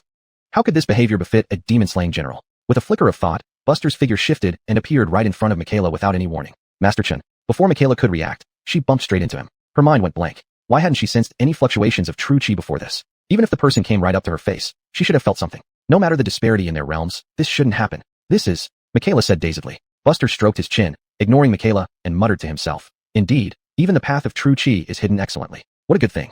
Chapter 133, Restlessness. This time out proved to be exceptionally fruitful. Even Michaela, who was the most fond of gossiping among his subordinates, could only seize on the fact that Buster had not announced his return. Buster held a regular meeting as usual, listening to reports from the heads responsible for various matters in the mansion. Although there were still some imperfections, overall everything was progressing well and steadily improving. After the meeting, Buster immediately resumed being a hands-off boss, declaring he had run into some issues with his cultivation and needed to seclude himself for a while. There was no objection from anyone. After all, even if General Chun was in seclusion, he was still stationed at the Demon Slayer office. As long as he wasn't running outside for months at a time, it was acceptable. Back in his room, Buster suddenly remembered that 3 days later would be payday for last month's salary. The enlightenment points accumulated over these few days could be stored until obtaining high-level treasure medicines for better use. Thus, the following days passed relatively peacefully. All regions of Suizhou remained tranquil overall, largely because Buster had eliminated all Qi-Si realm demons. These once demon tribes under Qi-Si realm leadership began experiencing internal strife, with other demon tribes eyeing them covetously, leading to both internal and external troubles, leaving them no time to concern themselves with humans. Even the frequency of demonic appearances had drastically decreased. Life was almost as peaceful as it was before the demon years. Invisibly, Buster's prestige rose another level. Now, his standing within the Demon Suppression Bureau surpassed even Deputy Commander Ali, second only to the Bureau's presiding elder. Fame matched reality perfectly, but Buster did not dare relax in the slightest. The presiding elder had already mentioned that the spirit door might make big moves soon. Although it was just a possibility, Buster did not want to take chances, so he started planning his cultivation route, intending to utilize the current enlightenment points reasonably. 3 days later, as agreed, the salary arrived. With his status as a demon-slaying general, Buster received 1,000 true crystals and 8 bottles of high-level treasure medicines in a month. However, as expected, all 8 bottles contained Jiutian Jiaxing pills. Looking at the pills neatly placed on the table, Buster fell silent. No way, I need to consult the presiding elder. The effects of this thing have already been diminished. Thinking this, Buster immediately wrote a letter, seeing if there was any leeway. With the back-and-forth correspondence, 6 more days passed. Though Buster's position was special, these were clear regulations set by the Suizhou Demon Suppression Bureau. It wasn't that they didn't want to provide different pills. The truth was that the Bureau's alchemists capable of refining such level pills had this as the best option. But Chase made an exception for Buster once again. 3 of the Jiutian Jiaxing pills were replaced with a medicine named Jingyuan Shimu pill. These pills were slightly inferior in effect compared to Jiutian Jiaxing pills, but not for Buster. After all, the effects of Jiutian Jiaxing pills were no longer as noticeable. Sitting cross-legged on the bed, Buster swallowed all 8 pills in one breath, feeling the medicinal effects circulating inside him. The chi and blood in his body churned relentlessly, like boiling water. Such feelings persisted for nearly an hour before finally subsiding. Buster knew that his 8 extraordinary meridians had been improved. Opening his eyes, he saw a layer of foul-smelling impurities seeping through his skin. Reluctantly, he had to take a shower first. Everything prepared, Buster then opened the panel. Current enlightenment points, 9. You begin secluded cultivation of the Ta Linen Wuji saber technique. Your saber technique is already perfected, and you understand its essence thoroughly. With your improved constitution, your cultivation efficiency has increased significantly. 9 years later, enlightenment ends. Ta Linen Wuji saber technique experience, plus 6750. Ta Linen Wuji saber technique. Perfection, 6969/8000. The panel displayed the feedback. Although Buster felt his saber technique becoming more proficient, he still couldn't break through the final bottleneck and stopped here. Looking at the numbers on the panel, Buster thought deeply. Previously, when cultivating mystic intent martial arts, he would gain around 500 experience points per year. After taking 8 bottles of pills, he gained roughly 300 more. Clearly, the effectiveness of Jiutianjiaxing pills had dropped to less than 1/10 of its original strength. Additionally, the difficulty of mystic intent increased, making the enhancement from pills insignificant in comparison. Continuing to consume Jiutianjiaxing pills would only be detrimental to his cultivation. This improvement in efficiency can still be accepted. In 2 more days, I can reach the next stage. Buster murmured to himself. 2 days later, in Xingzhou, as one of the 13 states of Qi State, Xingzhou appeared no different from its neighboring regions on the surface, with top-tier combat power remaining at the mystic intent level. There was a saying among the common folk. The 13 states of Qi State were divided into 3 tiers: upper, middle, and lower. Xingzhou and Suizhou belonged to the lower 5 states. However, these 2 major states ranked first and second in overall combat power among the lower 5 states. Of course, this upper-middle-lower division of the 13 states was self-determined by the people, and the court never officially acknowledged it. But this still reflected the overall strength of each state. Xingzhou was vast, encompassing 5 major county cities, each garrisoned by a Qi Sea realm warrior. Xingzhou had many mountains, swamps, forests, and demons. It was notoriously remote and desolate. In a dark forest filled with poisonous bogs and never seeing daylight, 8 figures sat cross-legged in midair. They had no support under their buttocks, just floating there. This indicated that all 8 were without exception at the Qi Sea realm. The common feature of these 8 people was that they all wore long black cloaks that could conceal their figures. The true spirit mark on each person's brow shone brightly. Is that noble not coming? Someone couldn't help but ask. His voice is venomous as a snake's hiss, extremely grim. Only those at the Xianyi realm, 1 level higher, could be called noble by a group of Qi Sea realm warriors. Should be soon, but not just one. Not just one. Everyone squinted their eyes, remaining silent. Could it be that 2 Xianyi realm warriors would come for this battle in Xingzhou? As everyone's thoughts raced, a figure suddenly appeared from a distance in the void. Similarly dressed, similarly unrecognizable features, with the same true spirit mark etched on their brows. The 8 quickly stood up. We greet Elder. The newcomer nodded slightly and chuckled. Today, I've brought an old friend. With these words, a huge, mountain-like shadow emerged behind him, appearing abruptly in the forest like a giant mountain. Its eyes gleamed with blue light. Deep within them was an aura of brutality. It slowly exhaled and calmly said, "Let me take charge of the massacre. Do whatever you plan. True spirit." For a moment, the poisonous forest fell into a deathly silence where even a pin drop could be heard. Chapter 134. Xingzhou in turmoil. 2 days later. Current enlightenment points. 2. You begin to seclude yourself to practice the Taiyuan Wuji saber technique, deeply aware that you're just 1 step away from breaking through the final bottleneck. Determined to achieve this breakthrough in one go, you experience a slight delay, but ultimately succeed as desired. 2 years later, enlightenment ends. Taiyuan Wuji saber technique experience, plus 1503. Taiyuan Wuji saber technique. Perfection can be enlightened.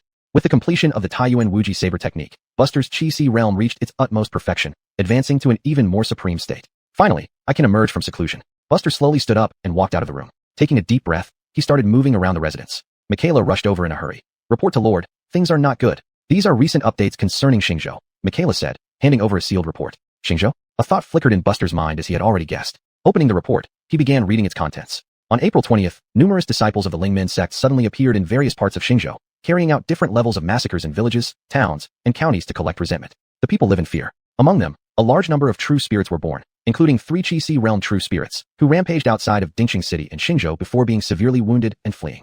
Buster furrowed his brows. It was clear that the activities of the Lingmen sect had already begun. April 20th was yesterday. In just 1 day, news spread throughout Xingzhou and even reached neighboring provinces, indicating that the situation in Xingzhou was far more severe than expected.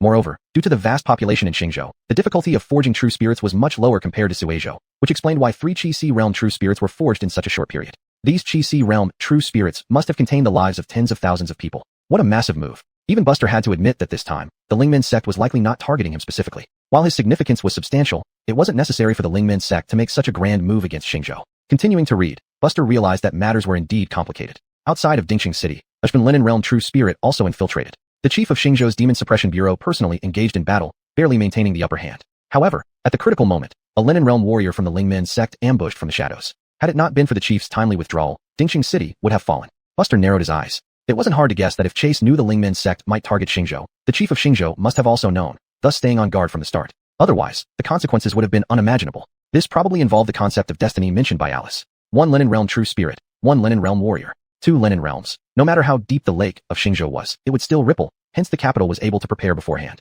Lord, Michaela watched as Buster seemed lost in thought and couldn't help but ask. I'm fine. You may leave. Buster shook his head. Michaela worriedly said, Xingzhou is our neighbor. This action surpasses their previous attack on Fengsha County. Seeking permission from the capital takes too long, and by the time we get there, it will be too late. If Xingzhou falls, Suizhou will truly be at the mercy of others.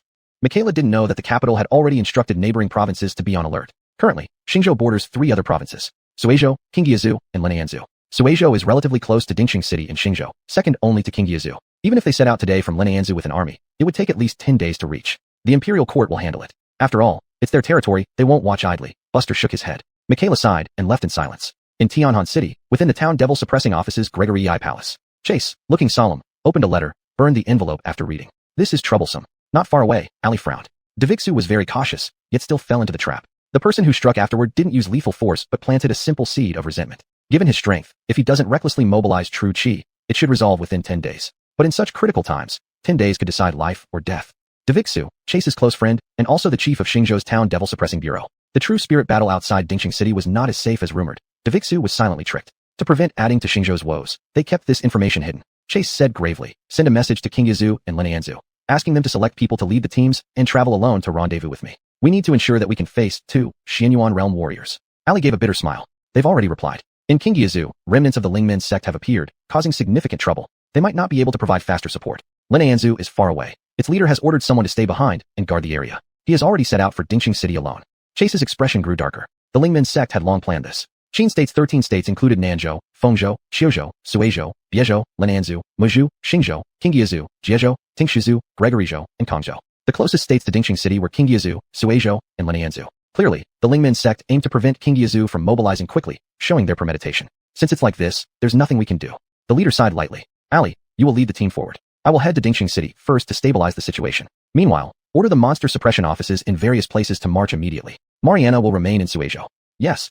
Ali wasn't surprised by this arrangement. There needed to be someone of sufficient standing left behind to watch over, or else the Lingmen sect might take advantage of any gap. With Liuhe and Fincha prefectures both having similar distances to Dingxing City, it was natural for Buster, who was stronger, to head to the battlefield. The next day, the monster suppression offices in all 3 prefectures of Suizhou simultaneously received urgent letters from Tianhan City. In Beihuang Prefecture's monster suppression office, Gay wore armor filled with the marks of time, sighing softly. Here we go again. In Liuhe Prefecture's town demon suppression bureau, Mariana's face was flushed red as she burned the envelope, her calm voice masking her anger. Why me? An old deputy who had followed Mariana for over a decade coughed awkwardly. General, please don't be impulsive. If you want an explanation, you should discuss it with the leader. Under no circumstances should you act rashly or disobey orders. Do I need you to remind me? Mariana glared fiercely. The old deputy hurriedly fell silent, keeping his eyes down. In Fincha Prefecture's monster suppression office, Buster, sitting in the main seat, had expected this and didn't feel surprised. Isaiah, help me manage the office affairs while I'm gone. Isaiah was uneasy. My lord, I'm not very good at this. Can't you learn if you're not good at it? Buster raised an eyebrow. Yes, my lord. Isaiah replied.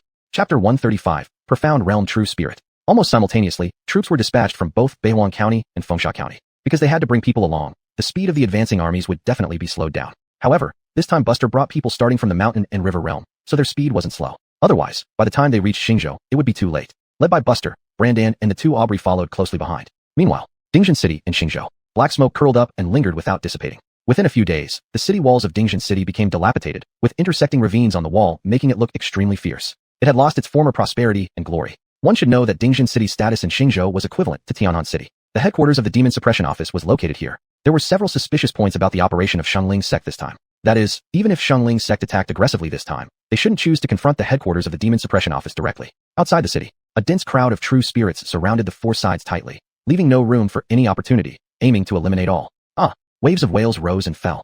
Thousands of people were tied up and piled together into small mountains. Then countless true spirits pounced greedily. As thousands died instantly, a thick resentment power turned into black smoke, merging into the sky. These true spirits of varying realms all absorbed that resentment eagerly, as if enjoying a delicious dish. The soldiers stationed on the city wall, despite being used to bloodshed, couldn't help but feel chills at this scene. All these people were civilians from various villages and counties in Xingzhou. After their homes were destroyed, they were transported here like food. Preliminary statistics showed that dozens of villages were completely emptied, all for consumption. But now, Dingxing City could hardly save itself. It could only watch helplessly as thousands of people were slowly devoured each day. The disappointment that one's own people wouldn't rescue them spread and intensified among the humans outside, becoming more concentrated and thus more delicious to the true spirits and Shenling sect. Boom, boom, boom. The earth shook, heavy footsteps echoed from afar. A huge figure gradually appeared. It was a blue-furred bear demon with wings growing from its back, purple light flashing faintly in its blue eyes. Most striking was a large round mouth on its chest, white teeth lining the lips like a man-eating flower mouth. Poison gas seeped from inside the mouth, bottomless, while wherever this bear demon went, resentment energy gathered and rushed into its mouth. Seeing this monstrous creature appear, everyone on the city wall felt terrified. Profound Realm True Spirit. This true spirit slowly advanced, and nearby true spirits hastily moved out of the way. But it still couldn't satisfy its appetite, casually grabbing dozens of lower-grade true spirits and swallowing them through the mouth on its chest. On the shoulder of this true spirit was a barely noticeable figure. It was a small Amelia, appearing to be in her 60s, holding a cane upright. Eat, always eating. If you continue, it might push you to the golden body realm, and consuming all these true spirits would be fine. she said, but her tone was more mocking. Clearly, she meant that eating less would prevent wasting strength since overeating wouldn't advance its realm. The blue bear sneered. Just you talk a lot. Do I need your reminders? The Amelia laughed dryly and changed the subject. We can't delay any longer. If we do, Bernard's resentment seed will be ruined. Let's settle this. Go down, the blue bear said indifferently. Without speaking, the Amelia vanished instantly and arrived on the ground. Preliminarily estimated, this blue bear was over 30 zhang tall, almost as high as the city wall. It could grab people from the city wall with just a slight raise of its hand. After the Amelia landed, the colossal and seemingly clumsy blue bear disappeared instantly. In the next moment, the entire Dingjin city violently shook. The blue bear's punch struck right at the city wall, breaking through the highest level city protection array of Xingzhou, creating a huge hole. In 5 punches, all the delicacies in this city are mine. The blue bear laughed grimly. Quickly asked for Lord David. People on the city wall fled in panic, shouting urgently. However, Bernard wouldn't intervene at this moment, not until the very end. Amidst the panic, a giant green hand descended from the sky. The hand was as large as a mountain, emitting an ancient profound aura. Bang! The blue bear slid backward under the impact, patting the hit area, and sneered. What deity are you? Show yourself quickly. In the sky, 2 figures stood side by side. The head of Suizhou, Chase, stood with his hands behind his back, and behind him was a large glowing halo. Another figure, bare-chested and holding a long spear, had dark skin with veins that looked like raging flames. Xander, the head of Lenianzu. Die, foul beast! Xander coldly snorted, and his surging true chi exploded into a heavenly flame that charged straight at the blue bear. Chase formed seals to assist Xander, but the Amelia suddenly appeared in front of him. Despite the changing situation no longer advantageous, the Amelia still smiled as if she had anticipated it all. Let me have some fun with you. Chase remained calm, but suddenly changed expression. A ripple appeared on the lake of his heart. It was a message sent telepathically by his good friend Bernard from dozens of miles away. Be careful of the third person. Third person? Another profound realm cultivator? Bernard, as the head of Xingzhou, was naturally very sensitive to local fluctuations of fortune. Sensing something amiss, he immediately alerted the 2 heads outside to be cautious. Chase narrowed his eyes and laughed coldly. What a grand move. 2 days later, leading everyone tirelessly towards support for Jinding City, Buster finally arrived at the border of Suizhou. Buster, once we cross that mountain, we'll enter Xingzhou territory, Brandan said, looking at the small mountain ahead. Buster hummed in acknowledgement, but did not say more. For some reason, the closer they got to Xingzhou, the more restless he felt. Was it because of the chaos in Xingzhou? Buster didn't think so. But now, he couldn't just retreat. In the afternoon, after crossing the mountain, Buster and his group officially entered Xingzhou territory. Behind the mountain were endless mountains and forests. However, it was a critical time, so there was no time to take detours. Thus, they moved straight through, carving a path directly through the dense forest as they advanced in a straight line. Soon, they reached a waterfall in the mountains. Just as they were about to climb up, Buster, leading the way, suddenly stopped and raised his hand to signal everyone to halt. What's wrong? Brandan asked. Buster squinted his eyes and muttered, we're in trouble. No sooner had he spoken than someone appeared at the top of the waterfall, walking down the steep water flow as if on flat ground. I've been waiting for you for so long. Chapter 136 Confronting the Mystic Realm, Additional Chapter. The man had an imposing figure, standing 9 feet tall, bare-chested, with well-developed muscles on which traces of black flames seemed to adhere. Even as he walked over, it instilled a strong sense of tension among everyone. Buster squinted his eyes. No wonder he had felt uneasy earlier. It was clearly because of this man. Anyone who could give him such a feeling couldn't possibly be at the Qi realm, but would have to be a mystic realm powerhouse. However, Buster couldn't figure out how this man came to be here. Officially, the Living Beings sect only had 2 mystic realm experts. If this person had been secretly following them, it should have been hard to hide from the court. But he was here all the same. Quite puzzled, aren't you? Chuckled Elder Bob from the Living Beings sect.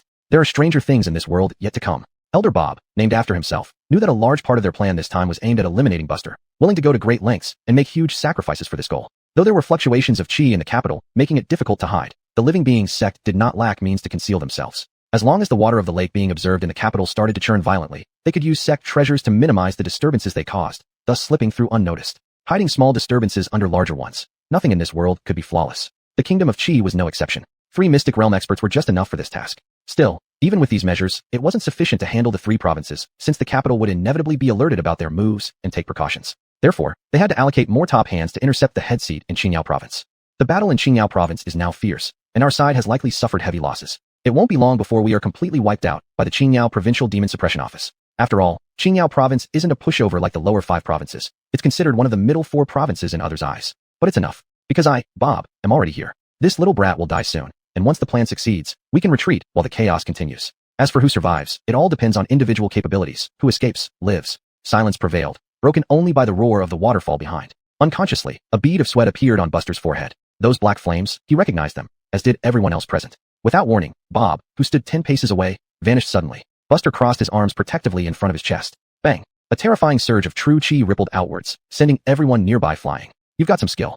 Bob curled the corner of his mouth, though his eyes were filled with mockery. For in the next moment, the black flames on his fist burst out with terrifying force, swallowing Buster whole. Sir! Buster slid back dozens of paces, still maintaining his original stance. Black fire remnants burned in various places on his body. Indeed, the mystic realm is intriguing. Buster forced a smile, but alas, his dustless form hadn't reached perfection yet. Otherwise, he might have had a chance to slay this man. A layer of lightning armor rose around him, enveloping his entire body. As it moved, the lingering resentment flames on him struggled for a moment before vanishing entirely. You all go to Dingjin City first. I'll catch up later. Buster suddenly turned his head and said to the crowd. With his subordinates present, Buster was too cautious to show his full strength. Michaela was stunned and instinctively wanted to object, but she was held back by Brandan, who grabbed her shoulder. Follow me. Why stay here? To cause trouble? Brandan pulled a bitter smile and led the group around another path. Wanna run? Not so fast. Bob unleashed a punch at Brandan from a distance, sending a fist-shaped mass of resentment flames hurtling towards him. Brandan's pupils contracted sharply. Although he knew it would likely be futile, he immediately mobilized all his true chi, preparing to counterattack. Then a flash of sword light streaked past before him. The Grand Origin Limitless Sword Technique. The raging resentment flames were cleanly sliced apart by Buster and dispersed to both sides. Go. Buster slightly turned his head, glancing at Brandan from the corner of his eye. The latter understood. You must live. Bob reevaluated this young man before him. Had he used Chi-Si power to sever my mystic resentment flames? There is indeed something strange. So be it, die then. With that thought, Bob rushed forward, twisting the mystic intent around his body, and instantly appeared before Buster, thrusting a palm forward. Buster also gathered thunder in his palm, colliding palms with him. Heaven's heart lightning. Black flames intertwined with blue lightning arcs, and in an instant, the river beneath their feet was obliterated, revealing the dry riverbed. Bob's expression changed. Logically, the erosive power of his resentment flames should have disrupted the opponent's mind, rendering further combat impossible. Now, however, it was that strange thunder of the other party that had completely extinguished his resentment flames. Helpless, Bob could only retreat. I finally understand why this operation targets you alone. You should die. Bob sneered continuously.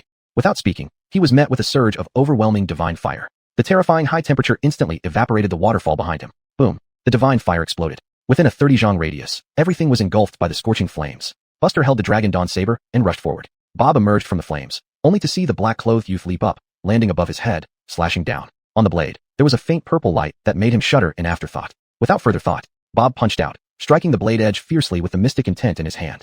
A deafening boom resounded. Both figures slid backward simultaneously. Buster twisted his wrist, sighing inwardly. Indeed, the dustless form had yet to reach perfection. He couldn't achieve the kill. He was only at the peak Chi-Si realm. While confident in physical combat, he lacked confidence in true Chi reserves. But if he tried to flee, his entry-level dustless form wouldn't suffice. Thinking of this, Buster couldn't help but tug at the corner of his mouth. Then he'd just have to train until the next stage. Preserving one's strength ensures future victories. Current enlightenment points. 3 points. You began cultivating the dustless form. This technique is complex and also involves intent. Since you haven't mastered the sensation, your thoughts often fail to flow smoothly, making the steps erratic. 3 years later, enlightenment concludes. Dustless form experience, plus 2234. Dustless form. Minor success, 1756/4000. With the minor success of the dustless form, Buster finally grasped the technique fully, able to teleport at will with a mere thought. You little bastard, quite capable. But it ends here. Bob spread his arms, and suddenly, a huge tiger phantom appeared behind him, glowing with clear light.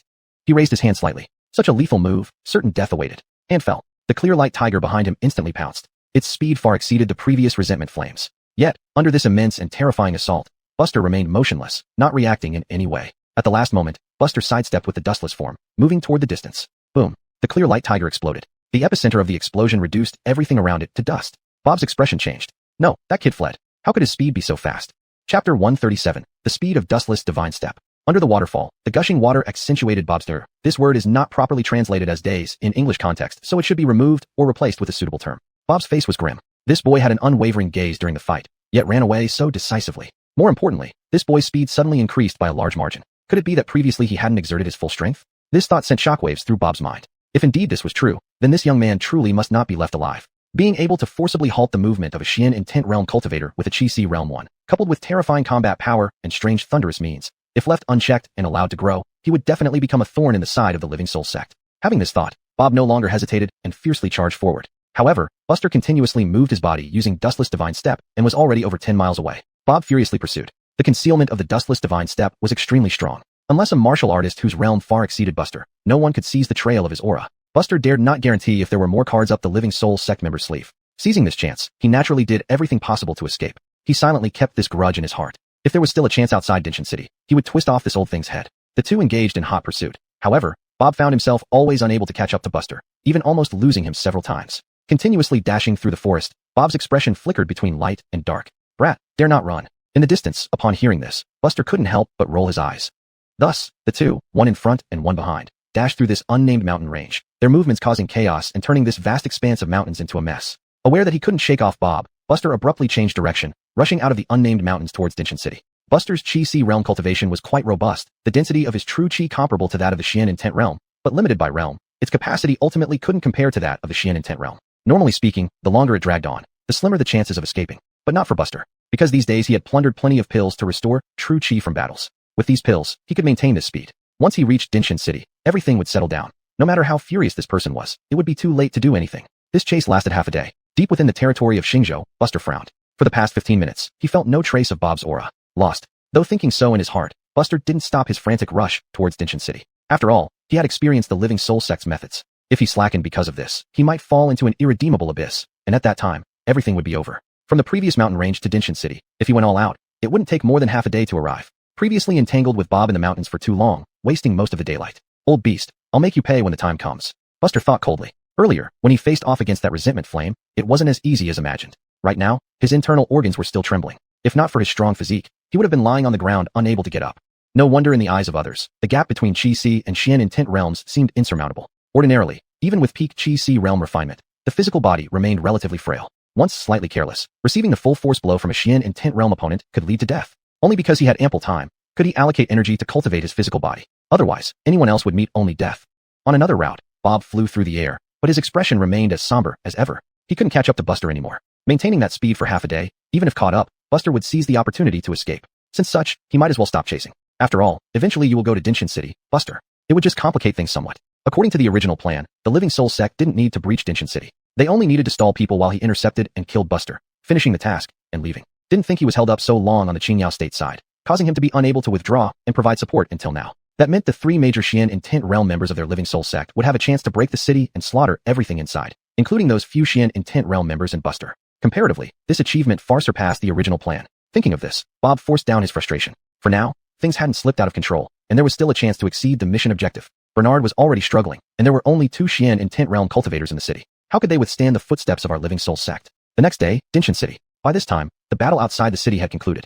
Although the cultivation of the Living Soul sect side was slightly inferior, due to their sect's secret techniques, they managed to achieve a stalemate. This was understandable. Without means like Heavenly Heart Thunder, one would need to be constantly wary of the resentment flame's power. Such a handicap would make it impossible to suppress the Living Soul sect. Temporary peace was the most oppressive. Led by Brandan, the group from Sandstorm County reunited with people from Northern Radiance County and Tianhan City headquarters, then entered Dinshin City's demon-suppressing bureau together. Along the way, they saw nothing but injured soldiers. It was evident that apart from the great battle between Xian intent realm cultivators, the city wall defense had also been fierce. Where's Buster? Ali and Gay looked around but didn't see Buster and asked curiously. Upon hearing this, the expressions of those from Sandstorm County darkened slightly. Even Brandan, who had left decisively for the greater good, couldn't help feeling sorrow. If not for Buster standing up to resist that Xian intent realm martial artist, they would all have died. But Buster, who stayed behind alone probably. There was no way. Even if Buster had created many legends and earned the nickname Demon Slayer Madman in Sandstorm County, he was ultimately still at the Qi-Si realm. Especially Brandan, as the personal disciple of the chief elder and being at the Qi-Si realm himself, understood the gap between these two realms very clearly. It was not something that could be surpassed merely through cultivation and accumulation. Seeing no one respond, Gay felt a chill down his spine, guessing something. Ali furrowed her brows tightly. While chatting idly, they had already arrived outside a palace. Chief Elder Chase and Lenaxia Chief Elder Xander stood side by side, guarding the door. Inside was Bernard, who was currently in seclusion, purging the resentment flame's power. Greetings to the two chief elders.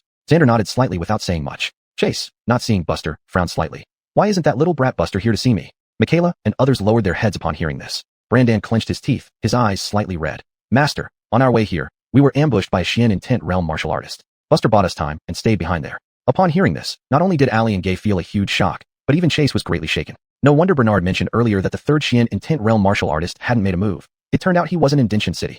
Chapter 138 Arrival at Dinshin City. Xander sighed inwardly. It seemed there was little doubt about the outcome. Buster. Xander vaguely felt that this name sounded familiar. After some thought, he suddenly realized it was the one Chase had mentioned, the one who had single-handedly killed a demon lord of an entire state. What a pity for such talent. What did you say? Chase looked grimly at his closed-door disciple. Brandan sighed lightly. That's how things stand. Though I believe this outcome is almost certain, I trust Buster must still have a trick up his sleeve. Despite these words, Gay and others found it hard to believe. The gap between Qi-Si and Profound Intention realms was just too wide. Even though many colonels, including Gay, acknowledged Buster's capabilities, his opponent was in the Profound Intention realm, almost on par with the chief's seat. For a moment, the atmosphere grew heavy. Michaela and her sister had red eyes. Although Buster often acted like a laissez-faire boss recently, every action of his caused a huge stir, bringing much prestige to Finchia County. Though everyone complained, they all admired him from the heart. With such a general, even if he doesn't attend court, it doesn't matter. Chase narrowed his eyes, suddenly feeling a sense of foreboding. Earlier, he thought it was a joke. How could Shunling's sect target a martial artist in the Qi-Si realm? That would be beneath them. But now, recalling the Xingzhou incident, it really did seem like they were targeting Buster. But why go through so much trouble just to deal with Buster? Chase soon thought of Buster's cultivation speed. Could it be Buster's secret? Only then did everything make sense. Chase sighed inwardly. I'm sorry, young Chun. This time my strategy failed. However, due to Buster's appearance, it slowed down Xiangling's sect's progress. In about 3 days, the chief seat of Qingyao State would arrive. This chief seat wasn't just any profound intention expert. He was only half a step away from reaching the Golden Body realm. Once he arrived, the situation would be resolved. Outside the city, in a desolate forest, Bob descended from the sky, arriving next to the Amelia near the Blue Bear. Is it done? The Amelia turned to look at Bob right away. Though both held equivalent positions, she didn't treat Bob kindly, more like a superior questioning a subordinate. This disparity was naturally due to their strength. Bob was merely in the early profound intention stage. Despite rising through the ranks, he was still at the lowest level of this position. That kid was indeed strange. He managed to escape, Bob said weakly, sighing. Bang! Without warning, the Amelia raised her hand and emitted a beam of light, sending the unsuspecting Bob flying backward. Useless. You can't even handle a mere Qi practitioner. When will our great cause ever succeed? Returning, Bob's eyes glinted with anger. Old lady, don't push me too far. There's still hope. That kid will inevitably head to Dingjin City. When that happens, we three will swiftly break into the city and kill him, completing our plan and even exceeding expectations. The Amelia sneered. In 3 days, the chief seat of Qingyao State will arrive. If we want to withdraw safely, we need to breach the city within 2 days. Even with our advantage in realm, do you think we can capture Dingjin City in 2 days? I'll lead the charge. Even if gravely injured, I'll crash through the protective city array. By then, everything inside the city will serve as our nourishment, Bob resolved. You lead the charge? Afraid of dying? The Amelia mocked. Bob smiled bitterly. Afraid of dying? If I don't take the risk, failing means a life worse than death. The Amelia's face changed, falling silent. On the streets of Dingjin City, Buster walked, disheveled and weary. He couldn't stop for a moment, finally managing to arrive. Arriving at Dingjin City didn't mean total safety, but it provided some assurance. The Demon Suppressing Bureau was the city's landmark, easy to recognize. Inquiring along the way, Buster headed straight for the palace where the chief seat resided. At this moment, Chase was still instructing his subordinates to defend the city, unaware that Buster had already arrived. Not far away, Xander slightly raised his gaze, immediately locking onto Buster. Though the boy's aura was chaotic, it remained profound, not ordinary. Who are you? Xander asked calmly. This place wasn't open to anyone casually, as current events meant no interruptions could be allowed for the chief seat. Xander's voice wasn't loud, but it drew attention from those around, all looking over. When they saw Buster standing there alive and well in his black attire, everyone looked as if they had seen a ghost in broad daylight. Even Chase wore a face full of shock. There was no other reason. With his profound intention realm cultivation, he could immediately recognize this person as Buster, without a doubt. Yet, this was the most impossible thing. No matter how strong Buster was, it was absolutely impossible for him to escape from a profound intention realm martial artist. Buster gave a slight arch of his hands. This subordinate, Buster, greets the chief seat. One sentence brought everyone back to their senses. Michaela and her sister hurriedly stood up, staring dumbfounded at Buster. Lord, it's really you. Buster nodded slightly. It's me. Chase quickly regained his composure. How did you manage to escape? I ran fast on my 2 legs, Buster replied honestly. Chase's face twitched. He naturally understood this logic, but he only wanted to ask about the details. However, he also knew that Buster didn't particularly like answering such questions, so he decided not to push further and instead waved his hand. It's good that you're back. Come, we are just discussing the city's defenses. Judging by the time, the profound intention realm martial artist who chased me should have arrived as well. According to my guess, they will change their previous attitude next and start to spare no expense, fighting to the death. Buster hesitated for a moment, but still voiced his thoughts. Although he had been flying all day, his mind hadn't been idle, constantly estimating the next move of the Living Soul sect. If he was really that important, then the Living Soul sect would launch an all-out attack on the city with 3 profound intention realm martial artists, regardless of cost. At that time, if the city falls, there would be widespread devastation. From the perspective of the Living Soul sect, this was currently the only viable path, and once accomplished, it would be a great merit. Because up until now, the Living Soul sect had achieved nothing and was certainly anxious. Upon hearing this, Chase and Xander exchanged glances, both looking somewhat grim. They had thought of this possibility long ago. The upcoming battle would likely be arduous. Since one profound intention realm martial artist was missing, they would naturally need to fill the gap with manpower. As long as they could hold out for 2 days, the Living Soul sect would have to retreat. Otherwise, once the chief seat of Qingyao State arrived, the consequences wouldn't be as simple as losing some skin. Buster hesitated for a moment, then suddenly said, if I can get what I need, I can hold off one of the profound intention realm martial artists by myself. Chapter 139, Fighting and Seizing. One cannot help but speak in a shocking manner or die trying. Xander, the head seat of Lenianzu, reassessed Buster. A demon slayer who could detain a Xin Yijing, Xian intent realm, martial artist and escape unscathed was already impressive. But to say he could tangle with a Xian intent realm martial artist, wasn't this too arrogant? Xander had only recently learned this young man's name from Chase's letter, impressed by his future potential. However, this alone didn't provide sufficient ground for such bold claims. Even Chase, who knew Buster relatively well, couldn't help but frown. How long do you mean by delay? Until the dust settles. Buster said softly. Chase and Xander exchanged glances. The latter shook his head slightly, not agreeing. No, Buster. Escaping from your opponent shows great skill, but I still think it's impossible. Chase hesitated, still willing to trust Buster to some extent. Buster looked at Xander. Does the head seat have another plan? If we hold the city walls tightly, can we really defend successfully? Upon hearing this, Xander fell silent. Chase made a decisive statement. What do you need? If I have it, it's yours. If not, I will ask Bernard for assistance from the Demon Suppression Department's treasure house. Chi-Hai Realm Demon Cores, Buster immediately replied. The more, the better. Of course, if there are any Xian Intent Realm Demon Cores, my chances would increase significantly. Chase and Xander narrowed their eyes. Buster wouldn't be speaking frivolously at this moment. Although these words seemed somewhat exploitative of the war situation, Chase knew that for Buster to enhance his strength, demon cores indeed provided a shortcut. Otherwise, this little brat wouldn't be so enthusiastic about slaying demons. Such a person was virtually tailor-made talent for their demon suppression department. I don't have them on hand. I'll ask Bernard. Chase slowly straightened up. Buster suddenly spoke up. Head seat. Can I follow you inside to see Sir David? Perhaps I can offer some help. Chase was about to refuse when he recalled how Alice, who had been ensnared with a grudge seed back then, was saved by Buster, who was then only at the martial fetus realm. Perhaps it might work, so he nodded. Xander was astonished. Was Chase being too kind to Buster? Buster stepped onto the stairs, entering the palace and moving through the corridors. They finally arrived at a secret chamber. An elderly man in yellow robes sat cross-legged, opening his eyes slightly upon sensing someone enter. My subordinate. I've sent him to examine your condition, Chase said first. Bernard, although intending to refuse, couldn't bring himself to due to their long-standing friendship, deciding to give it a try. But in Chi-High Realm Kid couldn't possibly have the skills needed. Chase approached his old friend. Give me the key to the treasury. Let me find something useful. You're trying to trick me again? Bernard snorted. Chase retorted angrily. Trick you? I'm doing you a favor. The entire city is at stake. Do you care about the items in the treasury? If things go wrong, you'll be remembered as a sinner of Xingzhou. Bernard remained silent for a while before handing over a jade pendant to Chase. Tell me what you take. Got it. With that, Chase left, leaving only 2 people in the secret chamber. Bernard looked at Buster. He had never seen such thick expectations from his old friend towards a youth. This unknown youth sparked some curiosity within him. Buster raised his hand slightly, unleashing 5 Thunder Dharma Body and Heavenly Heart Thunder. Senior, I'm starting now.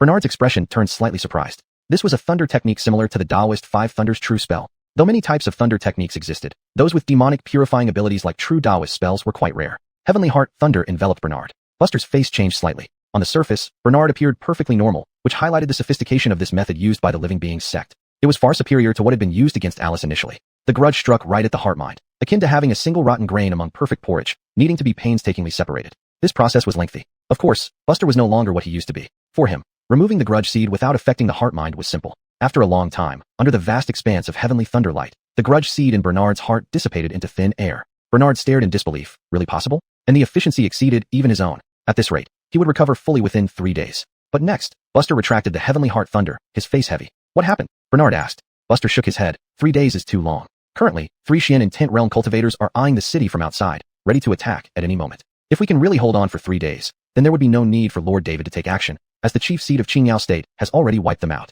Bernard fell silent. Indeed, that was true. It had been fast enough, but time did not wait for anyone. The process of eliminating demons with thunder lasted only an incense stick's time. Coincidentally, Chase returned at this moment. Buster truthfully recounted what had happened. Chase sighed lightly, not showing much disappointment, just a bit of regret. If you had come here first back then, the outcome would have been different. There's a second path, Buster said. Chase nodded slightly and handed a bag to Buster. Buster clasped his hands in gratitude and turned to leave. Bernard watched the young man's departing figure and asked, what is this second path you mentioned? He will engage 1 Xian and Tent Realm cultivator. This trip into the treasure vault is also to prepare for selecting items for him. Chase explained calmly. Bernard looked shocked. Him? That little guy just now?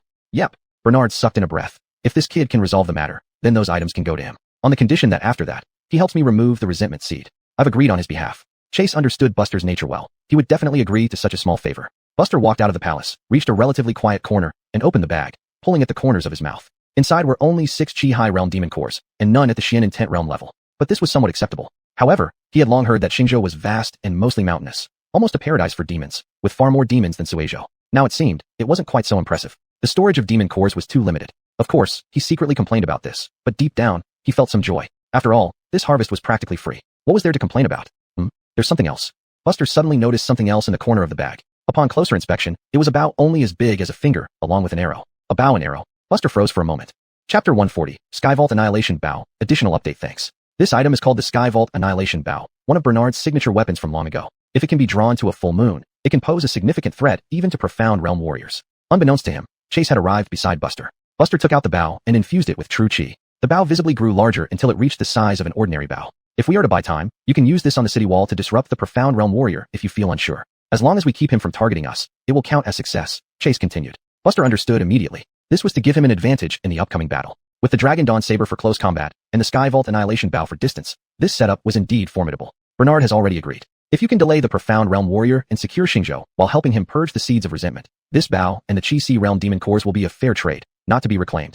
Chase couldn't help but smile. Buster's eyes blazed with enthusiasm, nodding heavily, agreed. Although he hadn't yet used the Sky Vault Annihilation Bow, it was certain that something capable of injuring a profound realm warrior must be extremely powerful. By the time Buster regained his senses, Chase had already vanished. Time waited for no one, and Buster's mind flickered. Current insight points, 1 point. He swallowed all the Chi-Si realm demon cores at once. You begin practicing the Dustless Divine Step. After achieving initial mastery, your speed matches that of a profound realm warrior, and you can conceal your trail, enhancing your mobility to a realm where your body moves as your heart desires. You continuously practice using the shadows of these Chi-Si realm demons. Under the relentless assault of 6 Chi-Si realm demons, you dodge using only the Dustless Divine Step, making rapid progress. 1 year later, the Insight Insta. Dustless Divine Step experience, plus 2502. Dustless Divine Step, Advanced Mastery, 259/8000. Buster slung the long bow over his back and slowly walked back to the palace gate. Xander noticed Buster first. For some reason, though only half an hour had passed, the youth felt different to him. Where? In his steps. The discerning Xander quickly noticed that Buster's footwork had become much lighter compared to before. Boom. The entire Zhending city shook. Buster stood steady as a mountain, looking out beyond the city walls. Xander and Chase straightened their backs, and without waiting for reports, they shot skyward in arcs toward the city wall. Before the city wall, the Apcel pushed its palms against the wall, causing the protective city array to warp and distort. Bob leaped from the bear's shoulder, hovering in the air with arms spread wide, shouting, "Open!" Upon his command, Bob's face contorted in pain, and the overwhelming resentment stored within him began to disperse, forming terrifying attacks that rained down upon the city wall. Boom, boom, boom. The sounds were like mountains collapsing. Despite blood streaming from Bob's 7 orifices, he did not cease the release of his resentment, true chi. Even if it cost him 10 years of his life, it would be worth it. If this battle failed, everything was over. If Buster could not be detained, breaking through the city would be his last chance at survival. On the city wall, countless soldiers watched in terror. Those with weaker cultivation swayed from side to side, trembling legs unable to stand firm. At this rate, they wouldn't hold out for 2 days, perhaps not even 1. Just as panic was spreading, a streak of green light descended from the heavens, slicing the overwhelming resentment into pieces. Xander, wielding a giant spear, appeared on the battlefield. This renewed some hope among the people. Chase followed closely, standing beside Xander. 2 profound realm experts stood shoulder to shoulder. The Apcel let out a cold snort, and Halbio Yir de Pai Shang Yirshang. First strike. Xander transformed into a streak of green light, charging toward the Apcel, and instantly, a wave of profound chi exploded across the sky. Unperturbed by the interruption, Bob didn't waste time engaging others and resumed releasing resentment chi to pressure the city protection array. Only when the great array was breached would their true spirit formation truly come into play, and then, everything in the city would belong to them. Chase raised his hand to strike again, but the elderly woman of the life portal sect appeared before him. Now standing tall, her body radiating profound intent, her skin covered in black light. She looked like black iron itself. You cannot pass. Your true stability city cannot be defended. Chase frowned slightly. Seeing the 2 profound realm powerhouses held in place, the people on the city wall fell back into despair. The protective array's aura grew increasingly faint. Outside the city, thousands of true spirits were watching hungrily. If the array were broken, allowing true spirits to flood in, the consequences would be unimaginable. The more people true spirits kill, the faster their power grows. Unimaginable was the horrifying extent to which this true spirit army of the life portal sect would escalate after slaughtering all 600,000 civilians within Dingjin City. But at present, no one could stop Bob anymore. Thud. Right then, a bright whistling sound came from afar, accompanied by a piercing sonic boom. Everyone couldn't help but turn their gaze towards it. A long rainbow pierced through the sky. The dense means of resentment dissipated like tides upon encountering that arrow. Like mice seeing a cat. Skyvault Annihilation Bow. It can't be Bernard. Who is it? Bob looked around in horror. Fortunately, that arrow had been aimed at his techniques. If it were aimed at him, he'd surely be hurt badly. A 3rd profound realm expert in Dingjin City. A figure stepped across the sky. The youth wore a sword at his waist, walked in midair, and now held a long bow, standing outside the grand array. By the time everyone focused their gazes, the bow was already fully drawn. Second arrow. Whoosh. Bob no longer cared about breaching the city, only doing his utmost to evade. The Skyvault Annihilation arrow, only as large as a regular arrow, grazed Bob's shoulder. Even without touching, the thunder attached to the arrow affected him, exploding into a brilliant flash of lightning and ravaging the yin shishi surrounding his shoulder. After being evaded, the Skyvault Annihilation arrow landed amidst the true spirit army far away. Boom. In an instant explosion, everything within 3 to 40 paces around was instantly swallowed by powerful lightning. You little brat, you managed to escape me last time, yet you dare show up in front of me today, die. Bob roared in anger, rushing forward ferociously. In an instant, he arrived before Buster and threw a punch. Buster vanished from the spot. When he reappeared, he was dozens of paces away. Whoosh. At the same time, the 3rd arrow shot out. With no choice, Bob had to dodge once more. Then came the 4th arrow, 5th arrow. Buster always kept a certain distance from Bob. Once approached, he would quickly retreat using the Dustless Divine Step. A dignified, profound realm martial artist was utterly helpless against a Chi-Si realm fighter. This scene, witnessed by those on the city wall, seemed like a miracle. Brandan swallowed hard and remarked, "His strength has improved again." Gay and others remained silent for a long while. They had nothing left to say. To fight a profound realm with Chi-Si realm capabilities, how freakish was that? Chapter 141, Killing Xianyi. The power of the Sky Annihilation Bow was terrifying. Buster continuously fired dozens of arrows, each one astonishingly powerful, forcing people to turn their gaze towards him. Compared to the other 2 Xianyi battlefields, this battlefield was relatively clearer. Several times, Buster almost hit Bob directly, causing everyone's scalp to tingle. Chase and Xander, who were locked in deadly combat with others, couldn't help but glance over as well. They were secretly astonished by Buster's Chi-Si realm true chi capacity. Although the Sky Annihilation Bow had enough power to shake a Xianyi realm practitioner, drawing the bow like a full moon also required incomparable physical strength. The stronger the body, the more decisive the arrow, the more true chi, the more arrows one could shoot. And Buster had almost reached the limit in both aspects. Even Bernard's perfected Chi-Si realm in the past couldn't maintain such high-intensity, continuous shooting. The Amelia sneered coldly. Bob, you useless piece of trash. You failed to intercept Buster back then, and now you can't even handle him when he's right in front of you. Hearing these sharp and sarcastic words, Bob's face became even colder. But so far, he really couldn't do anything about Buster. The opponent seemed much faster than before. Otherwise, he wouldn't have been unable to close the distance. If he could get close, the Sky Annihilation Bow would lose its effectiveness, and at that time, slaying a Chi-Si realm practitioner would be a matter of handiness. But it was all wishful thinking. At the moment, there was only one clumsy method to compete with Buster in true Chi consumption. After all, Buster needed to shoot arrows continuously, while he only needed to dodge. Their consumption wasn't on the same level.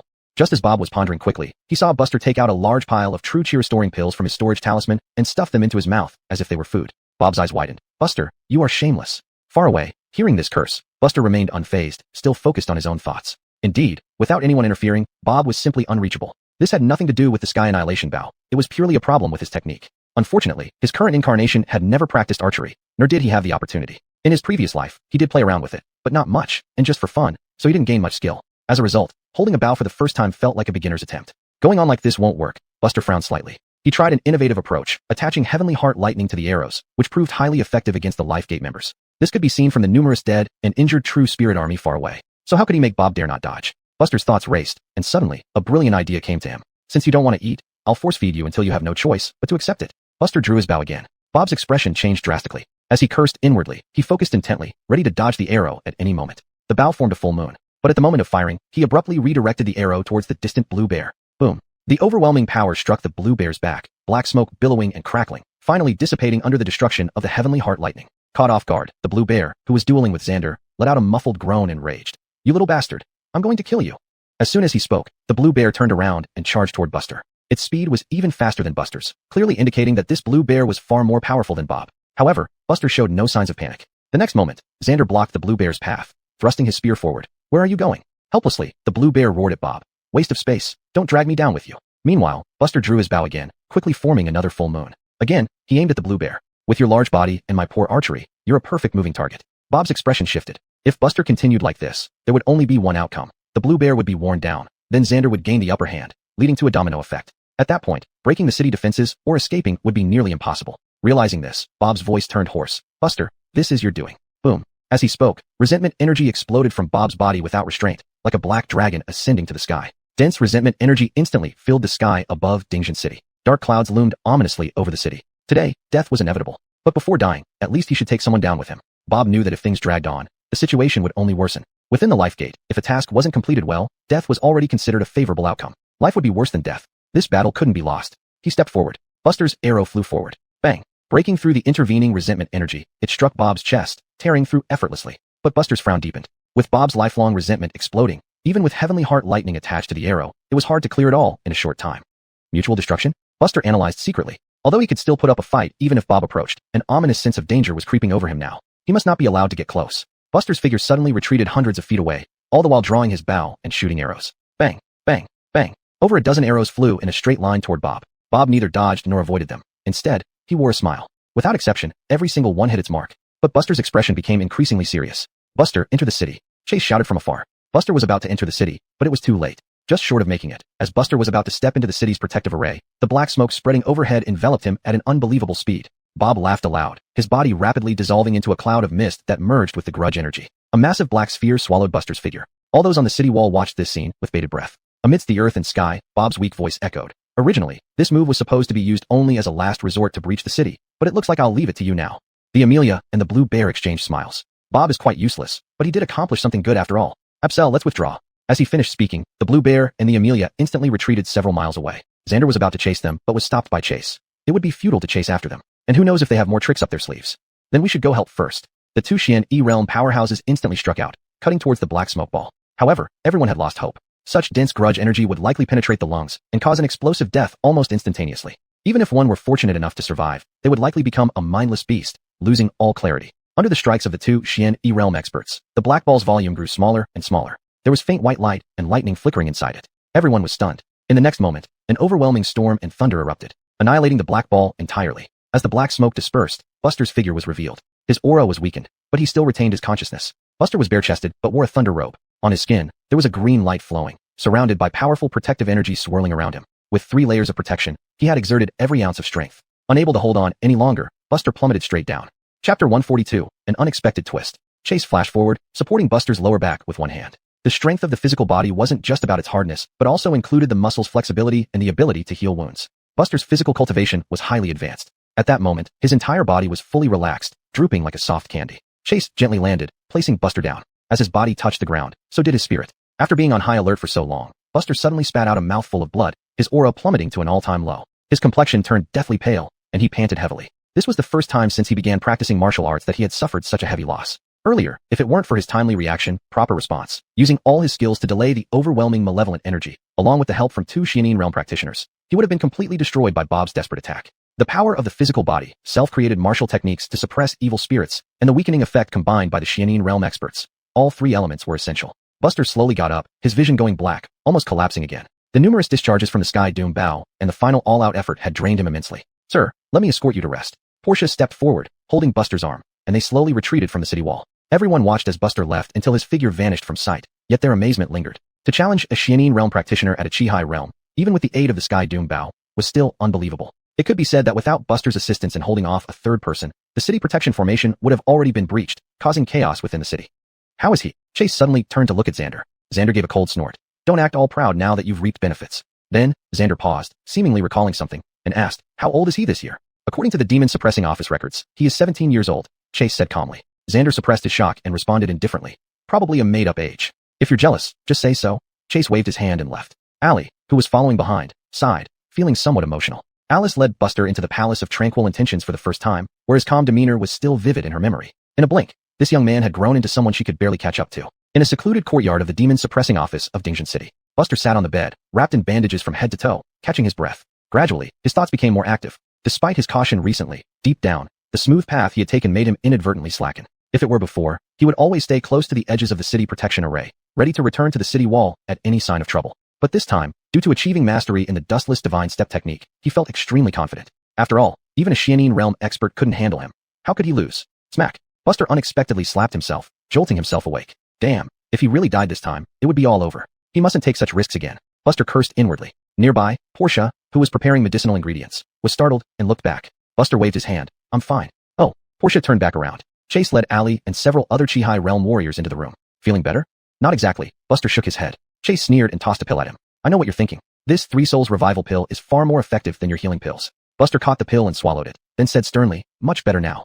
Chase smiled. Come with me to see Bernard? Buster immediately stood up. Sir, your body is still weak. You shouldn't move around easily. Portia tried to stop him. But Chase intervened. Your general's physique is stronger than you think. His injuries are mostly healed, and a little chat won't hurt. Hearing this, Portia didn't press further. Buster grabbed his coat and followed Chase out the door, leaving everyone standing there exchanging glances. Does your sir have any cultivation methods to rapidly increase power? Gay asked. Portia rolled her eyes and bowed slightly. General, sir never discusses matters related to cultivation with us. Gay laughed, realizing it was only a joke. Allie cleared her throat. All right. Order your subordinates to clean up the True Spirit Army's corpses outside the city walls so as not to harm the civilians. Yes. Inside the ancient palace, led by Xander and Chase, Buster followed behind them as they entered a secret chamber together. Bernard remained seated cross-legged as usual, continuously stripping away the yin zhongzi within his body. Feeling the presence of the 3 people in front of him, he slowly opened his eyes. So soon? The result. Bernard's heart sank to its lowest point. Could it be that the city had already fallen and he needed to evacuate? Chase grinned. Consider yourself lucky. Bernard was momentarily bewildered. He clearly understood what his old friend meant by this statement, but still found it hard to believe. Since the battle began, the Yin Zhongzi had been rampaging uncontrollably, forcing him to fully focus on resisting and stripping it out, leaving him no time to sense the external battles. He truly knew nothing about the outside situation. Not only did we win, but we also managed to kill one of their Shen Yijing fighters. All of this is largely due to Buster. Chase sat down without much regard for his appearance. Bernard glanced at Buster standing behind, opened his mouth as if to say something, but ultimately couldn't find the words. If it was really as his old friend said, it could only be described as incomprehensible. Whenever he heard subordinates talk about another genius emerging somewhere, saying the later generation surpassing the former ones, he always dismissed it with disdain. Because these so-called geniuses could at most push against Chi-C level practitioners, never touching his old bones. But this time was different. A wave of Tongsangan appeared on Bernard's face. He sighed softly and respectfully cupped his hands towards Buster. This time, Xingzhou owes you. Buster replied softly. What I wanted, Director has already given me. Xingzhou does not owe me anything. Bernard was slightly taken aback, then couldn't help but smile faintly. Good. Initially, I was worried that giving away my Sky Doom bow might be too wasteful and secretly felt a bit painful for some time. Now, I see I haven't chosen wrong. Chase noticed that Bernard's condition seemed to have worsened compared to before. He turned to look at Buster. Can you temporarily suppress the Yin Zhongzi in old David's body? Buster shook his head. I'm afraid it won't work. 4. Just as he uttered the word 4, Chase froze. The other 2 squinted their eyes. They saw Buster slowly open his palm, where a thin black mist like a dragon diving into the sea was wriggling. Chapter 143, The Netherworld Grievance Dragon Poison. Was it just now? Chase couldn't sit still instantly. His eyes were filled with golden light, staring intently at the black dragon in Buster's palm. Buster smiled bitterly and nodded. I only discovered it on the way here. This poison is very special, so I have to suppress it constantly with Thunder Method True Chi to barely prevent its outbreak. But I found that I cannot expel it. Obviously, this was Bob's final move. The so-called Grievance Strike, though appearing as a horrifying killing blow, wasn't the last resort after all. This black dragon is the true lethal move. A double-pronged approach, most steady. Although Bob had few encounters with Buster, he knew not to be careless at all. Since they decided to perish together, they might as well leave no room for maneuver and finish things off thoroughly. Recalling that scene just now, no wonder the Life Gate retreated so decisively the moment Bob used his ultimate move. Xander frowned deeply. As expected, the Life Gate never fights without confidence of winning. Chase faced his palm towards Buster's palm and began transmitting his own True Chi. A mysterious aura permeated the body. Buster felt the warm current carefully, but even an Immortal Realm expert could not help him remove this peculiar thing. It's not a seed of resentment, but more like traditional deadly poison. With this poison, Buster needed to constantly mobilize 2/10 of his True Chi to suppress it, making him only retain 80% of his original combat strength. And this was not the most pressing issue. This unnamed potent poison was always eroding his 8 extraordinary meridians. If it succeeds, once the poison penetrates into his vital organs, even a divine doctor would find it hard to treat. The Netherworld Grievance Dragon Poison. Chase revealed the truth directly. Xander and Bernard's faces changed drastically. How could the Life Gate have such poison? Chase narrowed his eyes. Shouldn't we ask Black Maple Valley? Black Maple Valley. Buster was stunned. He soon found the information contained within this name from his mind. Black Maple Valley was a famous assassination organization in the state of Chi, specifically training professional killers, similar to the Tangmen from his previous life, where anyone's head can be put at a price. This Netherworld Grievance Dragon Poison should have originated from the Black Maple Valley, but now such skills are seen within the Life Gate. There must be some connection between them. This poison is terrifying, like a Tao Tai, a mythical creature. It first devours the 8 extraordinary meridians, then the Dantian, until the whole body. Even for a martial artist at the Immortal Realm, after being poisoned, aside from swallowing a dragon-swallowing pill, there is only the road to death left. With Buster's current cultivation, if there is no dragon-swallowing pill, he may die from poisoning 7 days later. Bernard's face twitched, his eyes burning with anger. Buster's expression was serious. Matters involving one's life could not be taken lightly by Buster. Although he just got in touch with the Netherworld Grievance Dragon Poison, he had a deep understanding of the power of this poison. Divine Fire Blaze, Vast Righteousness Aura, Celestial Heart Thunder, none of these could take effect. Of course, this probably had a lot to do with it being a potent poison rather than a demonic evil entity. Regardless, Buster must get the dragon-swallowing pill mentioned by the 3. We need a dragon-swallowing pill with full efficacy to save you. However, in our 3 prefectures, who has the ability to refine such high-level pills? Xander sighed softly. Chase looked solemn.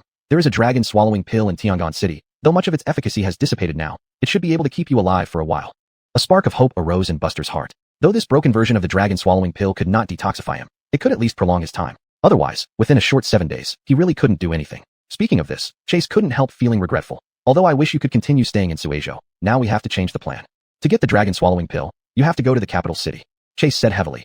Just so happens I have an old friend in the capital city who can refine this pill. I will write a letter immediately for her to help you. Saying that, Chase was about to take Buster away from Xinzhou back to Tiangong City immediately. Hold on, Bernard said solemnly. Even in the capital city, the dragon-swallowing pill is precious and hard to come by. The 3 main ingredients for refining it are difficult to find. Chase, no matter how big your influence is, can you get someone to provide those 3 main ingredients unconditionally? Chase was silent. Not to mention whether his unseen-for-years friend has those 3 ingredients. Even if she did, considering her character, she wouldn't give them out either. Buster, I have a bottle of Mystic Ice Source Liquid, one of the 3 main ingredients for the dragon-swallowing pill. As for the other 2, you will have to find them yourself. Bernard turned his palm over, and a blue transparent ice crystal bottle hovered before flying to Buster's front. At this moment, Buster did not act coy, accepted the item, and bowed respectfully.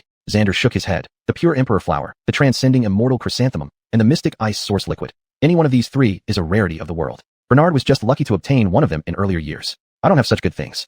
In despair, Buster could only look at Chase. Chase also shook his head. To be able to come up with a swallow dragon pill with 30% efficacy already shows your good luck. If I had it, wouldn't I give it to you? Buster's mood swung wildly. He felt even more regretful about his previous carelessness. Otherwise, he wouldn't be in this much trouble. Let's go. Chase grabbed Buster's shoulder and instantly vanished. Watching the direction the 2 had left, the 2 old men in the secret room exchanged glances and sighed lightly. Is there still hope? Xander murmured. Bernard felt somewhat guilty. If I had been more careful back then, how would a junior end up fighting on my behalf? Xander didn't say anything. In the capital, the transcending immortal chrysanthemum and the pure Emperor Flower weren't particularly top-grade treasures, but they were definitely considered precious. Most martial artists living in the capital might never have seen what these 2 items looked like their entire lives. At least having the Mystic Ice Source Liquid provided some faint hope. 2 days later, Heavenly Han City's Tranquil Intention Palace. Chase rushed into the treasure vault in a hurry. Buster sat on a chair, regulating his breath. The poison was getting increasingly restless. It was starting to become uncontrollable. Life Gate. Buster sighed softly. If I don't die, then you will. Before long, Chase came over holding a golden pill that had lost most of its luster. Without thinking, Buster swallowed it immediately. An overwhelming medicinal power instantly filled his body, and a golden aura rushed into every part of him. The originally rampant netherworld grievance dragon poison was forced back, retreating to the initial poisoning stage. Not only that, the overwhelming power of the swallow dragon pill constantly nurtured his body, improving his potential imperceptibly. Even with just 30% efficacy, it was more terrifying than the Peak 9 Heaven Star plucking pill. According to my estimate, this pill can temporarily suppress this poison for 2 months. Within 2 months, you must get a newly refined swallow dragon pill, Chase said with a serious expression. 2 months. Buster nodded slightly. I understand. Chapter 144, Journey to the Capital. Remember, the capital is not Suizhou. There, so-called geniuses are as numerous as cattle. A 20-year-old at the Qi realm is considered a treasure in Suizhou, but in the capital, it can only be said that they have some talent, Chase said earnestly. Buster nodded slightly. He naturally understood this point. After all, Alice, who was in her early 20s and already at the Xianin realm, practically carried out dimensional striking in Suizhou. Moreover, Alice had started practicing martial arts halfway through her path. One could imagine how terrifying the top geniuses in the capital would be. However, Chase's words were somewhat redundant. Buster generally did not seek trouble unless it was from demons or monsters. This trip to the capital was for his survival. How could he cause disturbances? Seeing this, Chase did not say any more and instead handed 2 letters to Buster. One of these letters is from my old alchemist friend. Once you arrive in the capital, you can casually inquire about where he lives. The other one is a recommendation letter I wrote for you to join the headquarters of the Demon Suppressing Bureau. With this letter, you won't need to take any tests to enter the headquarters of the Demon Suppressing Bureau. Buster, after receiving the 2 letters, asked, then what about my position as Demon Slaying General? Since you're going to the headquarters, you definitely can't continue being a Demon Slaying General. Chase replied with a strange expression. You stumbled upon choosing Chang'e. If it weren't for him still being in Suizhou, who knows who would have been suitable for your position in Fincha County. At this point, Buster knew Chase would handle his concerns, so he didn't worry and prepared to set off. Do I still need to make an appearance? Buster hesitated for a moment and then asked. After all, the resignation of a demon-slaying general was a major event for Suizhou. Chase shook his head repeatedly. Time waits for no one. I'll take care of those matters later. Thank you, Chief. Buster bowed respectfully. Chase waved his hand and then placed both hands on Buster's shoulders. Young man Shun, get stronger and kill more demons. Buster curled his lips. Did he even need to say that? To hone one's skills and improve in martial arts. What else could there be? Alright, everything that needed to be said has been said, and everything that could be done has been done. As for whether you survive in the end, it all depends on your fortune. Chase grabbed Buster's shoulders, and, after a few twists and turns, they arrived at the largest canal ferry in Tianhan City. This river was a tributary of Tian River in the Kingdom of Qi and ran northward, almost directly reaching the capital. I've arranged everything for the boat. These boats are made of special materials and driven by true Qi cores. Their speed on the river matches that of a Qi High Realm warrior flying at full speed. It takes less than half a month to reach the capital from Suizhou. Chase continued talking incessantly. Buster listened quietly beside him. These boats were called fast travel boats, and their operating costs were enormous. Without support from a trade association, they would likely collapse entirely. These boats were fast, but also very expensive. Ordinary people couldn't board them, and those who could were undoubtedly high-ranking families and wealthy clans from around Suizhou. With Chase handling relations, Buster boarded the ship smoothly without any issues. Furthermore, his identity spoke for itself.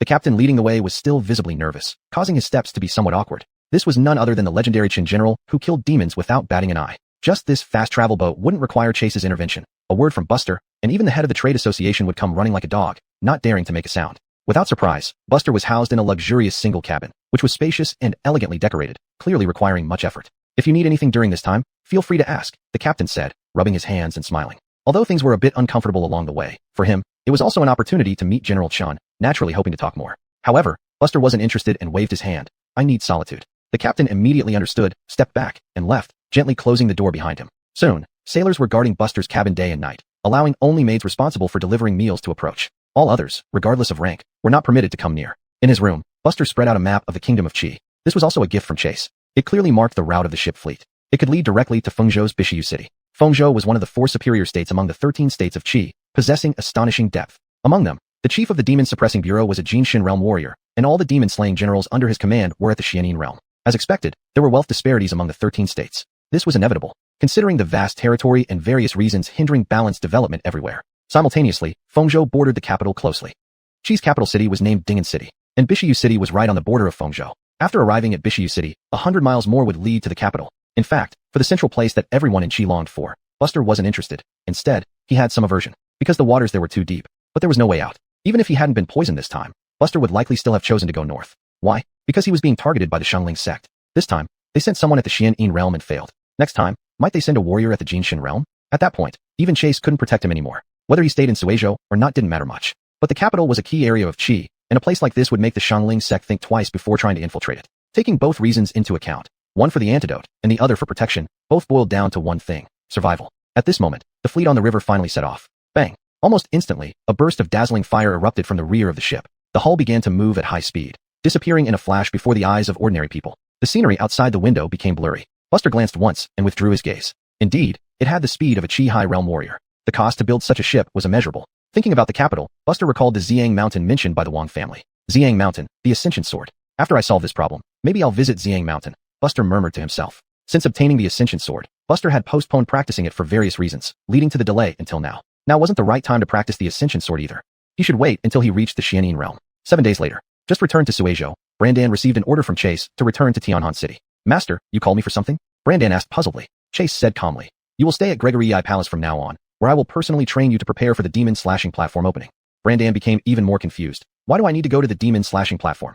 Buster has resigned as demon slaying general, and you will take over that position next. Chase's words were like a bolt from the blue to Brandan. What about Buster? He has matters elsewhere and is not in Suizhou. Will he come back? Yes.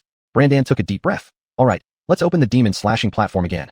Chapter 145 Arrival at Fengzhou. The capital city of Qi Kingdom, Ding'an City. Ding'an City is extraordinarily vast, and it has been rumored that the size of the city far exceeds that of a single prefecture. This capital is divided into inner and outer cities, separating commoners from the officials, living mostly in peace. Of course, apart from the inner and outer cities, there stands the imperial city right at the center. This place symbolizes the supreme power of Qi Kingdom, where high-ranking officials can be seen everywhere. 300 years ago, Andy rose up in rebellion during chaotic times, leading his brothers to establish a vast dynasty, achieving unparalleled feats, which allowed the Bai clan to be remembered in history. Although the forces within the inner city are intertwined in complicated relationships, any family here could reign over a part of Qi Kingdom on its own. However, if one truly wants to mention the most prominent families in the capital besides the imperial court, they would only think of the 4 great families and the 5 great martial houses. The former provided funds and supplies during Emperor Gaozu's uprising, while the latter fought fiercely for him.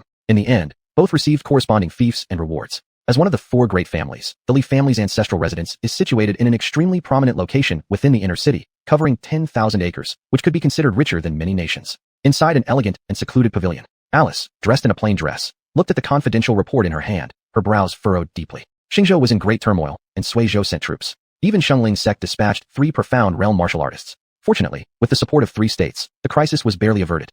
The report did not mention Buster, but Alice knew that as an exorcist general, he must have appeared on the battlefield. I wonder how he is. Alice muttered to herself. After speaking, Alice waved her hand.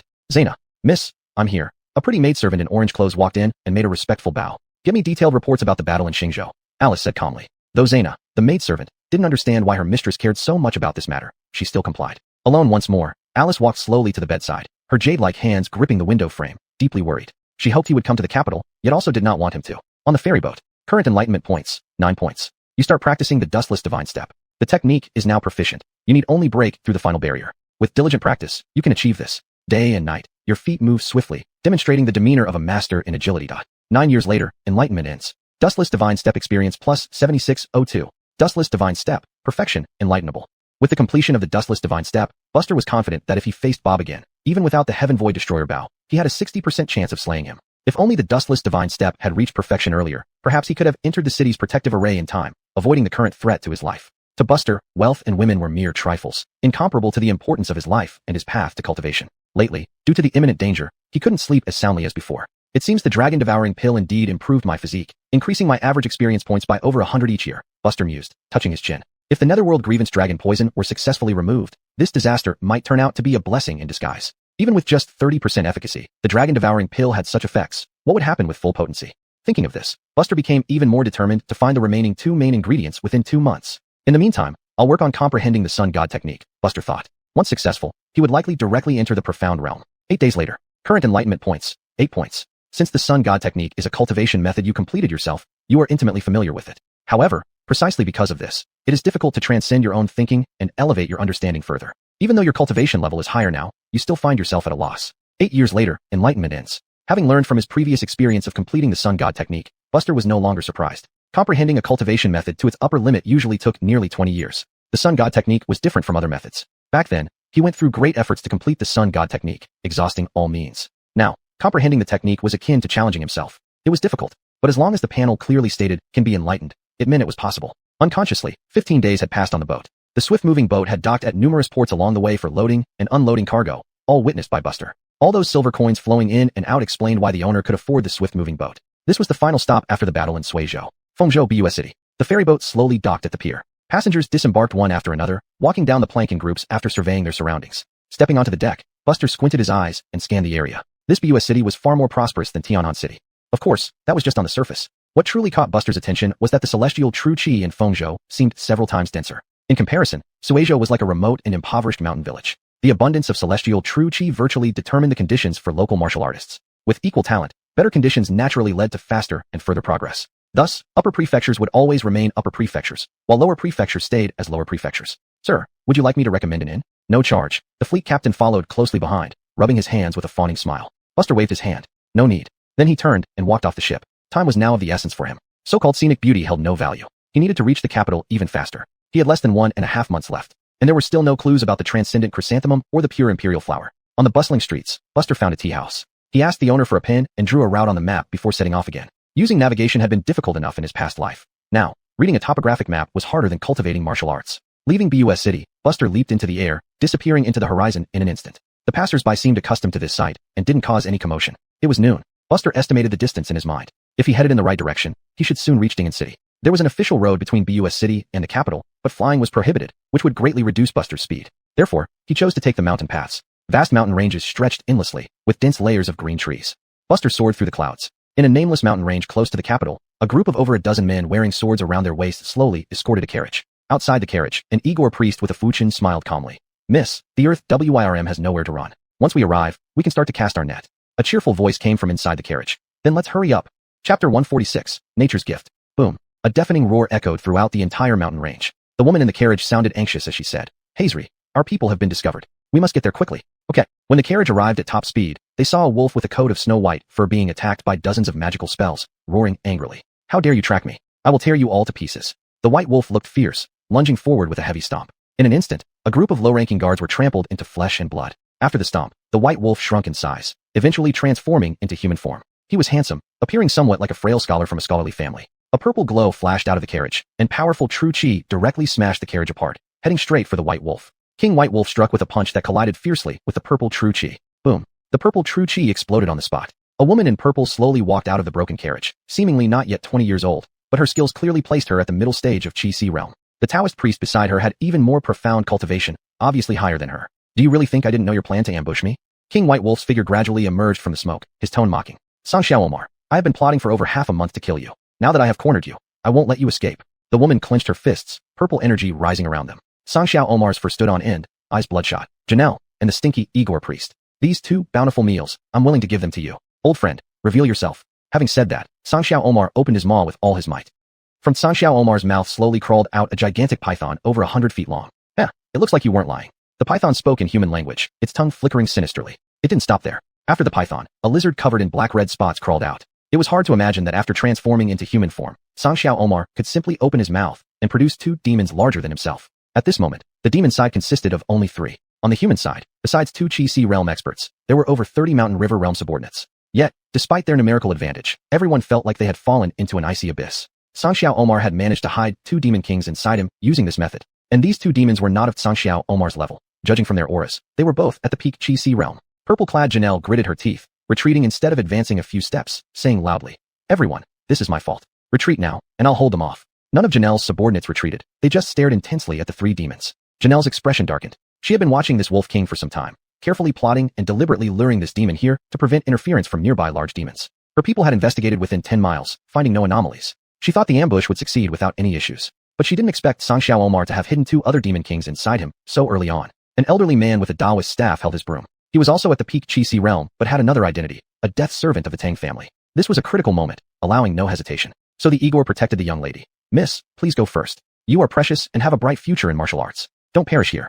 Janelle remained silent, neither speaking nor moving. The Igor sighed inwardly. His young miss was good in every way, except for her stubbornness, always ignoring advice. Sangxiao Omar laughed coldly. None of you will leave. As soon as he finished speaking, the 3 great demons attacked simultaneously. If these 2 ran away, wouldn't today's efforts be in vain? Sangxiao Omar was determined. Everyone here would die. The 2 strongest corpses could be given to his allies, while the rest could be considered leftovers for him. Boom. The Igor faced the black-red lizard. Both were of similar realms, but the Taoist had an average physique and soon found himself at a disadvantage, unable to protect young Miss Janelle. With lower cultivation, Janelle had to face the remaining 2 demon kings. The rapid changes caught everyone off guard. But the struggle between Chi Si realm experts was far beyond what the Mountain River realm guards could intervene in. Meanwhile, in the sky, a figure soared down from the sky. Sensing the aura fluctuations below, Buster raised his eyebrows, focusing only on the 3 demons.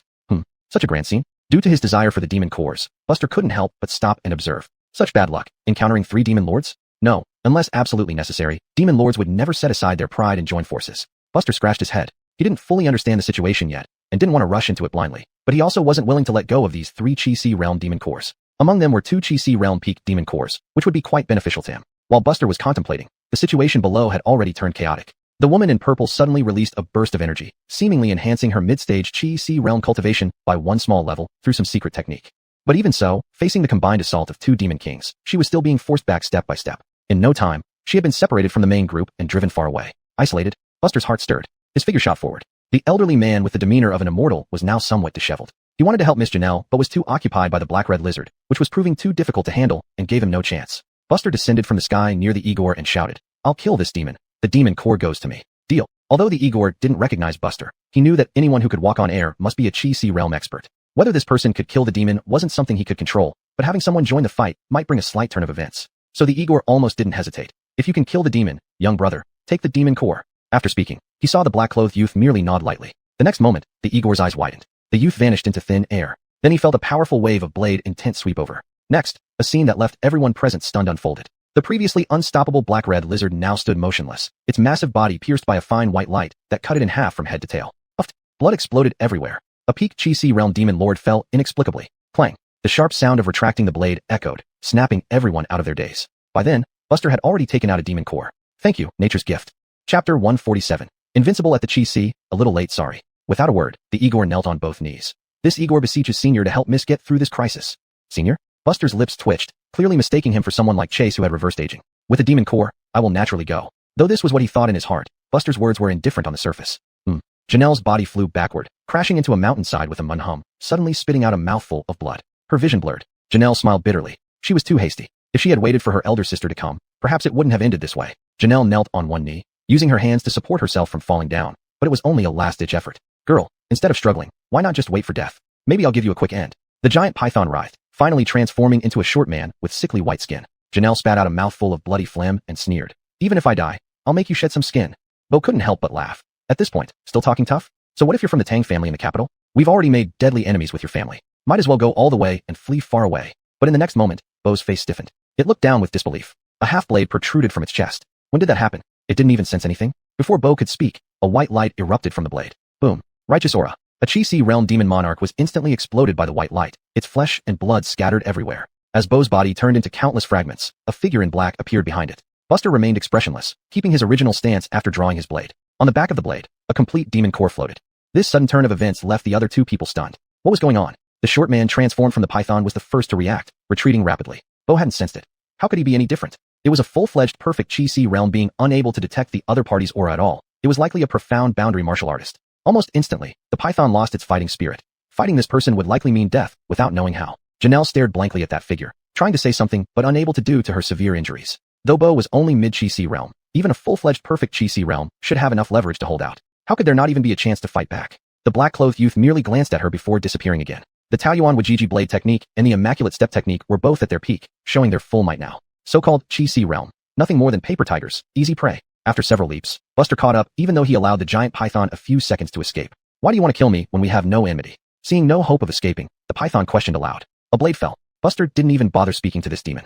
If you insist on exposing your weaknesses in front of me, wouldn't it be a waste not to seize them? The Taoyuan Wajiji aura enveloped everything. The python's body was tougher and more resilient compared to the other 2 demons, with an incredibly tenacious life force. A vertical slash split the python's head in half. Yet this still didn't kill the python demon, which could still emit terrifying true chi. Since you forced me into a dead end, let's both perish together. Roaring, the python decided to detonate its demon core for mutual destruction.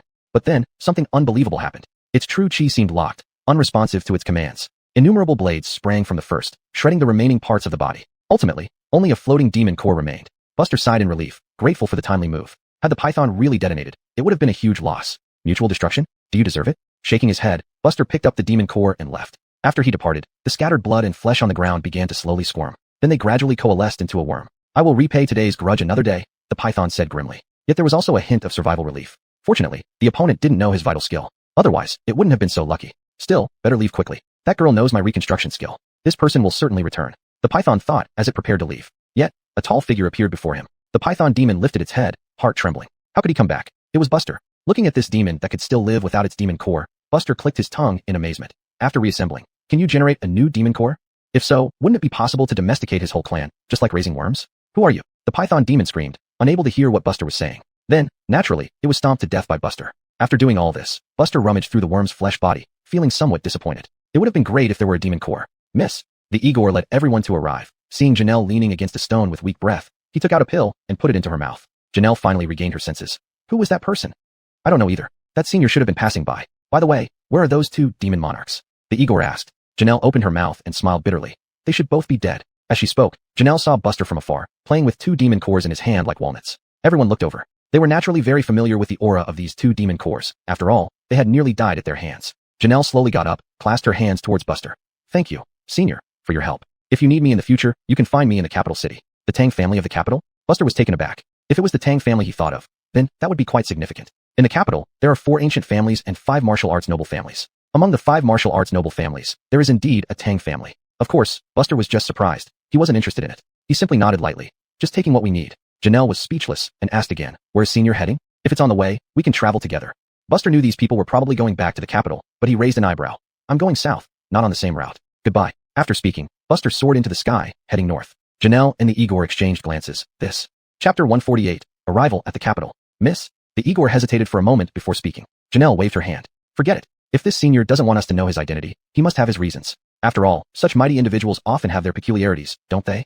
The Igor didn't say anything, but his expression was not too pleasant. The other party was truly unreasonable. The Tang family was an enormous power. Even those at the mystic realm would eagerly seek connections. Yet, he left without leaving a name. But after some hesitation, the Igor remained silent. After all, he was their savior. Janelle slowly stood up, looking thoughtfully in the direction Buster had left. Then she said, since the matter is settled, we should return. With that order, Janelle led everyone from the Tang family to leave the mountain forest. Although she said so, Janelle remained distracted on the journey back. Born into a prestigious family, as one of the most renowned martial families in the state of Qi, Janelle had seen many experts at the higher golden body realm, let alone the mystic realm. But that scene just now still made a huge impact on her. Strength accounted for only a small part of it. More importantly, it was the decisiveness and confidence shown by him when he acted, creating an overwhelming aura of invincibility. Invincibility wasn't about strength, but about the presence. Miss, what's wrong with you? The Igor soon noticed that something was off with his young miss and couldn't help asking. He had been by her side since she was 3 years old. Though he called himself a servant, deep down, he regarded this young lady, whom he had watched grow up, as his junior. This thought might be inappropriate, so he never spoke of it. Janelle shook her head. I'm fine. For some reason, she hoped that the man who went north was heading to the capital city. High in the sky, Buster was flying swiftly. 3 Essence C realm demon cores. What a delightful surprise. Killing demons was effortless, taking no significant time, so Buster decided to lend a hand. If these demons were stronger and required more than a day or 2 to kill, he would have left without hesitation. Rescue people? He could barely take care of himself. Why would he rescue others? First things first, he needed to save himself. As the sky grew darker, Buster worried about losing his way and had no choice but to land. Finding a quiet place, he sat down. Recalling the entire process of slaying the demons, he naturally thought about Janelle's attitude afterward. Clearly wanting a free bodyguard, she showed no sincerity whatsoever. Had she shown a bit of discernment and offered something valuable, even a single Essence C realm demon core as compensation, Buster would have found it hard to refuse. To get rewarded while traveling, why wouldn't he? But since there was nothing of value, Buster preferred solitude. Primarily because if any trouble came, he'd have to worry about them as well, a complication within a complication. Leaning against a tree trunk, Buster lost himself in thought. Could he really find the tranquil Empyrean flower, an immortal thoroughfare chrysanthemum, in less than a month and a half? If not, wouldn't he be doomed? Buster felt a bitter taste in his mouth. After finalizing things with the alchemy master, I'll prepare to join the demon subduing bureau headquarters. I need to kill enough demons to obtain these 2 primary ingredients within a month, Buster muttered. Another sleepless night. He couldn't count how many times he'd spent a restless night. The sense of growing closer to death, yet powerless to change it, kept him tossing and turning.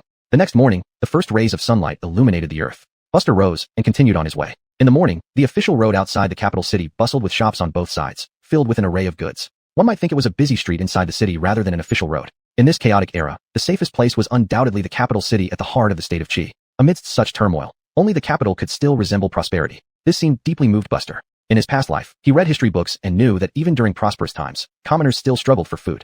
Having lived in the best of times, he never fully understood why this happened. Now, seeing it firsthand, he couldn't deny it. Take Bayun County, for example. People still suffered from hunger and cold. Perhaps in a harsh winter, someone might close their eyes forever due to freezing temperatures. Dressed in black, Buster walked through the bustling streets. Looking ahead, he saw a towering city wall. Just in height, it was several times taller than Tianhan City, rising high into the clouds like a mountain. Only then did Buster open Chase's letter. The letter intended specifically for the high-level alchemy master. Reading it as he walked along. By the time Buster reached the city gate, he had finally finished reading the densely packed text. He put away the letter. From it, Buster learned quite a bit about this alchemy master. This alchemy master was named Abrielle, who held considerable prestige in the city and had a wide network of connections. Everyone respectfully addressed her as Master Abrielle. Buster had never met anyone surnamed Gui before. Of course, compared to his Kate, it should be translated as Kara, as it's a term that doesn't have a direct English equivalent and is often left untranslated in Chinese English novels. Such a minor matter was nothing out of the ordinary.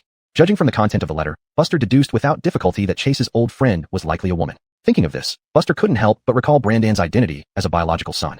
But he quickly dismissed this thought. Based on the content of the letter, their relationship wasn't particularly good, nor particularly bad. They were probably just ordinary friends. Master Abriel's residence was located in the inner city. Buster entered the outer city of Dingen and continued forward. However, he soon realized something was amiss. The place was enormous. So vast that even after walking for half a day, he hadn't reached the end. He suddenly remembered that according to the previous map, Dingen City seemed to be about half the size of Fengsha County. With no other choice, he stopped a carriage. Where would you like to go, sir?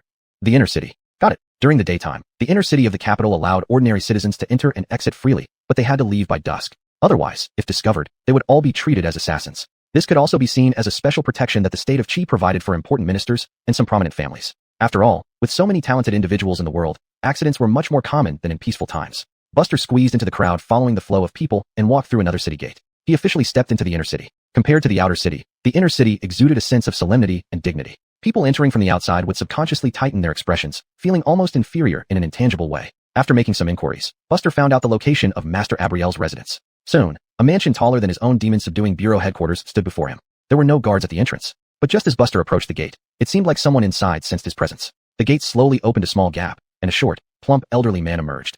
Who are you? What do you want? Chapter 149 Master Sierra. My name is Buster, from Suejo. I carry a letter from the chief and wish to meet Master Sierra. Buster stepped forward and gave an archaic salute. The diminutive man was clearly the steward of this mansion. Only after hearing the title chief did he barely give 2 good points in attitude. The letter. The steward extended his hand and asked. Buster promptly handed over the handwritten letter from Chase. Holding the letter, the steward turned back and instructed, "Don't move from where you are. Wait for my report." Deep within the mansion stood an elegant pavilion. The pavilion's decor leaned towards blue tones. From various carved jade ornaments, one could tell that this place was more suited to what women would appreciate. The steward holding the letter arrived at the entrance. "My lord, a letter has arrived, claiming it's a personal letter from the chief of Suejo's Demon Control Office." Shortly, a response came from inside the pavilion, a slightly coquettish female voice. "I understand." Upon finishing her sentence, the letter seemed to have legs of its own, rushing into the pavilion. "This is indeed Chase's handwriting. Bring him in." "Yes."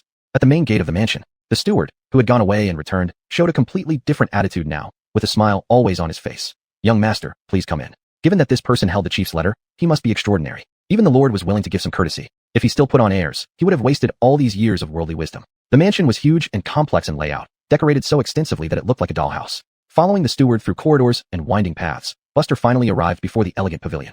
"My lord is waiting inside." After saying this, the steward bowed again and left. "Come in." Hearing this, Buster pushed open the door and entered. The moment the door opened, a medicinal fragrance hit him. Despite the seemingly meticulous decoration, the interior appeared simple, even somewhat rudimentary. Buster saw someone in a pink long dress lying on a couch, holding a book about the essentials of alchemy. The woman had an exquisite appearance and ethereal demeanor. Even though Buster had met many beautiful women before, he couldn't help but admit that this woman was no less charming than Alice. She must be Master Sierra, as mentioned earlier.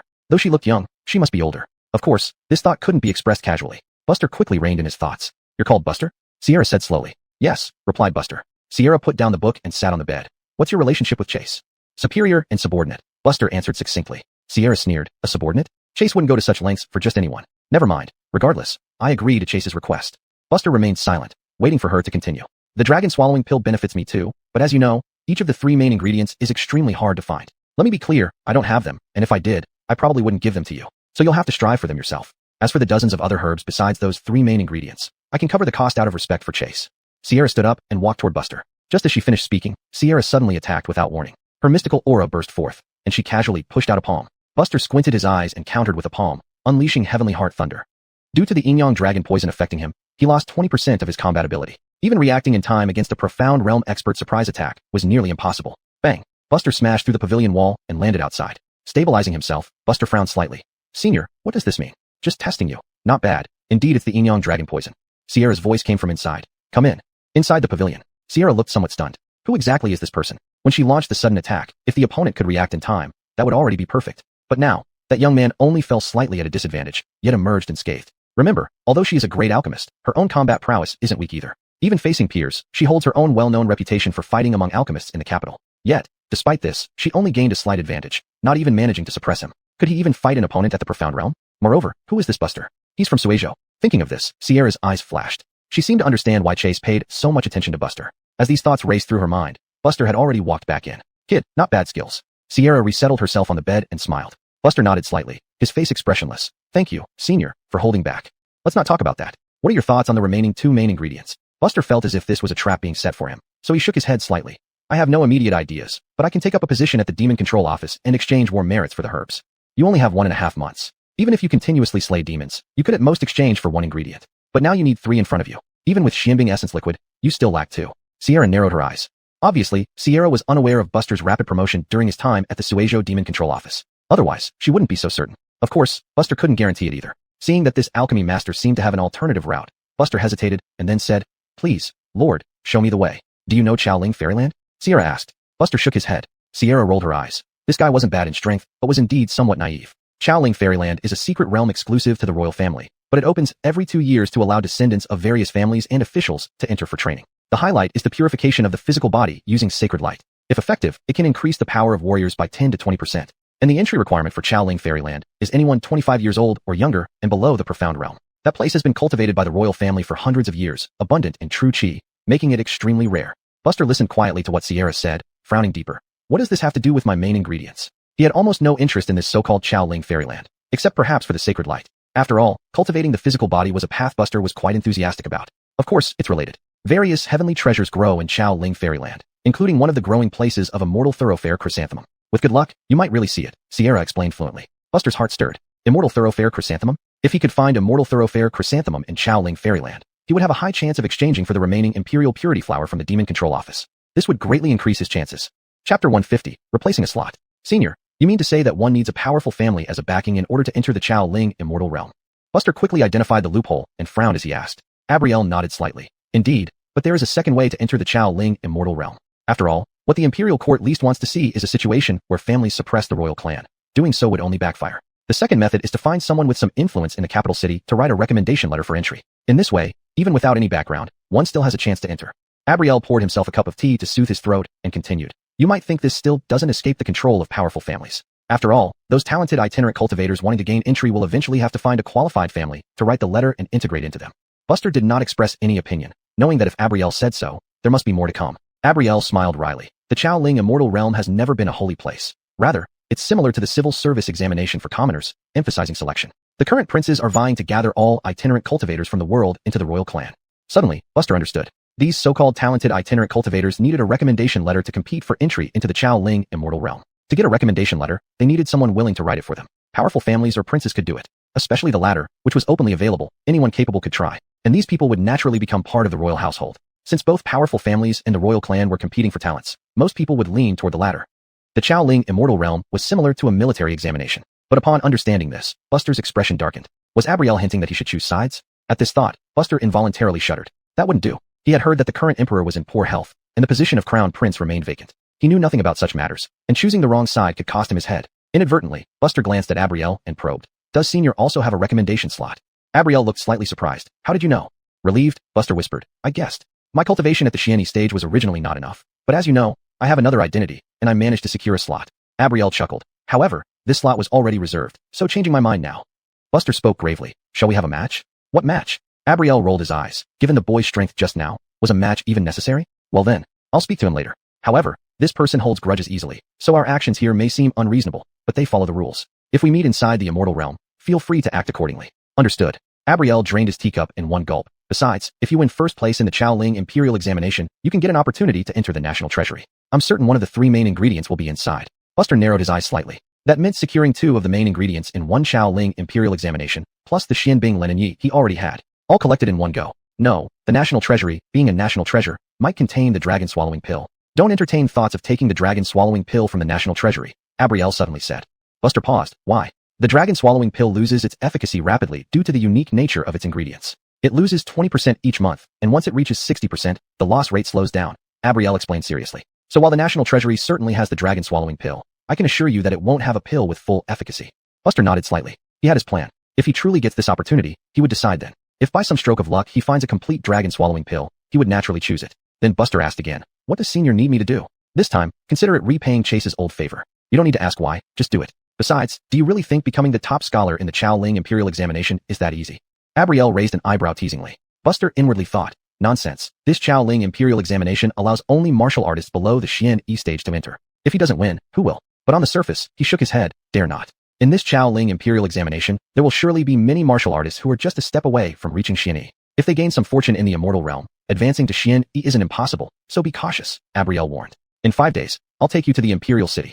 Buster clasped his hands in a salute. Yes. Subsequently, Abrielle had the steward escort Buster to a relatively quiet parlor for his lodging over the next few days. Sir, should you have any requests these few days, just ask this old servant, the steward said respectfully. His attitude was a significant change. Buster did not speak, but turned around and went back into the room. The steward looked at Buster's back, wiped the sweat from his forehead, and felt a lingering fear. This person could actually stay in the adult's room for so long. It indicated his weight was considerable. Even Willis, who came to seek recommendation eligibility some time ago, did not receive such treatment. Recalling his earlier attitude, the steward broke out in a cold sweat again. Meanwhile, in Abrielle's pavilion, a young man pushed the door open and walked in. Sir, how may I assist you? Abrielle calmly said. Willis, I have another person in mind for the recommendation qualification. You and I are probably not meant to be, so you may find someone else. The young man named Willis paused, then asked, Sir, didn't we already agree on this? Why did you change your mind? Abrielle suddenly stood up and said coldly, but our agreement was only temporary. I've told you before that if a more suitable candidate appeared, I would replace you, and you agreed. Do you have any objections now? Willis gritted his teeth. I dare not. Leave. Yes. As Willis left the pavilion, his face darkened immediately. He had finally found a backing that was not involved in any factional strife, yet he was intercepted by someone else. What irked him most was that Abrielle didn't even provide a reason or disclose any information about the new candidate. That new person doesn't even dare to show their face. It suggests they're likely weak. Thinking about this, Willis stroked his chin and muttered to himself, looking down on me? Hope your new guy has some skill, enough to last a few moves when we meet in the Chao Ling immortal realm without making you too embarrassed. Willis stopped briefly outside the gate, murmuring, there will be plenty of time for you to regret. Having said all this, Willis glanced around, then chose a direction and rushed forward. That direction was toward the Imperial City. As the Chao Ling immortal realm approached, those with quotas might have already used them up. The only ones without limits were the princes. Chapter 151, Imperial City. In recent days, the only true grand event that everyone has been talking about is the Chao Ling Fairyland. Such a significant event has reached the ears of everyone from the imperial family down to the citizens of the capital city and even those in the surrounding prefectures. Buster sat upright in his room, holding a booklet. The booklet meticulously recorded many details about the Chao Ling Fairyland. These details could not be fully expressed by mere word of mouth. For instance, the unmentioned winning conditions by Abrielle before. Within the Chao Ling Fairyland, the holy light ultimately descends, presenting an opportunity to purify one's physical body. To win in the Chao Ling Fairyland, one must endure the longest under this opportunity, standing till the very end. Each session of the Chao Ling Fairyland conservatively has more than 400 participants, while there are only 10 positions for the sacred light. Securing one of these positions naturally means surviving through intense battles. Besides this, there were numerous other pieces of information, including the approximate map of the Chao Ling Fairyland, with locations where the immortal chrysanthemum had appeared in previous sessions marked out by Abrielle. There were a total of 8 spots. Over so many years, the immortal chrysanthemum had only emerged from these 8 places, making their probability quite high. There was also information on the frontrunners for this session. Without exception, they belonged to either the 4 major families, the 5 martial families, or the Imperial City. Among the most popular candidates was Ephraim, the 12th prince of the royal family, the youngest with the highest talent. According to the information, at 16 years old this year, he has already reached the peak Qi realm. Furthermore, Ephraim has learned the Bai family's secret technique, purple gold true Qi. How difficult it is to learn this purple gold true Qi, Buster didn't know, unless he tried it himself. However, since this secret was highlighted, it showed Abrielle's emphasis on this person. Being naturally cautious, Buster secretly noted this young prince. By the time he finished reading all the information in the booklet, it was already late at night. Lying flat on the bed, Buster thought. Apart from Ephraim, the leaders of the other 9 major families are formidable but pose no real threat. Lost in thought, Buster found it somewhat boring and fell asleep. On the 5th day, the Chao Ling Fairyland arrived as scheduled. Early in the morning, Buster sat on his bed without having slept a wink. After taking 3 Qi Beast pills to increase efficiency. Current enlightenment points, 6 points. Current cultivation techniques. Sunlight skill, level 10, perfect, can be further enlightened. You have been enlightening the sunlight skill for over a decade. You stand on a desolate plain with the howling Omar, lizard beast, and python beast gathering around you. You begin discussing your insights with them. Though these beasts are only at the Qi level, they've lived for several hundred years, rich in experience. Discussing with them proved profoundly beneficial, saving you over a decade of trial and error. A sudden inspiration strikes you, prompting you to try breaking free from your self-imposed limitations. 6 years later, you made a breakthrough, filled with excitement. You firmly believe that given a few more years, you will elevate your perfected sunlight skill to another level. 6 years later, enlightenment ends. A thought crossed Buster's mind. What did this mean? Did saving over a decade refer metaphorically or literally? Before he could ponder more, feedback from the enlightenment arrived. Understanding the progress he had made, Buster's eyes burned with fervor. Based on his understanding, he really was only a few years away. Excitedly, Buster also silently breathed a sigh of relief. Fortunately, I haven't fully comprehended it yet. Otherwise, if I accidentally advanced to the profound Qi realm during this enlightenment, how would I participate in the Chao Ling Fairyland? At this moment, there was a knock at the door. Opening the door, Buster saw the tall figure of Abrielle. Today, Abrielle wore a white long dress. Compared to her sultry appearance 5 days ago, she now looked pure, exuding a different charm. Of course, Buster merely glanced at her briefly before retracting his gaze. Although warriors in this world had extremely long lifespans, as a transmigrator, he couldn't accept elderly women at all. With good teeth, he didn't need to rely on anyone. What are you looking at? Abrielle asked with a half-smile. Buster remained expressionless. Nothing. Seeing this, Abrielle let it go and said seriously, in a bit, follow me into the Imperial City. If unnecessary, remain silent, leave the rest to me. Buster gladly nodded repeatedly. Leaving Abrielle's mansion for the Imperial City took some time. Although Master Abrielle held considerable weight within the inner city, she still resided in a relatively peripheral area. Imperial City. A magnificent palace stood proudly in the center of the Imperial City. Since the founding of the Great Qi dynasty by Emperor Gaozu after slaying the dragon and leading a rebellion 300 years ago, this palace has existed to this day. In front of the palace was a vast open space spanning 100 acres. Surrounding this space were towering buildings symbolizing imperial power. At this time, these skyscrapers were all open to the public, serving as resting places for the participants and their recommenders of the Qiaoling Fairyland. Abrielle and Buster shared a carriage, slowly driving into the Imperial City, finally stopping beneath a tall building. Let's go up. Getting off the carriage, Abrielle spoke to Buster, then the two entered the building. Compared to the inner city, the Imperial City did not allow commoners to enter, so it usually appeared very solemn and quiet. Diverting thousands of people among dozens of high-rise buildings made the crowd in each building not seem too many. Abrielle and Buster sat together by a railing. An hour later, the Qiaoling Fairyland would begin. So after sitting for about half an hour, they would need to go downstairs. The Tang family residence. If only I hadn't acted rashly a few days ago, Janelle said with a long face, hanging his head dejectedly. Before him stood another woman dressed in purple. On closer inspection, their features were nearly identical, like twins. The only difference was in their demeanor. The sister exuded a gentle temperament, while the younger one appeared more obstinate and spirited. The woman Janelle called sister chuckled lightly. Experience teaches wisdom. You won't be so rash next time. The Lee family residence. Sis, are you really not going to watch the show? Sergio barged in excitedly, scowling. Alice held a book on local peculiarities and glanced up. What's there to see? Not interested. Sergio smiled slyly but didn't run off right away. Seeing her brother's hesitation, Alice threw him a pouch of true crystal stones, saying, Go on, scram. Sergio exclaimed. Since none of them can match brother-in-law, it's normal that sis finds it uninteresting. Bang. Before he finished speaking, Sergio was sent flying, crashing into a distant rockery. Not at all annoyed, Sergio even felt somewhat satisfied. Didn't he know his sister well enough? The more he hit the mark, the more agitated she became. And she wouldn't admit it either. Forget it, real men forgive easily. Uncle Lee is off to watch the show. With that, Sergio looked contentedly at the bag in his hand, swaggering away. Chapter 152, Narrow Roads and Old Enemies. Time trickled by slowly. Gradually, people from all quarters made their appearances. Buster sat in his seat, eyes closed, seemingly in deep meditation. Suddenly, he sensed a presence bearing down on him. Buster slightly opened his eyes. Just then, he saw Abrielle shake his head slightly, so he resumed meditating with his eyes shut. A man approached deliberately, his target clear. Master Abrielle, we haven't seen each other for a few days. I trust you've been well, Willis said to Abrielle with a polite salute. Abrielle nodded gently. The entrance to the Qiaoling Immortal Realm is about to open. Why are you still loitering here? It's coincidental. Seeing Master here, I naturally wanted to come over and greet you. After all, I have been under your care for several days. It wouldn't be right not to show respect, Willis smiled. Abrielle remarked indifferently. Since you've paid your respects, shouldn't you be going now? Ignoring this, Willis turned to look at Buster instead. So this is the new choice of yours. Abrielle's eyes narrowed just a bit. Willis understood that it was not wise to pry further. He had only come to check on the prowess of the new selection, no need to lose face unnecessarily. With that, he bid farewell and left. Before descending the stairs, Willis couldn't help but glance at Buster, who hadn't spoken a word from start to finish, pulling at the corners of his mouth in derision. Based on the aura, this should also be Qi High Realm, though probably not too high. Probably a backdoor entrant. Once inside the Immortal Realm, one hand would be enough to crush this person. Bang! At that moment, a bright bell sound reverberated around the four directions. Everyone in the building subconsciously stood up and went downstairs. Although Buster had never looked at Willis throughout the entire encounter, he had silently taken note of the latter's aura. If Willis were to behave like a mad dog and provoke him, Buster wouldn't mind reminding him that even if they did need to compete for that spot one day, it wouldn't be his turn anyway. By the time Buster reached the square, many people had already gathered there. Because Abrielle's status placed him at the bottom rung, their position was very much at the rear. Whoosh! A streak of white light shot out from the Imperial Palace and hovered in midair. The instant this figure appeared, a wave of commotion spread among the crowd. Standing 9 feet tall with a commanding appearance, an intangible air of authority emanated from him even without a word being uttered. The confidence of a powerful individual washed over them. Just as Buster felt puzzled, Abrielle explained beside him. Aiden is the current emperor's younger brother and uncle to several princes. Furthermore, he is a Wufwa of Taiyan Realm.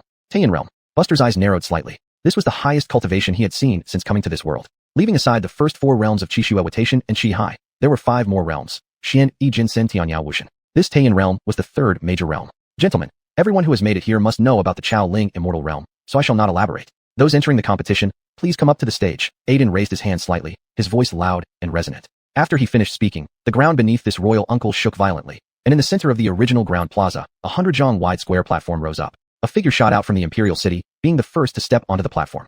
He wore white clothes, handsome and spirited, Prince Ephraim, the 12th prince. As someone ascended the platform, others in the crowd began to rise into the sky one after another, landing neatly on the platform. Representatives from the Li, Chun, Song, Sui families. 5 major martial arts families, Tang, Wu, Yang, Linen, Su. Following them were prodigies from the families of key ministers. For a moment, it was a vibrant scene. Even the elders present, all accomplished martial artists themselves, couldn't help but marvel that this was the next generation. Buster gave Abrielle a nod and quietly walked up the stairs without making a fuss, so insignificant that no one noticed him. Soon, at least 400 people stood atop the platform.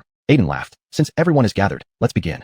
As he spoke, a holy mirror with a golden border appeared in the sky, reflecting everyone on the platform below. The holy mirror, 200 zhang long and 100 zhang wide, was was glowing with a sacred light. Holy light poured down. An invisible ripple expanded. Subsequently, everyone vanished without a trace. The holy mirror slowly uprighted itself, its surface showing scenes of the Chao Ling immortal realm. Abrielle, I heard you changed your candidate midway? A woman in plain black clothes approached through the crowd, her greeting tinged with mockery. Abrielle merely glanced at her indifferently. So what if I did? You could have done better by giving Willis to me. The woman's face showed regret. Abrielle sneered. Kylie, you're only fit to take those I reject. Finishing, he turned and walked away. The woman named Kylie's face turned dark as she watched Abrielle walk away, sneering repeatedly. So arrogant. Why didn't you win me in alchemy back then? Abrielle didn't even turn his head. You know very well how you won. If you really want to prove yourself, let's have another match soon. Kylie's expression changed but quickly returned to normal, and she smirked. I don't bother with those I've already defeated. The teleportation to the Chao Ling immortal realm was random. Everything was unpredictable. Perhaps someone would encounter an enemy right away, or perhaps they would wander for a long time without seeing anyone. The Chao Ling immortal realm was vast, rumored to be as large as a commandery. Moreover, time flowed more slowly here, with 3 days in the immortal realm equaling 1 day outside. When Buster saw this information, he had a faint sense of anticipation. If this immortal realm could refresh insight points, it would truly be a place tailor-made for him. It wouldn't just be a day equivalent to a year, but a day equivalent to 3 years. Excited internally, Buster took out a map accurately marking the location of the immortal passing chrysanthemum. First, get the immortal passing chrysanthemum, then go directly to the landing point of the sacred light, Buster planned in his heart. In this Chao Ling immortal realm, there were only 3 things that truly interested Buster. The slowed passage of time for insight points, the immortal passing chrysanthemum, and the opportunity from the armory after winning the sacred light. Deciding on a direction, Buster was about to take a step, but frowned slightly, turning to look in one direction. Must come looking for trouble? In his line of sight, someone fell straight down from a towering ancient tree. It was none other than Willis. The phrase, narrow roads and old enemies aptly described this situation. Your senses are sharp, but that's all. Willis smirked, with anger rising in his eyes. Running into me right off the bat. Blame your bad luck. Back then, to get the slot, he had to reluctantly side with the third prince, reacquiring this precious opportunity.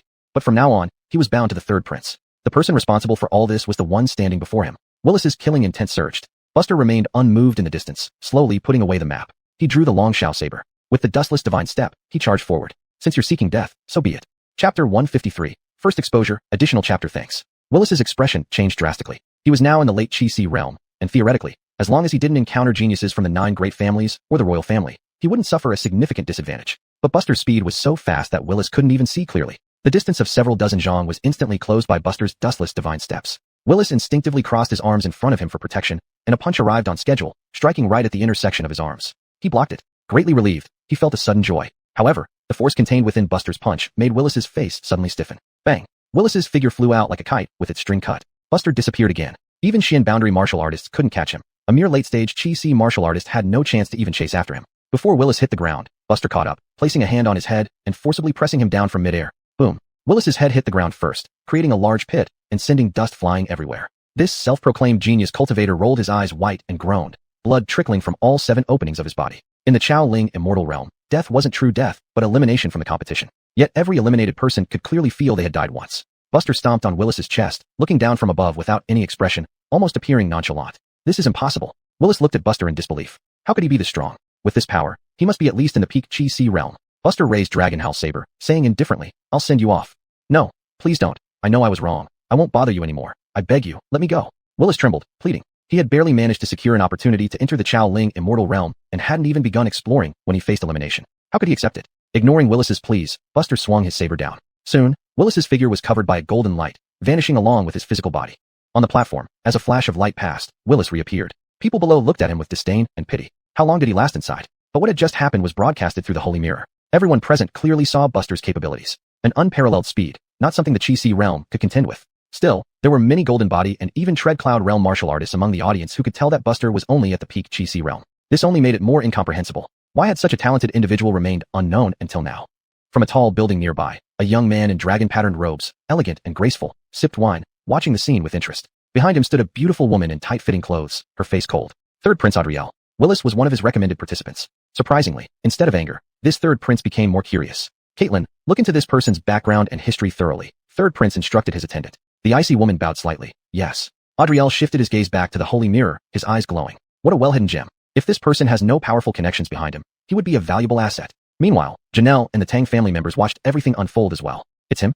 Janelle paused. Why is he in the holy mirror? Isn't the holy mirror only accessible to those under 25 years old and below the Xian boundary realm? Realizing this, Janelle understood that he had misunderstood. This person wasn't an elder, but a contemporary. Judging by his appearance, he wasn't even 20 yet. Recalling how 3 late-stage Chi-Si demons had met their end at his hands stirred something in Janelle. Anyone capable of slaughtering peak Chi demonic beasts like pigs or dogs would undoubtedly be a dark horse in this holy mirror event. Thinking this, Janelle looked at his second uncle sitting opposite. Second uncle, show me this person's information. The middle-aged man known as second uncle handed over a booklet without hesitation. He was equally amazed at how Sierra had managed to recruit such talent. Inside the immortal realm, unaware of the stir his actions had caused outside, Buster soared into the sky after dealing with Willis, heading straight for the production area of the immortal chrysanthemum. Time flowed much slower inside the Chao Ling immortal realm compared to the outside world. 4 hours outside equaled a day inside. With Buster's speed, his efficiency was extremely high. He searched through both hiding spots of the immortal chrysanthemum almost within a day, but he ultimately came up empty-handed. Buster had long been mentally prepared for this. If the immortal chrysanthemum were so easy to find, it wouldn't be so precious. There was another point that disappointed him slightly. The panel hadn't changed at all. This meant he couldn't exploit the time flow rate inside the Chao Ling immortal realm to gain more insight points. At this moment, Buster held the map of the Chao Ling immortal realm, standing on top of a tall tree canopy, overlooking the mountains below to easily recognize directions. The next place, Buster put away the map and soared into the sky again.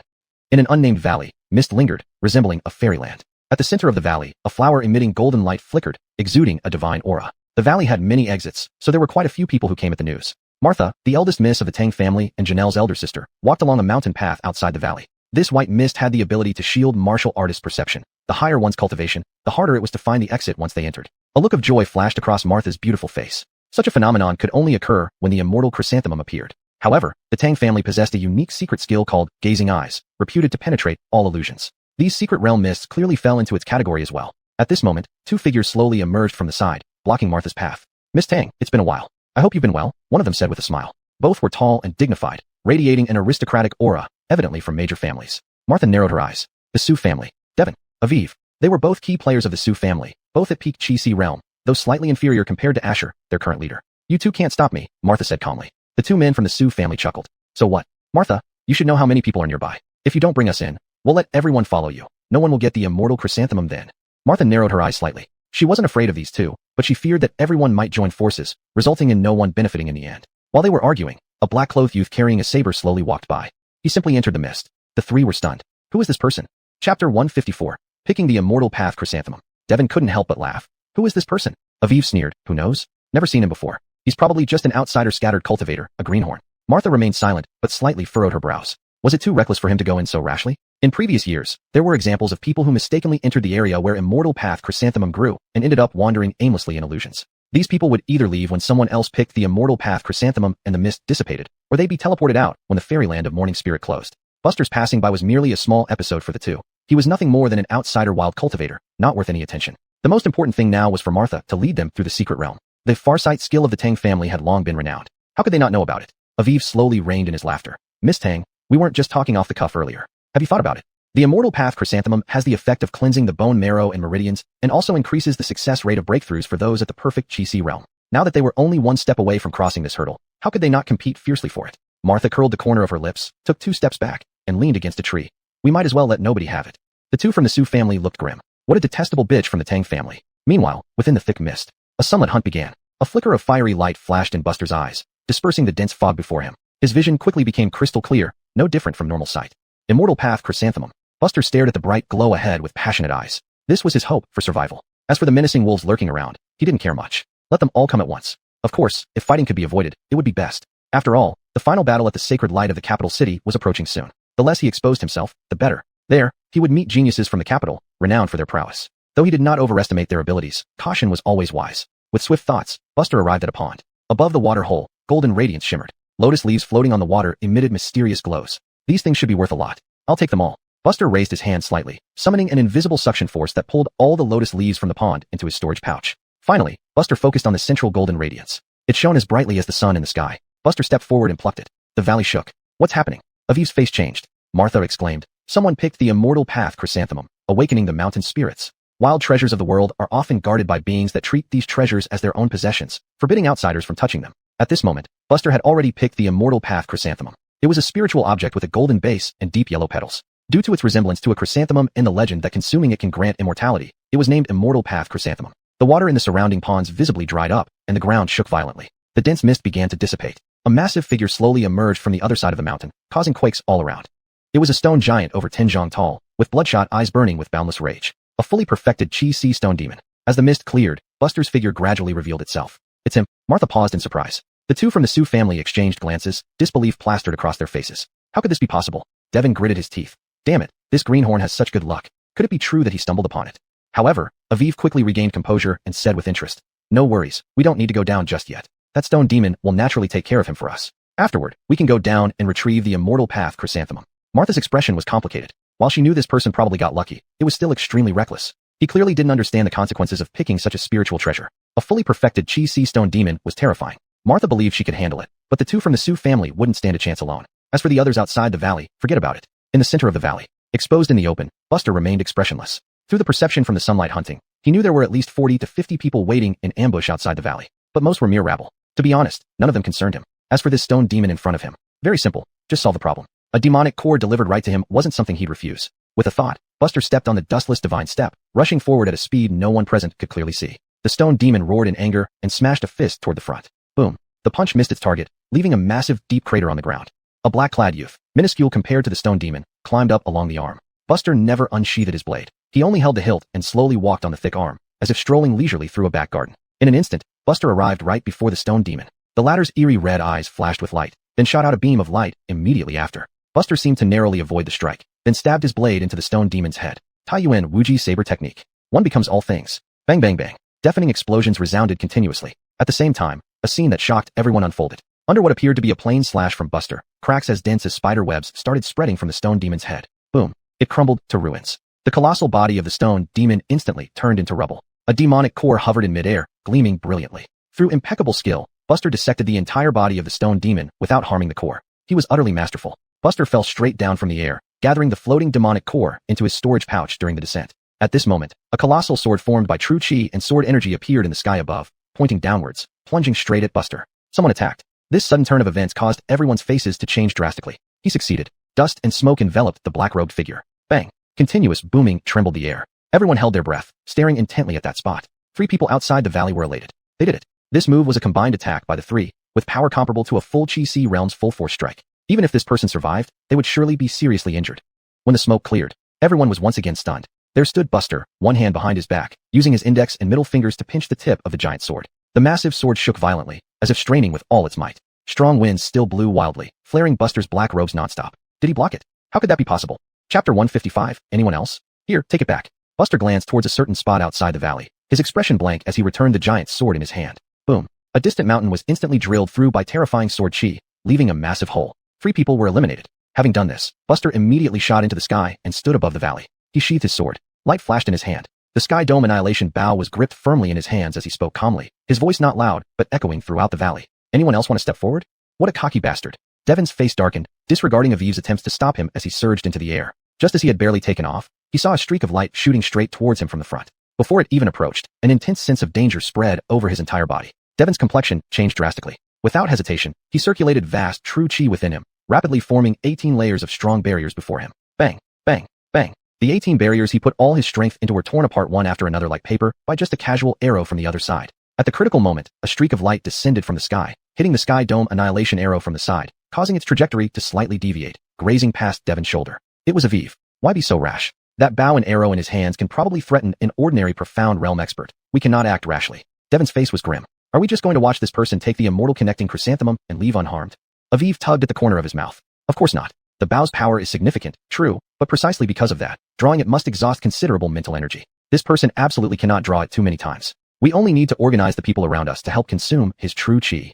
Devin understood his meaning. When that time came, Buster without that bow would pose no threat to them. The 2 figures landed back on the ground. Aviv smiled. Miss Tang, the immortal connecting chrysanthemum is now in someone else's hands.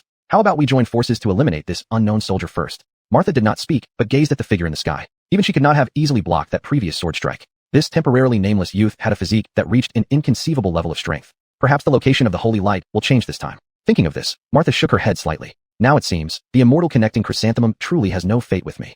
With that, Martha turned and left. Coward, Devin spat. Everyone, we absolutely cannot let this person leave here, or won't our efforts be in vain? Aviv called out loudly. His voice boomed, quickly spreading across the entire valley. Silence reigned. Obviously, everyone was hesitant, and Buster, above, would not give these 2 any chance to stir up trouble. He drew the bow again, the bow fully arched like a full moon, pointed straight at Aviv. Damn it, he's crazy. Doesn't know to conserve true chi. Aviv's face darkened. He swiftly activated his concealment technique, hiding his presence before swiftly moving away from his original position. First hide himself, then observe the situation. However, no matter where he ran, the bow always remained pointed at him. Come out. Buster this time spared nothing. using sunlight hunting to find Aviv's location, then released the arrow. Whoosh. A piercing whistling sound tore through the air. Boom. Immediately afterward, the arrow penetrated an entire mountain peak, exploding in a cloud of dust. Aviv used every technique he knew, his aura steadily rising. He punched out, trying to block the arrow. But he was instantly ravaged by the lightning on the arrow, causing his arm to explode and pierce through his entire chest. Buster's figure silently disappeared. Everyone froze for a moment. Buster had already appeared in front of the gravely injured Aviv. Who are you? Aviv's face was filled with terror. Why? How could he not withstand even one arrow? Buster said nothing, stepping forward and smashing in Aviv's skull with one punch. Golden light enveloped the area. Aviv was teleported away. Martha, who had already left the mountain peak, abruptly turned around and caught sight of a mountain peak exploding, her pupils constricting. She had already secretly noted Buster down, planning to pay special attention to that bow once they reached the holy light ceremony. Buster looked at the distant Devon. Do you want to try to? The latter was already scared witless. Earlier blocking the arrow was purely due to his combined efforts with Aviv. Now alone, how could he possibly stand against the person before him? I won't fight you. Please spare me. Devon dropped his arrogant attitude, shaking his head repeatedly. Buster put away the Sky Dome Annihilation bow, flashing over to Devon and punched out. Who says I'll spare you just because you don't fight me? Bang. Caught completely off guard, the unprepared Devon's head exploded under the punch. And naturally, he was teleported away without exception. Buster twisted his wrist, walked to the center of the valley, and looked around. Sunlight hunting. A glint of fire flashed in his eyes. In his vision, everyone's position was laid bare. Anyone else? No one answered. An oppressive silence reigned. After a while, someone spoke up loudly. Earlier we offended you, brother. It was all a misunderstanding. We didn't do much anyway. Now that everything is settled, we won't disturb you further and will take our leave. With that, people gradually began leaving their positions on the mountain peaks, dispersing in various directions. Buster gripped the hilt of his saber, casually spread out the map for a glance to confirm the direction, and then followed one of the exits of the valley. As for those still remaining on the mountains, if they had the guts to make a move, let them try. The Saint Mirror usually only broadcast highlights, so outsiders knew little about what happened inside. When the struggle over the immortal connecting chrysanthemum appeared in the Saint Mirror, it just showed Buster picking the chrysanthemum, piercing through the fog, slaying stone demons, deflecting flying swords with bare hands, and killing 2 Sioux family members in quick succession. These scenes left the audience outside with colorful expressions. At the location of the Sioux family, a few elders remained silent. Their emotions were unreadable. After so long, one of the oldest elders finally said slowly, "Investigate this person's background and past." Abrielle's expression also changed in surprise. She knew Buster was strong, but she didn't expect him to be this powerful. That bow meant Buster now had the qualifications to contend with the top geniuses of the other major families. Or rather, was it really just the qualifications to contend? Abrielle's expression grew odd. Earlier, Chase's envelope praised Buster extravagantly. She thought, though he was talented, it might have been exaggerated. Someone from Sway Prefecture, no matter how gifted, would be limited by conditions and unable to fully realize their potential. But now, even she, his recommender, had been proven wrong by Buster. At the Tang family compound, Janelle's face was somewhat excited. This was the senior, who treated the Peak Demon Lord like pigs and dogs. Xiao Lina, you know him? Her second uncle, seated opposite, noticed her expression immediately. Janelle quickly composed herself, but knew she couldn't hide it from her second uncle, so she could only tell the truth. By now, 2 days had passed in the fairyland of Dawn Spirit. The last day was when the sacred light of the Holy Ray would open. Chapter 156, Arena Master. The Chao Ling Immortal Realm is rich in spiritual treasures, and since its opening, many have been eliminated in the competition for various spirit treasures. The content reflected by the Sacred Mirror was far more extensive than just Buster's 2 battles. Among these events was a conflict between Asher of the Sioux family and Ephraim, the 12th prince, over a celestial spirit artifact. Asher has long been known as 10,000 Dermas, reputed to be exceptionally insightful in martial cultivation, achieving twice the results with half the effort. He has not yet attained the mystical boundary, but has already mastered 3 mystical boundary martial arts, and over a dozen Chi-Si boundary martial arts. During that battle, purple gold, true Chi, and dazzling magical techniques clashed, offering spectators an unforgettable spectacle. Ultimately, the two ended in a stalemate. Asher purchased the weapon at a high price, and both parties left. At this moment, above the Chao Ling Immortal Realm, one only needed to look up slightly to see a golden cloud slowly forming in the center of the sky. Beneath the clouds lay the central point of the Chao Ling Immortal Realm. That place is named Immortal Visitation Mountain. On top of Immortal Visitation Mountain, there are 10 Immortal Light platforms, which will be the final positions for receiving the Sacred Light Baptism. In normal circumstances, these 10 spots would have been predetermined early on, leaving others to merely gather around and scrape for leftovers. 4 major families, 5 martial families, and the royal family together account for exactly 10 positions. Now, many people have gathered at the mountaintop. However, most of these people are mere followers. If their patron is from one of the major families, their role is to protect the family's genius. If not from the 9 major families, they fight independently, truly a ragtag group. At this point, Buster had already found a relatively inconspicuous spot atop the mountain, quietly waiting for the last stage to begin. Without the threat of the Netherworld resentful dragon poison reducing his combat strength by 20%, no one present could match him. They would lose, and lose miserably. But now things are different. Buster dares not be overly careless. Figures began appearing one after another. Each arrival caused a stir among those present. Tang family Martha, Li family Michael, Song family Forrest, Sui family Marvin, Chen family Chen Jinyuan, Wu family Wu Qingshan, Yang family Yang Haisa, Lennon family Jonathan, Su family Asher, Bai family Ephraim. Buster quickly withdrew his gaze. Everyone was here. These people were easily identifiable. Anyone leading their group with the deepest cultivation is considered a leader. Not far away, near the Su family's contingent, Big Brother Su, It's that man who eliminated Zi Ling and the other two during the contest for the Spirit Chrysanthemum, weakening us significantly. A Su family member stepped forward and recounted yesterday's Valley incident in detail. At the front stood Asher, a young man not quite young anymore, with an ordinary appearance but a commanding presence exuding unparalleled confidence, elevating his overall charisma. From start to finish, Asher did not speak a word. After his subordinates finished speaking, he calmly said, "Once the contest begins, we can deal with this person first. First, to eliminate a threat. Second, to avenge our own." Yes. At the same time, Asher raised his eyes toward the sky. The golden cloud finally started moving. It began to rotate slowly, descending faint rays of light onto the 10 platforms.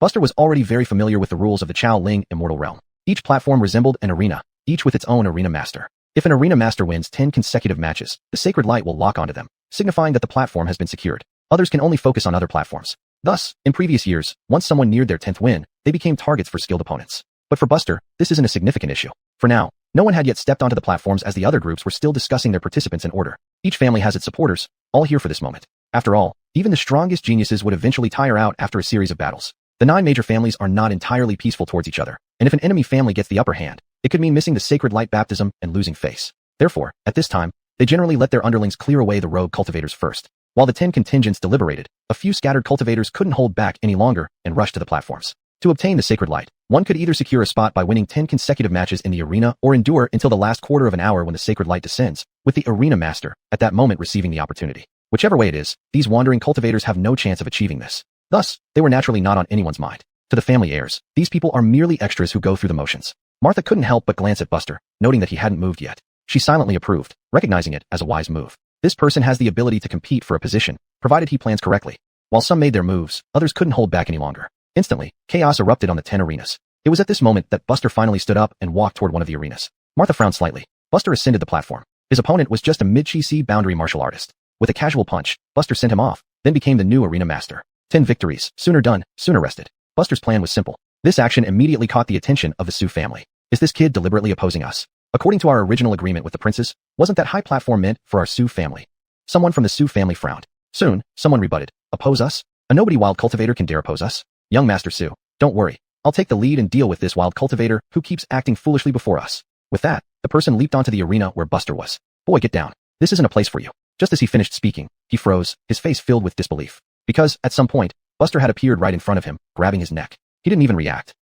Before he could finish the word, Buster applied a little force, snapping his neck and teleporting him out of the Chao Ling Immortal Realm. Next, Buster looked calmly at Asher. He had sensed the hostility in Asher's eyes from the start. Too many monks, too little meat. Even if the 10 clans had privately agreed on positions, it would be useless. Because with Buster, one of them was destined to be eliminated. The Chao Ling Immortal Realm is a trial ground, and the royal family had explicitly stated that no settling of scores afterward or overpowering others is allowed. These words weren't Buster's confidence, but at least they provided some assurance. Here, there are no 10 major families, only martial artists competing for opportunities. Everyone vying, striving to reach the pinnacle of martial arts, nothing more. Asher squinted slightly.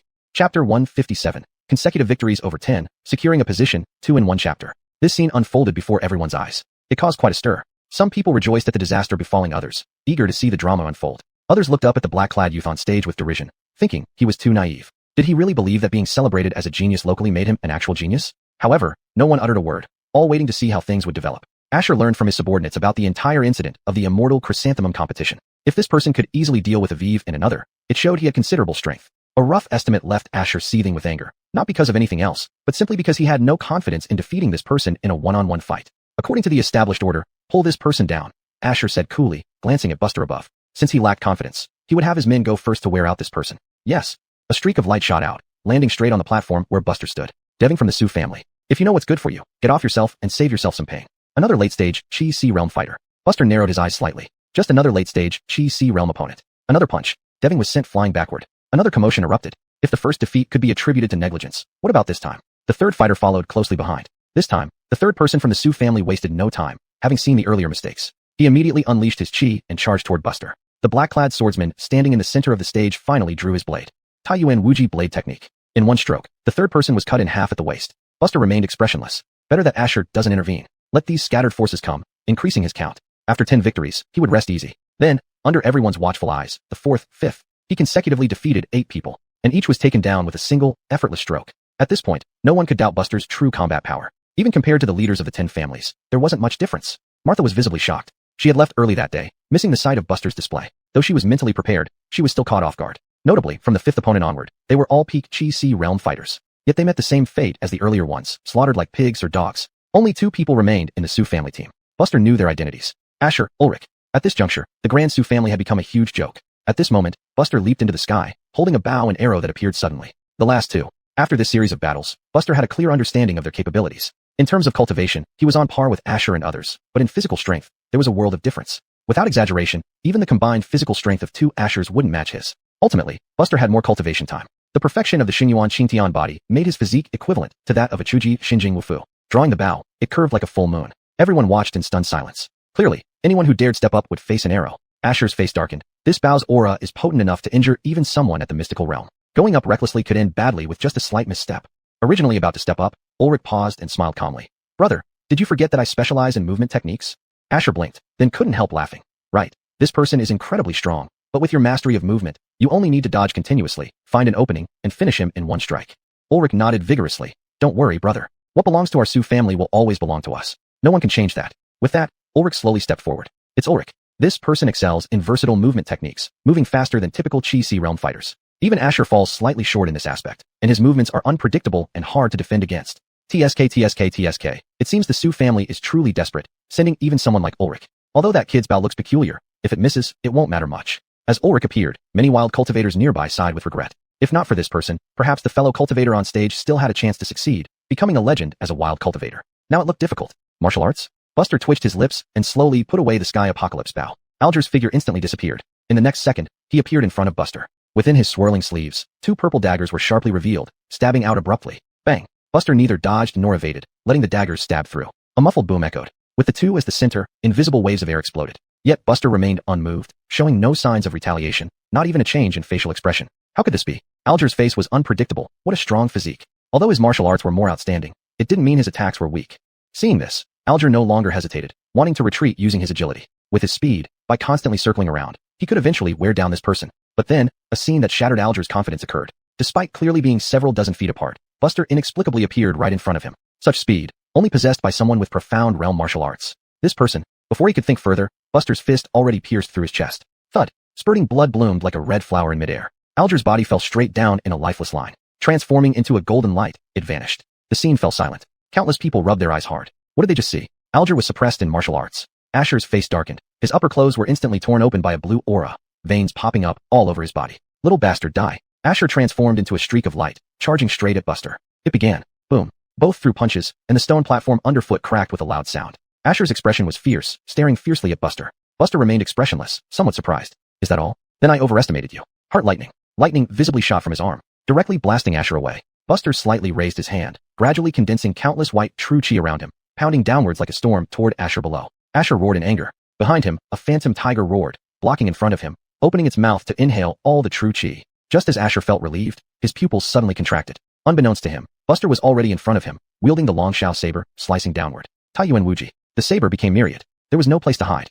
Myriad saber lights cut towards him from all directions. The dazzling saber lights were too bright for many present to make out the details. Holding the long shao saber, Buster slowly ascended into the sky, squinting his eyes at the front. Next moment, a huge tornado formed around Asher. The fierce hurricane extinguished myriad saber lights. Asher emerged from it, bruised but unshaken, clearly not seriously injured. Wind deity charm. Buster recognized this treasure at first glance. When he was at the Abriel residence, he already knew all about the leaders of the 10 families. Among them, Asher had once refined a life-bound treasure called Wind Deity Charm, with extraordinary defensive power. Asher also slowly rose. Who doesn't know profound realm martial arts? After speaking, Asher opened his arms, revealing a hexagonal star totem behind him. True chi converged into flying swords. Their tips pointed straight at Buster. At the same time, Asher's arms gathered green light, forming 2 breath blades. Though they were dozens of feet off the ground, leaves at the mountain peak were slowly lifted. He used 2 profound realm martial arts right from the start. His reputation wasn't entirely unfounded, but it wasn't enough. Buster smiled bitterly. In terms of quantity of profound realm martial arts, he indeed couldn't match, but in depth, Asher fell far short. Rumors say Asher cultivated 3 profound realm martial arts, but Buster didn't believe Asher could perfect all 3.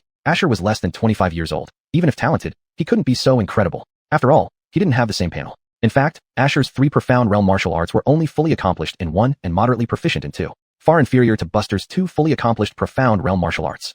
Calm and composed, Asher softly said, "Go." After the words, myriad flying swords behind him burst out. Thousands of arrows flew at once. White light flashed in Buster's eyes. Great righteousness aura. White light and sword light clashed together, creating a tremendous momentum. Great righteousness aura wasn't martial arts, but a divine ability that improved with Buster's cultivation. At this point, he was evenly matched with Asher. Buster slightly furrowed his brow. If it weren't for the fact that he was poisoned by the Netherworld Grievance Dragon, only able to exert 80% of his combat strength, how could it have taken this long? However, at this point, Buster had a good grasp of his opponent's depth. Then, this would be the final blow. Buster's figure suddenly vanished. Asher's expression was grim. In terms of speed, he was absolutely no match for this person. Still, out of instinct, he slashed with the crescent-shaped knife blades, sending two moonsickle-like blade gusts into the air. Buster, stepping on the dustless divine pace, easily avoided the blade gusts and charged towards Asher. Asher gave a cold snort, generating a layer of ice crystals around his body, forming an ice crystal armor. The third profound realm martial art. Sure enough, in the next instant, Buster appeared. Before anyone could clearly see him, the blade had already descended.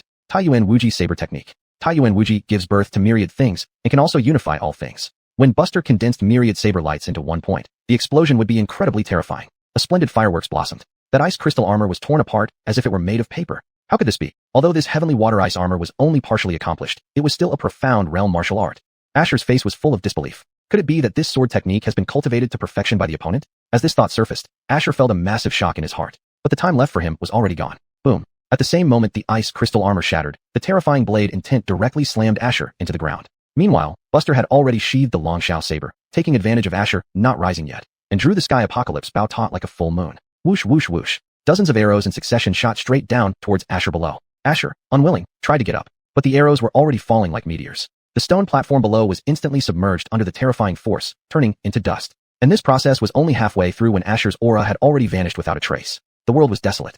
Chapter 158, Supreme Tao, 5 Thunder Sky Body. Is it over? Now not only the wild cultivators, but also the leaders of various teams couldn't help but cast wary glances this way. They were most aware of Asher's strength. Even they wouldn't dare to say they could steadily win against him. Who on earth is he? Such combat power. He's probably almost on par with the Mystic Realm. Martha's expression was complicated, and she found it equally unbelievable. Actually, from the beginning, she had regarded Buster as an opponent at her level, yet it seemed that even then, she had underestimated him. After finishing all this, Buster sat cross-legged with a blank face. The 10 matches concluded, everything settled. He had secured one of these 10 spots firmly. As for the Su family, Buster didn't dwell on it much. Opportunities are meant to be seized by one's own efforts, unrelated to grudges or anything else. Now, all I need is to wait for the immortal light to descend, Buster murmured, lifting his gaze towards the sky.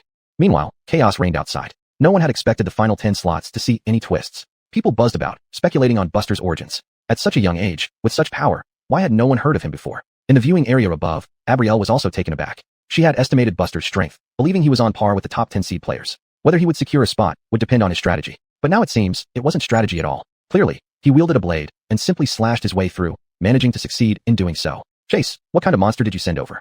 Abrielle couldn't help but laugh bitterly. Not far away, Kylie's face turned pale, then clenched her teeth as she looked at Abrielle with malice. Abrielle, this person must have secretly taken your pills and temporarily boosted their cultivation, right?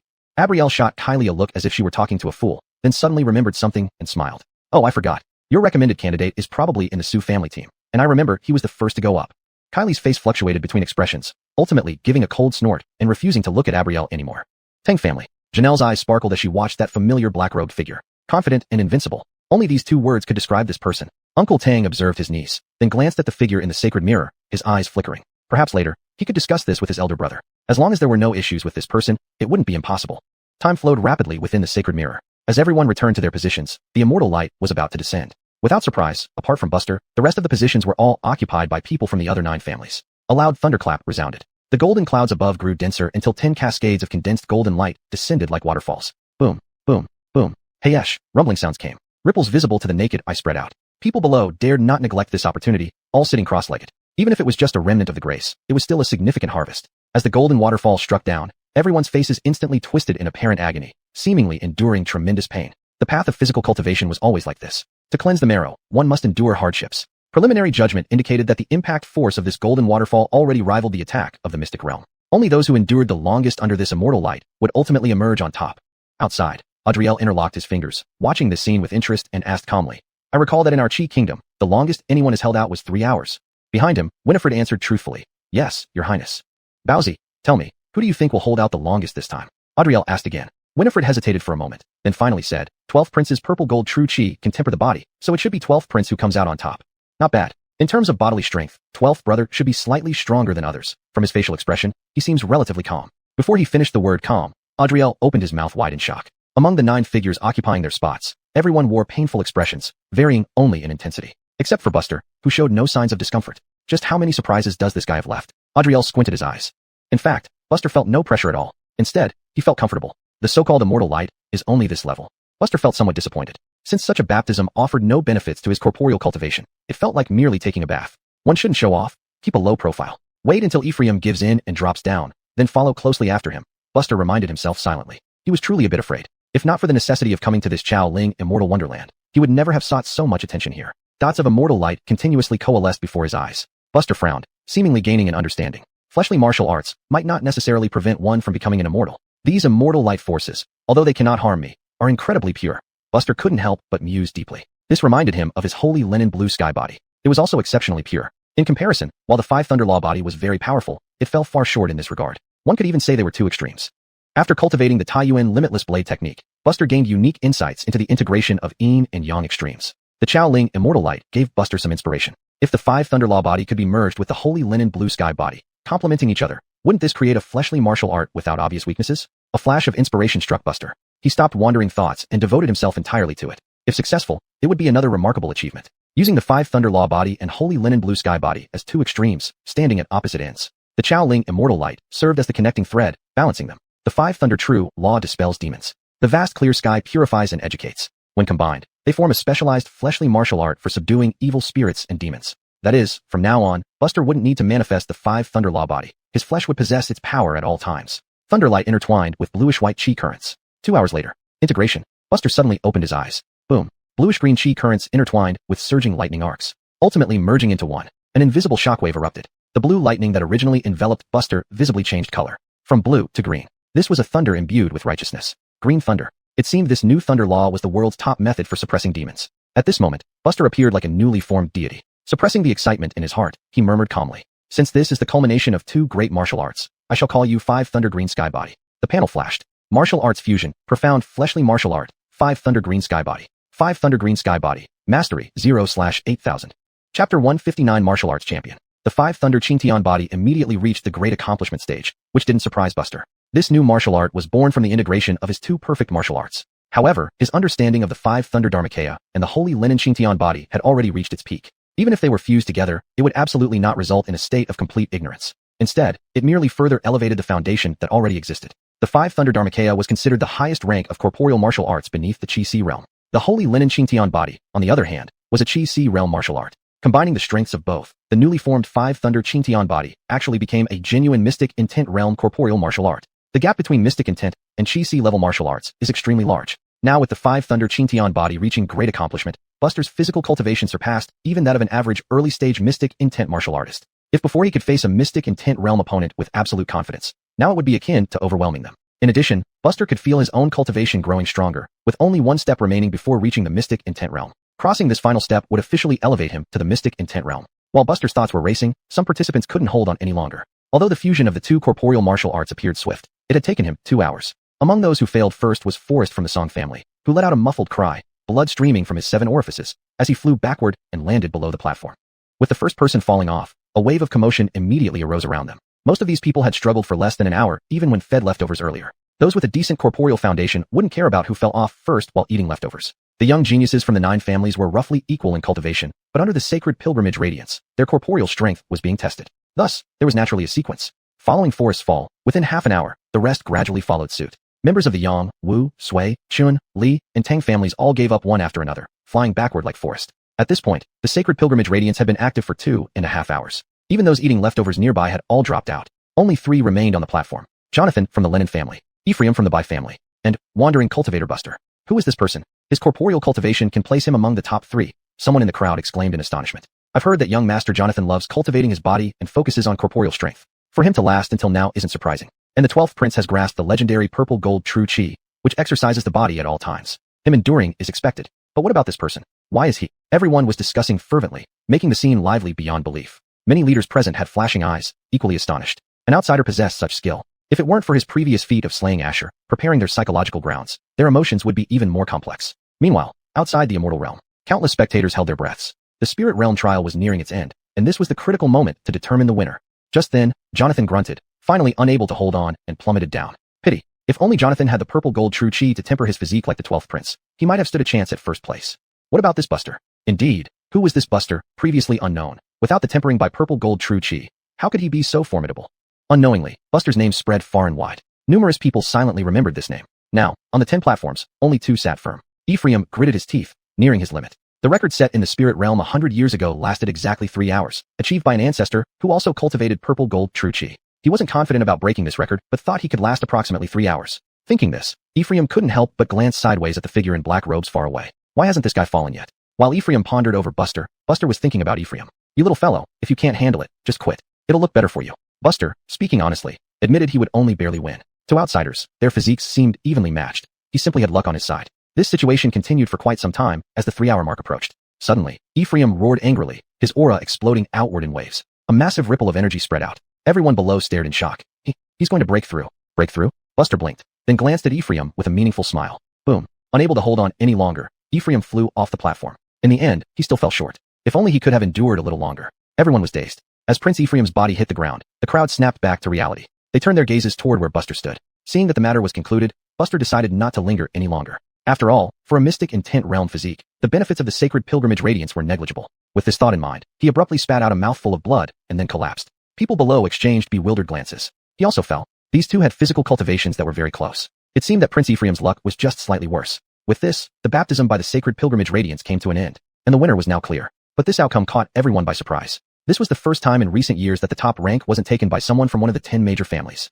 Outside the immortal realm, on the rooftop of a tall building, Adriel laughed heartily, clapping his hands in approval. Brilliant. Truly brilliant. Well done, Buster. You've exceeded my expectations. The maidservant named Winifred finally gave Buster a proper look. But this was just a trial. Speaking of real strength, shouldn't Prince Ephraim still be a bit stronger? After all, Prince Ephraim is just one step away from reaching the mystic intent realm. And Prince Ephraim isn't an ordinary mystic intent martial artist. Inside a tall building, Abrielle gazed at Buster's figure, lost in thought. She never imagined that Buster could make it to the end. That guy? What did Chase do to deserve such a subordinate? Abrielle gnashed her teeth in frustration. Not far away, Kylie looked dejected and quietly got up, slipping away downstairs. She resolved to avoid Abrielle for the next few months to prevent gossip. At the Tang family, Janelle's eyes flickered with mixed emotions, showing some surprise but not disbelief. Uncle Tang sighed lightly. After this event, this young man will become famous. An elder beside him said softly, "We've investigated. This person used to be part of a local demon extermination office, but he has since left and no longer belongs to the government." Uncle Tang coughed dryly. He naturally knew about this. One could only say that the court failed to retain this young man, and with his now background-free status, he might attract contention from other forces. Thinking of this, he subconsciously glanced at his niece. He really needed to discuss this with his elder brother. Chapter 160, Rising Fame. On the Imperial City Square, as Uncle Aiden waved his hand, a golden light shot out from the holy mirror. The golden light carried all the remaining people from the Dawn Spirit realm into view. Buster struggled to keep his body upright and faced everyone below the platform and around in the buildings. Invisibly, Buster became the focus of the entire scene. Aiden sized up Buster with some surprise, but soon returned to normal, speaking aloud. According to the rules, the winner can get one chance to enter our clan's treasure vault and choose an artifact. Having said that, Aiden came before Buster and took out a black gold bell. This is your token for entry. In 5 days, return here, and naturally, someone will lead you to the treasure vault. Thank you, sir. Buster first made a fist salute and then reached out with trembling hands to take the bell. Aiden had a strange look on his face. You can fool others, but this act is too fake. Buster then remembered that this man was at the peak of the Tread Cloud realm and was observing him so closely. It would be strange not to notice anything off. Thus, he changed his previous demeanor, bowing deeply with a resounding voice. Thank you, sir. You deserve it. Aiden grunted, saying no more. But inwardly, he was somewhat touched. This person must have done this to save the royal family's face. Otherwise, it wouldn't have been so timely as to make others think it was merely luck. But this level of performance could prove his own value without making him seem insignificant. A very good young man. He should look into him later. With the end of the Dawn Spirit realm, the many gathered forces gradually dispersed. Abrielle found Buster downstairs, and together they got into the carriage, heading back. You've given me quite a few surprises, Buster said sternly. It's a pity that I still have to wait 5 days before entering. I thought I could immediately find the pure sovereign flower and then start refining the pills. Abrielle looked at him helplessly. She couldn't quite understand this boy who had traveled from Suejo anymore. But Abrielle naturally poured cold water on Buster. Do you think the so-called 9 great clans are nothing? You can easily trample them now. Buster shook his head. He never felt or thought like that. Why bother thinking about others? Taking care of himself was tiring enough. But this expressionless look was seen by Abrielle as arrogance. To prevent Buster from slacking off in cultivation, she could only say earnestly, these are just the figures who can hold up the face of the Dawn Spirit realm. Those who truly represent each family aren't these green kids. There are quite a few profound realm cultivators under 25 in each family. Nowadays, those who are truly considered the best among the younger generation absolutely reach the Golden Body realm before 30. Buster was stunned. A Golden Body realm warrior at 30? That was indeed incredibly formidable. After all, although Alice still has many years until 30, it was unknown when she could advance to the next realm. Even the complete Sea of Chi realm could stall for a year, let alone the much harder Golden Body realm. Alice, who was considered top-tier talent in Suejo, could only be considered high class in the capital. Or perhaps Alice took the wrong path. After all, she switched to martial arts halfway through. If she had practiced since childhood, maybe she would also be among the most elite martial geniuses. Looking at the contemplative Buster, Abrielle said, now you understand that there are always people better than you? Buster nodded. I'm only 17. Abrielle was taken aback for a moment. not quite catching the meaning of his words. Realizing it later, she almost laughed in frustration, wanting to verbally scold this little brat, but finding no reason. That Ephraim Way would certainly be a Golden Body Realm warrior by 30. And Buster likely was too. The top scorer of the Dawn Spirit Realm was the biggest upset. As various forces left the Imperial City, this news spread out naturally. From 1 to 10, 10 to 100. Following this trend, it would probably take only 5 to 6 days for the name of Buster to be known throughout the vast Imperial City. At the Lee family, after Sergio hurriedly returned home with his elders, he rushed towards his sister's residence. However, he was stopped by Zaina at the door. Master, Miss has already started preparing for her closed-door cultivation and doesn't want anyone to disturb her. Sergio pouted. If I said I wanted to go in, my sister wouldn't stop me. Why are you stopping me? Zaina looked troubled. Alice's clear voice came from inside. Go play somewhere else. Sergio immediately resorted to his trump card. Sis, I have exclusive information from someone surnamed Chun. Whether you want to hear it or not is up to you. There was a moment of silence inside. After a long while, a voice finally came through. Zaina, let him in. Zaina bowed slightly and stepped back to make way for him. She was inwardly shocked. What did surname Chin mean? How could it make Kara break her own rule? Which young master of the Chin family was this? Inside the room, Sergio swaggered up to his sister with an inscrutable look on his face. Sis, you really missed out by not coming with me to watch the Dawn Spirit Realm competition. Cut the nonsense. Get to the point, Alice said irritably. Sergio cleared his throat twice. The winner of this competition came as a complete surprise to everyone. Alice stood up. As a model for her brother since childhood, Sergio instantly noticed that his sister's patience was about to run out, so he quickly added, this time, it was Buster who came first in the Dawn Spirit Realm. His statement was shocking. Alice stared blankly, then asked, are you sure it's not just a coincidence of names? I saw it myself, it's Buster. Sergio retorted. Alice narrowed her eyes. When did he come to the capital? Why didn't I hear anything? Sergio folded his arms. How would I know? I only found out when the competition started. All right, get out. Alice massaged her temples gently and said softly. Sergio rubbed his hands together and chuckled. Sis, my pocket money is running low. Alice tossed a bag of genuine crystal stones at Sergio. Get out. Good sis. I'm off. Sergio left happily, knowing well that calling Buster his brother-in-law was one of the ways he could officially ask for extra pocket money. Once alone, Alice felt unusually agitated, muttering to herself, that guy. At the Abrielle residence, Buster returned to his living quarters, lay down on the bed, and soon fell asleep. As for his background information being investigated, it didn't matter much to him. Unless it was someone with exceptional influence, it wouldn't be easy to find out much with Chase around. At most, only the top 10 families might be able to obtain all of his information. But none of that mattered. With the issue of his life and death resolved, Buster's tense heart finally relaxed. Chapter 161, The Way of Receiving Guests. The next noon, a carriage slowly pulled up in front of the grand entrance of Sierra Manor. The arrival of this carriage instantly drew the attention of countless onlookers. Anyone who frequently walked around the inner city would recognize where this carriage came from. The Tang family. After a day's brewing, the name Buster had already spread throughout the inner city. Everyone knew that an itinerant cultivator had emerged victorious, suppressing all rivals to win the championship. Such a formidable achievement naturally attracted many forces seeking to recruit him. But no one expected such swift action, and even more surprisingly, the Tang family was the first to make a move. People were baffled, scratching their heads. Although Buster's talent was remarkable, for the Tang family to be the first to approach undoubtedly seemed like a slight devaluation of their own standing. Soon, a peerlessly beautiful woman, known to everyone, stepped down from the carriage. Janelle, the legitimate daughter of the Tang family, holding a significant position within the family. With her remarkable talent, if she continues to grow, she will likely lead the next generation of Xiaoling immortals. Janelle walked alone to the front gate. The steward arrived as scheduled. Upon seeing that it was Miss Tang of the Tang family, his face twitched. He naturally knew why she had come. Before the steward could speak, Janelle said, please inform Master Sierra that I wish to see Buster and properly thank him. Thank him? Though the steward was puzzled, he still did as instructed. He ran all the way to the pavilion where Sierra resided. Master, Miss Janelle of the Tang family wishes to see Buster. Sierra's voice soon responded. Why are you asking me if she wants to see Buster? Go ask Buster. If he agrees, let her in.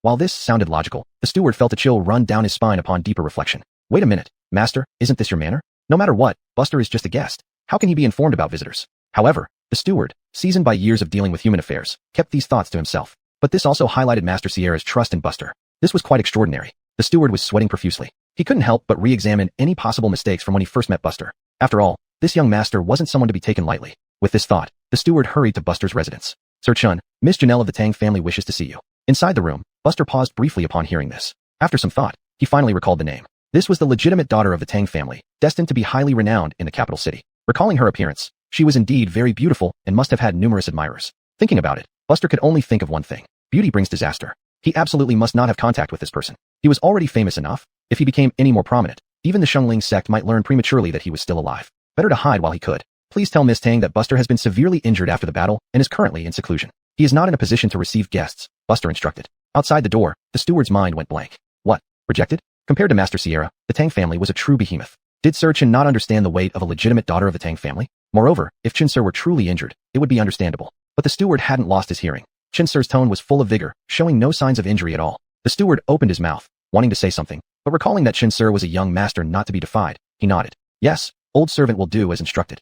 Wait, why young? Sir Chen, what else do you need? If anyone else comes looking for me in the future, there's no need to consult me. Just use this excuse to turn them away. The steward was speechless but still nodded in agreement. Old servant understands. At the gate, Buster is injured. Janelle looked somewhat disappointed but then had a sudden idea. She turned her hand and produced a bottle of pills. Please give this bottle of Hastened Flowers Essence pills to Buster. Though I know Master Sierra has plenty of medicinal pills, please accept this as a token of gratitude. Please don't refuse it. Seeing Janelle's humble demeanor, the steward almost gritted his teeth. After hesitating, he ultimately accepted it as a gesture of goodwill. Janelle turned back toward the carriage and said before leaving, when Buster recovers, feel free to visit the Tang family anytime. Watching the carriage slowly depart, the steward felt a complex mix of emotions. He then turned around and rushed back to Buster's residence. Sir Chun, Miss Tang has brought you something as a token of gratitude. She also said you're welcome to visit the Tang family anytime. In the room, Buster's heart stirred. He got up, opened the door, took the bottle of Hastened Flowers Essence pills, and was about to return inside when he suddenly stopped and gave another instruction. By the way, add one more point to what I said earlier. Please instruct, Sir Chun. If someone insists on giving a gift, you may accept it on my behalf, but do not let them in. The steward opened his mouth. Yes. Buster reopened the door to his room and uncapped the bottle, revealing 3 pills inside. The rich aroma of the medicine filled the air, and from an initial assessment, they were even more potent than the Sanhan Haziken pill given by Chase.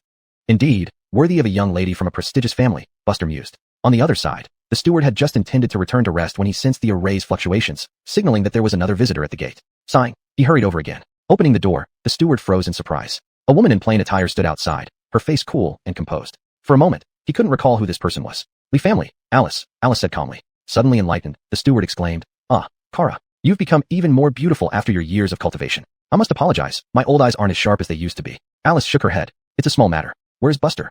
Buster? The steward's expression stiffened instantly. Why did everyone want to see Master Chun? He could understand if it were others, but why even someone like Alice? Did they know each other? These two seemed worlds apart. Kara, please forgive me. Master Chun is still recovering from his injuries and is in seclusion for healing. He isn't available to receive guests. If you have any urgent matters, you can speak with our lord, the steward said sheepishly. Rejecting such influential figures repeatedly wasn't easy. Wasn't this pushing him into trouble? Alice pulled the corner of her mouth in what seemed like mockery. She knew Buster too well. This guy had no interest in associating with people from prominent families and would likely brush everyone aside to maintain his peace. Please inform him that Alice has come to visit. The steward looked troubled. Master Chun had explicitly stated that no visitors were allowed. Just then, Sierra's voice echoed in his mind. Announce her. Sierra's words reassured him. Taking a deep breath, the steward straightened up and said, Since Kara has spoken, I will comply. Please wait a moment. At Buster's residence. Master Chun, someone requests an audience. I already told you not to ask for my opinion. Simply turn them away. Inside the room, Buster frowned. The steward, embarrassed, added, The visitor is Miss Alice of the Lee family. There was a brief silence within the room. Soon, Buster opened the door with a peculiar expression. Forget it. I'll go bring her in myself. Chapter 162, True Divine Yang Technique. At the gate of the residence, Alice saw Buster standing inside the gate, smiling sardonically. Isn't this our top scholar Chin? After a period of time, it's become so hard to meet. The steward standing aside was bewildered, looking back and forth between young Master Chun and Kara. Did these two know each other? Buster felt somewhat helpless and moved slightly to the side.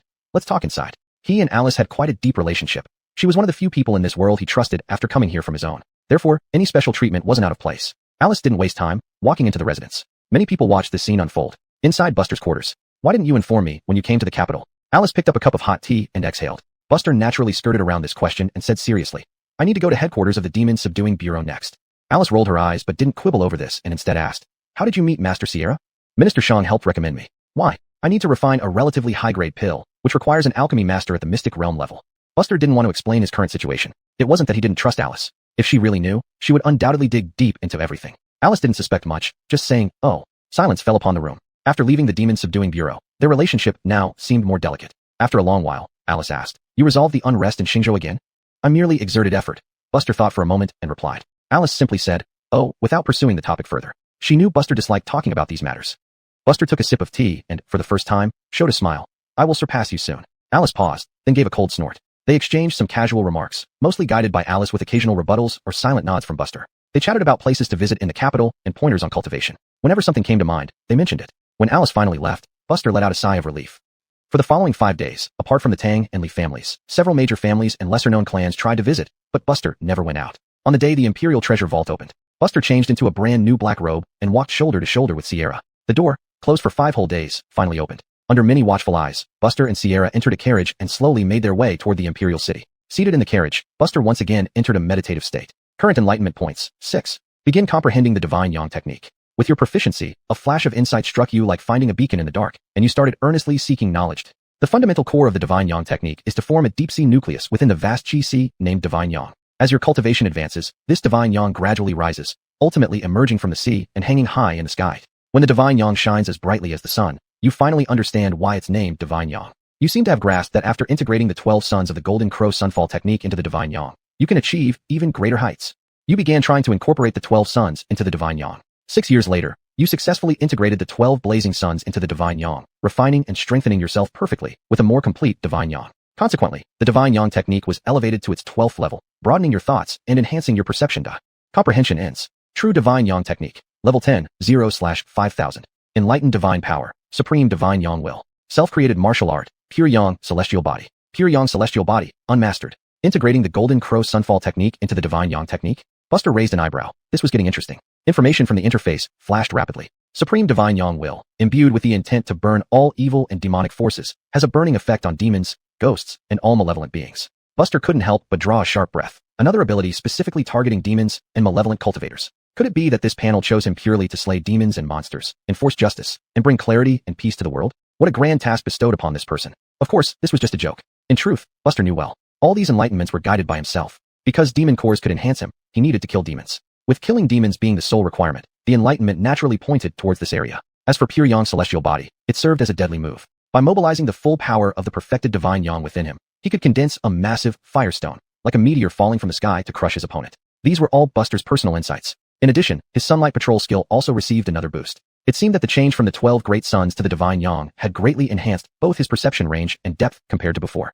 Finally, Buster noticed the enlightenment points mentioned on the panel. An increase in enlightenment? Buster soon understood. As his cultivation advanced, Buster had a better grasp of the difference between enlightenment and aptitude, as often discussed in martial arts circles.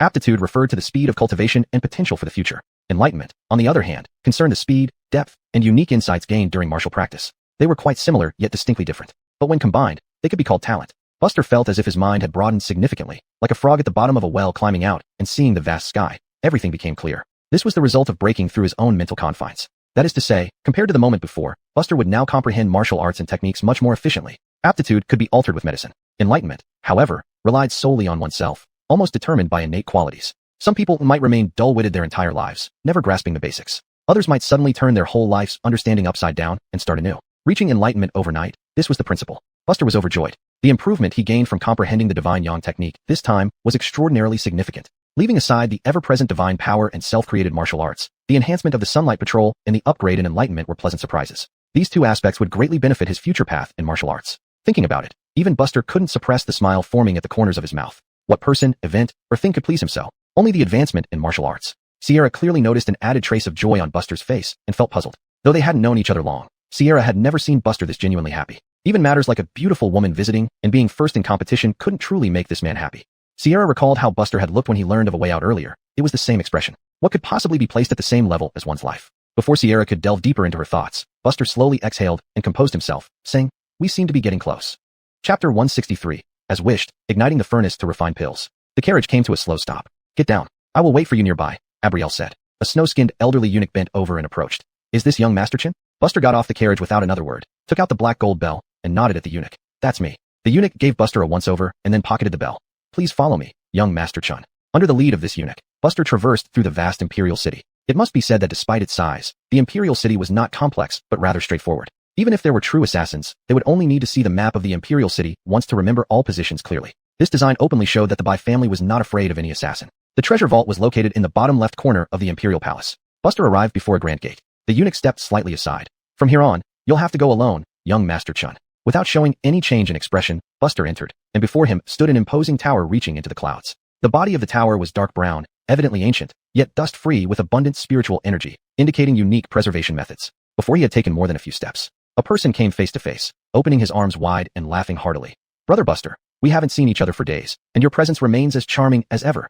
Buster recognized this person from portraits. Prince Fagin, the third prince. Also Willis's master. Buster's eyebrows furrowed. But as part of the Bai family, and being a citizen of Qi Kingdom, etiquette could not be lost, so he respectfully clasped his hands. "Your humble servant, Buster, pays respects to the third prince." "There is no need for such formalities. The treasure vault is right before us. I shall open it, and Brother Chen only needs to come out within 2 hours." With that, Fagin led Buster to the door of the vault. The third prince took out a jade green gemstone and embedded it into a slot in the center of the gate. Boom. As the ground trembled, the massive door slowly opened to reveal its true appearance. Buster's eyes blazed with excitement. Finally, it was time. Inside, the vault appeared somewhat dim. Occasional candles hanging on stone pillars lit up the surroundings. Buster walked in. Fagin's smile remained unchanged, not showing the slightest intention of trying to win him over. It was time to select treasures. Naturally, other matters should not spoil the mood. Everything could be discussed after Buster came out. Lately, many clans had extended olive branches to Buster, all of which he had rejected. Knowing that winning over such a person couldn't be rushed, Fagin planned to proceed gradually. Such people indeed deserve patience and careful enticement. Originally, the one who would open the treasure vault was not him, but he strived hard to gain this opportunity. Inside the treasure vault, Buster's eyes flashed with fire, expanding his perception derived from the solar hand technique to the maximum range. With Granville at its core, the solar hand became even more meticulous. In terms of perception, even experts at the mystic boundary level could not compare to him. Buster reached the area where various pills were stored, a mountainous pile of precious pills, for treating wounds, restoring true chi, improving physical constitution, detoxifying, and even pills that allowed comprehension of divine skills. Buster swallowed saliva secretly. Indeed, as the treasure house of a nation, everything available was present.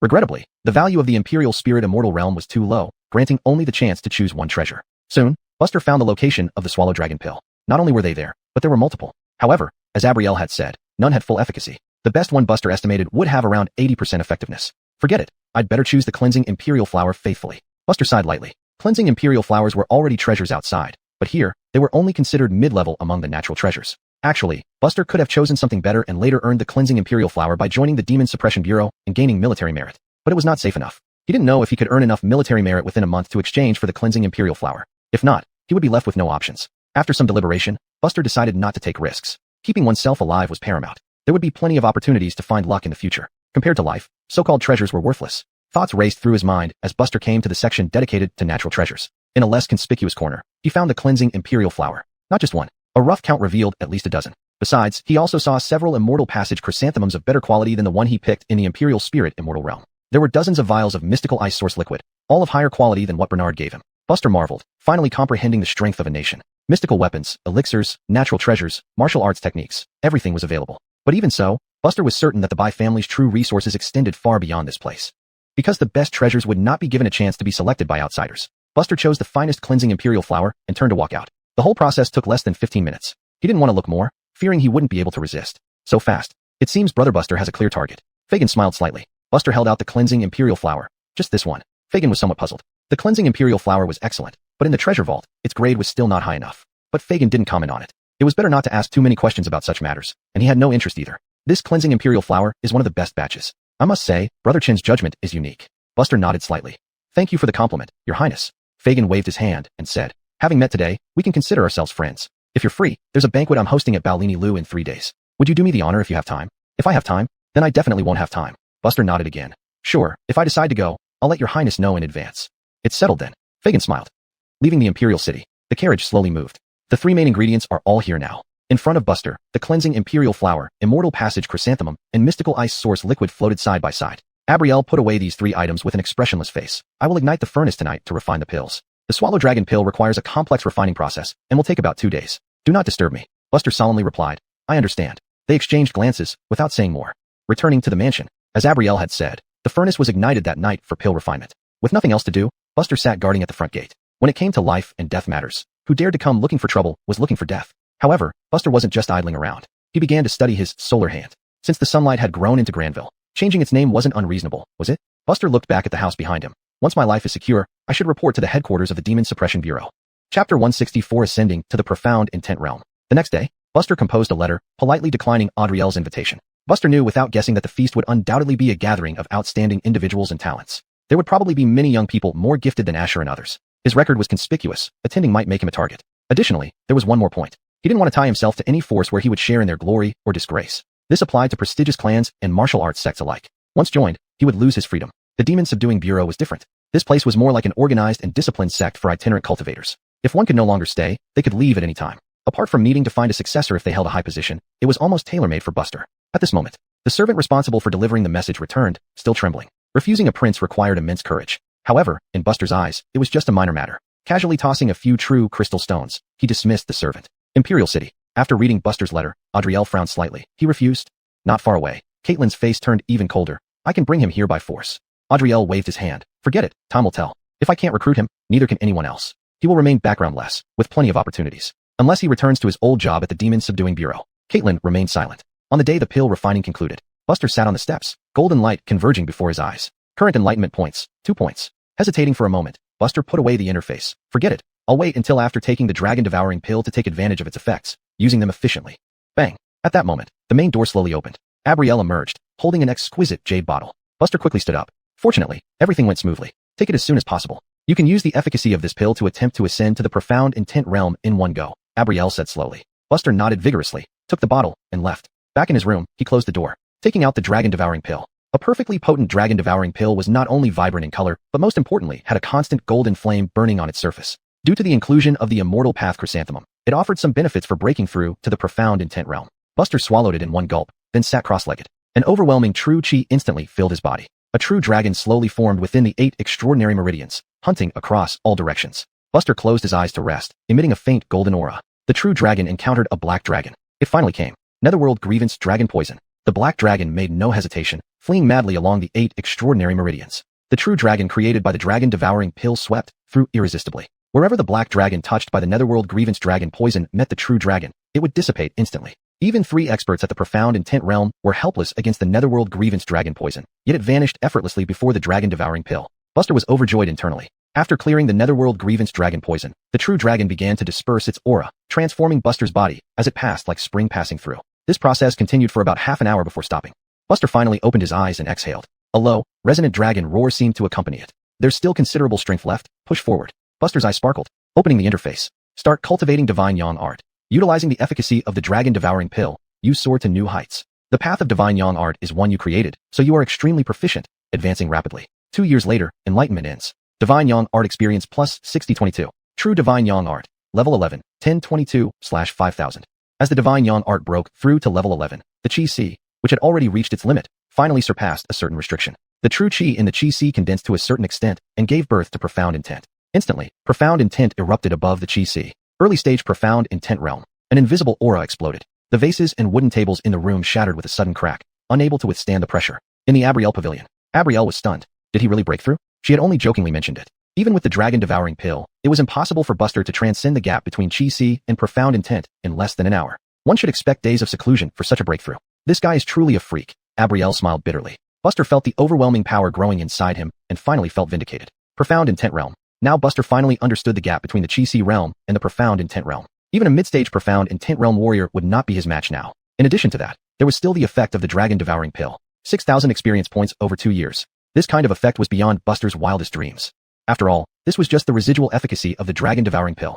Going through so much trouble to finally obtain this pill, it indeed did not disappoint me, Buster muttered. However, after this, his cultivation progress wouldn't be as fast. Profound intent realm. Buster repeated. His next goal was simple. Perfect the divine yang art, pure yang star, and 5 thunder azure heaven body. Then comprehend the supreme origin infinite blade technique and dustless divine steps to their essence. During this period, he also needed to seek out profound intent realm cultivation techniques. He almost couldn't imagine how terrifying his strength would grow if he fulfilled all these conditions. That night, Buster had dinner with Abrielle. The breakthrough you made this time was indeed swift, but it caused quite a stir. Thankfully my mansion has powerful formations to mask it, or else many strong individuals would have noticed your aura, Abrielle explained. No problem, Buster replied calmly. What are your plans next? Returning to Suejo. Abrielle hesitated for a moment before asking. Before Buster could answer, Abrielle continued. I want to remind you, your talent is astonishing. I can confidently tell you that among all of Chi State, your talent ranks at the very top. I know you're attached to Suejo, but I must tell you, that place will only hold you back. The Imperial City is an option for you. Talent? Buster almost laughed at the word. Calculating the time, he had been in this world for nearly half a year. That meant he had cultivated for more than 100 years. This included cultivating with numerous demon cores. Becoming a profound intent realm cultivator at over 100 years old, his talent was actually pretty decent. Abrielle went on. If you don't mind, would you like to take up the position of an honored elder here? Is there any benefit? Buster asked, lifting his head. Abrielle answered seriously. You can come to me for future alchemy needs. Buster thought for a moment and shook his head ultimately. Still no. But if Master Abrielle encounters any difficulties in the future, feel free to find me. I will remember this kindness. After all, without Abrielle, he didn't know where he could turn for alchemy. Abrielle wasn't surprised, just a bit regretful. All right, if you change your mind after returning, feel free to come back anytime. Who said I'm going back? Then what will you do? I'm heading to the Demon Subduing Bureau's headquarters, Buster stated blandly. Abrielle opened her mouth, speechless. Yes, how could she forget this? Chapter 165. Zujr Surges, Divine Yang Art completes. The system of the main headquarters of the Demon Suppressing Office and the local offices has slight differences. The most apparent difference is their nature. The headquarters can be considered as a central hub. Only if there's trouble in the 4 quarters that cannot be resisted will personnel from the headquarters come out to help. But in fact, for the extremely distant large provinces, this kind of assistance almost never comes. Just traveling there would take over 10 days. If there's real danger, by the time people arrive, it would be too late. Moreover, the number of people at the headquarters of the Demon Suppressing Office is relatively small, only numbering in the hundreds. Buster held the letter of recommendation and entered the Imperial City again the next day, then found the location of the headquarters of the Demon Suppressing Office. To Buster's surprise, after submitting the letter, verification and allocation processes were still required, so he couldn't join immediately. Unable to do anything, Buster could only return to Sierra Manor. In the manor, Sierra was somewhat surprised. You didn't know that the positions in the headquarters of the Demon Suppressing Office and the local offices are different. Buster shook his head. Sierra sighed and explained, currently, the duties at the headquarters of the Demon Suppressing Office are very clear and straightforward. Apart from the Supreme Seat, which remains unchanged, there are 3 Grand Generals under him. The 3 Grand Generals each oversee for Demon Suppressing Generals, making a total of 12 Demon Suppressing Generals. Under each general, there are subordinate commanders, and under them, lieutenants, finally reaching the common office servants. Stopping here, Sierra paused before continuing. Office servants are similar to independent cultivators within the Demon Suppressing Office. They don't have explicit superiors, and any subordinate commander can dispatch them. Since you have a letter of recommendation from a regional Supreme Seat, you can skip the trials and bypass the office servant stage, directly joining a specific subordinate commander. Supreme Seat, 3 Grand Generals, 12 Demon Suppressing Generals, subordinate commanders, lieutenants, office servants. Buster understood slightly. With his previous experience as a demon-slaying general, this new position mechanism wasn't hard for him to grasp quickly. Besides the Supreme Seat who remains in close seclusion unless in emergencies, the currently known experts in the Demon Suppressing Office are still numerous. Sierra's eyes carried a hint of reverence. Even just the office servants without any direct superior are all at the Chi-Si realm. Often when the headquarters mobilizes, it starts with dealing with Chi-Si realm demon lords.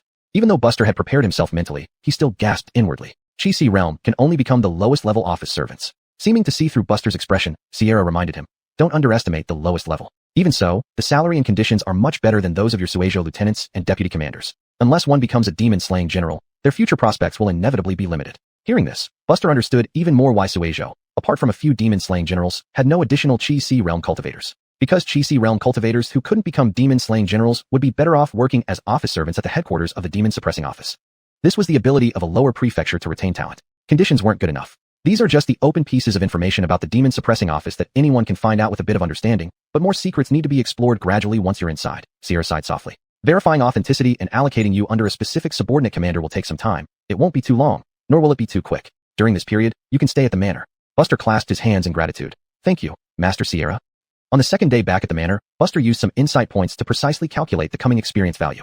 After testing, Buster knew that practicing the Divine Yang art now would grant him 1,000 experience points per year, so it wouldn't take many days for the Divine Yang art to reach perfection. For the following 9 days, Buster stayed indoors, dedicating himself wholeheartedly to martial cultivation. Current insight points, 9 points. Begin cultivating the Divine Yang art. You are thoroughly familiar with the newly opened last 2 levels, thus achieving twice the result with half the effort. 3 years later, insight ends. Divine Yang art experience plus 3,322. True Divine Yang art. Level 12 complete.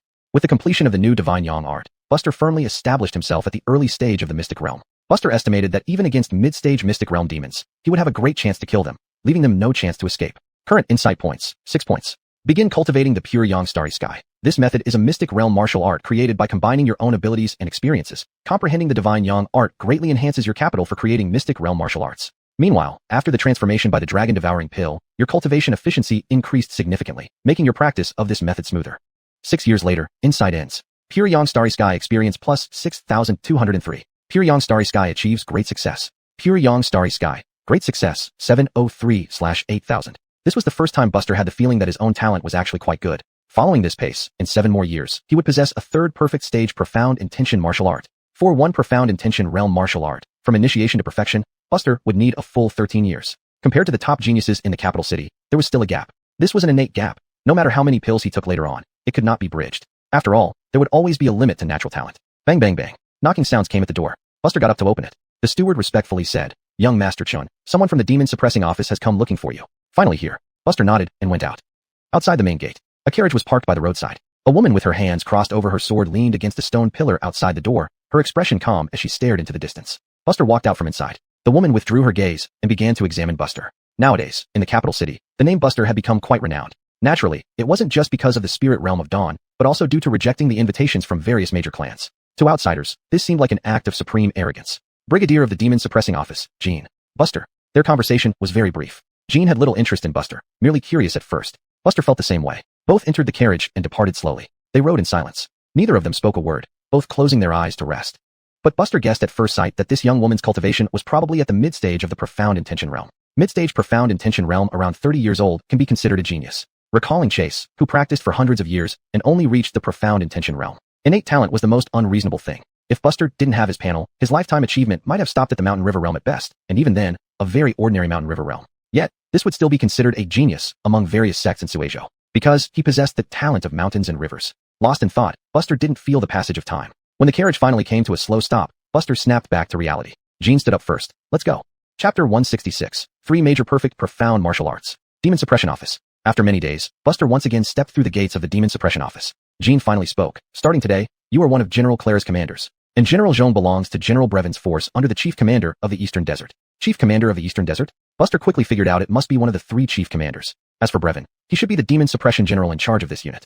Clara, judging from the name, seems to be a woman and is the Vice General under the Major General Brevin, who belongs to the Chief Commander of the Eastern Desert. Having straightened out the relations, Buster nodded slightly. The 3 Chief Commanders have some extremely important matters to attend to, and the 4 Demon Suppression Generals will also follow them. However, they rotate every 3 years, ensuring one remains to guard the Demon Suppression Office. Currently, our Janine is still on assignment outside headquarters. While walking, Jean explained the current structure of the Demon Suppression Office. Important matters? With all 3 Chief Commanders moving at once and each being accompanied by 3 Demon Suppression Generals, leaving one to guard the main camp. This truly qualifies as an all-out effort. The reason for such a large-scale operation from the Demon Suppression Office could very likely be related to demons, and significant ones at that. Seen from another perspective, each Chief Commander will leave 1 Major General behind, meaning there are always only 3 Major Generals stationed at the Demon Suppression Office. But these 3 are all cloud-striding realm martial artists. Of course, there is also the long-term reclusive headmaster. It was said that the headmaster was only 1 step away from the legendary godlike warrior realm, hence in recent years, unless it was something particularly important, he basically never showed up. Godlike warrior realm, the pinnacle of the world. So far, Buster had never heard of any living godlike warriors existing in the world. Is there anything you want to ask? Seeing Buster remain silent, Jean frowned slightly, somewhat displeased. She had spoken so much here, yet the other party hadn't shown any reaction. Indeed, as rumored, he seemed arrogant and looked down on others. However, Jean did not mind. Once part of the Demon Suppression Office, sooner or later, no matter how great one's pride might be, it would vanish amidst the howls of demons. General Zhong will be back in a few days. For now, I'll arrange your accommodation. Saying this, Jean stopped just in front of a house, pulling out a key. Creak. The door slowly opened. You'll be staying here for quite some time, Jean said with patience. Buster nodded and softly replied, thank you. Hearing this, Jean's expression softened slightly, and before leaving, she warned, by the way, your cultivation level is still shallow, and coming in with a recommendation letter, people will talk behind your back. You should be mentally prepared for that. I understand. Jean gradually left. Buster naturally understood her meaning. Here, all subordinates were uniformly at the Profound Realm, except for a small number who were merely at the Chi-Si realm, but received positions equivalent to the Profound Realm due to recommendation letters. In most people's eyes, this symbolized favoritism. Thus, such individuals were generally not well liked. After all, humans strive for balance. This area where Buster stayed was the residential cluster of the Demon Suppression Office. Each person lived in a moderate-sized residence, closely lined up in a neat row. Only 2 zhong, about 6 meters, high walls separated neighbors. For ordinary people, this was indeed very high. Too high to climb without tools. But here, everyone was at least at the Chi-Si realm. Just as Buster, standing in the courtyard, was about to return to his house, he suddenly turned his head toward the right. At some point, a burly man sat atop the 2 zhong high wall. Do you have something? Buster furrowed his brows. Proud enough. The burly man scoffed. Nothing much, just can't stand trash like you who use connections. Pausing for a moment, the burly man continued. You chose a good day to move in, considering I, Amiri, have a mission at hand and won't punish you now. Wait until I come back, then you'll learn to lower your head. Amiri? Buster twitched his lips. Just an early-stage profound realm martial artist. What's there to fuss over? If a fight really broke out, even if you're in a rush to leave, it wouldn't take too long. Just 1 punch, after all. However, Buster refrained from acting for several reasons, mainly to stay out of trouble. Also, personal grudges can be settled later. Since the other party has a mission, he can't afford to go carrying injuries, which would be a grave offense. Amiri scoffed, inwardly cursing a coward, then jumped down. Buster never imagined that in a few days, as mentioned by Jean, would mean 7 days later. 7 days later, Clara finally returned. During this period, Buster, with nothing else to do, walked around the Demon Suppression Office, becoming preliminarily familiar with the place. At the same time, Buster didn't idle in his cultivation, using up his enlightenment points daily. These 7 days were exactly when Buster further enhanced his Pure Yang Starry Sky cultivation. This self-created martial art finally reached the perfect stage. 1 year later, enlightenment ends. Pure Yang Starry Sky experience, plus 1103. Pure Yang Starry Sky, perfect. Teisho Infinite Blade Art, Dustless Divine Step, and Pure Yang Starry Sky. 3 perfect profound martial arts. Apart from these, he also had an accomplished martial art, 5 Thundergreen Sky Body. A seasoned profound realm martial artist might not have as many perfect profound martial arts as he did. Knocking sounds came from outside the door. Opening it revealed a servant with an unfamiliar face. Sir, Director Zhong requests your presence. Buster nodded slightly. Finally, she's back. Following the servant, Buster arrived at a large camp tent. Yes, other than its size, there was nothing extraordinary about this ordinary camp tent. It was hard to imagine that a golden body realm martial artist resided inside. Lifting the curtain, Buster walked in. All eyes turned towards him. In the tent, sitting in the main seat opposite the entrance, was a plain-looking middle-aged woman holding a wine bowl, looking at Buster. To her left and right sat 2 rows of people, totaling around 15 individuals. Among them was Jean, who had brought him in that day. Buster, neither humble nor proud, stepped forward. Your subordinate, Buster, greets Director Zhong. The woman in simple clothing smiled. I haven't agreed to take you under my command yet. Buster frowned. The surrounding people watched him with schadenfreude. I have standards for selecting people. You have a recommendation letter, so becoming a commander is inevitable, but I reserve the right to send you to another general's command. Clara said calmly. This statement was clear enough. Buster, still expressionless, straightened his back. How would you like me to prove myself? Very simple. 600 miles northwest of the capital lies Pinglong Village within the mountains. There hides a lustrous earth rat. I don't expect you to kill the beast. Just infiltrate its lair and bring back any item from there. If you succeed, consider yourself qualified to serve under me. A lustrous earth rat? Clara's words stunned everyone present. This mission will be accompanied by Jean, but she won't assist you. Only record your performance. If you agree, I'll have the dossier on the lustrous earth rat delivered to you within 2 hours, Clara said mockingly. Buster asked, may I ask, Director, what level of cultivation does this lustrous earth rat possess? Not very strong, middle stage profound realm. Buster didn't hesitate for a moment. Agreed. Chapter 167, The Linglong Mole Rat. Agreed? Many of the military officers looked at each other in confusion. They had thought that this person would back off after learning about the cultivation level of the Linglong Mole Rat, but he wanted to go against the current instead? Even Clara was somewhat taken aback. This boy agreed so readily? Could it be that he really has a trump card? Although she had just returned, she naturally knew about the grand event of the Chao Ling Immortal Realm. It couldn't be denied that this person would one day soar to great heights, but not now, because the opponent wasn't just at the Chi Si realm. Since that's the case, then you should go back and prepare. Clara waved her hand. Buster turned and left. Jean couldn't help but say, my lord, isn't this too harsh? Although Buster's cultivation is shallow now, he is still the champion of the Chao Ling Immortal Realm. If anything were to happen to him this time. Clara rolled her eyes and interrupted her subordinate. Am I that kind of person? Buster is talent, and I won't abandon him once he's under my command. This time, it's just a test for him, so he doesn't become arrogant and can be grounded in the future. No matter what the outcome, I won't drive him away. Of course, I hope his performance will be better. This time you follow him. Apart from monitoring and rating, remember to intervene if it's a life or death situation. Upon hearing this, Jean sighed with relief. In that case, I have no problem with it, my lord. Clara looked at this girl with a helpless expression. Among the officers present, Jean was the youngest, yet not the weakest in cultivation, and was also a potential stock. Clara even considered grooming her as a successor, which was why she received so much special care. Buster agreed with Clara not because he was eager to prove himself. With his laid-back nature, changing superiors wouldn't be an issue either. But choosing a mystical boundary demon as a condition left him no choice. The death of a mystical boundary demon by the Demon Suppression Bureau wouldn't cause much stir. In the end, it would only spread within a small area of the Bureau, far less glamorous than the title of Chao Ling Immortal Realm Champion. Not only could he get the demon core, but he wouldn't attract too much attention either. It was win-win, why not do it? As Clara said, within 2 hours, a file was delivered to Buster. Turns out, the real headache of the Linglong Mole Rat wasn't its terrifying cultivation level, but its den located underground, extremely complex like the roots of an old tree, crisscrossing everywhere. Inside the den, a shielding array had been set up, severely obstructing the perception of martial artists, making it hard to locate the rat demon. Moreover, the rat demon's fighting skills were actually mediocre. Even martial artists of the same realm could fight evenly with it. But it was extremely fast, with countless escape tactics, making it easy to slip away even when caught. Once, Clara herself went there, only for the rat demon to flee over 1,000 miles away and return months later. Clara was helpless too. After all, as a deputy general of demon suppression, a mystical boundary demon didn't warrant her constant vigilance in Pinglong Village. Since then, a mid-stage mystical boundary martial artist has been assigned to watch the rat demon in Pinglong Village. Even if they couldn't kill it, at least it ensured the demon wouldn't dare appear and wreak havoc again. Though it rarely appeared to devour people after being monitored, it remained a thorn in the side of the Demon Suppression Bureau. After all, this mystical boundary rat demon once ruled the territory of Gan Prefecture and slaughtered over 300,000 people in a city 50 years ago. Buster put down the file. Its escape abilities were impressive. How would it compare to his perfected dustless divine step? After entering the mystical boundary, Buster's speed had skyrocketed once more. An average mid-stage mystical boundary martial artist could only trail behind him, eating dust. In the afternoon, Jean found Buster. The two arrived at the Demon Suppression Bureau's training field for horses. Here, it was Buster's first time seeing such a large number of demons kept together. These are thousand-li sun-chasing horses, exceptionally gifted in traveling long distances, raised by our bureau. They don't have demon cores, and thus aren't considered demons.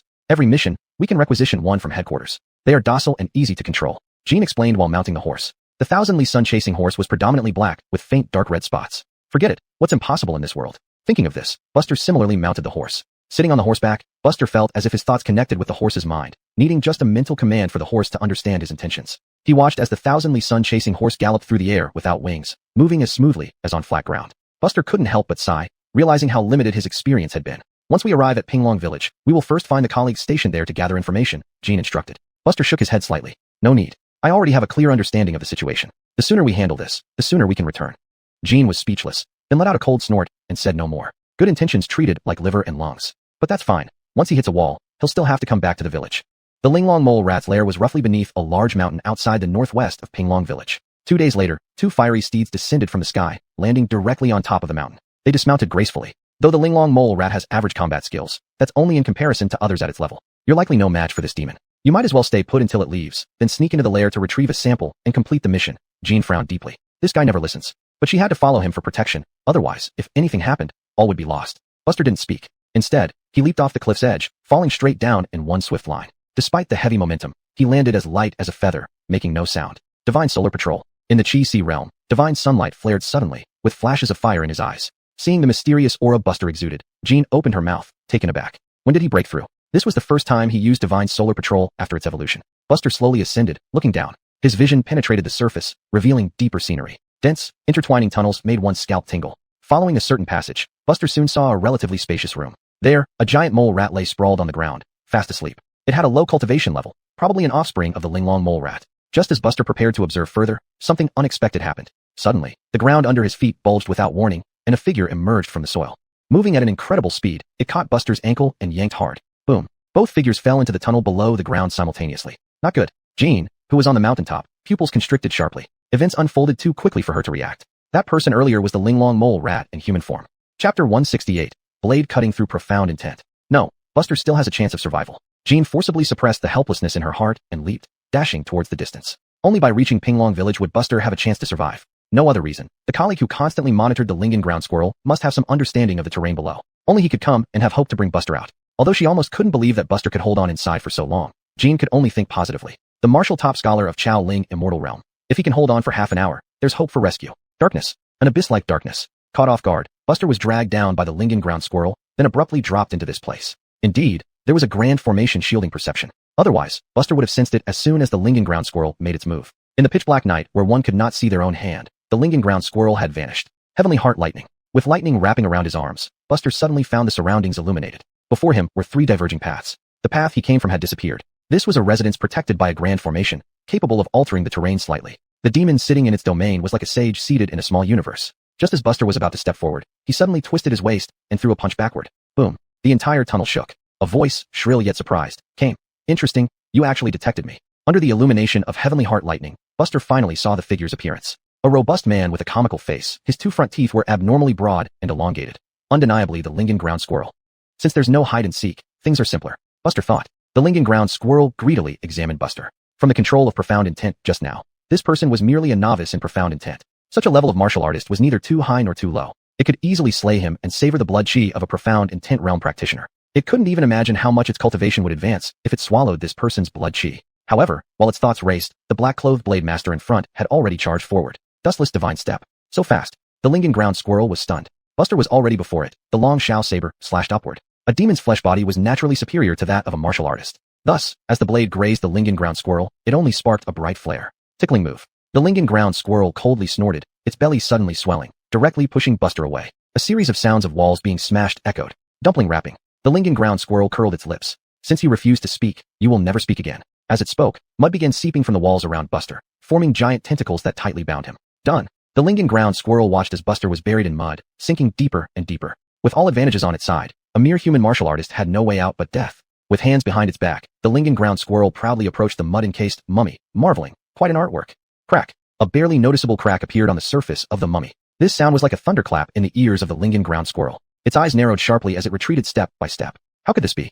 Here, it dominated the time and terrain. Even a mid-stage profound intent martial artist would have to wait for death under this technique, let alone a greenhorn boy. Green lightning flashed through the cracks. From within slowly emerged a figure. Buster remained expressionless, only slightly twisting his neck. The force was considerable, but not enough to strangle him. The Lingon ground squirrel stared bewilderedly. How terrifying was this human's physique? Realizing this, without any hesitation, it transformed into part of the mud, blending into the ground, vanishing without a trace. Buster expelled a deep breath, then forcefully stamped forward. Countless divine flames surged forth like a tidal wave. Divine flame wildfire. But it wasn't enough. Amidst the flames, lightning intertwined. Heavenly Heart Lightning. All top-notch methods against demons. In an instant, the entire cave was filled with lightning and fire. Nowhere to hide. Unable to endure the scorching agony, the Lingon ground squirrel revealed its true form, bursting through the ground, rushing skyward. Great brilliance. Buster followed the gap created by the Lingon ground squirrel, leaping onto the surface. It was a ground squirrel with wings on its back and a drill-like horn on its head, shimmering under the sunlight. This ground squirrel was not very large, only about 6 to 7 zhang tall, even smaller than many Chi-Si realm demons, perhaps due to its lineage. At this moment, how could the Linglong ground squirrel not realize the peculiarities of this martial artist? It hastily used its escape technique and fled into the distance. Buster stood still, showing no intention of pursuing. But in the next instant, the sky suddenly darkened. Dark clouds gathered above the head of the ground squirrel. Boom. In a thunderous roar, a massive Mars star pierced through the black clouds ahead and above the Linglong ground squirrel, crashing down at an angle.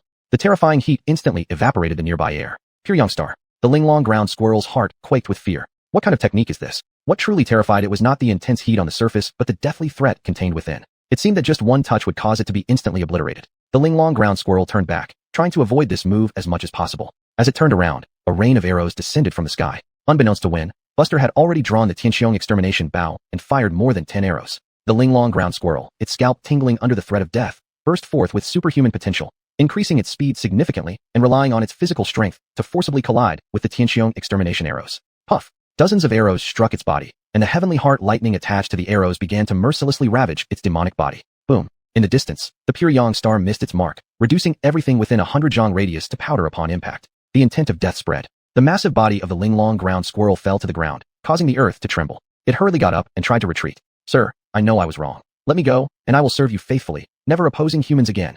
The long Shao saber was raised. The Taishang Wuji sword technique. Divine Yang profound intent. This was the first time Buster used the Divine Yang profound intent. All things returned to unity. A blade of light mixed with fire slashed down. The enormous body was cut in half. Earlier, even using the Taishang Wuji sword technique found it difficult to break through the demon's skin, but combined with the Divine Yang profound intent, it was like cutting through tofu. With one stroke, a great demon of the profound realm perished. Buster skillfully extracted the demon core and felt a great relief.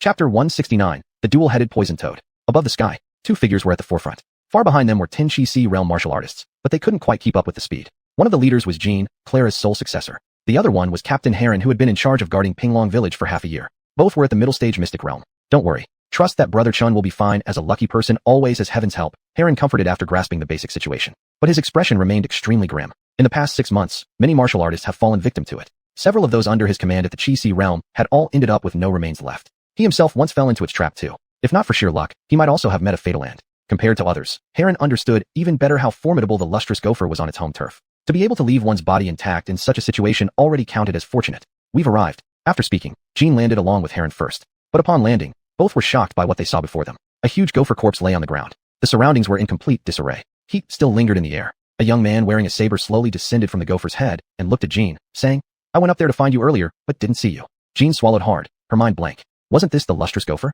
How? Heron was undoubtedly the most stunned. This absolutely was that excruciatingly troublesome, lustrous gopher. Dead. Just like that. Buster realized that his actions made everyone speechless, so he scratched his head, deciding not to say anything and waited for Jean to come back to her senses.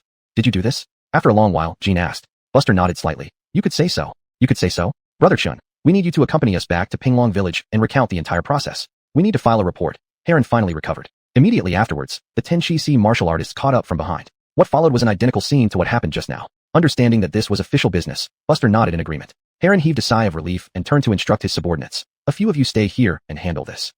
Are you in a daze? Yes. Pinglong Village. In reality, Pinglong Village was very affluent, more so than some county towns in Suizhou. This was due to its geographical advantage. With the national capital nearby, it was nearly impossible not to benefit. This was similar to a person's background. If born into a good family, one's starting point was already beyond the reach of most people. Likewise, a place benefited from its location. Like Baiyun County surrounded by mountains, it would probably be difficult to develop in the future. Inside the central building of the village, Buster narrated the entire process of slaying the gopher in detail. Of course, he spoke when he should and kept silent when he shouldn't. Occasionally, he embellished or refined certain parts. Buster was too familiar with this. After all, the Monster Suppressing Bureau only needed a report, as long as the main points were accurate. When Heron finished consolidating the report, he and Jean finally came back to their senses. Their gazes towards Buster became far more complicated. Especially Jean. She was currently the person who had interacted the most with Buster in the headquarters of the Monster Suppressing Bureau.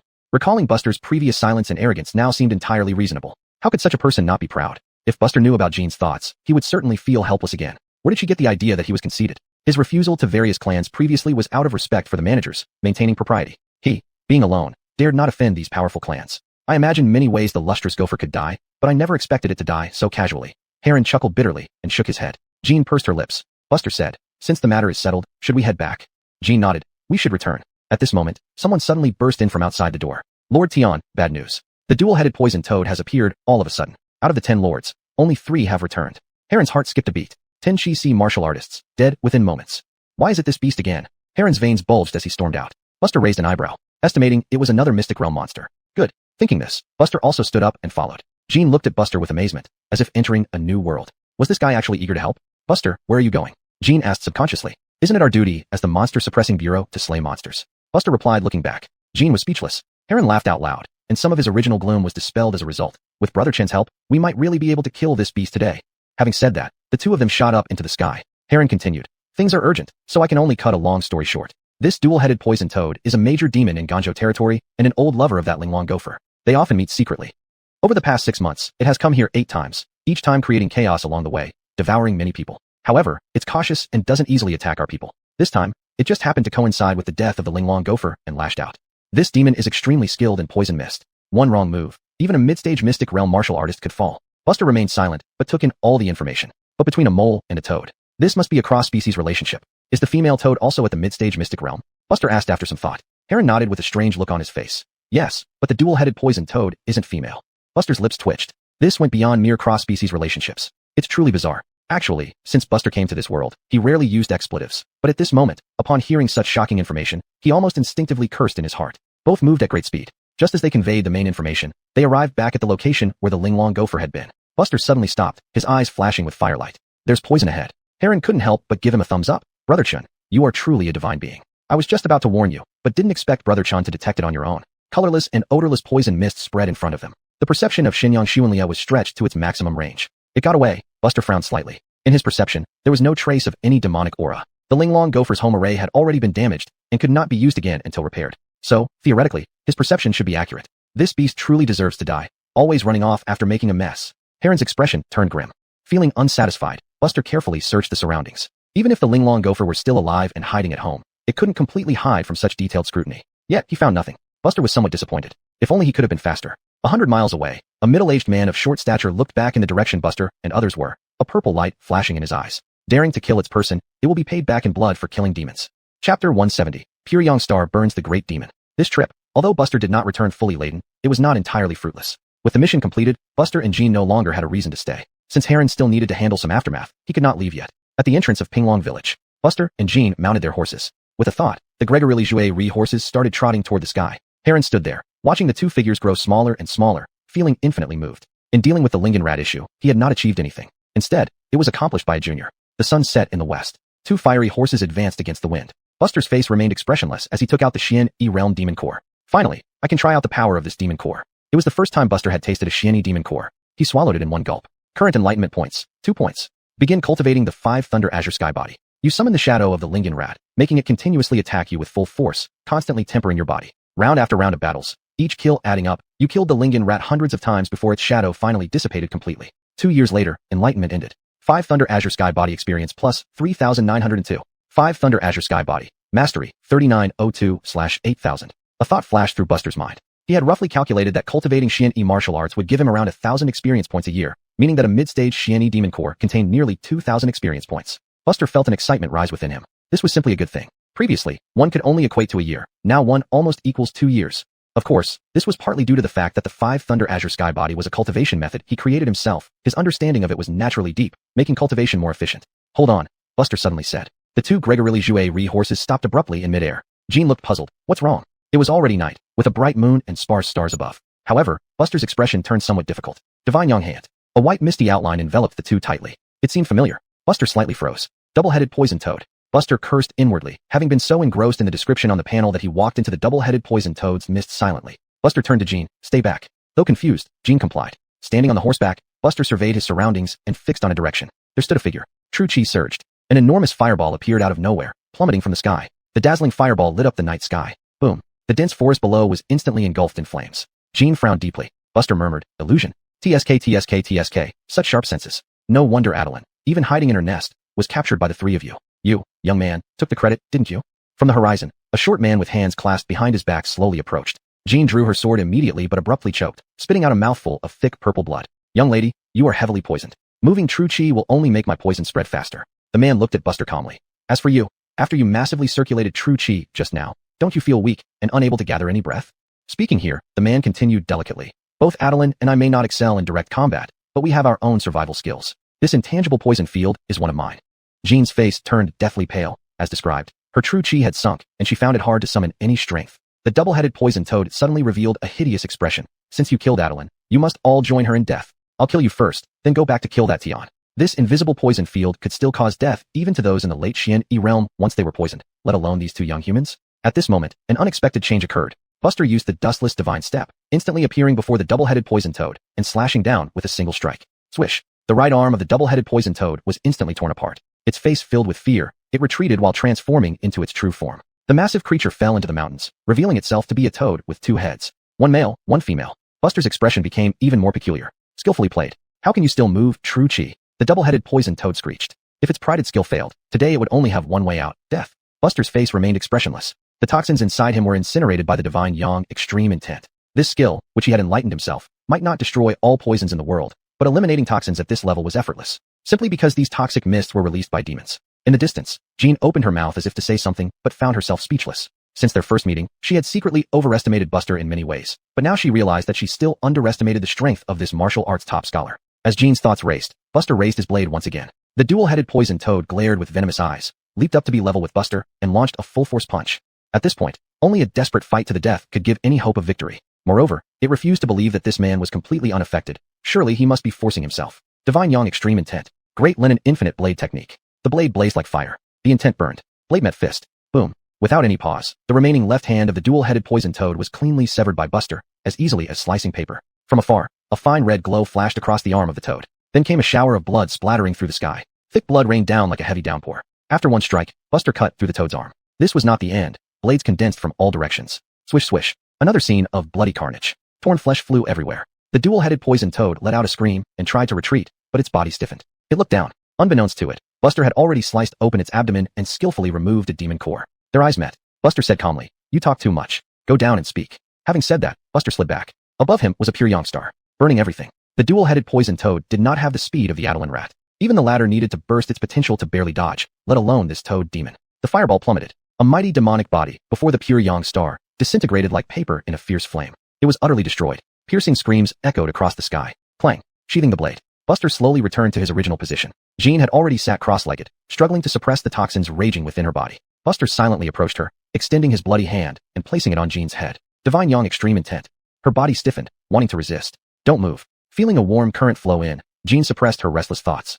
Chapter 171 Merit Awards. The next morning, Jean, who had finally regained her normal state, stood up and nodded at Buster. The two of them remounted the Gregory horse and left the deep mountains. 2 days later, Dingen City, Imperial City, the Demon Suppressing Bureau's horse training field. The two dismounted from their horses and walked side by side. It was already noon, with the sun blazing fiercely. Even now, Jean still felt it was unreal. The Linglong mole rat was dead, and so was the two-headed poison toad, and they had both died within a few short days at the hands of the same person. Thinking of this, Jean couldn't help but look at Buster beside her. She was shorter than Buster, and from this angle, she could only see his profile. Under the sunlight, the lines on that profile became even more distinct. Jean was lost in thought for a moment, but quickly withdrew her gaze. Inside the tent, Clara held a daily meeting as usual to collect and summarize intelligence from various sources. Apart from those on missions outside, everyone else was present. The curtain was pushed aside, allowing the light from outside to shine in. Two figures slowly walked in. When the officers saw Buster clearly, they frowned. How did he return so quickly? Even Clara's expression wasn't very good. Talent is just one part. If someone lacks the resolve to face demons, they truly don't belong in the Demon Suppressing Bureau, even if they came from the local branch. Back so soon. Clara looked at Buster with patience. Buster clasped his hands. "Since the task is completed, I naturally returned." "Completed?" Clara was taken aback, then smiled. "Where's what I wanted? I left too hastily and didn't take it." Buster hesitated before answering. In fact, he had forgotten and consumed the demon core of the Linglong mole rat. "Didn't take it? So the task wasn't completed, right?" One officer couldn't help but scoff. "Brother Chun, we all know how cunning the Linglong mole rat is. It's not easy to get something from its lair, but you can't deceive us like this. Buster, if you didn't accomplish it, admit it. Lying isn't a good habit." Clara frowned tightly. For a moment, many mocking gazes were cast upon Buster. It was understandable. After all, people who transferred from local branches usually lacked sufficient cultivation. These kinds of insiders inevitably drew hostility from others. Jean stepped forward and said seriously, "Minister Zhong, I can attest that Buster not only completed the mission but far exceeded expectations." Compared to Buster himself, Clara naturally believed her future successor more. "Oh? Tell me what happened." "The Linglong mole rat is indeed dead, and Buster killed it personally," Jean said firmly. Her statement was shocking. The tent fell into a brief silence, and then someone stood up and said, "Jean, your claim is even more absurd than his. Did Buster give you any favors along the way?" Jean looked coldly at the speaker. "Am I that kind of person?" This remark silenced him. This officer sat down grudgingly. Having worked together for many years, they knew her character well. But compared to that, Buster killing the Linglong mole rat seemed even more absurd. Just then, an attendant outside the door spoke. "Sir, a message from Magistrate Tian at Pinglong Village has arrived." Pinglong Village? Everyone was taken aback. Wasn't that where the Linglong mole rat was located? Moreover, Heron was responsible for the matter. If the Linglong mole rat had indeed been killed, it would surely be mentioned in the letter. "Bring it in," Clara said calmly. The attendant entered the tent, handed the letter to Clara, and swiftly retreated. Opening the envelope, Clara's pupils constricted. All the officers watched Clara, waiting for the answer. After a long while, Clara put down the letter and looked at Buster with astonishment, not believing that the Linglong mole rat was truly killed by him. And he did it single-handedly. What Jean said about exceeding expectations wasn't exaggerated at all. This is true. Let's not discuss it further. Congratulations, Buster. Starting today, you are a commanding officer of the Demon Suppressing Bureau. Saying this, Clara stood up and walked around the desk. Coming to Buster, she handed him a silver bell that she had prepared earlier. This bell symbolized one's identity in the Demon Suppressing Bureau, similar to an identification token in the local branches. Buster was well informed about the headquarters information. Among the details was the color-coded system for positions. From lowest to highest, they were bronze, silver, gold, purple gold, and black gold. These 5 colors corresponded to officer, commanding officer, deputy general, general, and supreme commander, respectively. As for the chief's seat, Buster hadn't learned much, perhaps because it wasn't necessary. In Clara's mind, as long as Buster accomplished nothing but did no wrong, she would grant him the bell. As for the ensuing controversy and trouble, it would be considered a tempering for this young man. More obstacles might further stimulate his potential. But now it seemed that this plan had fallen through. Being able to kill the Linglong mole rat single-handedly was enough to place him among the middle to upper echelons under her command. After all, there weren't many veterans of the Xian-E realm under her. After completing the ceremony of granting the identity bell, Clara sat back in her original seat.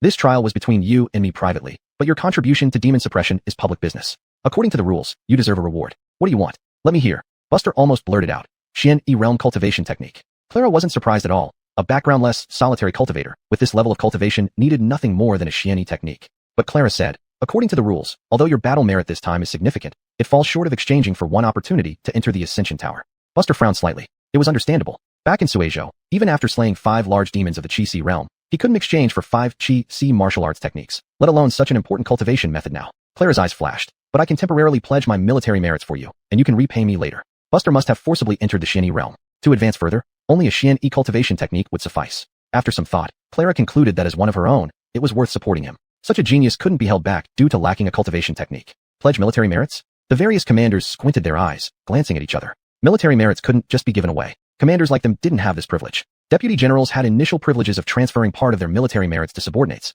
but this power wouldn't be used lightly, unless they found someone especially favored, like Jean before, who was one of the few. At this point, everyone couldn't help but ponder Buster's new status in Zhong Lao Ye's heart from now on. However, a scene that left everyone speechless unfolded. Buster shook his head. I appreciate your kindness, sir, but I don't need it. Then, Buster slowly took out the demon core of the 2-headed poison toad. One isn't enough, but 2.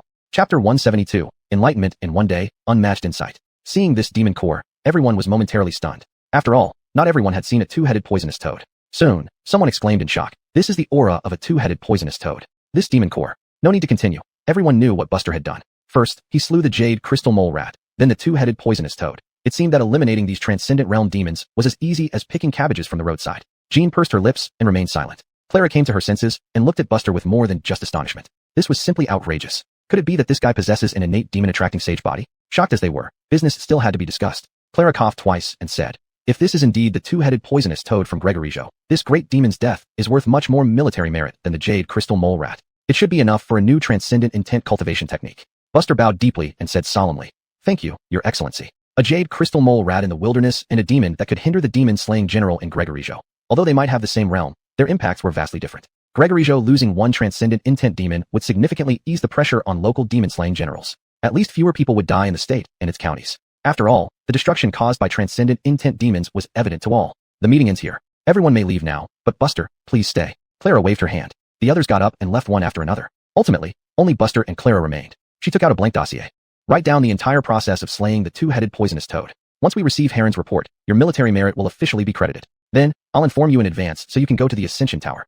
Buster nodded and went forward to take up a pen. The 2-headed poisonous toad clearly became enraged upon seeing its old partner dead, resolving to fight the demon-subduing bureau to the death. Its biggest mistake was assuming that 3 people working together had killed the jade crystal mole rat. Seeing them separate, it thought it had an opportunity to defeat them one by one. As for why it chose to target Buster and Jean first, there was only one reason that could be guessed. They were returning to the capital, and once they arrived, the 2-headed poisonous toad would have no hope of revenge, so it naturally decided to intercept and kill them first. By the time Buster finished recounting the events, it was already evening. Putting down his pen, Buster stretched lazily. Clara glanced at the contents of the dossier and nodded gently. You've worked hard. Go back now. Back in his room, Buster took out the demon core of the 2-headed poisonous toad and swallowed it whole. Current enlightenment points. 3. Begin cultivating the 5 Thunder Azure Heaven body. The cultivation process goes smoothly, much like when you killed the jade crystal mole rat purely with physical strength. This time, you follow the same path, continuously hammering the 2-headed poisonous toad to death.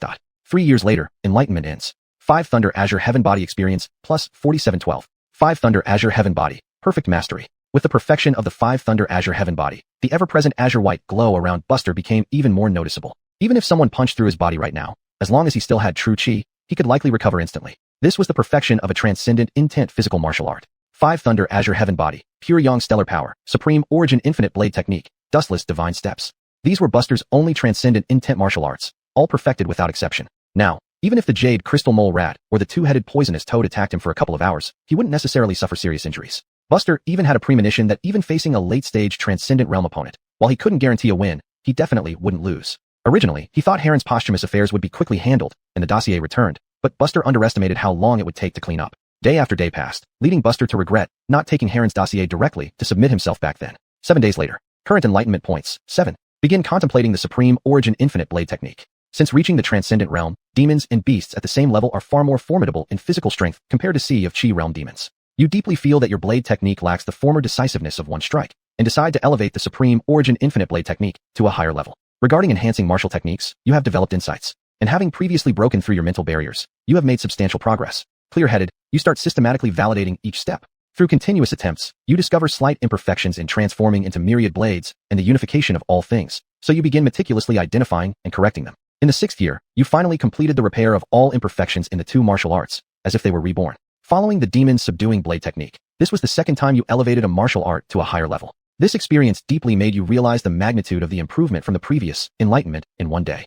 6 years later, enlightenment ends. Supreme Origin Infinite Blade Technique, returning to true essence. Gained passive divine ability, everlasting life. Transform one blade into thousands, then condense the myriad blade lights back into oneself. This is the true unification of all things and the principle of circulation. It can significantly enhance the power of the Supreme Origin Infinite Blade Technique.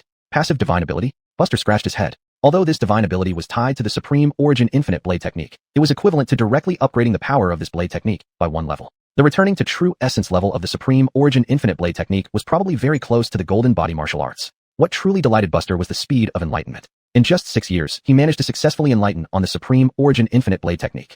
After all, when he enlightened on the demon subduing blade technique, it also took him 6 years. But don't forget, these 2 martial arts differed greatly in grade and complexity. Indeed, breaking through my own limitations while enlightening on the pure yang stellar power greatly improved my insight. Otherwise, it shouldn't have been this fast. Buster rubbed his chin, muttering to himself as he analyzed. From this point onward, Buster had a new perspective on his previous thoughts. If the talent gap is too wide, no miraculous elixirs can bridge that gap. Insight is almost predetermined. Even celestial spirits find it hard to change, yet there is a possibility of a sudden epiphany, allowing one's insight to leap to world-class levels. However, the depth of enlightenment varies, and out of countless people in the world, only a few manage to achieve enlightenment.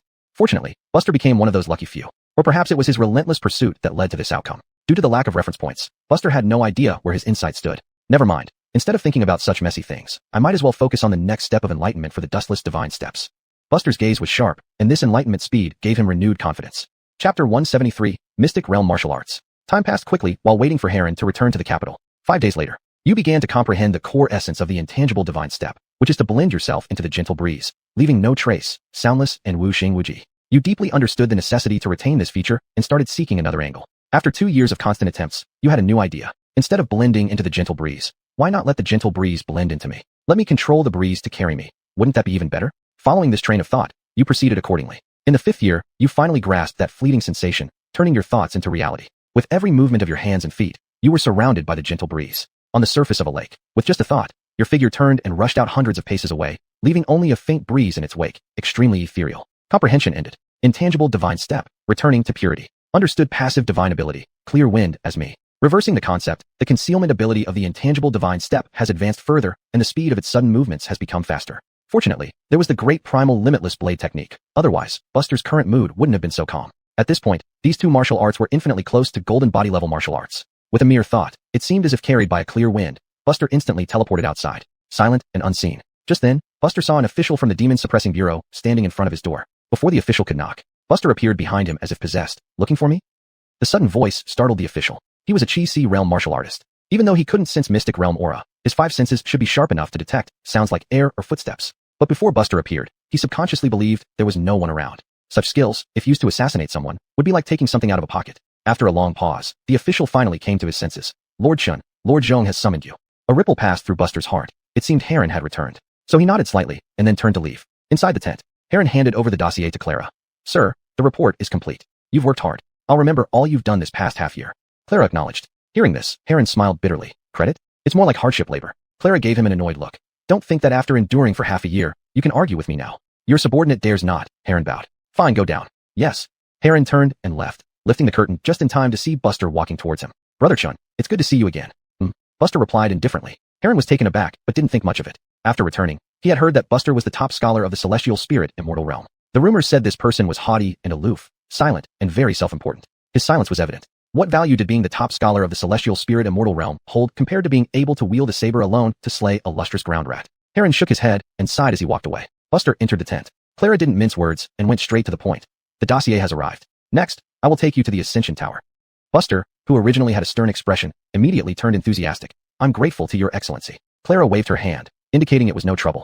The two walked out of the tent. Clara glanced at the saber hanging from Buster's waist. This blade is made of good material, but for you now, it's somewhat redundant. No matter how well you practice your martial arts, it would be hard to unleash its full power. Buster looked at the Dragon Dawn saber. Could it be that the reason why he felt a bit sluggish cutting through Mystic Realm demons recently wasn't due to his saber technique, but the blade itself? You have significant battle achievements this time, especially with the double-headed poison toad, which counts for most of them. Once you accumulate some time after learning a Mystic Realm martial art, you can exchange for a proper weapon at the Demon Slaying Pavilion, Clara explained while walking. Buster remained silent on the side, but listened intently. The Ascension Tower was where the Demon Suppressing Bureau collected countless martial techniques, symbolizing the path to heaven in martial arts. The Demon Slaying Pavilion stored numerous divine weapons, mystical artifacts, and treasures, aiding people in demon suppression. Additionally, there was the Martial Killing Hall, storing various martial arts to increase lethality. The Ascension Tower was far from grandiose as its name suggested. It was merely an ancient small building. It had 3 floors, wider at the bottom and narrower at the top. The third floor martial arts correspond to Mystic Realm, Golden Body, and Treading Clouds realm techniques, Clara said standing in front of the tower. Buster asked curiously, what about Chi Si realm techniques? You don't need battle merits to practice them freely, Clara stated surprisingly. Thus, they don't need to be placed in the Ascension Tower. Buster gulped. Was this the Demon Suppressing Bureau, capable of suppressing the great clans and sects of the Chi Kingdom with sheer might? Indeed, it was formidable. Chi Si realm martial arts can be cultivated freely without any prerequisites. Recalling how desperately he had worked to complete the Divine Yang technique, Buster felt that those enlightenment points had been wasted. Your information has been registered. You can go in directly. I have other matters to attend to. With that, Clara turned and left. The Ascension Tower was not large, and because the conditions for entering were somewhat strict, it was mostly quiet with few people around most of the time. Walking through the entrance, there was a bald elderly man with cloudy eyes at the counter beside the door. Seeing Buster, he asked, under whose command are you? Name, Clara, Buster. Buster replied succinctly and truthfully. After a moment's thought, the old man nodded slightly. All right, go in. There was no one else inside the tower. Looking around, there were over a dozen bookshelves, filled with various bamboo slips and parchment scrolls. All of them were Mystic Realm martial arts. A rough estimate would put the number at several hundred. Buster once again marveled at the depth of the Demon Suppressing Bureau's resources. On the way here, Clara had already told Buster that all the techniques in the tower were protected by restrictions. Even with the memory capacity of a Mystic Realm practitioner, one could not remember the content after reading it once. They could only vaguely judge if the technique suited them. This was reasonable, as the memory of a Mystic Realm practitioner was almost photographic. Without this restriction, any martial artist could memorize all the techniques with just one chance, and then return home to study them slowly.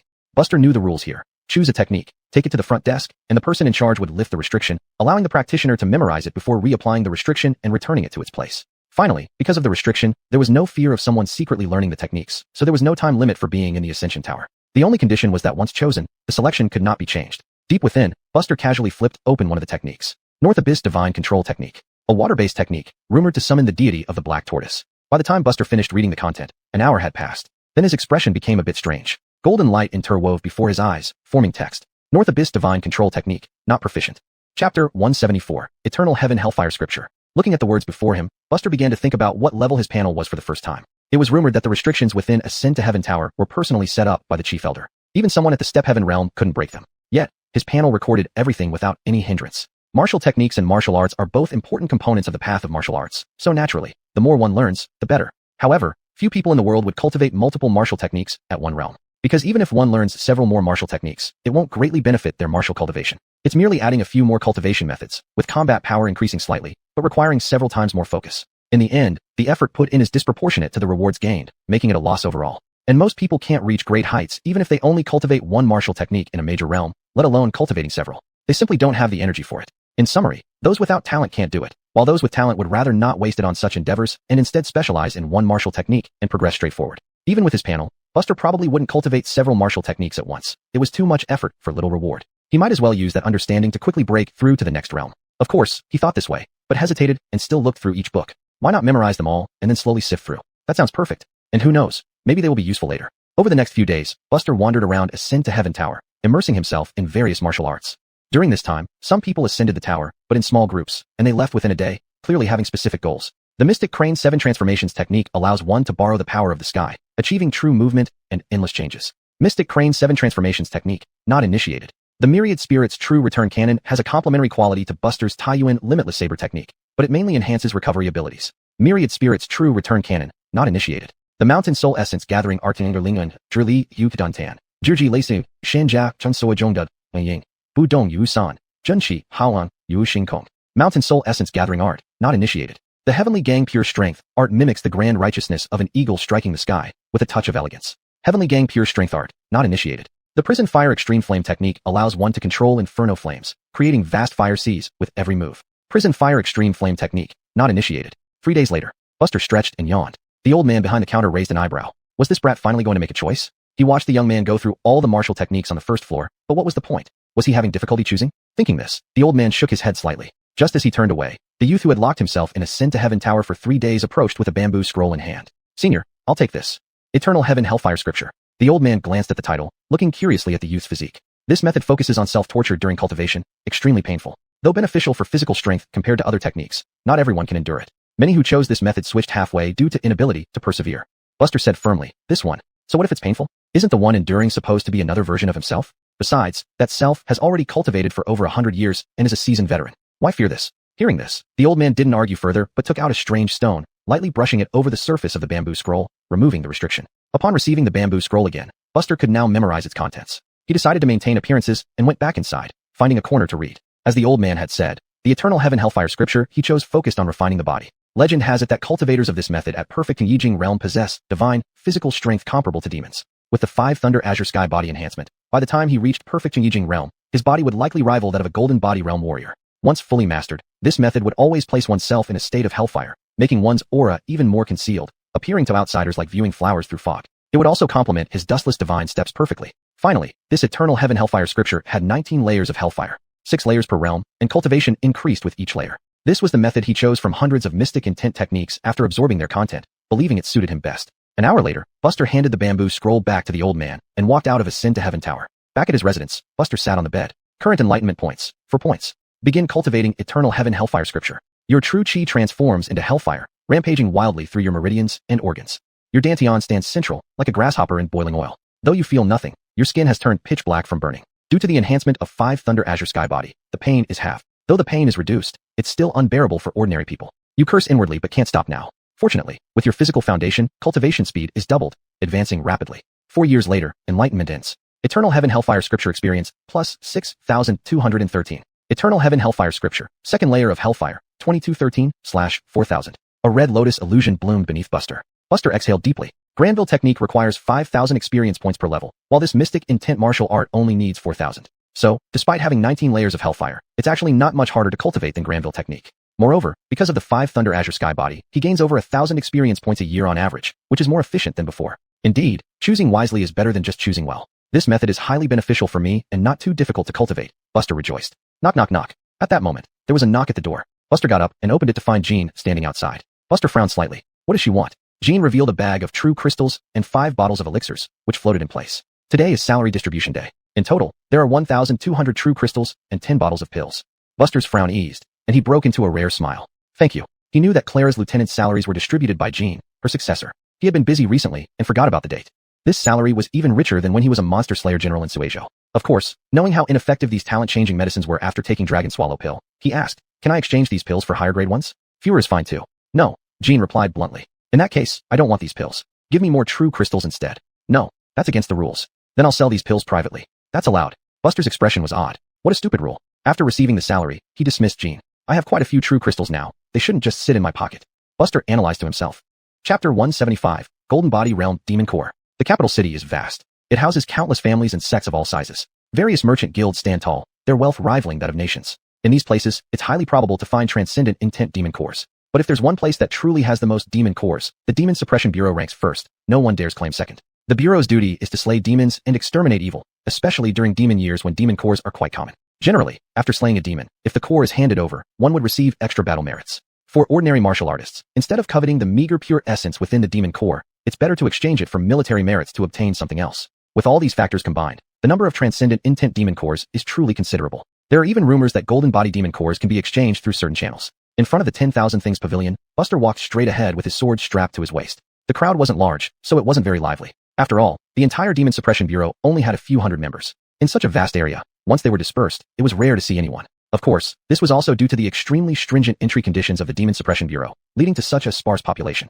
The 10,000 Things Pavilion was like a department store within the Bureau. If you could imagine it, it was probably here. This place offers two types of transactions, the universally accepted true crystal stones and internal battle merits. After exchanging for an entrance ticket to the Ascending Heaven Tower, Buster's battle merits were nearly depleted. This time, he naturally came to make purchases. Since joining the Demon Suppression Bureau in Suizhou and receiving his first salary, he had accumulated true crystal stones through various trials and tribulations. Finally, Chase gave him a substantial amount of true crystal stones before leaving. He said that since Bernard, an outsider, had given him a Skydengated bow, he couldn't be stingy either. Adding everything up, he currently possessed a total of 6,865 true crystal stones. With this amount, he could definitely afford Transcendent Intent Demon Cores. Entering the 10,000 Things Pavilion, Buster first sold 10 bottles of pills for 2,000 true crystal stones in total. He was sure that this was a discounted price, but it was his own property. As Buster walked towards the rare materials section, he secretly vowed to sell them outside next time, as they would surely fetch a higher price. Soon, a clerk approached. "Sir, may I help you?" "Price of the Transcendent Intent Demon Cores?" Buster asked. 1,500 true crystal stones each. The clerk replied truthfully. "I might need quite a few. Can you offer a discount?" Buster asked with a serious expression. The clerk broke into a sweat. The silver bell on the other's waist clearly indicated he was a Transcendent Intent rank captain. After hesitating, the clerk finally shook his head. "Sir, this is not the capital where bargaining is allowed, and I cannot make decisions."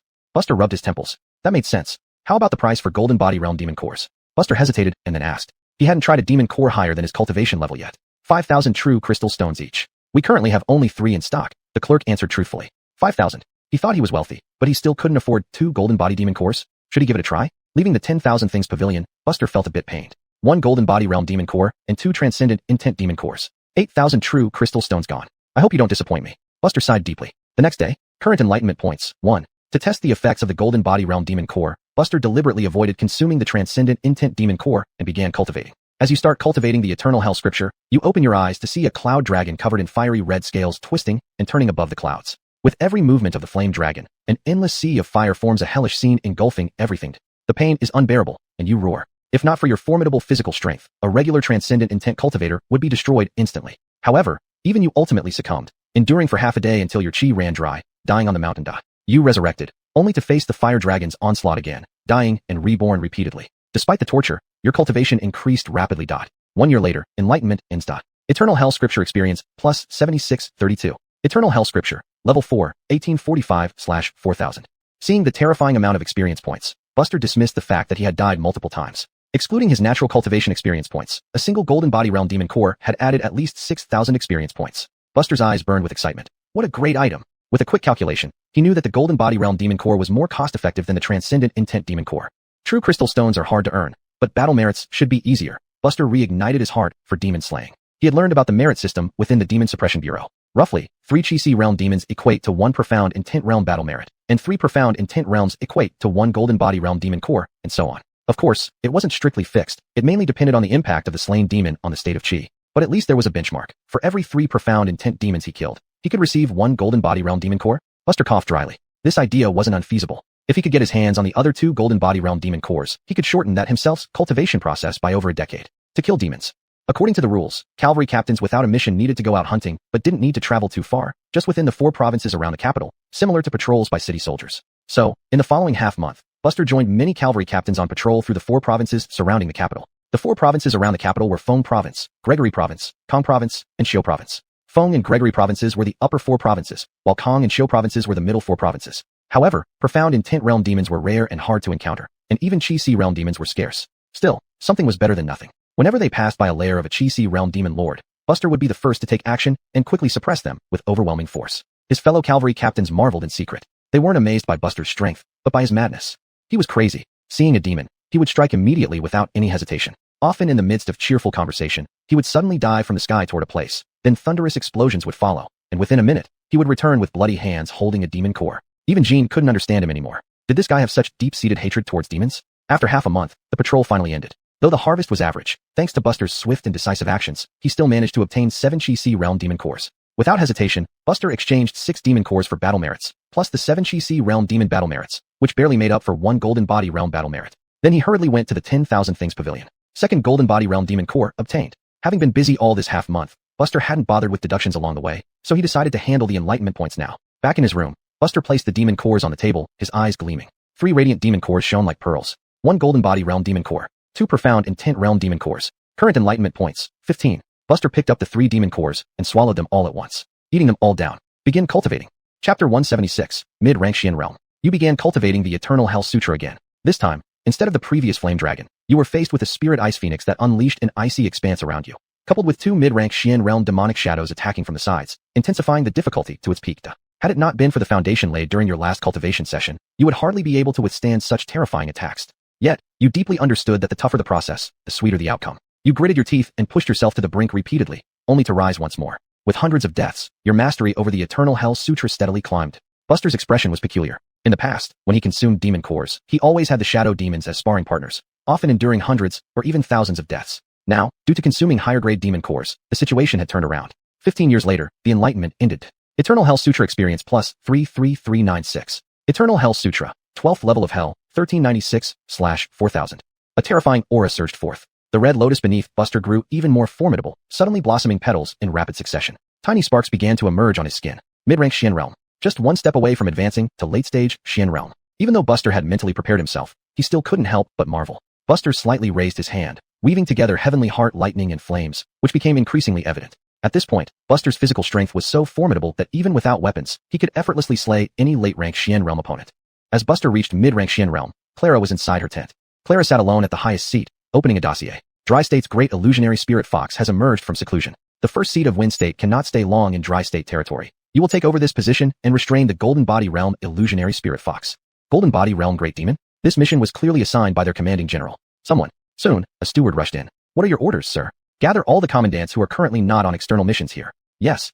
15 minutes later, 10 people gradually seated themselves in the tent. Among them was Buster. Clara had a total of 25 commandants under her. Now only 10 were present. It was clear that the rest were busy with important tasks and couldn't return. Everyone is here. Clara glanced at Jean. Yes. I've called you all here today because there's a significant new mission. Clara cleared her throat. Regarding the illusionary spirit Megan in Dry State territory, everyone knows about it, right? Heron nodded heavily, looking grave. Rumors say this demon has dwelled in the early stage Xian realm for 300 years. 3 years ago, it went into seclusion, attempting to advance to the Golden Body realm. Clara affirmed. A month ago, this Megan broke through its seclusion. Its 5 offspring and 1 confidant have been wreaking havoc since then. Although the capital detected this early on and provided intelligence, and the first seat of Wind State hurried over in advance, the Megan has remained hidden in the Danjianshan Mountains, while its minions operate freely across Dry State's various counties. For this mission, I want you to divide into 5 teams and head to the 5 major county cities to assist the local demon hunting generals. At the very least, ensure the demons don't dare show themselves to harm others. As for me, I will go outside the Danjianshan Mountains and join the first seat of Dry State to keep an eye on this Megan.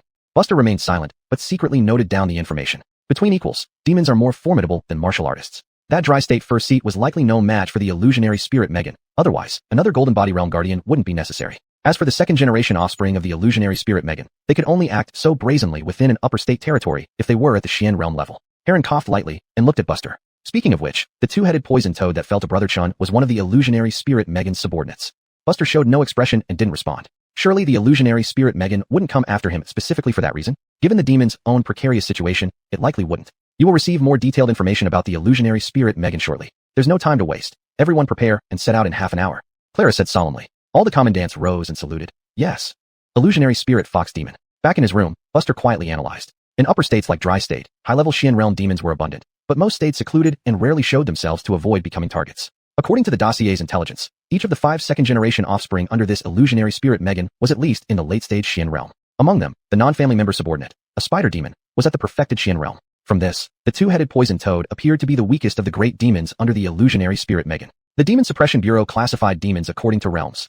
Chi-Si realm as Lord, Xian realm as King, Golden Body realm as Emperor, Treading Clouds realm as Venerable, and Ascending Heaven realm as Sage. Therefore, the illusory spirit fox demon itself was an empress, and with the addition of the 2-headed poison toad, it had 7 kings under its command. This almost certainly gave it a clear advantage over the Demon Suppression Bureau in Dry State. This didn't even account for the various hidden demon kings. If all were considered, there was only one conclusion. The demons were the true masters of Dry State. In fact, while the lower 5 states were barren lands, it was precisely because of this that high-level great demons were unwilling to reside here, making them much safer. Considering the national situation, in the lower 5 states, the Demon Suppression Bureau almost entirely suppressed the demons. Starting from the middle 4 states, the power of demons began to grow, hinting at their ability to suppress local demon-slaying generals. In the upper 4 states, the situation reversed, becoming the gathering places for many demons. And the headquarters patrols of the Demon Suppression Bureau were also aimed at tracking and monitoring various great demons. Buster, who had been lost in thought, snapped back to reality. The upper 4 states seemed tailor-made for him as a training ground. Xian realm demon cores were of immense use to him. Pity, I don't have the ability to kill that Venerable on Mount Danjianshan now. Otherwise, it would really be a bonanza.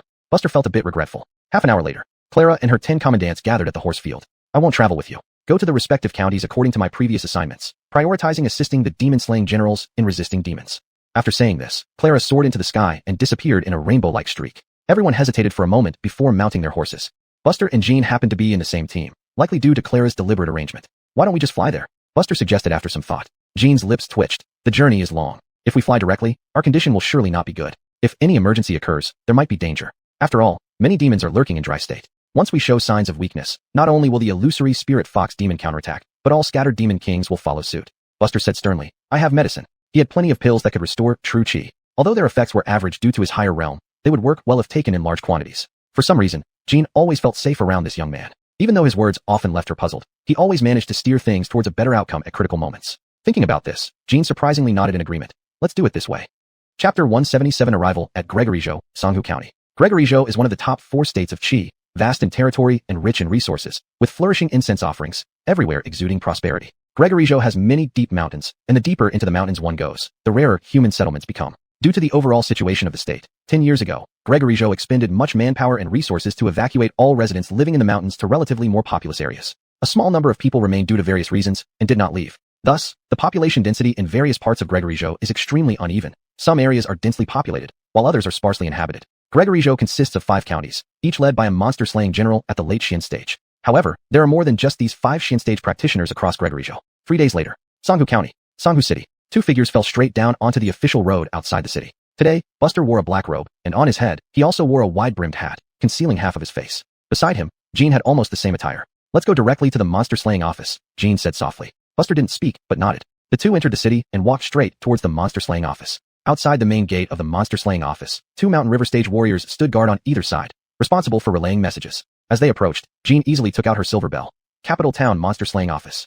The 2 Mountain River stage warriors exchanged glances without a word and turned to inform their superiors. Shortly after, they returned with respectful attitudes. Please come in, your excellencies.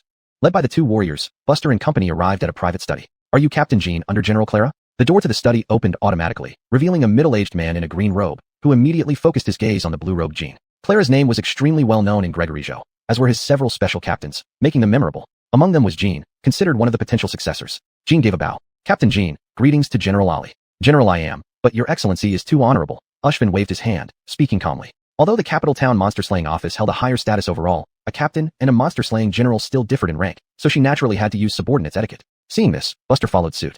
During the journey, Jean had already explained the identity of the Sanghu County monster-slaying general to him. Ushvin, a late Xian stage warrior, had guarded Sanghu County for over 100 years. For Buster's salute, Ushvin only nodded slightly, without much formality. He estimated that this unfamiliar captain was likely a new member of the monster-slaying office. In this campaign, while capable of contributing, her role would be similar to his few deputy generals. Come, follow me inside. Ushvin smiled and walked back into the study. The 2 followed closely behind. The 3 sat around a table, each with a cup of cold tea in front of them. You have arrived at an opportune time. I've just received intelligence that the Demon King Alvaro will most likely disguise itself and enter Shimping City. Saying this, Ushvin took out a piece of paper and placed it on the table for them to see. The information on the paper was concise. 3 days later, Shimping City. If interested, meet at Mengquan Tower.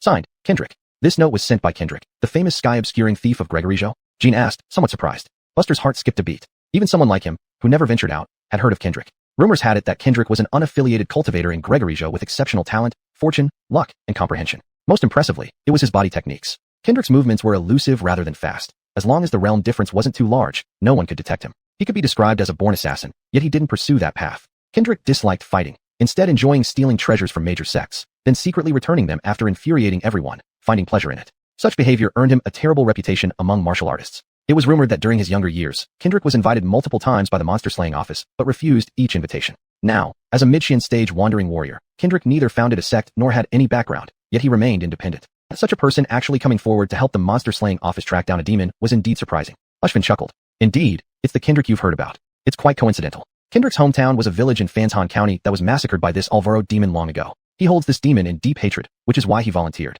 Buster paid no attention to this and asked, when do we depart? If possible, anytime. Ushvin smiled. Then let's depart. Buster stood up and said. Ushvin did not get up either. After all, since the person came from the headquarters of the monster-slaying office, decisions should still be made by Jean. Until she spoke, everything remained uncertain. Just as Ushvin thought this, Jean also stood up. Since Buster has spoken, we shouldn't delay. Let's set off. Ushvin opened his mouth, somewhat at a loss for words. Her statement made it seem like Jean was putting this person in charge. However, their quick agreement was beneficial to him. A late Xian stage demon of comparable power, in a one-on-one fight, would be more than he could handle. But with Jean's assistance and his subordinates, their chances of success would greatly increase. The 3 leaped and dashed toward Shimping City. Many of my lieutenants are already stationed in Shimping City. With your help, this demon-slaying mission has a very high chance of success. Ushvin said, his eyes sparkling. From the information Buster had, besides Ushvin, there were 5 early Shin stage deputies in Songhu County's monster slaying office. Clearly, some of these 5 had already arrived in Xinping City. 5 early Shin stage practitioners, 3 mid Shin stage practitioners, and 1 late Shin stage practitioner. Their opponent was merely a late Shin stage Alvaro demon. Indeed, their chances of victory were extremely high. The distance from Songhu City to Xinping City was about 1,200 miles. Traveling at full speed, the trio arrived at Xinping City by dusk. They naturally stayed at Mingquan Tower. A large sandalwood table was filled with various delicacies. Walking in a hurry, I can only treat you two to a feast at someone else's expense, Ushvin said slowly. Buster lowered his head and ate quietly. Calculating the time, the Alvaro demon would likely enter the city tomorrow. As for why it would enter the city, even Kendrick, who had been tracking the Alvaro demon, had no clue. Clearly, during its travels, the Alvaro demon never revealed its intentions verbally. Kendrick could only make a rough inference based on its direction. Somewhere deep in the mountains outside Xinping City, a breathtakingly beautiful woman in a pink long dress leaned against a tree. In front of her was a barbecue grill. The aroma of roasted meat filled the air. Isn't this meat fragrantly delicious? The woman's soft voice could inadvertently bewilder one's heart. Hasten. From the woods behind her came a low, cold snort, followed by silence. Chapter 178. I will kill the demon here. The next noon, in the bustling first floor of Mingquan Tower, Buster and his 2 companions sat at a relatively conspicuous spot. Here he comes. Ushvin glanced towards the entrance. Buster instinctively looked over as well. There was no other reason. He had some curiosity about this great thief. Just how extraordinary did an ordinary person's good fortune have to be for him to reach such a level? After all, every realm and every martial technique. Could this wandering cultivator really have achieved all this by stealing? No, that actually might be possible. At the entrance, a man dressed in an ancient-looking cloth robe walked with a casual stride. His eyes immediately landed on them, and he took a seat without any hesitation. A square table, perfectly sized for 4 people. The man had an average appearance, his face covered in a beard, far from what Buster had imagined. After Kendrick sat down, he did not exchange pleasantries but immediately opened a jar of wine, drinking greedily. He finished it in one gulp, wiped his mouth fiercely after setting down the jar, burped, and only then looked at Ushvin. Good wine. Indeed, following Lord Fan means feasting on fine meat. If you had agreed to join the Demon Suppression Bureau back then, you wouldn't be so destitute now, Ushvin said expressionlessly, clearly used to such behavior. Kendrick chuckled, and then turned to look at Buster and his companion. And who are these 2? They're from the capital. Kendrick paused for a moment before bursting into laughter. Ah, distinguished young gentleman from the big city, my apologies. Buster remained unperturbed, saying nothing as he continued to eat. Jean paused her movements, her eyebrows furrowing slightly. It's time to get serious, Ushvin gently rebuked. Kendrick immediately changed his demeanor, becoming solemn. That Alvaro demon has gone to the Lenayanyi temple in the city. I've already spoken with the governor, and we're secretly evacuating people. Ushvin nodded slightly. Then we should act quickly. Delaying too long could tip them off. Lenayanyi temple was an ordinary temple, worshipping a local deity of Xinping's culture. Although they didn't know why the Alvaro demon was there, it was now urgent to act. Perfect. I've wanted to kill that fox spirit for a long time, Kendrick sneered repeatedly. Buster, who hadn't spoken the whole time, suddenly put down his chopsticks, a flicker of fiery light passing through his eyes. He said calmly, can we not go to Lenayanyi temple? The young master jests. The Alvaro demon is at Lenayanyi temple. How can we kill it otherwise? Kendrick sneered. Buster replied, I will kill the demon here. Both Jean and Ushvin looked at Buster with confusion. Without warning, Buster delivered an elbow strike to Kendrick's face. The smiling Kendrick instantly flew backward. Bang bang bang. Everything along the way was smashed by Kendrick's body. This sudden event left not just Jean and Ushvin stunned, but also the many guests on the first floor bewildered. What happened? Ushvin frowned and stood up. Brother Chun, why did you attack? Buster merely glanced at the demon hunter before gripping his sword hilt and slowly walking outside. To kill a demon. Kill what demon? This is Kendrick. On the street. Kendrick slowly stood up, wiping blood from his mouth, his expression dark. What do you think you're doing?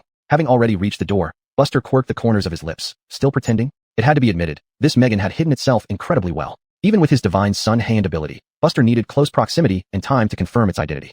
Hearing this, Kendrick revealed a strange smile, its appearance starting to shift until it became a woman in a pink gown, exuding flirtatious charm. Behind her, 5 fluffy pink tails swayed gently. Seeing this, the commoners who had initially gathered to watch the show burst into shrill screams, fleeing in panic. Ushvin was filled with shock. Looking between the Megan and Buster, he wondered how this guard from the capital had discovered the truth when even he hadn't noticed anything amiss.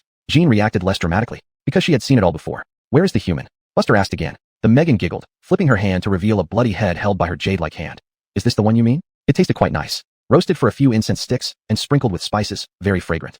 Kendrick. Ushvin squinted. Logically, Kendrick should have fled once discovered, rather than die by the hands of this Megan. Buster narrowed his eyes. A Shin stage warrior dead without clear cause. This was the level of hidden prowess in Shangzhou, huh? I was thinking of playing with you a bit longer, but since you've discovered me, let's end this early. The Megan's figure gracefully shifted sideways by hundreds of feet. The Megan rapidly circled around the 3 of them, leaving multiple afterimages, like an intricate formation involving several people. Beware, this technique can bewitch the mind, Ushvin said in a low voice. With Kendrick dead, their combat strength had taken a significant hit, but it wasn't enough to be unable to deal with a single Megan. In such a situation, they could only try to block their senses and search for vulnerabilities. Inside Buster's dantian, the divine sun hung high, radiating brilliant light. Jean's eyes narrowed sharply.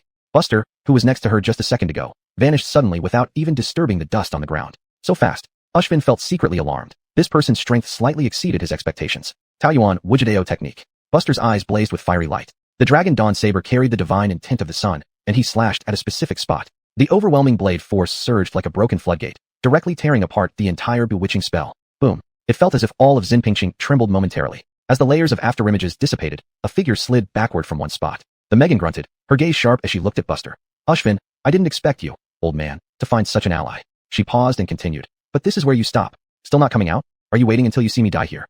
Humph. A cold snort echoed as a massive figure descended from the sky. It was a blue-skinned minotaur, human body with a bull head, wielding a large purple axe. The iron ring in its nose quivered slightly due to its rapid descent. The newcomer stood 10 zhang tall, muscular, with eyes full of cold indifference. Blue Scales Ironhorn Bull. In the Demon Suppression Bureau, any great demon that had appeared in public would be recorded for reference. So Buster instantly recognized its identity. This Blue Scales Ironhorn Bull was a wandering cultivator among the great demons of Gregory Zhou, unaffiliated with any sect, having been dormant for many years. Clearly, the recent advancement of the Phantom Fox Demon to the Golden Body realm had stirred it up. Kill them with me, and your pledge will be acknowledged. From then on, you'll be a distinguished guest of the Fox clan of Danjianshan. The Megan leaped onto the Minotaur's shoulder, hands crossed over her chest, exuding flirtatious charm. The Blue Scales Ironhorn Bull moved forward slowly. May the three of you rest in peace. Chapter 179, Buster's True Combat Power. Two late-stage Mystic Realm Demon Kings. Ushvin's face darkened instantly. According to the original plan, even without Kendrick's assistance, dealing with a single Megan was still very manageable, though it would be more troublesome. But now things were different. With two Mystic Realm Demon Kings, they had to consider not how to kill, but how to escape. Xinping City was just an insignificant place in Canghu County with no protective city array. Unless they could retreat back to Canghu City, they would have no way out. But how to escape? Could they even run away? Ushvin suddenly sighed deeply, stepping forward and shielding Buster and Jean behind him. If the sky falls, we elders have to hold it up first. You two youngsters, go ahead.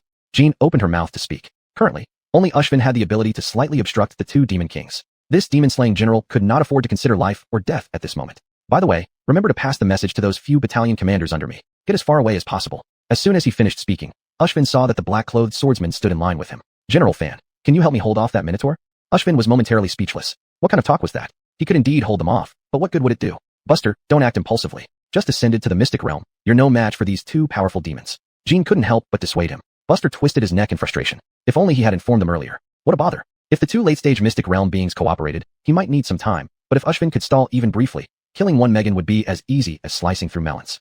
Having thought this, Buster stepped forward in one swift motion. Just now, due to misjudging the strike, he let you dodge, but will you dodge this slash? The Earnest sneered, swinging its huge axe against Buster's long Shao saber. Solar Extreme Intention. A continuous triggering of divine abilities. The passive divine power of the Taiyuan Wuji saber technique already provided enhancement, especially since Buster was now mid-mystic realm. Subtly, Buster's saber steadily overpowered the great axe. The Earnest quickly turned fierce, exerting all its strength with a sudden roar, but still retreated despite its efforts. Its massive body smashed buildings to pieces along the way. The Megan leaped off the bull demon's shoulder and landed on the street. The Earnest looked around, not finding Buster's trace. Where did he go? Then let me be your opponent. Ushvin appeared in front of the bull demon in midair. The Earnest snorted in disdain. A decrepit old demon-slaying general, who cares? I'll kill you first, then that strange boy. Unbeknownst to the bull demon, Buster had already reached the street where the Megan was. Sizzling, Buster casually dragged the saber. Just the slight friction of a long Shao saber on the ground sparked sounds. Green lightning became increasingly visible around Buster. Buster shrugged and looked at the somewhat frightened Megan. You also knew it was luck just now? As his words fell, Buster shortened the distance between them like a ghost, appearing before the Megan. The Megan's eyes widened, forming hand seals while its five tails swayed continuously, emitting mist. The dustless divine steps could summon clear wind. Buster simply willed it, and the pinkish smoke dissipated with the breeze. Who are you? The Megan's expression turned extremely fierce. She began to enlarge, transforming into a Megan as big as a house, with a formidable true chi gathering into a red barrier in front of her. In the next second, Buster disappeared, then reappeared in front of the Megan, slicing down with a red blade light. Boom! A loud noise echoed everywhere. The entire barrier shook fiercely. The Megan roared long, and continuously poured true chi into the barrier. But it was just a drop in the ocean. Soon, under Buster's oneness of all beings, with a crack, cracks appeared in the red barrier. No! The Megan's voice was hoarse. Bang! Like a stone hitting glass, the barrier shattered instantly. The blade cut down. A small red glow flashed across the large body of the Megan. Puffed. With a burst of blood, the Megan's huge body split in half. Buster extracted the demon core from the Megan, his wrist flickering to evaporate the blood on the blade by the high temperature of the solar extreme intention. On the other side, Ushvin wielded a heavy sword, facing off against the Earnest. But relying on its terrifying physical strength, the bull steadily suppressed Ushvin's countless spells and divine powers. At this rate, it wouldn't be long before this demon-slaying general could no longer hold on. The difficulty for demons to cultivate human martial arts was extremely high. All the means they used in battle were either innate or enlightened by them later on. Combined with their terrifying physical bodies, they could forcibly suppress humans by a notch. If not for Ushvin being local to Canghu County with some auspicious chi enhancement, an ordinary mystic realm martial artist would have been bruised and battered, retreating in defeat long ago. Jean didn't leave. Instead, she helped Ushvin by attacking from the side, occasionally disturbing the bull demon's mindset. Just then, the bull demon, who had been charging towards Ushvin, suddenly turned its head and punched straight at Jean. Jean grunted, her figure flying backward. Immediately after, the bull demon swung its axe at Ushvin as he returned. With a roar, the axe missed, creating a bottomless crack in the ground. Ushvin sneered coldly, his heavy sword suddenly magnifying countless times. In the blink of an eye, it grew as big as an ancient towering tree, slamming directly down on the Ernest. The latter roared ferociously. Since you're so eager to die, I'll oblige. The sword and axe collided. This time, the Ernest held nothing back, its formidable demonic power exploding. Even the same rank, Ushvin grunted, retreating as the heavy sword reverted to its original size. Hastened of feet away, Ushvin steadied himself, forcefully suppressing the chaotic energy within him. What a pity. If those two kids had been willing to leave just now, there might have been a slim chance of survival. Now it was too late. Ushvin instinctively looked around, and then his pupils constricted sharply. Far off in the distance, atop a cluster of buildings, a red glow approached at an unbelievable speed. Boom. Clouds above seemed pushed aside, revealing a void. A roughly Tinjong-wide fiery red sphere plummeted like a meteor directly towards where the bull demon stood. What is this? The bull demon sensed danger instantly, but was stunned when it saw that dazzling fireball like the sun. What is this thing? Meanwhile, Buster had already arrived, holding the long Shao saber, flashing past the bull demon's waist. The red light effortlessly cut through the bull demon's abdomen, blood spurting out. Buster took advantage to create distance. Before it could cover the wound, the bull demon raised both hands overhead, attempting to catch the large fireball. However, upon contact, the fireball exploded instantly. Visible red shockwaves twisted the air around it. Chapter 180, Late Xian in Tent Realm. Following the explosion of the pure Yang star, everything within several hundred meters was engulfed and obliterated. The already ruined area was leveled completely. The massive body of the blue-scaled iron-horned ox had vanished entirely. Meanwhile, after landing, a luminous demon core clung to Buster's blade, sliced into it by about an inch, forcibly extracted. Buster plucked it off, still scorching in his palm. 2 Xian intent demon cores now in hand. Ushvin's expression was complicated, unsure how to express his current feelings. What a terrifying young man. Comparatively, Jean was even more shocked. Because not long ago, Buster had just entered the Xian intent realm. How could his cultivation have improved so rapidly? The spirit-seeking immortal realm had special restrictions. If one were a Xian intent expert, they would be naturally repelled and couldn't enter. So at that time, Buster must have still been in the Qi realm. But how much time had passed since the end of the spirit-seeking immortal realm? No more than a month at most? Ushvin gave a slight bow to Buster. Brother Chun, you've kept your abilities well hidden. I should have seen this earlier. Buster slightly shook his head, not taking it seriously. What about that illusion spirit fox demon? Jean remembered this detail. Compared to the blue-scaled iron-horned ox, the illusion spirit fox deserved death more. If this demon weren't dead, it might attract even more helpers like the ox demon. These scattered demon cultivators were originally mutually distrustful and fought their own battles, which allowed demon-slaying institutions across regions to maintain a balance. To say nothing of the fact that if all demon kings of Gan Prefecture put aside their differences and attacked the demon-suppressing office together, it would cause catastrophic disaster. Buster didn't speak, but showed the illusion spirit fox demon core. The next location.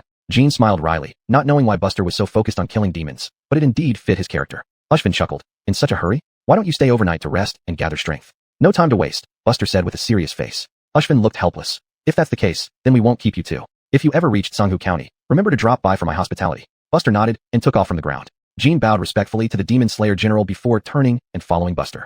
Watching them leave, Ushvin sighed lightly, feeling truly older and wiser. People grow old, and hearts grow older too. This time leading the siege against the illusion spirit fox demon had been hard fought, finally igniting some of his youthful fighting spirit. The situation in the upper 4 provinces was far more difficult and complex than anyone imagined. Eliminating a demon king wouldn't solve anything. The years of disasters made these treasured lands of the upper 4 provinces prime targets. Why did the capital's demon suppression office seldom manage the distant lower provinces anymore? Simply because they had no spare resources. The demon kings lurking in the shadows and even higher-ranking demon emperors in the upper 4 provinces had always existed, numbering many times more than those in the middle and lower 9 provinces combined. Even the most spirited demon slayer generals, when faced with repeated setbacks, would eventually abandon hope and settle for maintaining order without directly confronting the demons. In midair, Buster turned to Jean beside him and asked, "You believe the illusion spirit fox demon can rally those hidden demon kings?"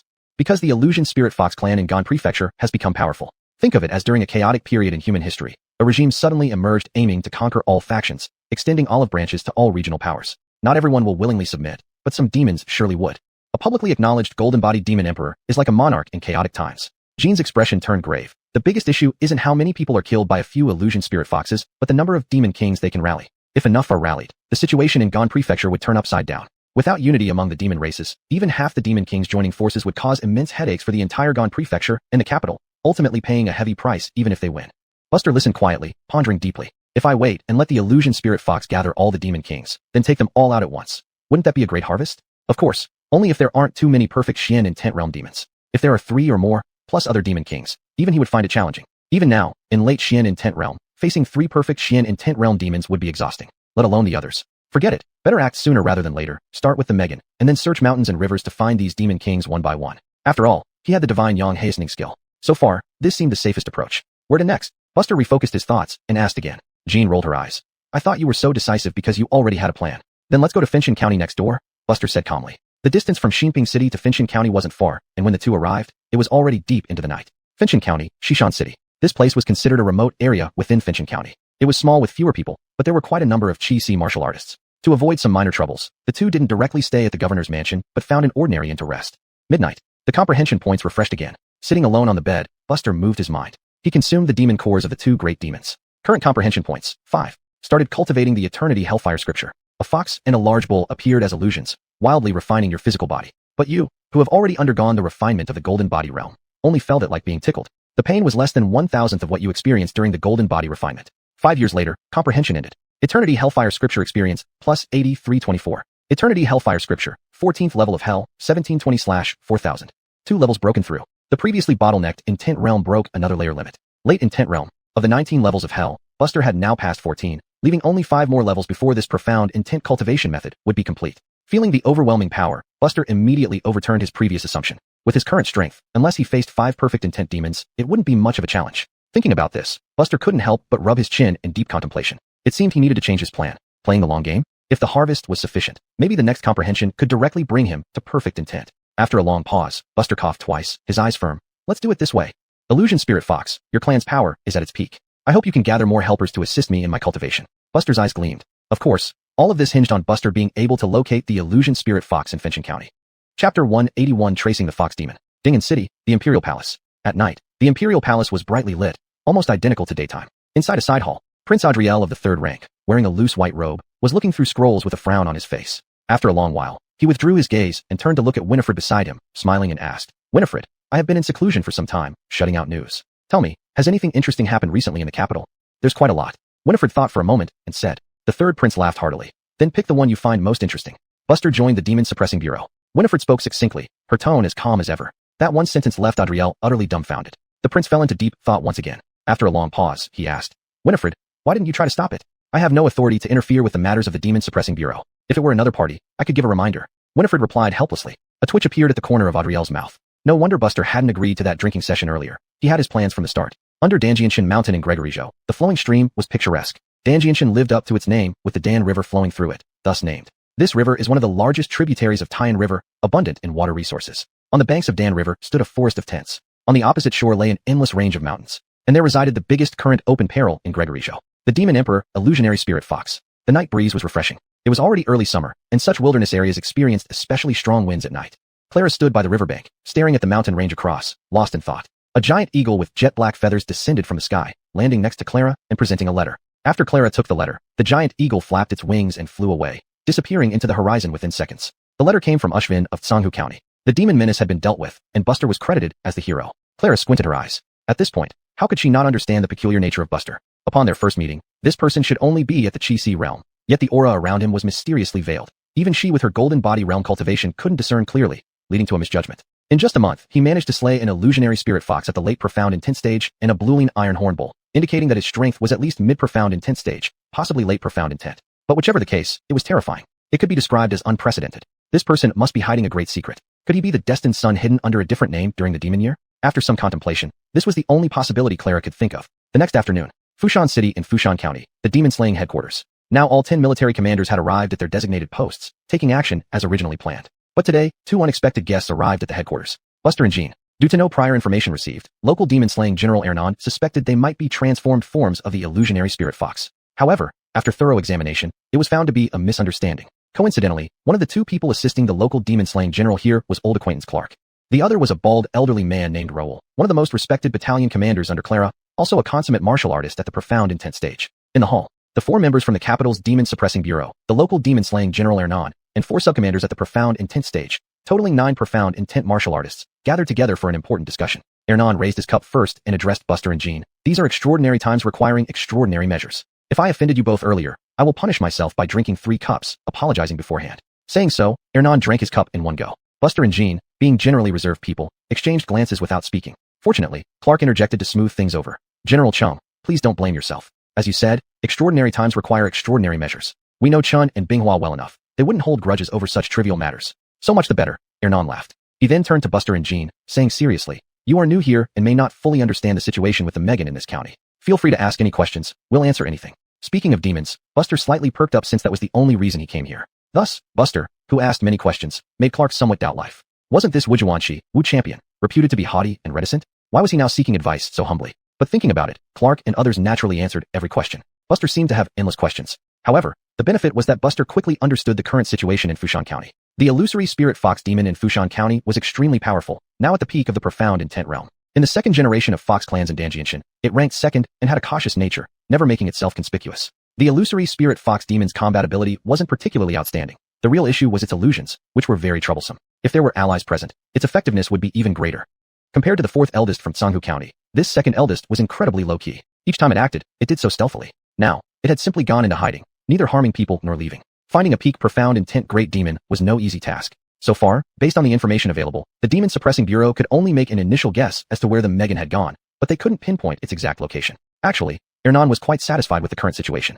Ideally, things would remain this way indefinitely. He had never expected to be able to slay the Megan. He only hoped that it would behave under his watch, maintaining a peaceful coexistence without any interference. After all, there were too many demon kings, more than could be killed. If pressed too hard, if the demons joined forces, then he, as a demon-slaying general, would only meet a tragic end. Buster furrowed his brow slightly. Not attacking and not leaving only left one possibility. It was preparing for something big, like rallying other demon kings. And clearly, Ernan, as a demon-slaying general, had realized this too. Even though he wanted a comfortable life, he still had to stay vigilant and track the Megan. According to the intelligence, the Megan had already rallied two great demons, both at the late profound intent stage. By the time Buster finished asking his questions, the meeting was nearing its end. On the way back, Buster instructed Jean. In the coming days, I might be at the bureau. If anyone asks, you can just tell them the truth. Without realizing it, even Jean subconsciously felt inferior and nodded her head in agreement. Late at night, Buster pushed open the door, leaving the Demon Suppressing Bureau first, then leaving Fushan City. Following the direction estimated by numerous captains in the Demon Suppressing Bureau, Buster began a systematic search using Sun Yang's hand. There was no choice. The progress of the Demon Suppressing Bureau was slower than he had imagined. They were still only able to roughly grasp the general area where the Megan was. Of course, these weren't problems for him. Compared to that, he wished the Megan could talk more and rally more demons, so he could feast in one go. Chapter 182. Fishing. The traces of the Megan were originally very concealed, and relying only on a general direction. Even Buster's Divine Yang hunting expedition required tremendous effort. 3 days later, by now, Buster had traversed 5 cities and arrived in a deep mountain range. Dressed in black, spotless, Buster moved through the forest until he finally reached a valley. The lingering demonic aura is getting heavier, Buster muttered to himself. Surveying the surroundings, the terrain was extremely complex. Apart from that heavy demonic aura, there was no other abnormality. It didn't seem like a place where a powerful demon would hide. But after hesitating for a moment, Buster still chose to stay for a while. No way around it. The smell of fox was really strong. Fan Mountain City, demon-slaying mansion. How come we haven't seen Buster these past few days? In the meeting hall as usual, Heron couldn't help but ask, given that Buster had been absent for 3 days. Jean looked awkward. He said he wanted to go out for a while. His perception is quite acute. He wants to see if he can find any clues. Before she finished speaking, old Commandant Raoul sneered. I think he's gone wild. Not only did he not stay in Sanghu County as originally planned, but now in Fanshan County, he doesn't even follow orders and runs around privately. If that great demon at the Shuani stage indeed has other demon kings with it, should he really encounter them, it would likely be a death sentence. With this old commandant speaking, even Ernan dared not say much. In terms of position, Ernan was naturally higher, but in cultivation, only Raoul had reached the Shuani stage. Jean and Heron knew very well the nature of Sir Wang. This elderly gentleman was extremely strict about rules, to the point of being rigid and stubborn. He especially disliked people and things that broke the rules. When Buster first arrived, Raoul was one of the few who supported such backdoor entries. Because in his view, the Demon Suppressing Bureau's rules must be followed without question, even personally speaking up for numerous Si-Chi realm commandants over the past couple of years. But all this was because of rules. Just as he once supported Buster, he now opposed Buster's impulsive actions. During this critical period, orders should be followed to ensure optimal results. Wang Lao, calm down. Isn't it hard to find that Megan? I believe it won't take long before young brother Chen realizes the difficulty and turns back. As the atmosphere grew increasingly awkward, Ernan had no choice but to smooth things over. Raoul turned to Jean. Lou girl, if that boy returns, inform me. When the time comes, I will personally keep an eye on him and absolutely cannot let him ruin everything by running around recklessly.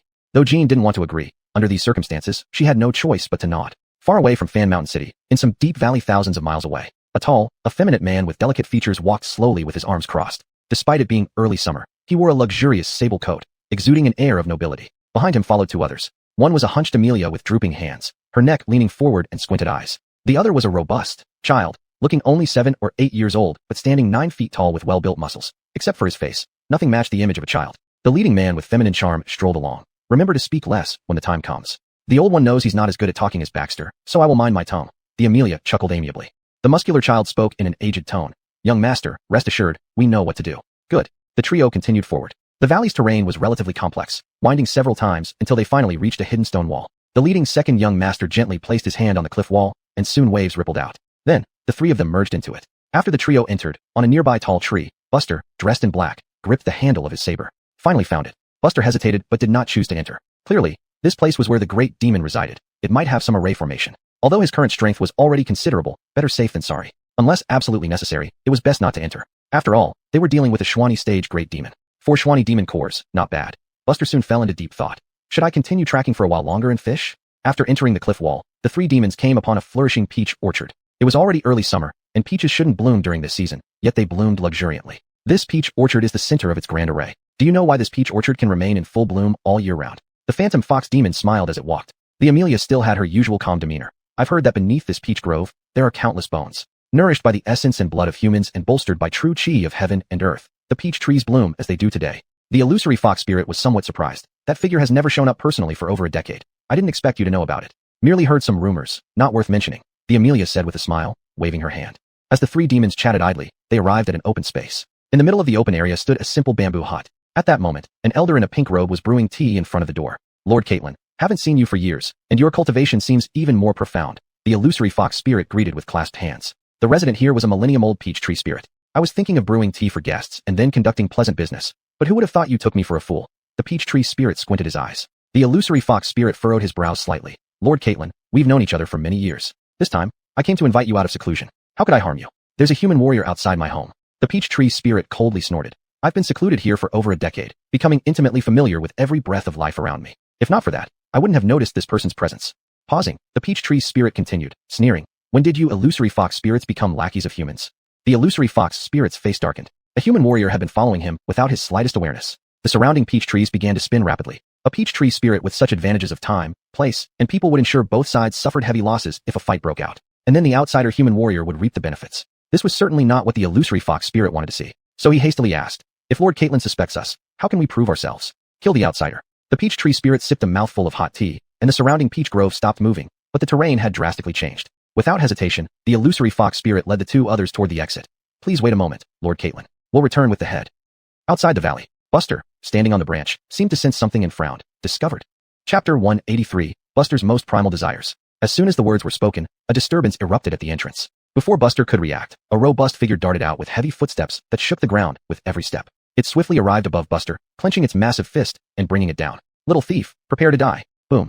The towering tree Buster was on snapped instantly, crashing down. But at the last moment, Buster dodged using the dustless divine steps, landing on another tall tree. The burly child's eyes were filled with raging fury. Among the dry state demon races, it had little patience. If it weren't for Baxter holding it back earlier, the pretentious peach tree demon would have been ground into the earth by now. Unexpectedly, there was still a sneaky rat outside, naturally becoming its venting target. Its true form was quite peculiar, being a ginseng root that humans considered a great tonic. Seeing its punch dodged, the ginseng demon roared, still haven't attacked.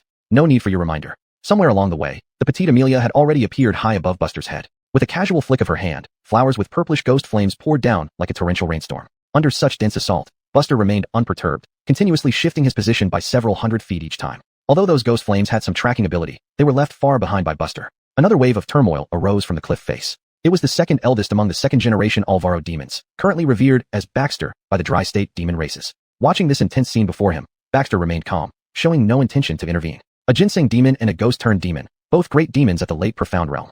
Their combined strength could bring even a perfect profound realm opponent to their knees. Finally, add in his mystic power, illusion. Certain death awaited the opponent. This would be fine. The vitality of a profound realm martial artist would suffice as appetizers for them, for in the peach grove, a gesture of deep sincerity. The world began to subtly distort. Buster frowned slightly, recognizing the trickery of the Alvaro demon immediately, so he changed direction, heading towards where the fox was located. The Alvaro curled his lips in disdain. To notice only now, it's too late. His mystic power, illusion, directly struck at one's deepest desires or cravings. Hazemans have too many thoughts. This skill was especially effective against such opponents. From past experience, the greatest desires for men revolve around wealth, women, and power. Drown in your most primal desire. The Alvaro sneered repeatedly. The scenery before Buster changed rapidly. The surroundings became shrouded in clouds and mist. All that could be seen was a single path, a road leading ever higher. Originally rugged and uneven, but ultimately smoothed out by mountains of corpses and seas of blood, making it extremely smooth. Demon corpses. Using demon corpses as nutrients, filling in the potholes along the road. Buster's expression remained unchanged. With every step forward, the glowing pearls beneath his feet dulled.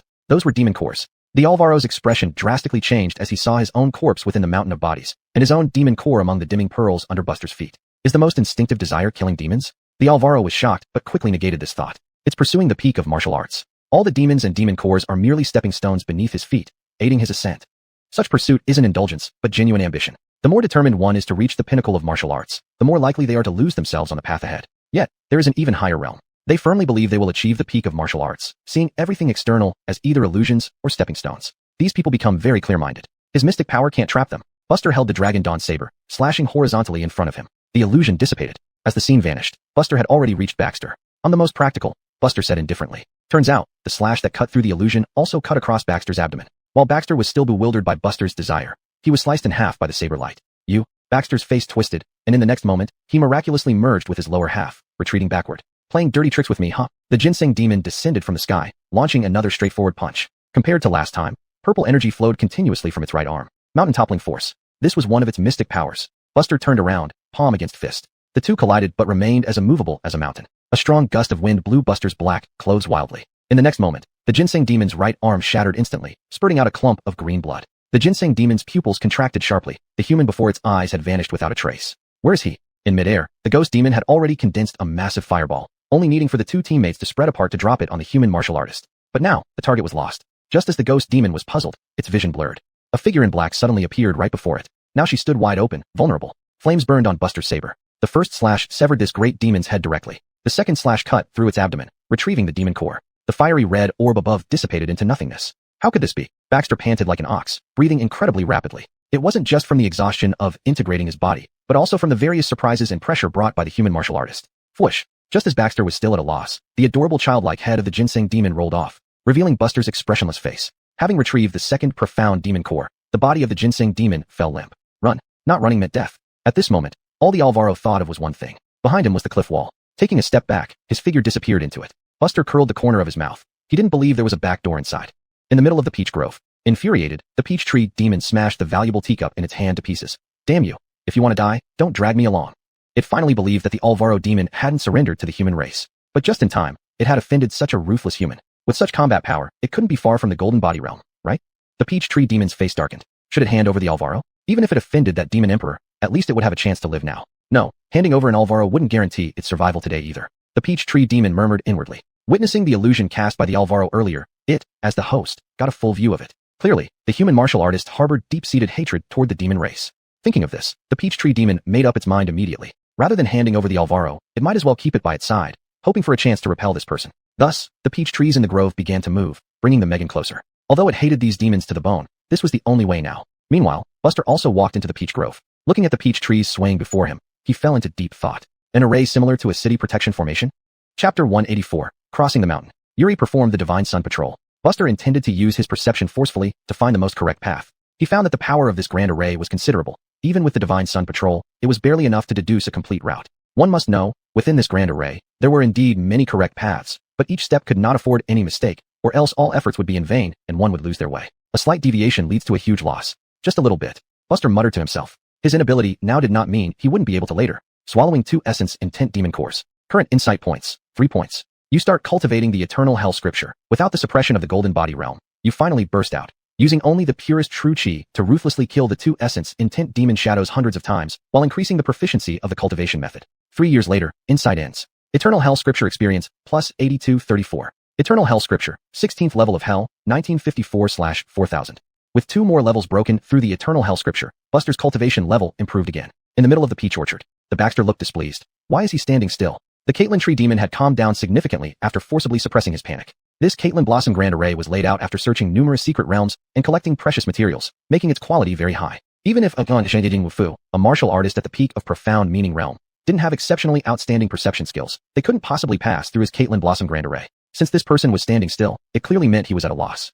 Thinking about this, the Caitlin tree demon's mood slightly lifted. If I can't defeat you, can I avoid you? At worst, I just drag it out. Most importantly, if this calamity passes, the Alvaro demon clan will owe me a favor. They might decide my status under their rule based on this. It seemed like turning adversity into fortune. He moved, the Alvaro shouted in surprise. The Caitlin tree demon squinted. Pretty lucky, got the first step right. Then the second step is also correct. Third, wait, is his luck this good? The Caitlin tree demon was incredibly astonished. 5th, 6th, 10th steps. All 50 steps, without any error. How is this possible? The Caitlin tree demon swallowed hard, and the originally eased heart tightened again. If 1 step was luck, 10 steps was extraordinary luck, then 50 steps, 100 steps? The Caitlin tree demon didn't dare to think about it. The Baxter was nearly frenzied, getting closer and closer. No, he's already here. The Caitlin Tree Demon's eyes turned bloodshot, hoarsely said. Just as he finished speaking, Buster, dressed in black, walked in, meeting them on the open ground. Without hesitation, Buster vanished. I am innocent. Before the word innocent was fully spoken, Buster already stabbed the Dragon Dawn blade into the throat of the opponent, twisting his wrist to shred the entire head. As the blade dripping with blood was pulled out, it slashed across the neck of the Baxter. A Caitlin Tree Demon, due to fear, lost the will to fight, greatly weakening his strength. An Alvaro with heavily depleted true chi was even easier to kill. Buster took out 2 demon cores, blew on them, and used pieces of fabric from the demons' bodies to gently wipe off the bloodstains. At this moment, the peach trees stopped moving, and the entire space began to shake slightly. Is it collapsing? Buster frowned slightly, regretting not having time to explore this essence intent great demon's base properly. Most demon races didn't use spatial treasures like humans, usually having their own storage magic, or if not, collected things in a fixed place. Buster casually glanced around. The Caitlin Tree Demon didn't have any spatial treasures. He then looked at the Alvaro. Finally, he focused on a fan, which had some spatial fluctuations. Apart from the fan, there was also a bracelet. Regardless of their usefulness, Buster took both items without a word, turned, and left the space. Shortly after Buster left, the space behind him completely collapsed. 2 days later, Fanning Mountain City, Demon Slashing Bureau. During the regular progress report meeting, an official came in and knelt on one knee before Hernan, who sat at the highest position. Report to the general. The team responsible for tracking the Alvaro demon has lost the trail in a valley outside Full Moon City, but saw forest ruins after a great battle in a certain valley. In the ruins, there are 2 corpses of Essence Intent Great Demons. Everyone in the council was stunned. 2 Essence Intent Great Demons. Hernan's face was unpleasant, automatically ignoring the 2 demon kings. He was more concerned about the core figure, the Alvaro demon. How did they lose the trail? Once the Alvaro demon escapes, it means the next appearance is unpredictable, and once it acts, it could endanger at least hundreds of thousands of lives. General Chung, there's no need to worry. The valley outside Full Moon City clearly witnessed an earth-shaking battle, and even a demon king died. It is highly likely that the demons and devils couldn't agree and engaged in fierce conflict. Raoul paused meaningfully. Perhaps, that Alvaro demon has already been severely injured. By now, everyone present understood what he meant. The best opportunity to surround and annihilate the great demon. Even Hernan, who had originally lost his fighting spirit, after a momentary daze, spoke sternly. Pass it down. Mobilize all troops for a thorough search. We must recapture the trail of the Alvaro. Yes. Just as the officer left, another one came forward to report. General Chum, Captain Chun has returned. Buster? A stir rippled through Hernan's heart. Before he could speak, Raoul slammed his hand on the table and snorted coldly. 5 days, a whole 5 days gone without a trace, and now he dares to come back. Hernan hurried to smooth things over. Calm down. If he's fine and hasn't caused trouble, isn't that good enough? Let Captain Chun in. Soon, Buster walked in, immediately sensing the fiery gaze of Raoul. He was relatively familiar with this old captain. During the patrol hunt, it was this person who led the team. Within the rules, he was very protective. Beyond the rules, he showed no leniency. Where have you been these few days? Why didn't you participate in the deployment in Fanning Mountain County? Raoul asked first, his tone unfriendly. Jean pursed her lips, somewhat worried. Buster did not respond but approached Raoul, took out the demon core of the Alvaro, and placed it on the desk. This return was more about documenting the case and claiming credit for the deed. Otherwise, it wasn't necessary for him to go through the council. The demon core shimmered brightly. This aura was incredibly familiar to most people present. It belonged to the 2nd generation of the Alvaro demon race, the Baxter. Raoul stood dumbfounded. Buster turned to General Hernan. General Chum, the Alvaro demon has been subdued. Next, I will document this matter. Hernan's mind went blank. Those who could cultivate to the profound meaning realm or golden body realm were all top-notch geniuses in others' eyes. But precisely because of this, their setbacks over the years had been severe, so severe that they no longer dared to hope for victory, only seeking not to lose. And now, the biggest threat of this battle, the Alvaro, was dead like this. To this day, he didn't know how that Alvaro died. This feeling was so intense that even someone like Hernan, who had lived over 100 years, seemed somewhat out of place. When the unattainable ideal became reality, no matter the depth of experience, it felt like a different world. The scene fell silent. Chapter 185 Deployment. Jean and Heron exchanged glances, both seeing helplessness in each other's eyes. Why did it feel like Buster always brought back a bit of surprise? The two of them had long been numb, and now there was only a hint of self-mockery. A young boy much younger than they were. Every move he made seemed to be an earth-shaking event from their perspective. After a long while, Raoul finally regained his composure, swallowed hard, and asked, "In the valley outside Full Moon City?"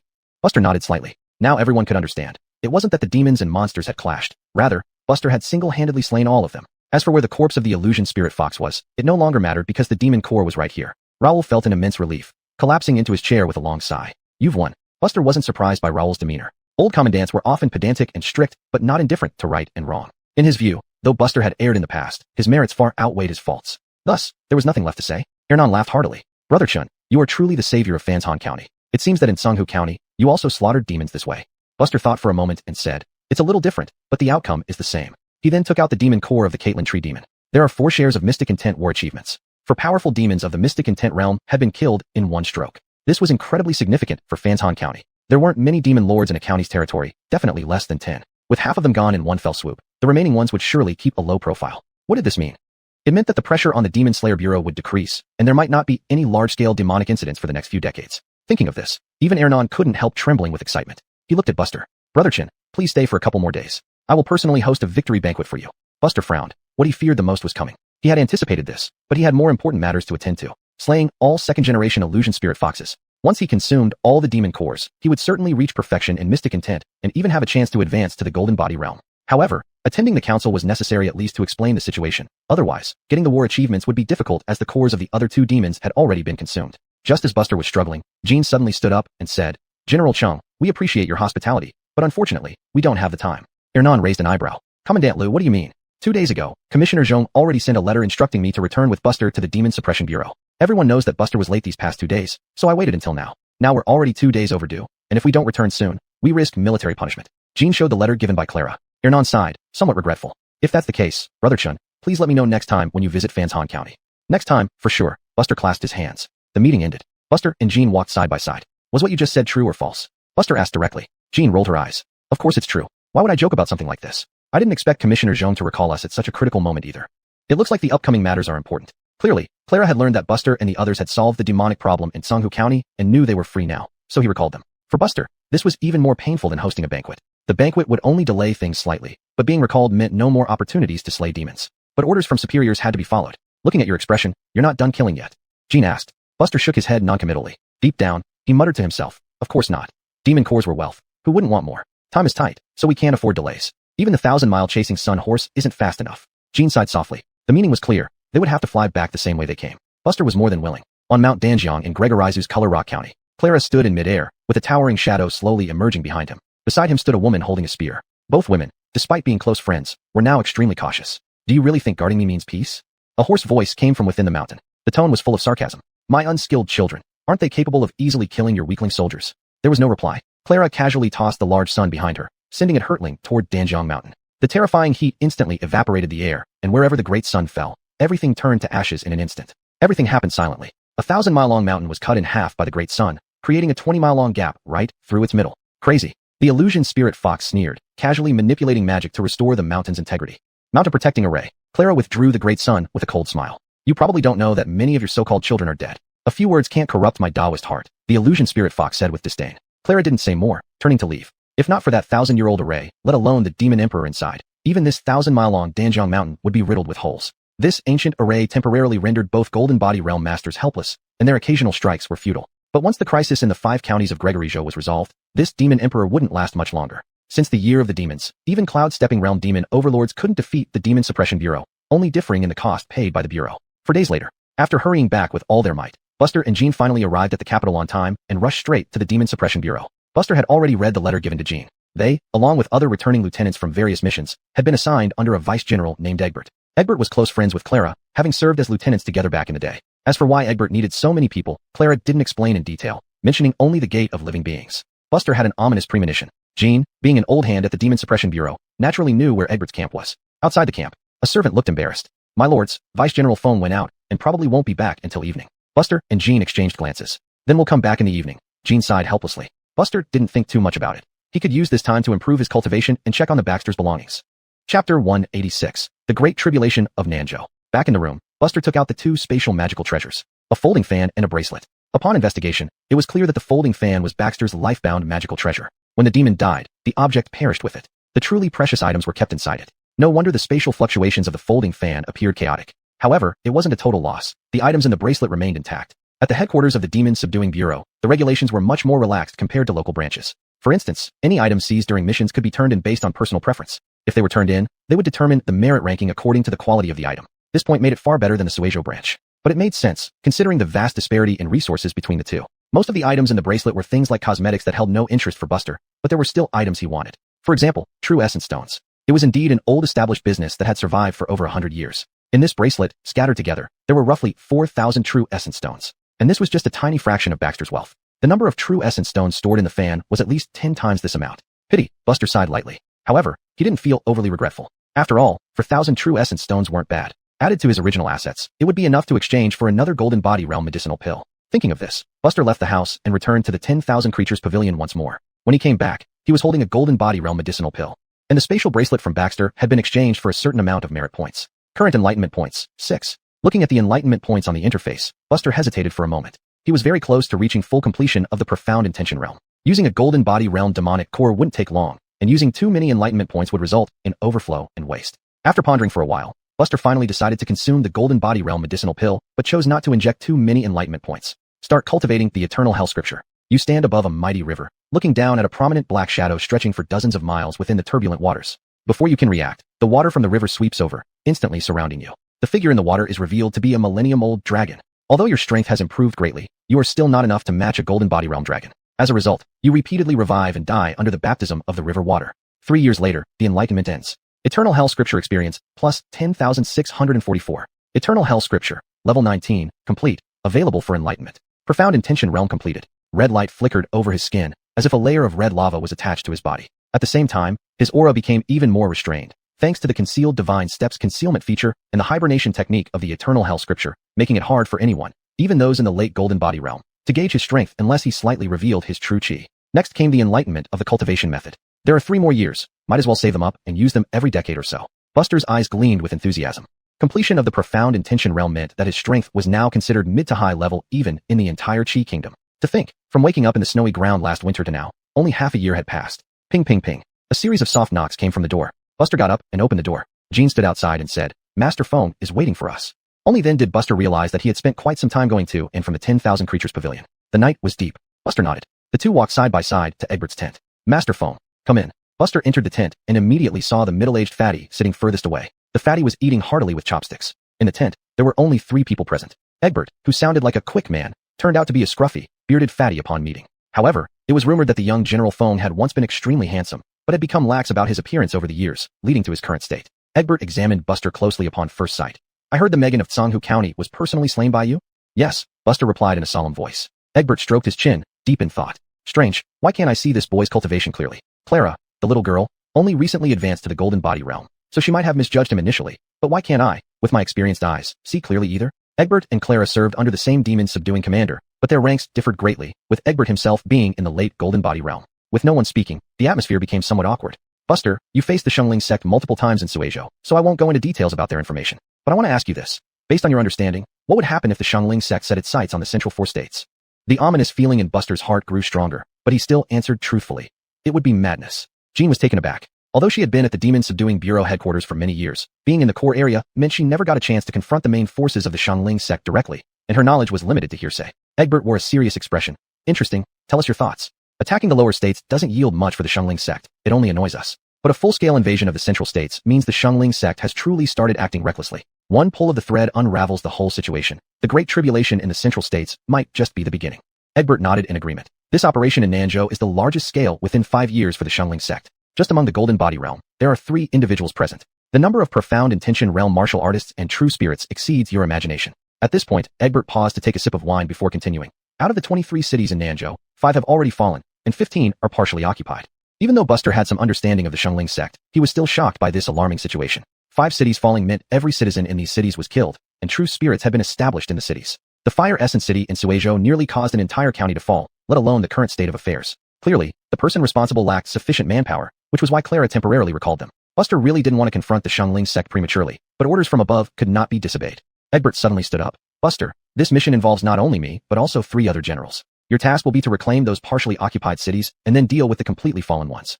I will appoint you as the captain of one team." Buster was speechless. It turned out that the previous question was just to gauge his understanding of the Shungling sect, so they could assign him this troublesome task. If only he had feigned ignorance earlier. "Tomorrow morning, when we assemble, I will provide you with a dossier for reference along the way." Egbert waved his hand. "Yes."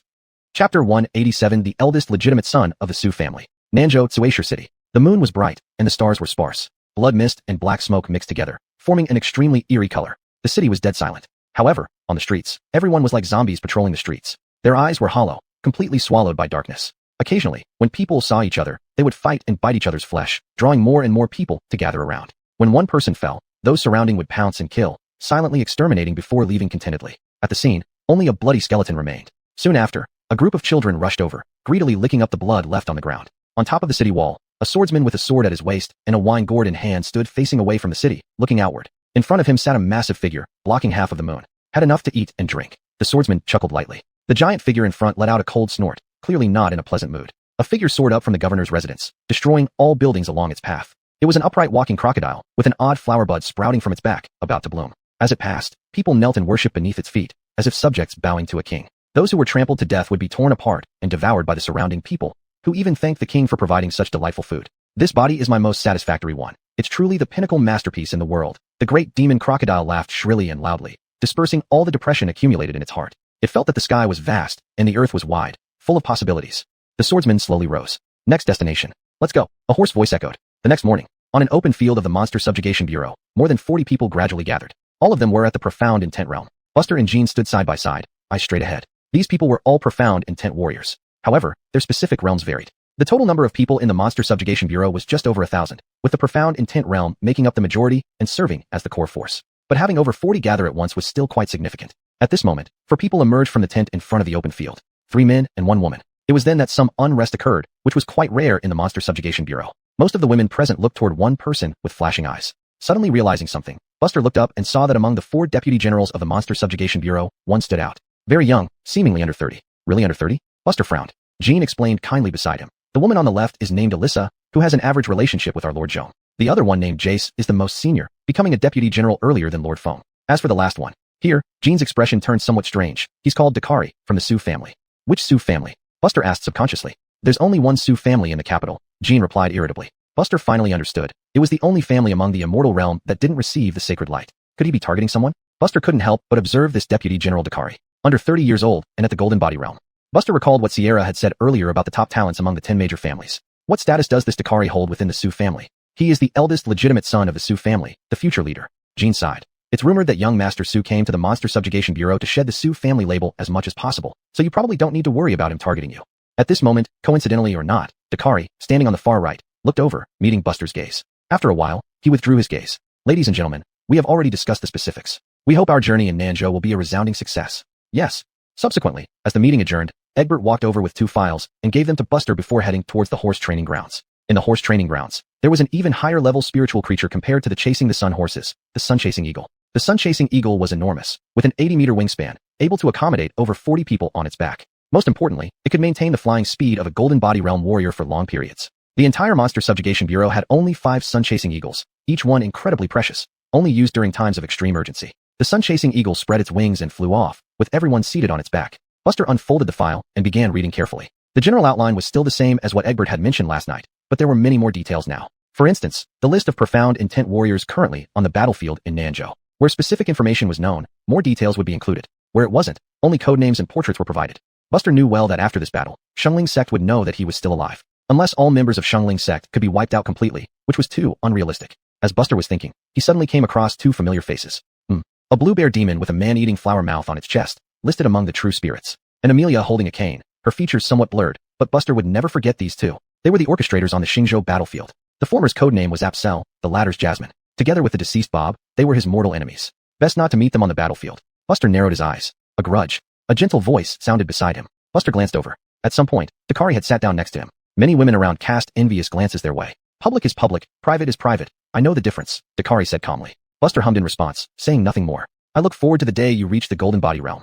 Dakari finished speaking and got up to leave. Buster continued to look at the documents expressionlessly, but inside, he was already in turmoil. The other party had seen through his cultivation level. After all, even Egbert hadn't been able to discern his cultivation depth. The 10 great families have deep roots. They might indeed possess high-level aura sensing techniques. Buster shook his head inwardly, suppressing his astonishment. As for Dakari, he could tell that the man genuinely didn't care much about those few gains and losses within the immortal realm. Or perhaps, in the mind of this eldest legitimate son of the Su family, the Su family wasn't so important? Unable to figure it out, Buster simply decided not to think too much about it. As he often said, he couldn't even handle his own problems. Why worry about others? Unbeknownst to Buster, Binghua looked at herself, then at the departing Dakari, with bright eyes. The sun-chasing eagle pierced through the clouds, heading straight for the sun. Maintaining this speed, they would surely arrive in Nanzhou within 3 days. Chapter 188.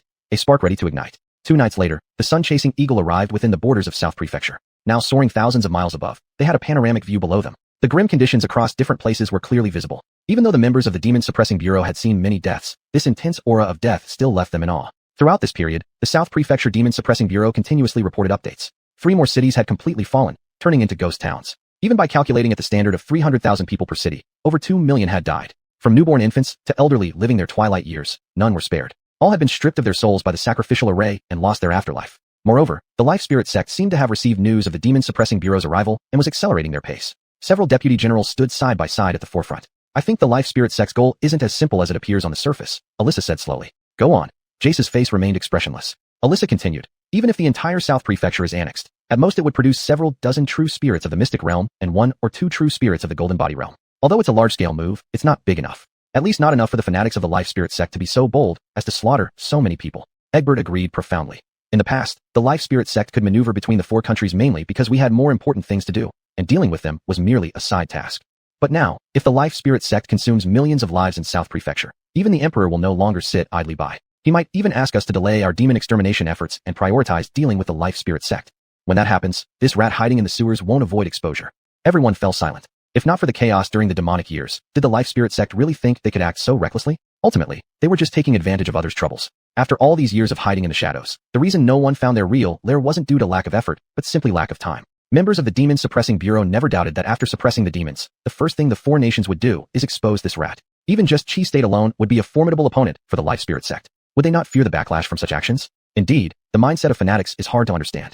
At dawn, the sun-chasing eagle descended straight to the ground in a line. Dalian City, headquarters of the South Prefecture Demon Suppressing Bureau, proclaimed to be the most fortified line of defense currently in South Prefecture. Of the 23 cities in South Prefecture, 8 had already fallen. The remaining cities were struggling to defend themselves. Only Dalian City maintained a relatively optimistic situation. But from intelligence reports, the main force of the life spirit sect hadn't launched a total attack yet. Otherwise, there wouldn't be peace like this. Yesterday, the chief of the South Prefecture Demon Suppressing Bureau was critically injured by 3 true spirits and returned to the city. Today, he emerged from his seclusion, having reached the Golden Body Realm. This meant that 5 Golden Body Realm martial artists were now gathered in the city. Meanwhile, the life spirit sect only had 2 Golden Body Realms and 1 Golden Body Realm true spirit up to this point. On paper, the situation seemed to be turning around, but the captains weren't feeling optimistic.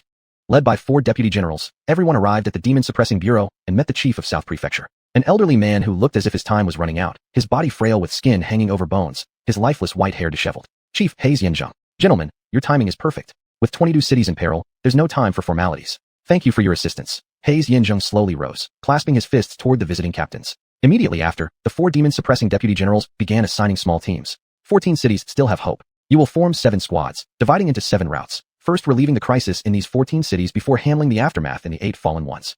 There were 43 captains in total, averaging about 6 per team. Buster naturally became the leader of one of these teams. Jean was not in his team. Thus, Buster was leading people he didn't know. Egbert, with a stern look, solemnly said, "The selections are made by us. Whoever has complaints, swallow them. In these extraordinary times, anyone who misplaces personal grievances above public duty will be dealt with first by me." "Yes, sir." On the city wall, Buster held a map showing his destinations. Dongshui City and Jinbo City, both in the same county, not far apart. Dongshui was the most urgent. It had already been breached, and the sacrifice ceremony had begun. If they were late, it would be too late. Jinbo was still defending itself, but its condition suggested it couldn't hold much longer. The city protection formation worked well, but every moment drained true essence stones like water pouring out, spending money like water. Behind him were 5 captains who had already introduced themselves when they first met. Among them, Anise, Errolping, and Ardell were familiar with each other, and there was a hint of Bufuchik dissatisfaction towards their new captain. Buster gathered his thoughts and leaped forward. "Let's go." From a distance, Dalian City emitted streaks of brilliant light that scattered in all directions, like fireworks. Dongshui City. All 4 walls had completely collapsed. Bloodstains covered the city, turning it into a scene of utter devastation. Every corner of the city was filled with people standing motionless, as if lifeless objects. Above the city wall, a Taoist was roasting fragrant meat greedily. The shape of the meat on the grill vaguely resembled a human form. Not far away, an exquisite woman in tight black clothes glanced at it and turned away, disgusting. The Taoist rolled his eyes. "You don't understand anything?" In front of them was a cloud of blood mist, faintly revealing a human face. "When can we leave this godforsaken place?" "A blood demon, or more precisely, a blood true spirit, after the sacrifice ritual. Weren't you recruited the same way?" The woman sneered. The Taoist pulled off a long leg and gnawed on it. "Someone's coming. I need to eat my fill. It'll give me more energy for killing later." "Stop killing. 6 Mystic Realm experts are coming, and they're formidable." The woman narrowed her eyes. The blood demon scoffed. "For mid-Mystic Realm, the remaining 2, 1 late Mystic Realm and 1 is somewhat mysterious. Let's assume he's peak Mystic Realm. I'll take the last 2, and you handle the rest." As he spoke, 6 streaks of meteor-like figures suddenly paused in the sky, revealing 6 individuals. That blood demon should be peak Mystic Realm, and the other 2 are late Mystic Realm. "This is going to be tough." Anise's expression grew grave. "I will deal with the blood demon," Buster said calmly. Chapter 189, Breaking the Spirit. Anise and his 2 companions were slightly taken aback. This was a true spirit that had reached the peak of profound intent. It should be noted that the physical strength of a true spirit was comparable to that of demons at the same level, yet it possessed many more eerie techniques on top of that. In terms of comprehensive combat power, it even surpassed demons at the same level by a notch. Hazeman warriors often had no chance against a true spirit at the same level. They had heard of Buster before, but only as the martial champion of the Chao Ling Immortal Realm. Even if he had advanced to the Profound Intent Realm, compared to this blood demon, there would still be a huge gap. Anise said in a low voice, "Although I don't know why you were appointed as the team leader, I'm not too fond of you, but this is not the time for you to show off your bravery. Your death would be a minor issue. Delaying the war situation is a much bigger problem. Ardell agreed deeply. After all, this battlefield is not the Chao Ling immortal realm. If you die, you won't just be sent out. The other three people felt scattered, but hearing these two speak made sense to them. However, in the next moment, Buster's figure suddenly vanished. Everyone gaped in astonishment. In an instant, Buster appeared at an unimaginable speed and kicked the blood demon right in the head. Boom. The blood demon's body plummeted straight down, smashing a crater several dozen meters wide. Little bastard, trying to ambush me? The blood demon sneered coldly, casually brushing the dust off its body. Behind it, ghostly faces condensed, their shrill voices mingling and heading toward Buster. Oh no, we need to help. Anise took the lead and rushed to where Buster was. But a blade aura fell down inexplicably before him. Reluctantly, Anise had to step back to avoid it. Looking up, he saw that the swordsman standing on the city wall had already unsheathed his sword, slowly rising into the air. He lazily poked his ears and said, "Want to spar?" On the other side, the black-robed woman also intercepted the others without speaking, quietly gathering energy. Buster raised his hand slightly, and myriad sword lights descended from the sky. Like streaks of dazzling light, wherever they passed, all the ghostly faces were severed. But after the ghostly faces dispersed, they formed dark smoke, instantly enveloping Buster and the blood demon. The blood demon curled its lips. The human-like face revealed a hint of ridicule. This method would also consume his resentment power, using it a bit less each time. Only by killing could it be replenished. But the effect and cost were proportional. Hazemans, who did not understand him, once swallowed by this divine skill, would have only one fate: mental corruption. Previously, a deputy general of Nanzhou at the profound intent stage, fortunate enough to only touch a small part, even so, could no longer participate in battles today. I'll finish you off when your mind collapses. Your blood chi and the resentment formed by your death will be mine, enough to make up for the loss of this move. The blood demon curled its lips again. Seeing this, Anise and the others felt their spirits sink to rock bottom. They were too careless. They had heard that this person came from the local demon suppressing office and had dealt with Spirit Gate countless times, knowing full well that the opponent's means could not be judged by ordinary standards, yet dared to act so recklessly. But in the next moment, lightning and firelight faintly flashed within the black smoke. Then, a streak of light charged out from the smoke. This beam of light was like a comet hitting the ground. From a distance, it looked as if it flashed past, piercing through where the blood demon was, and then disappearing behind it. It was Buster. At this moment, Buster was completely unharmed.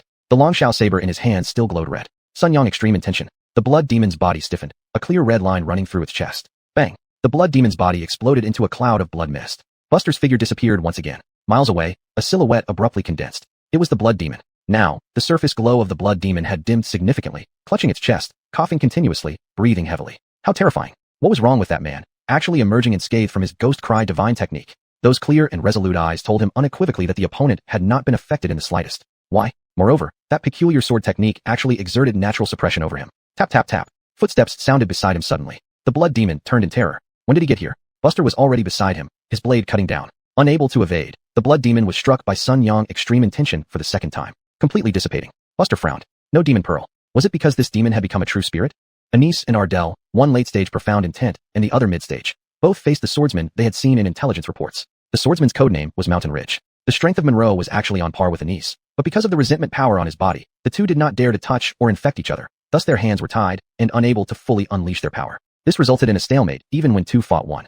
As for the other side, the situation was far less optimistic. Even though it was 4 against 1, they were still at a disadvantage against the black-robed woman, teetering on the brink. Two people had already been eroded by the power of resentment and needed to strip out some true chi to suppress it constantly. The woman's code name was Oriana, who, like Monroe, was from the Yin Kingdom. Oriana said in a low voice, "Monroe, we can't drag this on any longer. Drive these people away directly. That man earlier has some skills. We must act together." In the distance, the swordsman Monroe looked grim but remained silent, only nodding. Just as the two were about to fully unleash their resentment power, a cold voice suddenly sounded. Too late. Oriana instantly sensed an overwhelming threat, but before she could react, a blade aura carrying intense heat descended in a straight line. It was devastatingly destructive. The body of a late-stage profound intent warrior was like paper before that blade of light, splitting cleanly apart. Blood spattered everywhere. Far away, the swordsman Monroe didn't hesitate and turned to run without a second thought. If even a complete profound intent true spirit couldn't stop this person, staying here would mean certain death for him. But when Monroe retreated a distance, his body suddenly halted. His body became stiff, because a hand rested on his shoulder. Down.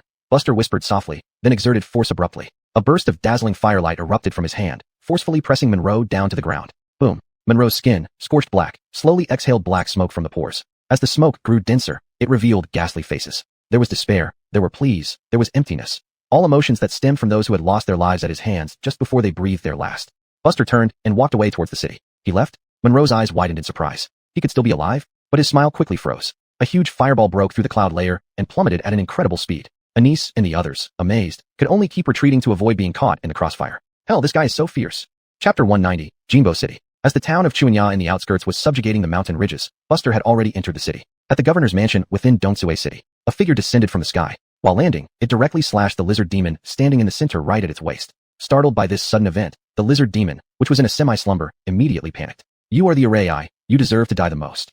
Buster slightly raised his hand, and lightning from the heavenly heart rose in his palm. This initial stage profound intent demon king was still full of vitality despite losing half of its body. It knelt on the ground and kowtowed to Buster. Sir, I was deceived here by those bastards from the living beings sect. I didn't know such a great disaster would be caused. No reply, because the lightning from the heavenly heart had already fallen. It swallowed and obliterated the remaining upper half of this demon king. A luminous demon core clanged onto the ground. Buster picked it up, feeling slightly more relieved. Apparently, this demon king hadn't yet accepted the sacrificial Grand Array, so it still belonged to the category of demons. With the disappearance of the Array Eye, the Grand Array covering the entire city dissipated. Hastened dreads of thousands of souls wandered above the city, homeless spirits of the dead. At this moment, Anise and others outside the city also rushed over. Who was just injured? Buster turned around and asked. Errolping hesitated for a moment before stepping forward. I was careless. Invisibly, everyone had already submitted to Buster wholeheartedly. With such strength, who could doubt he deserved to be team leader? Buster nodded slightly. Those who were just eroded by resentment energy stay here and are responsible for guiding the souls back to their bodies. At the same time, they can gradually strip away the resentment energy.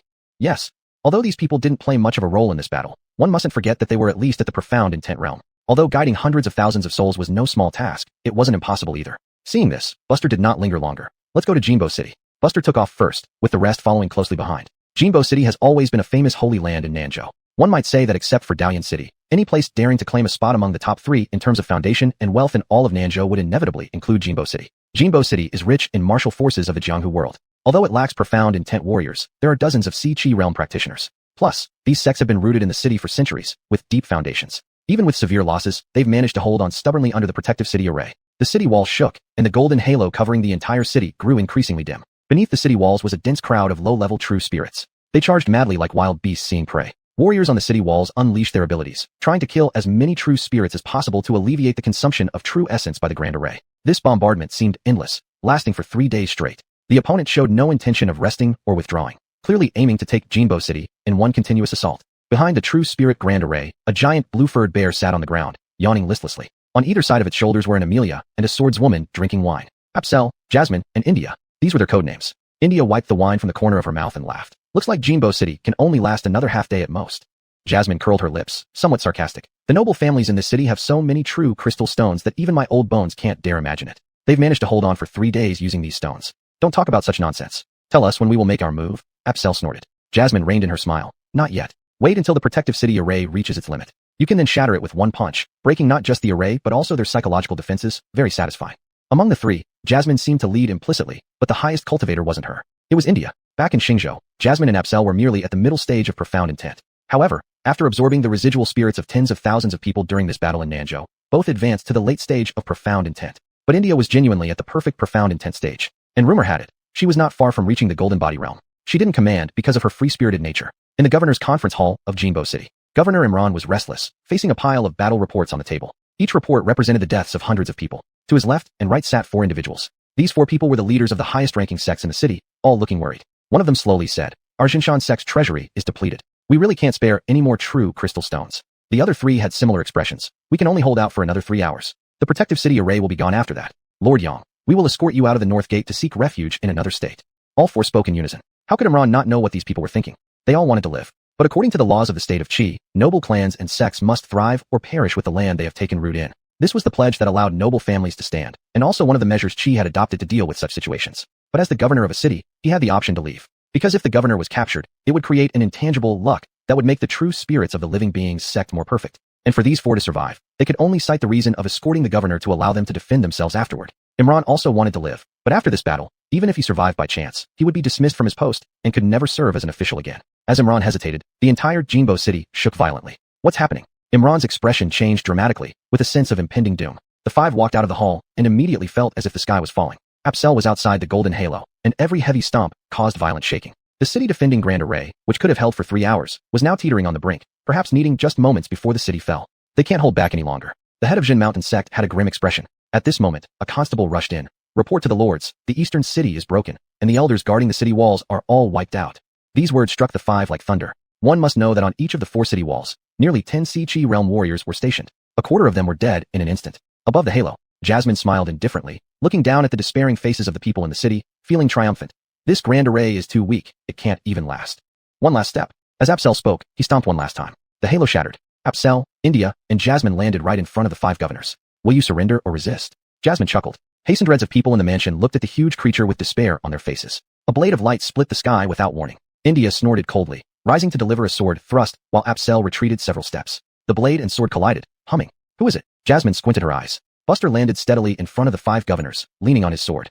Chapter 191, Gift from an Old Friend. Seeing Buster appear, Imran and the others were momentarily taken aback. But those most astonished were Camille and Eric. The human and demon reacted as if they had seen a ghost in broad daylight. Buster? Wasn't he killed in Xingzhou? Back then, Buster, merely at the Chi Si realm, resisted Bob's mutual destruction. Even with Chase and his group, there was no possibility of survival. From the moment in Xingzhou, Camille and Eric had been absolutely certain that Buster was dead, seeing no hope for him to be alive. Even if he barely managed to survive relying on his skills against vengeful force, what about the Netherworld grievance dragon poison? Forget Chi Si realm. Even at the profound Dao realm, being infected by this poison meant certain death. That's why, when they heard some time ago that the Imperial Examination top scholar in Ding'an City, Chi State, was Buster, both dismissed it as just sharing the same name, harboring no doubt. Because they could not imagine how Buster could possibly have survived. Meeting after a long separation, Buster showed no intention of reminiscing, but slightly turned his head and said to the 5 people behind him, fall back. At the same time, Anise and others finally arrived, standing behind Buster one after another. Seeing this setup, hope flared up again in Imran's heart. It was the Demon Suppression Bureau. They have finally come. Only now did Imran feel that these days of risking his life defending the city were well rewarded. Thankfully, he did not choose to sign up for evacuation right away. Camille's face darkened. You're still alive? Upon seeing Buster again, she would rather believe it was just a resemblance, but the long Shao saber in his hand denied her supposition. Thinking of this, Camille let out a bitter laugh. Although I don't know how you survived, since you dare to show your face, then let me kill you once more. As her words fell, Camille vanished into thin air, reappearing in front of Buster in an instant, pushing out a palm that struck squarely against his chest. In that very moment of contact with Buster's chest, her grievance force surged like a breached dam, rushing madly into his body. Then, something astonishing happened that left Camille astounded. She found her grievance force could not penetrate his body at all. Buster remained motionless, raising his hand gently, piercing her throat with the long Shao saber, and fiercely twisting it. The overwhelming saber intent directly exploded Camille's head. Headless, Camille slid backward, her grievance force recondensing into another head. Buster took a step forward. Eric sidestepped to block Buster. Get lost. Too fast. Buster easily bypassed Eric and, passing by, sent him flying with a top of hard elbow strike. Such terrifying physical strength. Boom, boom, boom. Wherever Eric flew, buildings crumbled, stirring up clouds of dust. Meanwhile, Buster had already reached above Camille, the long Shao saber slicing down. Camille's eyes narrowed abruptly, her dormant heart beating violently. How could he be so strong? From her heart sprouted a burst of black grievance flames. Be careful. Recognizing this as a higher form of grievance power than mere grievance force, Anise instinctively warned. Yet Buster neither dodged nor avoided, charging straight into the grievance flames. He succeeded. Overjoyed, Camille's elation was short-lived as the dark figure shot out of the flames again, delivering another slash. Thud! A savage tear appeared from her chest to abdomen. Next, Buster silently grabbed her neck, slamming it hard into the ground. Crack! The green jade tile shattered. Camille groaned, blood streaming from every orifice, while grievance flames began burning around her. Buster's expression remained unchanged. This is the 5 Thunders Azure Sky Body, immune to grievance flames. Just then, the scene around Buster changed rapidly, eventually forming a scenic haven of clear mountains and rivers, presented in ink wash style, almost dizzying. Let go. High above, Nigel had appeared at some point, his eyes emitting black light. While speaking, he created countless avatars surrounding Buster, each brandishing long swords high. This place is my domain. If you want to leave with a whole corpse, let go. Nigel, who used to be lethargic, now spoke dominantly. Shenyang hand. Firelight blazed in Buster's eyes. All true forms. You still aren't convinced. Nigel frowned, sword intent gathering at the tip of his blade. Once he strikes, he wouldn't care for his companion's life, killing them both if necessary. Buster furrowed his brows. Your domain? So what? Break it. Before Nigel could attack, a dazzling red star plummeted from the sky, akin to a falling meteor. Nigel laughed incredulously. Since you insist on your delusion. Before he could finish, his expression turned extremely grim. Since one Kuo-Shing was not enough. The second, the third, dozens of pure yang stars advanced together at this moment, breaking through the sky and coming to this world. The originally wonderful ink-painted mountains now had an apocalyptic feel. Boom, boom, boom. What was considered a domain, in the face of the unstoppable pure yang stars, crumbled like paper. If one wasn't enough, then what about 2, or even more? At the prefecture mansion, an intense heat erupted without warning. Anise and others did their best to block the aftermath, barely saving those behind them from disaster. Ardell, watching this scene, couldn't help but swallow hard. Even if a golden body realm practitioner came, it wouldn't be much different, would it?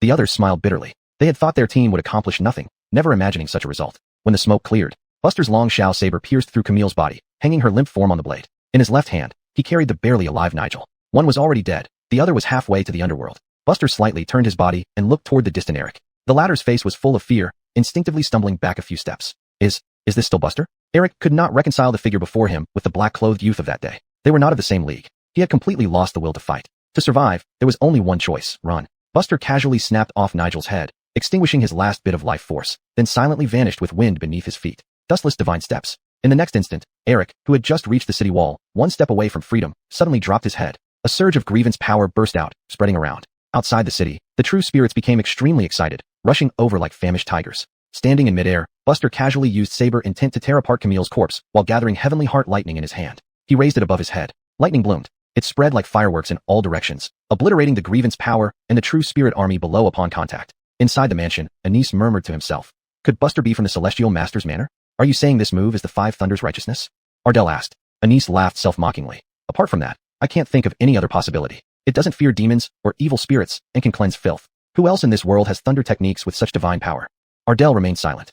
Chapter 192. The Decisive Battle at Dalian City. With the death of the 3 high-ranking members of the Living Souls sect, Jinbo City's chances of survival greatly increased. Buster landed steadily, somewhat regretful. Fighting demons yields demon cores. What did fighting the Living Souls sect achieve? Nothing at all. The others hadn't yet recovered their wits. To have resolved these 3 so quickly, could this person be some minor general from the capital city? Imran and a few others were secretly speculating. You all are in charge of eliminating those true spirits outside. I need to rest for a while, Buster instructed, then went past everyone, walked into the hall, poured himself a cup of tea, and moistened his throat. Even with his vast true chi, it couldn't withstand the consumption of nearly a dozen pure yang starstones just now. Since he embarked on the path of martial arts, this was one of the rare instances where his true chi showed signs of depletion. But it felt genuinely exhilarating to take out over a dozen meteorites and kill these scoundrels. Being arrogant isn't a crime, not having the means is. Marlin and others didn't hesitate, turning to walk out of the house. If the battle at Dongsue City made Marlin and others genuinely convinced, then this battle was one of complete reverence. It should be known that this time, several profound intent warriors were merely decorations, with no room to contribute. Buster swiftly took care of everything. Inside the house, Buster finally caught his breath. Imran led 4 sect leaders slowly walking in, scrutinizing this young minor general with utmost caution. Buster's brows lightly furrowed. They quickly withdrew their gazes, acting as if nothing had happened. Buster waved his hand. You may leave first, I'll rest here. Your subordinate will take his leave. Imran bowed without hesitation. The others followed closely behind, hastily departing. None of them felt like this was their territory. Although dealing with the current situation in Nanzhou would only be a drop in the ocean for Marlin and others, it was effortless to resolve the True Spirit Army and Living Souls sect warriors outside Jinbo City. Half an hour later, night had fallen. Marlin, covered in blood, entered first and respectfully said, Lord, the true spirits have been dealt with, and the remaining Living Souls sect warriors have all been eliminated. Buster hummed in acknowledgement. Tomorrow morning, we head to the next place. Yes. Having solved 2 half-fallen cities, the next stop would be the thoroughly fallen Xiaomiao City. This was the second day since leaving Dalian City. Tomorrow, they could wrap up their tasks completely. The next morning, Buster led everyone on ahead, heading towards Xiaomiao City. This place was quite far from Jinbo City, but with the speed maintained by numerous profound intent warriors, they could arrive within a day. Compared to Jinbo City, Xiaomiao City wasn't as fortunate. Not only was it one of the first regions attacked by the Living Souls sect, but its own strength was relatively weak. It fell in less than half a day. By the time the Demon-Slaying Bureau in the county learned about the news, it wasn't that Xiaomiao City is being attacked, but rather, Xiaomiao City has already fallen.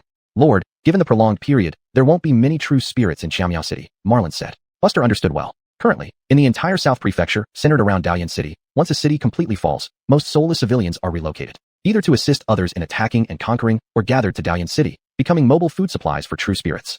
Once physically exhausted, swallowing these empty shells can instantly restore some combat power. By afternoon, when everyone arrived at Xiaomiao City, it had become a dead city. With no people for days, it had turned incredibly desolate, with only a few true spirits and soulless civilians aimlessly wandering. If any crows descended to eat leftover food, they would be hunted down and devoured by surrounding true spirits. There was no trace of life left. Buster knew there was a purifying stone in the Demon-Slaying Bureau, a disposable item capable of sealing away dense, resentful energies, thus achieving the effect of exorcism. Only the Demon-Slaying Bureau had the formula for this item. Similar to door gods commonly found in folk beliefs, they were actually due to the secret efforts of the Demon-Slaying Bureau, grinding the purifying stones into powder and applying it to the couplets, thereby achieving the genuine effect of exorcising evil spirits. But the actual effect was limited, targeting only stray spirits to keep them away. After all, even purifying stones would require 1 to 2 days to purify the entire city's resentful energy. Thinking of this, Buster instructed, clear out the true spirits in the city, while I handle the resentment.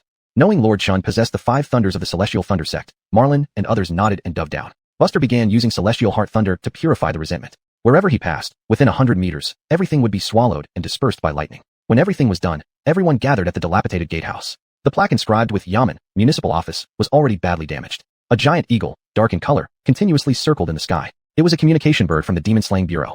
Marlin waved his hand slightly, and a thick piece of parchment descended from the sky. Without even looking at it, he handed it directly to Buster. When Buster spread it out, he saw dense and somewhat messy handwriting, indicating that the person writing this confidential report must have been sweating profusely at the time. Out of the 22 cities in Nanzhou excluding Dalian City, 9 cities had so far been turned from peril to safety. Buster's brows furrowed. It seemed that besides his team, the other teams could barely handle one attack by the Living Souls sect, and after securing the first city, due to severe combat power loss, they were likely to reach a stalemate or even fall behind in the second city. Unless the demon-slaying bureau achieved a crushing victory, it would be considered a win for the Living Souls sect. Why? Because once the sacrificial time arrived, when all the souls are extracted and merged into one, breaking through the city at that moment would be meaningless. At the end of the confidential report, there was a call for return. All officers outside were ordered to return to Dalian City. Buster put away the confidential report and turned to walk down the stairs. Sir, Marlin and others were puzzled. Now that the great formation of the Living Souls sect has been completed, any city yet to be rescued is deemed abandoned. Out of the 23 cities in Nanzhou, only 10 remain. 13 profound intent true spirits now follow the Living Souls sect members back to Dalian City. The generals instructed us to retreat. Buster explained the current battle situation while walking. A conservative estimate placed the number of profound intent true spirits in Nanzhou at over 15. Adding the Living Souls sect's own martial artists, the number would easily exceed 30, not including the 3 Golden Body Realm martial artists mentioned in the intelligence. This lineup was extremely formidable. Though there were still 5 Golden Body Realm martial artists in Dalian City, 2 fists can't match 4 hands. City sieges aren't one-on-one battles. They require consideration of many factors. If there were truly immortals fishing from the clouds, they would see in various cities of Nanzhou strange-looking fierce beasts awakening from their birthplaces, then rising and leaving. Their steps appeared slow but were actually incredibly fast, with only one goal. That goal was Dalian City, located at the center of Nanzhou. Amidst the battered Nanzhou, this large city, like a candle flame in heavy rain, flickered uncertainly. Chapter 193, The Living Souls Sect's Plot. On the ramparts of Dalian City, the 4 subgenerals stood shoulder to shoulder. As for the chief seat of the Demon Suppressing Bureau, he was half a step behind. Actually, the chief seat of Nanzhou wasn't bad compared to the other central 4 states. Previously, he had even ascended to the Golden Body Realm. But there was no way around it. The 4 standing now were all veteran Golden Body Realm powerhouses. Ahead of the city wall, a black ape sat at the rear of the True Spirit Army. The black ape was over 60 feet tall. Even seated, it was almost level with the rampart, and if it stood up, both sides would be almost equal in height. This was still the result of Dalian City's rampart being slightly higher than the rest. Apart from its height, the black ape was very muscular, with dense fur making its body appear even larger. But what truly left an impression on people was that this black ape had 5 arms, 2 on each side, and 1 on its chest. A Golden Body Realm True Spirit. On either side of the black ape floated a man dressed in black and another in white, both equally handsome and distinguished. Codenames, Gillis, Malik. These 3 were the leaders of the Living Souls sect on this mission. 3 Golden Body Realms. Apart from them, hundreds of thousands of true spirits filled the city like ants after their nest has been disturbed. Gillis watched as squads of Demon Suppressing Bureau lieutenants returned to Dalian City, unconcerned. From beginning to end, he did not attempt to stop them once. Old Dong, how about I give you some face and let you roll back to where you came from? Since our Living Souls sect allows humans and demons to coexist harmoniously, we can also be generous enough to let you go, Gillis shouted from afar. Sub-General Reggie sneered. Don't play the good guy with me. How many puppets under your feet mean how many lives you've taken? These people, devoid of souls and turned into puppets, share similarities with true spirits. Hence they are commonly referred to as true spirits. If these puppets were included, then now the Living Souls sect had almost 1 million followers. Gillis shrugged his shoulders. Malik asked, are we all here? The black ape, who had been meditating with closed eyes, suddenly opened them, revealing greedy, impatient bloodshot eyes. How much longer do we have to wait? Rest assured, the real show is just beginning. Gillis reassured him with a smile. Buster led Fletcher and several others onto the rampart. They had rushed back without a moment's delay. Upon return, they were immediately notified to meet the sub-generals atop the rampart. Buster, I knew you wouldn't disappoint. Breaking through 3 cities in a row, not bad. Egbert's gloomy expression vanished as soon as he saw Buster. Buster nodded politely. Reggie glanced over indifferently and said, you've done well in this battle. Keep it up, and when everything settles, I will report your deeds as a Golden Body Realm level achievement. As for the rest, rewards will be given accordingly. Buster hurriedly nodded in agreement. It seemed that the hundreds of thousands of civilians he had saved were extremely significant in the eyes of the Demon Suppressing Bureau. An achievement at the Profound Intent Realm sounded insufficient, while Cloud Treading Realm was too exaggerated. Naturally, only the Golden Body Realm was fitting. Leave. Reggie waved his hand. Buster didn't hesitate and turned to leave. Although he had just returned, he had heard some news within the Demon Suppressing Bureau. The outcome of this recovery operation met the sub-general's expectations, but the damage was worse than anticipated. Among the 43 Profound Intent Realm experts, 6 were killed, 2 were implanted with resentment seeds, and several more required time to purge the resentment forces from their bodies. He heard that Jean had also been invaded by the force of resentment and was currently in seclusion to cleanse it. This was quite a challenging situation. Calculating this, even adding local Demon Suppressing Bureau's Profound Intent Realm experts, there were at most 40 Profound Intent Realm combatants available. The Demon Suppressing Bureau had been very cautious, but the current situation remained grim. Under reasonable manpower deployment, they aimed to resolve issues without unexpected complications. This policy had always been implemented out of necessity due to the lack of manpower. For example, if the Living Souls sect had 3 Golden Body Realm members, then 4 Golden Body Realm members would be dispatched to suppress them. Outside the city, numerous towering true spirits gathered, shaking the earth. Malik counted and turned back. Everyone's here. As he spoke, the seated black ape vanished, as if a mountain had instantly moved, shocking everyone. In the next moment, a true spirit of profound intent had its head smashed in by the black ape's punch. The faces of the 5 atop the rampart stiffened. What happened? That true spirit lost its vitality instantly, and the hundreds of thousands of vengeful spirits within scattered like ownerless items. 4 true spirits. This was the most delicious meal in the world. Before the other true spirits could react, the hand on the black ape's chest absorbed every single vengeful spirit. It disappeared again, then brutally killed another true spirit. The first death took everyone by surprise, but what about now? Soon, Countless true spirits looked toward the black-clothed man and the white-clothed man at the front. Aren't you going to stop this beast? The black-clothed man and the white-clothed man at the front paid no heed, still smiling as they watched ahead. Eat your fill. You'll be better after a good meal. You fools, do you really think this is a great thing? Unbeknownst to you, from the moment you became the true spirits of this city, you were destined to become my nourishment. As the black ape spoke, it casually strangled a true spirit, feeling incomparably gratified. It had been extremely frustrated these past few days. Now, finally, there was an outlet for its frustration. Kill. Kill. The entire rear of the true spirit army was in chaos. The black ape was originally at the late golden body realm. Killing these dozen true spirits was like slicing through melons and chopping vegetables. At this moment, how could the four on the city wall not understand? Everything in Nanzhou was just this black ape's wedding gown. If this black ape devours all the residual souls of these true spirits, it might very well cause this black ape. Alyssa's face was incredibly grim. Dakari directly completed the unfinished sentence, to advance to the cloud-treading realm. Everyone knew the weight of these words. Now, within the Demon Suppressing Bureau, there were only 12 openly acknowledged Demon Suppressing Generals in total. If it succeeded, it would be equivalent to facing a Demon Suppressing General in Nanzhou. Haze Yanzhong, the chief seat of Nanzhou, was completely stunned. He had thought of countless possible motives for the Living Souls sect, but he could never imagine that they aimed for the cloud-treading realm. Gillis laughed aloud. Old Reggie, I offered you a chance to leave earlier, but you refused. Now you want to leave? It's too late. You can try to cross my million-strong true spirit army and see if your speed surpasses our eating speed. The four sub-generals on the city wall had pale faces. At this critical moment, there was no way to turn the situation around. Malik sighed lightly. What a pity if the whole of Nanzhou, except Dalian City, could fall into ruin. Perhaps the black ape's cultivation could reach the middle cloud-treading realm. According to our original plan, it wouldn't be much different from now. Rest assured, once Dalian City falls, it will still be a significant achievement. Gillis smiled easily. In such a perilous situation, the outcome was already decided. Chapter 194. A fierce enemy in the cloud-treading realm. Even if one has achieved the perfect essence profound realm, they would still face certain death when confronting a golden body realm adversary, with no other possible outcome. The black ape's cultivation visibly increased. The ferocity in its eyes grew more intense. It seemed to have lost itself in slaughter and the resentment of living beings, becoming a beast through and through. Jace said in a solemn voice, "Open the city gates and evacuate the citizens. Xiao, you will lead this effort and ensure as many civilians as possible can leave." Emmanuel hesitated for a moment before nodding gently. "I understand. No one will escape." A shrill voice echoed everywhere. As soon as the last true spirit was swallowed by the black ape, it officially advanced to the cloud-treading realm. A huge black shadow flashed by. Not even the black crows and white doves reacted.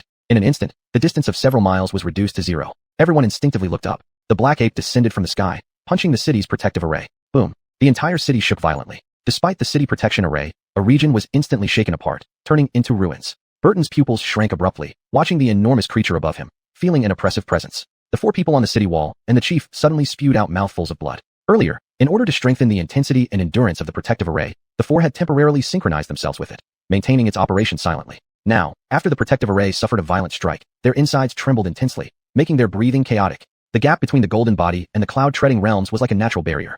After the punch, the black ape curled its lips, then leaped back and landed outside the city, trampling countless true spirits along the way. It smirked mockingly. Who would have thought that this turtle shell is quite solid? The Malik reminded. Finish the job quickly and leave, lest we stay too long. Do you think it's your place to instruct me, a mere golden body realm practitioner? The black ape sneered, rushing forward again.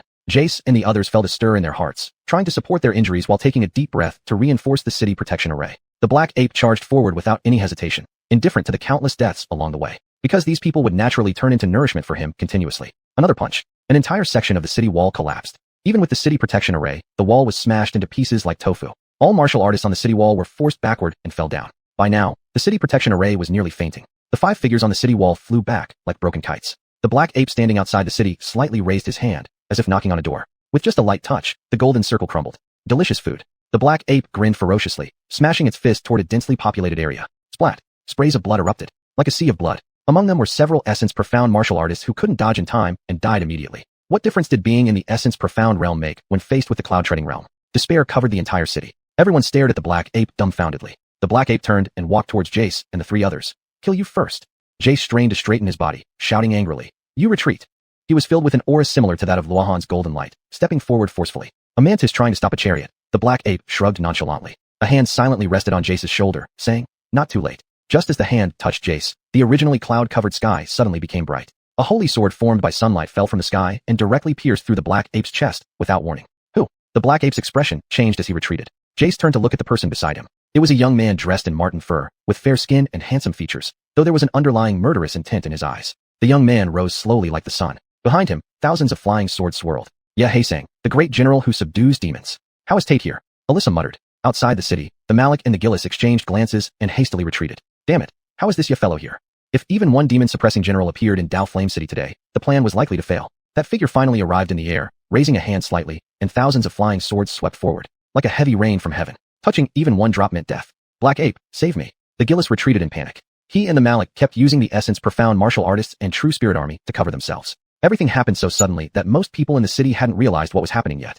They thought they were doomed only moments ago, but now there was a sudden turning point. The Black Ape resisted the attack of thousands of flying swords and came to the side of the Malik and the Gillis, casually grabbing the two. Every time the Black Ape was struck by a flying sword, protecting the two in his hands, it would emit a terrifying black smoke. As the black smoke dissipated, the Black Ape's cultivation gradually regressed. Damn it. I've worked so hard to reach the cloud-treading realm. I can't just die like this. Quick, give me a talisman paper, the Black Ape angrily shouted. As long as the two people in his hands were still alive, he had a chance to survive. The White Dove quickly took out a talisman paper and together with the Black Crow, channeled their true chi. The talisman paper burned completely. In the next moment, the Black Ape's figure instantly vanished. Benny smirked. A 10,000-mile teleportation talisman, quite an extravagant move. Having said that, Benny glanced at the few subordinate generals below. You handle the aftermath. The demon-suppressing general instantly disappeared, chasing after the Black Ape and the others. Though it seemed long to recount, in reality, from Benny's appearance to his departure for the chase, everything happened within less than a minute. Everyone was utterly baffled. Unbeknownst to them, Buster had already arrived at the city wall. He gazed into the direction where Benny had left, lost in thought. So this is the cloud-treading realm? At this point, the northern wall of Dao Flame City had completely collapsed, exposing a wide-open breach without any defenses. Countless lingering true spirits, having lost their control commands, followed their most primitive instincts and surged into the city to devour people. Buster gripped the Longshao saber and moved toward the army of true spirits. Now, the remnants of the Lingmen sect had dwindled considerably, with only a few Xian Yi fleeing hurriedly backward. Buster advanced as if entering a no-man's land. Following closely behind him was a captain from the Demon Suppressing Bureau. Egbert supported Jace, slowly retreating. They had almost drained all their true chi maintaining the city protection array to resist the Black Ape's 3 punches earlier. They now lacked the strength to fight further. Dakari's face was pale, remaining silent. The rest also fell into deep contemplation. But they couldn't help but wonder why General Benny appeared so abruptly on this battlefield. What would have happened if the demon-suppressing general hadn't shown up at the last critical moment? At the border of Chi State, General Benny frowned, looking at the territory of Yen State ahead, somewhat self-mocking. It seems they were prepared to come here directly through the border line. A 10,000-mile teleportation talisman, one cloud-treading true spirit. Escaping from his hands indeed required considerable skill. In the palm of Benny, there was a clearly visible golden glow emitting pattern. Though dimmed, it could be discerned as characters. Quickly head to South Prefecture. Chapter 195 Art. Within the territory of Nanzhou. By the time the many military officers of Dao Flame City finished dealing with the large and chaotic battle situation, half a month had already passed. As subordinate, Buster naturally could only participate in it, doing the dirtiest and most tiring work. The collapsed city walls of Dao Flame City have already been repaired. Buster sat by a noodle shop, heaving a sigh of relief for the moment. According to Egbert's notification, they would return tomorrow. That day's battle made Buster fully recognize the combat power of martial artists in the world. The Xian boundary is still far from the true peak of martial arts. The mighty protective city formation linked by 5 Golden Body Realm martial artists couldn't even withstand 3 punches from a Tread Cloud Realm martial artist. The gap was the largest barrier that Buster had seen so far. If Golden Body Realm practitioners were climbers on a mountain, then Tread Cloud Realm masters were literally those who had reached the mountaintop and began to tread on clouds, half immortals. On that day, General Benny just used one sword strike to severely injure the arrogant Black Ape, leaving it with only the option to flee for its life, which was indeed shocking. It seems that my current cultivation is far from enough for self-protection, Buster murmured to himself. A thought arose, and the interface appeared before his eyes. Current enlightenment points, 21 points. During this period, he was extremely busy. Although the interface could be perceived anytime, he didn't have the right mindset temporarily. Now that everything finally settled down, it gave him an opportunity to catch his breath. He did not entirely go without gains during this half-month. For instance, he encountered 2 Xian Yi demonic kings trying to take advantage of the chaos, thus gaining 2 more Xian Yi demonic cores, adding up to 3 cores along with the original one. Since keeping them won't have much effect after breaking through the boundary, he might as well swallow them now. Start comprehending the Eternity Hell Sutra. 3 demonic shadows surround you, closely following your thoughts and attempting to elevate the Eternity Hell Sutra. Diligently and tirelessly seeking exploration. Although your comprehension has greatly improved, the Xian Yi technique itself is profound and intricate. Even the top comprehenders of this era may not necessarily achieve it. But you did not give up, constantly trying, feeling your way towards the correct path. Based on these foundations, you also started seeking inspiration from other Xian Yi techniques. 21 years flew by in an instant. You gained new insights on elevating the Eternity Hell Sutra, getting on the right track. You believe that in a few years, you can thoroughly comprehend this technique. Comprehension ends. All Xian Yi technique experience, plus 32-34. Then came a series of Xian Yi technique names and procedures. Buster swallowed. His cultivation made some progress again. Although this experience value was far from pushing these Xian Yi techniques to their peak, it was still a pleasant surprise. But Buster's true purpose in acquiring these Xian Yi techniques wasn't this simple. If there was a chance, he would even obtain Golden Body Realm techniques, or even Tread Cloud techniques. With my current state, even if facing a Golden Body Realm demonic beast, I have great confidence in slaying it. Buster clenched his fist, his eyes burning. In Ding'an City, the Imperial Palace, in the Ganwen Hall, an old man dressed in loose robes put on his shoes without any assistance. Outside the door, palace maids and eunuchs stood nervously waiting on either side. The old man's hair was slightly disheveled, with a dignified appearance, but he seemed listless, as though recovering from a severe illness. A figure suddenly appeared in the room, sitting directly on a stool and pouring a cup of tea for himself. Why bother forcing yourself? After considerable effort, the old man managed to get his shoes on and sighed lightly. Why did you come? I came out for something and decided to drop by and see you. Have you been taking the medicine I prepared on time? The man on the stool asked. The old man chuckled slightly, somewhat self-mocking. Indeed, I'm growing old. You stubborn old man, unwilling to call me your majesty anymore. Few people could link this listless old man to the reigning Emperor Caspar. In earlier years, Caspar strove for good governance, vowing to be the pinnacle of enlightened monarchs. But since the queen 10 years ago, he fell seriously ill, reducing daily court meetings to once every 3 days. Nevertheless, he remained a wise ruler in the eyes of Qi country's citizens. The person who could enter and exit the palace silently and speak boldly to the emperor was the only one in all of Qi country. The Tyson, the martial artist closest to the divine martial realm in present-day Qi. Don't play this trick with me. I know you're holding back a lot, but now isn't the time to move against the Shungling sect. The supreme master frowned. Caspar sighed, leaning helplessly against the foot of the bed. So many people died in Nanzhou this time. Even if I don't want to act, I must give an account of this. As he spoke, Caspar suddenly asked, what is that lunatic thinking? Isn't he afraid of inviting trouble? The Tyson remained silent, hesitating for a moment before finally speaking. He is proving that everything he did was for the world, proving that everything he did is the highest art. Caspar curled his lips, somewhat mocking. He knows humans won't believe him, so he's proving it to the demon race. The Supreme Master continued calmly. This incident in Nanzhou is one of them. Caspar abruptly stood up, suddenly kicking over the table, shattering the tea tray above with a loud bang. The palace maids and eunuchs outside all trembled, not daring to listen, retreating hastily. Only the Supreme Master, dressed in white, still held the teacup calmly. Caspar pointed at this first man of Qi's nose and said gravely, I must give an account to the people. Regardless of what method you use, within a short period, not a single member of the Shungling sect shall appear in my rule over Qi. The Supreme Master drank it all in one go, kneeling on one knee. As you command. If there was any place that stood outside the 4 kingdoms, it was only one place. Shunglenin. Here, gathered the most numerous and top demons in the world, known as the ancestral land of the demon race, independent of the 4 kingdoms. Demons here did not need to worry about being besieged by the 4 kingdoms, but they would forever be subject to one person, never able to regain freedom. If not for this, the demons of the 4 kingdoms would have long gone, everyone going to that heavenly sanctuary to enjoy. At that time, the 4 kingdoms and the demon race might truly reconcile. Beside a river in Shunglenin, 2 men sat facing each other. Between them was a chessboard. The man in white on the left played black pieces, while the man in black on the right played white pieces. Pieces fell swiftly. The man in white chuckled. Pity, just one move short. The man in black had no expression, merely saying indifferently. On others' chessboard, if you could really win, the Shungling sect wouldn't be rats hiding in sewers. The man in white smiled as always, slowly placing a piece. Sir, do you think my piece of art is valuable? Worth watching for now. The man in black replied noncommittally. The man in white laughed heartily. Looks like we might indeed have a show, then please continue to watch. I will see. The man in black responded. Chapter 196. Let him go. 4 days later, at the Demon Suppression Office. 4 years later, Enlightenment concluded. All profound realm cultivation techniques and experience, plus 723. Today is the 2nd day since Buster returned from Southern Prefecture. Since the rebellion in Dry Prefecture has yet to be quelled, Clara and the other commandants have not returned. Therefore, Buster and Jean temporarily come under Egbert's command. However, during the battle in Southern Prefecture, Jean was affected by negative karma more severely than Buster had imagined. She is still in seclusion, purging herself. Although it is said that she is nearing completion, she obviously cannot undertake any missions in the near term. As for Buster, with the Golden Body Realm imminent, he naturally cannot sit idly. But considering that Egbert has been quite busy these past few days, he did not disturb him proactively. Inside the room, Buster looked at the 4 words, Enlightenment concluded, and fell into deep thought. Within 3 years, this heavenly inferno scripture will be nearing completion. As its creator, Buster was well aware of its progress. All he needed was the feedback from the system. He seemed like an inexperienced cultivator. Even after cultivating for over 100 years, he only had the experience of someone in their 30s. Bang bang bang. A servant knocked on the door. Buster opened the door and asked, Is something wrong? Master Chun, General Feng wishes to see you. The servant said respectfully. Buster nodded slightly and turned back to change his clothes. In Egbert's tent, when Buster entered after finishing his business, he noticed 4 people sitting inside. Alyssa, Jace, Egbert, and Dakari. They were the main responsible parties of the Southern Prefecture battlefield. Dakari appeared calm and unperturbed. Jace, however, stared at Buster with a peculiar expression.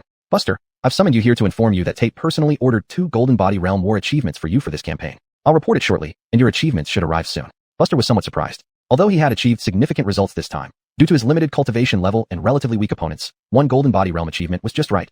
2 seemed excessive. Especially as Benny, the demon-suppressing general who appeared in Dalian City, issued this order personally, which was odd given they barely met once. Wind Gregory patted his round belly and asked, Do you know Tate? Buster shook his head. Did you ever meet him privately? Buster shook his head again. Egbert sucked in a breath. How strange. Why would Tate? Alyssa shot him a look and said, Why are you thinking so much? Just do what we're told. Enough talk. Egbert waved his hand. Buster, we need to act quickly. Come find me later to fill out some documents. Yes. Buster turned and left. Although puzzled, Buster felt pleasantly surprised outside the tent. 2 Golden Body Realm achievements carry significant weight. If his guess was correct, the 2nd floor of Ascension Tower required only 3 such achievements. This remarkable achievement couldn't be earned by slaughtering all the illusionary spirit foxes in Dry Prefecture. It also unknowingly sped up his breakthrough to the Profound Realm. The last Golden Body Realm achievement, Or should I go for it? Buster pondered internally. To his knowledge, although Benny belonged to the same Desert East commander, he wasn't the senior General Brevin above Clara. As Buster's thoughts wandered further, the meeting in the tent ended. Alyssa was the first to walk out, looking at Buster with complex eyes. Given her less than amicable relationship with Clara, she naturally harbored some prejudice and jealousy toward the excellent subordinate of her old rival. What does Clara have? Jace, one of the most senior adjutant generals, merely glanced at Buster appreciatively before leaving directly. Dakari emerged third, lingering slightly. After examining Buster for a long time, he revealed a meaningful smile before quickly walking away. Buster frowned. Does this guy have no interest in women? Always looking at him with this gaze. Buster, come in, Egbert called out. Buster entered the tent and began filling out documents. By the time everything was done, it was night. General Foam, I wish to slay demons, Buster said solemnly. Egbert was stunned for a moment before saying, You just got back. What now? I want to enter Ascension Tower again, Buster replied. Egbert immediately understood Buster's intent. Do you want to fight a golden body realm? To cut down, Buster answered surprisingly. Egbert took a deep breath and began to earnestly advise. Buster, do not be arrogant. Although you have achieved great success in this battle, you must never underestimate the golden body realm. With your strength, as long as you kill more profound intention demons, you can still quickly accumulate enough battle achievements. Buster remained silent, waiting for him to continue. Seeing this, Egbert said bluntly, I'll be straightforward. No way. Buster was speechless. You're not a lieutenant general. Even without any mission, you cannot go far from the capital alone to another prefecture to hunt demons. Egbert took a sip of wine, his tone firm. I've heard all about it. I want to prove it. After all, rules are rules. Buster, seeing this, said no more. He stood up and left. Outside the tent, Buster's expression was grim. Although Egbert had his reasons, Buster wasn't about to sit idly by. But without orders, he could only stay within the capital, ready for any call to action. Would it take forever? Send a letter to Clara, see what she thinks. At least she should let me return to Dry Prefecture. Buster's eyes lit up. This seemed feasible. After such a long time, those illusionary spirit foxes should have found some help by now, right? A perfect opportunity to wipe them out. After Buster left, Egbert was just preparing to tidy up and rest when an unexpected visitor arrived. Seeing who it was, Egbert was stunned. It was the demon-suppressing General Benny. Let him go. Benny didn't make small talk with Egbert, but simply stated it coolly. An order. Egbert swallowed, then snapped to attention and saluted sharply. Your order will be carried out. Benny nodded slightly and turned around, vanishing immediately. Looking at where Benny had stood, Egbert couldn't help but mutter. Young Chun, you said you didn't notate? What's this? Following your heart's desires. While Egbert was still in shock, the already distant Benny was puzzled. The demon-suppressing general couldn't help but sigh lightly. Why would the head seat suddenly pay attention to this person? Golden light flickered on his palm, forming a few words. Let him go. Chapter 197, Golden Body Realm Martial Arts. The next day, current enlightenment points. 1. You begin to contemplate the Eternal Hell Sutra. With over 20 years of accumulation, you have already undergone a transformation. Seated in seclusion atop the mountain peak, you recall the passive abilities of the dustless swift steps and the characteristics of the Eternal Hell Sutra, blending both until your divine skill reaches its peak. Not only did you increase the original 19 levels of hell in the Eternal Hell Sutra to 23, but you also created an advanced breath-gathering divinity. 1 year later, enlightenment ends. True Eternal Hell Sutra, level 19, 0/4000. Divine ability insight. Gather and look at Green Hills. Gather and look at Green Hills. Buster looked at this name, his mind filled with questions. But soon, the information on the panel began to feed back. This ability, summarized in one sentence, combines a more advanced version of breath-gathering and aura observation techniques. It has 2 functions, both highly advanced. Buster's perception thus surged significantly, and if paired with Divine Sun Patrol, it would be even more formidable. As for Gdishi, Buster now had 3 stages. In the first stage, due to the perfection of the dustless swift steps, his aura became as elusive as mist, allowing others to perceive only a vague outline unless he exposed his presence. In the second stage, the hell restriction of the Eternal Hell Sutra further obfuscated his aura, making it seem chaotic to outsiders while concealing his true cultivation, rendering him even harder to fathom. Now, in the third stage, he merged both methods, complementing their strengths, ultimately forming a new divine ability. Gather and look at Green Hills. Though the name was somewhat peculiar and felt unfamiliar, it accurately reflected his thoughts, so he decided not to rename it. If Dakari could previously see through his cultivation using family secrets, that would be difficult now. Self-created martial art, Thunder Essence Saint Body. Inspired by the 5 Thunder Azure Heaven Body, you found a whole new path. You know well that divine abilities will grow stronger with your power, but martial arts you created in your youth have become increasingly outdated. These arts once encapsulated your wisdom in martial arts and still hold value, so you decide to integrate past knowledge into foundational skills, forging the future. Another body technique, and a genuine golden body martial art at that. Creating a golden body martial art at the Mystic Intent realm is an unprecedented feat, unparalleled across the entire state of Chi. Thunder Essence Saint Body, small success, 0/8000. Just small success?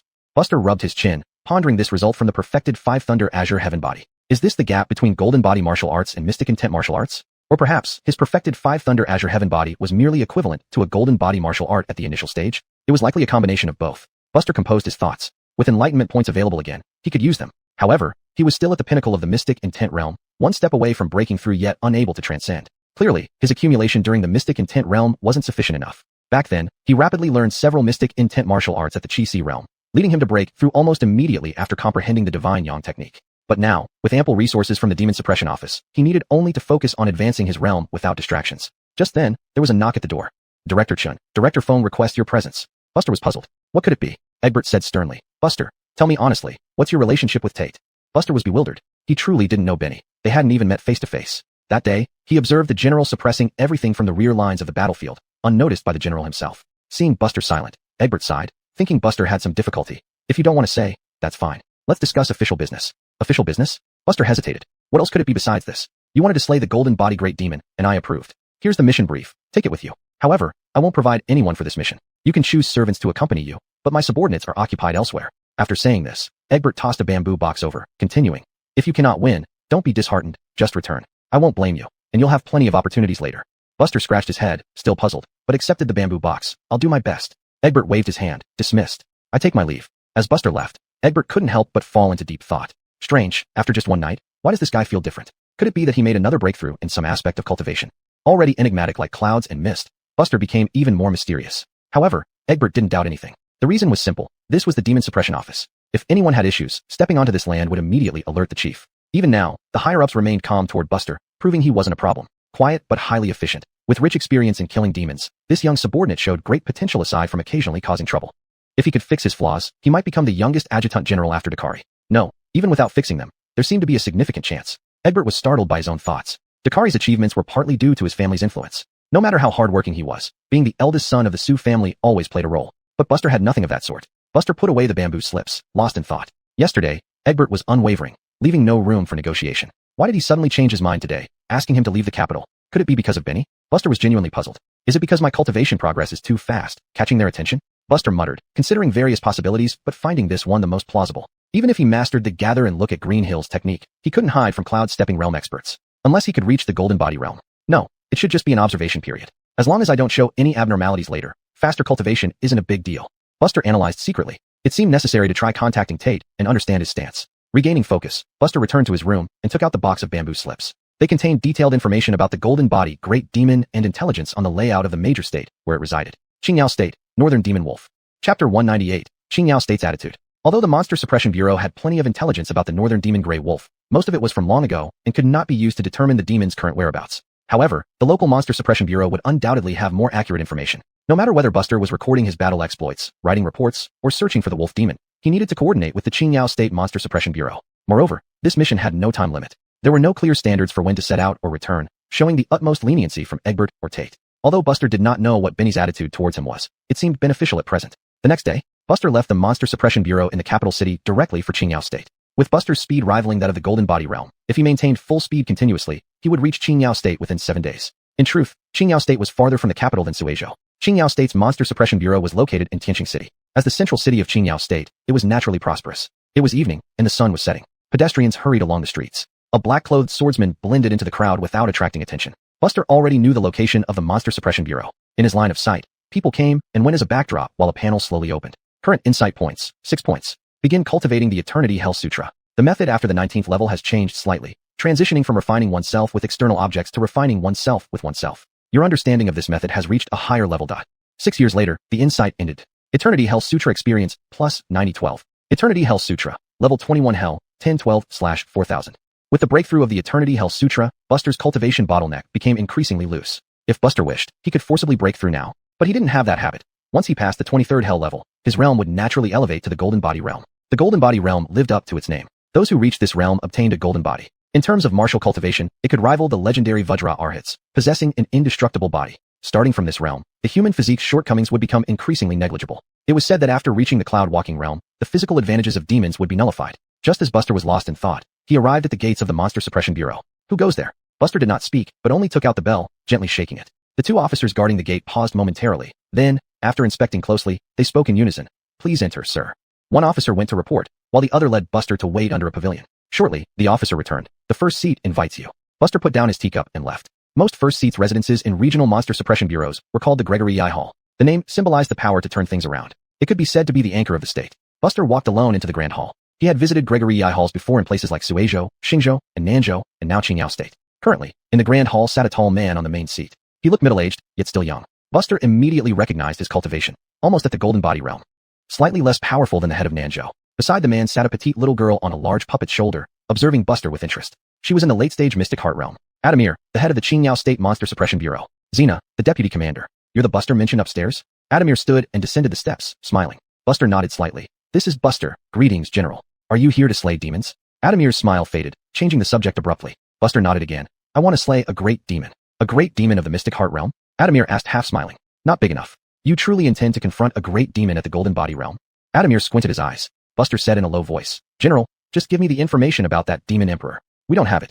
Adamir turned back to sit. This answer took Buster by surprise. Our bureau doesn't have recent information on the northern demon Grey Wolf. Captain Sean can return to the capital, Xena said softly, fiddling with a strand of hair. Realizing something was amiss, Buster couldn't help but wonder how it was possible for a local monster suppression bureau to have no information on such a terrifying demon. It was like having a time bomb on your body without knowing where it was, a ludicrous situation. Even if they couldn't defeat it, at least knowing its whereabouts would provide some peace of mind. Does General not know or refuse to tell? Adamir's lips curled into a faint smile. What do you think? Consorting with demons is a capital offense. When did I ever consort with demons? Adamir coughed dryly. Let me be honest with you. You're not qualified. As it stands, I have reached an agreement with the northern demon Grey Wolf, ensuring at least that we do not interfere with each other. If you take action and manage to kill it, that would be best. But if you can't, in the next few years, our Qingyao state will truly return to chaos, while you can just leave without any consequences.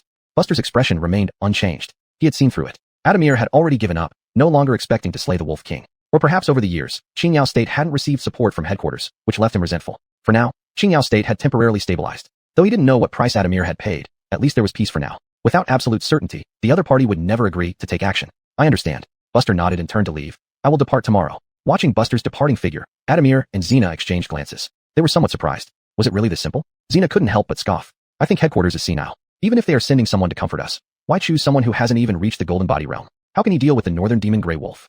Adamir rubbed his temples. He was used to it. Over the years, there had been examples of lieutenants being sent here. It was essentially telling them that once the capital was free, it would certainly offer help. But those were just pretenses. The capital could not spare time for these remote provinces in the short term. The current situation is fine, Adamir said calmly. Nightfall. The Monster Suppression Bureau's dossier archives. Buster quietly arrived here, casually flipping through files related to the northern demon Grey Wolf. If I knew you'd be like this, why did I even come to see you? You don't show me? I'll look myself. Never mind those lieutenants at the entrance who are only at the Mountain River Chihai realm. Even if you, Adamir, guarded it personally, I would still find a way in.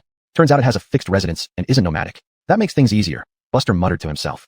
Chapter 199, Tianpeng County. The next day, Buster Zen really left the demon subduing bureau. Xena personally saw Buster Zen off at the door. Until we meet again. Buster Zen turned and left. Looking at the back of this black-clothed knife man as he left, Xena felt a strangely mixed feeling of happiness and discomfort rise in her heart. Very peculiar. Tianpeng County. Buster Zen leaped into the air, taking out the map of Qingyao Prefecture as he traveled. This item was something he had asked one of the wardens from the bureau to bring last night. Finally, his gaze settled on a county standing amidst the mountains in the northern part of Qingyao Prefecture. Tianpeng County's layout was extremely similar to Baiyun County, both surrounded by mountains on all sides. But what was different was that this Tianpeng County lived by plunder. Neither farming nor harvesting in the mountains. It almost had no resources, relying purely on raiding other villages or travelers who passed through the mountains for sustenance. Over time, this place even came to be known as Tianpeng Fort. And that northern demon Grey Wolf was precisely lurking in silence among these surrounding mountains. Adamir seemed to have seen potential in the primitive nature of the people here and thus facilitated connections, deliberately allowing more people to pass through the area, only to be captured and fed to the wolf demon to satisfy its hunger. All of this was actually a private deal between Adamir and the northern demon Grey Wolf, with Tianpeng County serving as an ideal intermediary, leading to a mutual agreement. Up until now, no official from the Demon Subduing Bureau had ever thoroughly investigated Tianpeng County. It was evident they had received tacit approval from Adamir, trading a few lives for the docility of the northern demon Grey Wolf. Such a practice was an act of helplessness by Adamir. Unable to defeat it, with no reinforcements from the capital, the only way to ensure current peace was by sacrificing some. The Golden Body Realm Demon King also showed a slight fear towards the Demon Subduing Bureau, wary not to attract too much attention, possibly angering those from the capital, so it chose to yield as well. Thus, the two parties were mostly coexisting peacefully. But according to records, at least thousands of people were captured by Tianpeng County each year. These people, regardless of where Adamir obtained them from, did not deserve such a fate. It looks like I need to make an unprecedented move to do some good, Buster Zen said with a serious face, deep in thought. Nighttime, outside Tianpeng County, in a mountain inn. Buster Zen entered and casually threw out a handful of coins. Give me a room. Sir, please follow me. The innkeeper, the only person around, said nervously, leading Buster Zen to a small but tidy room upstairs. Leave now. Buster Zen waved his hand. Yes.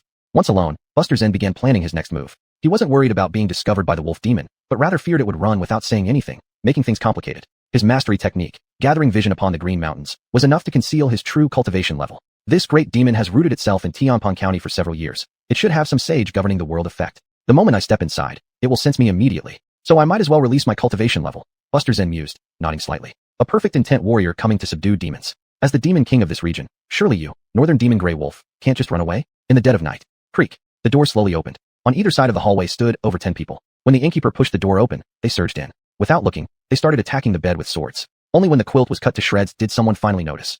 No one's here. Not far away, Buster Zinn sat calmly on a stool, sipping tea. Continue. Everyone looked at the young man. The innkeeper laughed haughtily. To be safe, I've laced your tea with poison. Young man, judging by your wealth, remember 2 things for your next life.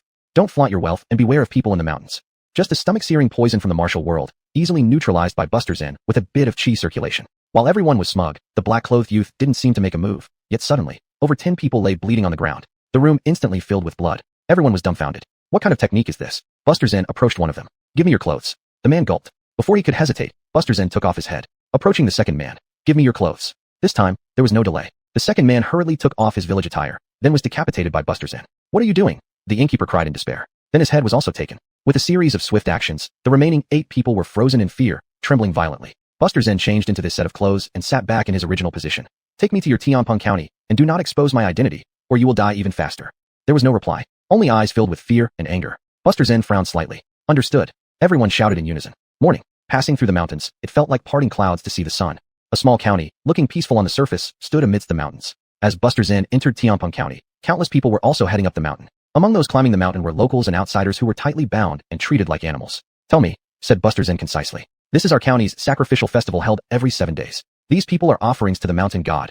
Isidore, who was at the front, explained shakily. He was surnamed Li, nicknamed Ergu. Every 7 days. That must be because the wolf demon feasts once every 7 days. Haven't you ever doubted this nonsense mountain god? Before the mountain god arrived, the surroundings were full of demons. Since the mountain god came, we haven't seen these filthy creatures in the mountains. If we don't believe in the mountain god, what should we believe in? Buster Zinn suddenly understood. It seemed that this north demon gray wolf had eaten all the surrounding demons clean. I've changed my mind. Buster Zinn paused, then turned around.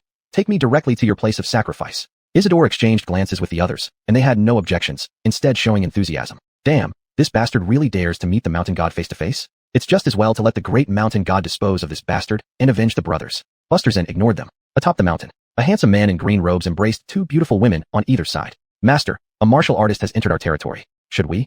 One of the women whispered. The man in green robes pushed her aside and squinted his eyes. What did you call me? Since I'm your master, how dare you tell me what to do? I wouldn't dare. The woman immediately knelt on the ground, trembling in fear. The man in green robes didn't even look at her, but stared towards Tianpeng County. In his view, the people from Tianpeng County going up the mountain looked like crawling ants. Among these ants, one was slightly larger, but that was all. The North Demon Grey Wolf said calmly. Don't even think about it. It's most likely someone sent by Adamir, that coward. If anyone dares to show disrespect to our majesty, let Adamir deal with the body. Chapter 200, Slashing the Golden Body. At the mountaintop, there was a specially constructed white jade square built by Tianpeng County. It was now overcrowded with people. Villagers placed the sacrifices on the square and then planted incense into the ground. Just like the usual ancestral worship process, only this time chickens and ducks were replaced with living humans. Isidore stepped forward without warning, kneeling down with a loud thud as he shouted, Great Mountain God, Ergu deserves 10,000 deaths for bringing these outsiders in under duress. I know I can't atone for my sins even if I die 10,000 times over, but please avenge our dozen or so brothers. With great reverence to you, Mountain God, we beg you to lift your mighty hand, slay this devil, and soothe the souls of our fallen brothers in heaven. As Isidore led the way, the others also knelt down one after another, loudly banging their heads against the ground. From the sounds of it, the force behind each knock was considerable. Thus, where Buster stood, he became the only person still standing. Hastened dreads of eyes turned toward him. Seeing Buster's unfamiliar face, everyone began to curse. Throughout history, it has always been Tianpeng County doing the killing. No outsider should have the right to kill our people. Mountain God, please slay this devil. Gradually, all surrounding individuals knelt down with pious faces. The sacrifices looked utterly despairing, their gazes filled with sympathy as they looked at this young man. Americ appeared suddenly at the center of the white jade square. Mountain God, everyone exclaimed in shock. Buster remained expressionless. The so-called Jintiao agency meant nothing compared to this mountain god in the hearts of the people of Tianpeng County. Currently, the people's hearts in Qingyao Prefecture were scattered, and in a few years, an entire prefecture might become a supersized version of Tianpeng County. At that moment, Americ, called the mountain god, finally spoke. Adamir sent you here. Does he have any gifts for me? Pausing here, he continued. But since you harm my people, no matter what Adamir offers, I need to give an account to them.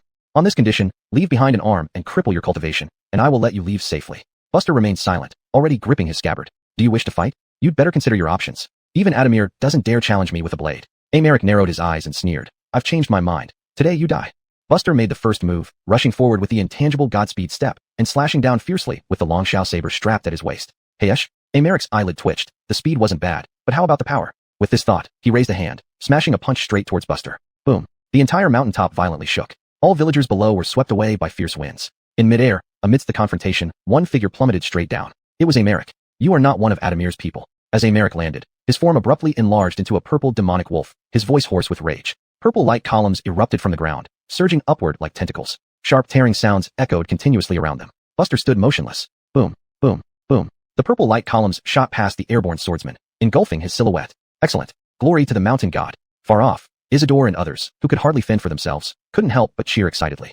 They had waited for this day too long. As the purple light dissipated, Buster still stood in place, merely brushing off some dust from his body. Just having achieved the lesser completion stage of the Thunder Elemental Sacred Body, he absorbed a full-strength attack from an early-stage Golden Body Demon with only minor injuries. What a formidable physique. Amaric's heart churned like a stormy sea. If suspicion arose earlier, certainty followed now. This person was absolutely not from Qingyao Prefecture. Ding-ling-ling. A pleasant bell sound rang out. Suddenly, Buster took out a silver bell and gently swayed it. Are you from the Imperial Town Exorcist Office? Amaric subconsciously exclaimed in shock. The bell ringing was just an attempt to disorient him and reveal weaknesses. Indeed, it worked well. A dazzling flame rose from Buster's body, with faint lightning shimmering around his left hand and the divine intent of the sun flowing inconsistently along his saber's edge. Simultaneously, white gas currents condensed into sword shapes behind him. Heaven's heart lightning, divine sun intent, Tai Lenin infinite saber technique, mighty cosmic aura. Of course, there was also the enhanced divine fire ravaging planes, now fully integrated with the eternal hell sutra. Five-pronged attack. From afar, it seemed like a multicolored comet crashing into the earth. Amaric snorted coldly, fearlessly retreating half a step, as a purple light wall slowly condensed before him. Just a mere Imperial commander. Once I kill you, I'll head straight to the holy abyss if necessary. In short, this emperor will never die. The blade's momentum fiercely collided with the purple light wall. Behind him, the mighty cosmic aura continuously struck forward. Crack. A crack appeared on the light wall. How could this be? Amaric's pupils constricted sharply. The opponent was merely at the peak of profound intent. Even if he were from the capital, he shouldn't be this terrifying. Bang. The light wall shattered into fragments. Buster took advantage of the moment and slashed down, directly splitting the wolf's head in two. Splat. Damn it. Amaric roared, lifting his claw to strike heavily. The claw slammed into the ground, sending up a cloud of dust. But Buster was no longer there. Where did he go? Was that not his full speed just now? Just as Amaric was puzzled, Buster had silently approached his neck and cut off the massive head with one slash. Blood exploded like rain. Heaven's heart lightning. Towering thunder enveloped the remaining demonic body. Buster leaped into the sky. With a slight raise of his hand, a spark condensed in his palm. In an instant, it grew hundreds of times larger. Pure young celestial star. Buster sheathed his saber, calmly tossing the fireball in his hand down. Boom. Everything within several hundred feet was swallowed by flames, reduced to nothingness. After the great fire, only a scorched black corpse remained. The smell of roasted meat filled the air. Who are you really? Amaric shrieked in defiance. Buster raised an eyebrow. He was still alive? So, he went down for another stab. Thus, a demon emperor who once terrified an entire prefecture died, so casually. Buster expertly sliced open the abdomen, retrieving the golden body demon core. Mission accomplished, Buster said, pocketing the core. Around him, everything had turned eerily silent. Almost half of the people present had died due to the aftermath of their battle. Bastard, how dare you kill a god? Without the mountain god, how shall we live from now on? I will die with the mountain god. Isidore suddenly rose, grabbing his sickle and charging over. Buster flicked his finger. A faint wave of mighty cosmic aura pierced straight through this man's forehead. Then I'll send you along. Buster walked to the center of the square and freed all the victims. By now, thousands of people from the county had gathered around. Each person looked at him with fury. Buster wiped the blood off the Longshao saber. He stood holding the saber in front of all the outsiders and said calmly, "Try it then." Chapter 201 Bloodbath. Let's give it a try? Brothers, this person is extremely vicious and has harmed our compatriots. Only by dismembering him can we relieve our hatred. One of the literati shouted loudly. After saying that, this literatus pulled out a dagger from his sleeve and charged at Buster. Buster didn't even need an extra move. Merely the pressure formed by his released true chi pressed the other person to his knees, bleeding from all 7 orifices. The rest of the people from Tianpeng County, who lived off robbery, were all tough-natured. Seeing this situation, they were not afraid and rushed up en masse. Buster finally lifted the Dragon Dawn saber, which conjured countless sabers sweeping all around, instantly cutting off the lives of all who charged at him. For a moment, the scene turned into a river of blood, with scattered flesh covering the entire white jade square. The offerings behind them huddled together in fear. At this moment, in their eyes, the black-clothed saber wielder before them was even more terrifying than these local natives. Buster took a step forward. Anyone else? The remaining half lost their usual bravado. They realized this battle wasn't like before where numbers could ensure victory. In the past, if there were many travelers, they would mobilize everyone in the county. But this person gave them a feeling that even thousands or tens of thousands of people from Tianpeng County wouldn't be able to defeat him, like insects trying to block a carriage. Gradually, the ferocity faded from everyone. Instead, some sturdy women began crying. My life is so bitter. What wrong did my husband commit to be brutally killed by a beast like you, ending up in such a tragic way? We will report to the magistrate. You killed indiscriminately. May you die badly. By law, you should repay blood with blood. The crowd raised their hands, shouting in protest. Yes, repay blood with blood. The first woman who cried had a stiff face. Unbeknownst to her, Buster had already arrived in front of her, with the Dragon Dawn saber resting on her neck. What did you say? After being stunned, the woman quickly recovered, and with righteous indignation, she said, married to a chicken, follow the chicken. Married to a dog, follow the dog. Since my husband is dead, what difference does it make if I join him? Even if I die, I'll curse you to never be reborn. Buster nodded slightly. The woman didn't quite understand what this gesture meant. Then her head was separated from her body. Not only hers, but also those who spoke out just now. All had their heads roll away, dying mysteriously. Anymore. Buster scanned the surroundings. No one dared to speak. Drip. The blood sprayed onto the trees dripped onto the ground, merging with the blood stains with an unusually clear sound. A middle-aged man in official attire scrambled out of the crowd. Seeing him, the previously silent people suddenly perked up. Magistrate David, you must stand up for us. David, the magistrate, came before Buster with a sycophantic smile, then sternly ordered everyone. Shut your mouths. Whoever speaks next doesn't need this gentleman to do it. I'll personally cut off your heads. These scoundrels nearly ended my career. He thought to himself. Only the Jingxing Exorcist office could have the power to kill the Northern Demon Wolf, and the bell on the man's waist belt confirmed it. Although he was a magistrate in a remote area, he knew much about the Exorcist office system. Because, in a sense, he was no longer an ordinary magistrate, but directly connected to the Exorcist office. Oh, this is a Grandmaster Exorcist from the capital. Even the head of the Exorcist office wouldn't dare be disrespectful. Moreover, this man truly had genuine combat achievements. Good timing. I need something from you, Buster said calmly. Magistrate David chuckled and rubbed his hands. What does the gentleman need? These people behind me, leave them to you. I hope they can go back where they came from. Understood. I guarantee this will be handled properly. David answered respectfully. However, the surrounding people were unhappy. Instead of calming down, they became exceptionally agitated.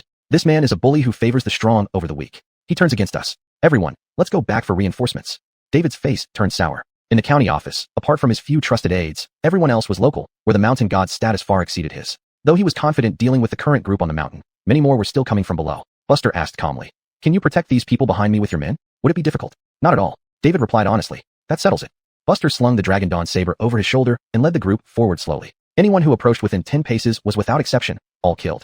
Hardly any of these people did not have blood on their hands. If it weren't for being the link between Adamir and the Northern Demon Wolf, these townsfolk would all be committing capital offenses. Buster didn't like to meddle in other people's business, but if these people insist on pestering him, he wouldn't mind wiping them all out.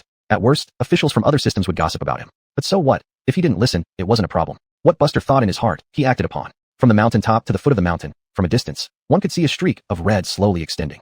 It was clear that the foolish people of Tianpeng County had been brainwashed deeply. They were willing to unhesitatingly give their lives for a dead mountain god. But ultimately, they were still humans. Not fearing the death of 1 or 2 people doesn't mean they wouldn't fear the death of 100 or 200. So when Buster arrived at the foot of the mountain, the crowd no longer dared to approach him. They just watched with hatred as that black-clad figure walked away. Magistrate David squinted, feeling quite moved. This is the demeanor of an imperial guard? Indeed, not something they in Qingyao Prefecture could compare to. Wait, he still needed to think about how to deal with the impending bombardment by these people at the county office. Leaving the deep mountains, Buster casually cut off a banana leaf to clean the bloodstains from the Dragon Dawn saber. He still needed to return to the demon subduing office to find Adamir. Qingyao City. Xena looked a bit upset.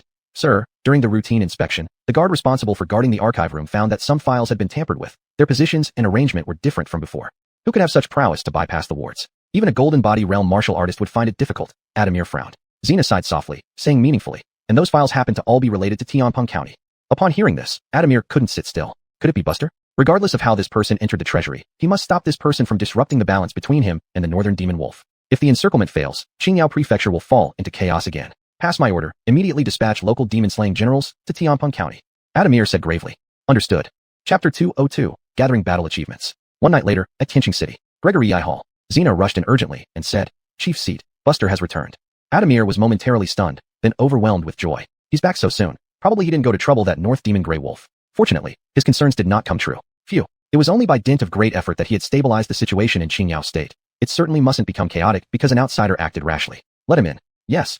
As for why Buster came back, Adamir didn't want to know. Maybe he wasn't satisfied and wanted to give it another try? Unfortunately, he would absolutely not agree to such a thing. For the bigger picture, this was necessary. But if asked who hated the North Demon Grey Wolf most within the entire demon-suppressing bureau, Adamir was definitely the prime candidate. How much did he wish to slay this great demon himself? Only, he had no ability. If only this time someone from Jinshin Realm arrived from the capital, he'd be willing to take the risk to try to slay the North Demon Grey Wolf. At the very least, drive it out of the borders of Qingyao State. But all these were merely his fantasies. After waiting for years, although people indeed arrived from the capital, what kind of people were they? And Xian E perfectionist. Thinking up to here, Adamir gave a self-deprecating smile. At this moment, Buster had already entered the hall. Why have you returned, Brother Chen? Did you leave something behind? Adamir deliberately asked as if ignorant. Buster sat down somewhere, saying indifferently, scroll. Adamir thought it might concern the scroll about the North Demon Grey Wolf, so he smiled awkwardly.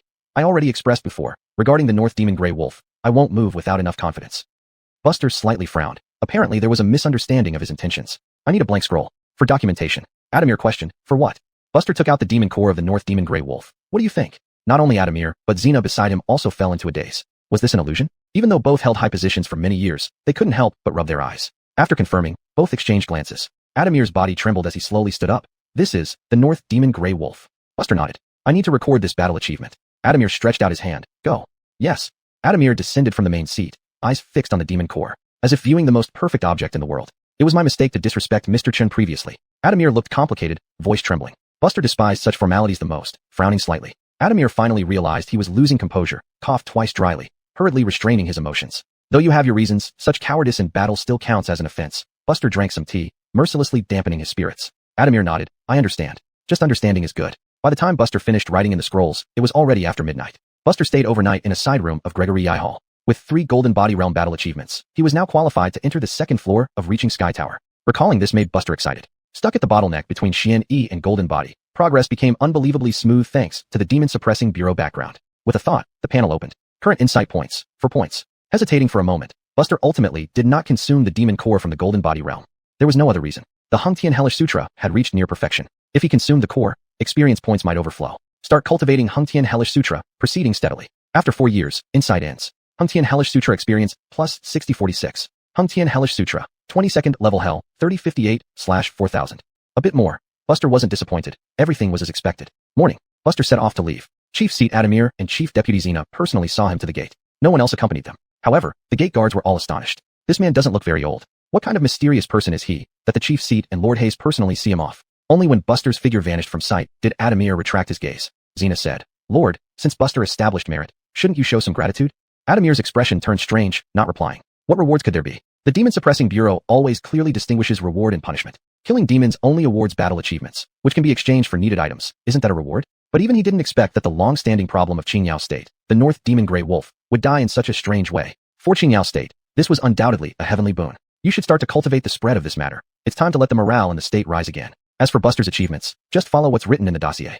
I understand. After returning to Gregory I Hall, Adamir wrote 3 letters, sending them to 3 individuals. To share the good news. 6 days later, Suejo Demon Suppression Bureau. Chase opened the envelope and finished reading the letter from his old friend Adamir. Compared to the Golden Body Realm demon mentioned in the letter, he was more concerned about Buster. Is this Buster related to the one under my command? I heard that the martial top scholar on Chowling Fairyland is named Buster, and the timing matches up with Buster heading north. Do you think it's that guy? Chase looked at Allie beside him. The latter laughed speechlessly. It might be possible, but the elite from the capital are extraordinary. Even if it's Buster, he may not necessarily come out on top. Speaking of this, Allie couldn't help but recall that young figure, feeling it might indeed be possible, which made her hesitate. Chase said indignantly, it's fine that Buster didn't reply. I can understand that. But why didn't Sierra reply either? Allie shook her head, also puzzled. Chase casually burned the envelope. The Buster from Chowling Fairyland could be him. But this Buster who has become famous in Qingyao State must be a namesake. We can't deny his growth speed, but it will still take some time before he reaches this level. Allie nodded, deeply agreeing. Xingzhou. Bernard opened the letter, frowning slightly. Buster? In the Egbert camp of the Demon Suppression Bureau. When this lieutenant general received the news of Buster slaying the North Demon Grey Wolf, he thought he was hallucinating due to being overly busy recently. Below, lined up were numerous captains. They rarely saw General Foam displaying such an expression, exchanging glances but refraining from asking due to their subordinate status. At this moment, a messenger outside the door reported. General Foam, Captain Shun has returned. Bring him in. Buster walked in. Numerous eyes turned towards him. Egbert nodded slightly, then said, later, you can record the details of the North Demon Grey Wolf incident for me. I'll ensure your Golden Body Realm battle achievement is credited quickly. Please help me exchange it for an opportunity to enter the second floor of Reaching Sky Tower. Buster thanked with a bow. Sure. The others nearby were stunned. North Demon Grey Wolf. Golden Body Realm battle achievement? Why do these words make sense individually, but not together?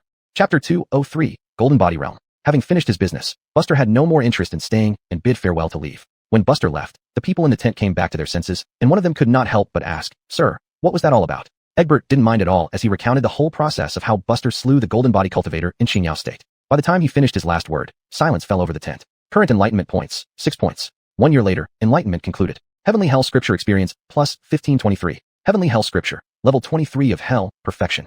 Walking down a small path, Buster finally achieved the last layer of cultivation with his enlightenment points. As he reached perfection in the Heavenly Hell Scripture, Buster's cultivation bottleneck was finally broken through like a floodgate, leaving him feeling boundless. The scenery of the Golden Body Realm was exquisite. What is the Golden Body Realm? It's where the physical body becomes as tough as that of a Vajra Arhut, reputedly an indestructible body. Warriors who step into this realm are truly considered to have mastered martial arts and are about to start ascending to heaven. In ancient times, a sage once joked that warriors below the Golden Body Realm don't even qualify as enlightened martial artists. Why? Because if a warrior's physique can't defeat demons and monsters, then what kind of warrior are they? What's the point of tempering oneself? Additionally, there is a saying that after achieving the Golden Body, there is no difference between a mortal's body and a demon's body. Though this statement may be slightly exaggerated, it also indirectly illustrates the inherent advantages of a Golden Body Realm warrior's physical cultivation. The physique of a Golden Body Realm alone is stronger than any profound, intent martial arts focusing on physical enhancement.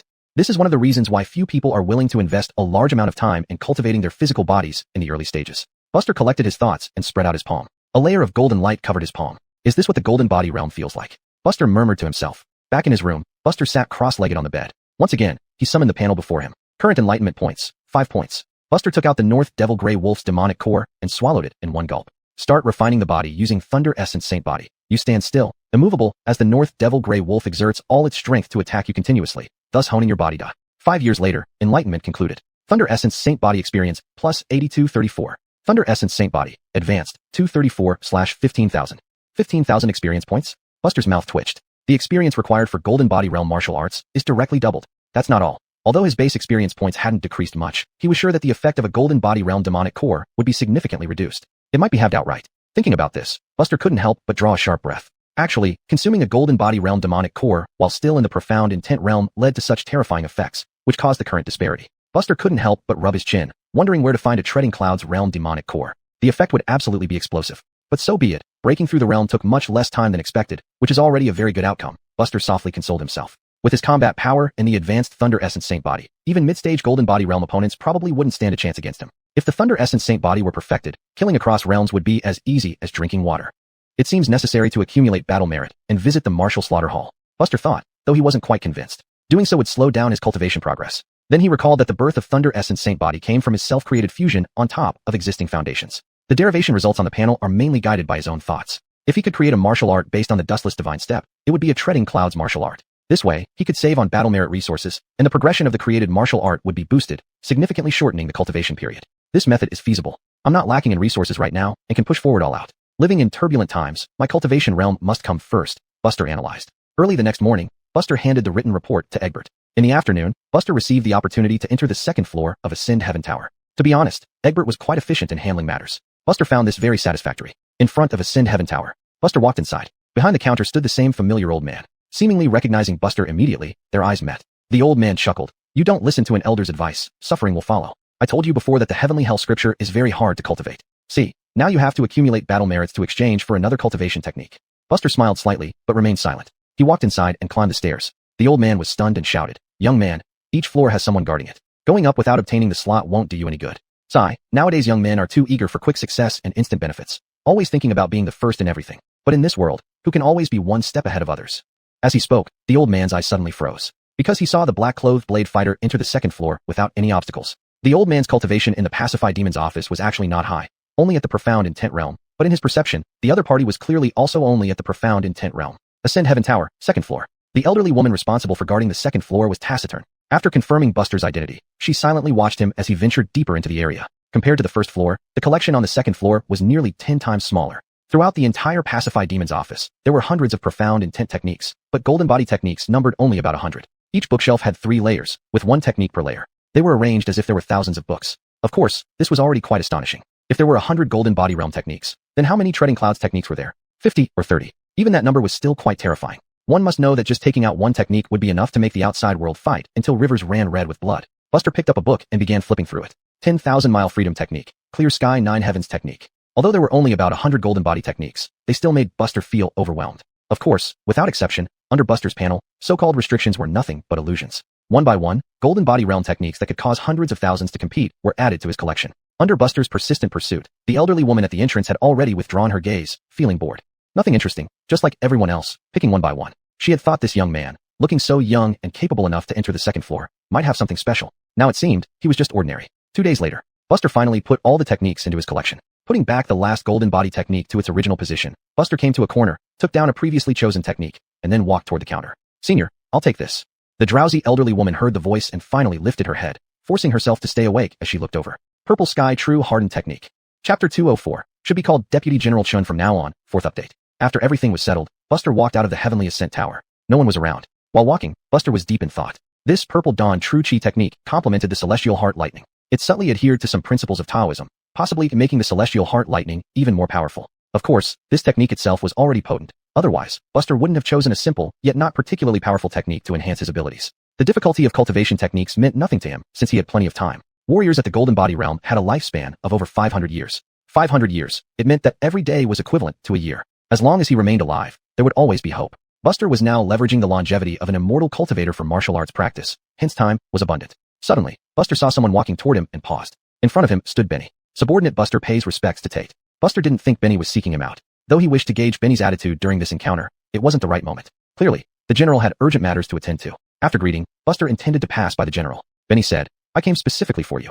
Buster halted mid-step. His suspicion was finally confirmed. Obviously, the person who doubled his battle achievements and gave him special favors was none other than Benny. "General, what orders do you have?" Knowing the truth couldn't be hidden, Benny asked, "Have you broken through the barrier?" Aware of being unable to deceive him, Buster replied honestly, "By chance. Now that you are at the Golden Body Realm, you naturally can't serve under a deputy general anymore. From today onwards, you will be Lin's subordinate deputy general, and you may form your own team afterward." As Benny spoke, the silver bell attached to Buster's waist flew uncontrollably into the air, hovering in the general's hand. The color of the silver bell visibly changed, transforming into a golden bell. This signified Buster's promotion. If you have no missions, you may act within the 4 states surrounding the capital, but you mustn't stray too far. You need to remain on standby. Pushing forward the golden bell, Benny returned it to its rightful owner. Buster hesitated. "What about Lord Joan? I'll handle that with her later," Benny said emotionlessly, proceeding as though following a routine, devoid of personal feelings. Given the situation, Buster could not refuse and bowed gratefully.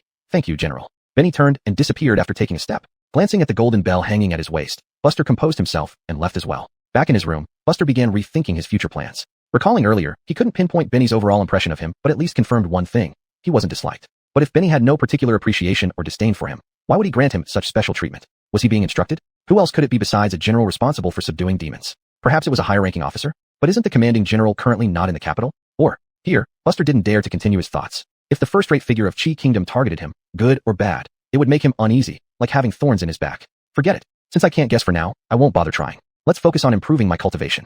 Current enlightenment points. 1. Started cultivating Purple Dawn True Chi technique, which resonates with the principles of Taoism and somewhat related to one of the 3 teachings. Although you're not deeply versed in Taoism, you've read various books before, thus giving you some knowledge. So, entering this path isn't difficult for you. Purple Dawn True Chi technique is divided into 10 levels. Using Purple Dawn Chi to refine the golden body, it is known as returning to truth. When you raise your hands, emitting purple Chi, transforming into true Chi, you know you've finally grasped this technique. 1 year later, enlightenment concluded. Purple Dawn True Chi technique experience plus 1098. Purple Dawn True Chi technique. Level 1, 1098/10,000.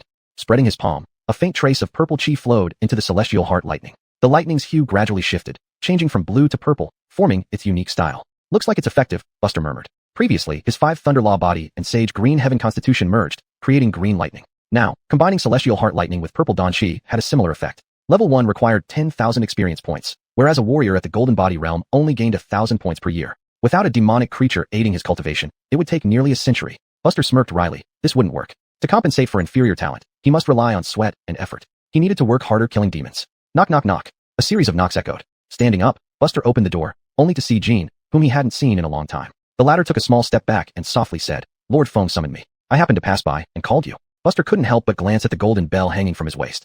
"Do I still have to follow his orders?" "Buster?" Jean asked tentatively. Buster's expression was odd. Was this woman blind? "I'm not going." With that, Buster turned and went back into his room. Jean was left standing there in confusion. What just happened? "Buster, insubordination is a serious offense in the Demon Suppression Office." Jean hurriedly tried to dissuade him. Unable to endure it, Buster inside changed his tone. "You go ahead first. I'll be there shortly." Hearing this, Jean finally exhaled in relief. A little delay wasn't a problem, as there was still plenty of time.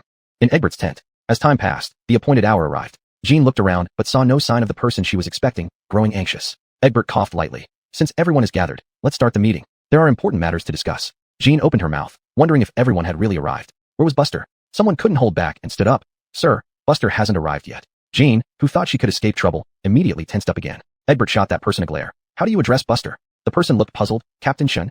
"Captain my ass. From now on, whenever you see Buster, you will all call him Deputy General Chun, understood?" Egbert barked, his face contorted with strange expression. Everyone exchanged looks, confused. Deputy General Chun? Wasn't this a bit too much flattery? Jean's mind went blank. Could it be that during her seclusion, Buster had somehow caught Lord Feng's attention? At this thought, Jean suddenly stood up and said, "Sir, Buster doesn't know how to speak well. If he offended you, please show mercy and don't take it to heart." The corner of Egbert's mouth twitched. "Do I look like I'm joking? Sit down, all of you." Buster's promotion to Deputy General was personally approved by Tate. Anyone who dares oppose this, go straight to the General, not to me. Everyone was stunned into silence. Jean's brain froze. Tate, Buster, what on earth happened?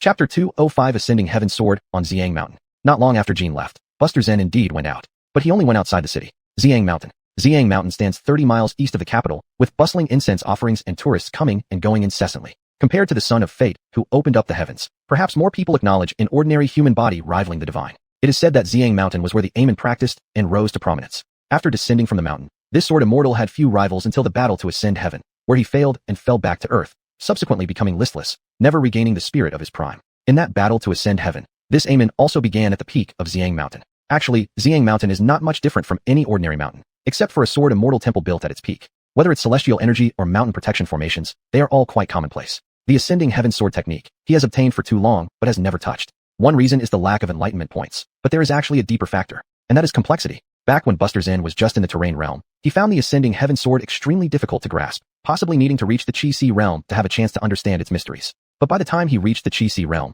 he discovered even more intricacies within the ascending heaven sword, realizing belatedly that his view in the terrain realm wasn't comprehensive enough. Perhaps reaching the profound realm would clarify things. However, upon reaching the profound realm, he could see even more implications, leading him to conclude that the difficulty of the ascending heaven sword has never been low.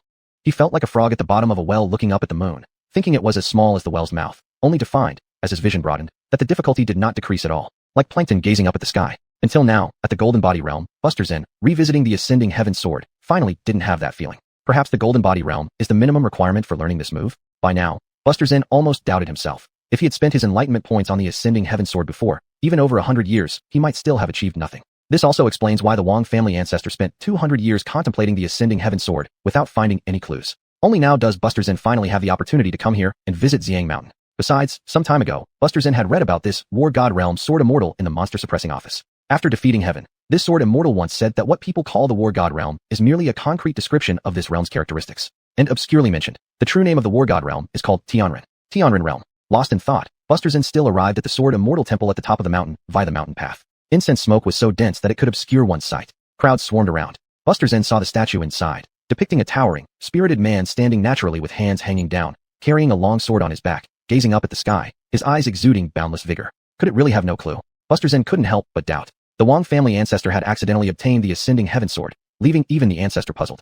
Buster Zinn turned to leave. Behind Xiang Mountain, there is a valley with a steep cliff called Wangjian Cliff. Legend has it that on Wangjian Cliff, there is a sentence left by the Amen after he failed to ascend heaven, shrouded in mystery, incomprehensible. Arriving at Wangjian Cliff, Buster Zinn stopped. On the cliff face, there was a passage. The characters were graceful yet sharp, seemingly containing the final spirit of this sword immortal. Even after several hundred years, Buster Zinn felt he could still see a hint of Tong Song. Tong Song means vicissitudes, which may not translate directly, intertwined in the depths of these words. All living beings in this world are nothing more than tenant farmers of others. How tragic is that? From youthful vigor upon leaving the mountain, to ultimately conceding that fate cannot be changed, and finally leaving disheartened. When young, it seemed nothing and no one could hinder his steps. Of course, only ascending heaven. Dimly, Buster Zinn looked up at the sky. Tenant farmers? Is there a heaven beyond this heaven? Buster Zinn's heart sank instantly. Compared to the emotion in the words of the Amen, Buster Zinn cared more about the meaning of this sentence. As a modern person, his thoughts differed from those of this world, allowing him to derive many perspectives from this sentence. For example, this world is someone else's private property, and they are diligent tenant farmers tending the fields, unable to escape their fate. Or even worse, they are not even tenant farmers, but livestock kept by others. What did you see? Buster Zinn muttered to himself. What is beyond this heaven? At that moment, Xiang Mountain trembled unexpectedly. Everyone looked bewildered. What happened? Surrounding tourists rushed down the mountain in panic. Some devout believers knelt and prayed in the Sword Immortal Temple, shouting that the Sword Immortal had revealed himself. Buster Zinn frowned slightly. The mountain's shaking wasn't a big deal to him, but this anomaly seemed quite unusual. In the next moment, the text on Wangjian Cliff actually burst into flames out of nowhere. Buster Zinn felt alert and leaped to a distance. He then noticed a faint white light shooting towards him like a flying sword from the cliff wall. Even though Buster Zinn was already at the Golden Body realm, with the dustless divine step as backup, he couldn't avoid it. The flying sword pierced through his machine, third eye. There was a dazzling white light before his eyes. When Buster Zinn opened his eyes again, he found himself standing in the sky. In his line of sight, a purple-clothed swordsman slowly ascended from the highest point of Xiang Mountain. At that moment, black clouds filled the 10,000-mile sky with rolling thunder. Like heavenly tribulation, the purple-clothed swordsman thrust his sword forward lightly, just making a simple stabbing motion. But the sword energy shone like a rainbow. It was the ascending heaven sword. The sword light split through the heavy black clouds like a celestial mirror blade, even tearing open a huge gap in the sky. The swordsman slowly rose and left through it. Ascending. Buster Zinn's heart was shaken. Could this be the scene of the Amen breaking through the heavens back then? The direct experience of the ascending heaven sword made Buster Zinn's mental state unstable. When he finally steadied his mind, he felt an epiphany, as if the meaning of this sword had been deeply imprinted in his heart. At that moment, a faint echo came from the sky. Go back. As the voice fell, lightning flashed. The Amen, barely alive, fell from the sky onto the peak of Purple Sun Mountain, exactly where he had stood before ascending. Everything was silent, seemingly uneventful. Yet, it was evident to the naked eye that this sword immortal's cultivation was fading, ultimately plummeting directly. The sword immortal slowly turned his head, seemingly looking over from afar. Their eyes met. He smiled and said, "Did you see?" Before Buster Zinn could speak, he found himself back in reality. The flames on the words had gone out. Xiang Mountain returned to normal. All tourists were still trembling with fear while marveling at the wonder. Was it really that sword immortal showing their presence? Buster Zinn looked at the sentence again, his expression complicated. Golden light gathered before his eyes, forming golden characters. Ascending heaven sword, beginner level. Chapter 206. The Profound Secrets of Ascending Sword. The Ascending Sword, once comprehended, knows no stages. It is perfect in its entirety. The essence of the Ascending Sword lies in storing sword intent, aiming for a lethal strike at every move. This technique resembles cultivating a sword in the way of the sword, continuously accumulating sword intent. The deeper it grows, the stronger the technique becomes. Yet, it differs from ordinary sword cultivation, because this Ascending Sword has no upper limit. Or rather, Buster cannot yet see its upper limit. Everyone has their limits. Ordinary sword cultivation methods can only accumulate perhaps 20 or 30 years of practice. Does it mean the longer the energy is stored, the more powerful it becomes? Buster raised an eyebrow. Back then, Aemon unleashed his heaven-opening sword after 10 years of accumulated sword intent, charging heavenward with one breath. Unfortunately, there are skies beyond the sky, and ultimately, one cannot confront those outside the heavens. If Buster had doubted the concept of skies beyond the sky after listening to Alice, now he believed it without a doubt. It was clear that the people outside the world did not welcome these caged birds striving for freedom. Throughout history, only the sons of heaven could successfully ascend, suggesting they must have some connection to the outside world. Who, in today's world, can be called a son of heaven? Buster showed an interest in this information for the first time. Even after arriving at the capital of the state of Chi, he still did not know where the current son of heaven was. I'll look into it when I have time. Buster leaped, soaring directly from the mountaintop and departing. The commotion earlier had been too great, especially at the sight of Aemon. Buster dared not guarantee that it went unnoticed. This place was too special. Caution is always best when dealing with such matters, especially given the magnitude of the secrets surrounding the Ascending Sword. At some location within the demon-suppressing office, the white-robed chief suddenly sensed something and looked towards the east. In the next moment, his figure vanished. The Imperial Palace. Casper waved slightly, and a middle-aged man in a long robe walked in. Your Majesty, seal off all news. Thoroughly investigate everyone with martial cultivation who was on Purple Sun Mountain today. There's no need to alarm anyone. Just give me the list, Casper said calmly. As you command. Meanwhile, the 9 major families of the capital also began to mobilize their resources, gathering information about what happened on the mountain. For a moment, activity surged. Ordinary people might find it hard to imagine how crucial Purple Sun Mountain is to the state of Chi. The inheritor of the Sword Immortal's legacy might reach the peak of martial cultivation and glimpse the world beyond the heavens. As for the outcome, it seems no one cares. At the demon-suppressing office, Buster returned to his room and began studying this new supernatural ability. On his way back, he thought of a key factor. If the Ascending Sword requires 10 years of preparation to unleash power beyond limits, it would be too unsuitable for him. Where does he have the time to wait? By the time this sword technique is fully prepared, he would likely have reached the pinnacle by himself already. This Ascending Sword is strong enough to transcend cultivation constraints. With sufficient preparation, it can even kill across realms. But the drawback is obvious. Thinking about this, Buster suddenly had an idea. What if I use enlightenment points to condense the sword technique? Wouldn't it be possible to condense a year's worth of intent in a day, or even 10 days for a year's worth? And what if I condensed 50 or 100 years worth? Would one strike shatter the cloud-stepping realm? Excitement surged in Buster's eyes at this thought. If feasible, this would become his ultimate secret weapon. Regrettably, today's enlightenment points were already used, otherwise, he could test it right away. Buster was essentially an idle subordinate general with few tasks due to having no subordinates under him. With a nervous heart, he awaited the next day. Current enlightenment points. 1. You sealed the sword in the scabbard and began cultivating it. Ascending Sword. 1 year. It really works. Buster was momentarily stunned before his eyes lit up with fiery passion. Not only does it work, but the panel clearly marks the number of years cultivated. Simultaneously, the effects of the Ascending Sword fed back, as if Buster had truly cultivated the sword for a year. A sword within the sheath, a killer once unsheathed. Buster wasn't exaggerating when he said that this single strike could instantly slay even someone in the middle golden body realm. Good stuff. This is incredibly beneficial for me. If he could cultivate a sword capable of threatening, or even killing cloud-stepping or ascending realms, he would almost be worry-free. Seems like in the future, if I get stuck somewhere, I can condense enlightenment points here as my ultimate trump card.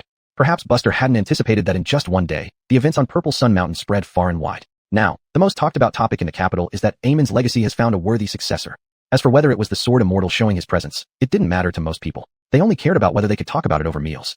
Word of mouth spread various versions of the story throughout the city. The Imperial Palace. A man entered the room and handed over a list. Your Majesty, this is the complete list of everyone on Purple Yang Mountain yesterday. Casper slowly accepted it and nodded slightly. The man stood up and said, we stopped the people from the 9 major families from entering the mountain. But as for the demon-suppressing office, let him be. If he wants to see, you won't be able to stop him. Casper waved his hand. The he, in the Emperor's words, referred only to the head of the demon-suppressing office. Yes. Once again, Casper was alone in the room. Unfolding the bamboo slip, thousands of names were densely written. All were martial practitioners who had cultivation that day. Better to be a bit tired than to miss any detail. Reading through the names, the old man's spirit grew more lethargic, nearly dozing off. After finishing one round of reading, his gaze finally settled on one name. Buster. Although he rarely ventured out, never easily leaving the imperial city, all of Chi State was his eyes and ears. No one could escape his grasp. He was somewhat interested in this promising young man. In just half a year, rising to this level. Buster, is this really your true name? Casper squinted his eyes. At the Tang family residence, an elderly man, looking past his prime, opened the letter in his hand and sighed lightly. We were stopped. The other elders exchanged glances but weren't overly surprised, because it had always been like this. Don't be fooled by the seemingly grand reputation of these 9 families. There were many things that the Emperor did not wish them to know. Thus, they couldn't find out. For centuries, Chi State had treated its meritorious officials generously, but this favor would fade with time. In the future, they wouldn't be able to rely on their status as founding heroes, living off their old glory. Silence filled the room. Chapter 207, Connecting with Clara. In Gregoryjo, by the Dan River. A letter fell into Clara's hands. After reading its contents, Clara couldn't help but appear dazed. Buster had become a lieutenant, and from now on, he would no longer be under her command. This letter was personally written by Benny. It couldn't possibly be fake. And the only condition to become a lieutenant was reaching the Golden Body realm. Thinking about this, Clara involuntarily felt some fear. A man who had been in the demon suppression office for nearly 2 months became a lieutenant. When she first met Buster, he was at most in the early stage of Mystic Realm. What are you thinking about? Beside her, the chief of Gregoryjo asked out of the blue. Clara came back to her senses, shaking her head continuously. Nothing. The atmosphere once again fell silent.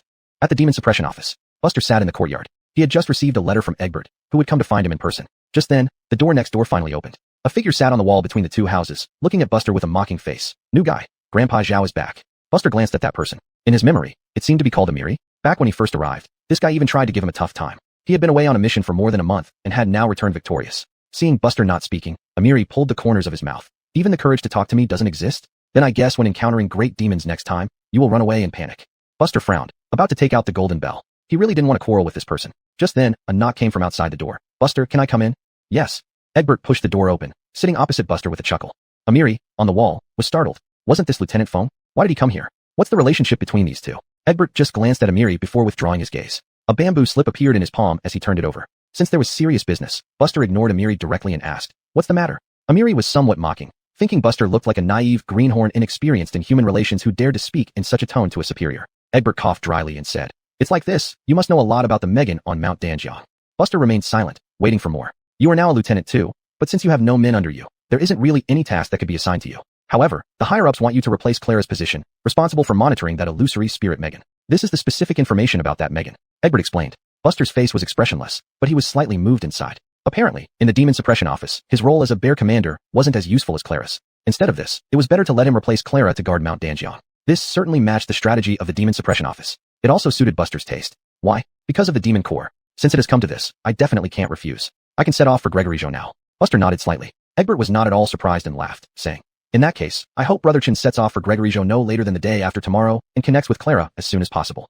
All right. After talking about business, Egbert got up and left. On the wall, Amiri was stunned by the conversation between the two men. Adult Feng didn't get angry. Why was he so courteous? What is a lieutenant anyway? Wasn't this kid a garrison officer at the Qi realm? How could this kid connect with Commissioner Zhang? Buster did not even look at this person, taking a step forward and disappearing. Amiri stared with wide eyes, completely disbelieving. 2 days later, in Gregoryjo, Mount Danjiang, Buster walked slowly along the riverside, eventually arriving at the center of the tent camp. At this moment, 2 people were already standing side by side waiting for a long time. Behind these 2 people were many experts at the Qi realm. Clara, Gregoryjo Chief Yvette. Also, currently the only female martial artist among the 4 upper prefecture's demon suppression office chiefs. Even though Clara had prepared psychologically during this period of time, she still felt a bit bewildered and lost when truly seeing Buster coming. What kind of monster is this? Buster clasped his hands. Greetings to both commissioners. Clara collected her emotions, smiling half-heartedly. Now I can't live up to the title of commissioner from you. Yvette was also somewhat surprised. Of course, she knew that the person in front of her used to be a subordinate garrison officer under Clara. The 2 demon infestations in Gregoryjo not long ago were ended by this very person, showing remarkable abilities. As for the numerous Qi realm experts behind the 2, they curiously observed this young man. Clara said, "I suppose you know how troublesome that illusory spirit Megan is. From now on, don't act rashly." These words carried deeper meanings. It was evident that Clara had heard about Buster's actions recently. Buster nodded slightly. Clara stretched lazily. "I organized the recent movements of that Megan last night. Although it might not be very useful, you can still take a look. Maybe there will be some unexpected surprises." Buster still nodded. Clara rolled her eyes. "You still haven't gotten rid of this bad habit." As Clara left, the crowd in the camp also dispersed one after another. Only Buster and Yvette were left. This Megan has accumulated cultivation for hundreds of years. After this successful seclusion, it has advanced all the way to the middle stage of the Golden Body realm. Also, being on its own territory, this is why Luoyin and I have never been able to capture it. If we enter its domain, the advantage of terrain will make its illusions even more potent. Even a late-stage Golden Body realm practitioner would need considerable time to escape once affected by its illusions. Yvette's expression was somewhat serious. Therefore, considering the terrain advantage, this illusionary spirit fox can be regarded as a late-stage Golden Body realm demon. Buster frowned. Indeed, that's quite troublesome. The reason Baxter's illusion didn't work on him back then was mainly due to insufficient strength. But now, he was facing a demon king comparable to a late-stage Golden Body realm. He couldn't be too careless. But it's not really that troublesome. Yvette changed the subject calmly. Buster turned to look at her. Why fight? For the Megan to use the terrain advantage, it must remain hidden. Once it shows itself, if you and I join forces, it won't stand a chance. Anyway, the situation in Gregoryjo has gradually improved. It's time for the old fox to start worrying. Speaking here, Yvette smiled at Buster. You should take the credit for this shift in the battle situation. Buster smiled helplessly. She thought she had some trick up her sleeve. Just that? Still waiting? Who knows how long that could take? He came here not just to take Clara's place, but to slay demons. You don't look well. Yvette frowned slightly. Buster waved his hand and stood up, walking back to his tent. It's nothing. Instead of arguing here, it was better to review the information Clara left behind. To be on the safe side, he'd wait until he reached the middle stage of the golden body realm before thinking about killing the demon.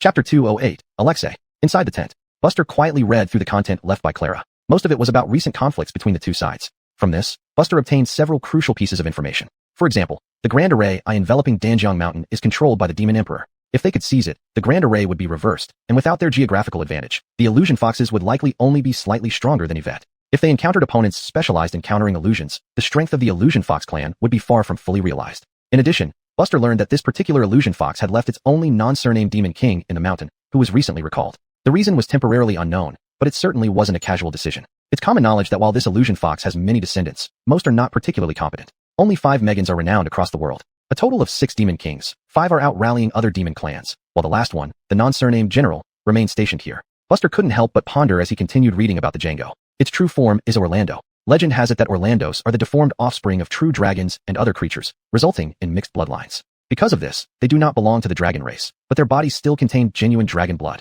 Buster already knew quite a bit about this world. For instance, what is defined as true dragons in this world mostly disappeared long ago, leaving only a few pure-blooded dragon clans. Pure-blooded true dragons have great difficulty conceiving offspring, and those born are often suppressed by the heavenly laws, leading to early deaths. The ones who manage to survive without exception become dominant forces. Although the proportion of dragon blood in the Orlando is small, it indeed has dragon blood. This Orlando is likely the most hopeful candidate among the forces of Danjiang Mountain to reach the golden body realm. Is there something fishy? Buster murmured to himself, stroking his chin. Clara and the other had already come to a conclusion on this matter. The Orlando is an old acquaintance of the Illusion Fox, with similar interests, hence their close relationship. Moreover, the Orlando has a strong affinity for water in Danjiang Mountain. Considering the dragon's love for water, plus the mountain's geographical advantage, it might possess power comparable to the golden body realm. Perhaps the Alexei knows the situation is dire but doesn't want to sit idly by, so he recalled the Orlando for a strong alliance to at least protect the family estate on Danjiang Mountain. This explanation makes some sense, premised on the Illusion Fox being willing to share some of the true chi of heaven and earth in the mountain with the Orlando. But can demons really trust each other completely? Even couples or parent-child relationships, once involving life and death matters or paths to enlightenment, are worthless. There's another speculation. The Illusion Fox might want to use all resources to help the Orlando break through its realm, then join forces to fight their way out, leaving Gregory Zhou defenseless. This possibility isn't insignificant in the eyes of Clara and the other, though less likely than the first. But it involves the same trust issue. Having a fellow demon of the same realm nearby would make anyone, human or demon, uneasy. I can't figure it out. Buster sighed lightly. However, he wasn't anxious for now and took the opportunity to accumulate more comprehension points. If he were at the mid or late stage of the golden body realm, either scenario wouldn't matter much. On Danjiang Mountain, a cave in a dense forest was completely blocked by large stones. Outside, an elegant-looking handsome man sat cross-legged. He had feminine features. The man's gaze was profound as he faced away from the cave entrance. Calculating the time, it shouldn't take long before he emerges. Half a month ago, the Orlando began its seclusion to advance to the golden body realm. Actually, Clara and Yvette's speculations were partially correct. Knowing the situation is hopeless, the Alexei has only these 2 paths to take. But his thoughts are slightly different. So many years of friendship, it's truly hard to let go. The Alexei murmured to himself. Inside the cave, a tall and muscular man with closed eyes sat cross-legged, the golden light on his skin becoming increasingly intense. The golden body realm is right before him. The Orlando felt both ecstasy and caution rising in his heart. He cannot fully trust the Alexei. Even if the other has almost bankrupted itself to help him, he still dares not completely trust. This demon is too suspicious and must be cautious. After advancing to the golden body realm, he must always maintain this vigilance. Time flew by for half a month. Every day, Buster either strolled around aimlessly or slept in the tent. Current comprehension points, 18. Comprehension ends 18 years later. Purple Sky True Power Technique experience, plus 19234. Purple Sky True Power Technique, Third Heaven, 332/10,000. As the Purple Sky True Power Technique broke through 2 heavens, the purple aura around Buster grew increasingly intense, and he was also advancing towards the middle stage of the golden body realm. Without a demon core, the efficiency has dropped by half. Buster sighed softly, somewhat helplessly. In the past, it was still manageable. There were plenty of low-level demons. But starting from the golden body realm, things are different. Even in the top 4 provinces, there aren't many demon emperors. Boom. At this moment, the ground began to shake violently. What's happening? Yvette instantly arrived at Buster's tent, her expression grave. It's from Danjiang Mountain, the signs of a golden body realm breakthrough. Buster squinted his eyes, apparently confirming his suspicions. So now there are 2 demon emperors on Danjiang Mountain. Thinking of this, Buster's eyes lit up with excitement. 2 golden body realm demon cores. The cave on Danjiang Mountain slowly opened. The enormous body of the Orlando slowly emerged from the cave, but it showed no trace of its recent breakthrough's exuberance. Instead, it looked as if it had just recovered from a severe illness, listless and weary. You tricked me, the Orlando roared angrily. The Alexei had tampered with the rare treasures, causing him to be extremely weak after breaking through. The Alexei calmly replied, I gave you a great gift. You should return the favor. If something happens to me, you won't fare any better. The humans outside will eventually flatten your Danjiang Mountain. The Orlando's face was filled with rage. He had anticipated that the other would deal with him after resolving this crisis, but he never expected such an immediate move. Their crisis hasn't passed yet. Behind the Alexei, six tails gradually grew, suddenly expanding, blocking out the sky. Then they enveloped the entire Orlando. A heart-wrenching scream echoed across Danjiang Mountain. The Orlando's flesh visibly melted away like snow under the scorching sun. As the last of the Orlando's flesh vanished, leaving only a skeleton, the Alexei retracted its tails with satisfaction. The life force of a golden body realm demon is indeed delicious. Unfortunately, even with the enhancement of dragon blood, it wasn't enough for me to break through to the late stage of the golden body realm. The Alexei curled its lips. But it should be enough. Once I consume those two humans outside the mountain, my goal can still be achieved smoothly. Chapter 209. The Heavenly Ascent Sword reveals its might. A pillar of red light shot up from the peak of Mount Danjiang into the sky. All the water in the Danjiang River began to boil.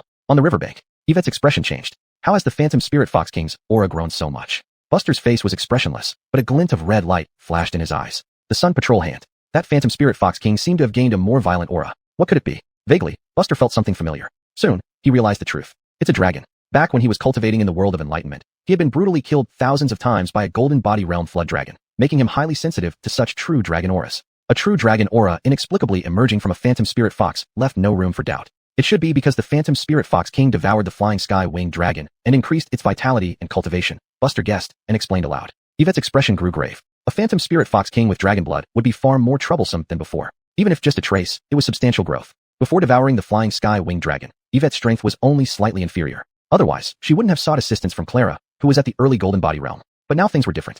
With the Phantom Spirit Fox King's cultivation skyrocketing once more, even combined with Buster's power, they might struggle. Thinking this, Yvette made a swift decision. Pass on the order. Everyone must retreat immediately. She then turned to Buster and said bitterly, "It looks like today will bring us more misfortune than fortune. Even if we join forces, we might not win." Buster remained silent. Misfortune? Not necessarily. As long as the Phantom Spirit Fox King dares to leave Mount Danjiang, he can kill it. A demon emperor not at the late golden body realm isn't worth talking about as a threat. If the other side can hold off, that's fine too. Wait another 10 days until he reaches the mid-golden body realm, and he'll ascend the mountain to slay demons. Just as Buster's thoughts raced, a huge figure suddenly erupted from Mount Danjiang and unexpectedly struck down toward their location with a palm. Fall back. Yvette swiftly retreated while speaking. Buster crossed his arms and vanished into thin air. The dustless divine step. No sooner had the two moved than the ground they stood on collapsed, sending countless rolling rocks into the Danjiang River. Only then did Buster finally see the attacker clearly. It was a massive fox with fur blending shades of purple and red, its six tails swaying. "Today is your death day." The Phantom Spirit Fox King's voice was low, its savage eyes locking onto Buster instantly. "Starting with you." As the words faded, the Phantom Spirit Fox slightly opened its mouth, condensing a giant explosive ball of true chi, launching it directly at Buster. This wasn't all. After one was launched, it quickly formed a second, with very little interval between them, resulting in a rapid barrage of over a dozen explosive balls. Yvette's expression changed. Unable to warn Buster in time, she rushed forward. Buster couldn't defend against this attack from the Phantom Spirit Fox King. Only she could intervene personally. But there was no time. What stunned Yvette, however, was what happened next. Buster held his sword hilt and kept dodging using the dustless divine step. Amidst the barrage of flying orbs, his black cloak danced wildly in the wind, yet he appeared calm, as if strolling through his own backyard, easily evading each one. So fast. Even Yvette was shocked by Buster's speed. Was he already at the mid-golden body realm, having advanced as rapidly as the Phantom Spirit Fox King? While Yvette's mind raced with these thoughts, Buster had already reached the Phantom Spirit Fox. He leaped high, drawing the Dragon Dawn saber from his waist, and striking down at its head. Swoosh. The blade slashed straight through the center of the Phantom Spirit Fox King's brow, leaving a savage wound. But simultaneously, the Phantom Spirit Fox King's eyes gleamed strangely. Illusion. Buster's figure abruptly recoiled. Meanwhile, the surroundings rapidly transformed, enveloped in clouds and mist. Still that path of martial ascent. Still those familiar demon corpses. The Phantom Spirit Fox King stood at the highest point, sneering as it looked at the figure. "Though you're an exception, you haven't entirely surpassed reason. Though you've given me a pleasant surprise, you can only stop here and obediently become my nourishment." Seeing Buster unmoving, Yvette's heart sank. She didn't blame Buster for the rash attack. After all, even with intelligence, the Phantom Spirit Fox King's illusion technique was unpredictable. She had also faced similar trials. Suddenly, Yvette let out a loud roar, golden light rising from her body. Like a golden body Arhut, she charged resolutely at the Phantom Spirit Fox King. The latter sneered, "If you don't run now, it's a death wish. Yvette, considering we've known each other for so many years, when I eat you, I'll swallow you whole to minimize your suffering." Boom. The two figures collided fiercely. Yvette had at least been prepared for the illusionary technique, making her somewhat tougher for the Phantom Spirit Fox King to handle. But that was all. Just the mere act of being cautious against this technique would detract from Yvette's combat power. As one side weakened and the other grew stronger, it was only a matter of time before the Phantom Spirit Fox King would win. Meanwhile, within the illusion, Buster remained expressionless. The Phantom Spirit Fox King's illusionary technique was much more sophisticated than young Master Second Son's. At least he wasn't looking down from the highest point, or ending up as bones underfoot. If Buster were still at the mystic realm, he might truly not be able to escape. But now, things were different. "Stand so high, do you even deserve it?" With just those words, the illusory realm became fragile and instantly split apart with a single slice from Buster's sword. All this seemed long, but in reality, it only took a few breaths. Buster sheathed his sword, pressed his fingers together, and murmured, "Perfect, let me test the power of Heavenly Ascent Sword." Above, Yvette and the Phantom Spirit Fox King were locked in fierce battle. Fall back, Buster shouted. Yvette was overjoyed and quickly retreated. So quick to break through the illusion? The Phantom Spirit Fox King was equally surprised, but when he looked at Buster, he felt a chill run through his scalp. Without realizing, Buster was already airborne. On his fingers, a giant sword shadow condensed. The sword energy was bland, with no grandeur, but the genuine sword intent within was as vast as the ocean. It was like gathering a swordsman's accumulated intent to unleash a strike beyond limits. Heavenly Ascent Sword. The sword moved incredibly fast. Even if Buster's sword technique was plain, it piled up an immense sword intent. Ordinary yet razor-sharp. The Phantom Spirit Fox King shot out beams as thick as ancient trees from its 6 tails, colliding head-on with the sword light. However, an astonishing sight unfolded. The sword light cut through everything like slicing tofu, severing the 8 beams of light, then piercing through the Phantom Spirit Fox King's body. Silently, plop. In the next moment, the Phantom Spirit Fox King's body was torn into countless pieces by the overwhelming sword intent inside the sword light. A heavy rain of blood fell on the earth. Chapter 210. The situation in Gregoryjo has been settled. The world was desolate. Yvette stood there with a frozen expression, staring in the direction where the Alexei had shattered into pieces. Everyone retreating halted involuntarily when they encountered the bloody rain. They turned their heads to look, and the figure of the Alexei had already vanished. Buster slowly landed, his heart brimming with excitement. The power of Heavenly Ascension Sword was terrifying beyond imagination. Not only was its speed astonishingly fast, but its power was also earth-shaking. Unless one were at the late stage of Golden Body Realm, it was impossible to withstand that sword strike. One must know, this was merely after accumulating power for 1 year. What if it were 10 years or 20? If Buster had already reached the pinnacle of the Golden Body Realm, what would happen after accumulating power for another 5 or 6 years? Would even those at the Cloud-Stepping Realm be possibly killed by a single sword strike? Thinking about these possibilities, how could Buster calm down? This was an incredibly powerful martial technique capable of splitting heaven and earth. No, it could no longer be called a martial technique. It should be termed as a supernatural ability. That Aemon truly created something extraordinary, able to create such a martial technique. If he had my panel with such talent, Buster didn't dare to imagine just how terrifying it would be. For most people, this universe was vast and boundless, but for that senior, it felt like being confined in a cage, unable to spread wings and fly without a break. While Buster's thoughts raced, Yvette had already approached him, casually handing over the demon core of the Alexei. You forgot to take it. Upon receiving the demon core, Buster suddenly came back to his senses. He had been lost in his emotions for too long, so much so that he had forgotten to collect the demon core after killing the beast for the first time. What was that move you just used? After hesitating for a moment, Yvette couldn't help but ask. Buster only glanced at the chief's seat, saying nothing. Yvette immediately understood that it was off limits and thus did not press further. Everything settled down, all the high-ranking officials gathered in the tent. The atmosphere was not as lively as expected. Instead, it was eerily quiet. Until this moment, everyone was still in shock from the Alexei being slain by a single sword strike. I'll handle the report. Yvette picked up pen and paper, waving her hand at Buster. Seeing this, Buster said no more. 2 days later, the news of the Alexei's demise spread rapidly throughout Gregoryjo, like a prairie fire catching on the wind. Instantly, the morale of the various demon slayers' offices soared. They abandoned their previous measured approach and launched relentless attacks, giving no respite to the illusion fox demons. At the same time, messages were sent to the demon suppressing office. On that day, Clara convened a regular meeting. King ran into Clark and Jean on the way. They were somewhat acquainted. Recently, King had been assigned to patrol missions, leaving many of his doubts unresolved. Now, he saw this as an opportunity to bring up the subject. The three walked side by side. Lou's sister, Tion brother, I want to ask you guys something. What background does Buster, who used to work under Lord Zhong like we did? King couldn't understand why Egbert showed such respect to Buster that day. He wasn't particularly accomplished and had no significant fame. King suspected whether he was from the Chin family, but if he wasn't among the top tier, he wouldn't have qualified. Upon hearing this, both Clark and Jean's expressions changed. They exchanged glances. Jean said, what else can Buster be? It's clearly stated in the recommendation letter. But shouldn't someone with such a background be a captain rather than a lieutenant commander? King continued questioning. Clark frowned and reprimanded him. Is this how you speak about your superiors behind their backs? I'm simply curious. I've been out on patrol recently. Jean gave a wry smile and didn't linger, narrating Buster's deeds since joining the demon suppressing office succinctly. Top scholar of the Spirit Fairy Realm Martial Examination, slaying mouse demons and toad demons, then Megans, establishing merits during the Battle of Lifegate. Although summarized briefly, each event left King in disbelief. It wasn't that he had only been gone for 2 months, but how much had this person accomplished? And he had even gained General Benny's favor? Recalling his own attitude earlier, King felt bitter. He considered himself thoroughly finished now. Hopefully, Minister Chun had the tolerance to overlook his mistakes in the future. Jean remarked, didn't you live next to Buster? Don't judge him by his silence. He is actually warm-hearted and not difficult to get along with.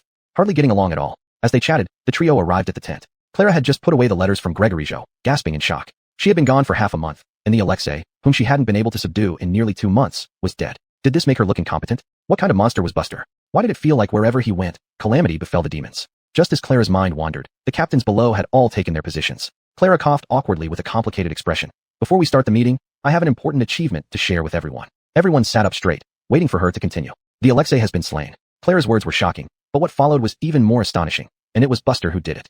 Jean opened her mouth in shock, her face full of astonishment. The others wore expressions as if they had seen a ghost in broad daylight. With the situation in Gregoryjo now reversed, they had returned to the capital city one after another after helping drive away the great demons. But right after they left, the demon emperor on Danjiang Mountain died? In a somewhat rear position, King couldn't help but swallow hard, his eyes glazed over. Gregory. Buster flew in the high sky, looking utterly exhausted. Originally, after killing the demon, he was ready to leave. But he was forcefully kept by Yvette to attend a victory banquet at the demon suppressing office, which delayed him until now. The key issue was that this woman was completely oblivious to social niceties. Since she insisted on keeping him, she should have offered some benefits. In the end, despite hinting dozens of times, either she was truly clueless or pretended not to see, offering nothing substantial. Fortunately, Buster had no urgent matters ahead, or he wouldn't have been willing to stay. Just wait a bit longer. Soon I'll be at the middle stage of Golden Body Realm. Buster opened his panel and checked the experience points, calculating briefly. After killing the Illusion Fox demon, Buster had almost nothing else to do. What truly troubled Buster was the Cloud-Stepping Realm cultivation method, and where to obtain its required battle credits. According to the requirements of the Demon Suppressing Office, to exchange Golden Body Realm battle credits for access to the third floor of the Heavenly Ascension Tower, 15 sets of Golden Body Realm battle credits were needed. What did that mean? It meant Buster had to find 15 Golden Body Realm Demon Emperors. In Chi State's 13 prefectures, there weren't more than 15 openly known Golden Body Realm Demon Emperors, right? Surely they couldn't expect him to directly attack the ancestral land of the demon race, Holy Abyss? Now, Buster actually hoped the Spirit Gate would become more active, preferably causing a significant stir. Without demon cores, it didn't matter. First, accumulate the battle credits. Thinking of this, Buster suddenly had an idea about where it would be easiest to search for battle credits. The 3 major garrison areas. Looks like I need to pay more attention to these 3 places and try to head there as soon as possible. Chapter 2:11. Idle Lieutenant. When Buster returned to the Demon Control Bureau, it was already 2 days later. With nothing else to do, Buster browsed through information at the Bureau to broaden his horizons. In fact, there had been cases of lieutenants like him who were commanders without any subordinates, and not just a few. It couldn't be helped. The Demon Control Bureau's recruitment standards were too high, resulting in very few new members joining each year. Typically, newly appointed lieutenants would choose to select subordinates from among the numerous Chi Si realm clerks for cultivation. Most would personally organize a martial arts competition or some sort of selection event, then watch as their subordinates compete fiercely, ultimately choosing those who stood out to join their ranks. Buster naturally had this authority, but he was just too lazy to go through with it. Since higher-ups hadn't assigned him any subordinates, he was more than happy to stay idle. After all, once you have more people, the trivial matters multiply. It was completely unnecessary. Under the bright moon and sparse stars, Buster sat in the courtyard when he suddenly heard a knock on the door. Opening the door, King stood outside, his face filled with urgency. "Why didn't you just climb over the wall?" Buster said casually. This offhand comment made King's heart leap into his throat. Damn, Lord Chun is still holding a grudge. Without another word, King knelt down with a thud. "Lord Chun, please be magnanimous. I failed to recognize your true worth before. Please don't hold it against me." Buster looked strange. Did this young man come knocking in the middle of the night just to kowtow? Hold it against him? Buster hadn't even thought about such things. "I understand, get lost." Buster waved his hand.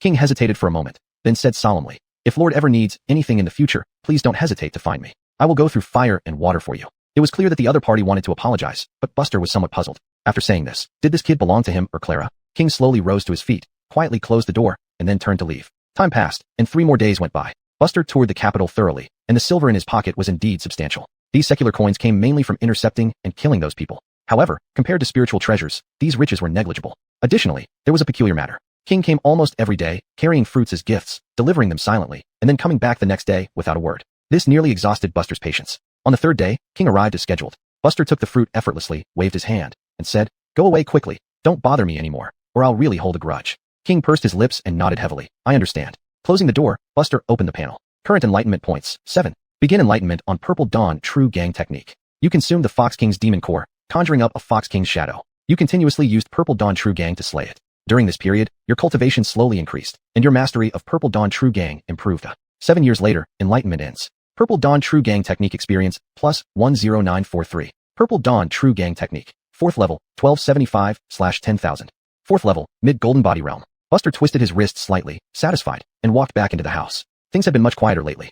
Deep into the night, returning from the capital, Buster pushed open the door and saw someone sitting in the center of his courtyard. "Benny." Buster clasped his hands. "Subordinate Buster, greeting Tate." Benny glanced at Buster with a furrowed brow. The last time they met, he could clearly see the youth's cultivation, yet today, it was suddenly obscured. Even with his Cloud-Stepping Realm cultivation, he needed to scrutinize carefully just to barely discern Buster's cultivation. Mid-Golden Body Realm? How fast? Benny couldn't help but frown. In fact, during this time, he had roughly figured out why the chief gave this person special attention. The 4 nations joint battle. If this person hadn't appeared, perhaps this joint battle would make the chief and everyone in Chi State hesitant to hope for victory. Nothing else, on David State's side, an extraordinary figure emerged. Someone so extreme that it broke the world's original understanding. But now there was a glimmer of hope. "There's something I need to discuss with you," Benny spoke softly. Buster hurriedly sat down. "We've just received news that the 10 families are trapped in Forward Valley in Snowfall Province. We need someone to assist them. After careful thought, you're the most idle one, so I want you to take care of it," Benny explained succinctly. 10 families. Only the 10 major families of the capital city could be referred to as the 10 families by Benny. If family members were trapped, shouldn't family handle it themselves? Why should the Demon Control Bureau intervene?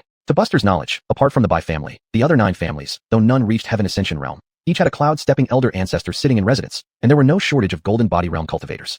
In fact, the number of Golden Body Realm warriors in the 10 families far exceeded that of the Demon Control Bureau. The true advantage of the Demon Control Bureau over the 10 families lay in the upper limit of martial arts cultivation. As if sensing Buster's confusion, Benny didn't find it strange and simply said, "This time there will definitely be elders from the 10 families watching over at Forward Valley. Nothing unexpected will happen. It's just that those young ones don't know it." "Why do I need to make a trip then?"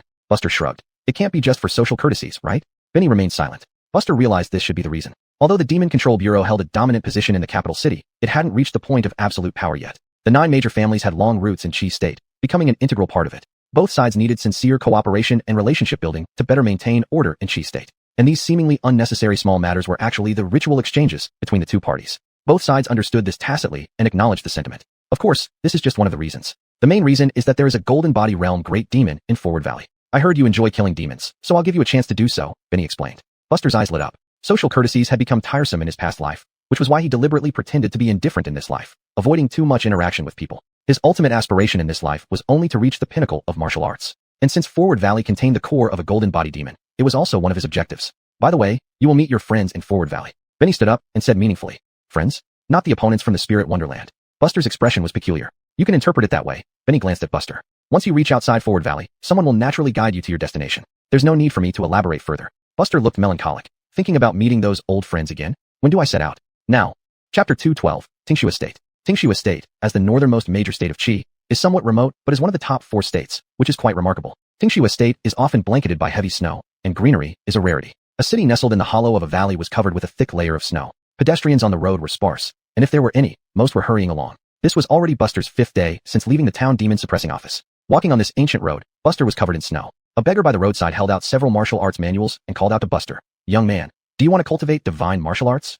Buster casually tossed a few copper coins at him and walked away without looking back. The beggar clasped the coins like treasures and bowed deeply in the direction of that black figure. It was still early, so Buster went straight through the ancient city and headed directly for Vanguard Valley. According to the map, it was another 300 miles north from the ancient city to Vanguard Valley. This was a place infested with demons. Most of the demon kings from Tingshu Estate had gathered here, huddling together for warmth, led by a great demon at the Golden Body stage. They had practically achieved self-rule in Tingshu Estate. Even the town demon suppressing office could only turn a blind eye, intervening only if they made too much noise. Compared to Tingshu Estate, the other 3 upper-class states were more complex, with even more demons congregating, requiring more people to watch over. Also, due to its remote location, the town demon suppressing office couldn't spare resources for Tingshu Estate. So, both sides had been in a standoff for nearly 10 years. Buster couldn't fathom what those noble Scions were thinking, losing their minds to venture into Vanguard Valley to slay demons for experience. They were truly courting death. Of course, these so-called elite wouldn't die easily, given they had 10 great families backing them. According to intelligence, the Demon Emperor in Vanguard Valley had been asleep for 5 years, changing the landscape within the valley into a divided power structure. Otherwise, due to the 10 great families, the demons wouldn't dare to attack with all their might. This was the benefit of having connections. 300 miles passed quickly. Though named a valley, Vanguard Valley was more like an unknown deep forest, with the central valley equivalent to the Imperial Palace of Qi. Outside the woods stood an elderly man, robust in stature, with his hands behind his back. From afar, the 2 men exchanged glances. The elder seemed surprised. Buster remained expressionless. If he remembered correctly, wasn't this Ronnie? Word had it that although his talent wasn't outstanding among his peers, he was excellent at managing internal affairs, thus holding a high position. Golden Body stage complete. He was Helmet, the younger brother of the current head of the Tang family. Unlike Buster's vague impression of Helmet, the latter remembered Buster vividly. Besides his fame as the martial gun obtained in Shaoling Immortal Boundary, Janelle, a girl from the Tang family, also harbored unusual feelings for him. "Why are you here?" Helmet raised an eyebrow. Buster said helplessly, "Tate asked me to come." Helmet was taken aback. Benny wasn't usually this unreliable. How could he send a young man like this during such a critical moment? He didn't doubt Buster's talent. In fact, the Tang family was well informed, knowing that Buster was now likely at the late Profound Realm stage. However, this wasn't enough. A general at the Golden Body stage was necessary. But with the situation as it was, Helmet couldn't say much. Perhaps this was a chance to get to know this young man better. His talent was commendable, but it was unclear how his character was. If both aspects were satisfactory, maybe he could put in a good word with his elder brother later and see if they could arrange something. "Well, bring out your map." Helmet shook his head and said. Buster complied. In the end, Helmet circled 2 locations on the map. They scattered into 2 groups when fleeing. Janelle should be temporarily safe and can handle the situation, but the other group isn't faring well. Helmet had made his point clear. Buster nodded slightly, stowed away the map, saluted Helmet, then took off into the sky and left. On the snow-covered ground, Helmet sighed, hesitating whether to check on this young man's performance. After all, most of what he knew about this kid's achievements came from rumors, and seeing things firsthand would give a clearer picture. After some hesitation, he ultimately decided not to. He'd focus on the Tang sisters first. At a chaotic ice mountain area, various true Qi abilities bloomed like dazzling fireworks nonstop. There were about 20 humans, many familiar faces from Shaoling Immortal Boundary. For instance, the Su family trio, Asher, Ulrich, and Aviv, were among them. Additionally, there were some acquaintances who had crossed paths before. Ephraim, the Song family's Forrest, and the Sui family's Marvin. Among them, Asher and 3 others were considered top-tier geniuses in Shaoling Immortal Boundary, Now all had reached the profound realm. The rest had all entered at least the Sea Chi realm, but their opponent was a late-stage profound realm demonic beast. Even with Ephraim, who possessed purple gold true chi, defending at the forefront while the rest constantly attacked, the situation remained dire. Their Sea Chi realm techniques fell upon the Demon King like tickling. The blood-covered Ephraim roared in fury. Did you all forget to eat? Such weak attacks. This usually gentle and refined youth cursed aloud. Forrest and the others looked grim. If things got worse, they might just abandon their clansmen and run. Asher's profound intent martial arts had improved significantly since Chowling Immortal Boundary, clearly driven by determination turned into motivation. Thus, among these four, his combat strength was closest to Ephraim. Their opponent was an armored war elephant, not only formidable in defense, but also exceptional in strength. Each offensive required the four leaders to unite, paying a huge price to counter. Now, the armored war elephant seemed to have lost patience. Its massive trunk shot out mud, instantly forming a mud giant that charged toward the Sea Chi realm fighters behind. At the same time, it stomped heavily, swinging its trunk to fling Asher away before stamping down towards Ephraim. Ephraim gritted his teeth, emitting purple gold true chi from his body as he punched back. A thunderous boom resounded, the ice surface collapsing. Ephraim struggled, already kneeling on both knees. Forrest and Marvin attacked from both sides with sword and knife, only to be flung away by the trunk. Not good. Crack. Ephraim's arm shattered. Forrest and Marvin's faces were incredibly grim. A series of blade beams slashed through the sky like white mirrors plummeting straight down. Then, the supposedly invincible armored war elephant was cleaved in two. Buster descended from the air, casually retrieving the demon core. Chapter 213. Killing demons as easily as drinking water. Buster exhaled. Fortunately, he wasn't late. Otherwise, Uncle Haezong hiding in the dark would have become restless. Seeing that black-clad figure appear, many present were bewildered. The corpse of the armored war image was torn apart and fell to either side with a great crash, stirring up snowflakes. The Su family members' eyes widened, watching Buster with shock on their faces. To kill the late-stage profound intention armored war image with one slash? What kind of joke was this? Ephraim, who was bare-chested, came to his senses first, bowing to Buster. Thank you. Buster merely hummed in response, then turned to look at Asher. The latter wore a wary expression. What do you want? Buster curled the corner of his mouth and turned to leave. The Su family members stood there in a daze. Asher roared angrily. Stand still for me. What's that look about? Marvin approached beside Asher, gently patting the latter's shoulder, indicating not to speak further. Ephraim slightly shook his head, trying to clear his thoughts. Standing nearby, Forrest sighed with emotion. In the immortal realm, losing a battle of physical strength can be somewhat justifiable. At least we can make excuses, but not from now on.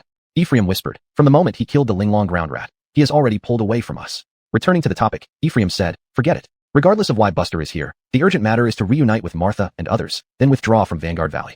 Hearing this, Forrest nodded heavily and turned to shout. Everyone, prepare to set off. In the sky above, four elders stood side by side. They were all perfect body realm cultivators from the 10 major families. According to seniority, those juniors below could call them grandfather without any problem.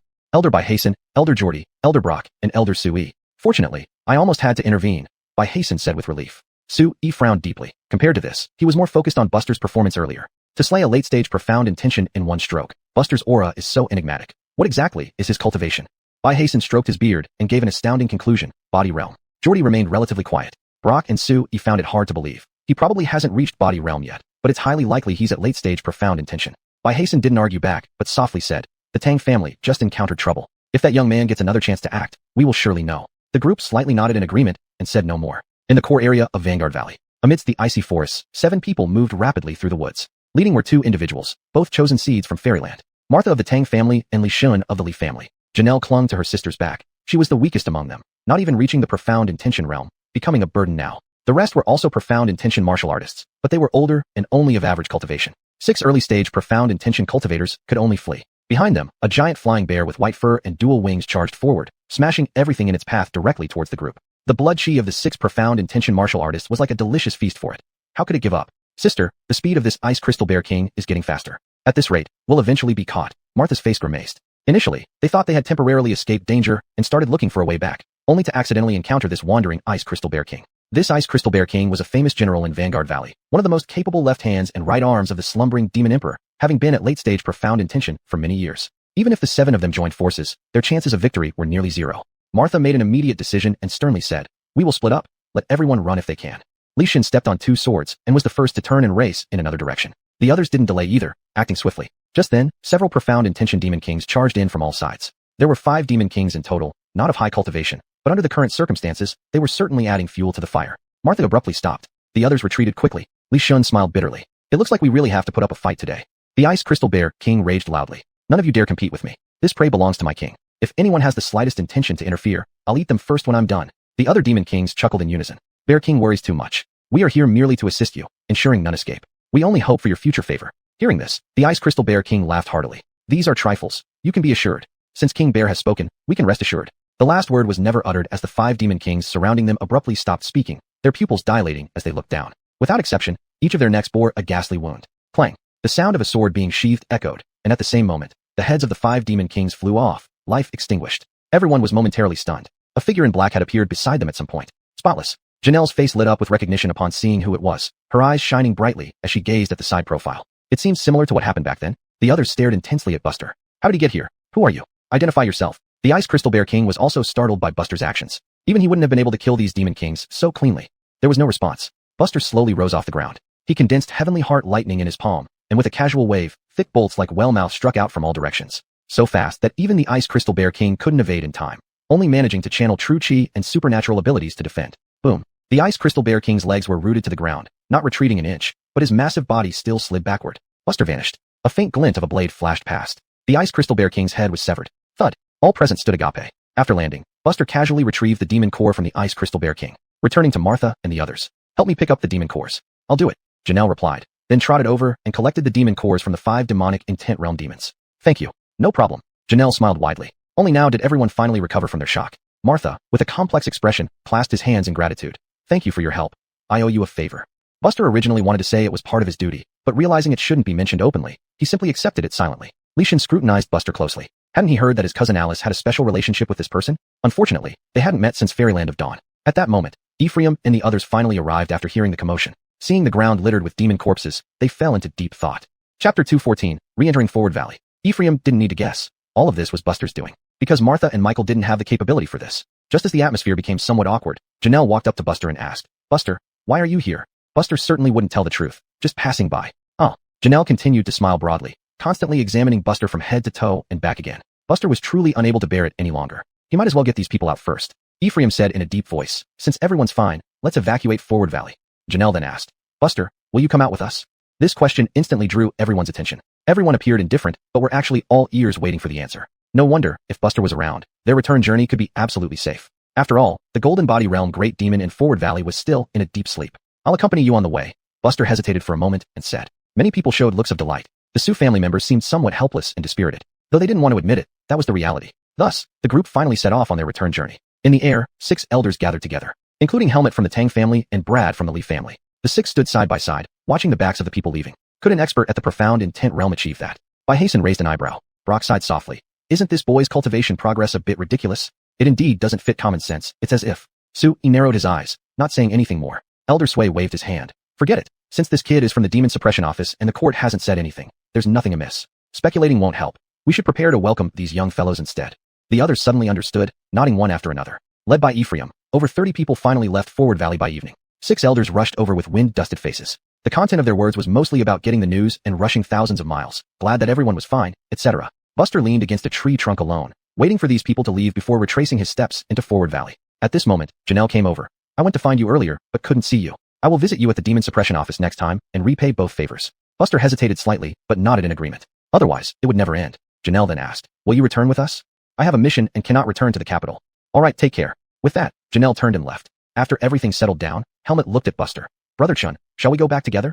Buster waved his hand. The elders exchanged glances. Wasn't the mission completed? What was this boy doing not returning? Or did the Demon Suppression Office give him other important tasks? But those were matters of others. These seasoned elders knew what to say and what not to say. Hearing this, they didn't say much more, merely thanking briefly and leading their group away slowly. Only when everyone had left did Buster re-enter Forward Valley. The journey was smooth. He encountered demons and killed them, advancing directly to the core of Forward Valley. When Buster reached the valley entrance, more than a dozen profound intent demon kings were already standing there. These demon kings varied in cultivation level, but to the outside world, any one of them was a devastatingly powerful demon. Truly pushing your luck. We spared you and the others just now because of the human's face, but you dare to return to kill demons, inviting death. A large bird demon laughed coldly in midair. Another ice lion demon said, the demon emperor will break out of seclusion momentarily. You can't escape now. The demon emperor was going to break out of seclusion? Buster smiled faintly. All the better, otherwise I'd have to knock on the door myself. You insolent brat talks big. The demon said coldly. As soon as the words fell, more than 10 demon kings surged forward. Buster's aura erupted suddenly. Sky heart thunder, divine flame scorching, vast righteous chi, and various abilities exploded at this moment. In an instant, all the demon kings were silently vaporized.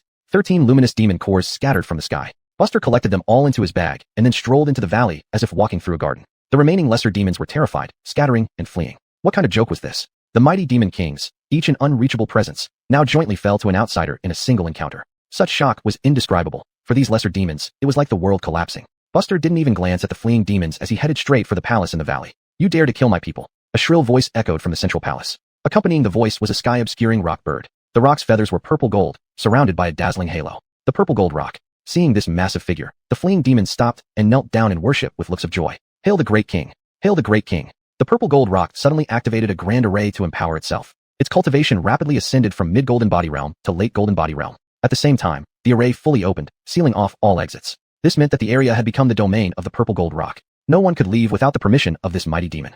Rest assured, I will not let you die too quickly. I will make you wish you were dead, but unable to die. With that, the purple gold rock dove from the sky like a comet falling to the ground. Boom. Its massive body crashed into Buster. Buster was sent flying backward. Bang, bang, bang. Colliding with massive rocks along the way, Buster finally steadied himself. He merely shrugged, seemingly unharmed. The purple gold rock narrowed its eyes. No wonder this person had the audacity to walk in so boldly. His physical cultivation was truly terrifying. A full power collision caused little damage. I don't recall there being someone like you in the snow-stop state. Who are you? Without answering, Buster suddenly rushed forward, appearing in front of the purple gold rock in an instant. The Dragon Dawn saber was already out of its sheath, and divine solar intention condensed as he slashed down. The saber light cut through everything, creating a horrifying wound on the purple gold rock's body. So fast, the purple gold rock was startled. Not only was his physical cultivation high, but his speed was also extraordinary. No, this strange firelight is problematic too. The purple gold rock kept retreating, letting out a shrill roar. Who are you?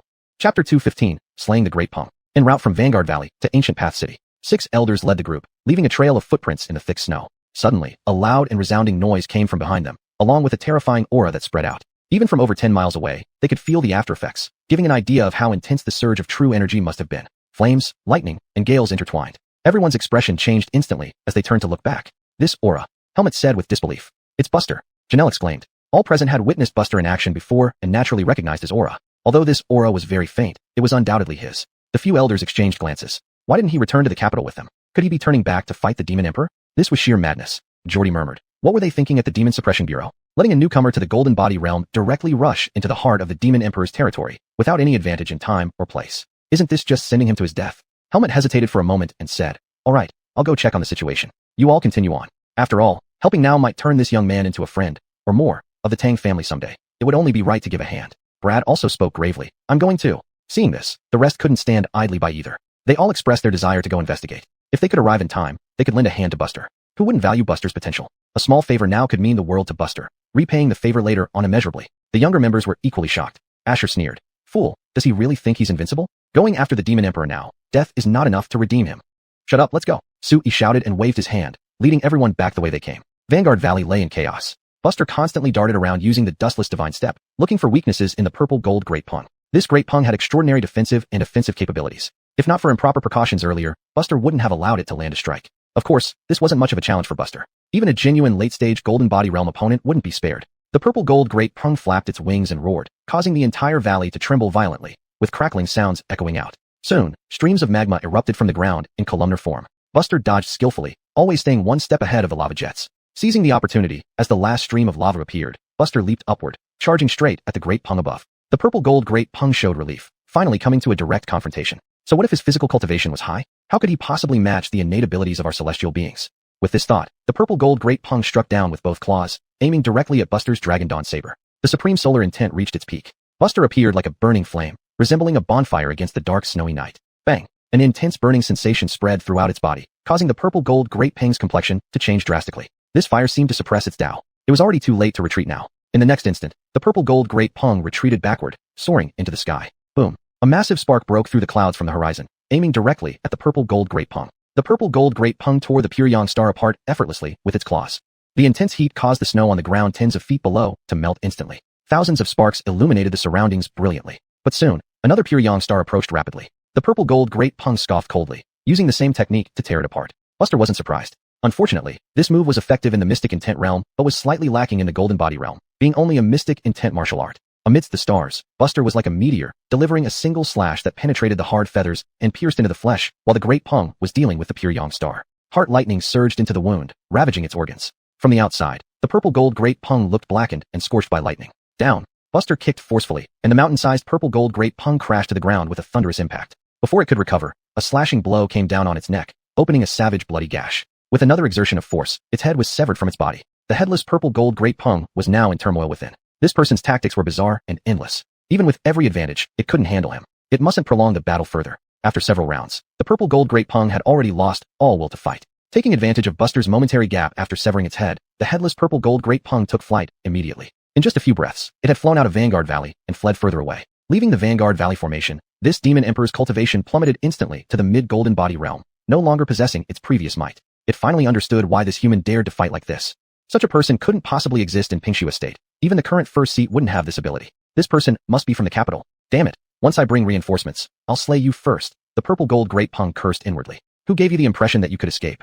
A calm voice came from nearby, which for the purple gold great pung was undoubtedly a death sentence. Buster was treading through the air, each step covering hundreds of feet. His figure was like a ghost in the dark night, elusive and unpredictable. In a matter of breaths, he caught up, even faster than the purple gold great pung. Before the purple gold great pung could turn around, a blade aura descended from the sky and smashed heavily onto its back. The purple gold great pung grunted, falling from the sky and stirring up a cloud of snow. Buster stood on the back of the purple gold great pung, his dragon dawn saber unsheathed. Let me go. I have been dormant for many years and have never offended your humans. Why should you kill me? The purple gold great pung shouted hoarsely. Countless saber lights enveloped and fell. Whoosh! The saber light struck down. The purple gold great pung's body appeared unchanged at first glance, but upon closer inspection, one could see the numerous tiny blade marks now covering its body. It looked as if it had been sliced into countless pieces and then reassembled piece by piece. In the next instant, a torrent of blood surged out like a river, spreading redness in a radius of dozens of feet centered around Buster. The pungent smell of blood filled the air, making one uncomfortable. No matter how much blood there was, not a drop stained Buster. Buster removed the demon core and blew gently on this treasure. At this moment, led by the 6 elders, a large group of young people followed in their wake, arriving just in time to see the young man in black holding a golden demon core in both hands, treating it as a priceless treasure under the wind and snow.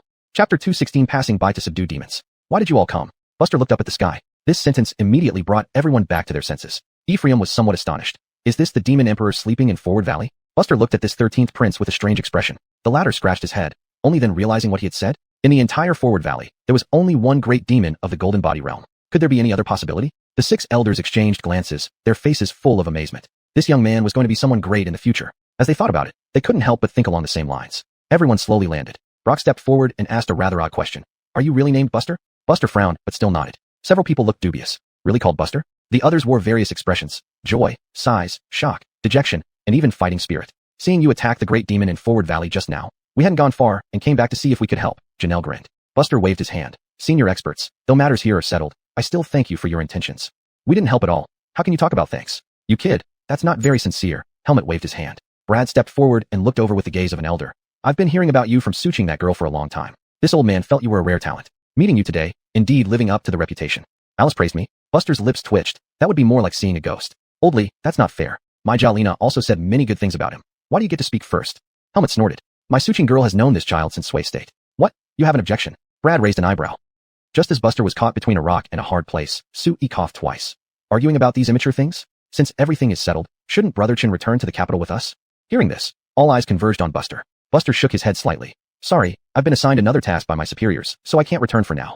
All the elders wore regretful expressions. The Demon Suppression Bureau is really too much, giving young people so many orders. Helmet flicked his sleeves, clearly indignant. Buster was truly afraid of another argument, so he cupped his hands. Seniors, I have urgent matters, I must take my leave. Finishing, Buster soared into the sky and left. Brad drew in a breath. The direction this kid is heading is definitely towards the capital. Helmet glared. Oldly, you're being unconsiderate. What do you mean by that? Is it you who have feelings for Buster or your Janelle? Brad refused to back down. Not far away, Janelle stood dazed, her thoughts blank, completely unaware that her beautiful face had turned beet red, almost smoking. What on earth is this? Martha wore a helpless look, blocking her sister behind her. In an inn somewhere in Gudao City of Stop Snow Province. Since it was already late at night, Buster decided to stay overnight here, using the time to digest. Current insight points, 6 points. Before Buster were 20 profound intent demon cores and 1 golden body demon core. Each was worth its weight in gold. Then Buster ordered a bowl of plain rice from the innkeeper. Eat with the rice. You begin cultivating the purple sky true gang technique. 20 phantom images of demon kings and 1 phantom image of a demon emperor appear before you. You start tempering yourself with these great demons, constantly using the purple sky true gang to slay them, thousands of times over, tirelessly, as you feel your cultivation rapidly increase. 6 years later, the insight ends. Purple Sky True Gang Technique Experience, +2, 5834. Purple Sky True Gang Technique, 6th Heaven, 7109/10,000. Breaking through 2 major barriers. Buster was stunned for a moment. He only needed to subtract the Golden Body Demon Core and his base experience points to calculate the effect of the Profound Intent Demon Cores. On average, 800 experience points per core. Though not much, it was useful, better than nothing.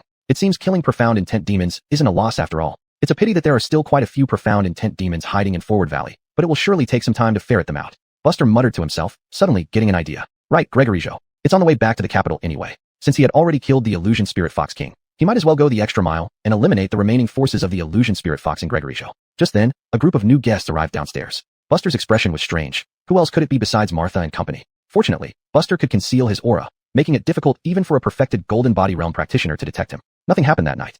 3 days later, in Gregoryjo, Buster killed the remaining 3 profound intent demons and left with his head held high. By the time Yvette received the news, Buster had already left Gregoryjo. The chief of the Demon Suppression Bureau wore a face full of admiration as he rebuked the many captains below. See that? That's the attitude one should have in the Demon Suppression Bureau. He never sought fame when killing demons, only fulfilling his duty. What could the Demon Suppression generals and captains say with such remarks from the chief? Moreover, what the chief said was true. Buster seemed to be a good person, almost asking for nothing, simply devoted to fulfilling his duties by killing demons. Ushvin, present. Have your people prepare statues of Buster at the most conspicuous places in each Demon Suppression office. No need to make it overly deliberate. Just make them lifelike. Ushvin wore an expression as if he had eaten something bitter. Do you have any suggestions? I suggest we don't do this. You lose your monthly salary. Sir, I was just joking earlier. I've already had my people start preparing this. I didn't get around to reporting it to you. There's such a thing? Ushvin, I didn't expect you to think of this level. Well done. This month, you can receive double salary. Thank you, sir. The rest couldn't sit still anymore, all standing up to say, Sir, we've also started working on this early on. Get out. Do you really think I can't see through your little tricks? At the capital city's Demon Suppression Bureau, in an elegant pavilion, Benny calmly picked up a letter, opening it. After reading its contents, Benny narrowed his eyes. This was the letter from those few major families. Buster had slain 1 golden body great demon and 20 profound intent demons. This kid, Benny, for the first time, showed a smile. That old Lin, the bastard, actually had such good fortune to pick up such a great general. No, old Lin didn't know about this yet, which provided an opportunity for some behind-the-scenes manipulation to pull Buster under his own command. Good idea. Benny nodded slightly, turning back to prepare writing a notice. On the other side, Buster also returned to the Demon Suppression Bureau. Chapter 217. Fame spreads throughout Chi. The next day, Benny arrived as scheduled, visiting in person. Only his way of arriving was still as elusive as ever. Inside the room, Buster sat opposite this General Benny. This mission was well handled. I won't have any tasks for you in the near future, so you're free to do as you please, Benny said softly after sipping some tea. Buster merely nodded gently. Benny glanced at the saber hanging from Buster's waist. If you have time, consider changing your saber. With your battle achievements, a more suitable weapon would enhance your combat ability. Buster asked, General, if I kill too many demon kings around the 4 surrounding prefectures, will it affect the capital? Benny looked oddly amused. If you can kill them, go ahead. These rats are quite adept at hiding. With this attitude, Buster felt he could act freely now. Benny casually placed a bag on the table. This contains your salary. Since you've been busy recently, I temporarily kept it for you. Buster accepted it without hesitation. After concluding the formalities, Benny stood up to leave but then remembered something. Oh, by the way, starting today, you're my deputy general under my command. Buster was taken aback, but before he could inquire further, Benny had already vanished. Just as Benny left, there was a knock on the door. Opening the door, he found a servant. The servant respectfully held out several bottles of pills. Sir, these are for you. Buster frowned. When did he get anything? Wasn't his salary just given to him? Where did they come from? Kara asked me to pass them to Sir. Buster suddenly understood, took the pills, and turned back into the room. It was probably Alice. Upon opening the packages, he found high-grade healing pills that were extremely rare even in the Lee family.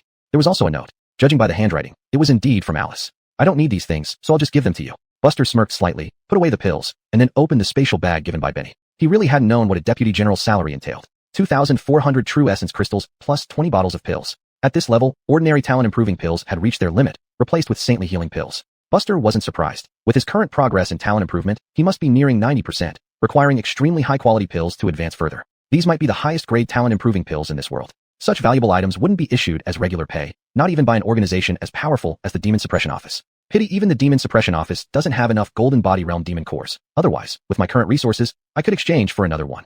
Buster sighed lightly. But fortunately, the Immortal Realm demon cores could still suffice. Though Immortal Emperors in the 4 upper prefectures were few, Demon Kings were numerous. Buster had a straightforward and decisive personality. Once he decided on a course of action, he didn't procrastinate. In the following 10 days, Buster left the capital, roamed through the 4 surrounding prefectures, and traversed famous mountains. On a wide lake, Buster walked on the water with his saber, watching the black shadow beneath grow larger until it broke the surface. It was a fish demon covered in sharp spines. A single slash settled the outcome. In a deep forest, an ancient monkey that had hibernated for centuries slowly emerged from its cave and saw a young man in black outside. The old monkey lost all reason due to its thirst for vitality and lunged forward. Again, just one strike. Within 10 short days, Buster consecutively killed 5 great demons in Feng Prefecture and Gan Prefecture. This caused Feng and Gan Prefectures to closely monitor Buster's movements. In Sanghu County of Gan Prefecture, Ushvin read the intelligence report in his hand and muttered, Crazy, does Buster have a blood feud with the demon race? At the Demon Suppression Office in Gan Prefecture, Yvette smiled helplessly. This guy really knows how to stir things up, but I like his style. His sensory abilities are perfect for this path. At the Capital Demon Suppression Office, under Clara's command, Lieutenant Jean and others exchanged glances. Why does Buster hate the demon race so much? Heron asked, astonished. Clara sighed. This kid's background is clear. Even a cursory investigation reveals that his parents died at the hands of demons, though those demons have long been killed by him. Still unsatisfied? Of course, Clara leaned towards another guess. Buster killed demons to grow stronger. As to why, she couldn't figure it out yet. In a secluded courtyard within the Demon Suppression Office, two men sat facing each other. Benny, the great general of the Demon Suppression Office, and the head of the Demon Suppression Office. What has he been doing recently? The supreme head of the Demon Suppression Office asked calmly. Benny respectfully replied, killing demons. I see. The supreme head of the Demon Suppression Office nodded slightly, not probing further into the details. The supreme head paused for a moment before saying, prepare for the Four Nations battle. Yes. In a spacious hall of the Li family in the capital city, Li Zhentian marveled. Eldest brother, this kid is quite something. He's just a bit rash, but both his character and talent are top-notch. Sitting in the main seat was a middle-aged man in loose practice clothes. Li Ling, the current patriarch of the Li family. He calmly said, I'll think about it some more. What's there to think about? Across the entire state of Qi, Buster's talent is among the best, right? Given time, he will be a tremendous asset to our Li family. Li Zhentian was somewhat anxious. He knew very well the stance of the Tang family. Since Alice had grown closer to Buster, they held an advantage and couldn't afford to miss this opportunity. In Alice's room, looking at reports of Buster's recent activities, Alice couldn't help but rub her temples. She had been in seclusion for cultivation lately, and upon emerging, she learned that Buster had become the youngest deputy general in the history of the Demon Suppression Office, surpassing even Su Qinxiu from the Su family by quite a margin. Now, not only in the capital city but across the state of Qi, Buster's name was widely known, basking in glory. He really surpassed me.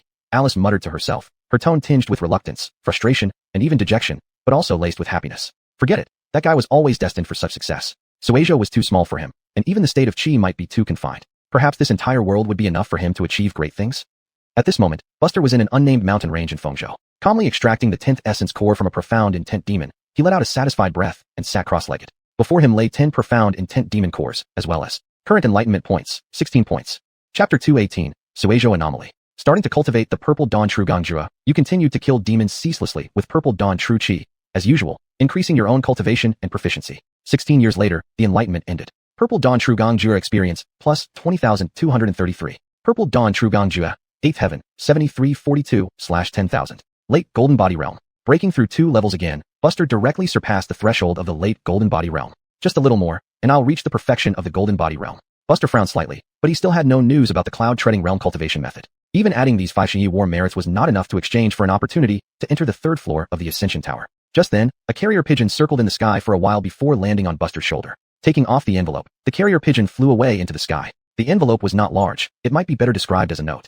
Upon opening it, only 2 words were on it.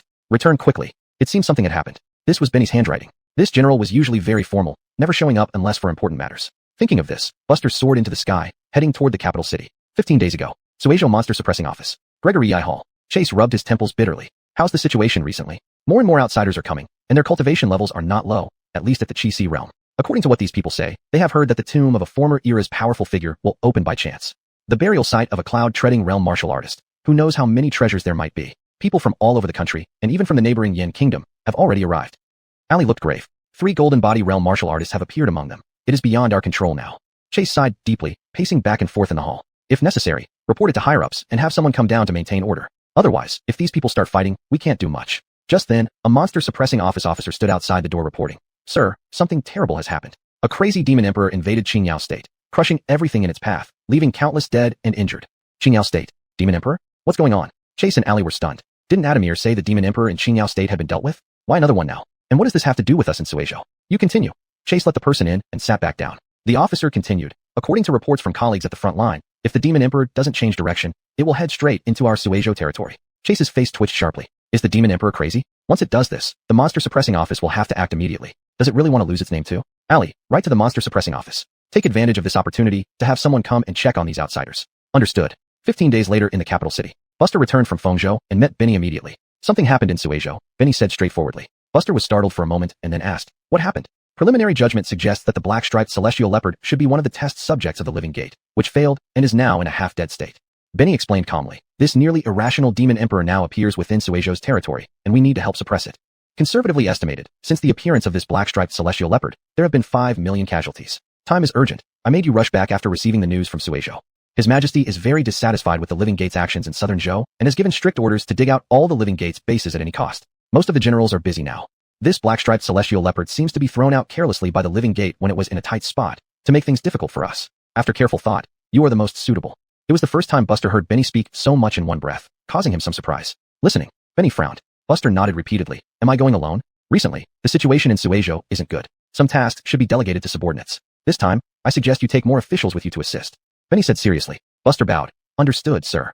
It's urgent. You have half a day to choose people. I hope you set out no later than tomorrow. Benny stood up as well, disappearing after saying this. Buster had been outside these days and was not well informed about the monster suppressing office's news. Returning, he found the office quieter, wondering what had happened, realizing that over 80% of the majors had already moved out. A nationwide search began, and half-finished products like the black-striped celestial leopard were very likely to be used by the living gate to draw attention, providing a distraction to buy time for their escape. Suejo, I've just come and now have to go back? Buster muttered to himself. Thinking of his hometown, Buster felt an unprecedented smile. The Emperor's attitude towards expelling the living gate was extremely firm. Only now did Buster truly empathize with the situation. Even officers were drafted in half. Of the remaining half, most were needed to maintain the basic operations of the monster suppressing office, leaving few choices for Buster. After much searching, he could only find 4 people. For it is, let's set off. At night, Buster looked at the 4 officers he had gathered, rubbing his temples. 3 men and 1 woman. The female martial artist clearly knew about Buster's exploits and had been glowing with admiration all along. These 4 were only in the middle Chi-Si realm, not high in cultivation. Sir, are we setting off now? The 4 asked in unison. Buster nodded. Time is of the essence. Yes. Because he had to accommodate their pace, Buster deliberately slowed down. But they were still in the Chi-Si realm, so their speed wasn't too slow. They would reach Suejo in about 10 days. With the delay caused by the round trip of the message, the casualties in Suejo were likely even greater than imagined. Suejo, Fengsha County's Heasoiwan city. This once second largest city in Fengsha County had become a ruin. Silence reigned within the city, with corpses strewn everywhere. Even though some people had evacuated beforehand, the remaining number was still enormous. A leopard covered in strange black stripes stood in the city, its eyes entirely overtaken by blackness. On its back was a bizarre smiling face that emitted eerie laughter. The stronger the stench of blood became in the city, the happier this smiling face laughed. Dozens of Mountain River Realm individuals responsible for evacuating civilians had all perished, being devoured one by the leopard. Haven't tasted such delicious food in a long time.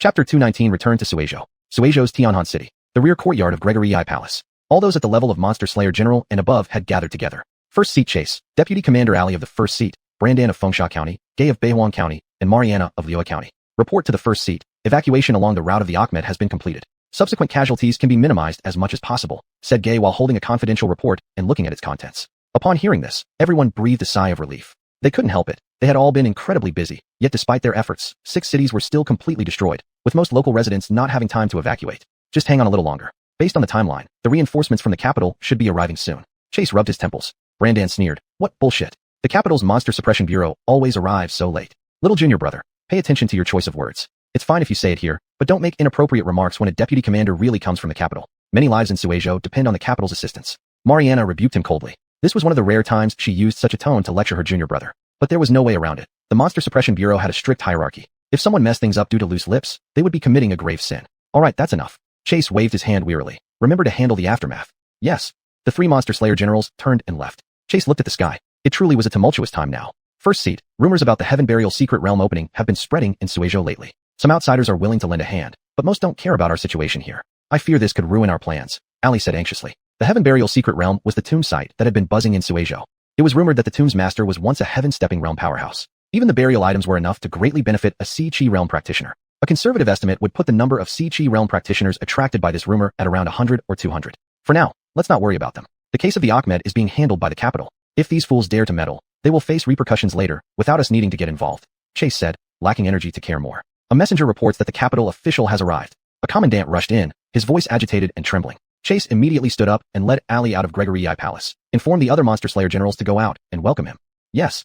On the streets of Tianhan City, Buster, leading a group of 5 people, walked slowly down the street, each one leading a horse. The female constable, either intentionally or unintentionally, had been standing nearest to Buster for some time. Lord, this place is your hometown, isn't it? It's even more prosperous than I imagined. Returning to familiar territory, Buster felt little emotion. Compared to this, he wanted to slay monsters sooner. With 25 battle achievements of the Mystic Realm, Benny generously converted them into 9 achievements of the Golden Body Realm. Now, only 5 more would allow him to gain entry into the 3rd floor of the Ascension Tower. And this frenzied Ahmed would be his 11th target. As he lost himself in thought, Buster had already reached the gates of the Monster Suppression Bureau. At the gate stood 5 people, led by Chase. Since Chase couldn't guess the preferences of the capital's deputy commander, he took this approach. After all, too few people might seem disrespectful, while too many might offend someone who dislikes crowds. These 5 people represented the most prestigious figures in Suejo, making the arrangement perfect. That person looks familiar? Mariana squinted to see more clearly. Brandan didn't even look over, snorting. Senior sister, when did you get to know anyone from the capital? I was just speaking offhand. I probably made a mistake, Mariana said irritably. Chase's expression became very strange. No, you didn't misidentify him. It's that little bastard, Buster. Ali couldn't help but laugh. Brandan suddenly turned to look. Upon seeing the figure in black, he fell into a daze. Mariana also opened her mouth slightly. I thought I saw wrong. Why didn't Brother Chen notify us beforehand? Gay chuckled. As everyone was discussing, Buster had already approached. First Seat, Lord Jiang, everyone, it's been a long time. It's good that you're back, but I'm afraid we can't personally welcome you with a feast today. Hurry up and go back. We have to welcome an important person today. Chase sneered with a forced smile. Buster scratched his head. Weren't you waiting for me? Stop talking nonsense and get back quickly. Chase didn't dawdle either. The 4 officers behind Buster had blank looks on their faces. How could these people talk like this? They were so bold. A mere lower province first seat dared to speak like this to our deputy commander Chun. Even the first seats of the top 4 provinces would only talk as equals, right? One of the more irascible men among them harumphed coldly. This is our deputy commander Chang. How dare you talk to him like this? The joyous atmosphere instantly froze after these words. The 5 from the Monster Suppression Bureau stared at Buster intently. He calmly took out the golden bell and gently shook it. Can be considered achieving fame and returning home in glory? Tingling. Silence fell. After a long while, Chase finally asked, You are from the capital? I guess so. Buster nodded slightly. Chase was still not convinced. Are you sure? I didn't write anything wrong in the letter. I wrote about a late-stage golden body realm mystic striped sky leopard, which has some capabilities of the living soul gate and is comparable to a perfected golden body realm. The capital sent you? Are they messing up? Buster's face showed disdain. I alone am enough. Deputy Commander Chun was personally appointed by General Benny. He must be reliable, the 4 men behind him said in unison. Brandan laughed heartily. Buster, I knew you wouldn't let me down. You've survived great calamity and now have a bright future. Don't forget me when you become successful. The rest had complicated expressions. At this point, none of them doubted Buster's purpose anymore. They went straight through the main gate. Is the Buster in recent rumors you? After much hesitation, Chase couldn't help but ask. Buster stroked his chin, thought for a moment, then nodded. No one spoke any further, because there was nothing left to say. Chapter 220, Revisiting Sandstorm City. Buster did not let the 4 servants follow him. Instead, he went to the Gregory I Hall alone with Chase and others. I thought I had already overestimated you. Now it seems that my estimate was still too conservative. Chase, seated at the head of the table, looked at Buster with a complicated expression. He remembered when he first met Buster, who was merely at the Mountain River realm, and in less than half a year, he had already surpassed them. This incomprehensible speed was unprecedented. Buster did not linger on reminiscing about old times. The top priority was still killing demons. He could always sit down for a proper chat after dealing with the black-striped celestial leopard. Director, I need all the files on the black-striped celestial leopard, Buster said seriously. The originally somewhat relaxed atmosphere in the Gregory I Hall immediately stiffened as soon as the black-striped celestial leopard was mentioned. Allie casually flipped her wrist, producing a small box which she handed over to Buster. It's all here, Chase said solemnly. Following its usual route, this black-striped celestial leopard is heading towards Sandstorm City. And it will not take long before it penetrates Suizhou. Sandstorm City. Buster squinted his eyes. How many residents have been evacuated from Sandstorm City? About 2/3 have been evacuated, and we are trying our best to evacuate the rest, but you should understand that it's impossible to take everyone away in time. Chase sighed lightly. Buster rose slightly from his seat. Chase guessed instantly what Buster intended to do and reminded him. This demon is unpredictable and also at the late gold body realm. You must think carefully and plan well, otherwise it would be troublesome. Buster shook his head and turned to leave with one step, disappearing in an instant. Everyone in the hall opened their mouths to say something, but it was already too late. He is still as straightforward. Chase massaged his temples hard. Brandan stood up and said, I'll go check out the situation. Nonsense. Chase frowned. With your cultivation, even if you really go to Sandstorm City, can you offer any help? Brandan looked unhappy. But I am a demon slayer general after all. How can I live on by abandoning my subordinates? Chase waved his hand and said, Ask the others. Besides causing more deaths, what difference would your presence make? People from your manor would definitely not have major issues. They would evacuate one day earlier. Although Brandan was still sulking, at least he stopped complaining loudly. You all should disperse and focus on your respective duties. I have to keep an eye on that young man Buster. If things get worse, at least some countermeasures can be made. After saying that, Chase got up and left, disappearing in an instant. On the road between Tianhan City and Sandstorm County, while flying at high speed, Buster carefully read through all the information on the black-striped celestial leopard. Apart from being quite average in other aspects, this imperial demon possessed extremely outstanding burst speed. Among its 6 innate spells, 5 were akin to instantaneous movements similar to body techniques, and 1 was for self-healing. To put it simply, although its attack methods might not be versatile, its strength could not be underestimated. Fast speed, Buster murmured to himself. This was indeed a troublesome point for him, because once the black-striped celestial leopard sensed it was losing and started running, a chase would consume a lot of time. Moreover, he currently didn't know how his dustless divine step compared to the black-striped celestial leopard. Well, whatever it is, I have to face it sooner or later. If it wants to run, then so be it. Buster narrowed his eyes. Now that his purple dawn true aura skill had reached the 8th level, why should he lose to a gold body realm imperial demon at the same level as him? Unless facing those top-tier gold body realm perfect beings, Buster would not feel much pressure now. Sandstorm City. Since the last great battle with the Life Portal sect, the surrounding hills around Sandstorm City had been leveled. After nearly half a year, the desolate land finally showed signs of life again. However, this moment was stifled by an oppressive atmosphere. There were no patrolling guards visible on the western city walls facing Heasoiwan City, and the laughter and joy within the city had mostly disappeared. Most people had already evacuated from the eastern gate, families dragging their belongings along the narrow official road. At the east gate, the staff of the Demon Slaying Bureau, led by the Aubrey, were busy to the point of being frazzled. Watching the residents leave the city one after another, Isaiah, standing slightly behind, felt deeply uneasy. A place that was once prosperous now had to be abandoned. If the large demon continued its rampage unchecked, the living space for the people of Suizhou would become smaller and smaller. The time needed to restore the city's former prosperity would grow longer, and the prolonged state of homelessness would lead to widespread suffering akin to wartime devastation. I wonder if the people from the capital have arrived yet, Isaiah said with a worried look. Those behind him patted his shoulder, comforting. Don't worry, it's just a gold body realm imperial demon. We have countless gold body realm warriors in our state of chi. We can definitely handle it. Just then, 8 people ran over in panic. Each of them was injured, their aura listless. Director Zone. A group of demons came from the north, seemingly taking advantage of the chaos to divide the spoils. We can barely hold them off now. Michaela's expression changed. If that group of demons broke through the defense line, the civilians in the pipeline would be completely thrown into disorder. Isaiah, take some men and check it out. Yes. After saying this, Isaiah led 5 others to head there. They were all Mountain River Realm warriors. But when Isaiah arrived, he saw the corpses of those Mountain River Realm demons slowly falling down, stirring up thick smoke. The smoke was so dense that it obscured the view inside. Fortunately, due to the appearance of Isaiah and others, the civilians slowly evacuating on the official road did not cause any unrest. A commandant swallowed hard. What happened? How come these Mountain River Realm demons? Could it be General Zhou has returned? The few people behind exchanged glances. Only Isaiah felt this aura was somewhat familiar, but wasn't quite sure. After a long time, the smoke finally dissipated. 3 large demon corpses were laid on both sides. A young knife-wielding warrior dressed in black approached slowly, his left hand hanging naturally by his side, and his right hand resting on the hilt of the saber at his waist. Chapter 2:21. Overwhelming the Leopard Demon. Buster? Isaiah's eyes bulged wide open. The other few individuals also wore expressions of utter disbelief. Isaiah rubbed his eyes hard, and, confirming he hadn't mistaken, croaked out in a hoarse voice, Lord Chun. Buster had already walked over, patted Isaiah's head, and nodded lightly. It's me. The others finally snapped back to reality. Really you? Isaiah looked at Buster with joy that was beyond expectation. Lead the way. Yes, sir. At the East City Gate. Michaela and the others were orderly carrying out the evacuation. They saw a figure approaching. Coincidentally, a strong wind blew through the city, causing Buster's loose black robe to flutter dramatically. The 2 women exchanged glances and saw astonishment reflected in each other's eyes. Am I hallucinating? Buster guessed what these 2 were thinking and waved his hand. There's no need for formalities. We can talk about everything else later. The urgent matter is to evacuate the people from the city. Lord Chun, most of the people have been evacuated, but a small part might not make it in time, Michaela said, pursing her lips. I know. Buster nodded and then slowly rose into the air. Try to move everyone as far east as possible. I can't guarantee you won't be affected later, but I will do my best to protect Wind Sand City. What does he mean? All the commandants looked puzzled. Isaiah reacted first. Lord Chun, you mustn't. That's a great beast in the Golden Body Realm. Even the chief seat is no match for it. We should evacuate now and wait for rescue. Michaela and others nodded vigorously. Don't be impulsive. Here it comes. Ignoring their pleas, Buster focused on the west. 10 miles outside the western gate, an oddly shaped leopard was dashing toward the city at an extremely terrifying speed. Given its speed, even if Isaiah and company wanted to evacuate now, it would be too late. The estimation of the Shenwen 10 ball, Shenwen Sky Leopard, must have been off, which caused the delay in evacuation. But with Buster's arrival, everything was fine. Standing in midair, Buster only took a few steps forward and appeared atop the western city gate. Meanwhile, the Shenwen Sky Leopard instantly closed the 10-mile gap and reached the open area outside the city. The sky above suddenly turned a brilliant red. The Shenwen Sky Leopard looked up to see a massive fiery meteor plummeting down. With a slight exertion of its limbs, it swiftly moved away just as the meteor landed. Moving several miles away, it barely steadied itself when Buster appeared beside it without warning, his palm crackling with heavenly heart lightning. Bang! A single push sent the enormous body of the Shenwen Sky Leopard flying backward, stirring up dust clouds. Who are you? Shaking off the dust, the Shenwen Sky Leopard demanded in a deep voice. From that one move, the opponent was definitely at the Golden Body Realm. Such a powerful Golden Body Realm cultivator shouldn't exist in Suizhou, this remote place. Without replying, Buster kept one hand on his sword hilt and lifted the other. Behind him, streams of white energy shot straight at the Shenwen Sky Leopard. Whoosh whoosh whoosh. The Shenwen Sky Leopard constantly dodged Buster's grand righteous energy.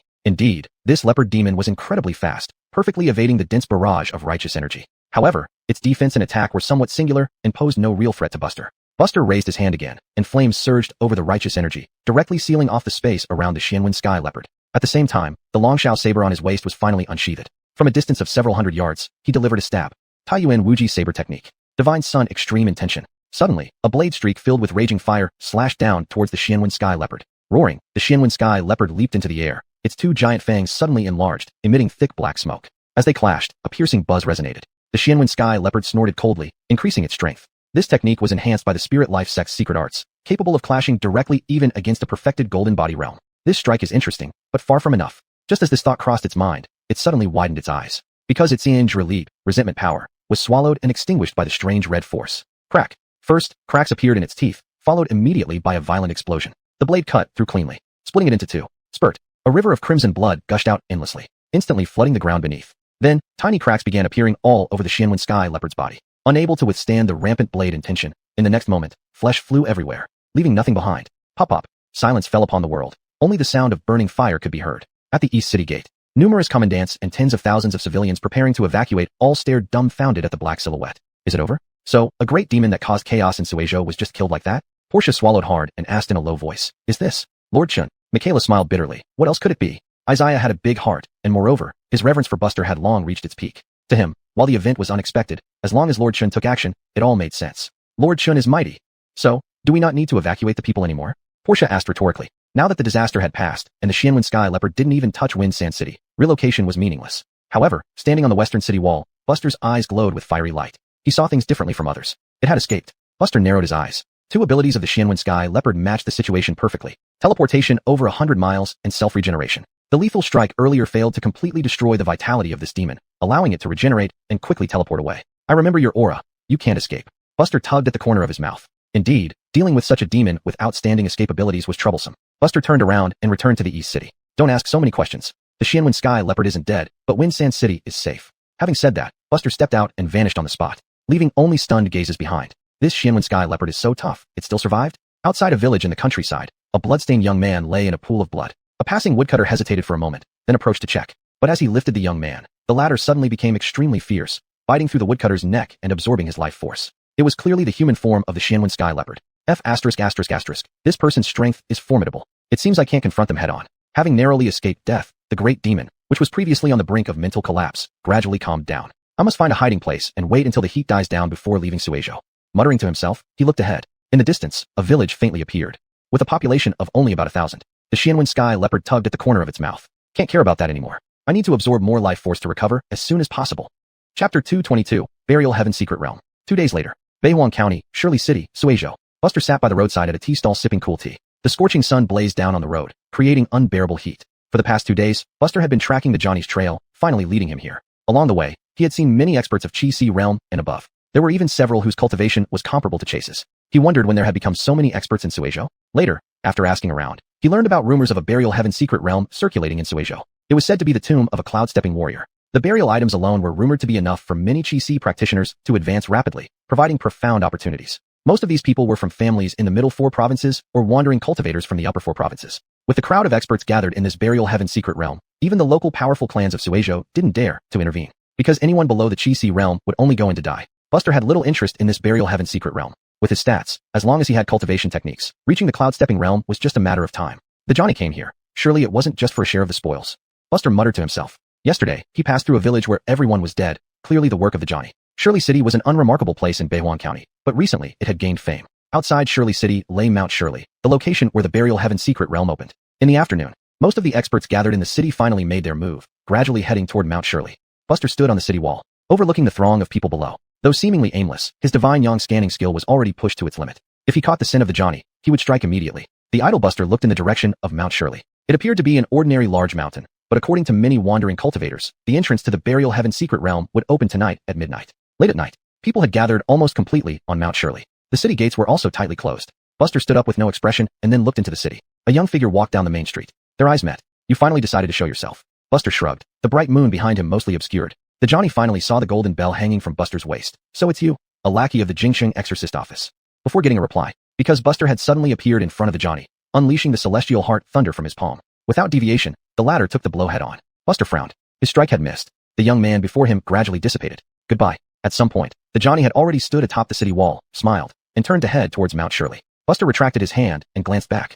You've mastered the 7th divine skill? It seemed that great misfortune always brings blessings afterward, not just for humans. Mount Shirley, burial heaven secret realm. Are you here for this too? Buster narrowed his eyes. He suddenly realized something. Why would an imperial demon king kill indiscriminately in Suizhou? It was tantamount to putting itself in a deadly situation with no retreat. One must know, once significant casualties occurred in a province, the emperor would indeed go mad. The gate of all living beings was a prime example. Anyone with a shred of sanity wouldn't come to Suizhou. Even surrendering to the holy abyss would be better than this path. Is it for the mystery of the cloud-stepping realm? At this thought, Buster leaped forward, heading towards Mount Shirley. He didn't intend to compete with wandering cultivators for any opportunities because he already had what he needed. But the easy war achievements could not be missed. On top of Mount Shirley, as a purple beam suddenly descended from the sky, the entire Mount Shirley was instantly flattened, the ground caved in, and the surrounding space warped. The commotion was so great that Shirley City shook precariously. The originally dark city gradually lit up. Everyone ran out of their houses in panic. In such a violent earthquake, anyone still sleeping might never wake up again. As the space warped, the people who waited early in the mountains instantly vanished from their original positions. The Johnny dashed into the area, vanishing instantly. Before the purple light dissipated, Buster rushed inside at the last moment. For a moment, the world spun around him. After an unknown duration, the surroundings became clear, and Buster steadily landed on the ground. There were no obstructions anywhere, and without exception, hundreds of people had arrived here. Surrounding this open space was a huge, spiraling river. The river was over 30 zhang wide, with raging waters like a devouring demon. They were like birds in a cage, trapped within a confined space. Buster scanned the surroundings with an expressionless face. Soon, he discovered that this world seemed to have an invisible restriction, preventing everyone from walking in the air. The game has begun. A strange call came from all sides of the sky, with a voice filled with laughter and excitement.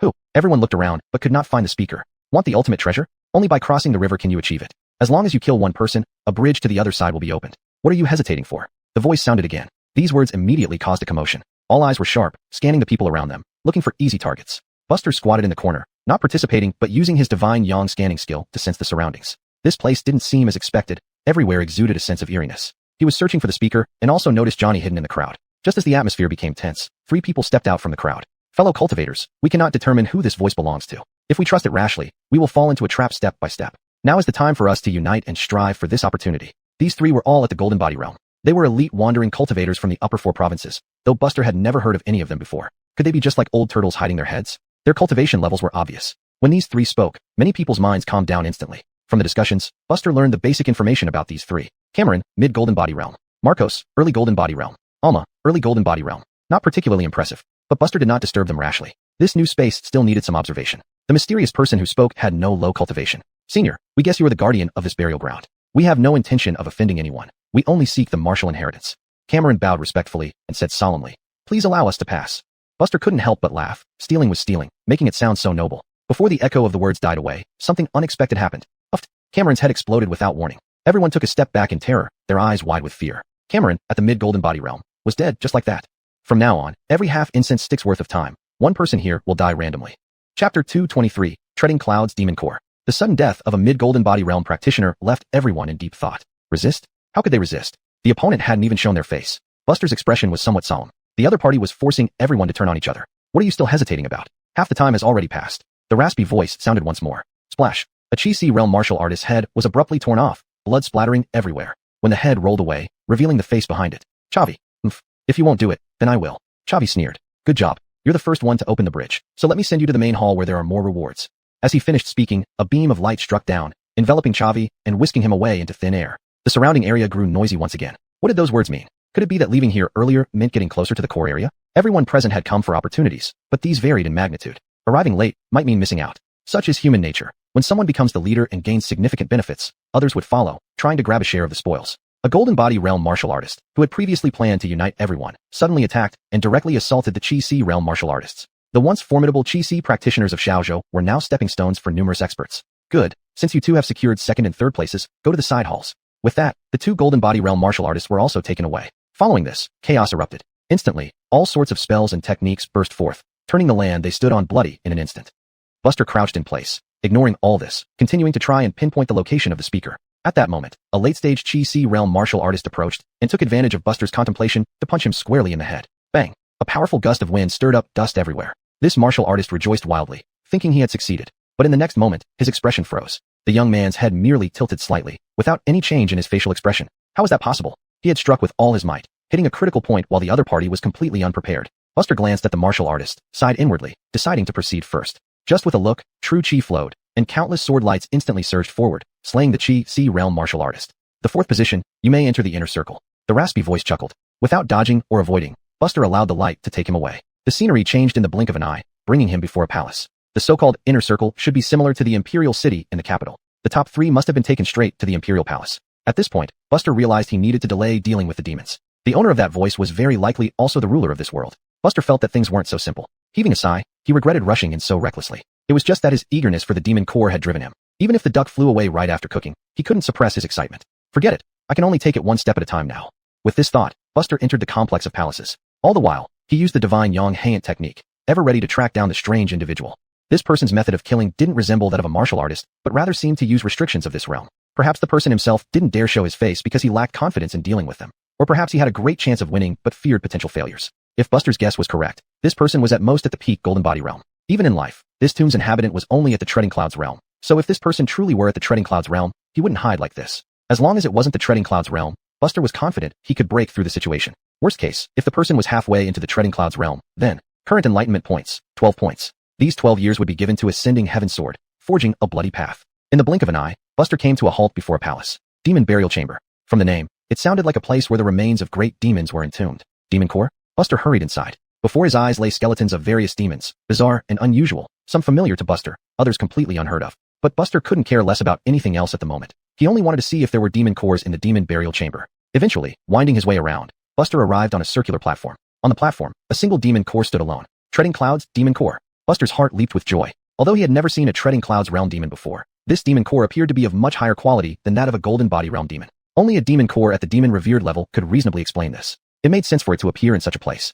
After all, if a deceased Treading Clouds realm being were buried with only golden body realm demons, it would be quite demeaning. Buster took the demon core and examined it closely, feeling slightly disappointed. Perhaps due to the extreme age, this demon core had already expired, with the residual true chi on it no longer intact. Well, although it has lost some efficacy, it is still stronger than a golden body realm demon core. Buster muttered to himself. At present, his enlightenment points were numerous. If this demon core were effective, it might just help him reach the peak golden body realm in one go. While pondering, Buster continued to explore the demon burial chamber, hoping for another pleasant surprise. Unfortunately, there was only this single demon core. Feeling slightly disappointed, Buster left the chamber, pausing briefly as he did so. At this moment, outside the demon burial chamber, another group appeared. There were 3 people in total, 2 Xine and 1 Chi-Si realm. Upon seeing each other, they immediately kept their distance, eyeing each other warily. The 4 of them stood at different corners. Meanwhile, at the entrance of the secret realm, there was now not a soul in sight. Some had entered the secret realm to seek treasures by killing others, while others had been killed, meeting their end here. Blood flowed in rivers, dyeing the surrounding streams red. An Igor priest, dressed in a Taoist robe with white hair, walked along the path with his hands behind his back. His eyes gleamed with excitement, as if he had finally found an interesting toy after being bored for too long. The show is just beginning. The Igor grinned. In this secret realm, whoever it was, if they were not at the Treading Clouds realm, they would not escape death. Treasure hunting? Seeking opportunities? How pitiful, how laughable. Everything here belonged only to him. No one could take anything away. No one could. The Igor gently tapped his foot, and his entire body rose into the air, overseeing the scene. As if this world were merely his chessboard, and he, the player of both black and white pieces. That is to say, in this world, he had no match. No one could challenge him beyond the chessboard. It's been so many years since anyone came here. At least let me have my fun. The Igor glanced around, murmuring to himself.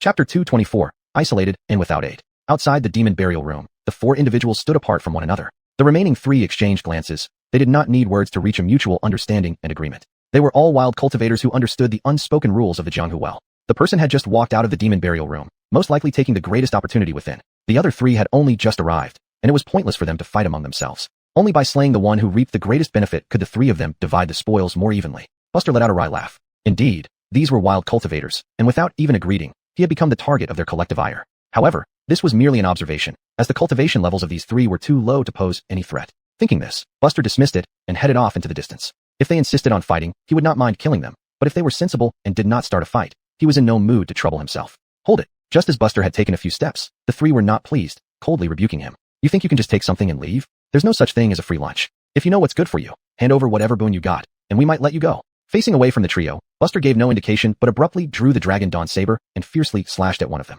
The Xian Yi realm warrior didn't even react before being cleaved in 2, dying on the spot. The remaining 2 were terrified. A living Xian Yi warrior couldn't put up any resistance. Could this person be a gold body realm powerhouse? Regardless of whether or not he was a gold body realm expert, both knew they weren't a match for him. They kneeled down and begged for mercy without hesitation.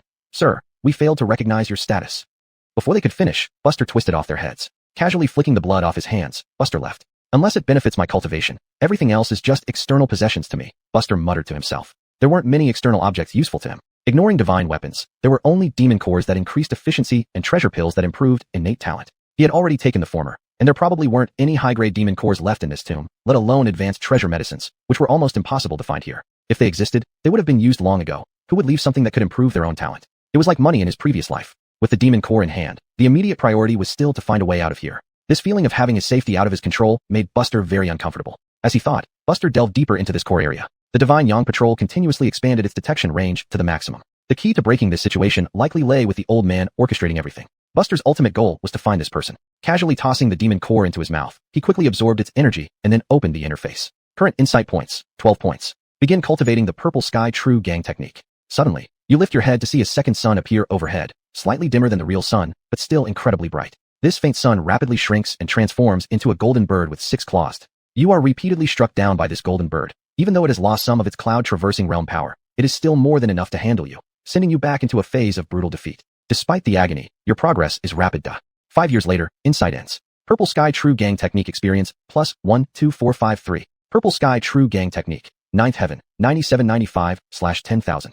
So much. Buster's eyes flickered, seeing that he needed just over 200 experience points to reach the peak of the gold body realm. A trace of helplessness appeared on his face. He had roughly estimated the effect of a cloud-traversing realm demon core, but it turned out he underestimated it. Even with a defective cloud-traversing realm demon core, Its effects were twice that of a gold body realm demon core. It seemed these few remaining insight points had to be used. Therefore, current insight points, 7 points. 1 year later, insight ends. Purple Sky True Gang Technique experience, plus 1088. Purple Sky True Gang Technique, 10th Heaven, complete, available for further comprehension. As the Purple Sky True Gang Technique broke through to the 10th Heaven, Buster's cultivation soared again, directly breaking through the threshold of the peak gold body realm. Peak gold body realm. Purple light flashed in Buster's eyes, and with a slight raise of his hand, purple chi ascended. He sensed that with his current state, he could condense purple chi into a sky full of rosy clouds with just a wave of his hand. It's hard to judge whether I've truly crossed this gap until I know the true combat strength of the cloud-traversing realm. Buster murmured to himself. However, it was certain that if he successfully comprehended the Purple Sky True Gang technique, he could rival a cloud-traversing realm warrior, and even further enhance his realm. In the starting open area, an elderly Taoist with a sage-like demeanor stood with his hands behind his back, squinting his eyes as he gazed in a certain direction. Perfected golden body realm. Who just broke through to this realm? At this thought, the Barak couldn't help but frown. This was not a good omen. Although this person had just entered the perfected golden body realm, they were now enough of a threat to him. Years had long worn away his frail body until it was barely presentable. His cultivation was far from what outsiders imagined. He merely relied on his dominion over this world, allowing him to be called a half-sage. No, he absolutely could not sit and wait for death. With that thought, the Barak smiled grimly. Since you insist on showing off, I won't let you stick your neck out. With that, the Barak rose into the air, ascending above the sky. He snapped his fingers. Almost instantaneously, Buster's gaze turned toward the source of the sound. Little brat, being able to detect me shows real skill. If we were somewhere else, I might not be your match. But unfortunately, in this world, I am the true ruler. The Barak twisted his mouth into a sneer, then vanished. Immediately, a beam of golden light descended from the heavens without warning, landing directly on Buster. Killing this person will grant you the greatest opportunity within this secret realm. You will also be immediately transported out of the secret realm, ensuring absolute safety. Instantly, pairs of eyes turned toward the direction of the light pillar, fixating on it. To gain the greatest opportunity here and leave unscathed, one only needed to exit the heavenly burial secret realm first, avoiding any further disputes. Such immense benefits. How could anyone remain calm? Thus, regardless of their current location, the majority of people began moving towards Buster's position. Buster, standing still, looked at his now glowing body and frowned. They wanted to make him the target of everyone's attacks, leaving him isolated and unsupported. Trying to put me in a desperate situation? Buster twisted his mouth into a smirk. Old man, I hope you can continue hiding. Chapter 225. Ascending the mountain to see the sage. This land appears vast and boundless, but in reality, the space that can be traversed is not large. Among those present, there are golden body realm warriors. Almost as soon as this information appeared, Buster could clearly feel the ground shaking violently. The heavy footsteps of countless people rushing here sounded in his ears. Soon, 3 people arrived first. 3 of the golden body realm. Marcos, Alma, and the Ahmed. 2 early stages and 1 late stage. So it's you. The Ahmed's mouth twitched, and he burst out laughing when he truly saw Buster. Then, more people came one after another, mostly of the profound intense Si-Chi realm. Relatively speaking, there were far fewer Si-Chi realm practitioners. But with over 40 or 50 people gathered here, they surrounded Buster from all directions, leaving no way out. Do you recognize this person? Alma looked at the young man beside him. The Ahmed's mouth twitched. This person is slightly stronger than me, but not by much. If I were alone, I would have to think twice. But now that everyone is here, we must capture him. Hearing this, everyone's expression changed. His aura was roughly at the golden body realm, and the black-clothed saber wielder with even more obscure aura, although their cultivation depth was unknown for the moment, was obviously also at the golden body realm. A battle among golden body realm warriors. These profound, intent warriors were simply cannon fodder. They couldn't help but start planning their own escape routes. For a moment, dozens of minds raced, each harboring their own thoughts. Alma smiled. Brother, I sincerely apologize, though I don't know how you offended this land sage. But now, you can only serve as our stepping stone. Buster, standing in the middle, didn't say anything. He just suddenly drew his saber, with just one strike. Using the Taoyuan Wuji saber technique as the medium, enhanced by divine yang intent, in one stroke, the late-stage golden body realm Ahmed was killed. Even the human form of the Ahmed hadn't reacted before life ceased. Perhaps this great demon was still immersed in the joy of being able to take revenge. The shock of a saber cutting down a golden body realm warrior was no less than the previous emergence of the sage, which caused a mid-stage golden body realm warrior to die instantly. If you block my path, you die. After one strike, Buster retrieved the Ahmed's demon core, sheathed his saber, and walked in one direction. Wherever he passed, everyone instinctively moved aside, making way for him. Stop him. The greatest opportunity lies with this person. Marco suddenly shouted loudly. But as soon as he finished speaking, a colossal pure yang star fell from the sky, plummeting straight towards Marcos. Its momentum was so powerful that everyone scattered, avoiding its might. The pure yang star exploded, and those who ran too slowly were engulfed in flames, losing their lives. As for Marcos, who was right in the center, despite using all his skills, he couldn't escape the range of the pure yang star and was directly struck, leaving no trace behind. The scene fell silent. If before everyone thought this was an incredible opportunity, then now they felt immense disappointment. This person was terrifying. Even if all of them joined forces, they wouldn't be a match for him. The remaining golden body realm warrior, Alma, had an unpredictable look on his face. So strong. Could this person possibly already be at the perfect golden body realm, or even? No, that's impossible. If he were at the Tread Cloud realm, he wouldn't be so obsessed with this world and wouldn't heed the commands of this land sage. Alma clenched his teeth tightly. As long as this person didn't die, whatever he wanted within this secret realm, no one could stop him. Who exactly is this person? Why did no one hear about such a figure during the sway period? Compared to these people harboring various intentions, Buster's mind was much simpler, because he had already found where the Barak was located. If he's at the Tread Cloud realm, I'll end this quickly with the Ascend Heaven sword. If not, Buster's mouth twitched. He would subdue him barehanded. Atop a high mountain stood an ancient pavilion. Inside the pavilion, the Barak sat cross-legged on a mat, overlooking the lesser mountains below. But now, this sage couldn't remain calm anymore. It wasn't because of anything else. Since the ambush, he couldn't sense the position of that person anymore. The Barak took out a crystal-clear purple crystal from his bosom, and at this moment, the surface of this crystal was shimmering as if protesting. Damn it!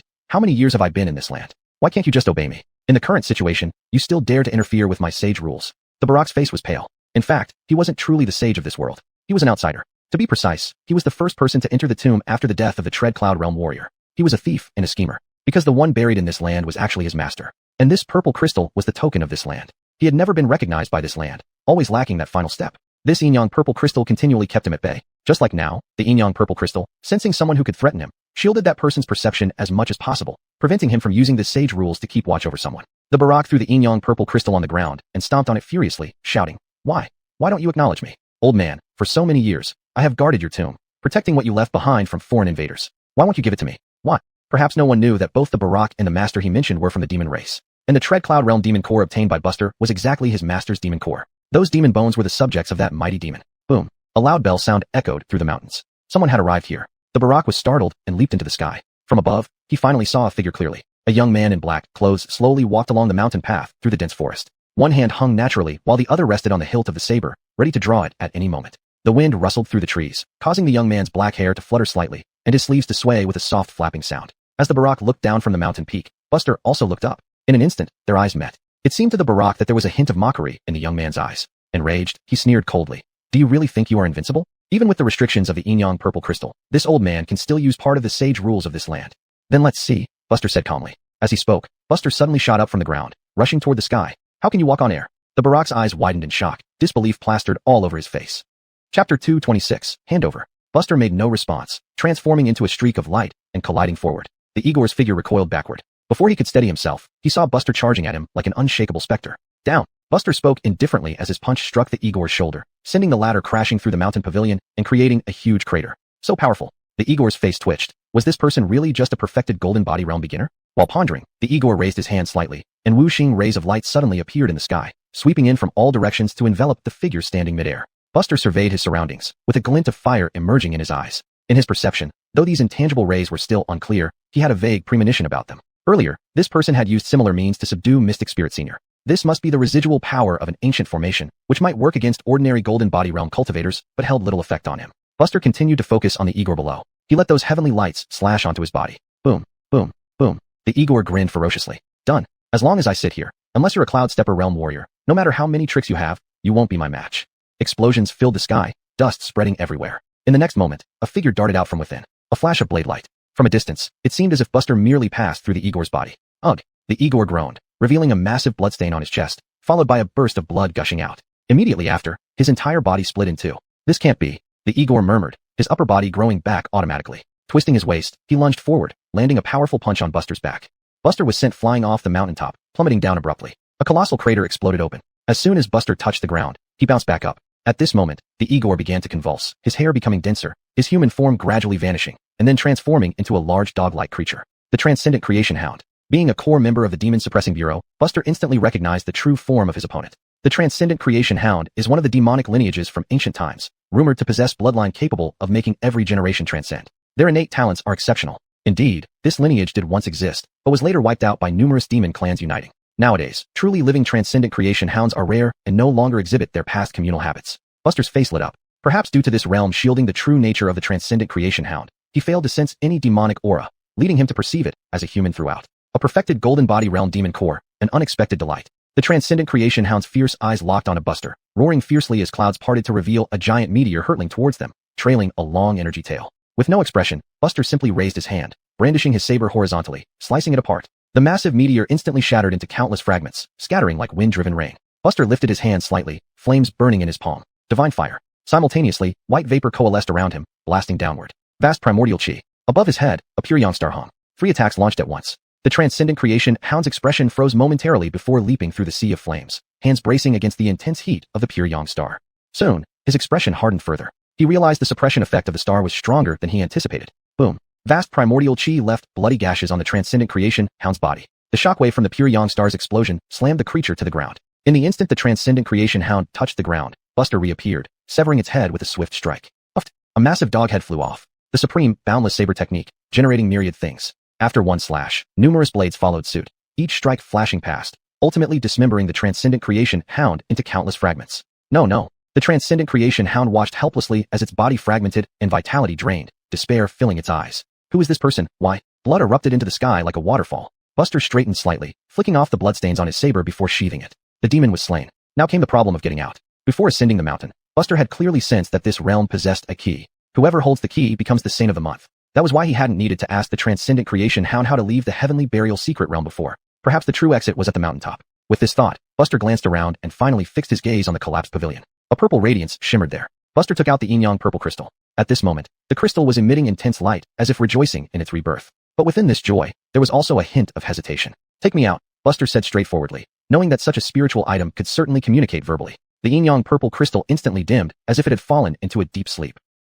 What's going on? Just as Buster felt puzzled, the yin-yang purple crystal changed. It dissolved into a liquid, swiftly merging into Buster's palm, leaving behind a faint purple imprint. Before Buster could react, all sorts of information flooded into his mind. Basic information about the transcendent creation hound and its experiences in this world, as well as the map of this realm. Besides, he learned that the yin-yang purple crystal had completely recognized him as its master and dissipated without any trace of consciousness. Previously, it seemed hesitant about recognizing a master, yet somehow Buster passed its test. Which step? Buster shook his head, deciding not to dwell on these matters for now. The heavenly burial secret realm was practically a space drifting with the wind, slowly flowing through various places in the world almost constantly. This meant that after entering, one might not exit where they entered. Using his past understanding, it was as if Buster could board a vehicle touring the world at any time. The boarding point and the disembarking point were entirely different. Buster couldn't help but rub his temples. Indeed, it did sound troublesome when viewed this way. Due to the constant flow of this space, even he couldn't control it. Beyond these concerns, what truly opened up a new world for Buster was the sensation of being a sage, who could see everything at once. This feeling was indescribable. Every person, every object, was within his control. It was as if he had become the creator of the heavenly burial secret realm. So this is what it feels like for a sage to preside over a small universe? Chapter 227, Finale in Suejo. Buster's thoughts flickered, and an exit appeared before him. The sage spoke, and the law followed. This was the first time Buster had felt such freedom and ease. But soon, Buster sealed the exit again, because there were more pressing matters at hand. His home had been broken into. Each of these thieves believed the treasures were ownerless, and thus theirs for the taking. They needed to be driven out. Buster leaped into the sky, his voice spreading across the entire burial heaven secret realm, as if speaking normally. Put down what you have taken. I will provide a way out. Anyone who tries to keep it, I will kill. Walking on air, everyone looked up at the figure, their pupils shrinking in shock. If this realm didn't prohibit flight, why could he? Alma was the first to disagree, jumping out with a continuous sneer. These things are unclaimed. We've taken them, so we took them. You're strong, and we don't dare compete with you for the big prize. But you won't even let us have the scraps. With that, Alma's eyes turned red as he said, if you are insatiable and insist on swallowing all the treasures in this secret realm, then we may as well go down fighting. His words struck a moral high ground, resonating with everyone. Voices rose, right? We can't fight you, and we've already backed off. If you still press forward, don't blame us for fighting you to the death. In a flash, Buster appeared before Alma, slicing horizontally with one strike, decapitating the last golden body realm martial artist. Fighting to the death? You aren't worthy. In this world, the rules are set by the strongest. I'm stronger than you. I want everything now. Hand it over or die. Any objections? Buster surveyed the crowd. Ideally, he didn't want to kill everyone. It was troublesome, and there was little gain in doing so. Of course, if they insisted on being obstinate, he would have to move slightly. No one dared to make a move. Buster struck again, this time slaying over a dozen people in quick succession. Without lifting a finger, he used the sage's laws to call upon the power of heaven and earth, silently erasing them. While this technique wasn't particularly powerful, barely affecting a slightly stronger golden body realm practitioner, it worked perfectly against these people. Buster's own aura surged in this realm, capable of directly killing even an early cloud-stepping realm martial artist. Seeing this eerie power, everyone stepped back, gradually handing over the treasures they had obtained.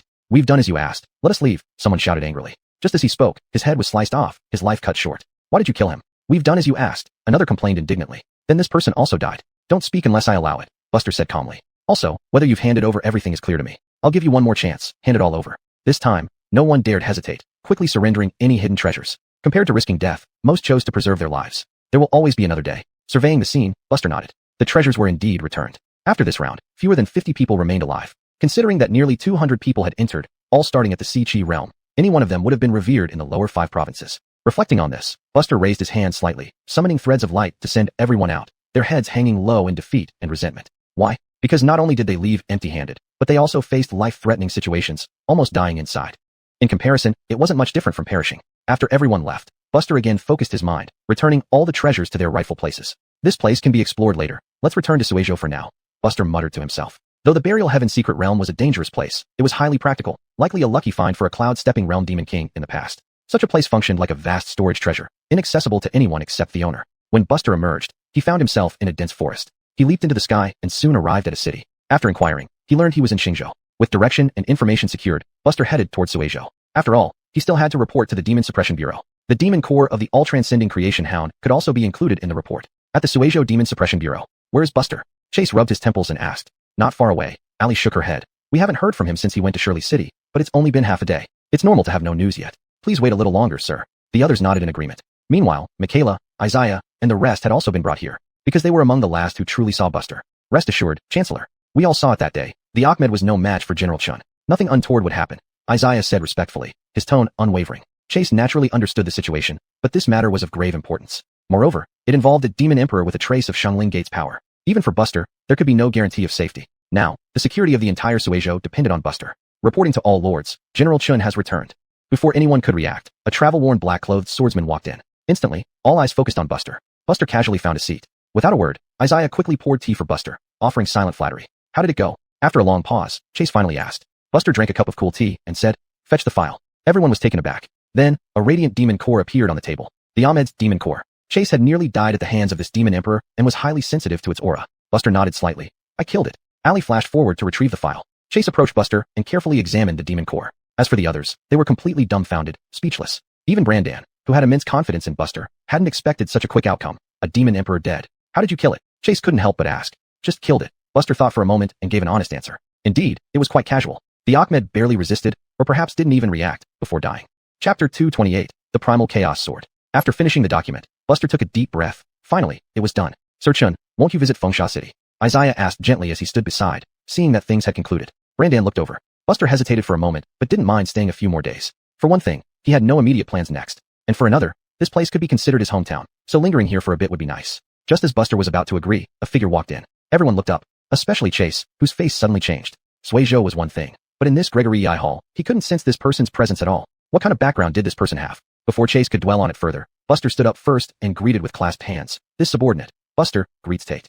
The newcomer was indeed Benny. One had to admit, this Tate's movements were truly unpredictable. One never knew where he would appear next. The others were stunned. Could the person Buster referred to as Tate be one of the 12 demon-subduing generals of the capital city, a powerful master of Tianjin? Follow me back to the capital. Benny ignored the others and only had eyes for Buster. Buster replied, understood. Benny shook his head helplessly. Regardless of the reason, follow me now. There's something more important. Knowing Benny wouldn't reveal crucial information in public, Buster put aside his confusion for the moment. Understood. Hearing this, Benny vanished instantly, leaving behind a soft voice. I'll wait for you outside. Buster shrugged and looked at Isaiah. Sorry, although I wish to stay, I have important matters to attend to and can't linger. Chase's face showed mixed emotions. You've really made rapid progress. How long have you been part of the Demon Suppression Bureau, and already earned the admiration of a demon-subduing general? Buster wanted to argue but thought otherwise. This statement seemed true enough, so he said nothing more. Surveying everyone, Buster ultimately looked at Brandan. Do your best, and don't tarnish our Fengsha County's reputation.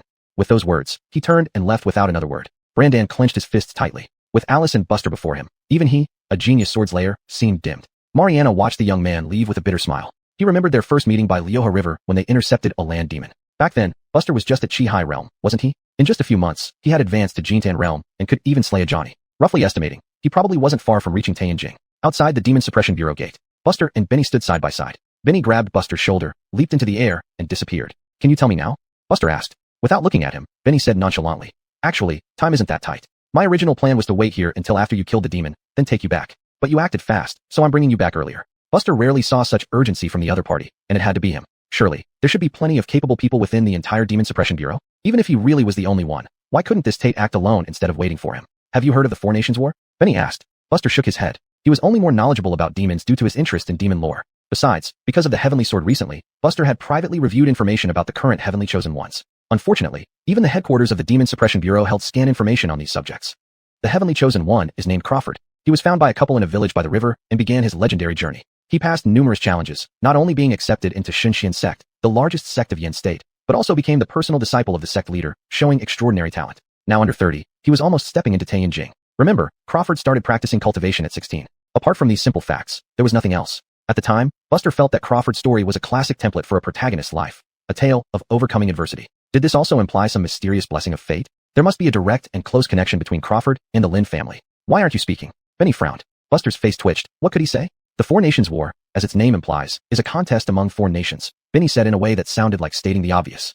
The country that comes out on top in the Four Nations War will obtain the Primal Chaos Sword, which can suppress evil spirits, especially during demon years, Benny said with deep meaning. You might not fully understand, but over these years, our Demon Suppression Bureau's strength has been continuously weakening, and manpower has become increasingly insufficient. If we could acquire this Primal Chaos Sword, the situation would become much easier. Buster subconsciously asked, how much easier? Within our borders, demons will have two choices. Either flee from the Chi State territory to seek refuge in the Holy Abyss, or die, Benny replied indifferently. Buster was inwardly shaken. What did this mean? After all, there were countless demons within the entire Chi State. If just one Primal Chaos Sword could solve the nationwide demon problem, how terrifying must this sword be? The Primal Chaos Sword will invisibly integrate into the national fortune. Those old monsters hiding in various provinces through such means will all reveal their true forms and expose their locations, Benny stated, stunningly. Buster also understood the weight of these words. It was like marking the locations of all demon kings on a map, making them obvious at a glance. The situation where enemies were hidden in the dark while they were visible would be completely reversed. Benny continued. Moreover, the Primal Chaos Sword has many other effects, such as suppressing the cultivation levels of demons within a country by about 30%. Hearing this, Buster realized that if they obtained the Primal Chaos Sword and launched a nationwide demon extermination campaign, then within half a year to a year, all demons in the Chi State with any cultivation would either die or flee. The so-called demon year would also be completely ended. Now do you understand the importance of the Four Nations War? Benny turned and asked. Buster nodded slightly. But how does this relate closely to me? General, it's not that I don't take this seriously, but my cultivation level is really not enough to help. At this level, it already involved the trend of the entire world, inevitably leading to peak confrontations. Although his golden body realm was already quite strong, he still fell short before transcendent realm experts. No, you can help, and help significantly. Once I return, I'll detail the specifics of the Four Nations War for you, Benny said with deep meaning. Buster felt a chill inside. This matter was no trifling matter. He needed to be even more cautious. Chapter 229, Origin of the Hazeman Race, the Quadruple State Battle. 2 days later, at the Jingqing Town Demon Suppression Bureau, Buster and Benny sat facing each other. Many years ago, the struggle for the Primal Chaos Sword was actually fought through wars between the four countries. But as you know, an object of such importance would have all parties going all out to obtain it. This resulted in one outcome. Sky Ascension Realm powerhouses entering the fray from each country. Once powerhouses at that level start fighting, even just the aftershocks are enough to cause numerous deaths. Benny spoke solemnly. Often when two Sky Ascenders fight, unless there's no sign of life within 1,000 miles, at least millions of lives will be affected. Later, the four countries negotiated and came to a mutual agreement, setting up rules. Thus was established the Quadruple State Battle. Sitting opposite, Buster remained silent, awaiting the continuation. The Quadruple State Battle takes place in a space secret realm jointly established by Sky Ascension realm powerhouses of the four countries. It can withstand disputes among those below the Sky Ascender level. However, the four countries mutually restrain themselves, establishing a rule that only individuals under 35 can enter to compete. Benny sighed softly. This is also a way to protect that realm indirectly. It can reduce casualties while deciding the final owner. But being under 35 is only the first condition. The second condition is stricter, requiring candidates to be at the Golden Body realm. That's why His Majesty tacitly allows other major families to cultivate top-notch talents at any cost. It benefits the nation. The requirements for participating in the Quadruple State Battle are just these two. As long as you are a citizen of Qi, whether a wandering cultivator or not, you can represent Qi in battle. Buster suddenly understood. This was what Benny meant when he said he could offer significant help. The Quadruple State Battle was established by mutual agreement among the four nations, so it couldn't be disrupted. However, Buster still had one question. How did the Primal Chaos Sword come into existence? Benny smiled. It was forged by an ancient human sage whose records have been scarce. Even in our ancient texts at the Demon Suppression Bureau, we only have brief accounts of this event, without even his name. You might not know that, many years ago, this world was dominated by demon races, and humans were merely a humble race among the myriad creatures. It was this ancestor who led the human race to rise, ultimately challenging the demon races on equal terms. He spent his entire life collecting the greatest treasures from around the world to forge this sword. This sword was the key to humanity's resistance against the demon races. This predecessor laid the path for the future of humanity after his demise. At this point, Benny's expression turned slightly regretful. Unfortunately, as humanity grew stronger over time, hearts became dispersed, forming different governments. Each era saw varying numbers of coexisting states. The Primal Chaos Sword has always traveled among human countries. But to obtain this sword, there has always been an unwritten rule. It must remain in human hands. Therefore, regardless of circumstances, no demons can appear in the Quadruple State Battle. Buster nodded in agreement. That unnamed ancient sage reminded Buster of Sui Rinshur from the myths of his past life, both igniting the flame for the human race. The powerful sage mentioned by Benny was undoubtedly a heavenly man realm powerhouse. Regardless of how things evolved in later eras, the fact that the Primal Chaos Sword always remained with humans testified to its significance. Benny picked up a cup of chilled tea and continued speaking. In truth, the country holding the Primal Chaos Sword could command the others. You can think of the human race as a big family, and the branch holding the sword as the head of the household. Buster could grasp this concept. In fact, before the Destined One appeared, our Chi State had the strongest combat power among the four countries, making us a strong contender. But you know the worth of someone marked by destiny. Recalling Crawford's description, practicing martial arts at 16 and achieving full golden body realm in less than 10 years, this feat surpassed the term prodigy. Bear in mind, the elite youngsters in the capital city managed to reach the golden body realm before 30 because they were nurtured from childhood using various resources over 20 years. Alice actually possessed exceptional talent, but it was too late for her cultivation. Otherwise, she would have secured a place among them. But none could compare to Crawford. According to Buster's knowledge, the 7th prince in the capital now, though extremely gifted in martial arts and almost on par with Ephraim, who grasped purple gold true chi, was only in the late golden body realm. How could he possibly match Crawford? Seeing Buster deep in thought, Benny didn't interrupt him. He waited until Buster snapped back to reality before continuing. This matter is very important, which is why I'm a little anxious about it. Even I have some difficulty understanding your cultivation level, but this is a good thing because it proves you're stronger. I hope you can do your best to defeat Crawford. Pausing here, Benny said solemnly. No, we all hope you can surpass Crawford. Buster gave a bitter smile. This heaven-chosen person felt like the darling of the world to him. Surely he couldn't be the antagonist if he went against such a person? I'll do my best. Do you know why you received special attention before? Benny asked in return. Buster replied. Because the general saw potential in me? It was the chancellor who saw potential in you, Benny revealed surprisingly. Buster's heart shook. It turned out that Benny's care wasn't unfounded. He had also been noticed long ago by that esteemed chancellor. This wasn't exactly a good thing, because his secret was too big enough to make anyone dream about it. He couldn't guarantee that everyone would be like Alice or Chase. Not even the present Benny could be fully trusted by Buster, let alone the chancellor whom he had never met. Being favored by an accomplished sky ascender, only half a step away from the heavenly man realm, felt like having thorns in his back. Are you not far from the cloud striding realm yet? Benny suddenly asked. Buster answered truthfully. There's still a distance. Benny said earnestly. The chancellor has spoken. If you can help Chi win the championship and secure the primordial chaos sword, you will be allowed to enter the 3rd floor of the sky ascending tower to choose your own cloud striding realm cultivation method. Cloud striding realm cultivation methods? Buster squinted his eyes. Currently, he still had a significant gap to reach the cloud striding realm. After all, golden body realm demon beasts weren't easy to find. His superiors ordered him to participate in the quadruple state battle. If he could win, there would be cultivation methods as a reward. With both opportunities at hand, Buster couldn't refuse. That's all I need to say. This battle, you must fight, and you should do your best to win beautifully. I will provide you with detailed information about Crawford as much as possible. After saying this, Benny stood up to leave. But Buster stopped him. General, what is beyond the world? Or rather, what connection does the so-called heaven-chosen person have with what lies beyond the world? Chapter 230, the M.O. Lin Saber. Beyond the world. These 4 seemingly ordinary words instantly brought the atmosphere to a standstill. Do you want to understand? Benny turned back and asked. Buster smiled. Shouldn't I ask? It's not that you shouldn't ask, but my knowledge in this area is also very limited, so I cannot provide an answer. Benny shook his head. Buster asked again. Who would know? Perhaps the Chancellor and His Majesty know more. Benny thought for a moment and gave his answer from the heart. Buster frowned. It seems these two probably not only know more secrets beyond the sky, but might even know who resides beyond. What secrets lie between the major dynasties and the heavens beyond the sky? Benny walked out of the gate and vanished abruptly. Only Buster was left standing there, lost in thought. If he didn't have to exchange combat merits for cultivation techniques, then he could exchange them for a handy weapon first, preparing for the 4 nations battle. Forget it. I'll save my combat merits and search inside the secret realm first, Buster said, his figure flickering as he entered the secret realm. In this world, wherever Buster wanted to go, he could go. At the 10,000 Weapons Pavilion. This place displayed the spoils of war obtained by a great demon of the cloud-treading realm during its lifetime. All sorts, fully available. Most of the weapons here were already damaged, likely broken directly during battles. The most abundant weapons were sabers, spears, and swords. However, there weren't many small-sized sidearms suitable for Buster. After much deliberation, Buster eventually had 3 sabers laid out before him. Red, black, and green in overall color. The materials of these 3 sabers were all stronger than the Longshao saber. Any one of them could increase his combat power by about 10%.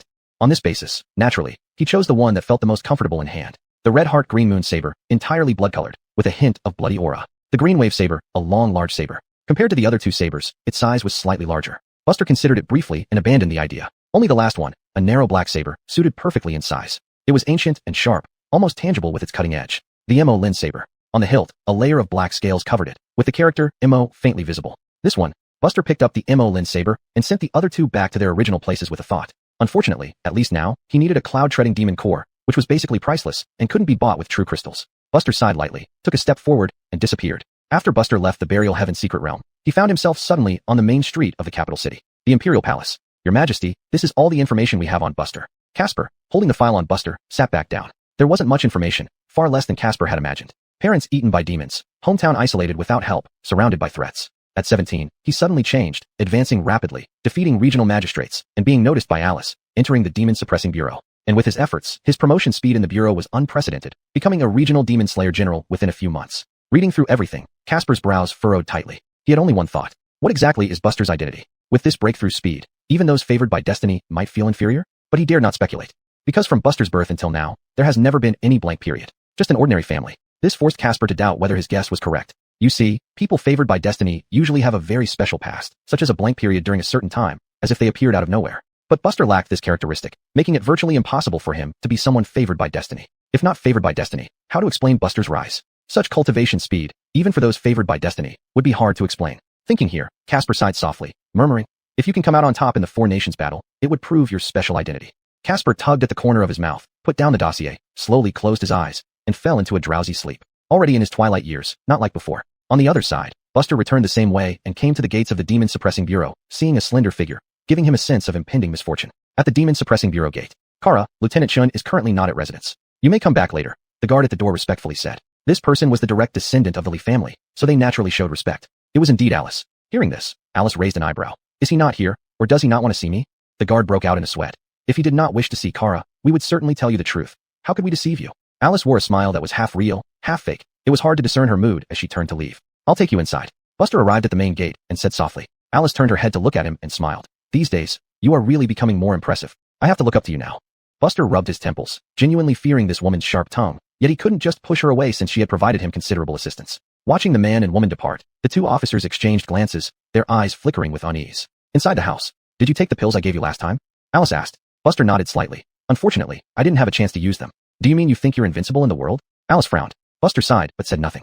"Thank you for what happened in Vanguard Valley," Alice suddenly said. Buster asked curiously, "You and Michael are close?" "I'm on good terms with his parents," Alice replied with a roll of her eyes. Then, with a flip of her palm, she pulled out some more pills and placed them on the table. "Knowing you'll be traveling all over and likely getting hurt from time to time, these are some new pills I received, just in case." Buster looked puzzled. "I haven't even used the last batch." Alice snorted. "Just take them. Pretend they're garbage, I don't want any more." "That makes me even less willing to," Buster said flatly. "You." Alice stood up in anger and walked out. "Fine. I've given you what I wanted to give. Take care of yourself." With that, Alice stepped over the threshold without closing the door and left directly. Buster scratched his head, not making any move. Stepping out of the Demon Suppressing Bureau gate, Alice stopped where she was and looked back toward the direction Buster was in, her expression complex. She was the first person who truly watched Buster grow from the Blood Chi realm to where he stood today. From initial admiration to later surprise, then as their cultivation levels drew closer and now surpassing her. Even with her remarkable talent, she was still easily left behind and seemed to be given no chance to catch up. Thinking about this, Alice felt a mix of admiration, defiance, and comfort, perhaps only because it was him. Could he achieve so much? In the future, she would only be able to watch him from behind.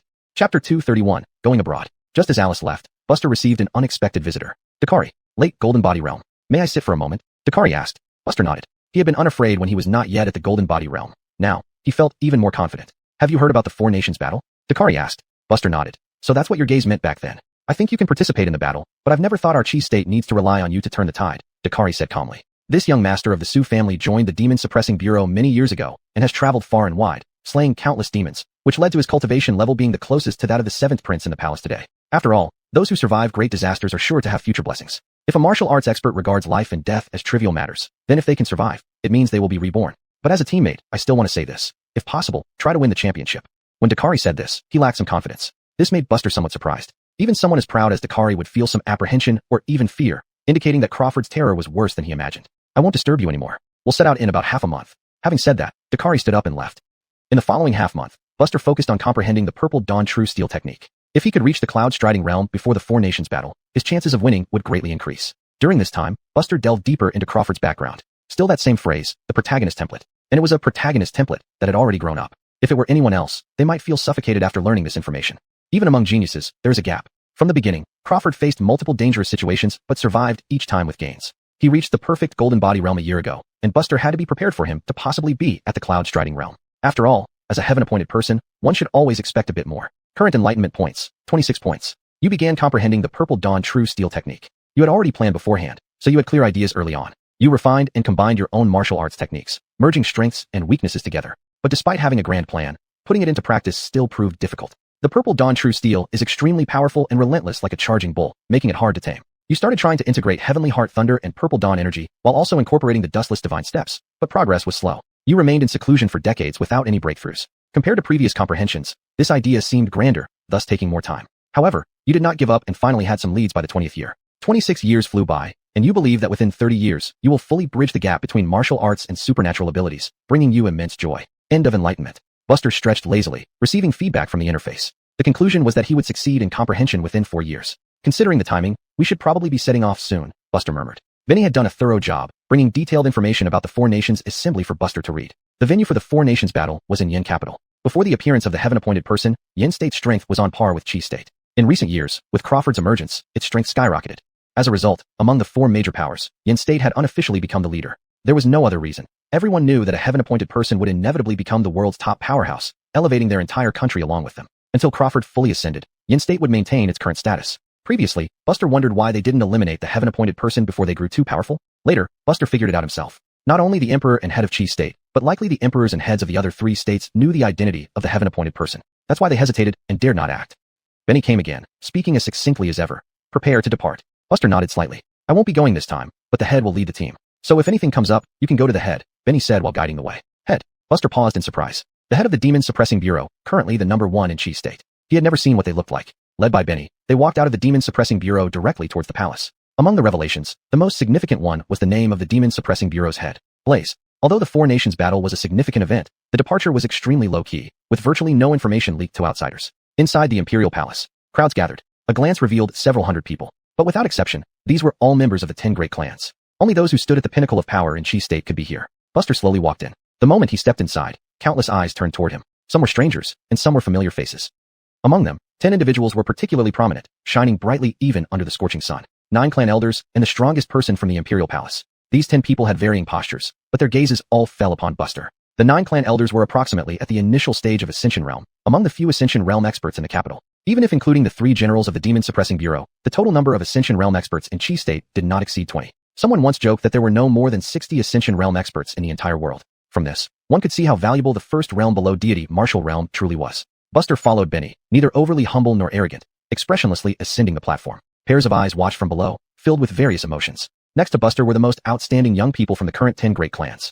Behind them stood older individuals with golden body realm cultivation, roughly 30 to 40 in number. This demonstrated that when a deeply rooted clan decided to cultivate talents, they could genuinely nurture a few elites. Dakari, as a member of the Su family, stood beside the Su clan elder. In the crowd below, some people felt even more complicated emotions. They were once competitors who entered the celestial spirit immortal realm alongside Buster, but now they belonged to entirely different worlds. Since everyone is prepared, let's depart. Casper waved his hand in the Imperial Palace. Blaze, the head of the Demon Suppressing Bureau, turned around and took a step, instantly hovering above everyone. With a slight gesture, a golden spaceship rose into the air, pulling everyone on board. Depart. Blaze stood at the front, speaking calmly. Behind him were the 9 clan elders. Behind the elders were Chi State's top elites. Chapter 232, Purple Sky Heart Lightning. At the same time, the other 3 countries also began to take action. In the capital city of Yin State, Yinting City, on top of a high-rise mountain, a young man in white lay reclined with a carefree look on his face. Beside him, a tall woman in white gently massaged his shoulders. Crawford, a heavenly ordained person. Next to him was Princess Aliana of Yin State, reputedly the first beauty of Yin State. Of course, for Aliana, the title of Yin State's first beauty was merely an added bonus. What truly earned her acclaim was her terrifying talent. She was also on the list for the Four Nations battle. These 2 were seen by Yin State as a perfect match, celestial companions. Over the years, mere whispers about them had caused endless envy. The other 3 countries are making quite a fuss, Aliana said softly. Crawford chuckled. Don't you trust me? Aliana smiled with pursed lips. How could I not trust you? I was just feeling a bit sentimental. Speaking of winning, I've never thought they stood a chance. Crawford stood up and embraced Aliana, his gaze encompassing the entire world. Rest assured, my era will soon arrive. And this true rise begins from the Four Nations battle. I will let everyone know what it means to be the protagonist, and what it means to be stepping stones. A eunuch slowly ascended from below. Your Highness, Princess, His Majesty has summoned you. There must be something important. I understand. You may leave. Crawford waved his hand. Yes, old servant retires. David State. A massive pungbird shadow carried nearly 100 people, moving forward slowly. Standing at the front was the current head of David State's Demon Suppression Bureau. Behind him stood a prominent young man. The young man's long hair danced wildly in the wind, carrying a striking large sword on his back, simple and unassuming. Yael, the #1 among the younger generation of David State. Brother Dugu, it's rare to see such an expression on your face, a graceful woman beside him said with a flirtatious tone. Yael looked toward the distance, precisely in the direction of Yin State.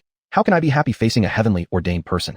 Yael, renowned as David State's once in 300 years prodigy, almost single-handedly raised David State's overall combat strength, now at the peak of Golden Body Realm. Although fighting Crawford is a bit risky, I believe we can change our 4th place ranking from past years and strive for the 2nd seat. Useful. Yael sneered. Everyone nearby fell silent. Zhou State territory. A large bird soared in the sky. A plain-looking woman, armored and leaning on her saber, stood with her long tied-up hair dancing wildly. Her face bore a noticeable scar, likely due to her years spent outdoors, causing her skin to darken. She had a simple name, Minnie. Originally a wandering cultivator, she was recognized by the current head of Zhou State's Demon Suppression Bureau, taken in as a closed-door disciple, and crushed all the geniuses of Zhou State single-handedly. She was also now at the peak of Golden Body Realm. Typically, Chi State and Yin State competed for the top 2 spots with varied results. Meanwhile, David State and Zhou State aimed not to be last, also resulting in mixed outcomes. But nowadays, with the emergence of countless prodigies, both countries have produced enough talent to rival Chi State. Yin State, however, directly produced a heavenly ordained person, virtually predestining the champion of the Four Nations battle. Minnie, Chi State's strength isn't much higher than ours. We might actually be able to compete for the 2nd place after so many years, finally getting this opportunity. Minnie remained silent, only gazing into the distance. It seemed that ambition lurked within her stern face, ambition hard for outsiders to imagine. If possible, she would cut down the heavenly ordained person and ascend swiftly. As for others, they could be considered rivals, but were far from intimidating her. On the deck of Chi State spaceship, most people had dispersed. Buster, with nothing better to do, sat quietly on the deck, lost in thought. The one truly troubling him on this journey was none other than Crawford. There was no choice. This person's experiences were too terrifying, and precautions were necessary. He now had to consider this individual as a special cloud-stepping realm cultivator. If I can't gather 4 enlightenment points in time, then I'll have to decide the outcome with the Ascension Sword, Buster murmured. How does it feel? A warm voice came unexpectedly from beside him. Buster turned his head, startled. It was a very calm man. Yes, just calm. His face showed no emotion, like a deep ancient well, unfathomable. Blaze, the head of Chi State's Demon Suppression Bureau. Buster stood up straight, saluted. This subordinate, Buster, pays respects to head bureau. It's fine. What I wanted to say, Benny has already mentioned. I just came to see you. With that, Blaze looked at Buster. If you can win, the cloud-stepping realm cultivation method is only one of the rewards. After saying this, Blaze's figure disappeared, only leaving a bewildered Buster. The cloud-stepping realm cultivation method was just one of the rewards? Could there be an even bigger prize? Thinking about this, Buster couldn't help but feel his heart burning with excitement. Could it be the heaven-ascending realm cultivation method, something not even the Heavenly Gate Tower possessed?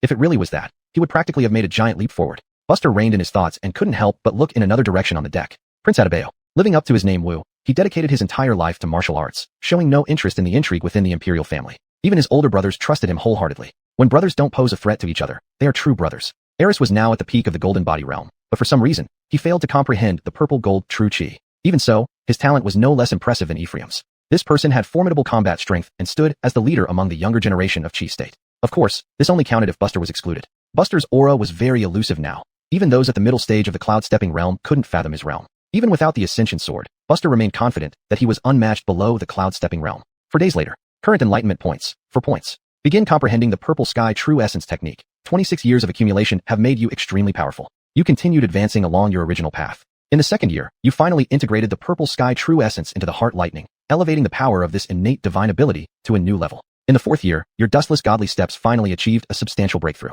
Everything proceeded according to plan, successfully elevating the Purple Sky True Essence technique to unprecedented heights, transforming from 10 levels to 13 levels. Comprehension ends. Learned advanced divine ability. Purple Sky Heart Lightning. Created martial art. Shapeless Heaven Ascending Technique. Shapeless Heaven Ascending Technique. Apprentice level for 1000/5000. Buster exhaled slightly, with a flicker of purple lightning flashing in his eyes. Then he saw the apprentice level cloud-stepping martial arts on the panel and frowned. It should be because the level of dustless godly steps was too low, resulting in a very low conversion rate of experience when transformed into cloud-stepping martial arts. Meanwhile, the capital city of Yin State was now within sight. Chapter 233, The Four Nations Clash begins. Almost simultaneously, the shadow of the Kunpung representing the David Kingdom and the giant bird representing the Zhou Kingdom appeared. The three converged. On the top floor of the tallest building in the Imperial Palace, the head of the Yin Kingdom's demon suppressing office stood with his hands behind his back, watching. Behind the head of the Yin Kingdom stood a group of outstanding talents led by Crawford. Everyone was in high spirits, smiling as they watched the representatives of the three kingdoms. The heads of the four kingdoms' gaze almost instantly converged on one another. As always, they were indifferent, seemingly not caring about the outcome. It's been a while, said the head of the Yin Kingdom as he waited for everyone to approach, speaking first. The head of the Zhou Kingdom did not speak, only nodding slightly. In reality, the combat strength of the four heads was evenly matched, but the power within their respective camps had some slight discrepancies. Of course, the head of the Yin Kingdom, situated in the capital city, held a slight advantage due to geographical convenience. This was the same reason why each kingdom's head sat in their own capital. Bring our esteemed guests to rest at the rear. They must be weary after their long journey. The emperor of the Yin Kingdom chuckled. Judging by appearance, this emperor was robust and in excellent health, not resembling a ruler of the land but rather a general who had spent years on campaigns. At the command of the emperor, many dignitaries emerged from the imperial palace and began leading the representatives of the three kingdoms to their designated areas. Buster merely glanced at the leaders of the other two kingdoms without comment, except for Crawford, who never looked at them. When Buster glanced over, this destined person similarly sensed it and looked back. Their eyes met. Buster withdrew his gaze expressionlessly. What is it? Aliana, standing beside him, noticed the change in her partner's expression and asked. Crawford shook his head. Nothing, just saw someone interesting. What do you mean? Aliana frowned. Crawford asked, who do you think is the strongest of Chi's generation? Is it Adebayo? Aliana firmly believed it was this person, but Crawford's question made her doubt herself. Crawford laughed. That's why I say Chi has always been our greatest enemy. If not for me this time, Chi would likely have claimed the ultimate victory. Compared to Adebayo, Buster interests me more because he is close to the Taiyan realm. Crawford's words startled Aliana, who looked at the black-clothed blade master's back. Two perfected golden body realm practitioners? It seemed Crawford was right. Such a lineup meant that if not for their kingdom producing a fated individual, they might indeed have lost to Chi. But don't worry, he's just piqued my interest slightly, not much of a threat. But this person will surely become Yan's major foe in the future. With that, Crawford twisted his lips. So I'll look for an opportunity later to eliminate him. After saying this, Crawford turned and left. He spoke in an extremely calm tone, as if discussing a trivial matter, something easily resolved. Just a country bumpkin who got lucky enough to reach this point. How could he compare to Crawford, All beings in this world were ants, hearts, emperors, even Aliena, his beloved partner. They were no different. He didn't belong to this world, so no one could match him, none deserved him. It was only natural. Buster was assigned to an independent room. It wasn't large, but very exquisite. A thought crossed Buster's mind, and he opened the panel. Current insight points, 2. Zizhao True Gung Power, level 10 Heaven, 0/10,000. Not nearly enough. Buster murmured. The Four Nations clash was not held in the Yin Kingdom, but in a secret realm called the Heian Nguyen Divine World. This realm was created by human ancestors using heaven-piercing methods, strong enough to withstand battles among Taiyan realm practitioners. The starting point for this clash was chosen to be in the Yin Kingdom. Time flowed the same inside the secret realm as outside. Buster had thoroughly investigated historical clashes. Even the longest one lasted only half a month. This time, with someone like Crawford, the battle could be swift. Even considering half a month, it wouldn't give him enough time to reach the Taiyan realm. 30,000 experience points. Buster frowned deeply. He hadn't eaten the demon cores from the Shenwan, Tanbao, and Tongtin Jiaohuachen yet. He'd have to leave that until after the clash. I hope to prolong the battle as much as possible. If I can gather enough strength for my 10-year ascending heaven sword, even a Taiyan practitioner will fall under its strike. Buster's eyes gleamed brightly. There were still 2 days before the Four Nations clash began. Buster took this opportunity to observe the customs and scenery of the Yin Kingdom. Walking through the bustling city of Yanting, an old man dressed like a beggar approached with several martial arts manuals, grinning as he came close. Young man, would you like to cultivate world-defying skills? Just bow down and become my disciple, and all these will be yours. Buster glanced at this peculiar old man, remained silent, and walked straight past him. Yet, a sense of unease arose in his heart. It felt like he had seen this scene somewhere before. The man seemed familiar.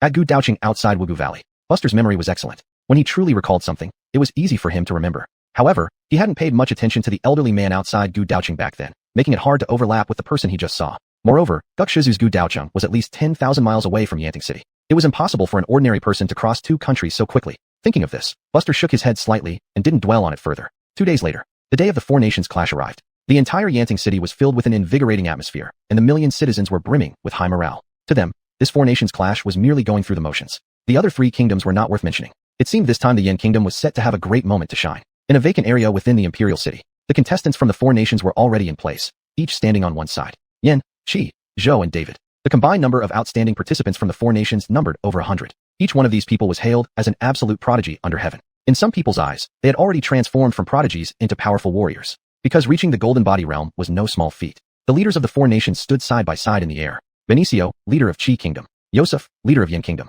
Ade, leader of David Kingdom. Noel, leader of Zhou Kingdom. All were currently the closest to the Tianren realm among the greatest warriors. Brother Heiso has good fortune this time. There seems to be little suspense about the outcome of the Four Nations clash, Ade said calmly. Yosef chuckled. Your subordinates are also quite capable. They might have a chance.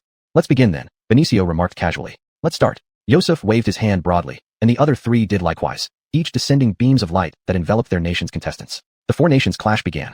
Chapter 234, The Primal God Realm. As the scene shifted, Buster once again looked around and found himself on an island. At a glance, the sea stretched endlessly to the horizon. Behind him lay a dense forest. A cursory look revealed that the entire island was quite large. Meanwhile, the others from the Qi Kingdom also appeared around him one after another. Buster had already gained prior knowledge of the structure of the Primal God Realm, for islands were located in the 4 cardinal directions. In the very center, there was a final mainland where the ultimate showdown would take place. Besides being a testing ground, the Primal God Realm offered various opportunities, all created by transcendents who had reached the peak of the Ascension Realm. This space was rich in true essence, naturally nurturing many precious treasures. According to the rules of the Four Kingdoms battle, only those who emerged victorious on the final mainland and held the Primal Holy Chalice could initiate the transfer ceremony for the Primal Heaven-Earth Sword. With the collective strength of everyone present, they could easily cross the sea directly to the final mainland, but without completing a necessary step, it would be impossible to activate the competition for the final mainland. Each of these 4 islands in the 4 directions held its own trial. Upon successful completion, years of accumulated pure true essence would descend upon the island, boosting the cultivation levels of the entire team, a genuine increase in cultivation.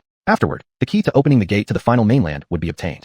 Adebayo slowly walked to the front of the group and said calmly, this island has 6 trial beasts. Only by bringing their heads to the central altar can we activate the trials. These trial beasts are all at the perfected Golden Body Realm. We will split into 6 groups to deal with them as quickly as possible. I'll go to one location alone, while you split into 5 teams. Then Adebayo looked at Dakari and said, you and Buster are colleagues. This mission will be led by you 2 to one of the locations. I'm fine either way. Dakari replied indifferently. Buster didn't even speak, merely nodding slightly in agreement. Word had it that in the capital city, there used to be a Golden Eagle ranking, which was essentially the opposite of would too rotten to carve, ranking the current prodigies of the capital. Exactly 20 people were listed. As expected, Adebayo, already at the perfected Golden Body Realm, ranked first, while Dakari took second place. Following them were Tang family's Ronald, Lennon family's Celia, and Lee family's Hansen, occupying the 3rd, 4th, and 5th positions respectively. Then came Buster, taking 6th place. 7th through 10th were Yang family's Yang Hao, Wu family's Wu Shang, Chun family's Chin Chun, and Sui family's Sui Wujin. The member of the Song family fell outside the top 10 due to Buster's inclusion. Actually, most outsiders weren't particularly concerned about this ranking now. Simply put, Although Buster had achieved some success in slaying Golden Body Realm opponents, it wasn't outstanding enough to place him so high up. He might deserve 11th place, but not higher. However, since this ranking came from the palace, many opinions remained private. While Buster's mind wandered, he and Dakari rose together and headed south. About 5 people followed behind them. These individuals were from the 10 great families, some barely meeting the requirement of reaching the Golden Body Realm before age 35. Most of them were not highly cultivated, generally only in the middle stages of the Golden Body Realm. In this primal god realm, they were little more than cannon fodder. The 7 set off first. The crowd began dividing next. Dakari said, "As you heard, the trial beasts guarding this area are all at the perfected Golden Body Realm. Our cultivation isn't sufficient, so we need to work together closely. Don't act recklessly." Buster glanced at this Sioux family prodigy and nodded lightly. "I'll try my best." "Try your best?" Dakari frowned. "This isn't the demon subduing bureau. No one can clean up after us here. Let me remind you, the primal god realm is completely different from the spirit realm. If you die here, you're really dead. You can't assume you have a chance to start over." Buster nodded. "I understand." Dakari hesitated, but seeing Buster's attitude, felt inexplicably annoyed. In the past, in the demon subduing bureau, things were easy since the bureau was powerful enough to handle minor setbacks. Now, everything must prioritize the big picture. Even the few people behind couldn't help frowning. "Buster, what Lord Sioux says makes sense. Don't let past achievements make you overly confident and reckless." Buster sighed and nodded. "I got it." He then thought of something and asked, "Is there any difference between these trial beasts and demons?" Of course, Dakari knew this guy was thinking about demon cores again, so he shook his head hurriedly. "These trial beasts were intentionally created by our superiors. They definitely won't have demon cores." Hearing this, Buster fell silent. Since that's the case, there's no need to worry about going too heavy-handed. As everyone was discussing, they had already arrived at the southern part of the island. A black tower stood tall amidst the dense forest. Before they could get close, the black tower suddenly stirred, opening its eyes. Those golden pupils were filled with savagery, as if it had been rudely awakened from sleep, leading to an irritable temper. A massive roar caused birds in the forest to scatter and flee. Suddenly, beams of light burst forth from the top of the tower, radiating outwards indiscriminately, launching attacks in all directions. "Defend." Dakari spoke, immediately summoning a cube. The cube unfolded into a protective shield, enveloping everyone inside. Bang, bang, bang. The power of the beams was terrifying, but upon striking the shield, only minor ripples remained. The land within 10 miles became visibly pitted and uneven. The previously lush scene turned deathly silent in an instant. This chaotic attack continued for a while before finally ending. The trial beast, resembling the tower, now stood up, taking steps spanning hundreds of feet, approaching the group in 2 strides and delivering a powerful punch. The sound of the air exploding was enough to cause ear pain. Dakari's expression stiffened, but he remained calm, because this treasure of his could withstand one punch from the opponent, though it would be useless afterward. But at that moment, Buster had already rushed forward. "Buster!" Dakari's face turned livid, and the others also wore grim expressions. They had just said so much, and he didn't listen to a single word? Engaging in a direct confrontation with a perfected Golden Body Realm being was a dead end. Those behind him sighed inwardly. It seemed the recent victories had made him somewhat arrogant and overconfident. However, an astonishing scene unfolded before them. A faint glint of a blade flashed past. Next, the giant fist of the trial beast was sliced open. Buster's expressionless face held the Blackling Daw, Blacklin blade, cutting straight into the depth of the fist and severing the entire arm down the middle. Debris flew through the air ceaselessly. The trial beast let out a mournful howl, stumbling backwards several steps, nearly collapsing. Dakari's eyes widened. What happened? Chapter 235, Crawford, the Heaven's Mandate Bearer. Before the trial beast could even steady itself, a flash appeared before its eyes, and it saw the black-clothed knife fighter swiftly follow up with a slash. In haste, the trial beast continuously retreated, barely avoiding the strike, only to lose its balance and fall to the ground. Then, it saw that the black-clothed knife fighter had sheathed his blade at some point, now extending his hand slightly, palm facing upward. A sizzling purple lightning emerged. Purple Sky Lightning Heart. This was Buster's first attempt at this particular skill. Go. With the words spoken, the Purple Sky Lightning Heart floated out like a lotus flower, slowly landing above the trial beast. Suddenly, the lightning blazed forth like fireworks. From afar, Dakari and others seemed to see a massive cage of lightning enveloping the enormous trial beast within. A piercing cry echoed out, causing even Dakari and his companions to feel unnerved. Amidst the intense lightning, the trial beast's howls abruptly ceased. Gradually, the lightning dissipated. The form of the trial beast had vanished, leaving only a massive head floating in midair. Buster approached the giant head and cradled it in his hands. Dakari led the group over, looking alternately at the severed head and Buster, lost in thought. All of this may seem lengthy when recounted, but in reality, it took no more than a dozen breaths, ending the life of a peak Golden Body Realm opponent. "What is your cultivation level?" Dakari finally asked after much hesitation. "Stronger than you," Buster replied straightforwardly. Everyone's faces darkened. This answer was unexpected yet impossible to refute. Comparatively, Dakari observed more clearly. He could be certain Buster had not yet reached the Cloud Strider realm. Otherwise, it wouldn't have taken 2 moves, but rather half a move to finish off the beast. But even being at the peak Golden Body Realm was astonishing enough. Calculating this, their Chi State team now had 2 individuals at the peak Golden Body Realm, which might give them a chance to vie for the Heaven's Mandate person. After all, according to intel, Crawford was also at the peak Golden Body Realm, though he shouldn't be considered ordinary within this realm, nor should he rival a Cloud Strider realm cultivator. As long as he hadn't truly crossed that threshold, there would still be hope. "We should go help," Dakari said. Having resolved matters here, they needed to provide support elsewhere. Resolving things quickly here meant they could reach the final continent sooner. Compared to this place, the final continent was where true opportunities lay. The one who entered first would secure more opportunities. Entering later would mean getting only leftovers. However, Dakari was dumbfounded by Buster's response. Buster sighed. That move was too draining. I need to rest for a bit. Dakari's lips twitched. You don't look winded or anything. You wouldn't understand, Buster replied calmly. Indeed, dragging it out was better right now. If he were in charge, he'd stay on this island indefinitely, preventing the other 3 nations from starting the primordial Holy Cup battle. This would be the best strategy. Of course, this plan wasn't foolproof. Given time, the other 3 nations would eventually come here and proceed without them, distributing the remaining pure essence energy evenly among the islands. But the longer it dragged, the better, at least for Buster. He didn't care about these so-called opportunities. What mattered more to him was the ownership of the primordial cosmic sword and whether he could acquire the Cloud Strider realm cultivation technique. Compared to that, everything else was trivial. So what do you plan next? Dakari, realizing he couldn't change Buster's mind, asked instead. Buster looked towards the original direction and said, I'll wait back at my previous position. Dakari nodded and left without further comment, leading the others elsewhere. Buster returned to his spot, feeling the sea waves around the island growing more turbulent, indicating ongoing fierce battles elsewhere. Half a day later, at Hansen's battleground, Dakari arrived. Why are you here? Hansen frowned. It was resolved, so I came. Dakari replied calmly. Resolved? Hansen's expression worsened. Just getting here took half a day? By calculation, did they kill the trial beast instantly? How could that be possible?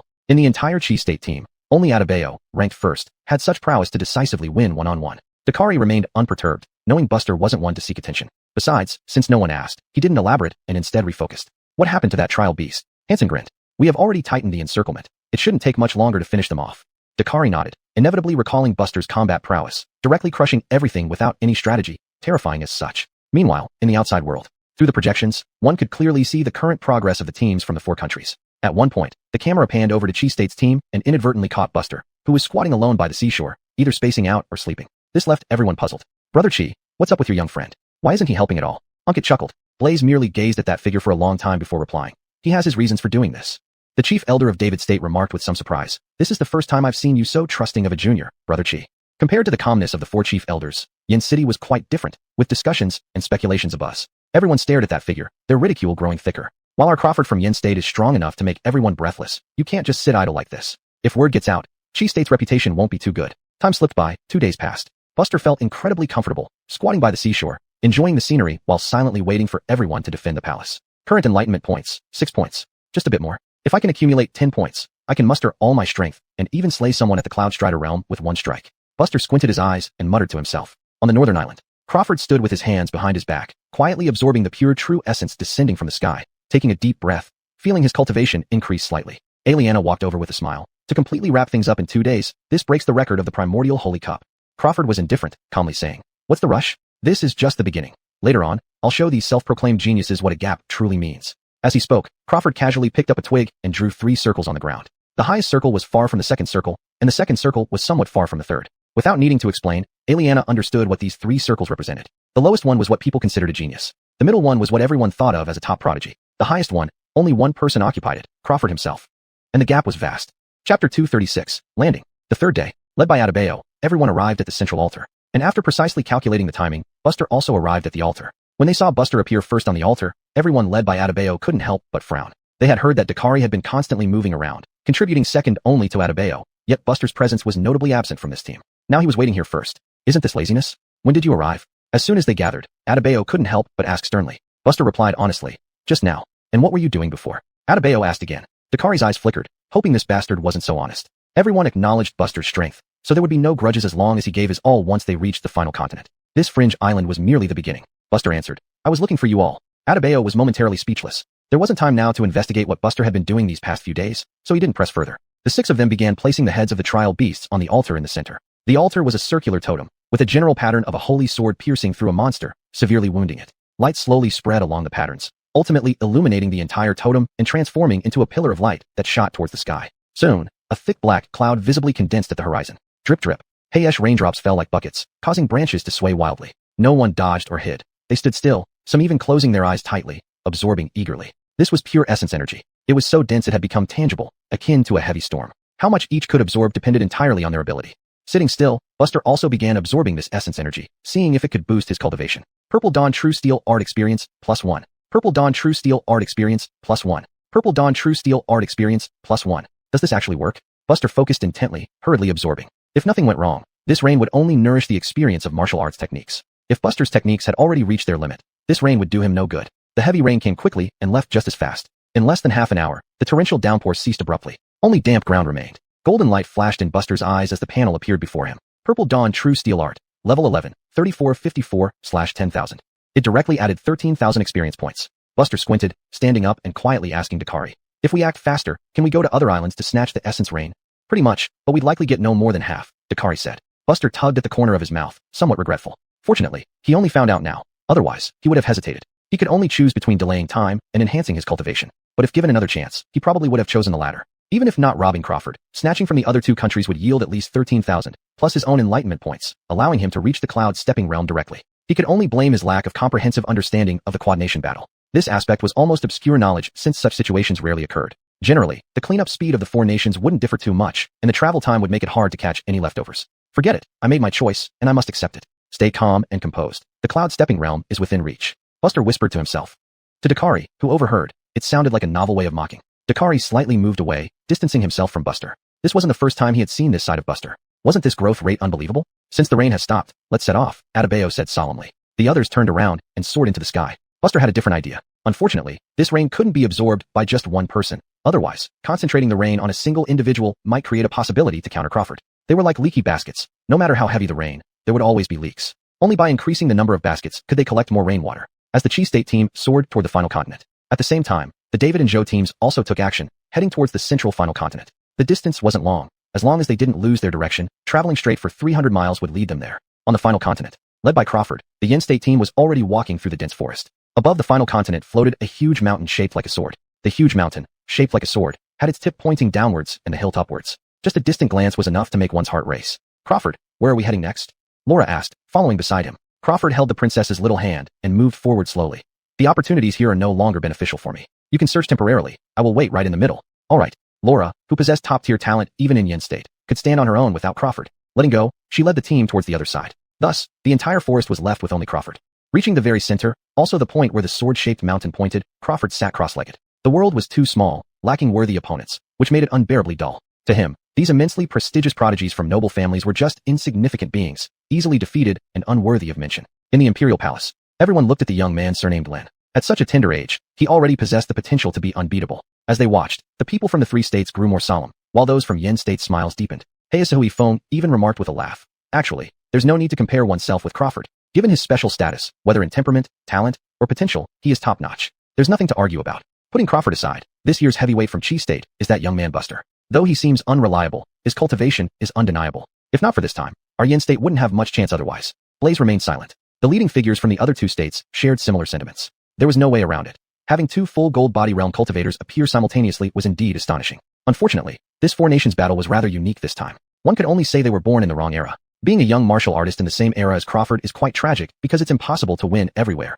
The head of Zhou State sighed lightly. Whether we can win or not will only be known after trying. Victory isn't decided by words, Blaze said calmly, who had remained silent all along. Heisahui Feng chuckled. That makes sense, but Brother Chi thinks you can win? Why not? Blaze's counter-question left the three speechless for a moment. While the four chatted idly, in the Wen Shinjia, primordial god realm, the other three nations finally arrived on the final continent. They met each other. Chapter 237, Sword-Shaped Mountain. The three groups converged, totaling nearly 100 people. The three leaders at the front of each group exchanged glances, detecting traces of unusual emotions in each other's eyes. Hesitation. Crystal was a very competitive woman, and this emotion was most pronounced in her. David Guaferris's hesitation was the least evident, but it was not absent. Chigua Adebayo stood between the two, seemingly already leaning towards a certain decision. Buster, standing among the crowd, furrowed his brow, roughly guessing what these people were thinking. Adebayo waved his hand and said solemnly, "Everyone should disperse into their original squads in all directions. Try to gather as many opportunities as possible, and return here within half a day." This suited Buster perfectly. Thus, he and Dakari led several others into the deep forest. The final continent had been sealed for many years, filled with pure, true chi, making it a natural paradise. Rare treasures continuously absorbed the essence of true chi and were born here, surpassing even the fairyland of Dawn Spirit. After just half an hour, Buster saw several areas where immortal chrysanthemums grew. He had spent considerable effort gathering this life-saving spirit herb before. Dakari hesitated for a moment and then handed Buster a checklist. Many of the precious medicinal materials on this list can only be seen in the primal heaven realm. Please pay attention later. I can ask my family to help refine them into elixirs. The world's top bone-washing elixir. I think even with your talent, there is still room for further development. Buster's eyes lit up. Among everything, this kind of elixir that enhances potential was useful to him. Dragon Scale Heart, Sky Withering Thunder Fruit, Celestial Treasure Essence. A string of names made Buster's head spin, but he still underestimated the reserves of the final continent. In the subsequent harvest, these extremely precious medicinal materials were not hard to find. Half a day passed, and Buster had gathered enough ingredients to refine 3 return-to-origin elixirs. Boom. Just as everyone was about to set off on their return journey, a thunderbolt suddenly exploded in the sky. Looking up, they saw dark clouds forming out of nowhere, becoming heavier and eventually covering the entire final continent like a black hell. Someone has started the rain. Dakari remarked calmly. Buster didn't speak. This was good for him. Just like during the heavy rain on the four-way island. This was the purest true chi in the universe. Buster extended his hand slightly. The pea-sized raindrops landing on his palm felt slightly numbing. Amidst the dense thunderstorm, a fierce storm came suddenly. Purple Void True Energy Skill Experience, +1. Purple Void True Energy Skill Experience, +1. Purple Void True Energy Skill Experience, +1. He felt his cultivation gradually increasing. Unconsciously, the heavy rain gradually subsided. Buster exhaled a turbid breath, and with a thought, golden light intertwined before his eyes. Purple Void True Energy Skill, 12th Heaven, 256/10,000. Breaking through another level naturally, Buster narrowed his eyes. If such a heavy rain could continue, it might let him advance directly to the cloud-stepping realm. With the Purple Void True Energy Skill reaching the 12th Heaven, Buster's cultivation had also reached the bottleneck of the Golden Body Realm, needing just one final push to break through that limit. 2 Golden Body Realm Demon Cores plus the current insight points can allow me to attempt breaking through to the 13th Heaven, Buster murmured to himself. Time is about right. We should go back. Dakari glanced at the pensive Buster beside him and said. Buster nodded slightly. The group retraced their steps. Upon returning to the original spot, they found that quite a few people had already returned. They waited for 2 more hours. Midnight has arrived. Insight points refreshed. Current insight points, 7. Cloud Stepping Realm. Buster muttered to himself. Just then, everyone had gathered. Adebayo suddenly got up and walked to where Ferris was. Are you content with being second? Adebayo didn't beat around the bush, getting straight to the point. They were all once-in-a-century geniuses. To let them be held back would be akin to trampling their pride underfoot. The David Gua group instantly became vigilant. Ferris raised his hand to signal his people to calm down and smiled. What else can be done? Or do you think you, Adebayo, can defeat Crawford? What's the difference between second and fourth? Adebayo asked irrelevantly. At least it sounds better, Ferris answered with a smile. Adebayo sneered. I've heard that David Gua produced a brilliant person named Ferris, but seeing you today, you're just okay. How could you stop at the hurdle of reputation? Ferris's smile faded. It means nothing to me personally. You want me to team up with you against Crawford? Fine by me, but how much chance do you think we have with just the 2 of us?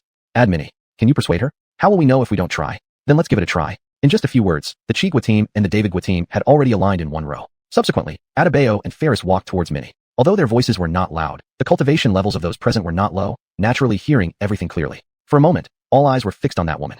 If these 3 people joined forces, there might actually be a chance. Before they could approach, Minnie, standing at the forefront of the Zhou Gua team, suddenly opened her eyes and looked over. No need to consult me. I know what's more important. I'll try with you. Adebayo and Ferris paused mid-step, exchanging glances, their smiles deepening. This was naturally the best outcome. Buster watched the scene of the 3 parties forming an alliance, slightly frowning. If Crawford was still only at the peak Golden Body Realm, there might indeed be a chance. But after such a long time, could he really have made no progress? But indeed, this was the best choice for everyone. Only by killing Crawford first, and then deciding the winner would they have a chance to obtain the Hayes Nguyen Holy Cup. Buster glanced at the sword-shaped mountain in the middle, narrowing his eyes. At the place where the sword-shaped mountain pointed, Crawford, dressed in white, slightly opened his eyes. Beside him, Aliana had already led everyone back. The final Heavenly Ascension battle is next. Crawford remained expressionless. I know. Do you think they will willingly give up? What can they do if they're unwilling? Aliana said sarcastically, like the 3 parties joining forces to vie for a sliver of hope. Crawford stood up and patted his bottom, saying. Upon hearing this, Aliana's expression changed slightly. If it's really like that, it would be a bit interesting. Crawford interrupted Aliana but continued smoothly. A bit interesting? Aliana was momentarily stunned. Just a bit interesting, Crawford said indifferently. After saying this, Crawford suddenly looked toward a direction. From there, dozens of people led by Adebayo, Ferris, and Minnie approached in great pomp. In terms of numbers alone, Yen Guo was at a huge disadvantage. Yet Crawford, standing at the front, hands clasped behind his back, appeared full of vigor. Chapter 238 Crawford's Cultivation. After the 4 groups converged, before any conversation could take place, the sword-shaped mountain in the sky began to tremble violently. The boulders on the mountain were dislodged by the intense shaking and fell from the sky. Following that, the entire sword-shaped mountain, with its tip pointing downward, suddenly plummeted, pressing down upon them. Everyone scattered hastily to avoid it. Boom. The mountain struck the ground, stirring up a cloud of dust. At the same time, a barrier unfurled around the mountain, enveloping everyone within. Buster surveyed the surroundings briefly before retracting his gaze. This barrier decided the battlefield. It looks like they're forming an alliance? Crawford smiled. Adebayo snorted coldly. What else? Do you really think we would hand over the primordial holy chalice above us willingly? Minnie sternly said. Once I obtain this primordial holy chalice, I will defeat you honorably. Crawford twitched his lips, pointing upward. After the victor is determined, this sword mountain will descend a heavenly ladder. The primordial holy chalice will be atop it, but even if you work together, you won't get it. Crawford, I admit you have some strength, but don't forget, we outnumber you. Once we eliminate others, when we're free to handle you, you won't be our match either. Ferris squinted and smiled. Rather than fighting, why not just concede? We admit you're stronger, we know your power. There's no point losing our lives here unnecessarily. Do you even deserve to make me lose my life? Crawford laughed coldly, then suddenly snapped. To deal with you, I don't need reinforcements. One person is enough. Try your best. As he finished speaking, Adebayo was already the first to strike, leaping into the air and continuously thrusting out his arms. A series of white gold fist shadows rained down like a storm. The shockwaves reverberated continuously, forcing some lower cultivated warriors to retreat. Even the collateral effects made them struggle. But amidst this tempest, Crawford kept his hands behind his back, seemingly unperturbed. He constantly sidestepped, eerily avoiding all attacks. Just as the fist shadows descended, Crawford had already appeared in front of Adebayo, too slow. With unimaginable speed, a forehead elbow strike sent Adebayo flying. The latter didn't even have time to block, crashing directly into the barrier at the edge. Adebayo groaned and spat out a mouthful of blood, his aura of perfection in the Golden Body realm instantly wilting. What happened? Both were at the peak of the Golden Body realm, yet one move decided victory. Such a huge disparity? Ferris and Minnie's expressions changed. Before their thoughts could settle, Crawford was already in front of Ferris again, pressing down on the latter's forehead with one hand. Boom. Centered around the two, a massive crater several hundred feet wide instantly collapsed. Some surrounding Golden Body realm cultivators of slightly lower level fainted directly from the aftershocks. Buster retreated a few steps, narrowing his eyes. This kind of power wasn't within the realm of the Golden Body realm at all. Minnie, holding a long blade, rushed toward Crawford as if riding the wind, slashing down with a single stroke. Crawford twisted his waist, turned his head, and lightly pinched the blade with 2 fingers. With sudden force, Minnie flew backward. Irresistible power, invincible might. 3 moves defeated the leaders of 3 countries. Some initially lower-ranking Golden Body realm warriors who were affected directly died. If this is the path you choose, I could consider sparing your lives if you didn't bring trouble upon yourselves. After all, to me, you're merely slightly larger ants. While speaking, Crawford slowly ascended into the air. But when these ants cause me trouble, I don't mind crushing them. Blame your arrogance for not accepting the scraps I left behind. Having said that, Crawford's aura was fully revealed without concealment. Initial Cloud Step realm. His overwhelming aura could crush the Golden Body realm. No, not just the Golden Body realm, but the combined power of all present in the Golden Body realm. The people from the 3 countries retreated a few steps in horror, speechless, feeling bitter. Adebayo, Ferris, and Minnie exchanged glances, seeing despair in each other's eyes. This was the gap. Despite being only 1 step away from the Cloud Step realm, the difference was like an insurmountable chasm. Throughout history, countless geniuses soared in their early stages but got stuck at a certain stage, unable to cross it their entire lives. They were indeed geniuses, but breaking through the bottleneck of the Golden Body realm should take at least a decade. Otherwise, the previous 2 pure chi showers would have been enough to propel them forward. Aliana's team felt relieved, but also disbelief. Even they didn't expect that Crawford had broken through that bottleneck. Meanwhile, outside, a wave of astonishment spread. Especially the 3 countries outside of Yen were feeling an unbearable heaviness in their hearts. They had anticipated Crawford's cultivation, but they never expected that he had already advanced to the Cloud Step realm. After all, the top 3 from their 3 countries were the supreme geniuses cultivated at great cost by their respective nations after learning about the appearance of a heaven-defying individual. More effort was put into preparing for this 4 nations battle than ever before. All this was for that sliver of hope, and yet reality struck them hard. In the air, you're not playing fair. Since you're already at the Cloud Step realm, why hide? You might as well just hand out the awards directly. Wu Lingtian, the head of the Zhou Kingdom, had an unpleasant expression. If these kids are gone, just wait and see what happens. Ade, the head of the David Kingdom, was more direct and angrily rebuked. Yosef Feng chuckled. We can't control what happens inside unless we terminate the 4 nations battle. The 2 heads coldly snorted and said no more. Your Highness, why didn't you tell us such good news earlier? We worried for nothing. Aliana kept a stern face and did not speak, because even she did not know about Crawford advancing to the Cloud Step realm. Perhaps only the head and her father knew about this matter in the entire Yen Kingdom. Thinking of this, Aliana felt somewhat uncomfortable. During Aliana's rapid thoughts, Crawford turned his head towards the Chi Kingdom. I'll let these 3 leaders see how their people die. Buster still hiding? Buster froze. How did the other party know him? But he still stood up. I know your cultivation is slightly stronger than these 3 winebags, but unfortunately, hiding will be futile. When you failed to stop the 3 sides from joining forces, you should have prepared yourself mentally. Not far away, Dakari's pupils trembled. Why did Buster catch Crawford's attention? Others were shocked by Crawford's words, implying that Buster was stronger than Prince David. Now knowing he could no longer hide, Buster walked to the front under everyone's gaze and shrugged. Can I beat you just because you don't look right to me? Chapter 239 Suppressing Heavenly Mandate. Do you think I could beat you to death just because you irritate me? This sentence fell like a meteorite crashing into the sea, causing a tremendous uproar. Not only did it shock those nearby, but even outsiders fell silent, thinking they might have heard wrong. Crawford was now at a level where he could slay gods and kill mortals alike. In the entire myriad Lenin divine realm, there wasn't anyone who could match him. Just stepping into the Cloud Strider stage and possessing the Golden Body breakthrough, these 2 heavens-defying barriers were already unattainable for ordinary people. Moreover, Crawford's Cloud Strider realm was an entirely different plane of existence. Now, never mind if someone could spontaneously reach the Cloud Strider realm. Even if someone really did break through, would they be Crawford's match at the same realm? Dakari was stunned, while Buster's words struck everyone as absurdly audacious. Even Adebayo and company, when united, were no match for Crawford. How much less so for Buster? Outside, the 4 chief elders ignored the commotion below, raising their hands to cast a barrier. Brother Chi, this young man seems to be from your side? He didn't act earlier, but now, his boldness is commendable, still daring to step out at this critical juncture. Unkit smiled nonchalantly. Blaze simply said calmly, let's wait and see. Unkit scoffed. Since that's the case, let's see how much stronger the combat strength of Brother Chi's incredibly confident participant is compared to the likes of Adebayo. Buster stood at the front expressionless as the screen before him quietly opened. Current enlightenment points, 7 points. Under the watchful eyes of Minnie, Buster took out the 2 pills of the Golden Body stage and swallowed them whole. Crawford curled the corners of his mouth. This person must be crazy with desperation to win. Begin cultivating the Purple Shao True Aura technique. In front of you are a dog and a leopard. You steadily use the Purple Tan Heart Lightning to continuously subdue the 2 great demons, thus refining your realm. During this period, you can distinctly feel the significant growth of your cultivation, seemingly about to break through that ultimate limit. 4 years later, enlightenment ends. Purple Xiao True Aura Technique experience plus 10964. Returning to truth. Purple Xiao True Aura Technique. 13th Heaven, perfection. As the Purple Xiao True Aura Technique reached the 13th heaven, the aura emanating from Buster could no longer be contained, bursting forth like a flood breaking its banks. The terrifying true energy sent the surrounding crowd reeling back. Cloud Strider Realm. Buster slowly ascended until he reached the same height as Crawford. If the path of martial arts had once been a road up a mountain, then after reaching the Cloud Strider Realm, it felt like arriving at the peak and beginning the journey towards ascending to the heavens. Someone once said, the path of martial arts does not merely stop at touching the sky. The impact of Buster spontaneously reaching the Cloud Strider Realm was even more shocking than what he had just said. Not just those watching below, but all the outsiders were equally astonished. Especially the people of Yen State, who couldn't believe another country could actually produce a Cloud Strider warrior. Without realizing, Crawford's expression had slightly sobered. He had already thought highly of this person, yet Buster still managed to surprise him. Had he known the other could break through any time, he would have killed him immediately. How could anyone besides him achieve the Cloud Strider realm under the age of 35? At least in this world, such a person shouldn't exist. Then there was only one solution: killing. Crawford exhaled, his intent to kill slowly rising. You've done it, which means you deserve to die even more. Next, I'll show you the difference between us within the same realm. Buster drew a deep breath, his eyes flashing. Just taking a slight step forward, he transformed into a beam of purple light, colliding head-on with Crawford. No idle talk. Each delivered a punch, creating visible true energy ripples exploding in the air. But an astonishing scene unfolded. Crawford was pushed back hundreds of meters by the punch, while Buster remained unmoved. Was Buster superior in raw power? Crawford's face darkened. Buster's expression wasn't much better. Indeed, being Crawford, an individual marked by fate, the previous punch would have devastated an ordinary Cloud Strider warrior, leaving them either dead or heavily injured. Crawford twisted his lips, a bit of brute strength, that's all. As he spoke, phantom long spears condensed behind him, pointing at Buster. With a mere word of go, 10,000 spears launched like a sudden storm. In Buster's palms, purple Shao Heaven Heart lightning arose, transforming into countless rays of lightning, each colliding with the oncoming spears. Boom, boom, boom. Instantly, the surrounding barrier trembled, showing signs of being unable to withstand the pressure.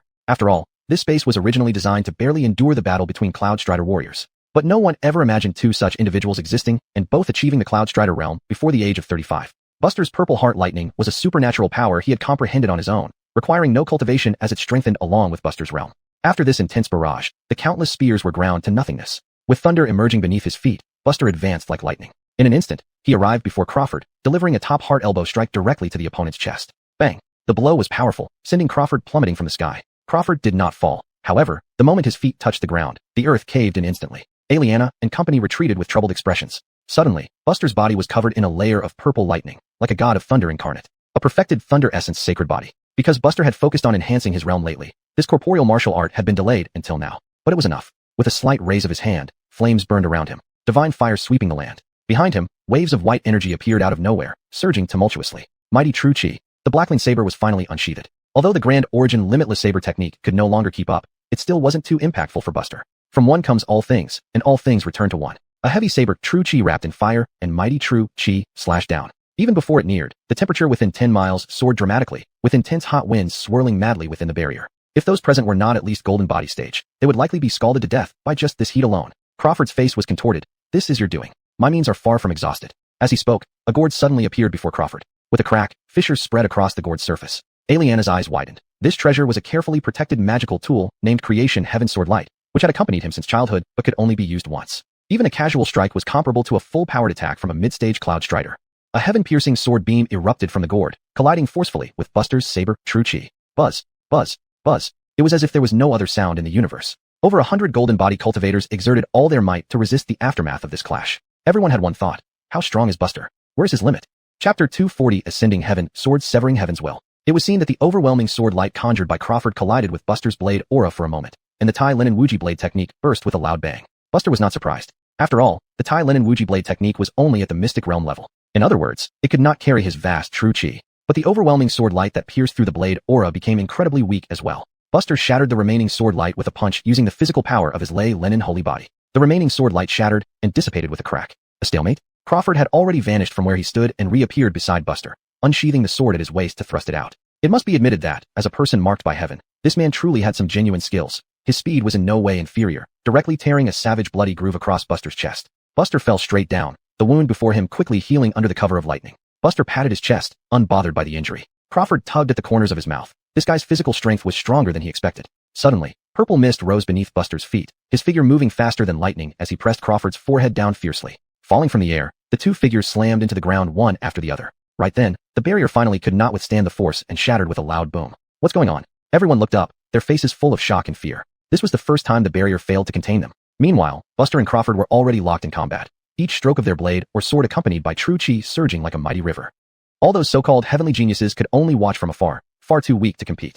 Adebayo's expression was complicated. Recalling his previous accusations against Buster made him feel a bit apprehensive. Luckily for him, Buster had a good temper. If he had been unhappy and taken action, Adebayo wouldn't have been able to handle it. Every time they clashed with brute force, Buster always held the upper hand, leading to the situation where Crawford was at a disadvantage. Was this the same Crawford, the person marked by heaven? What was Buster's background? Not only did he not lose to a fellow heaven-marked person, but he also seemed younger. Outside the palace. How is it? Blaze remained expressionless, but he opened a topic for the first time. The heads of the David and Joe countries exchanged glances, both seeing shock in each other's eyes. Compared to others, they understood better the value of a heaven-marked person. That was a truly unsolvable destiny. One could say that from the moment Crawford was born, he was destined to walk an invincible path. All these so-called elite geniuses should have been stepping stones for him. But what was the situation now? Why did it feel like he was struggling? Yosef Feng's face changed slightly, but remained composed. He knew Crawford's versatile means even better. The battle was not over yet. Everything remained uncertain. Under the sword-shaped mountain, Buster kicked Crawford away with a whip kick. Even if the latter tried his best to block, he was still sent flying 1,000 feet away. Buster was not done yet, chasing after him like a leech attached to bone, stomping down with another foot.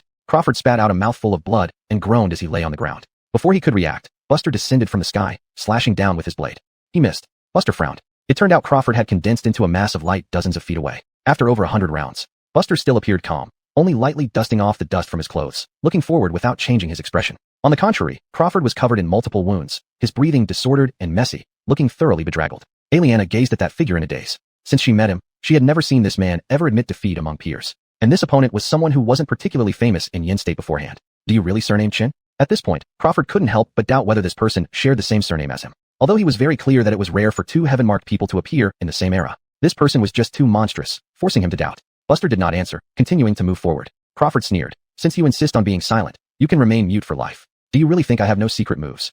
Crawford waved his hand slightly, and various spatial treasures on his body began to emit light. Then, densely packed artifacts exploded one after another, forming terrifying waves of true chi energy. Raging power swept in all directions, uprooting the surrounding forests. Uncontrollable true chi was actually captured by Crawford, who fused them together effortlessly. Buzzing sounds filled the air. As more artifacts exploded, Crawford captured and fused more and more true chi spheres, the terrifying power growing infinitely. Even the numerous Golden Body Realm cultivators miles away retreated in horror, trying to stay as far away from that place as possible. Buster still stood in place, but due to the fierce wind, his long hair danced wildly like untamed horses.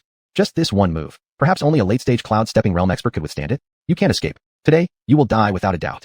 Crawford's expression was grotesque as he suddenly threw his head back in a long laugh. It seemed his destined calamity was this person. Indeed, he was formidable, forcing Crawford to use this ultimate killing move to gain an advantage. But the protagonist of this world was always him. The only one who could win all along could only be him. Thinking of this, Crawford became increasingly excited. Still pretending to be calm, Crawford sneered disdainfully and abruptly hurled the light sphere in his hand. On the other side, Buster sheathed his sword, golden light intertwining in his eyes. What a pity, originally thinking he could save some of these enlightenment points for cultivating martial arts. Now it seemed that if he didn't use them, he couldn't counter this move. Current enlightenment points, 3. You have nurtured your sword for 3 years. The sword intent has grown even denser. Heaven Ascending Sword, 3 years. He pressed 2 fingers together into a sword edge, with sword light surging around. He struck out with one powerful slash. The sword light was razor sharp. The violent true chi sphere under the sharp sword light had already been sliced through. Decisively and ruthlessly, the light sphere exploded suddenly, while the sword light continued forward. A massive plume of smoke rose into the sky, swallowing both their figures. Everyone, whether inside the One Sunjate, Heisinuan Divine World, or outside, held their breath and watched intently.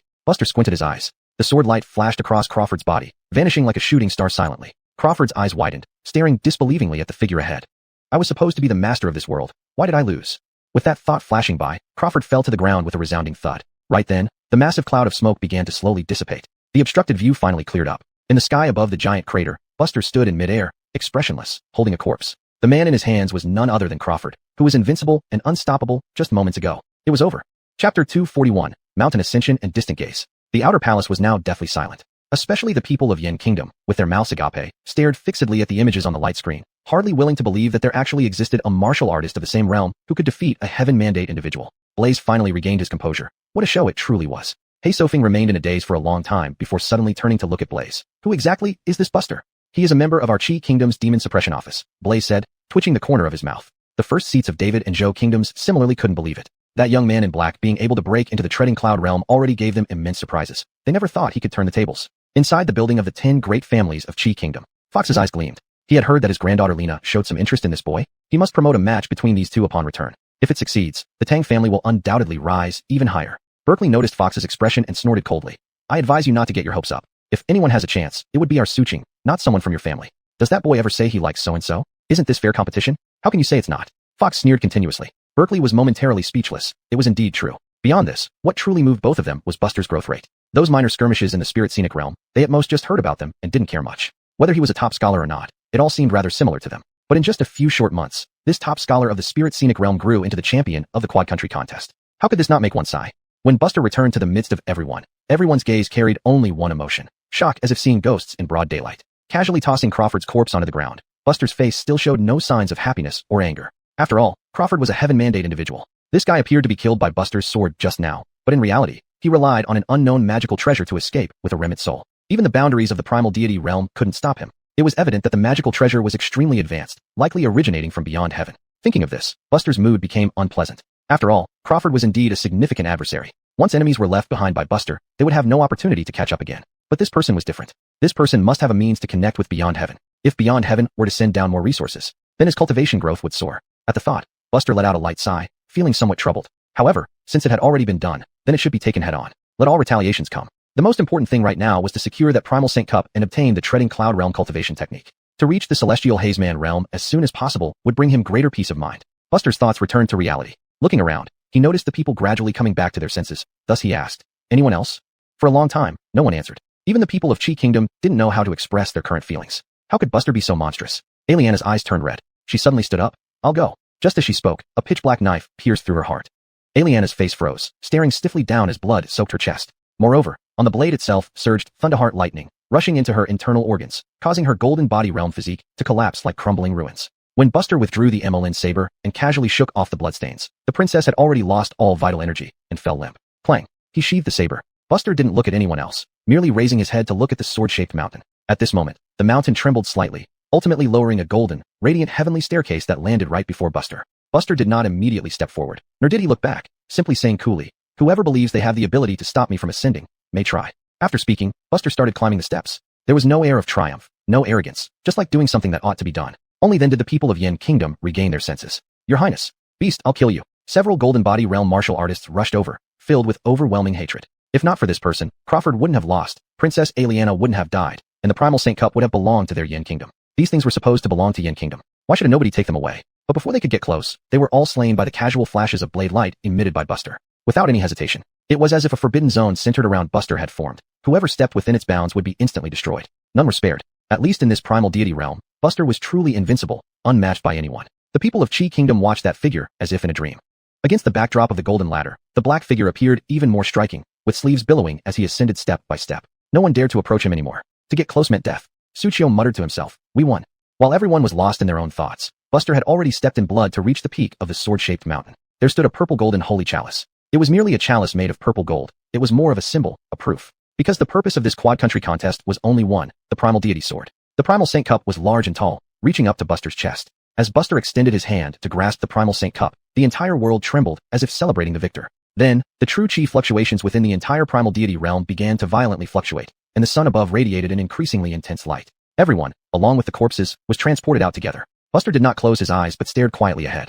As a flash of bright light passed, Buster saw a group of palace buildings ahead, teeming with countless people. These people were all high-ranking officials, and they were destined to have descendants participate in battles. The Yin Kingdom side looked disheartened, unable to fully accept the complete failure. The David and Zhou Kingdoms fared better, and some even gloated, feeling as though they had witnessed a good show. The Chi Kingdom remained bewildered. It seemed they hadn't done anything yet, and had already won. Buster raised the primal Saint Cup high, his face still expressionless. Blaze came before Buster, gently patting the ladder on the shoulder. Well done. Crack. The sound of breaking wood echoed across all sides. Everyone turned their gaze toward the source of the sound. They saw that the Emperor of Yin Kingdom had risen at some point, and the chair beneath him had been shattered into pieces by the surging true chi. The Emperor of Yin Kingdom glared at Buster, eyes bloodshot, and loudly rebuked. How dare you kill our princess? She is royalty, and you, just a commoner, have committed an act of sheer defiance. Chapter 242, Evil and Heretical Ways? Buster turned to face this furious emperor, squinting slightly. He had just personally killed the Princess of Yin under everyone's watchful eyes. However, killings were allowed in the Four Kingdoms battle. To settle accounts now showed how significant this princess was to the Zhao family of Yin. In normal circumstances, Buster would have feared the wrath of an emperor. After all, even if he used every trick in the book, he could not possibly survive a joint ambush by experts capable of ascending into the sky at will. But things were different now. With people from Chi here and reason on his side, how could he die? Blaze slowly said. Are you saying that you can't accept your loss despite abiding by the rules? The Yin Emperor froze for a moment before realizing his own lack of composure. But Aliana was the link between his Zhao family and the beyond the heavens realm. How could he be content with her sudden death? As for Crawford, he always knew this person wouldn't die so easily, at least not in this world. Suddenly, Unkit said, this person must have cheated. Otherwise, it would be impossible to abruptly advance without any warning. Compared to the baseless charges from the Yin Emperor, these words from the Yan's Grandmaster truly awakened those who didn't believe what was right before their eyes. There's no way. A martial artist's seclusion typically takes several months. There's absolutely no chance of making such a sudden breakthrough. This person must have forced it with drugs, breaking the rules. Exactly. We propose a thorough investigation, or we won't accept this result. Buster twisted his mouth in derision. These arguments were far too familiar. Refusing to accept the truth and finding an excuse to attack. How predictable. Unkit looked at Buster. Do you have anything to say? Buster replied calmly. What if I hid my true strength from the start? Unkit sneered. If you had hidden your strength, you couldn't fool me. Do you think I'm nothing more than a drinker? Buster shook his head. He really didn't want to argue about this and glanced at Blaze beside him. The latter nodded slightly, indicating he needn't worry. Then Blaze scanned the area, finally revealing emotion in his tone. Is the so-called heaven-sent man inferior to a Tread the Clouds realm cultivator? Do you really expect us to believe this nonsense? Have you lost your minds trying to twist facts? You. Blaze placed a hand on Buster's shoulder. Buster is our Chi Kingdom's greatest hero. Anyone dares to lay a finger on him can try their luck, including you, Unkit. Instantly, the entire palace became exceptionally lively. The elder ancestors of the Li and Tang families rose to shield Buster. This young man grew up under our watch. We can vouch that there's nothing wrong with him. And of course, if someone wants to verify, feel free to try. Our old bones might be frail, but they're still ready for a fight. Buster's lips twitched. What had grown up under our watch mean? He hadn't seen these two before the Four Kingdoms battle started. But in critical times, Buster had to play along. Not wanting to waste words, he chose to suppress with power, or perhaps decide by battle. Seeing the rising tension, the David and Zhou kingdoms felt increasingly anxious. If this escalated, it could impact the balance of power across the world. While others couldn't see clearly whether Buster was problematic, could the four great masters, one step away from the celestial Hazeman realm, really be unaware? Only Unkit seemed to pretend ignorance. Hey Iso brother, this isn't honorable. You've lost. It's not as if this hasn't happened before. Buster's cultivation is solid, built through real efforts. Don't tell me you don't recognize the purple sky true gorge technique. David's great master Ade frowned. Zhou's great master Noel similarly stated. Since ancient times, Immortal Vortex Sword has been obtained through the Four Kingdoms battle. Don't break the rules. Hearing this, Unkit's expression darkened, yet he knew deep down today would end fruitlessly. Why? Because Buster was truly impeccable. From his martial aura to his techniques, or the bloodstained exorcist's aura around him. It was exactly what a genuine exorcist officer should possess. How could Unkit, as a kingdom's chief exorcist, not see this? The Yin Emperor looked dejected, sighed lightly, then turned and left. At this point, there was no power to refute. Chi's victory was now a fact. With the departure of the Yin Emperor and silence from the Yan's Grandmaster, the commotion below gradually subsided. Seeing this, Blaze took Buster and left instantly. Today is a big day. Although we are in the right, it's still better to lay low for a while. In an instant, he returned to the side room. Leave the rest of today's matters to me. You don't need to worry about them. Just focus on the handover ceremony of the one Lenin Kunlun sword tomorrow. Blaze stood by the door without entering the room. Buster was surprised. I will be the one to take it. At least you should be the first one to receive it because, thanks to you, our Chi Kingdom now has this sword. After some thought, Blaze replied. Buster responded with an, oh, and said no more. Blaze took a step forward and left. Buster, feeling mentally and physically exhausted, sat on the bed and let out a sigh of relief. It was finally over. Once he obtained the one Lenin Kunlun sword and returned to the Chi Kingdom, no matter what the Yin Kingdom did, they couldn't reach him anymore. If he could advance to the Ascension realm with more time, even if the Yin Kingdom wanted to retaliate, what could they do? Killing Aliana, Buster seemed decisive but also had his considerations. Regardless of whether he killed her or not, he had already made enemies with the Yin Kingdom. Because from the perspective of the Yin people, he had taken something from them. Aliana was intended to disturb Crawford's mind. If this person died in this world and returned to the Beyond the Heavens realm, it would be perfect. But if they stayed, it posed a considerable threat. This was the first time Buster hadn't directly eliminated someone in a peer-level confrontation. While this was partly because Crawford possessed numerous magical treasures, it also indirectly indicated that this person was quite formidable, at least stronger than most people in this world. From now on, there will be more and more significant events. Buster muttered to himself. In a secret chamber within the Imperial Palace, a wisp of residual soul slowly grew into flesh, its blood and muscle continuously wriggling until it finally formed Crawford's appearance. Crawford, restored to his corporeal form, looked incredibly ferocious, having lost his usual elegance and composure. This was the first time he had suffered such a humiliating disgrace in this world. Buster, I will tear you to pieces. Since ancient times, defying heaven has never ended well. Hastened dreads of years ago, Xinjiang met his downfall, and so will you now. No matter how powerful you become, you can only be a bird in a cage. Crawford grinned, then suddenly raised his head and looked upward. Let's see whose cultivation speed is faster.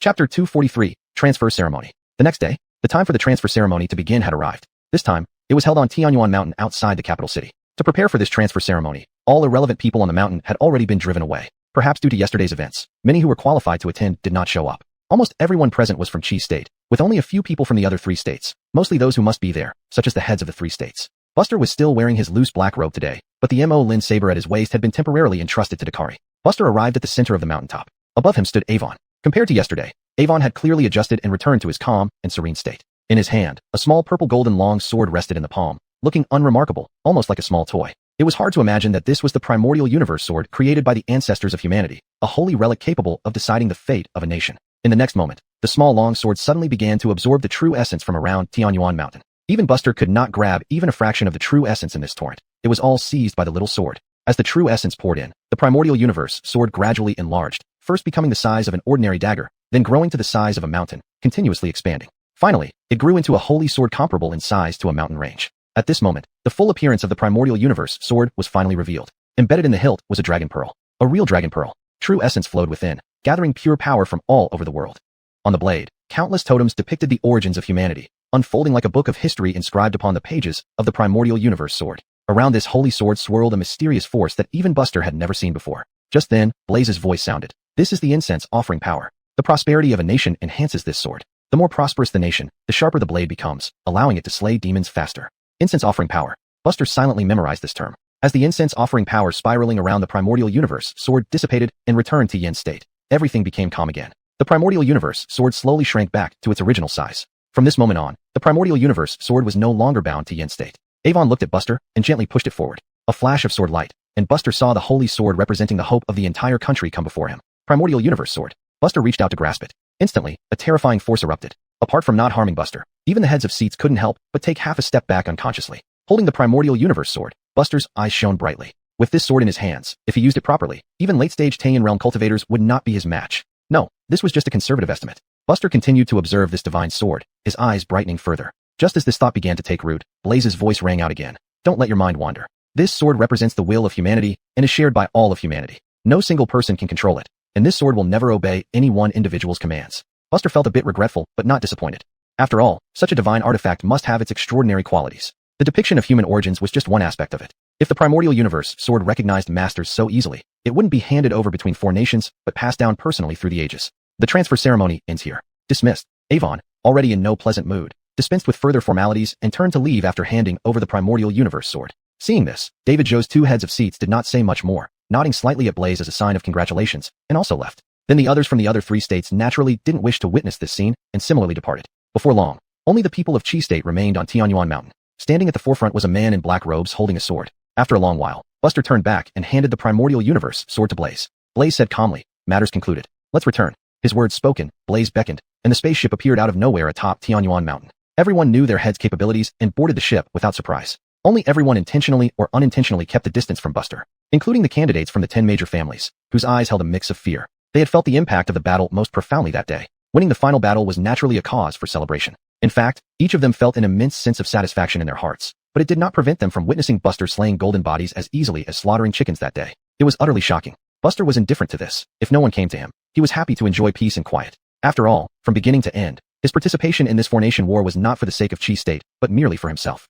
As the sun set in the west, Buster stood at the very front of the deck. Cloud-treading realm cultivation method. At some point, he had unknowingly climbed step by step, already getting very close to the pinnacle of martial arts in this world. Beyond cloud treading was heaven ascending, and beyond heaven ascending was sky opening. But Buster was uncertain about the attitude of those from beyond the heavens. Most likely, they were not very friendly, but he had to try. First, he did not like being constrained by others. The second point was even more critical. If those from beyond the heavens rejected ascension from this world, then even if he did not ascend, he would eventually be eliminated. Rather than face such a fate, it was better to take a chance. He needed to surpass Aemon to have any hope. It seems it's also time to plan for sky opening. Buster muttered to himself. Inside the palace, the Clive, seated on the dragon throne, asked softly, how is Crawford now?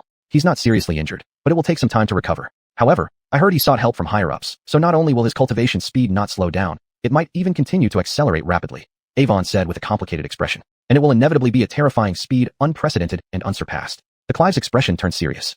The higher-ups have promised to spare no effort.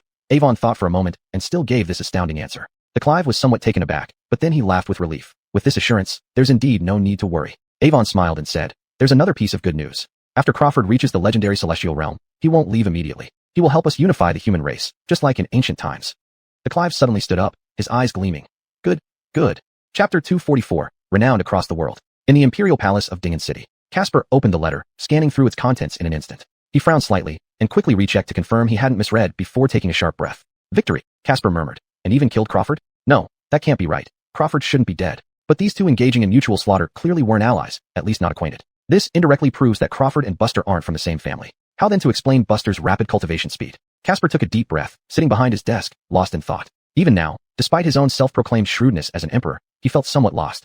Buster's journey to Yen State certainly had more purposes than one, the cosmic primal sword being just one of them. Buster's journey to Yen State certainly had more purposes than one, the cosmic primal sword being just one of them. Originally, there were only two scenarios in his plan. Either Buster dies under Crawford's hand, which would be accepted, treated as if nothing happened, and Buster wouldn't be considered a heavenly fate individual. Or Buster and Crawford recognize each other or hold back, resulting in a difficult win either way, thus confirming a connection between them. As for Buster being an ordinary person, Casper had assumed it would lead to the first outcome. The clearer the secrets became, the more evident it was how high the heavens truly were. A mortal trying to go against destiny is harder than ascending to the heavens. If just a mere mortal, winning against Crawford was impossible. Yet, what he dared not imagine has occurred. A mortal body going against destiny. Casper hesitated. He wasn't sure whether he should place his bets on Buster.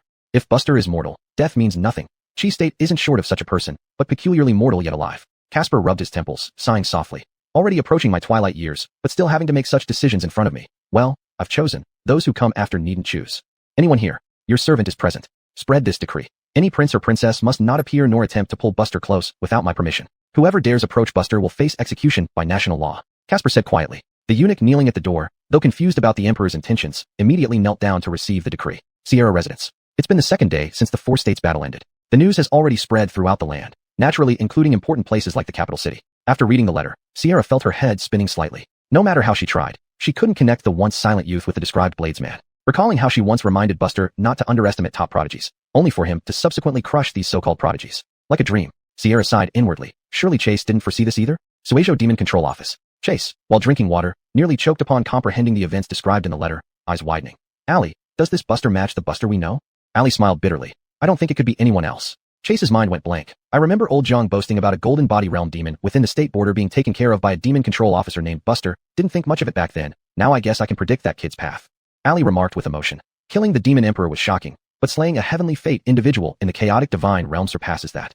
Chase slapped his forehead. So true. Damn, that kid is too freakish. Leave family in the capital city. Alice read the letter's content, unconsciously curling the corners of her lips into a slight smile, her eyes narrowing. Although skeptical, it seemed to fit the image of him she remembered. Only when Alice regained awareness did she realize what emotions she was feeling. Not just Chi State, the four states of the world, even the sacred abyss, gradually received the results of the Four States battle. Centered around Yen State's Yanting City, this piece of news blossomed like fireworks in all directions. Buster. That name is no longer a suffix to a rising star, but truly a strong individual. Because he is historically the first mortal to kill a heavenly fate individual. An unprecedented and likely unparalleled feat. World-renowned. At this time, Buster remained unaware that his fame was spreading faster than his return journey to the capital city. It's already been the second day since leaving Tianyuan Mountain. Buster had already entered Chi State territory. Current enlightenment points. 3. Buster raised his head slightly, putting away the panel. In his line of sight, Dingen City came into view. The spaceship maintained its flight speed in the air, descending towards the capital city at an inclined angle. Dingen City was filled with people lining up in the inner city. Clearly, they've already heard the news. The spaceship slowed to a halt, with everyone disembarking first, moving to their respective elders. Ultimately, Buster descended from the ship alone, slowly. In the distance, he glimpsed a solitary figure standing afar. Just a glance told him it was Alice. But he had no time for her now. For as his mind raced, Blaze, the head of the Demon Control Office, was already walking beside him. That is His Majesty, Blaze whispered softly. Following the gaze, in the center stood an elderly man with white hair and dressed in loose black robes. His hands hung naturally by his sides, his eyes squinting as he watched them with a smile. Upon catching Buster's gaze, he gave a slight nod in acknowledgement. His kind and amiable demeanor seemed more like that of a neighborly grandfather than a reigning emperor. As Buster approached, Casper gently patted his shoulder. You are a hero of Chi State. Buster was about to kneel in submission when Casper stopped him. From today onward, you may see me without kneeling. Thank you, Your Majesty, Buster replied solemnly. You belong to the Demon Control Office, so I will not detain you further. Anyway, Blaze will provide you with everything you deserve, Casper said seriously. Of course, if in the future you lack a desired partner, feel free to visit the palace often. If you desire a princess, as long as there's mutual affection, I would agree. Buster understood the weight of this offer but still nodded in agreement. We'll see about the future. These words carried immense significance. Enviable even more than being directly chosen as a royal son-in-law. Because Buster had the choice whether or not to accept the title, giving him room to decide. Yet it seemed that Emperor Casper did not wish for him to become entangled with the imperial family, at least not yet. After speaking, Casper turned and left, flanked by eunuchs. Buster was not surprised. The Emperor's personal welcome was already an honor. Any further pleasantries would imply closer ties with the royal family. In the future, walking outside, he might be labeled as part of the royal lineage, which was not what Buster wanted to see. No need to worry about what comes next. Follow me back, Blaze reminded him quietly, turning away first after staying silent throughout. Buster wasn't fond of crowds either, so he quickly followed. Chapter 245. I need no reason to kill demons. At the demon suppressing office, Blaze and Buster walked side by side. I will give you the opportunity to reach the top of the Ascension Tower, but not now. I need to seclude myself next to integrate the Mystic Universe Sword into the national destiny as soon as possible. About half a month later, I will have someone notify you. After saying this, Blaze did not care what Buster thought and vanished on the spot. Buster wanted to stop him, but had no way to do so. Even this has to be delayed. Buster frowned. Although he had uncovered Blaze's intention of giving him green light, he still could not let his guard down. Forget it. Since that's the case, then in these half a month, I'll just look for powerful demons well. Buster stretched lazily. Anyway, now both his Thunder Essence body and Invisible Heaven stepping technique were not yet perfected. This was a good time to consolidate his cultivation. These two martial arts were already quite strong, but they were not enough since he had not practiced them to the extreme. If it weren't for having the bottom line of the Ascension Sword, he would very likely lose to Crawford in the Mystic Universe realm. At most, he would remain invincible. After all, the guy's last move with Finger Fala Baoja Junchi. Note, there is an untranslated phrase here which may refer to a unique technique, was truly too bizarre, which he had never heard of before. It should be noted that the chi generated by self-destruction is the most frenzied and destructive, whether it be artifact explosion or warrior self-destruction. To integrate such rampant power into one seemed almost impossible, let alone Crawford gathering multiple forces. This move might possibly come from beyond the world. Even the state of chi did not record such luck.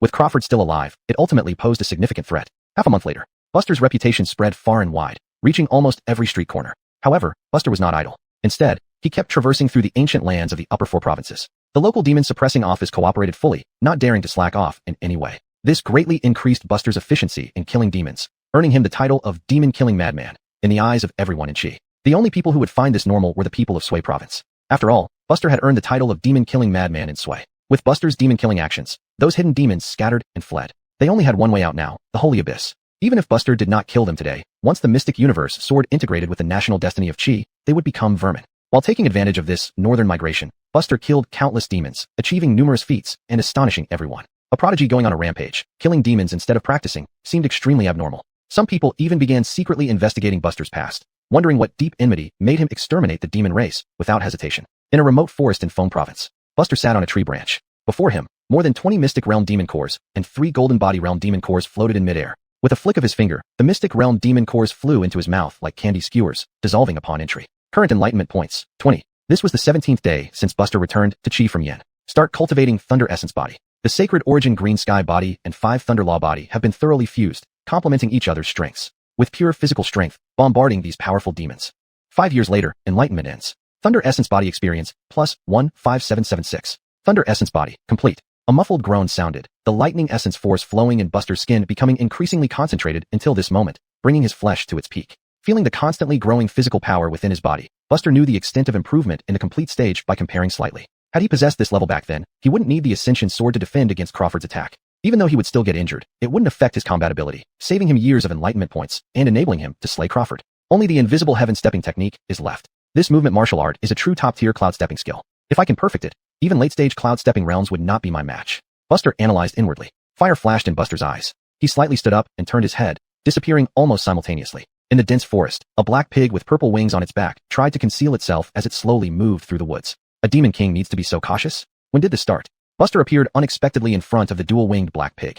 Buster, I advise you to show mercy where you can. We haven't provoked you, nor have we harmed anyone for years. The black pig with purple wings knew deep down that it was no match for the man in front of it and had no intention of fighting. Instead, it tried to reason. But in the next instant, its body stiffened suddenly, its eyes wide open, staring at a place where there was no one. Then darkness fell upon its sight as it collapsed. Blood and flesh flew everywhere. Buster took the elixir pill and put it into his pouch. I need no reason to kill demons.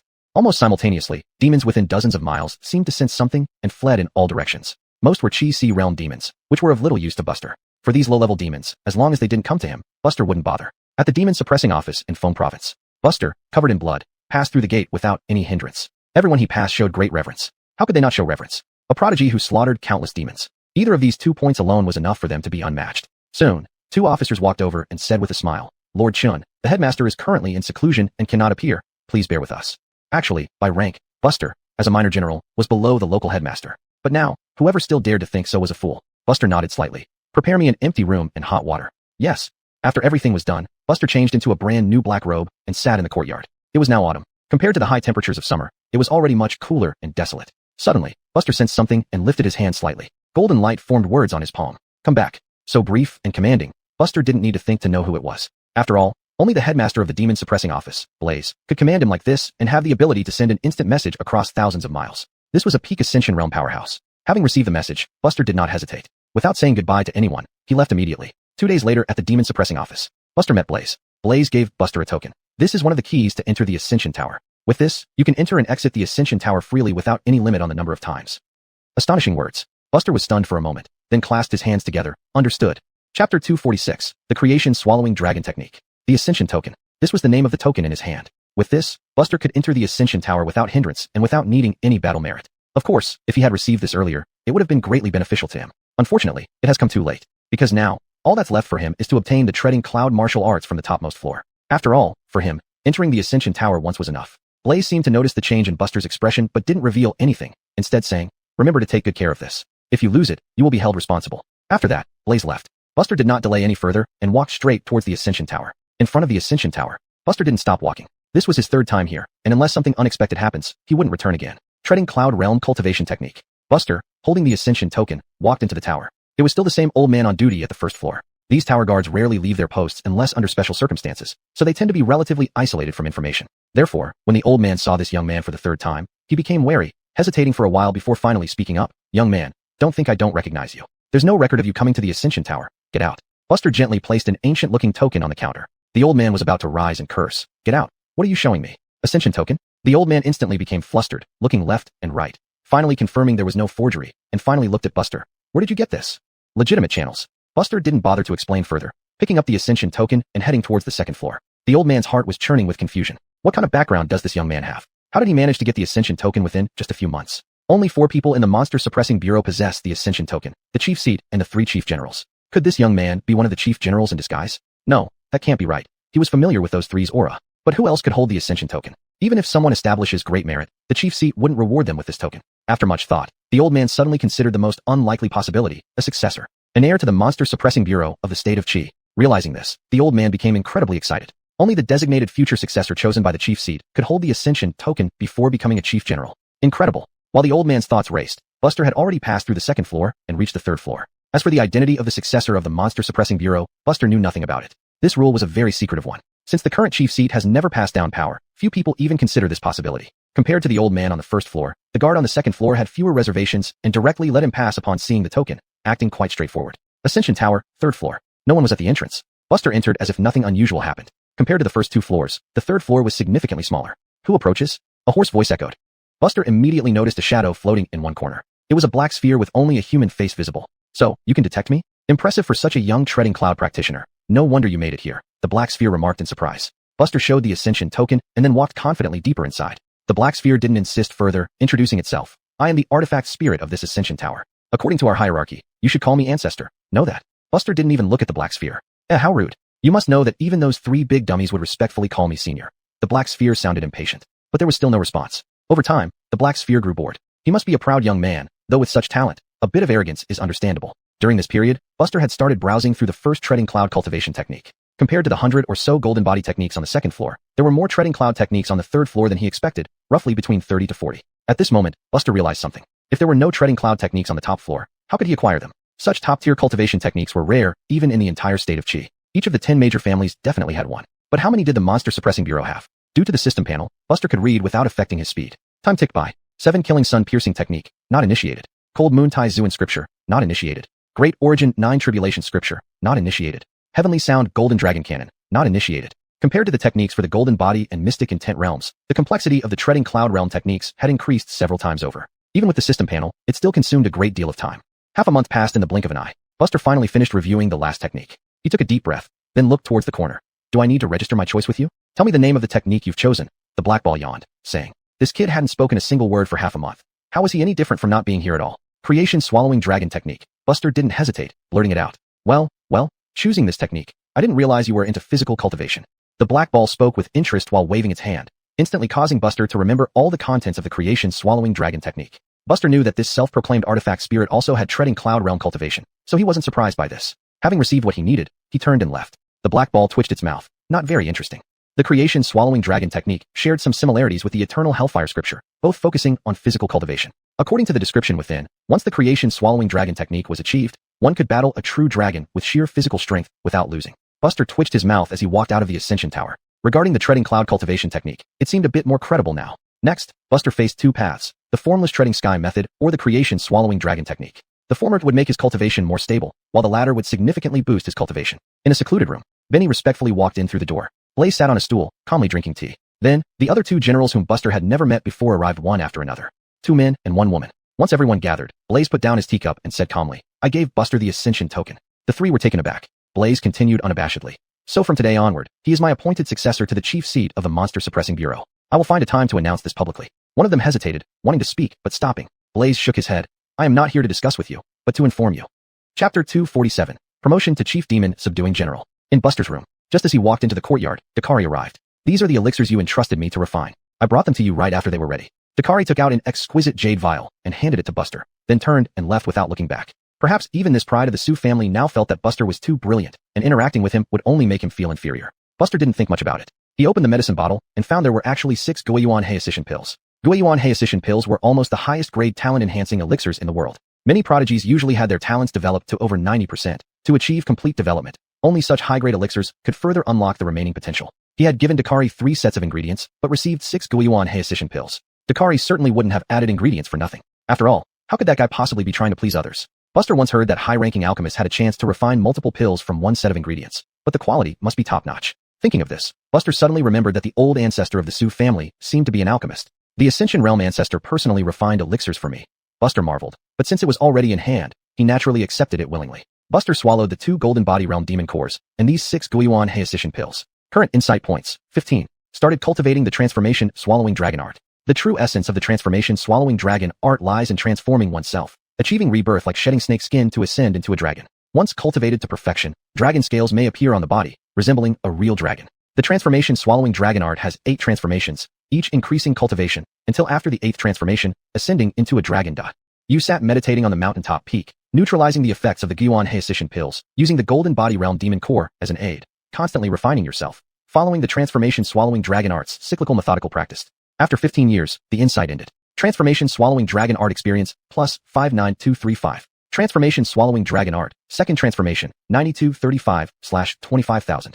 25,000 experience points. Buster wasn't surprised, just a bit astonished that he had gained nearly 60,000 experience points in one go. This was the terrifying power of top-grade elixirs. Even residual elixir effects were enough to boost his experience significantly. In fact, such high-grade talent-enhancing elixirs were so potent that ordinary cultivators needed half a year to consume one pill. Otherwise, more medicinal effects would be wasted. And Buster had fast-forwarded 15 years, during which he had effectively neutralized the effects of the Guiyuan Heisishin pills, almost completely absorbing all their potency, resulting in such remarkable results. With 8 layers of cultivation divided into 2 stages per level, Buster saw it clearly. At this point, his cultivation was just one step away from Mid-Treading Cloud's realm. Once I reach Mid-Treading Cloud's realm, I can first cultivate the Heaven-Treading Invisible technique to its perfection, preparing for what comes next.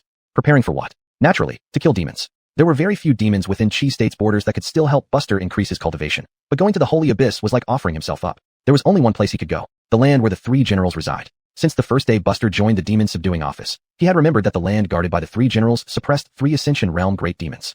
These 3 great demons were like feudal lords among the demon race, ruling over vast territories with unimaginable power. They also had several Treading Cloud's realm generals under their command. Of course, Buster wasn't foolish enough to trouble an Ascension Realm great demon, but he could look for opportunities to hunt down Treading Cloud's realm great demons. After all, waiting for insight points at the Demon Subduing Office is waiting, and waiting at the garrison location is also waiting. If everything went as planned, Buster would soon consult with the chief, Blaze. Just as Buster was planning his future path, someone pushed open the door. Buster frowned. A Treading Cloud's realm cultivator? Just as he stepped out of his room, he saw an elderly man with white hair, but a very robust build standing in the courtyard. "You're Buster?" the old man asked. Buster nodded slightly, furrowing his brow. Hearing this, the old man laughed heartily. "So it's you, kid. I've heard about you. Not a coward, worthy of being under my command.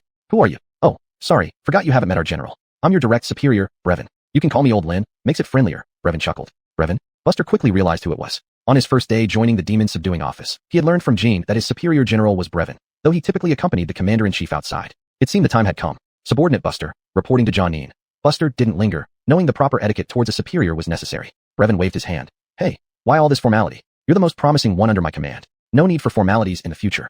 Old Lin, you must have taken a wrong turn. Buster is a lieutenant under my command, not your reliable officer." At that moment, Benny appeared out of thin air, standing next to Buster, and said softly. Brevin's eyes widened. "Old Yi, what do you mean by that?" "I mean, according to the records in the Demon Subduing Office, Buster belongs to me now." Benny coughed twice, took out a dossier, and tossed it to Brevin. Fortunately, he acted fast, transferring Buster before Brevin returned. Otherwise, it would have been too late. Brevin's eyes bulged as he suddenly lost his temper. "Benny, you bastard, did you do this? Buster rose to prominence under my command, so by every right, he should stay with me. According to regulations, a lieutenant can be transferred. As a general, I have the authority to do so," Benny said expressionlessly. Buster, standing in between, was somewhat bewildered. What was going on? He had no idea what happened, but somehow, his affiliation had changed hands. Brevin smiled. "Since you put it that way, then it's easier. Fine, I'll take him back, don't fight with me over it." "I disagree," Benny said. On what grounds? Did you even get my approval to transfer Buster? You were away, so no approval was needed. By regulation, all lieutenants under the commander-in-chief belong to me.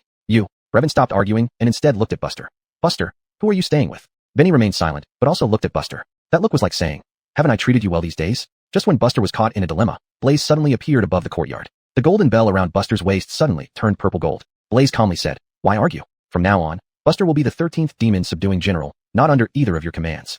Buster looked at his golden bell, lost in thought. So he became a demon subduing general, just like that?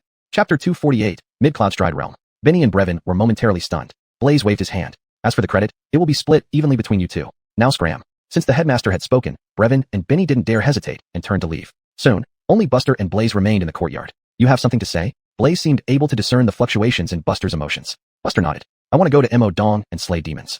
Blaze's expression remained unchanged, seemingly unsurprised by this request. He nodded slightly without hesitation. Fine, but you'll have to wait. How long? Buster frowned, wondering why he always had to wait. According to the rules, Benny will accompany you to Mo Dong. When the time comes, you two will travel together. Blaze paused before continuing. It could take half a month at the earliest, or up to a month. Things are relatively peaceful in Mo Dong recently, so going early wouldn't be a problem.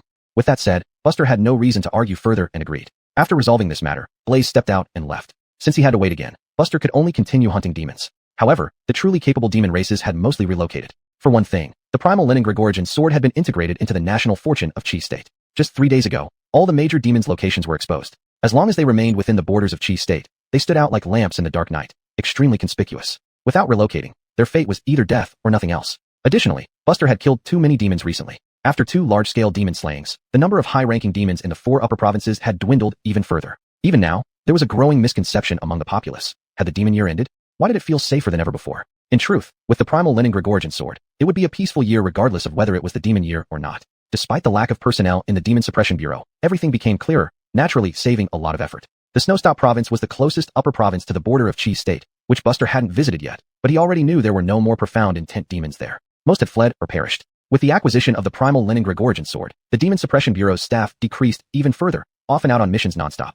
Usually, 7 to 8 mission targets were completed in one go before returning to the capital. Therefore, even with his divine son Hyacinthing skill, Buster wouldn't find many high-level demons in the coming days. During this period, Buster finally figured out his current capabilities. In the Golden Body realm, he gained about 1,000 experience points a year. Theoretically, the Cloudstride realm should yield even fewer. However, due to the improvement from the 6 Essence Return and Heaven Replenishment pills, Buster's annual experience points increased instead of decreasing, from initially 1,000 to 1,500. This significantly accelerated his cultivation speed. On the 10th day, current insight points, 10. Insight ends in 10 years. Chaotic Devouring Dragon Art experience, plus 15823. Chaotic Devouring Dragon Art, 3rd transformation, 58/25,000.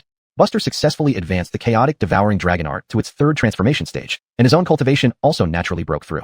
Mid-Cloudstride realm. The handover of power was quite cumbersome, so Buster understood it wouldn't end anytime soon.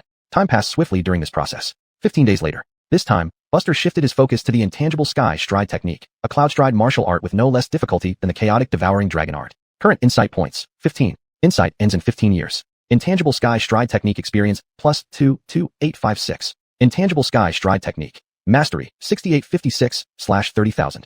With the mastery of the Intangible Sky Stride technique, Buster's abilities in assassination and stealth improved significantly. With his current configuration, if he could gain the first move using the Intangible Sky Stride technique, even an experienced late Cloudstride realm expert would be dead. Or even someone at the peak of the Cloudstride realm would face a formidable opponent. Buster felt a surge of excitement. Once he reached perfection in the Intangible Sky Stride technique and entered the late Cloudstride realm, he would virtually become the number 1 person below the Ascension realm. At this moment, golden stripes reappeared in his palm. The words were no longer concise but formed a dense string of text. These characters flew out of Buster's palm, eventually gathering and suspending in front of him, orderly arranged to form a letter. The content of the letter announced that 3 days ago, Blaze declared himself the first successor of the Demon Suppression Bureau. Additionally, it mentioned Buster becoming the youngest Demon Suppression General in Chi State history. Buster quickly put away the letter. He could imagine how explosive these 2 pieces of news must be in Chi State. Both of these events, if released separately, would be earth-shattering achievements. However, his performance in the Hyacinthine Divine Realm was witnessed by all. So besides the shock, although there were doubts, they were ultimately in the minority. Just as Buster was about to head to the next place, the golden light in his palm appeared again. Again, Buster furrowed his brow. This time, the message was from Blaze. Return. For Blaze, the simpler the words, the more it highlighted his emphasis on the matter. Then he'll return. Buster was currently in Muzhou, which, as the least noticed province among the upper 4 provinces, paradoxically made it the safest. The journey wasn't far, but wasn't close either.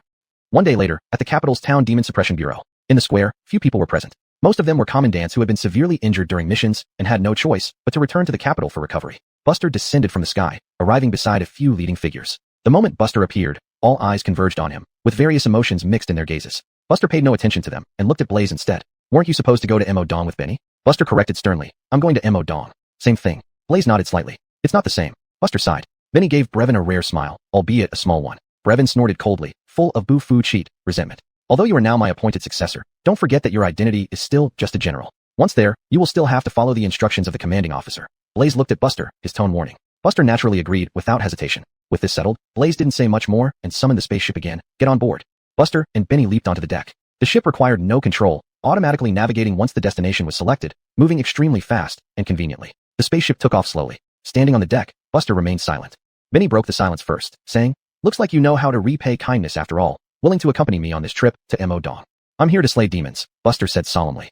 Chapter 249, The Otherworldly Land of Beast. The title of Commander-in-Chief of the Eastern Desert refers to the area each commander guards. Notably, all three major commanders guard regions outside the upper four provinces. Two of these three beast-infested areas are in the lower five provinces, while one is in the middle four provinces. A province with a commander's presence is actually an unusual form of safety. After all, despite the resource scarcity, the lower five provinces have 3 cloud-stepping realm and 1 heaven-ascending realm cultivators stationed there. In terms of cultivation, the power of these 3 commanders is not inferior to any elder from the 9 great clans. As for the Imperial family, even Buster is temporarily unaware of how many heaven-ascending realm experts they have. But it shouldn't be worse than the demon-suppressing bureau. Otherwise, instead of dominating, the bureau would overshadow everything. Even the entire Qi kingdom might belong to the demon-suppressing bureau. The Eastern Desert lies within the remote province of the lower 5 provinces. As an extremely remote and cheat-efficient region, its overall strength is lower than that of Sui province. It's said that in the 3 prefectures, they can't even muster 3 Qi realm demon-slaying generals, leaving 1 prefecture position vacant. However, the first seat hasn't fallen behind and remains a genuine Xianyi warrior. Such a lineup would normally attract both demons and humans, but due to the commander's presence, large demons within the region are rare,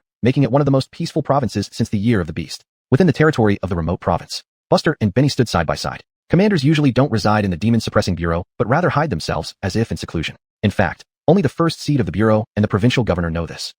Benny spoke calmly. Buster didn't find it strange. If a commander lived in the bureau, it would seem like upstaging the bureau. If that were the case, the 3 beast provinces wouldn't need a first seat and could simply have commanders in charge. I once read in ancient texts that the upper 4 provinces have many great beasts because of their feng shui. Why do these 3 heaven-ascending realm great beasts choose such places? Buster asked. Benny smiled. Because at the heaven-ascending realm, one can naturally draw qi from heaven and earth. Where they cultivate doesn't really matter. Of course, the main reason is that these 3 beast lands have natural gathering arrays, making the qi purer and denser than in the upper 4 provinces. Throughout history, these arrays have always been occupied by demons, not much to do with humans. Pausing here, Benny continued. According to the Emperor's intentions, if there's a chance to expel demons in the future, he plans to transform these 3 beast lands into special zones, such as establishing 3 cities equal in rank to provincial capitals. In the past, the first seat was mostly in seclusion, too busy to care about these 3 places, but also relying on the geographical advantage held by these 3 great beasts. Buster frowned. From what I've read in reports, these 3 beasts are merely at the initial stage of heaven ascending. Even with geographic advantages, they shouldn't be a match for the first seat. The geographical advantages of these 3 beast lands aren't ordinary. They're far more complex than you think, Benny said seriously. Before Qi Kingdom was established, these 3 beast lands already existed. According to historical records, these 3 great beasts may have survived from the time when the human race split off. Do you understand how thousands of years of integration made these 3 beast sages merge the 3 great arrays? Buster remained silent, waiting for him to continue. Sage, Benny summarized succinctly. The beast sages guarding these lands are true sages, not just similar, but genuine. As long as they remain within the territory, these 3 beast sages' powers can rival those of ancestral beasts. Buster was taken aback. Ancestral beasts? He quickly realized that an ancestral beast wasn't a rank, but an identity. The owner of Saint Abyss is an ancestral beast, known as the progenitor of the demon race, with perfect heaven-ascending cultivation. These 3 beast sages, paired with geographic advantages, could make their combat strength comparable to a perfected heaven-ascending realm. This was an incredibly terrifying boost, but after thinking about these 3 sages having integrated over 1,000 years, it seemed reasonable. Even those 3 great arrays have become their private property. So for years, the 3 commanders have always observed from outside the beast lands. Even if they cannot eliminate the demons, they must ensure the beast sages cannot leave the territory. Benny explained fluently. Buster felt this scenario was familiar, but he didn't say anything more. The Divine Wood King range spans vast territory, stretching for over 1,000 miles, like a blade slicing through the remote province. And here, within 1,000 miles, there's no sign of human life. Because this place harbors the strongest demons of the entire remote province, and possibly the Qi Kingdom. However, common folklore in the remote province calls this place a forbidden zone, where one goes in but never returns. On a hillside 100 miles away from the Divine Wood King range, there's a flat, open space. Here, there were 4 inconspicuous wooden cottages. The signs of age on the cottages were heavy, indicating long-term habitation. In the early morning, 2 visitors came to the central cottage and started banging on the door loudly. Inside, a middle-aged man with an unkempt appearance got up grumpily to open the door. What is it? What is it? Disturbing the peace in the early morning. Is there any way for a person to live? The middle-aged man wasn't wearing shoes, and his clothes were tattered, absent-mindedly picking his ear as he spoke. The two uninvited visitors were not surprised by this sight and said, "Commander, Benny is coming, and it's rumored he has brought a young man along this time." It was hard to imagine that these three individuals were core high-ranking members of the Demon Suppressing Bureau, two demon-slaying generals, and this unkempt man even had heaven-ascending realm cultivation as the commander-in-chief of the Eastern Desert. Other provinces were mostly deserts with sparse populations, yet this area, known as the Forbidden Zone, the Divine Wood King Range, remained lush and green, still named after the Eastern Desert by the Demon Suppressing Bureau. Hearing the word, young man, the commander-in-chief of the Eastern Desert frowned. Did Blaze send them?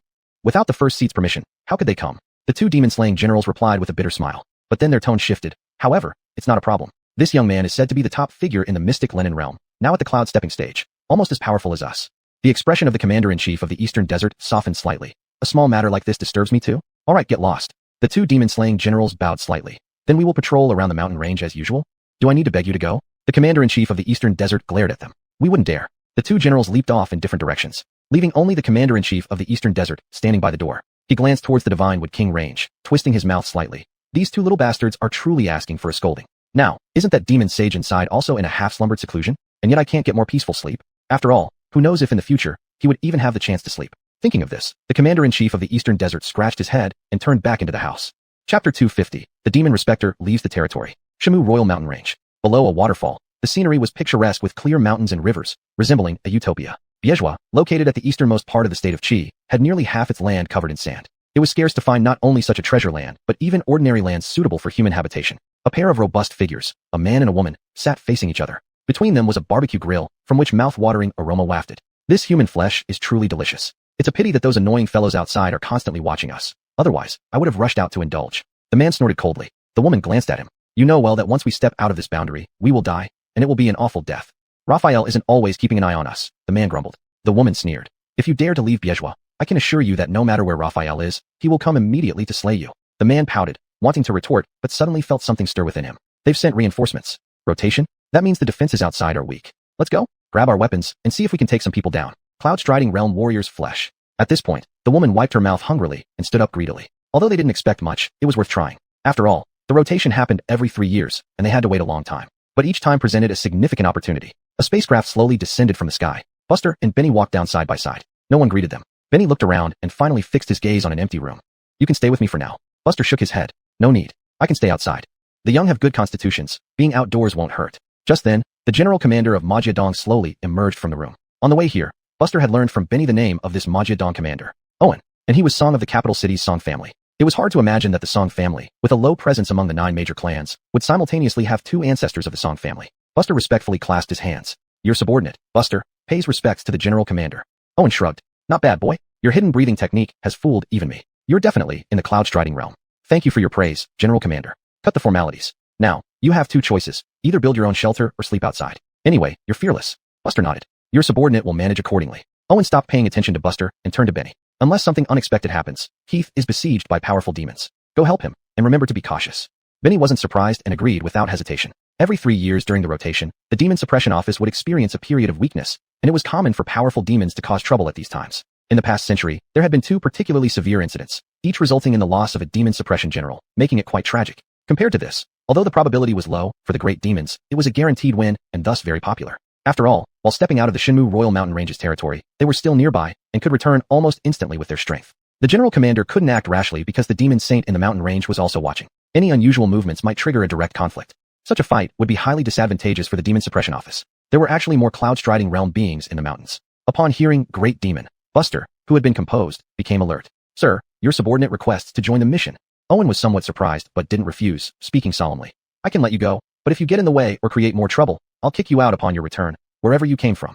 Yes, sir. 2 figures shot into the sky and departed. Owen resumed his usual demeanor and turned back into the house. Whether Buster went or not made little difference since there were only 2 cloud-striding realm demons involved. But as a young person, it was fine for him to see action. As for causing trouble, Owen hadn't considered it.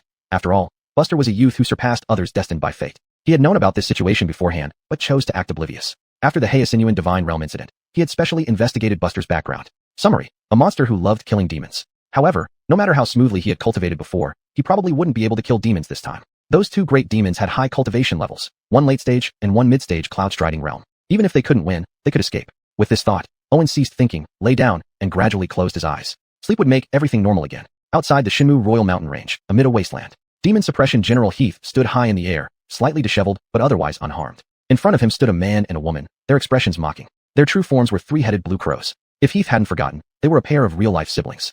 The sister was named Arnold, and the brother was named Royce. "Shall we play?" Royce said with a twisted smile. "Cut the chatter, someone will be here soon." Arnold glared angrily at her brother. Almost simultaneously, she spread her arms wide, sprouting countless tails behind her back. The tails intertwined, forming a vast green sky net that slammed towards Heath. Before Heath appeared a long spear, which he thrust forward, emitting countless cold glimmers. Instantly, heaven and earth resounded. Even though he stood 1,000 feet away on the ground, the shockwaves still caused it to become riddled with craters. Royce's figure flashed beside Heath, delivering a knee strike that sent this demon suppression general flying out. Heath stabilized himself, regulated his breathing, and turned to leave. He didn't fear anyone in one-on-one combat, but fighting two at once was too much for him. Of course, if one truly thought they could determine the outcome instantly, it would be an absurd fantasy. Just as Heath was about to leave, dark ink-like light columns suddenly erupted from the ground. At the top of these light columns were tentacles that grabbed Heath's ankles and dragged him down. Heath squinted, then delivered a heavy stomp, causing the entire ground to shake violently. These black light columns vanished instantly. A third cloud-striding realm. An intangible black object shot out of the ground, transforming into human form and unleashing a punch.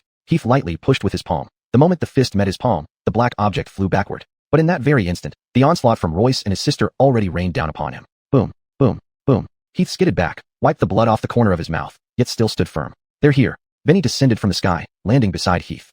"Finally here," Heath laughed bitterly. "But whoever comes is not benevolent. Two of us are still somewhat difficult to manage." Just as he spoke, a shadow darted past him, unnoticed. What? Buster, dressed in black, instantly arrived before the large black demon and swung his sword down.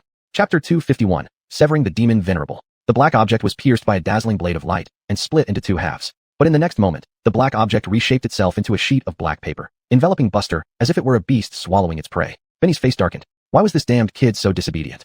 "Who is this?" Heath asked with a frown. "There's no time to explain now. We need to rescue him quickly," Benny said gravely. This demon was an extremely peculiar and powerful creature, easily invading one's mind with tactics not much different from those of the Life Gate. "Where are you two heading?" Royce and Arnold stood side by side, blocking Benny and the others. "Even if we don't know where you two hotheads came from, you've given us quite a feast," Royce sneered. Not far away, the demon spoke in a hoarse voice. "There's something strange about this boy." As he spoke, cracks began to appear all over the demon's body, purple light emerging from within them. Bang! With a loud explosion, the demon's body shattered into countless pieces, and Buster's figure emerged. Purple lightning crackled around his body, crackling with every movement. The demon reformed its body 10 miles away. Its body had become much more transparent. That human boy isn't just strange, he's exceptionally strange. The initial fiery light from the first strike caused him significant trouble, followed by those purple thunderbolts. It was like they were created specifically to suppress him. "No, I need to leave here and plan my next move," the demon thought as it retreated. But in the next moment, Buster appeared in front of him without warning, again silent, and delivered a slash. The force of the blow was immense, and its speed was impossibly fast, impossible to avoid. The demon's eyes widened in terror. Such speed. He was at least a mid-cloud strider, and even if nothing else, he could retreat home safely. Why was this person so incredibly fast that he couldn't even react? As he thought, a massive black fist condensed before him, stretching several dozen feet wide like a mountain crashing down. But under Buster's blade, it crumbled like soft tofu, splitting in two. The momentum of the ink dragon blade continued, slicing through once more. The demon's body was cleaved apart for the second time. Reforming 10 miles away again, Buster used the heaven-stepping invisibility technique to reach him, delivering another slash. Third cut. The demon panicked. What kind of monster was this? Why? Each use of this secret art drained him significantly. He couldn't sustain it for long before being completely extinguished. As he tried to think, Buster's fourth slash cut through his body. Once again, he reformed. This time, the demon reached the divine Wood King Mountains, but Buster still pursued. Now, the demon's strength was reduced to almost nothing. Even with the advantage of terrain, it wasn't enough. Buster sliced through the demon's killing move again, delivering the fifth fatal blow. The mid-cloud strider demon finally fell, turning into a cloud of smoke that surged toward Buster for one last counterattack. However, Buster merely dispersed it with the Zhao Heavenly Heart Thunder from his palm, effortlessly countering the assault. A pitch-black demonic core floated quietly before him. Though it seemed like a lengthy battle, it had all happened in just a few breaths. In Cloud Strider-level duels, due to the vast reserves of true chi, battles often lasted hours or even days. To determine a victor in just a few breaths was practically an instant kill.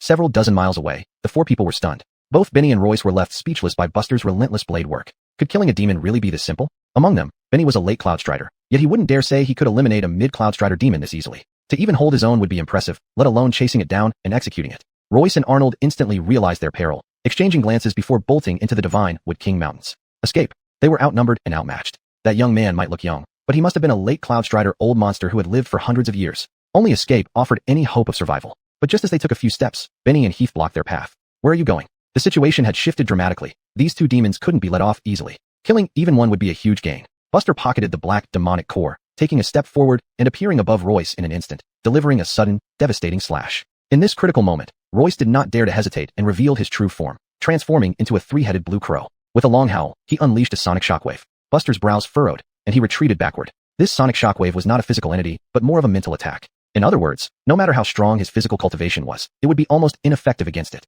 Taking advantage of this respite, Royce and Arnold turned around and fled. However, a spear and a sword struck from either side. Damn it, Royce roared, resisting Heath's spear thrust and continuing forward. And Arnold did the same, both monsters relying on their physical advantages to flee. But Buster had recovered, using the heaven-stepping invisibility technique to appear at the edge of the Divine Wood King Mountains, completely blocking the escape route of these two powerful beasts. Following that, he unleashed the Zhao Heavenly Heart Thunder, striking Royce's back with a palm. Royce's massive body instantly caved in at the point of impact, spurting out a spray of bright red blood. Arnold's eyes flickered, and he suddenly appeared below Royce, pushing him backward with a palm while taking the opportunity to enter the mountains. Royce, having suffered consecutive heavy blows, looked dazed. What did he see? Why did Sister? Before he could think further, Buster delivered another slash, ending his confusion and allowing him to die peacefully. A shimmering golden demon core was extracted by Buster, and the remaining headless corpse fell limply, losing its luster as the true chi sustaining it vanished, causing the feathers on its surface to become dull. Having retrieved the demon core, Buster turned to look into the depths of the mountains ahead. Benny knew Buster's temperament best and instantly pressed down on his shoulder. It's too late. If we pursue now, it will only backfire. Buster retracted his gaze. I know. I just wanted to take a look. Using the Sun Patrol Hayant technique, Buster could clearly sense two other powerful demons of no lower realm waiting for an opportunity to strike. If he recklessly entered now, he might very well fall into an ambush. Worse still, if the demon sage awakened, everything would be over. Let's leave quickly. The great demons inside can't hold back any longer. Heath gathered his thoughts and said seriously. Benny nodded slightly and, together with Buster, took the lead in leaving the area. Chapter 252, Lake Cloud Striding Realm. In the large wooden house halfway up the mountain, Owen suddenly woke up, cold sweat pouring down his body. Wiping off the sweat forcefully, Owen muttered to himself. So it wasn't a dream. That brat really managed to catch 2 demon respects on his round trip?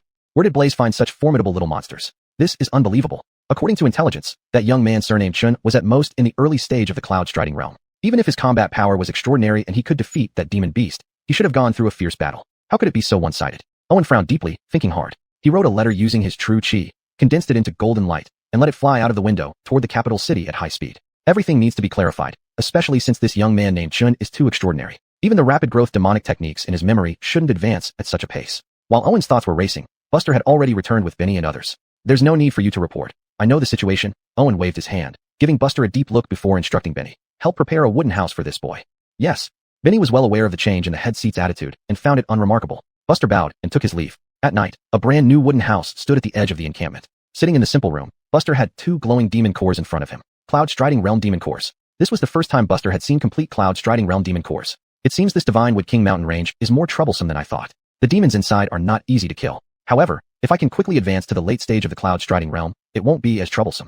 Buster murmured to himself. After today's battle, he had observed clearly that within the mountain range, not only would the slumbering demon saints enhance their strength, but other demons would also receive corresponding boosts, though not as terrifying, mostly crossing one minor realm. Facing a perfected Cloud Striding Realm demon, Buster could barely hold his ground without being defeated, but winning was nearly impossible. If he encountered a perfected Cloud Striding Realm great demon inside the Divine Wood King mountain range, he might not even be able to escape.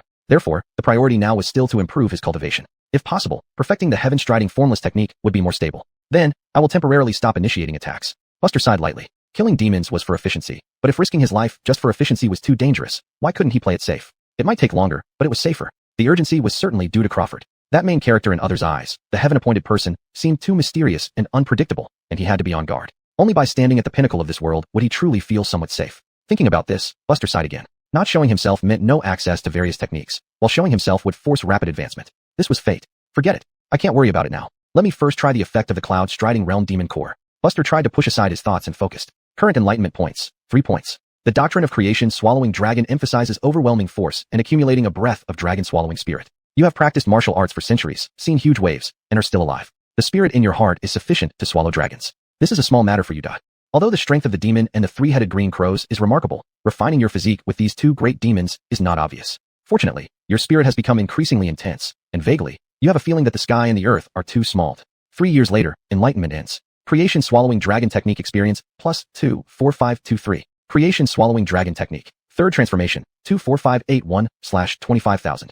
Almost there. Buster was overjoyed. 1 Cloud Striding Realm Demon Core could increase 10,000 experience points. For 8 transformations, it basically required hundreds of thousands of experience points. But if he could kill all the great demons in the Divine Wood King mountain range, even if he killed 70% of them, it would be enough for him to reach the perfected Cloud Striding Realm. At that time, his combat power might rival the Sky Ascending Realm. 2 days later, Owen received a reply from Blaze in the capital city, which only contained 2 words, nothing wrong. These brief words put Owen at ease. He knew Blaze's strength well. If the head seat sat in the capital city, it wasn't just a perfected sky ascending realm. That was the realm closest to martial god, perhaps even the true martial god. Since that's the case, I'll gladly accept this boy. Owen chuckled. Time flew by, and after that day, there were no more actions in the Divine Wood King mountain range. In fact, this was always the norm in demon territory. When both sides have comparable strength and the demon race is unwilling to leave the mountain range, a relatively static balance is formed. This has been the case for years, which is why Owen has become so relaxed. Because he only needs to pay attention to the movements of the sleeping demon sage. Half a month passed. Current enlightenment points, 17 points. You follow the routine, tempering your body. The shadow of dragon scales on your body can visibly begin to solidify. You know that when the dragon scales on your body completely turn into reality, your creation swallowing dragon technique will be fully perfected. Creation, swallowing dragons, are all heaven-defying means. 17 years later, enlightenment ends. Creation swallowing dragon technique experience, plus 26970. Creation swallowing dragon technique. 5th transformation, 1551/25,000.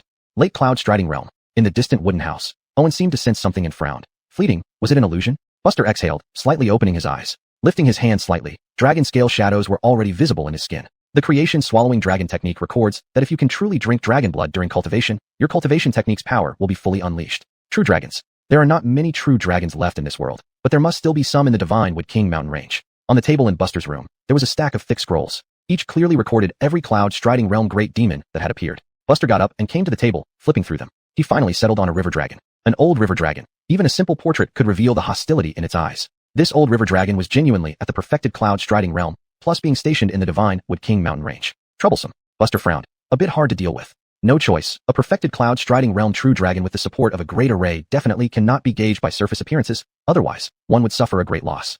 After much deliberation, he could only temporarily give up. Without confidence in quickly killing the old river dragon, he had no choice but to abandon it. Because on the opponent's home turf, if the battle cannot be resolved quickly, one can only be eliminated. Looks like I need to improve the heaven-striding formless technique to increase my escape speed, Buster muttered to himself. Chapter 253, Divine Tree King Mountain Range. When it came to matters of life and death, Buster was a cautious person. To him, only by ensuring his survival could he aspire to reach the peak of martial arts. As long as the green hills remain, one need not fear the lack of firewood. Since the Divine Tree King mountain range had taken no action for now, this was a perfect time to slowly enhance his cultivation. At that moment, a series of footsteps approached from outside the door. As Buster lifted his head, the door to the room had already been pushed open. Owen walked in, looking left and right for a stool before finally settling on the bed's edge. He scratched his ear and said, "Want to enter the Divine Tree King mountain range and come out unscathed?" Buster's eyes lit up. "Is there a way?" "Take this." Owen spoke while pulling out a yellowed talisman paper from his chest, probably stained due to prolonged contact with his skin. But Buster did not feel the least bit disdainful, because this was the boundary crossing talisman he had seen described in ancient texts. The quality of the boundary crossing talisman surpassed that of the 1,000-mile shift talisman. While the latter allowed one to instantly move 1,000 miles away, it could become ineffective if restrained by special arrays. However, the boundary crossing talisman was specifically crafted to counteract all kinds of worldly arrays. Since Owen had given him this talisman paper, it indicated that the spirit array in the Divine Tree King mountain range also fell within its capabilities. This kind of talisman paper had lost its method of creation long ago, leaving only a few rare samples in existence. One might say every use lessened their scarcity even further. This was an invaluable treasure, impossible to quantify in terms of value.